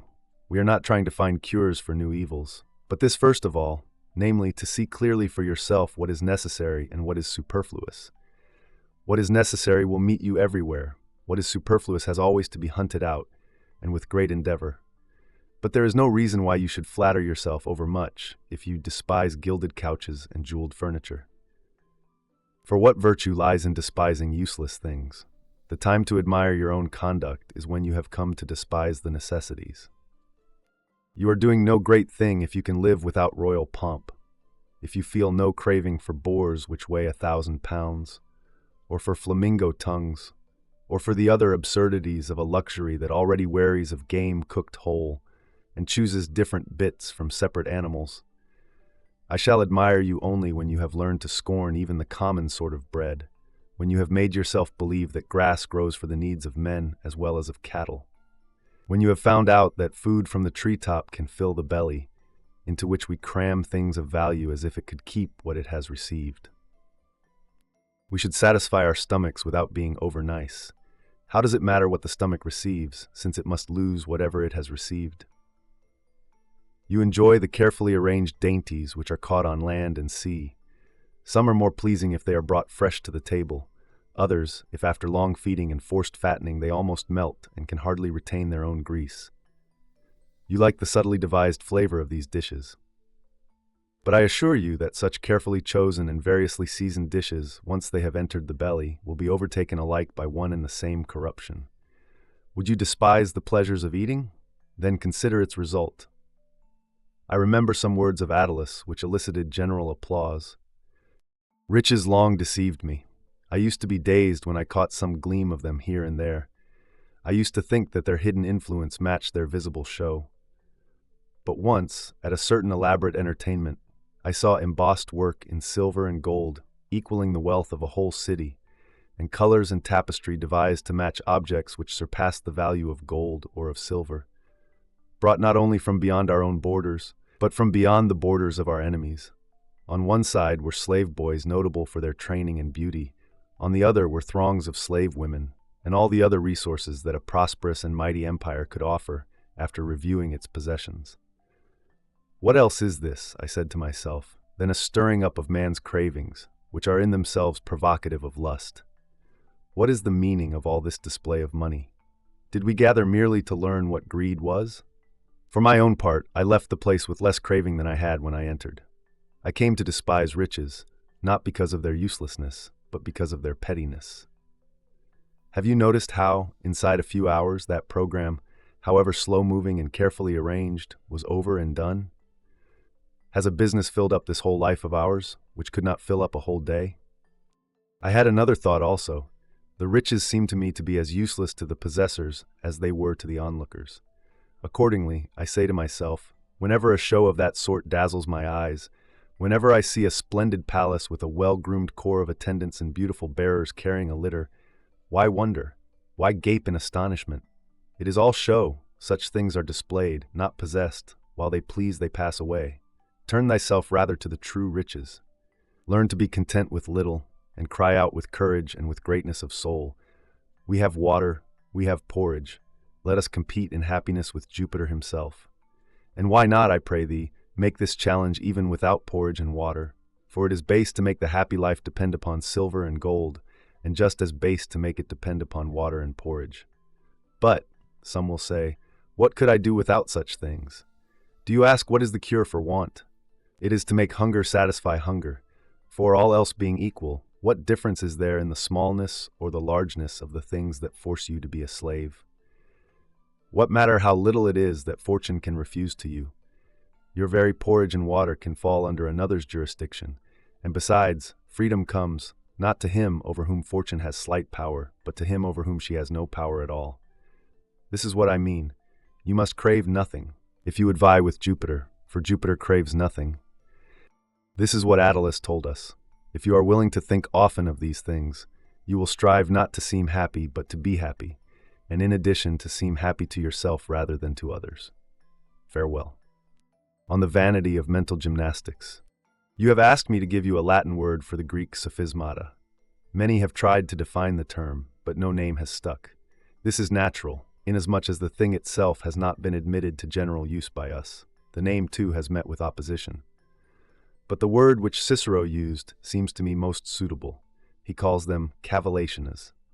If a man has surrendered himself to them, he weaves many a tricky subtlety, but makes no progress toward real living. He does not thereby become braver or more restrained or loftier of spirit. He, however, who has practiced philosophy to effect his own cure, becomes high-souled, full of confidence, invincible, and greater as you draw near him. This phenomenon is seen in the case of high mountains, which appear less lofty when beheld from afar, but which prove clearly how high the peaks are when you come near them. Such, my dear Lucilius, is our true philosopher, true by his acts and not by his tricks. He stands in a high place, worthy of admiration, lofty, and really great. He does not stretch himself or walk on tiptoe like those who seek to improve their height by deceit, wishing to seem taller than they really are. He is content with his own greatness. And why should he not be content with having grown to such a height that fortune cannot reach her hands to it? He is therefore above earthly things, equal to himself under all conditions, whether the current of life runs free, or whether he is tossed and travels on troubled and desperate seas. But this steadfastness cannot be gained through such hair-splittings as I have just mentioned. The mind plays with them, but profits not a whit. The mind in such cases is simply dragging philosophy down from her heights to the level ground. I would not forbid you to practice such exercises occasionally, but let it be at a time when you wish to do nothing. The worst feature, however, that these indulgences present is that they acquire a sort of self-made charm, occupying and holding the soul by a show of subtlety, although such weighty matters claim our attention, and a whole life seems scarcely sufficient to learn the single principle of despising life. What? Did you not mean control instead of despise? No, controlling is the second task, for no one has controlled his life aright unless he has first learned to despise it.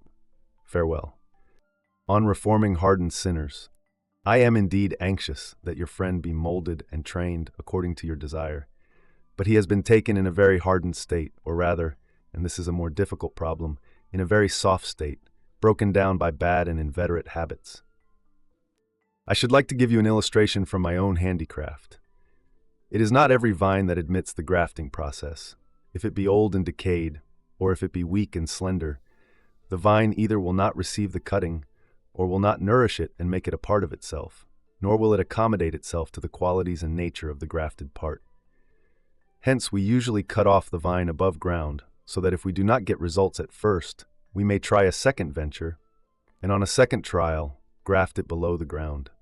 Now this person, concerning whom you have sent me your message in writing, has no strength, for he has pampered his vices. He has at one and the same time become flabby and hardened. He cannot receive reason, nor can he nourish it. But, you say, he desires reason of his own free will. Don't believe him. Of course, I do not mean that he is lying to you, for he really thinks that he desires it. Luxury has merely upset his stomach. He will soon become reconciled to it again. But he says that he is put out with his former way of living. Very likely. Who is not? Men love and hate their vices at the same time. It will be the proper season to pass judgment on him when he has given us a guarantee that he really hates luxury. As it is now, luxury and he are merely not on speaking terms. Farewell. On the vitality of the soul and its attributes. You wish me to write to you my opinion concerning this question, which has been mooted by our school, whether justice, courage, foresight, and the other virtues are living things. By such niceties as this, my beloved Lucilius, we have made people think that we sharpen our wits on useless objects and waste our leisure time in discussions that will be unprofitable. I shall, however, do as you ask, and shall set forth the subject as viewed by our school. For myself, I confess to another belief. I hold that there are certain things which befit a wearer of white shoes and a Greek mantle. But what the beliefs are that have stirred the ancients, or those which the ancients have stirred up for discussion, I shall explain to you. The soul, men are agreed, is a living thing. Because of itself it can make us living things, and because living things have derived their name therefrom. But virtue is nothing else than a soul in a certain condition. Therefore it is a living thing. Again, virtue is active, and no action can take place without impulse. And if a thing has impulse, it must be a living thing, for none except a living thing possesses impulse. A reply to this is, if virtue is a living thing, then virtue itself possesses virtue. Of course it possesses its own self. Just as the wise man does everything by reason of virtue, so virtue accomplishes everything by reason of itself. In that case, say they, all the arts also are living things, and all our thoughts and all that the mind comprehends. It therefore follows that many thousands of living things dwell in man's tiny heart, and that each individual among us consists of, or at least contains, many living beings. Are you gravelled for an answer to this remark? Each of these will be a living thing, but they will not be many separate living things. And why? I shall explain, if you will apply your subtlety and your concentration to my words. Each living thing must have a separate substance, but since all the things mentioned above have a single soul, consequently they can be separate living things but without plurality. I myself am a living thing and a man, but you cannot say that there are two of me for that reason. And why? Because if that were so, they would have to be two separate existences. This is what I mean. One would have to be sundered from the other so as to produce two. But whenever you have that which is manifold in one whole, it falls into the category of a single nature and is therefore single. My soul is a living thing, and so am I, but we are not two separate persons. And why? Because the soul is part of myself. It will only be reckoned as a definite thing in itself when it shall exist by itself, but as long as it shall be part of another, it cannot be regarded as different. And why? I will tell you. It is because that which is different must be personal and peculiar to itself, a whole and complete within itself. I myself have gone on record as being of a different opinion, for if one adopts this belief, not only the virtues will be living things, but so will their contrary vices and the emotions like wrath, fear, grief, and suspicion. Nay, the argument will carry us still further. All opinions and all thoughts will be living things. This is by no means admissible, since anything that man does is not necessarily the man himself. What is justice, people say? Justice is a soul that maintains itself in a certain attitude. Then if the soul is a living being, so is justice. By no means, for justice is really a state, a kind of power of the soul, and this same soul is transformed into various likenesses and does not become a different kind of living thing as often as it acts differently. Nor is the result of soul action a living thing. If justice, bravery, and the other virtues have actual life, do they cease to be living things and then begin life over again, or are they always living things? But the virtues cannot cease to be. Therefore, there are many, nay, countless living things sojourning in this one soul. No is the answer, not many, because they are all attached to the one, being parts and members of a single whole. We are then portraying for ourselves an image of the soul like that of a many-headed hydra, each separate head fighting and destroying independently. And yet there is no separate living thing to each head. It is the head of a living thing, and the hydra itself is one single living thing. No one ever believed that the chimera contained a living lion or a living serpent. These were merely parts of the whole chimera, and parts are not living things. Then how can you infer that justice is a living thing? Justice, people reply, is active and helpful. That which acts and is helpful possesses impulse, and that which possesses impulse is a living thing. True, if the impulse is its own, but in the case of justice it is not its own. The impulse comes from the soul. Every living thing exists as it began, until death. A man, until he dies, is a man. A horse is a horse, a dog a dog. They cannot change into anything else. Now let us grant that justice, which is defined as a soul in a certain attitude, is a living thing. Let us suppose this to be so. Then bravery also is alive, being a soul in a certain attitude. But which soul? That which was but now defined as justice? The soul is kept within the first-named being, and cannot cross over into another. It must last out its existence in the medium where it had its origin. Besides, there cannot be one soul to two living things, much less to many living things. And if justice, bravery, restraint, and all the other virtues are living things, how will they have one soul? They must possess separate souls, or else they are not living things. Several living things cannot have one body. This is admitted by our very opponents. Now what is the body of justice? The soul, they admit, and of bravery, the soul also. And yet there cannot be one body of two living things. The same soul, however, they answer, assumes the guise of justice or bravery or restraint. This would be possible if bravery were absent when justice was present, and if restraint were absent when bravery was present. As the case stands now, all the virtues exist at the same time. Hence, how can the separate virtues be living things if you grant that there is one single soul which cannot create more than one single living thing? Again, no living thing is part of another living thing. But justice is a part of the soul, therefore justice is not a living thing. It looks as if I were wasting time over something that is an acknowledged fact, for one ought to decry such a topic rather than debate it. And no two living things are equal. Consider the bodies of all beings. Every one has its particular color, shape, and size. And among the other reasons for marveling at the genius of the divine Creator is, I believe this, that amid all this abundance there is no repetition. Even seemingly similar things are, on comparison, unlike. God has created all the great number of leaves that we behold. Each, however, is stamped with its special pattern. All the many animals, none resembles another in size, always some difference. The Creator has set himself the task of making unlike and unequal things that are different, but all the virtues, as your argument states, are equal. Therefore, they are not living things. Every living thing acts of itself, but virtue does nothing of itself. It must act in conjunction with man. All living things either are gifted with reason, like men and gods, or else are irrational, like beasts and cattle. Virtues, in any case, are rational, and yet they are neither men nor gods, therefore they are not living things. Every living thing possessed of reason is inactive if it is not first stirred by some external impression. Then the impulse comes, and finally assent confirms the impulse. Now what assent is, I shall explain. Suppose that I ought to take a walk. I do walk, but only after uttering the command to myself and approving this opinion of mine. Or suppose that I ought to seat myself. I do seat myself, but only after the same process. This assent is not a part of virtue. For let us suppose that it is prudence. How will prudence assent to the opinion?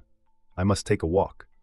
Nature does not allow this, for prudence looks after the interests of its possessor, and not of its own self. Prudence cannot walk or be seated. Accordingly, it does not possess the power of assent, and it is not a living thing possessed of reason. But if virtue is a living thing, it is rational. But it is not rational, therefore it is not a living thing. If virtue is a living thing, and virtue is a good, is not then every good a living thing? It is. Our school professes it. Now to save a father's life is a good. It is also a good to pronounce one's opinion judiciously in the Senate, and it is a good to hand down just opinions. Therefore the act of saving a father's life is a living thing, also the act of pronouncing judicious opinions. We have carried this absurd argument so far that you cannot keep from laughing outright. Wise silence is a good, and so is a frugal dinner. Therefore silence and dining are living things. Indeed, I shall never cease to tickle my mind and to make sport for myself by means of this nice nonsense. Justice and bravery, if they are living things, are certainly of the earth. Now every earthly living thing gets cold or hungry or thirsty. Therefore justice goes a-cold, bravery is hungry, and kindness craves a drink. And what next? Should I not ask our honorable opponents what shape these living beings have? Is it that of man, or horse, or wild beast? If they are given a round shape, like that of a god, I shall ask whether greed and luxury and madness are equally round. For these, too, are living things. If I find that they give a rounded shape to these also, I shall go so far as to ask whether a modest gait is a living thing. They must admit it, according to their argument, and proceed to say that a gait is a living thing and a rounded living thing at that. Now do not imagine that I am the first one of our school who does not speak from rules but has his own opinion. Cleanthes and his pupil Chrysippus could not agree in defining the act of walking. Cleanthes held that it was spirit transmitted to the feet from the primal essence, while Chrysippus maintained that it was the primal essence in itself. Why then, following the example of Chrysippus himself, should not every man claim his own freedom and laugh down all these living things, so numerous that the universe itself cannot contain them?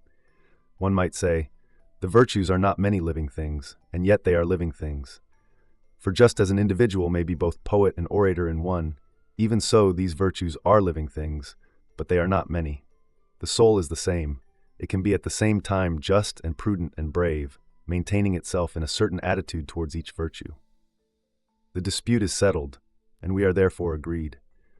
For I shall admit meanwhile that the soul is a living thing with the proviso that later on I may cast my final vote, but I deny that the acts of the soul are living beings.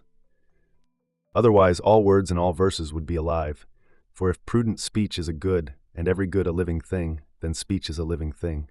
A prudent line of poetry is a good, everything alive is a good, therefore the line of poetry is a living thing. And so arms in the man I sing is a living thing, but they cannot call it rounded because it has 6 feet. This whole proposition, you say, which we are at this moment discussing, is a puzzling fabric. I split with laughter whenever I reflect that solecisms and barbarisms and syllogisms are living things, and like an artist, I give to each a fitting likeness. Is this what we discuss with contracted brow and wrinkled forehead? I cannot say now, after Celius, what melancholy trifling.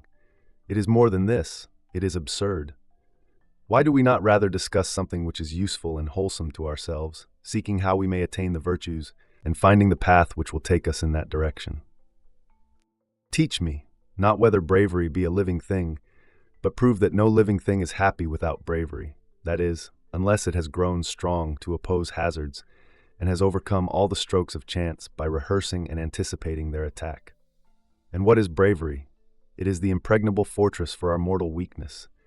When a man has surrounded himself therewith, he can hold out free from anxiety during life's siege, for he is using his own strength and his own weapons. At this point, I would quote you a saying of our philosopher Posidonius: "There are never any occasions when you need think yourself safe because you wield the weapons of fortune. Fight with your own. Fortune does not furnish arms against herself.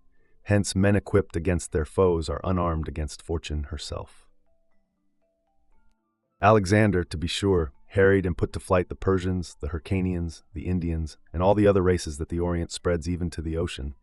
But he himself, as he slew one friend or lost another, would lie in the darkness lamenting sometimes his crime and sometimes his loss. He, the conqueror of so many kings and nations, was laid low by anger and grief, for he had made it his aim to win control over everything except his emotions.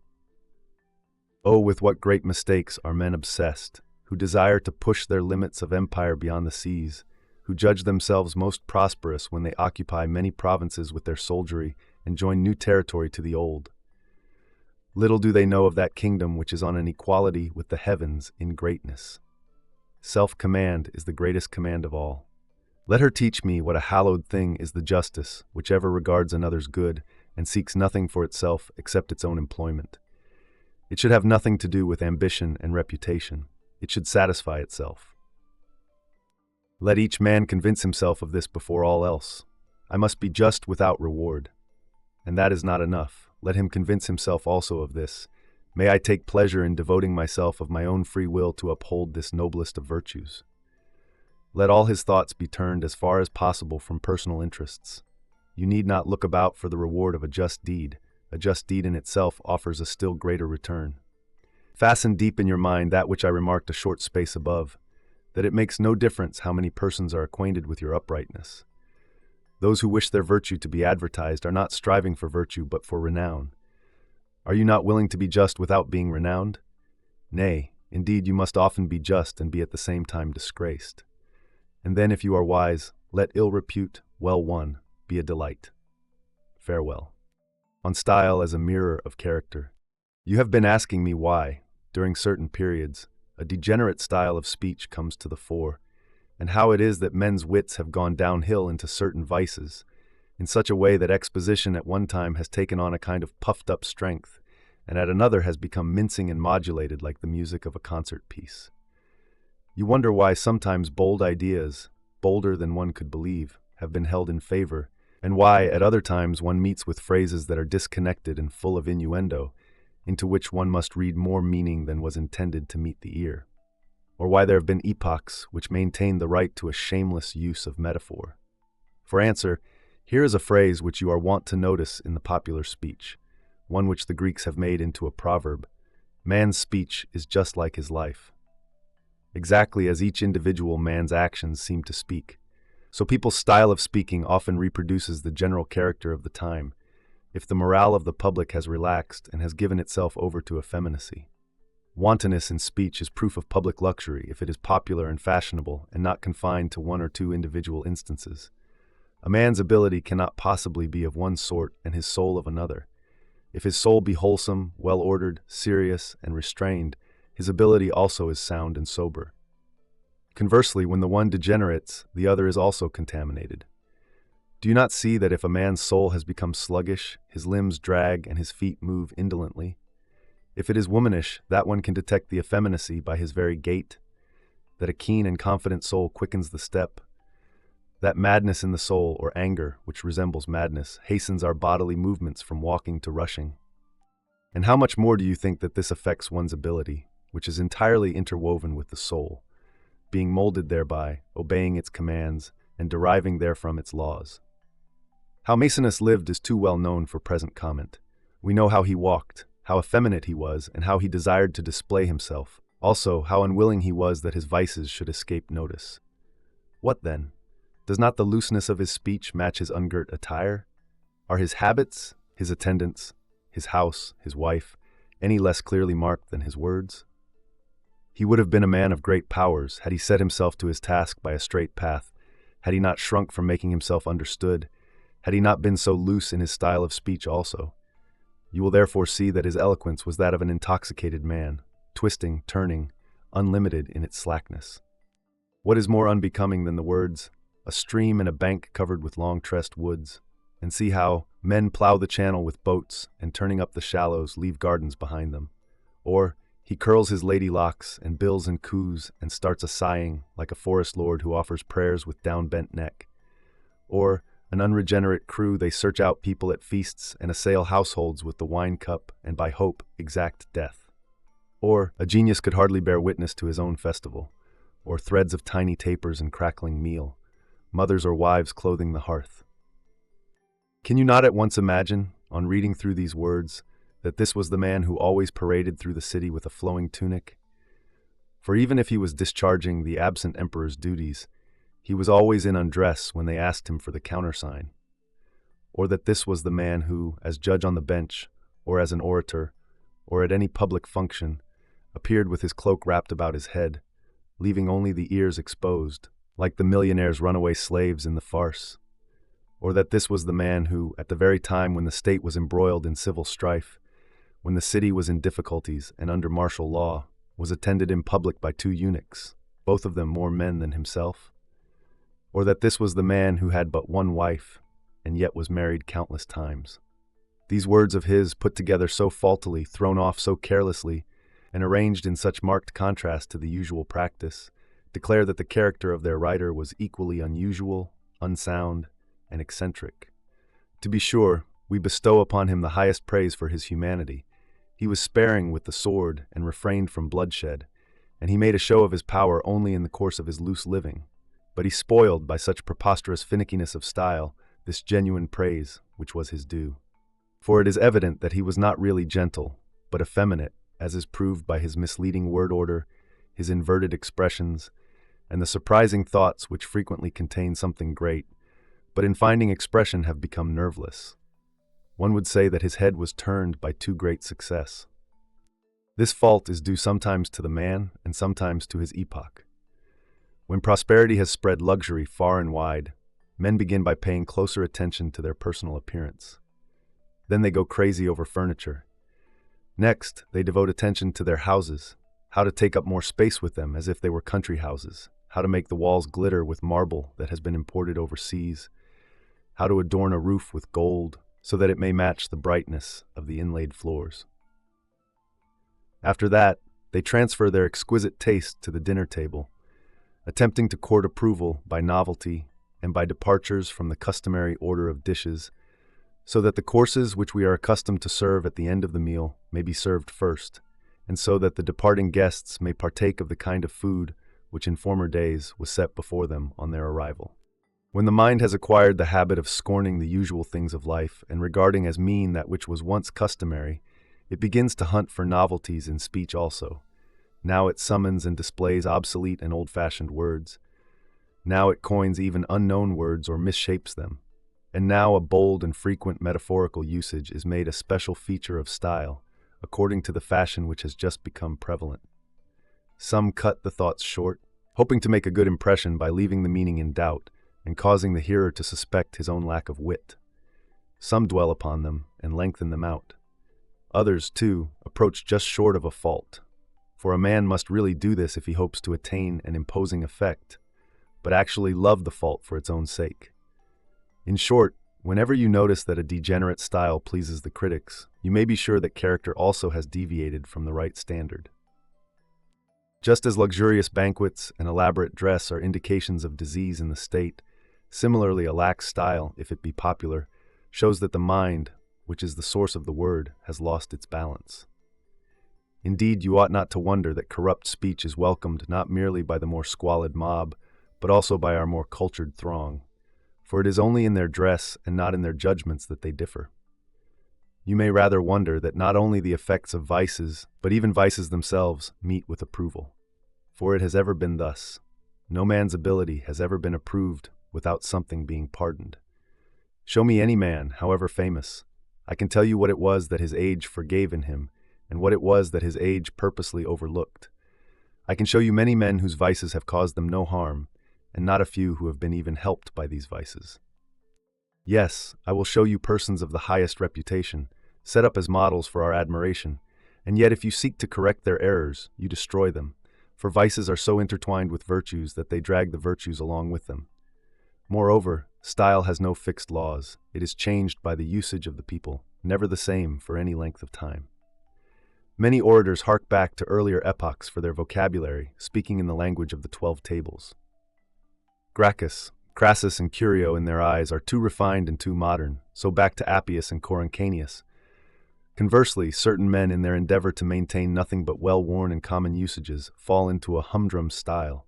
These two classes, each in its own way, are degenerate, and it is no less degenerate to use no words except those which are conspicuous, high-sounding, and poetical, avoiding what is familiar and in ordinary usage.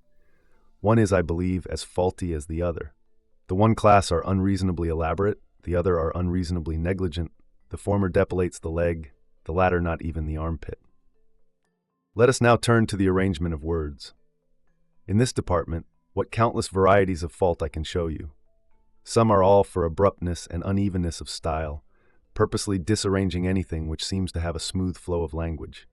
They would have jolts in all their transitions. They regard as strong and manly whatever makes an uneven impression on the ear. With some others, it is not so much an arrangement of words as it is a setting to music. So wheedling and soft is their gliding style.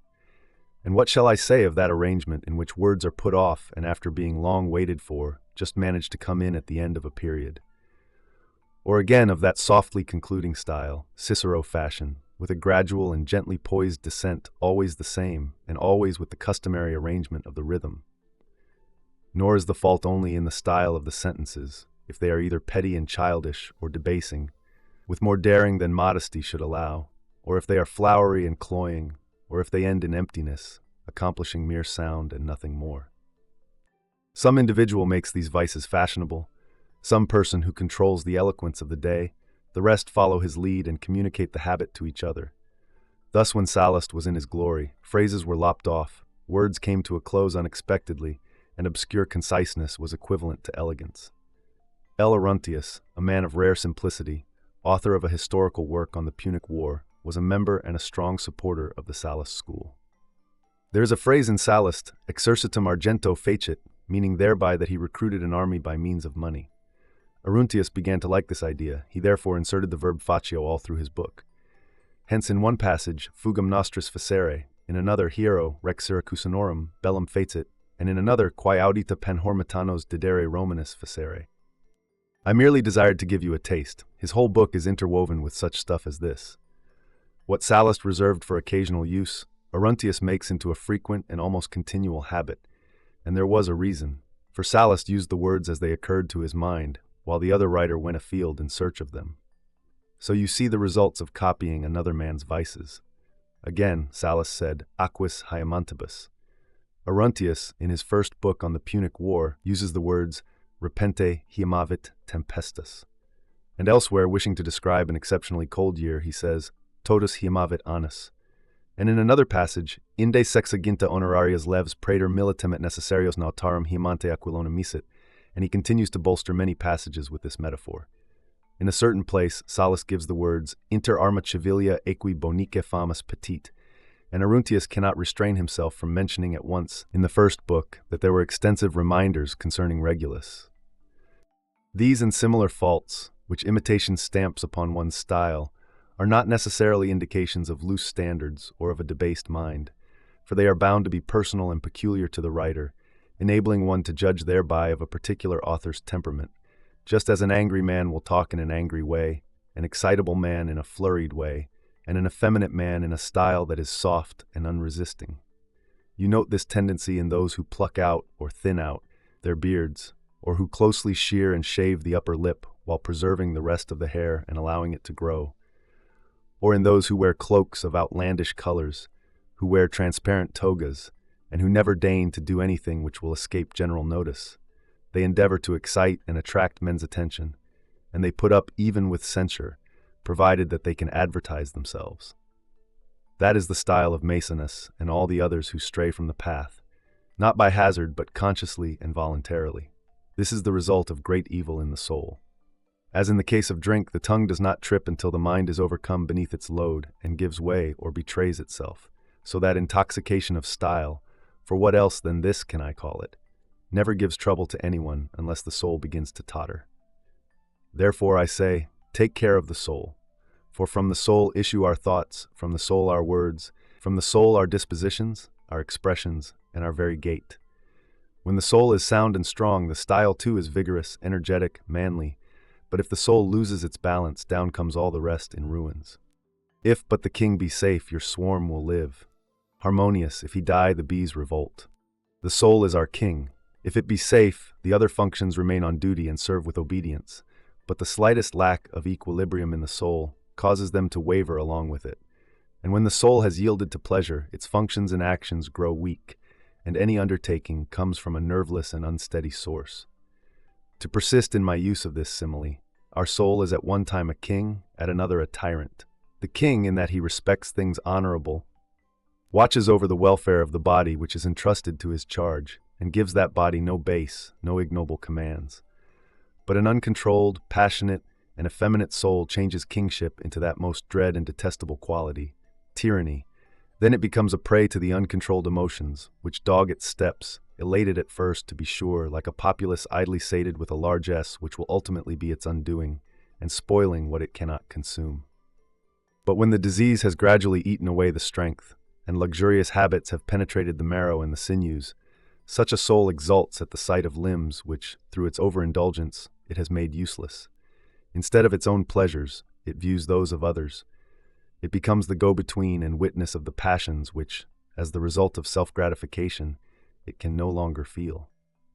Abundance of delights is not so pleasing a thing to that soul as it is bitter, because it cannot send all the dainties of yore down through the overworked throat and stomach, because it can no longer whirl in the maze of eunuchs and mistresses, and it is melancholy because a great part of its happiness is shut off through the limitations of the body.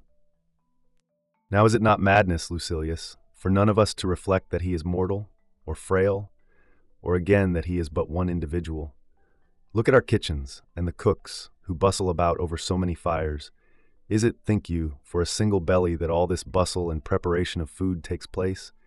Look at the old brands of wine and storehouses filled with the vintages of many ages. Is it, think you, a single belly that is to receive the stored wine, sealed with the names of so many consuls and gathered from so many vineyards? Look, and mark in how many regions men plow the earth, and how many thousands of farmers are tilling and digging. Is it, think you, for a single belly that crops are planted in Sicily and Africa?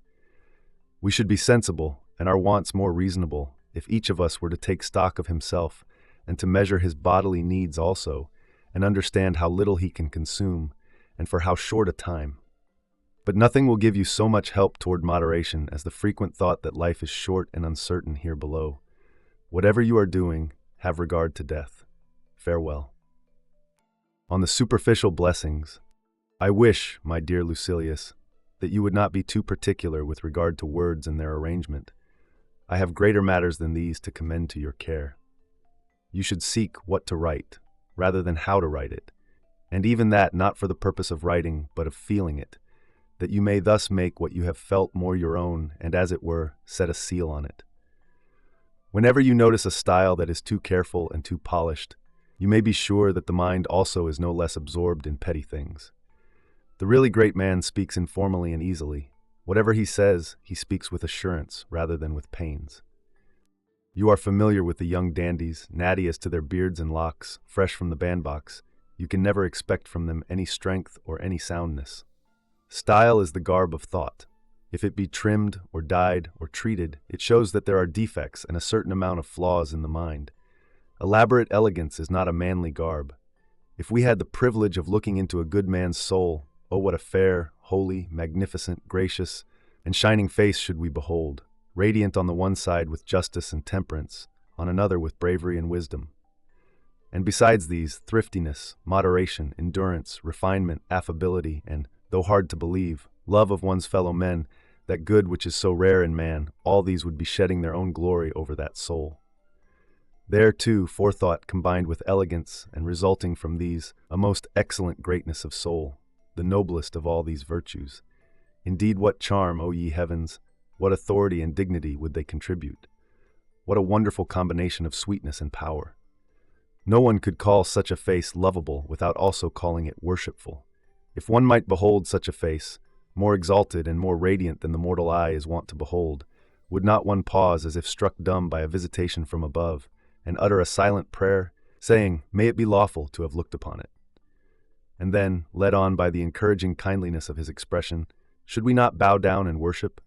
Should we not, after much contemplation of a far superior countenance, surpassing those which we are wont to look upon, mild-eyed and yet flashing with life-giving fire, should we not then, I say, in reverence and awe, give utterance to those famous lines of our poet Virgil? O maiden, words are weak, thy face is more than mortal, and thy voice rings sweeter far than mortal man's. Blessed be thou, and whoe'er thou art, relieve our heavy burdens. And such a vision will indeed be a present help and relief to us, if we are willing to worship it. But this worship does not consist in slaughtering fattened bulls, or in hanging up offerings of gold or silver, or in pouring coins into a temple treasury. Rather, does it consist in a will that is reverent and upright. There is none of us, I declare to you, who would not burn with love for this vision of virtue, if only he had the privilege of beholding it. For now there are many things that cut off our vision, piercing it with too strong a light, or clogging it with too much darkness. If, however, as certain drugs are wont to be used for sharpening and clearing the eyesight, we are likewise willing to free our mind's eye from hindrances, we shall then be able to perceive virtue, though it be buried in the body, even though poverty stand in the way, and even though lowliness and disgrace block the path. We shall then, I say, behold that true beauty, no matter if it be smothered by unloveliness. Conversely, we shall get a view of evil and the deadening influences of a sorrow-laden soul, in spite of the hindrance that results from the widespread gleam of riches that flash round about, and in spite of the false light of official position on the one side or great power on the other, which beats pitilessly upon the beholder. Then it will be in our power to understand how contemptible are the things we admire, like children who regard every toy as a thing of value, who cherish necklaces bought at the price of a mere penny as more dear than their parents or than their brothers. And what then, as Aristo says, is the difference between ourselves and these children, except that we elders go crazy over paintings and sculpture, and that our folly costs us dearer? Children are pleased by the smooth and variegated pebbles which they pick up on the beach, while we take delight in tall columns of veined marble brought either from Egyptian sands or from African deserts to hold up a colonnade or a dining hall large enough to contain a city crowd. We admire walls veneered with a thin layer of marble, although we know the while what defects the marble conceals. We cheat our own eyesight, and when we have overlaid our ceilings with gold, what else is it but a lie in which we take such delight? For we know that beneath all this gilding there lurks some ugly wood. Nor is such superficial decoration spread merely over walls and ceilings. Nay, all the famous men whom you see strutting about with head in air have nothing but a gold-leaf prosperity. Look beneath, and you will know how much evil lies under that thin coating of titles. Note that very commodity which holds the attention of so many magistrates and so many judges, and which creates both magistrates and judges. That money, I say, which ever since it began to be regarded with respect, has caused the ruin of the true honor of things. We become alternately merchants and merchandise, and we ask, not what a thing truly is, but what it costs. We fulfill duties if it pays, or neglect them if it pays, and we follow an honorable course as long as it encourages our expectations, ready to veer across to the opposite course if crooked conduct shall promise more. Our parents have instilled into us a respect for gold and silver, In our early years, the craving has been implanted, settling deep within us and growing with our growth. Then, too, the whole nation, though at odds on every other subject, agrees upon this. This is what they regard.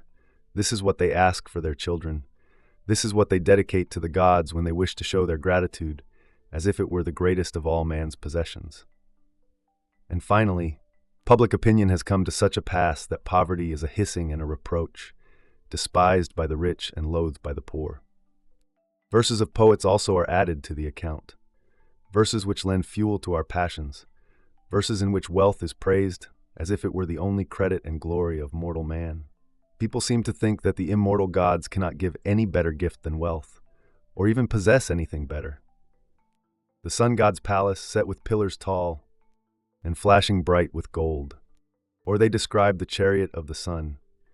Gold was the axle, golden eke the pole, and gold the tires that bound the circling wheels, and silver all the spokes within the wheels. And finally, when they would praise an epoch as the best, they call it the Golden Age. Even among the Greek tragic poets, there are some who regard pelf as better than purity, soundness, or good report. Call me a scoundrel, only call me rich. All ask how great my riches are, but none. Whether my soul is good, none asks the means or source of your estate, but merely how it totals. All men are worth as much as what they own. What is most shameful for us to possess? Nothing! If riches bless me, I should love to live. Yet I would rather die if poor. A man dies nobly in pursuit of wealth. Money, that blessing to the race of man, cannot be matched by mother's love or lisp of children, or the honor due one's sire.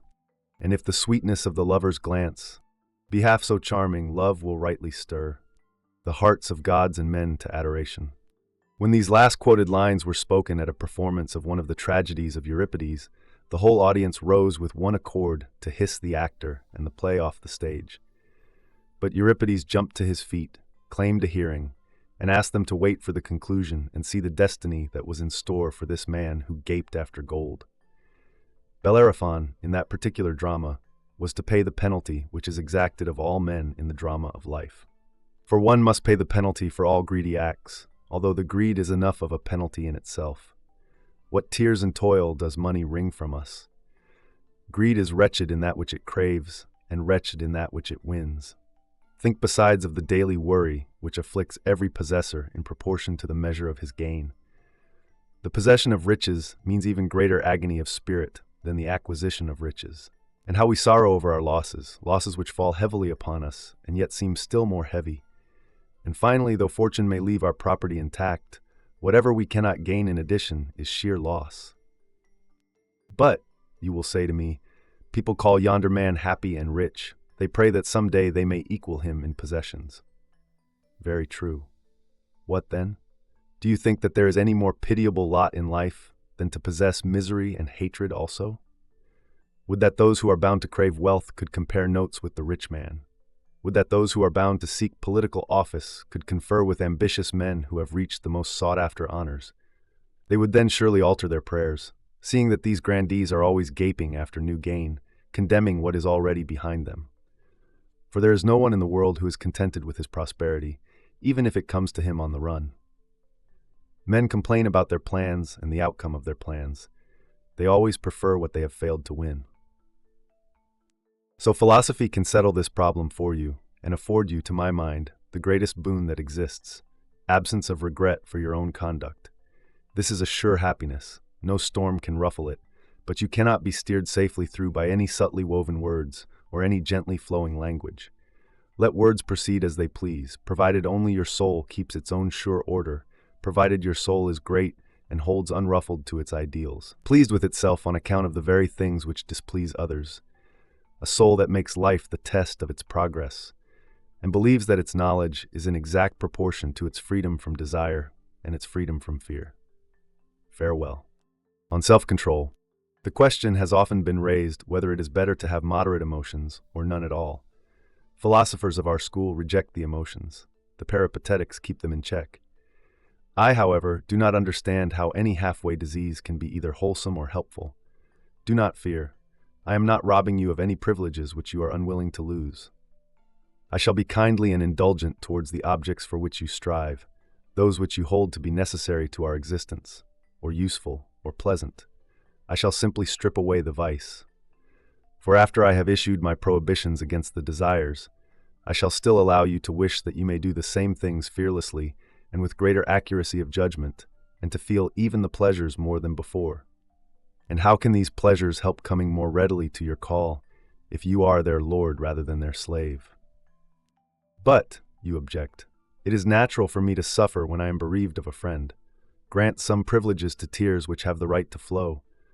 It is also natural to be affected by men's opinions and to be cast down when they are unfavorable. So why should you not allow me such an honorable aversion to bad opinion? There is no vice which lacks some plea. There is no vice that at the start is not modest and easily entreated, but afterwards the trouble spreads more widely. If you allow it to begin, you cannot make sure of its ceasing. Every emotion at the start is weak. Afterwards it rouses itself and gains strength by progress. It is more easy to forestall it than to forego it. Who does not admit that all the emotions flow as it were from a certain natural source?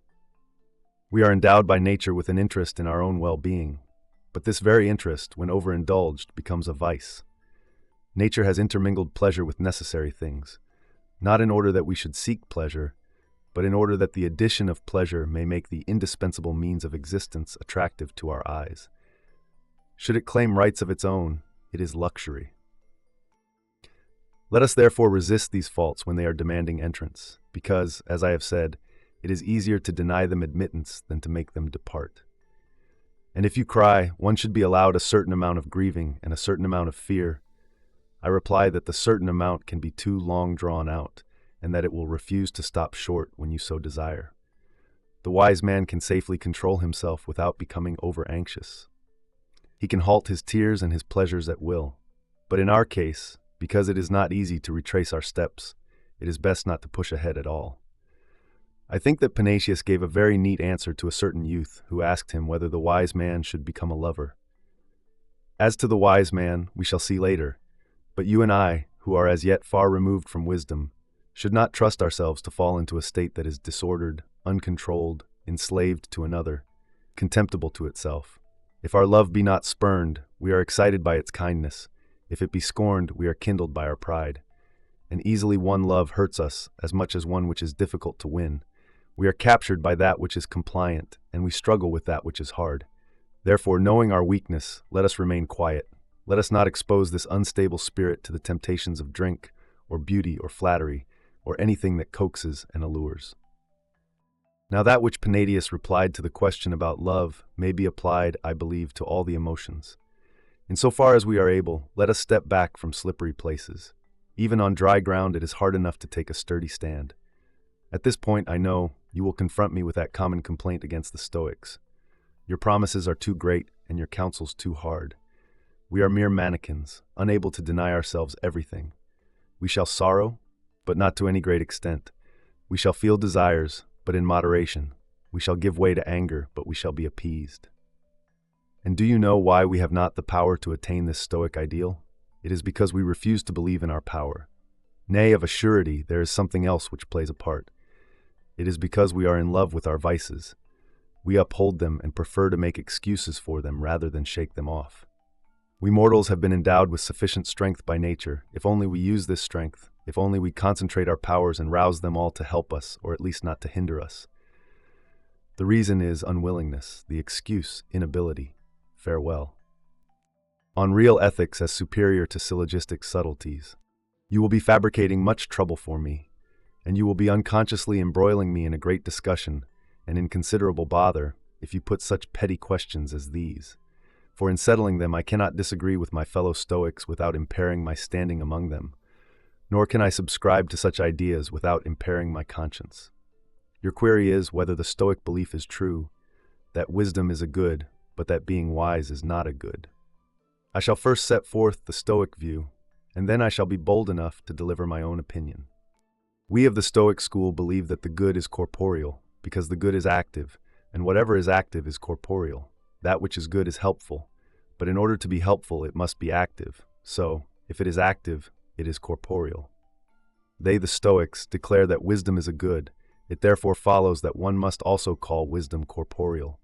but they do not think that being wise can be rated on the same basis, for it is incorporeal and accessory to something else. In other words, wisdom, hence it is in no respect active or helpful. What then, is the reply? Why do we not say that being wise is a good? We do say so, but only by referring it to that on which it depends. In other words, wisdom itself.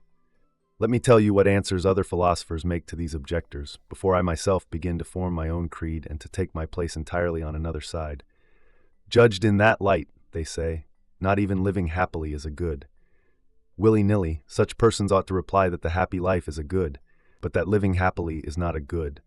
And this objection is also raised against our school. You wish to be wise, therefore being wise is a thing to be desired, and if it be a thing to be desired, it is a good. So our philosophers are forced to twist their words and insert another syllable into the word desired, a syllable which our language does not normally allow to be inserted. But with your permission I shall add it. That which is good, they say, is a thing to be desired. The desirable thing is that which falls to our lot after we have attained the good. For the desirable is not sought as a good, it is an accessory to the good after the good has been attained. I myself do not hold the same view, and I judge that our philosophers have come down to this argument because they are already bound by the first link in the chain, and for that reason may not alter their definition. People are wont to concede much to the things which all men take for granted.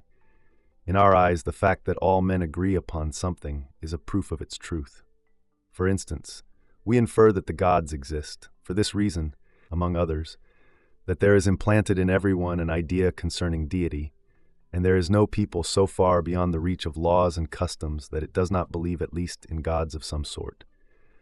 And when we discuss the immortality of the soul, we are influenced in no small degree by the general opinion of mankind, who either fear or worship the spirits of the lower world. I make the most of this general belief. You can find no one who does not hold that wisdom is a good, and being wise also. I shall not appeal to the populace like a conquered gladiator. Let us come to close quarters, using our own weapons. When something affects a given object, is it outside the object which it affects, or is it inside the object it affects? If it is inside the object it affects, it is as corporeal as the object which it affects. For nothing can affect another object without touching it, and that which touches is corporeal. If it is outside, it withdraws after having affected the object, and withdrawal means motion, and that which possesses motion is corporeal. You expect me, I suppose, to deny that race differs from running, that heat differs from being hot, that light differs from giving light. I grant that these pairs vary, but hold that they are not in separate classes. If good health is an indifferent quality, then so is being in good health. If beauty is an indifferent quality, then so is being beautiful. If justice is a good, then so is being just. And if baseness is an evil, then it is an evil to be base. Just as much as, if sore eyes are an evil, the state of having sore eyes is also an evil. Neither quality, you may be sure, can exist without the other. He who is wise is a man of wisdom. He who is a man of wisdom is wise. So true it is that we cannot doubt the quality of the one to equal the quality of the other, that they are both regarded by certain persons as one and the same. Here's a question, however, which I should be glad to put. Granted that all things are either good or bad or indifferent, in what class does being wise belong? People deny that it is a good, and as it obviously is not an evil, it must consequently be one of the media. But we mean by the medium or the indifferent quality that which can fall to the lot of the bad no less than to the good, such things as money, beauty, or high social position. But the quality of being wise can fall to the lot of the good man alone. Therefore, being wise is not an indifferent quality, nor is it an evil either, because it cannot fall to the lot of the bad man. Therefore, it is a good. That which the good man alone can possess is a good. Now being wise is the possession of the good man only. Therefore, it is a good. The objector replies, it is only an accessory of wisdom. Very well then, I say, this quality which you call being wise, does it actively produce wisdom, or is it a passive concomitant of wisdom? It is corporeal in either case. For that which is acted upon and that which acts are alike corporeal, and if corporeal, each is a good. The only quality which could prevent it from being a good would be incorporeality. The Peripatetics believe that there is no distinction between wisdom and being wise, since either of these implies the other also. Now do you suppose that any man can be wise except one who possesses wisdom? or that anyone who is wise does not possess wisdom. The old masters of dialectic, however, distinguish between these two conceptions, and from them the classification has come right down to the Stoics. What sort of a classification this is, I shall explain. A field is one thing, and the possession of the field another thing, of course because possessing the field refers to the possessor rather than to the field itself. Similarly, wisdom is one thing, and being wise another.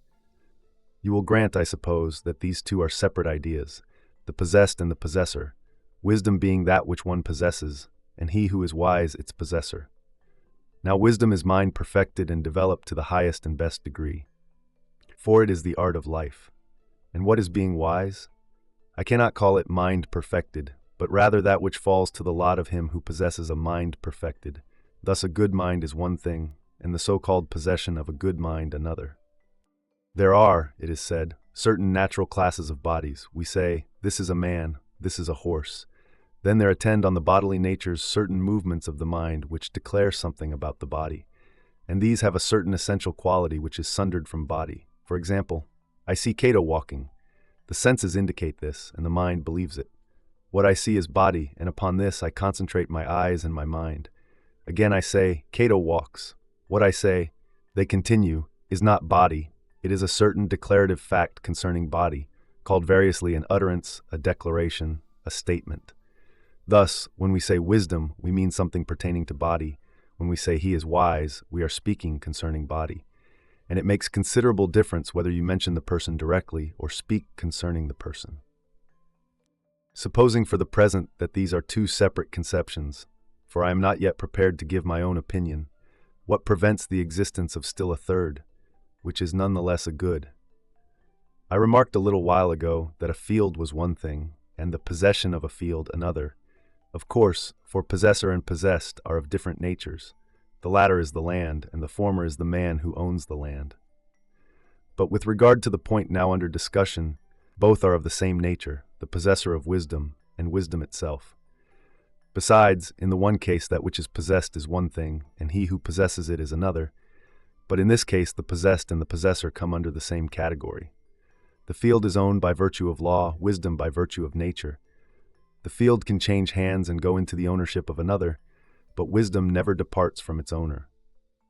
Accordingly, there is no reason why you should try to compare things that are so unlike one another. I had started to say that these can be two separate conceptions, and yet that both can be goods. For instance, wisdom and the wise man being two separate things, and yet granted by you to be equally good. And just as there is no objection to regarding both wisdom and the possessor of wisdom as goods, so there is no objection to regarding as a good both wisdom and the possession of wisdom. In other words, being wise. For I only wish to be a wise man in order to be wise.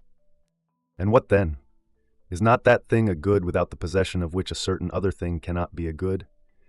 You surely admit that wisdom, if given without the right to be used, is not to be welcomed. And wherein consists the use of wisdom? In being wise. That is its most valuable attribute. If you withdraw this, wisdom becomes superfluous. If processes of torture are evil, then being tortured is an evil, with this reservation indeed, that if you take away the consequences, the former are not evil. Wisdom is a condition of mind perfected, and being wise is the employment of this mind perfected. How can the employment of that thing not be a good, which without employment is not a good? If I ask you whether wisdom is to be desired, you admit that it is. If I ask you whether the employment of wisdom is to be desired, you also admit the fact. For you say that you will not receive wisdom if you are not allowed to employ it. Now that which is to be desired is a good. Being wise is the employment of wisdom, just as it is of eloquence to make a speech, or of the eyes to see things. Therefore, being wise is the employment of wisdom, and the employment of wisdom is to be desired. Therefore, being wise is a thing to be desired, and if it is a thing to be desired, it is a good. Lo, these many years I have been condemning myself for imitating these men at the very time when I am arraigning them, and of wasting words on a subject that is perfectly clear. For who can doubt that, if heat is an evil, it is also an evil to be hot? Or that, if cold is an evil, it is an evil to be cold? Or that, if life is a good, so is being alive? All such matters are on the outskirts of wisdom, not in wisdom itself. But our abiding place should be in wisdom itself. Even though one takes a fancy to roam, wisdom has large and spacious retreats, We may investigate the nature of the gods, the fuel which feeds the constellations, or all the varied courses of the stars. We may speculate whether our affairs move in harmony with those of the stars, whether the impulse to motion comes from thence into the minds and bodies of all, and whether even these events which we call fortuitous are fettered by strict laws and nothing in this universe is unforeseen or unregulated in its revolutions. Such topics have nowadays been withdrawn from instruction in morals, but they uplift the mind and raise it to the dimensions of the subject which it discusses. The matters, however, of which I was speaking a while ago wear away and wear down the mind, not, as you and yours maintain, wetting, but weakening it. And I ask you, are we to fritter away that necessary study which we owe to greater and better themes in discussing a matter which may perhaps be wrong and is certainly of no avail? How will it profit me to know whether wisdom is one thing and being wise another? How will it profit me to know that the one is and the other is not a good? Suppose I take a chance and gamble on this prayer, wisdom for you and being wise for me. We shall come out even. Try rather to show me the way by which I may attain those ends. Tell me what to avoid, what to seek, by what studies to strengthen my tottering mind, how I may rebuff the waves that strike me abeam and drive me from my course, by what means I may be able to cope with all my evils, and by what means I can be rid of the calamities that have plunged in upon me and those into which I myself have plunged. Teach me how to bear the burden of sorrow without a groan on my part, and how to bear prosperity without making others groan. Also, how to avoid waiting for the ultimate and inevitable end, and to beat a retreat of my own free will when it seems proper to me to do so. I think nothing is baser than to pray for death. For if you wish to live, why do you pray for death? And if you do not wish to live, why do you ask the gods for that which they gave you at birth? For even as against your will, it has been settled that you must die some day, so the time when you shall wish to die is in your own hands. The one fact is to you a necessity, the other a privilege. I read lately a most disgraceful doctrine, uttered, more shame to him, by a learned gentleman, "So may I die as soon as possible." Fool, thou art praying for something that is already thine own. So may I die as soon as possible. Perhaps thou didst grow old while uttering these very words. At any rate, what is there to hinder? No one detains thee. Escape by whatsoever way thou wilt. Select any portion of nature, and bid it provide thee with a means of departure. These, namely, are the elements by which the world's work is carried on: water, earth, air. All these are no more the causes of life than they are the ways of death. So may I die as soon as possible. And what is thy wish with regard to this as soon as possible? What day dost thou set for the event? It may be sooner than thy prayer requests. Words like this come from a weak mind, from one that courts pity by such cursing. He who prays for death does not wish to die. Ask the gods for life and health. If thou art resolved to die, death's reward is to have done with prayers. It is with such problems as these, my dear Lucilius, that we should deal, by such problems that we should mold our minds. This is wisdom, this is what being wise means, not to bandy empty subtleties in idle and petty discussions. Fortune has set before you so many problems, which you have not yet solved, and are you still splitting hairs? How foolish it is to practice strokes after you have heard the signal for the fight. Away with all these dummy weapons. You need armor for a fight to the finish. Tell me by what means sadness and fear may be kept from disturbing my soul, by what means I may shift off this burden of hidden cravings. Do something. Wisdom is a good, but being wise is not a good.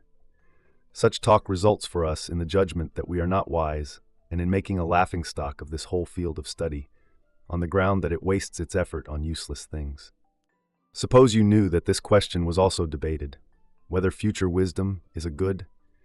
For, I beseech you, how could one doubt whether barns do not feel the weight of the harvest that is to come, and that boyhood does not have premonitions of approaching young manhood by any brawn and power? The sick person in the intervening period is not helped by the health that is to come, any more than a runner or a wrestler is refreshed by the period of repose that will follow many months later. Who does not know that what is yet to be is not a good, for the very reason that it is yet to be? For that which is good is necessarily helpful, and unless things are in the present, they cannot be helpful, and if a thing is not helpful, it is not a good. If helpful, it is already. I shall be a wise man some day, and this good will be mine when I shall be a wise man, but in the meantime it is non-existent. A thing must exist first, then may be of a certain kind. How, I ask you, can that which is still nothing be already a good? And in what better way do you wish it to be proved to you that a certain thing is not, than to say, it is yet to be? For it is clear that something which is on the way has not yet arrived. Spring will follow. I know that winter is here now. Summer will follow. I know that it is not summer. The best proof to my mind that a thing is not yet present is that it is yet to be. I hope someday to be wise, but meanwhile I am not wise. For if I possessed that good, I should now be free from this evil. Someday I shall be wise. From this very fact you may understand that I am not yet wise. I cannot at the same time live in that state of good and in this state of evil. The two ideas do not harmonize, nor do evil and good exist together in the same person. Let us rush past all this clever nonsense and hurry on to that which will bring us real assistance. No man who is anxiously running after a midwife for his daughter in her birth pangs will stop to read the praetor's edict or the order of events at the games. No one who is speeding to save his burning house will scan a checkerboard to speculate how the imprisoned peace can be freed. But good heavens! In your case, all sorts of news are announced on all sides. Your house afire, your children in danger, your country in a state of siege, your property plundered. Add to this shipwreck, earthquakes, and all other objects of dread. Harassed amid these troubles, are you taking time for matters which serve merely for mental entertainment?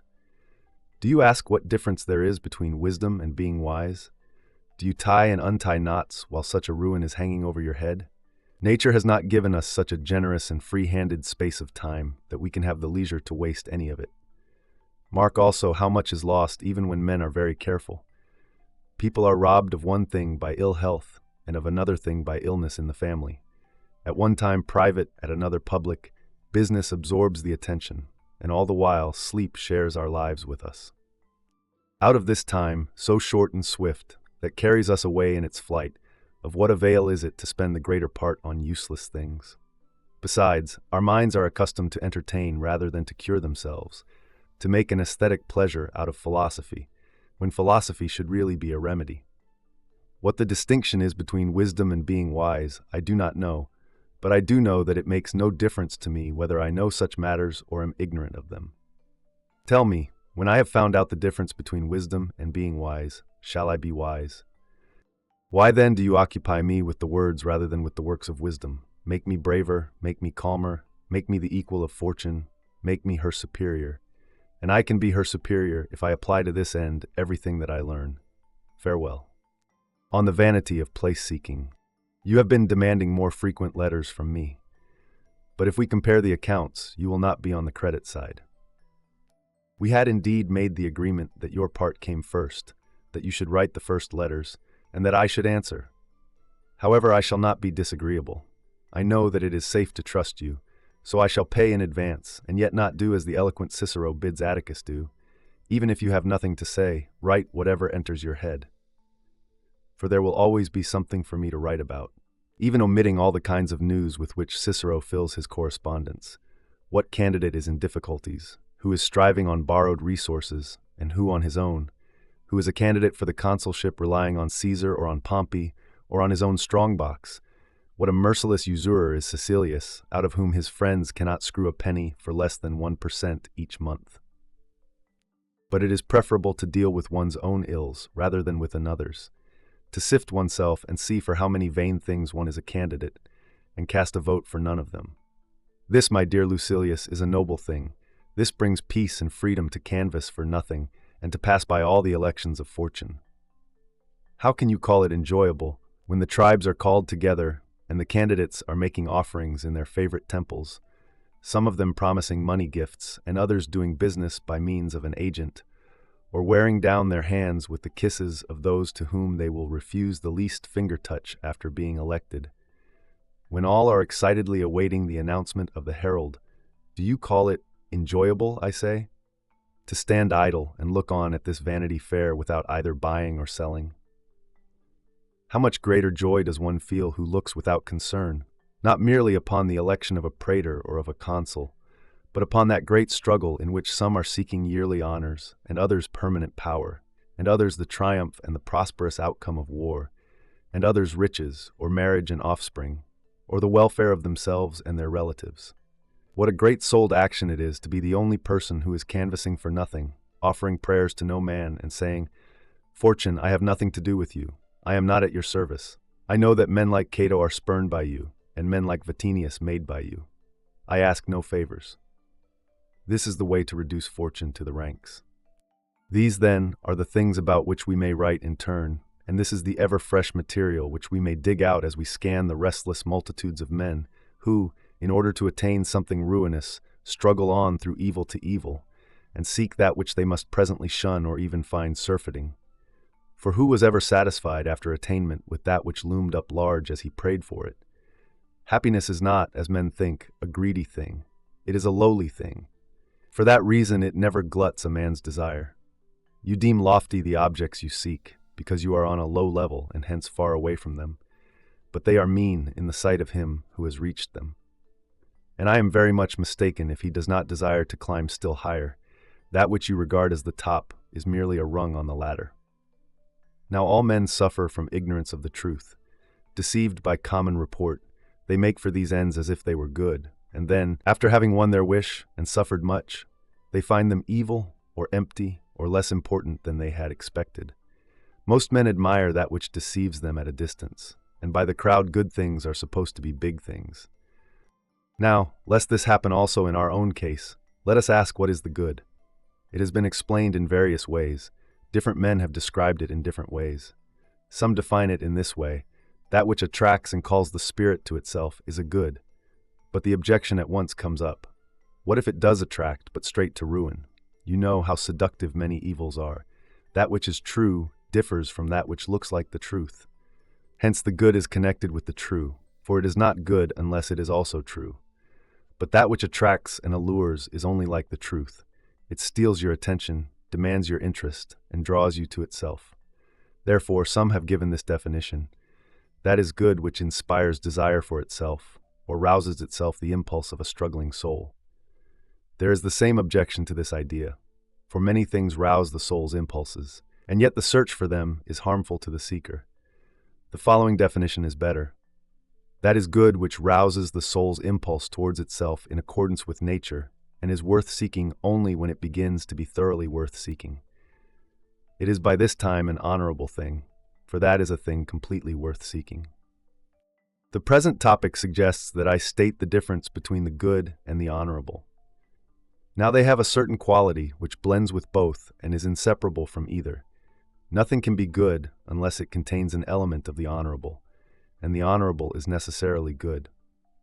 What then is the difference between these two qualities? The honorable is the perfect good, and the happy life is fulfilled thereby. Through its influence, other things also are rendered good. I mean something like this: there are certain things which are neither good nor bad, as military or diplomatic service or the pronouncing of legal decisions. When such pursuits have been honorably conducted, they begin to be good, and they change over from the indifferent class into the good. The good results from partnership with the honorable, but the honorable is good in itself. The good springs from the honorable, but the latter from itself. What is good might have been bad. What is honorable could never have been anything but good. Some have defined it as follows: that is good which is according to nature. Now attend to my own statement. That which is good is according to nature, but that which is according to nature does not also become immediately good. For many things harmonize with nature, but are so petty that it is not suitable to call them good, for they are unimportant and deserve to be despised. But there is no such thing as a very small and despicable good, for as long as it is scanty, it is not good, and when it begins to be good, it ceases to be scanty. How then can the good be recognized? Only if it is completely according to nature. People say, "You admit that that which is good is according to nature, for this is its peculiar quality. You admit, too, that there are other things according to nature, which, however, are not good. How then can the former be good and the latter not? How can there be an alteration in the peculiar quality of a thing, when each has, in common with the other, the special attribute of being in accord with nature? Surely because of its magnitude. It is no new idea that certain objects change as they grow. A person, once a child, becomes a youth. His peculiar quality is transformed, for the child could not reason, but the youth possesses reason. Certain things not only grow in size as they develop, but grow into something else. Some reply, but that which becomes greater does not necessarily become different. It matters not at all whether you pour wine into a flask or into a vat. The wine keeps its peculiar quality in both vessels. Small and large quantities of honey are not distinct in taste. But these are different cases which you mention, for wine and honey have a uniform quality. No matter how much the quantity is enlarged, the quality is the same. For some things endure according to their kind and their peculiar qualities, even when they are enlarged. There are others, however, which after many increments are altered by the last addition. There is stamped upon them a new character, different from that of yore. One stone makes an archway, the stone which wedges the leaning sides and holds the arch together by its position in the middle. And why does the last addition, although very slight, make a great deal of difference? Because it does not increase, it fills up. Some things, through development, put off their former shape and are altered into a new figure. When the mind has for a long time developed some idea, and in the attempt to grasp its magnitude has become weary, that thing begins to be called infinite. And then this has become something far different from what it was when it seemed great but finite. In the same way, we have thought of something as difficult to divide. At the very end, as the task grows more and more hard, the thing is found to be indivisible. Similarly, from that which could scarcely or with difficulty be moved, we have advanced on until we reach the immovable. By the same reasoning, a certain thing was according to nature. Its greatness has altered it into some other peculiar quality and has rendered it a good. Farewell. On nature as our best provider. Whenever I have made a discovery, I do not wait for you to cry, "Share." I say it to myself in your behalf. If you wish to know what it is that I have found, open your pocket. It is clear profit. What I shall teach you is the ability to become rich as speedily as possible. How keen you are to hear the news. And rightly, I shall lead you by a short cut to the greatest riches. It will be necessary, however, for you to find a loan. In order to be able to do business, you must contract a debt, although I do not wish you to arrange the loan through a middleman, nor do I wish the brokers to be discussing your rating. I shall furnish you with a ready creditor, Cato's famous one, who says, "Borrow from yourself." No matter how small it is, it will be enough if we can only make up the deficit from our own resources. For, my dear Lucilius, it does not matter whether you crave nothing or whether you possess something. The important principle in either case is the same: freedom from worry. But I do not counsel you to deny anything to nature, for nature is insistent and cannot be overcome. She demands her due. But you should know that anything in excess of nature's wants is a mere extra and is not necessary. If I am hungry, I must eat. Nature does not care whether the bread is the coarse kind or the finest wheat. She does not desire the stomach to be entertained, but to be filled. And if I am thirsty, nature does not care whether I drink water from the nearest reservoir or whether I freeze it artificially by sinking it in large quantities of snow. Nature orders only that the thirst be quenched, and it does not matter whether it be a golden or crystal or marine goblet or a cup from Tiber or the hollow hand. Look to the end in all matters, and then you will cast away superfluous things. Hunger calls me. Let me stretch forth my hand to that which is nearest. My very hunger has made attractive in my eyes whatever I can grasp. A starving man despises nothing. Do you ask, then, what it is that has pleased me? It is this noble saying which I have discovered: the wise man is the keenest seeker for the riches of nature. What, you ask, will you present me with an empty plate? What do you mean? I had already arranged my coffers. I was already looking about to see some stretch of water on which I might embark for purposes of trade, some state revenues that I might handle, and some merchandise that I might acquire. That is deceit, showing me poverty after promising me riches. But friend, do you regard a man as poor to whom nothing is wanting? It is, however, you reply, thanks to himself and his endurance, and not thanks to his fortune. Do you then hold that such a man is not rich, just because his wealth can never fail? Would you rather have much or enough? He who has much desires more, a proof that he has not yet acquired enough. But he who has enough has attained that which never fell to the rich man's lot, a stopping point. Do you think that this condition to which I refer is not riches, just because no man has ever been proscribed as a result of possessing them, or because sons and wives have never thrust poison down one's throat for that reason, or because in wartime these riches are unmolested, or because they bring leisure in time of peace, or because it is not dangerous to possess them, or troublesome to invest them. But one possesses too little if one is merely free from cold and hunger and thirst. Jupiter himself, however, is no better off. Enough is never too little, and not enough is never too much. Alexander was poor even after his conquest of Darius and the Indies. Am I wrong? He seeks something which he can really make his own, exploring unknown seas, sending new fleets over the ocean, and so to speak, breaking down the very bars of the universe. But that which is enough for nature is not enough for man. There have been found persons who crave something more after obtaining everything.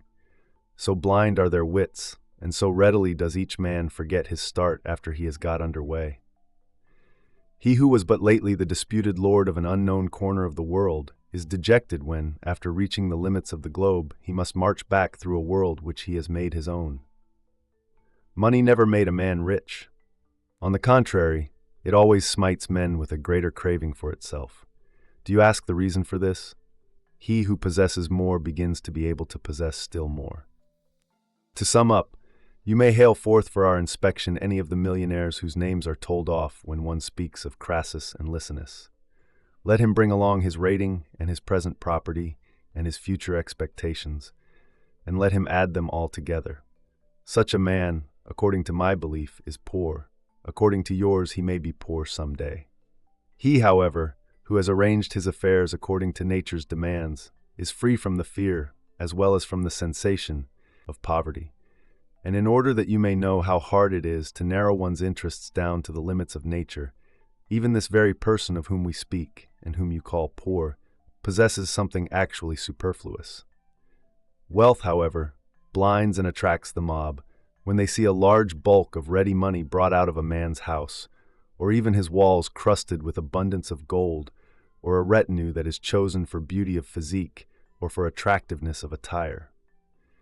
The prosperity of all these men looks to public opinion, but the ideal man, whom we have snatched from the control of the people and of fortune, is happy inwardly. For as far as those persons are concerned, in whose minds bustling poverty has wrongly stolen the title of riches, these individuals have riches just as we say that we have a fever, when really the fever has us. Conversely, we are accustomed to say, a fever grips him.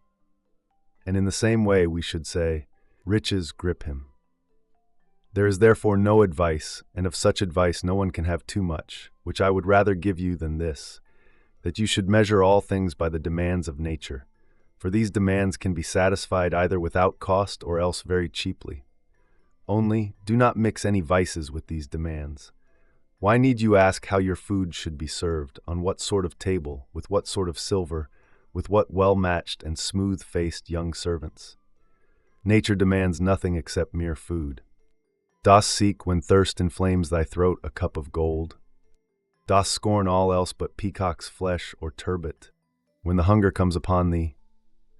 Hunger is not ambitious.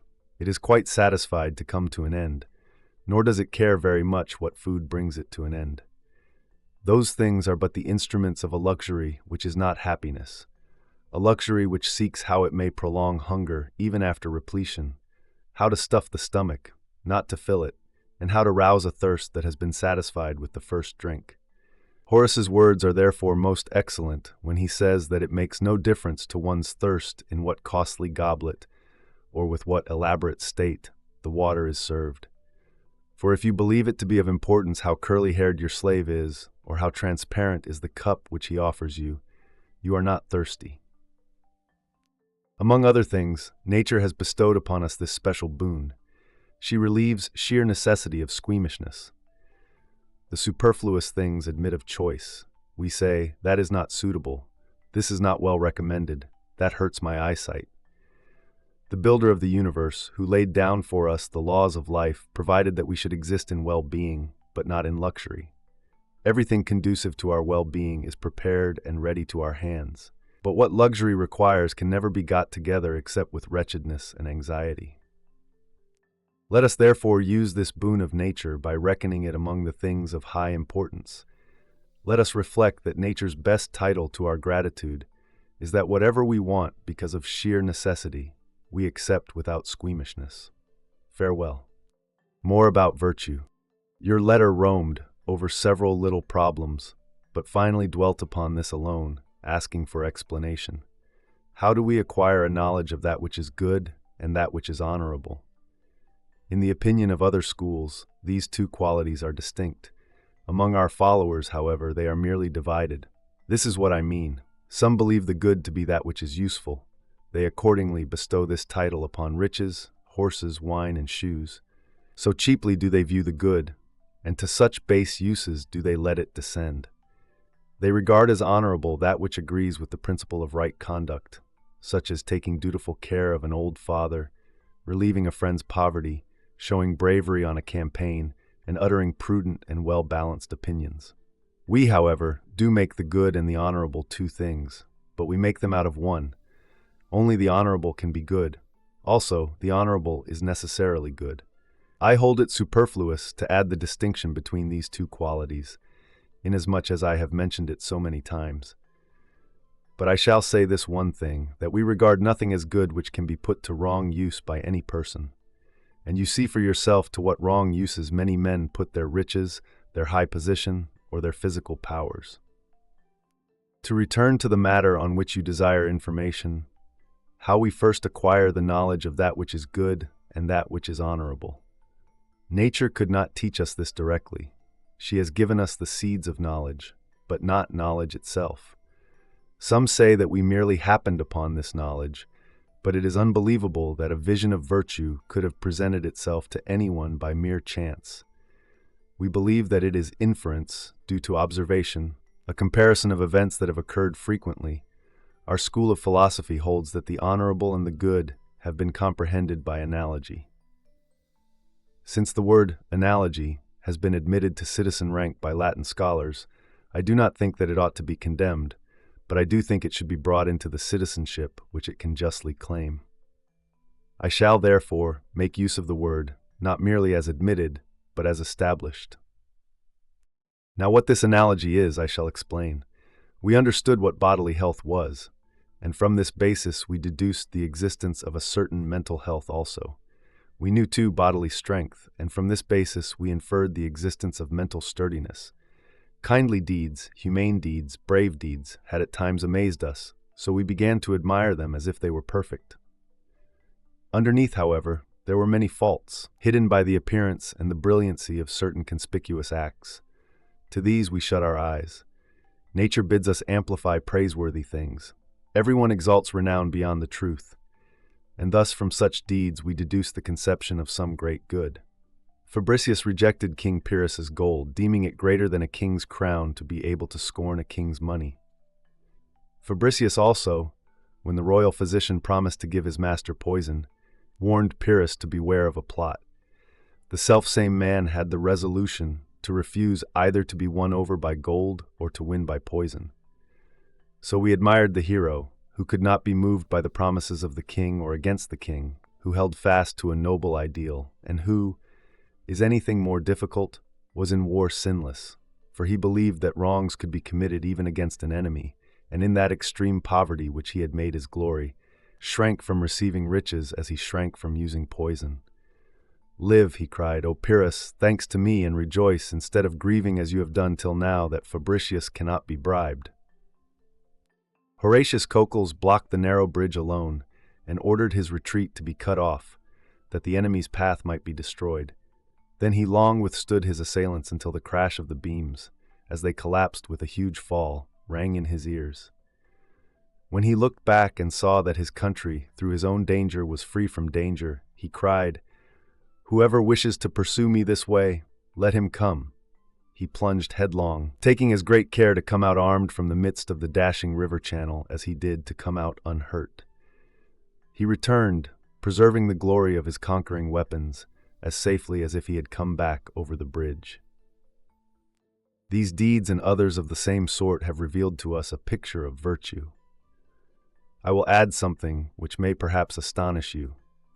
Evil things have sometimes offered the appearance of what is honorable, and that which is best has been manifested through its opposite. For there are, as you know, vices which are next door to virtues, and even that which is lost and debased can resemble that which is upright. So the spendthrift falsely imitates the liberal man, although it matters a great deal whether a man knows how to give or does not know how to save his money. I assure you, my dear Lucilius, there are many who do not give, but simply throw away, and I do not call a man liberal who is out of temper with his money. Carelessness looks like ease, and rashness like bravery. This resemblance has forced us to watch carefully and to distinguish between things which are by outward appearance closely connected, but which actually are very much at odds with one another. And in watching those who have become distinguished as a result of some noble effort, we have been forced to observe what persons have done some deed with noble spirit and lofty impulse, but have done it only once. We have marked one man who is brave in war and cowardly in civil affairs, enduring poverty courageously and disgrace shamefacedly. We have praised the deed, but we have despised the man. Again, we have marked another man who is kind to his friends and restrained towards his enemies, who carries on his political and his personal business with scrupulous devotion, not lacking in long suffering where there is anything that must be endured, and not lacking in prudence when action is to be taken. We have marked him giving with lavish hand when it was his duty to make a payment, and when he had to toil, striving resolutely and lightening his bodily weariness by his resolution. Besides, he has always been the same, consistent in all his actions, not only sound in his judgment, but trained by habit to such an extent that he not only can act rightly, but cannot help acting rightly. We have formed the conception that in such a man, perfect virtue exists. We have separated this perfect virtue into its several parts. The desires had to be reined in, fear to be suppressed, proper actions to be arranged, debts to be paid. We therefore included self-restraint, bravery, prudence, and justice, assigning to each quality its special function. How then have we formed the conception of virtue? Virtue has been manifested to us by this man's order, propriety, steadfastness, absolute harmony of action, and a greatness of soul that rises superior to everything. Thence has been derived our conception of the happy life, which flows along with steady course, completely under its own control. How then did we discover this fact? I will tell you, that perfect man who has attained virtue never cursed his luck, and never received the results of chance with dejection. He believed that he was citizen and soldier of the universe, accepting his tasks as if they were his orders. Whatever happened, he did not spurn it as if it were evil and borne in upon him by hazard. He accepted it as if it were assigned to be his duty. Whatever this may be, he says, it is my lot. It is rough and it is hard, but I must work diligently at the task. Necessarily, therefore, the man has shown himself great who has never grieved in evil days and never bewailed his destiny. He has given a clear conception of himself to many men. He has shone forth like a light in the darkness, and has turned towards himself the thoughts of all men, because he was gentle and calm, and equally compliant with the orders of man and of God. He possessed perfection of soul, developed to its highest capabilities, inferior only to the mind of God, from whom a part flows down even into this heart of a mortal. But this heart is never more divine than when it reflects upon its mortality, and understands that man was born for the purpose of fulfilling his life, and that the body is not a permanent dwelling, but a sort of inn, with a brief sojourn at that, which is to be left behind when one perceives that one is a burden to the host. The greatest proof, as I maintain, my dear Lucilius, that the soul proceeds from loftier heights, is if it judges its present situation lowly and narrow, and is not afraid to depart. For he who remembers whence he has come knows whither he is to depart. Do we not see how many discomforts drive us wild, and how ill-assorted is our fellowship with the flesh? We complain at one time of our headaches, at another of our bad digestions, at another of our hearts and our throats. Sometimes the nerves trouble us, sometimes the feet. Now it is diarrhea, and again it is catarrh. We are at one time full-blooded, at another anemic. Now this thing troubles us, now that, and bids us move away. It is just what happens to those who dwell in the house of another. But we, to whom such corruptible bodies have been allotted, nevertheless set eternity before our eyes, and in our hopes grasp at the utmost space of time to which the life of man can be extended, satisfied with no income and with no influence. What can be more shameless or foolish than this? Nothing is enough for us, though we must die some day, or rather, are already dying, for we stand daily nearer the brink, and every hour of time thrusts us on towards the precipice over which we must fall. See how blind our minds are. What I speak of as in the future is happening at this minute, and a large portion of it has already happened, for it consists of our past lives. But we are mistaken in fearing the last day, seeing that each day as it passes counts just as much to the credit of death. The failing step does not produce, it merely announces weariness. The last hour reaches, but every hour approaches death. Death wears us away but does not whirl us away. For this reason the noble soul, knowing its better nature, while taking care to conduct itself honorably and seriously at the post of duty where it is placed, counts none of these extraneous objects as its own, but uses them as if they were alone, like a foreign visitor hastening on his way. When we see a person of such steadfastness, how can we help being conscious of the image of a nature so unusual? Particularly if, as I remarked, it was shown to be true greatness by its consistency. It is indeed consistency that abides. False things do not last. Some men are like Vatinius or like Cato by turns. At times they do not think even Curius stern enough, or Fabricius poor enough, or Tubero sufficiently frugal and contented with simple things, while at other times they vie with Licinus in wealth, with Apicius in banqueting, or with Maecenas in daintiness. The greatest proof of an evil mind is unsteadiness, and continued wavering between pretense of virtue and love of vice. He'd have sometimes 200 slaves at hand, and sometimes 10. He'd speak of kings and grand, moguls and naught but greatness. Then he'd say, "Give me a 3-legged table and a tray of good clean salt and just a coarse wove gown to keep the cold out." If you paid him down, so sparing and content, 1,000,000 cool, in 5 short days he'd be a penceless fool. The men I speak of are of this stamp. They are like the man whom Horatius Flaccus describes, a man never the same, never even like himself. To such an extent does he wander off into opposites. Did I say many are so? It is the case with almost all.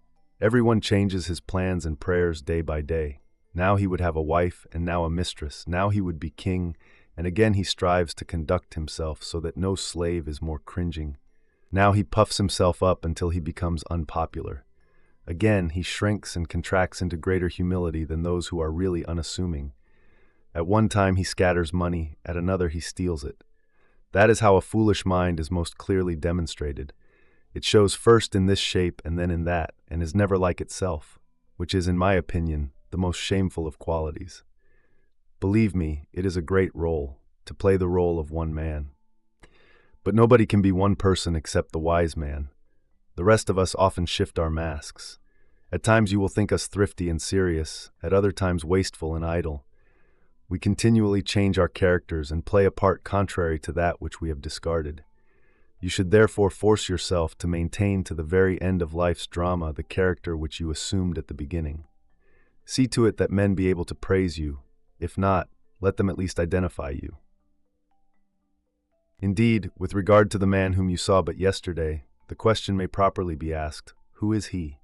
So great a change has there been. Farewell. On instinct in animals. You will bring suit against me, I feel sure, when I set forth for you today's little problem with which we have already fumbled long enough. You will cry out again, "What has this to do with character?" Cry out if you like, but let me first of all match you with other opponents, against whom you may bring suit, such as Posidonius and Archidemus. These men will stand trial. I shall then go on to say that whatever deals with character does not necessarily produce good character. Man needs one thing for his food, another for his exercise, another for his clothing, another for his instruction, and another for his pleasure. Everything, however, has reference to man's needs, although everything does not make him better. Character is affected by different things in different ways. Some things serve to correct and regulate character, and others investigate its nature and origin.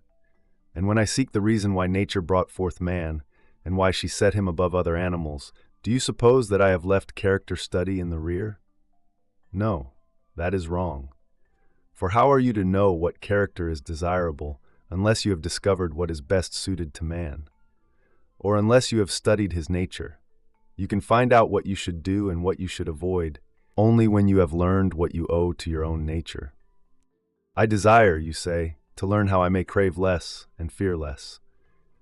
Rid me of my unreasoning beliefs. Prove to me that so-called felicity is fickle and empty, and that the word easily admits of a syllable's increase. I shall fulfill your want, encouraging your virtues and lashing your vices. People may decide that I am too zealous and reckless in this particular, but I shall never cease to hound wickedness, to check the most unbridled emotions, to soften the force of pleasures, which will result in pain, and to cry down men's prayers. Of course I shall do this, for it is the greatest evils that we have prayed for, and from that which has made us give thanks comes all that demands consolation.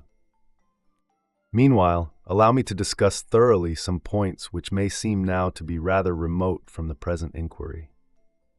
We were once debating whether all animals had any feelings about their constitution. That this is the case is proved particularly by their making motions of such fitness and nimbleness that they seem to be trained for the purpose. Every being is clever in its own line. The skilled workman handles his tools with an ease born of experience. The pilot knows how to steer his ship skillfully. The artist can quickly lay on the colors which he has prepared in great variety for the purpose of rendering the likeness, and passes with ready eye and hand from palette to canvas. In the same way, an animal is agile in all that pertains to the use of its body.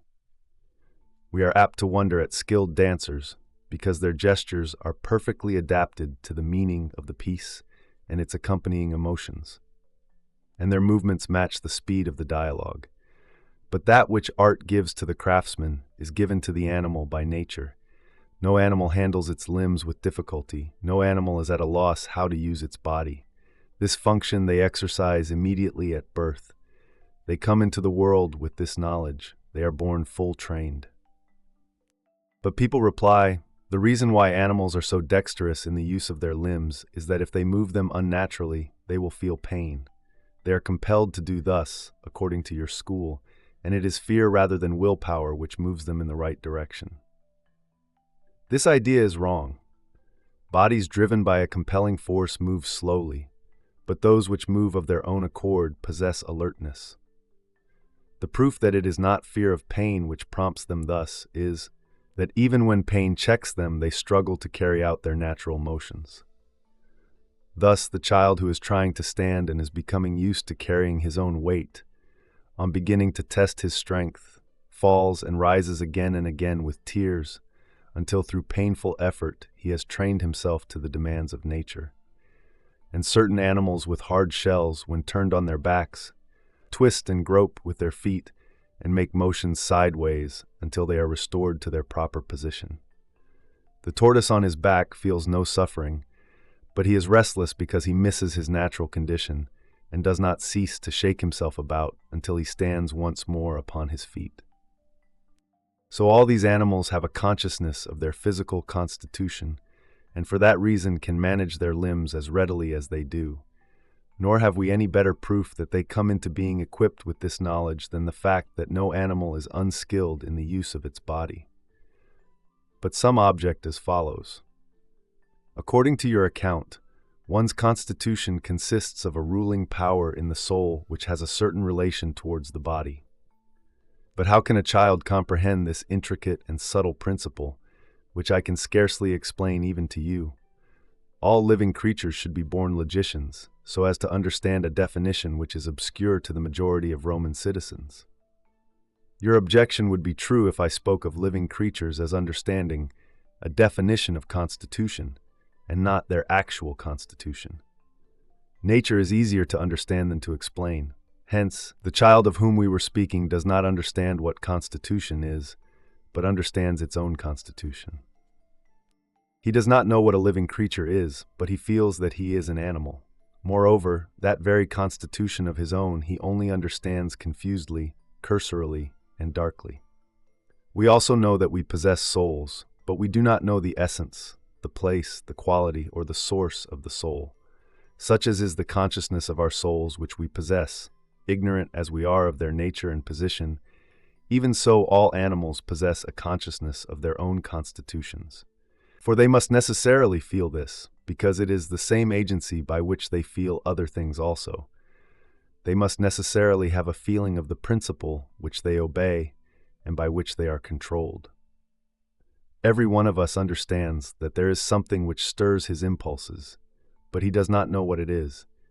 He knows that he has a sense of striving, although he does not know what it is or its source.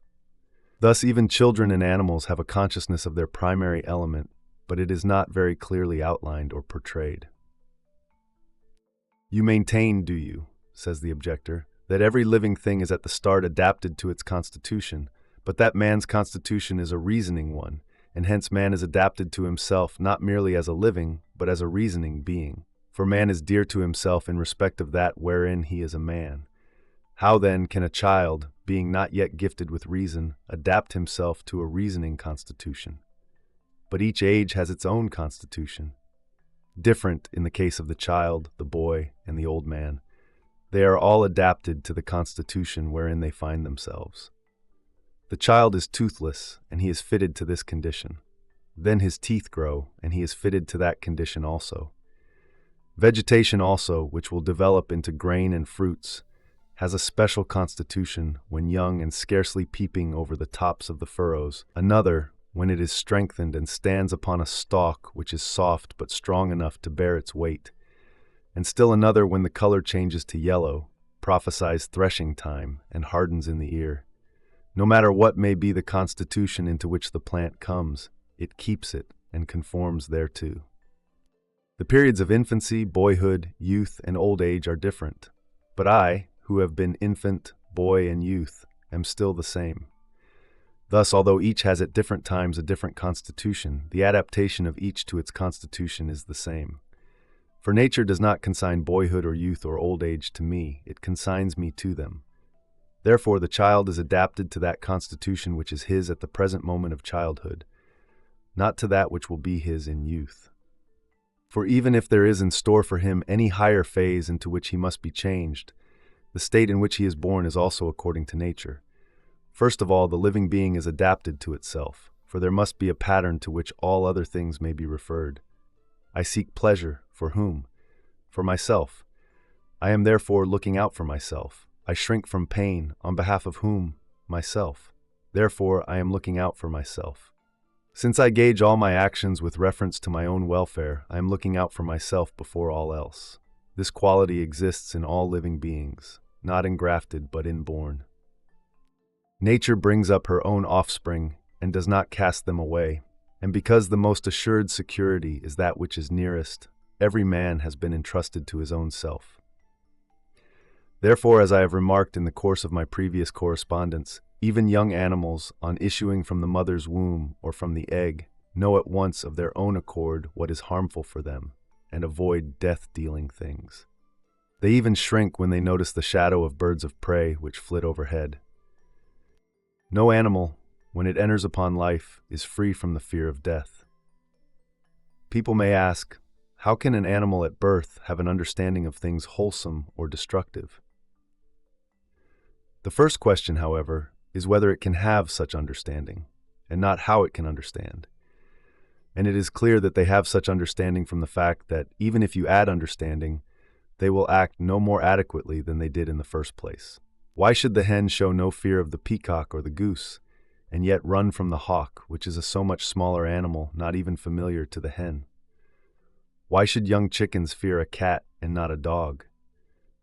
These fowls clearly have a presentiment of harm, one not based on actual experiments, for they avoid a thing before they can possibly have experience of it. Furthermore, in order that you may not suppose this to be the result of chance, they do not shrink from certain other things which you would expect them to fear, nor do they ever forget vigilance and care in this regard. They all possess equally the faculty of avoiding what is destructive. Besides, their fear does not grow as their lives lengthen. Hence, indeed, it is evident that these animals have not reached such a condition through experience. It is because of an inborn desire for self-preservation. The teachings of experience are slow and irregular, but whatever nature communicates belongs equally to everyone and comes immediately. If, however, you require an explanation, shall I tell you how it is that every living thing tries to understand that which is harmful? It feels that it is constructed of flesh, and so it perceives to what an extent flesh may be cut or burned or crushed, and what animals are equipped with the power of doing this damage. It is of animals of this sort that it derives an unfavorable and hostile idea. These tendencies are closely connected, for each animal at the same time consults its own safety, seeking that which helps it and shrinks from that which will harm it. Impulses towards useful objects and revulsion from the opposite are according to nature. Without any reflection to prompt the idea, and without any advice, whatever nature has prescribed is done. Do you not see how skillful bees are in building their cells? How completely harmonious in sharing and enduring toil? Do you not see how the spider weaves a web so subtle that man's hand cannot imitate it, and what a task it is to arrange the threads, some directed straight towards the center for the sake of making the web solid, and others running in circles and lessening in thickness, for the purpose of tangling and catching in a sort of net the smaller insects for whose ruin the spider spreads the web. This art is born, not taught, and for this reason no animal is more skilled than any other. You will notice that all spider webs are equally fine, and that the openings in all honeycomb cells are identical in shape. Whatever art communicates is uncertain and uneven, but nature's assignments are always uniform. Nature has communicated nothing except the duty of taking care of themselves and the skill to do so. That is why living and learning begin at the same time. No wonder that living things are born with a gift whose absence would make birth useless. This is the first equipment that nature granted them for the maintenance of their existence, the quality of adaptability and self-love. They could not survive except by desiring to do so, nor would this desire alone have made them prosper, but without it nothing could have prospered. In no animal can you observe any low esteem or even any carelessness of self. Dumb beasts, sluggish in other respects, are clever at living, so you will see that creatures which are useless to others are alert for their own preservation. Farewell. On darkness as a veil for wickedness. The day has already begun to lessen. It has shrunk considerably, but yet will still allow a goodly space of time if one rises, so to speak, with the day itself.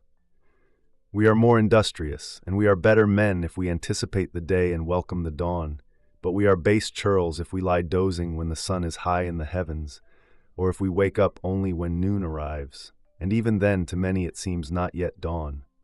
Some have reversed the functions of light and darkness. They open eyes sodden with yesterday's debauch only at the approach of night. It is just like the condition of those peoples whom, according to Virgil, nature has hidden away and placed in an abode directly opposite to our own. When in our face the dawn with panting steeds breathes down, for them the ruddy evening kindles her late-lit fires. It is not the country of these men, so much as it is their life, that is directly opposite to our own. There may be antipodes dwelling in this same city of ours, who, in Cato's words, have never seen the sun rise or set. Do you think that these men know how to live if they do not know when to live? Do these men fear death if they have buried themselves alive? They are as weird as the birds of night. Although they pass their hours of darkness amid wine and perfumes, although they spend the whole extent of their unnatural waking hours in eating dinners, and those too cooked separately to make up many courses, they are not really banqueting. They are conducting their own funeral services. And the dead at least have their banquets by daylight. But indeed, to one who is active, no day is long. So let us lengthen our lives, for the duty and the proof of life consist in action. Cut short the night, use some of it for the day's business. Birds that are being prepared for the banquet, that they may be easily fattened through lack of exercise, are kept in darkness, and similarly, if men vegetate without physical activity, their idle bodies are overwhelmed with flesh, and in their self-satisfied retirement the fat of indolence grows upon them. Moreover, the bodies of those who have sworn allegiance to the hours of darkness have a loathsome appearance.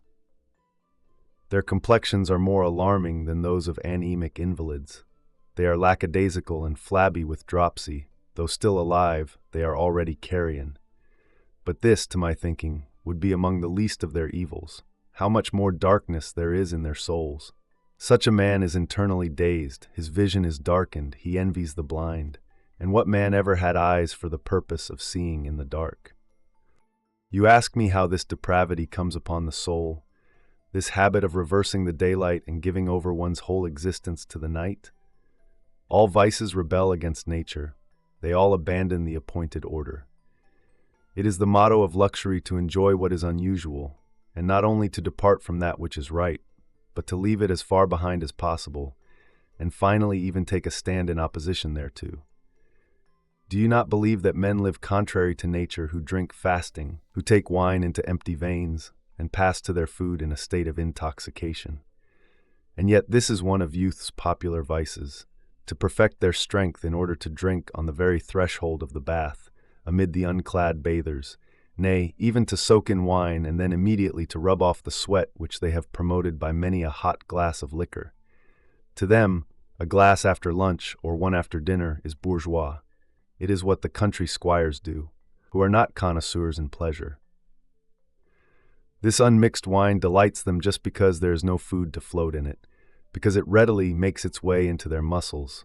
This boozing pleases them just because the stomach is empty. Do you not believe that men live contrary to nature who exchange the fashion of their attire with women? Do not men live contrary to nature who endeavor to look fresh and boyish at an age unsuitable for such an attempt? What could be more cruel or more wretched? Cannot time and man's estate ever carry such a person beyond an artificial boyhood? Do not men live contrary to nature who crave roses in winter, or seek to raise a spring flower like the lily by means of hot water heaters and artificial changes of temperature? Do not men live contrary to nature who grow fruit trees on the top of a wall, or raise waving forests upon the roofs and battlements of their houses, the roots starting at a point to which it would be outlandish for the treetops to reach? Do not men live contrary to nature who lay the foundations of bathrooms in the sea, and do not imagine that they can enjoy their swim unless the heated pool is lashed as with the waves of a storm? When men have begun to desire all things in opposition to the ways of nature, they end by entirely abandoning the ways of nature. They cry, "It is daytime, let us go to sleep. It is the time when men rest, now for exercise, now for our drive, now for our lunch. Lo, the dawn approaches. It is dinner time. We should not do as mankind does. It is low and mean to live in the usual and conventional way. Let us abandon the ordinary sort of day. Let us have a morning that is a special feature of ours, peculiar to ourselves." Such men are, in my opinion, as good as dead. Are they not all but present at a funeral, and before their time too, when they live amid torches and tapers? I remember that this sort of life was very fashionable at one time. Among such men as Acilius Buta, a person of praetorian rank, who ran through a tremendous estate and on confessing his bankruptcy to Tiberius, received the answer, "You have waked up too late." Julius Montanus was once reading a poem aloud. He was a middling good poet, noted for his friendship with Tiberius, as well as his fall from favor. He always used to fill his poems with a generous sprinkling of sunrises and sunsets. Hence, when a certain person was complaining that Montanus had read all day long and declared that no man should attend any of his readings, Nota Panarius remarked, "I couldn't make a fairer bargain than this. I am ready to listen to him from sunrise to sunset." Montanus was reading and had reached the words, "'Gins the bright morning to spread forth his flames clear burning. The red dawn scatters its light, and the sad-eyed swallow returns to her nestlings, bringing the chatterer's food, and with sweet bill sharing and serving. Then Varus, a Roman knight, the hanger-on of Marcus Vinicius, and a sponger at elegant dinners which he earned by his degenerate wit, shouted, 'Bedtime for Buta.' And later, when Montanus declaimed, 'Lo, now the shepherds have folded their flocks, and the slow-moving darkness gins to spread silence o'er lands that are drowsily lulled into slumber,' this same Varus remarked, What? Night already? I'll go and pay my morning call on Buddha. You see, nothing was more notorious than Buddha's upside-down manner of life. But this life, as I said, was fashionable at one time. And the reason why some men live thus is not because they think that night in itself offers any greater attractions, but because that which is normal gives them no particular pleasure, light being a bitter enemy of the evil conscience. And, when one craves or scorns all things in proportion, as they have cost one much or little, illumination for which one does not pay is an object of contempt. Moreover, the luxurious person wishes to be an object of gossip his whole life. If people are silent about him, he thinks that he is wasting his time. Hence he is uncomfortable whenever any of his actions escape notoriety.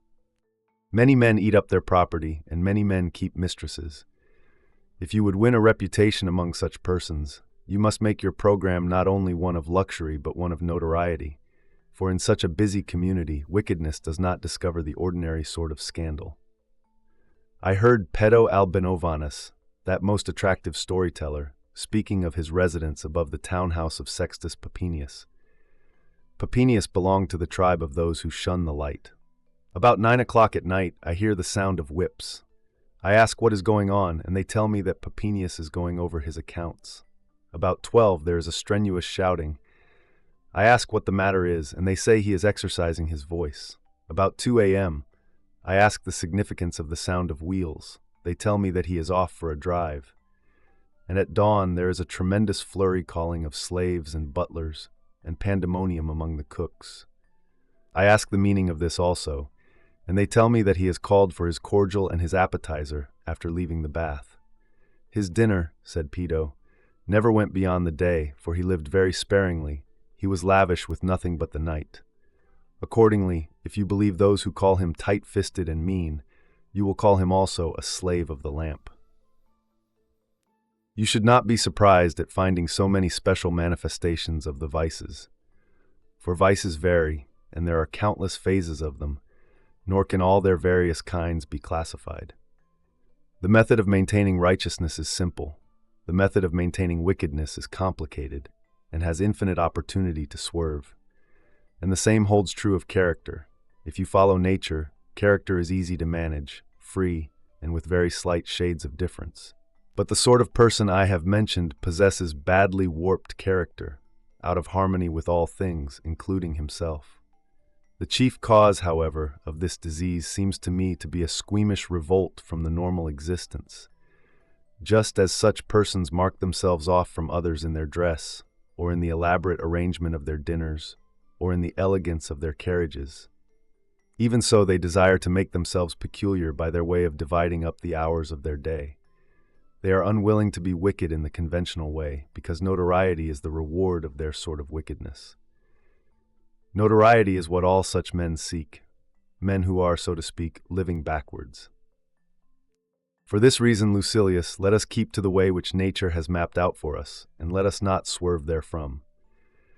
If we follow nature, all is easy and unobstructed, but if we combat nature, our life differs not a whit from that of men who row against the current. Farewell. On the conflict between pleasure and virtue. Wearied with the discomfort rather than with the length of my journey, I have reached my Alban villa late at night, and I find nothing in readiness except myself. So I am getting rid of fatigue at my writing table. I derive some good from this tardiness on the part of my cook and my baker, for I am communing with myself on this very topic, that nothing is heavy if one accepts it with a light heart, and that nothing need provoke one's anger if one does not add to one's pile of troubles by getting angry. My baker is out of bread, but the overseer, or the house steward, or one of my tenants can supply me therewith. Bad bread, you say, but just wait for it, it will become good. Hunger will make even such bread delicate and of the finest flavor. For that reason I must not eat until hunger bids me. So I shall wait and shall not eat until I can either get good bread or else cease to be squeamish about it. It is necessary that one grow accustomed to slender fare, because there are many problems of time and place which will cross the path even of the rich man and one equipped for pleasure, and bring him up with a round turn. To have whatsoever he wishes is in no man's power, It is in his power not to wish for what he has not, but cheerfully to employ what comes to him. A great step towards independence is a good-humored stomach, one that is willing to endure rough treatment. You cannot imagine how much pleasure I derive from the fact that my weariness is becoming reconciled to itself. I am asking for no slaves to rub me down, no bath, and no other restorative except time. For that which toil has accumulated, rest can lighten. This repast, whatever it may be, will give me more pleasure than an inaugural banquet, for I have made trial of my spirit on a sudden, a simpler and a truer test. Indeed, when a man has made preparations and given himself a formal summons to be patient, it is not equally clear just how much real strength of mind he possesses. The surest proofs are those which one exhibits offhand, viewing one's own troubles not only fairly but calmly, not flying into fits of temper or wordy wranglings, supplying one's own needs by not craving something which was really due, and reflecting that our habits may be unsatisfied, but never our own real selves. How many things are superfluous we fail to realize until they begin to be wanting. We merely used them not because we needed them, but because we had them. And how much do we acquire simply because our neighbors have acquired such things, or because most men possess them? Many of our troubles may be explained from the fact that we live according to a pattern, and instead of arranging our lives according to reason, are led astray by convention. There are things which, if done by the few, we should refuse to imitate, yet when the majority have begun to do them, we follow along, just as if anything were more honorable because it is more frequent. Furthermore, wrong views, when they have become prevalent, reach in our eyes the standard of righteousness. Everyone now travels with Numidian outriders preceding him, with a troop of slave runners to clear the way. We deem it disgraceful to have no attendants who will elbow crowds from the road, or will prove, by a great cloud of dust, that a high dignitary is approaching. Everyone now possesses mules that are laden with crystal and murrhine cups, carved by skilled artists of great renown.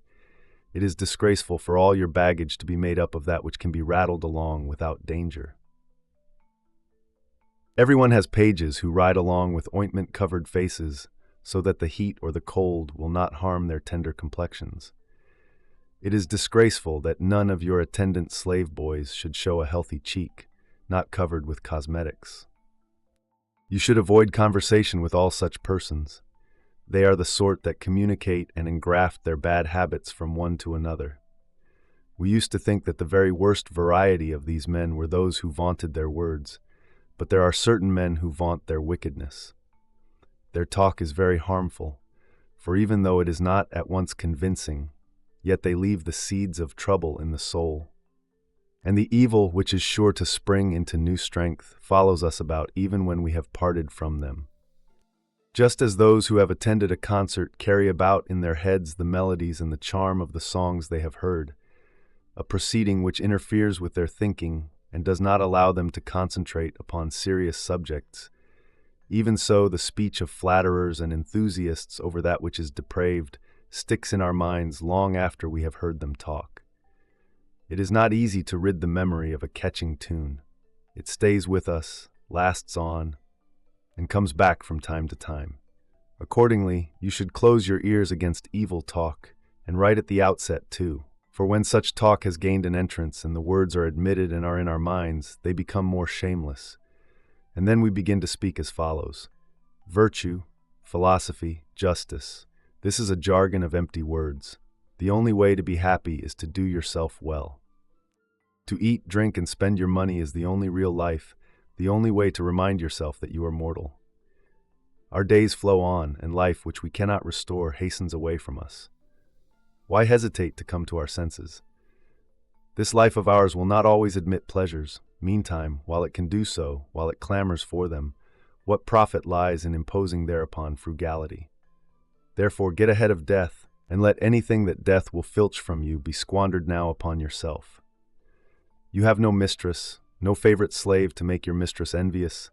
You are sober when you make your daily appearance in public. You dine as if you had to show your account book to Papa, but that is not living. It is merely going shares in someone else's existence. And what madness it is to be looking out for the interests of your heir, and to deny yourself everything, with the result that you turn friends into enemies by the vast amount of the fortune you intend to leave.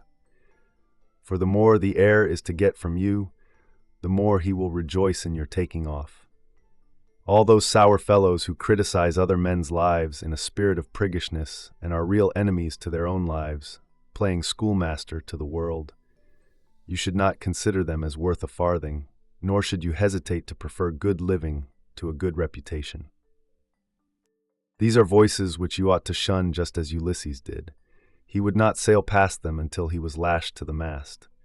They are no less potent. They lure men from country, parents, friends, and virtuous ways, and by a hope that, if not base, is ill-starred, they wreck them upon a life of baseness.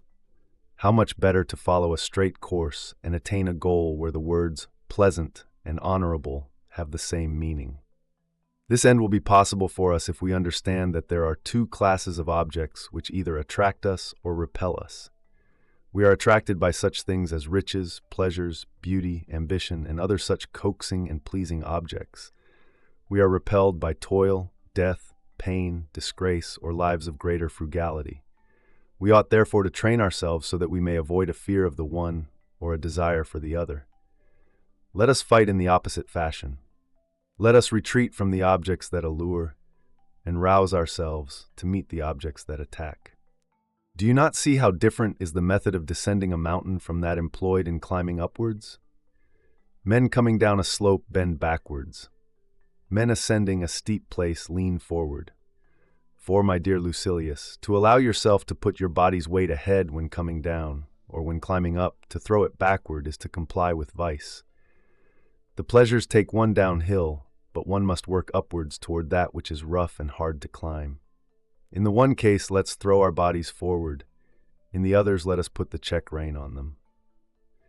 Do you believe me to be stating now that only those men bring ruin to our ears, who praise pleasure, who inspire us with fear of pain, that element which is in itself provocative of fear? I believe that we are also injured by those who masquerade under the disguise of the Stoic school, and at the same time urge us on into vice. They boast that only the wise man and the learned is a lover.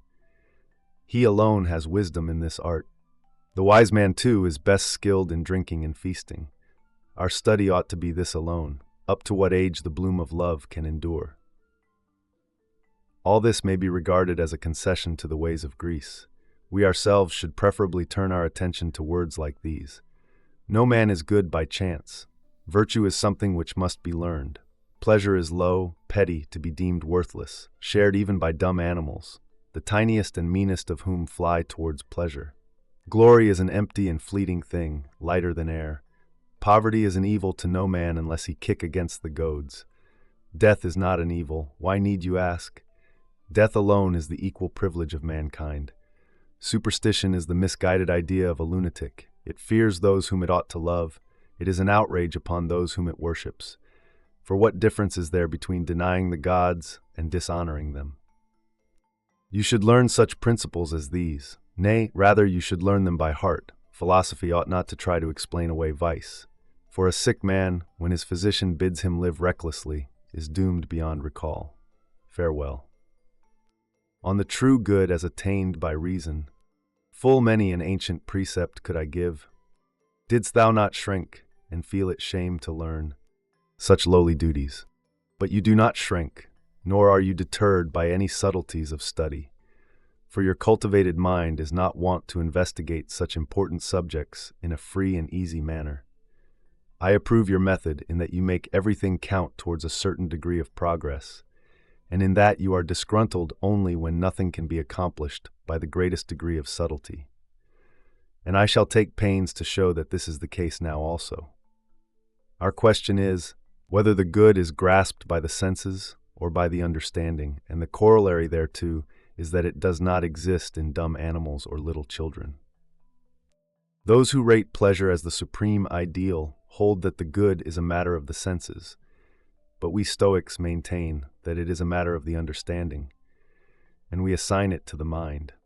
If the senses were to pass judgment on what is good, we should never reject any pleasure, for there is no pleasure that does not attract, no pleasure that does not please.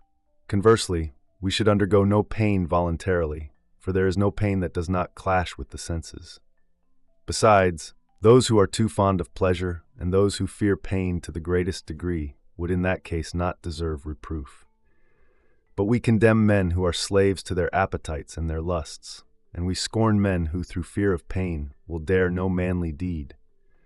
But what wrong could such men be committing if they looked merely to the senses as arbiters of good and evil? For it is to the senses that you and yours have entrusted the test of things to be sought and things to be avoided. Reason, however, is surely the governing element in such a matter as this. As reason has made the decision concerning the happy life, and concerning virtue and honor also, so she has made the decision with regard to good and evil. For with them the vilest part is allowed to give sentence about the better, so that the senses, dense as they are, and dull, and even more sluggish in man than in the other animals, pass judgment on the good. Just suppose that one should desire to distinguish tiny objects by the touch rather than by the eyesight. There is no special faculty more subtle and acute than the eye that would enable us to distinguish between good and evil. You see, therefore, in what ignorance of truth a man spends his days and how abjectly he has overthrown lofty and divine ideals, if he thinks that the sense of touch can pass judgment upon the nature of the supreme good and the supreme evil. He says, just as every science and every art should possess an element that is palpable and capable of being grasped by the senses, their source of origin and growth, even so the happy life derives its foundation and its beginnings from things that are palpable, and from that which falls within the scope of the senses. Surely you admit that the happy life takes its beginnings from things palpable to the senses. But we define as happy those things that are in accord with nature, and that which is in accord with nature is obvious and can be seen at once, just as easily as that which is complete. That which is according to nature, that which is given us as a gift immediately at our birth, is, I maintain, not a good, but the beginning of a good. You, however, assign the supreme good, pleasure, to mere babies, so that the child at its birth begins at the point whither the perfected man arrives. You are placing the treetop where the root ought to be. If anyone should say that the child, hidden in its mother's womb of unknown sex too, delicate, unformed, and shapeless, if one should say that this child is already in a state of goodness, he would clearly seem to be astray in his ideas. And yet how little difference is there between one who has just lately received the gift of life and one who is still a hidden burden in the bowels of the mother. They are equally developed as far as their understanding of good or evil is concerned, and a child is as yet no more capable of comprehending the good than is a tree or any dumb beast. But why is the good non-existent in a tree or in a dumb beast? Because there is no reason there either. For the same cause, then, the good is non-existent in a child, for the child also has no reason. The child will reach the good only when he reaches reason. There are animals without reason, there are animals not yet endowed with reason, and there are animals who possess reason, but only incompletely. In none of these does the good exist, for it is reason that brings the good in its company. What then is the distinction between the classes which I have mentioned? In that which does not possess reason, the good will never exist. In that which is not yet endowed with reason, the good cannot be existent at the time. And in that which possesses reason but only incompletely, the good is capable of existing, but does not yet exist. This is what I mean, Lucilius. The good cannot be discovered in any random person or at any random age, and it is as far removed from infancy as last is from first, or as that which is complete from that which has just sprung into being. Therefore, it cannot exist in the delicate body when the little frame has only just begun to knit together. Of course not, no more than in the seed. Granting the truth of this, we understand that there is a certain kind of good in a tree or a plant. But this is not true of its first growth, when the plant has just begun to spring forth out of the ground. There is a certain good of wheat. It is not yet existent, however, in the swelling stalk, nor when the soft ear is pushing itself out of the husk, but only when summer days and its appointed maturity have ripened the wheat. Just as nature in general does not produce her good until she is brought to perfection, even so man's good does not exist in man until both reason and man are perfected. And what is this good? I shall tell you, it is a free mind, an upright mind, subjecting other things to itself and itself to nothing. So far is infancy from admitting this good that boyhood has no hope of it, and even young manhood cherishes the hope without justification. Even our old age is very fortunate if it has reached this good after long and concentrated study. If this, then, is the good is a matter of the understanding. But, comes the retort, you admitted that there is a certain good of trees and of grass, then surely there can be a certain good of a child also. But the true good is not found in trees or in dumb animals. The good which exists in them is called good only by courtesy. Then what is it, you say? Simply that which is in accord with the nature of each. The real good cannot find a place in dumb animals, not by any means. Its nature is more blessed and is of a higher class. And where there is no place for reason, the good does not exist. There are 4 natures which we should mention here, of the tree, animal, man, and God. The last 2, having reasoning power, are of the same nature, distinct only by virtue of the immortality of the one and the mortality of the other.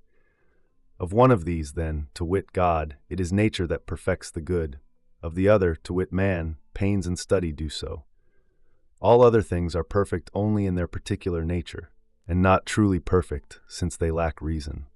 Indeed, to sum up, that alone is perfect, which is perfect according to nature as a whole, and nature as a whole is possessed of reason. Other things can be perfect according to their kind. That which cannot contain the happy life cannot contain that which produces the happy life, and the happy life is produced by goods alone.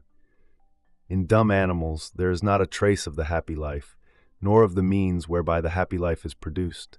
In dumb animals, the good does not exist. The dumb animal comprehends the present world about him through his senses alone. He remembers the past only by meeting with something which reminds his senses.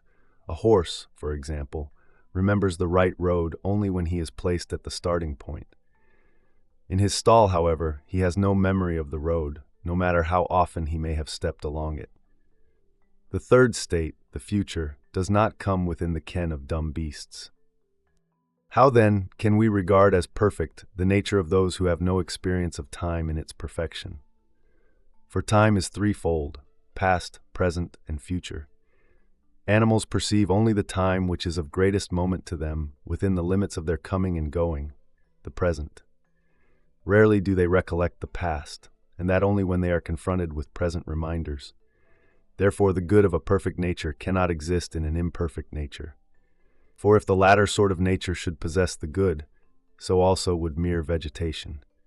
I do not indeed deny that dumb animals have strong and swift impulses toward actions which seem according to nature, but such impulses are confused and disordered.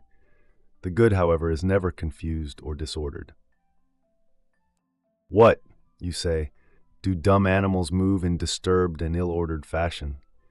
I should say that they moved in disturbed and ill-ordered fashion, if their nature admitted of order. As it is, they move in accordance with their nature. For that is said to be disturbed, which can also at some other time be not disturbed. So too that is said to be in a state of trouble, which can be in a state of peace. No man is vicious except one who has the capacity of virtue. In the case of dumb animals, their motion is such as results from their nature. But not to weary you, a certain sort of good will be found in a dumb animal, and a certain sort of virtue, and a certain sort of perfection, but neither the good, nor virtue, nor perfection in the absolute sense. For this is the privilege of reasoning beings alone, who are permitted to know the cause, the degree, and the means. Therefore, good can exist only in that which possesses reason. Do you ask now whither our argument is tending, and of what benefit it will be to your mind? I will tell you, it exercises and sharpens the mind, and ensures, by occupying it honorably, that it will accomplish some sort of good. And even that is beneficial which holds men back when they are hurrying into wickedness. However, I will say this also: I can be of no greater benefit to you than by revealing the good that is rightly yours, by taking you out of the class of dumb animals, and by placing you on a level with God. Why, pray, do you foster and practice your bodily strength? Nature has granted strength in greater degree to cattle and wild beasts. Why cultivate your beauty? After all your efforts, dumb animals surpass you in comeliness. Why dress your hair with such unending attention? Though you let it down in Parthian fashion, or tie it up in the German style, or as the Scythians do, let it flow wild. Yet you will see a mane of greater thickness tossing upon any horse you choose, and a mane of greater beauty bristling upon the neck of any lion. And even after training yourself for speed, you will be no match for the hare. Are you not willing to abandon all these details, wherein you must acknowledge defeat, striving as you are for something that is not your own, and come back to the good that is really yours? And what is this good? It is a clear and flawless mind, which rivals that of God, raised far above mortal concerns, and counting nothing of its own to be outside itself. You are a reasoning animal. What good, then, lies within you? Perfect reason. Are you willing to develop this to its farthest limits, to its greatest degree of increase? Only consider yourself happy when all your joys are born of reason, and when, having marked all the objects which men clutch at, or pray for, or watch over, you find nothing which you will desire. Mind, I do not say prefer. Here is a short rule by which to measure yourself, and by the test of which you may feel that you have reached perfection. You will come to your own when you shall understand that those whom the world calls fortunate are really the most unfortunate of all. Farewell.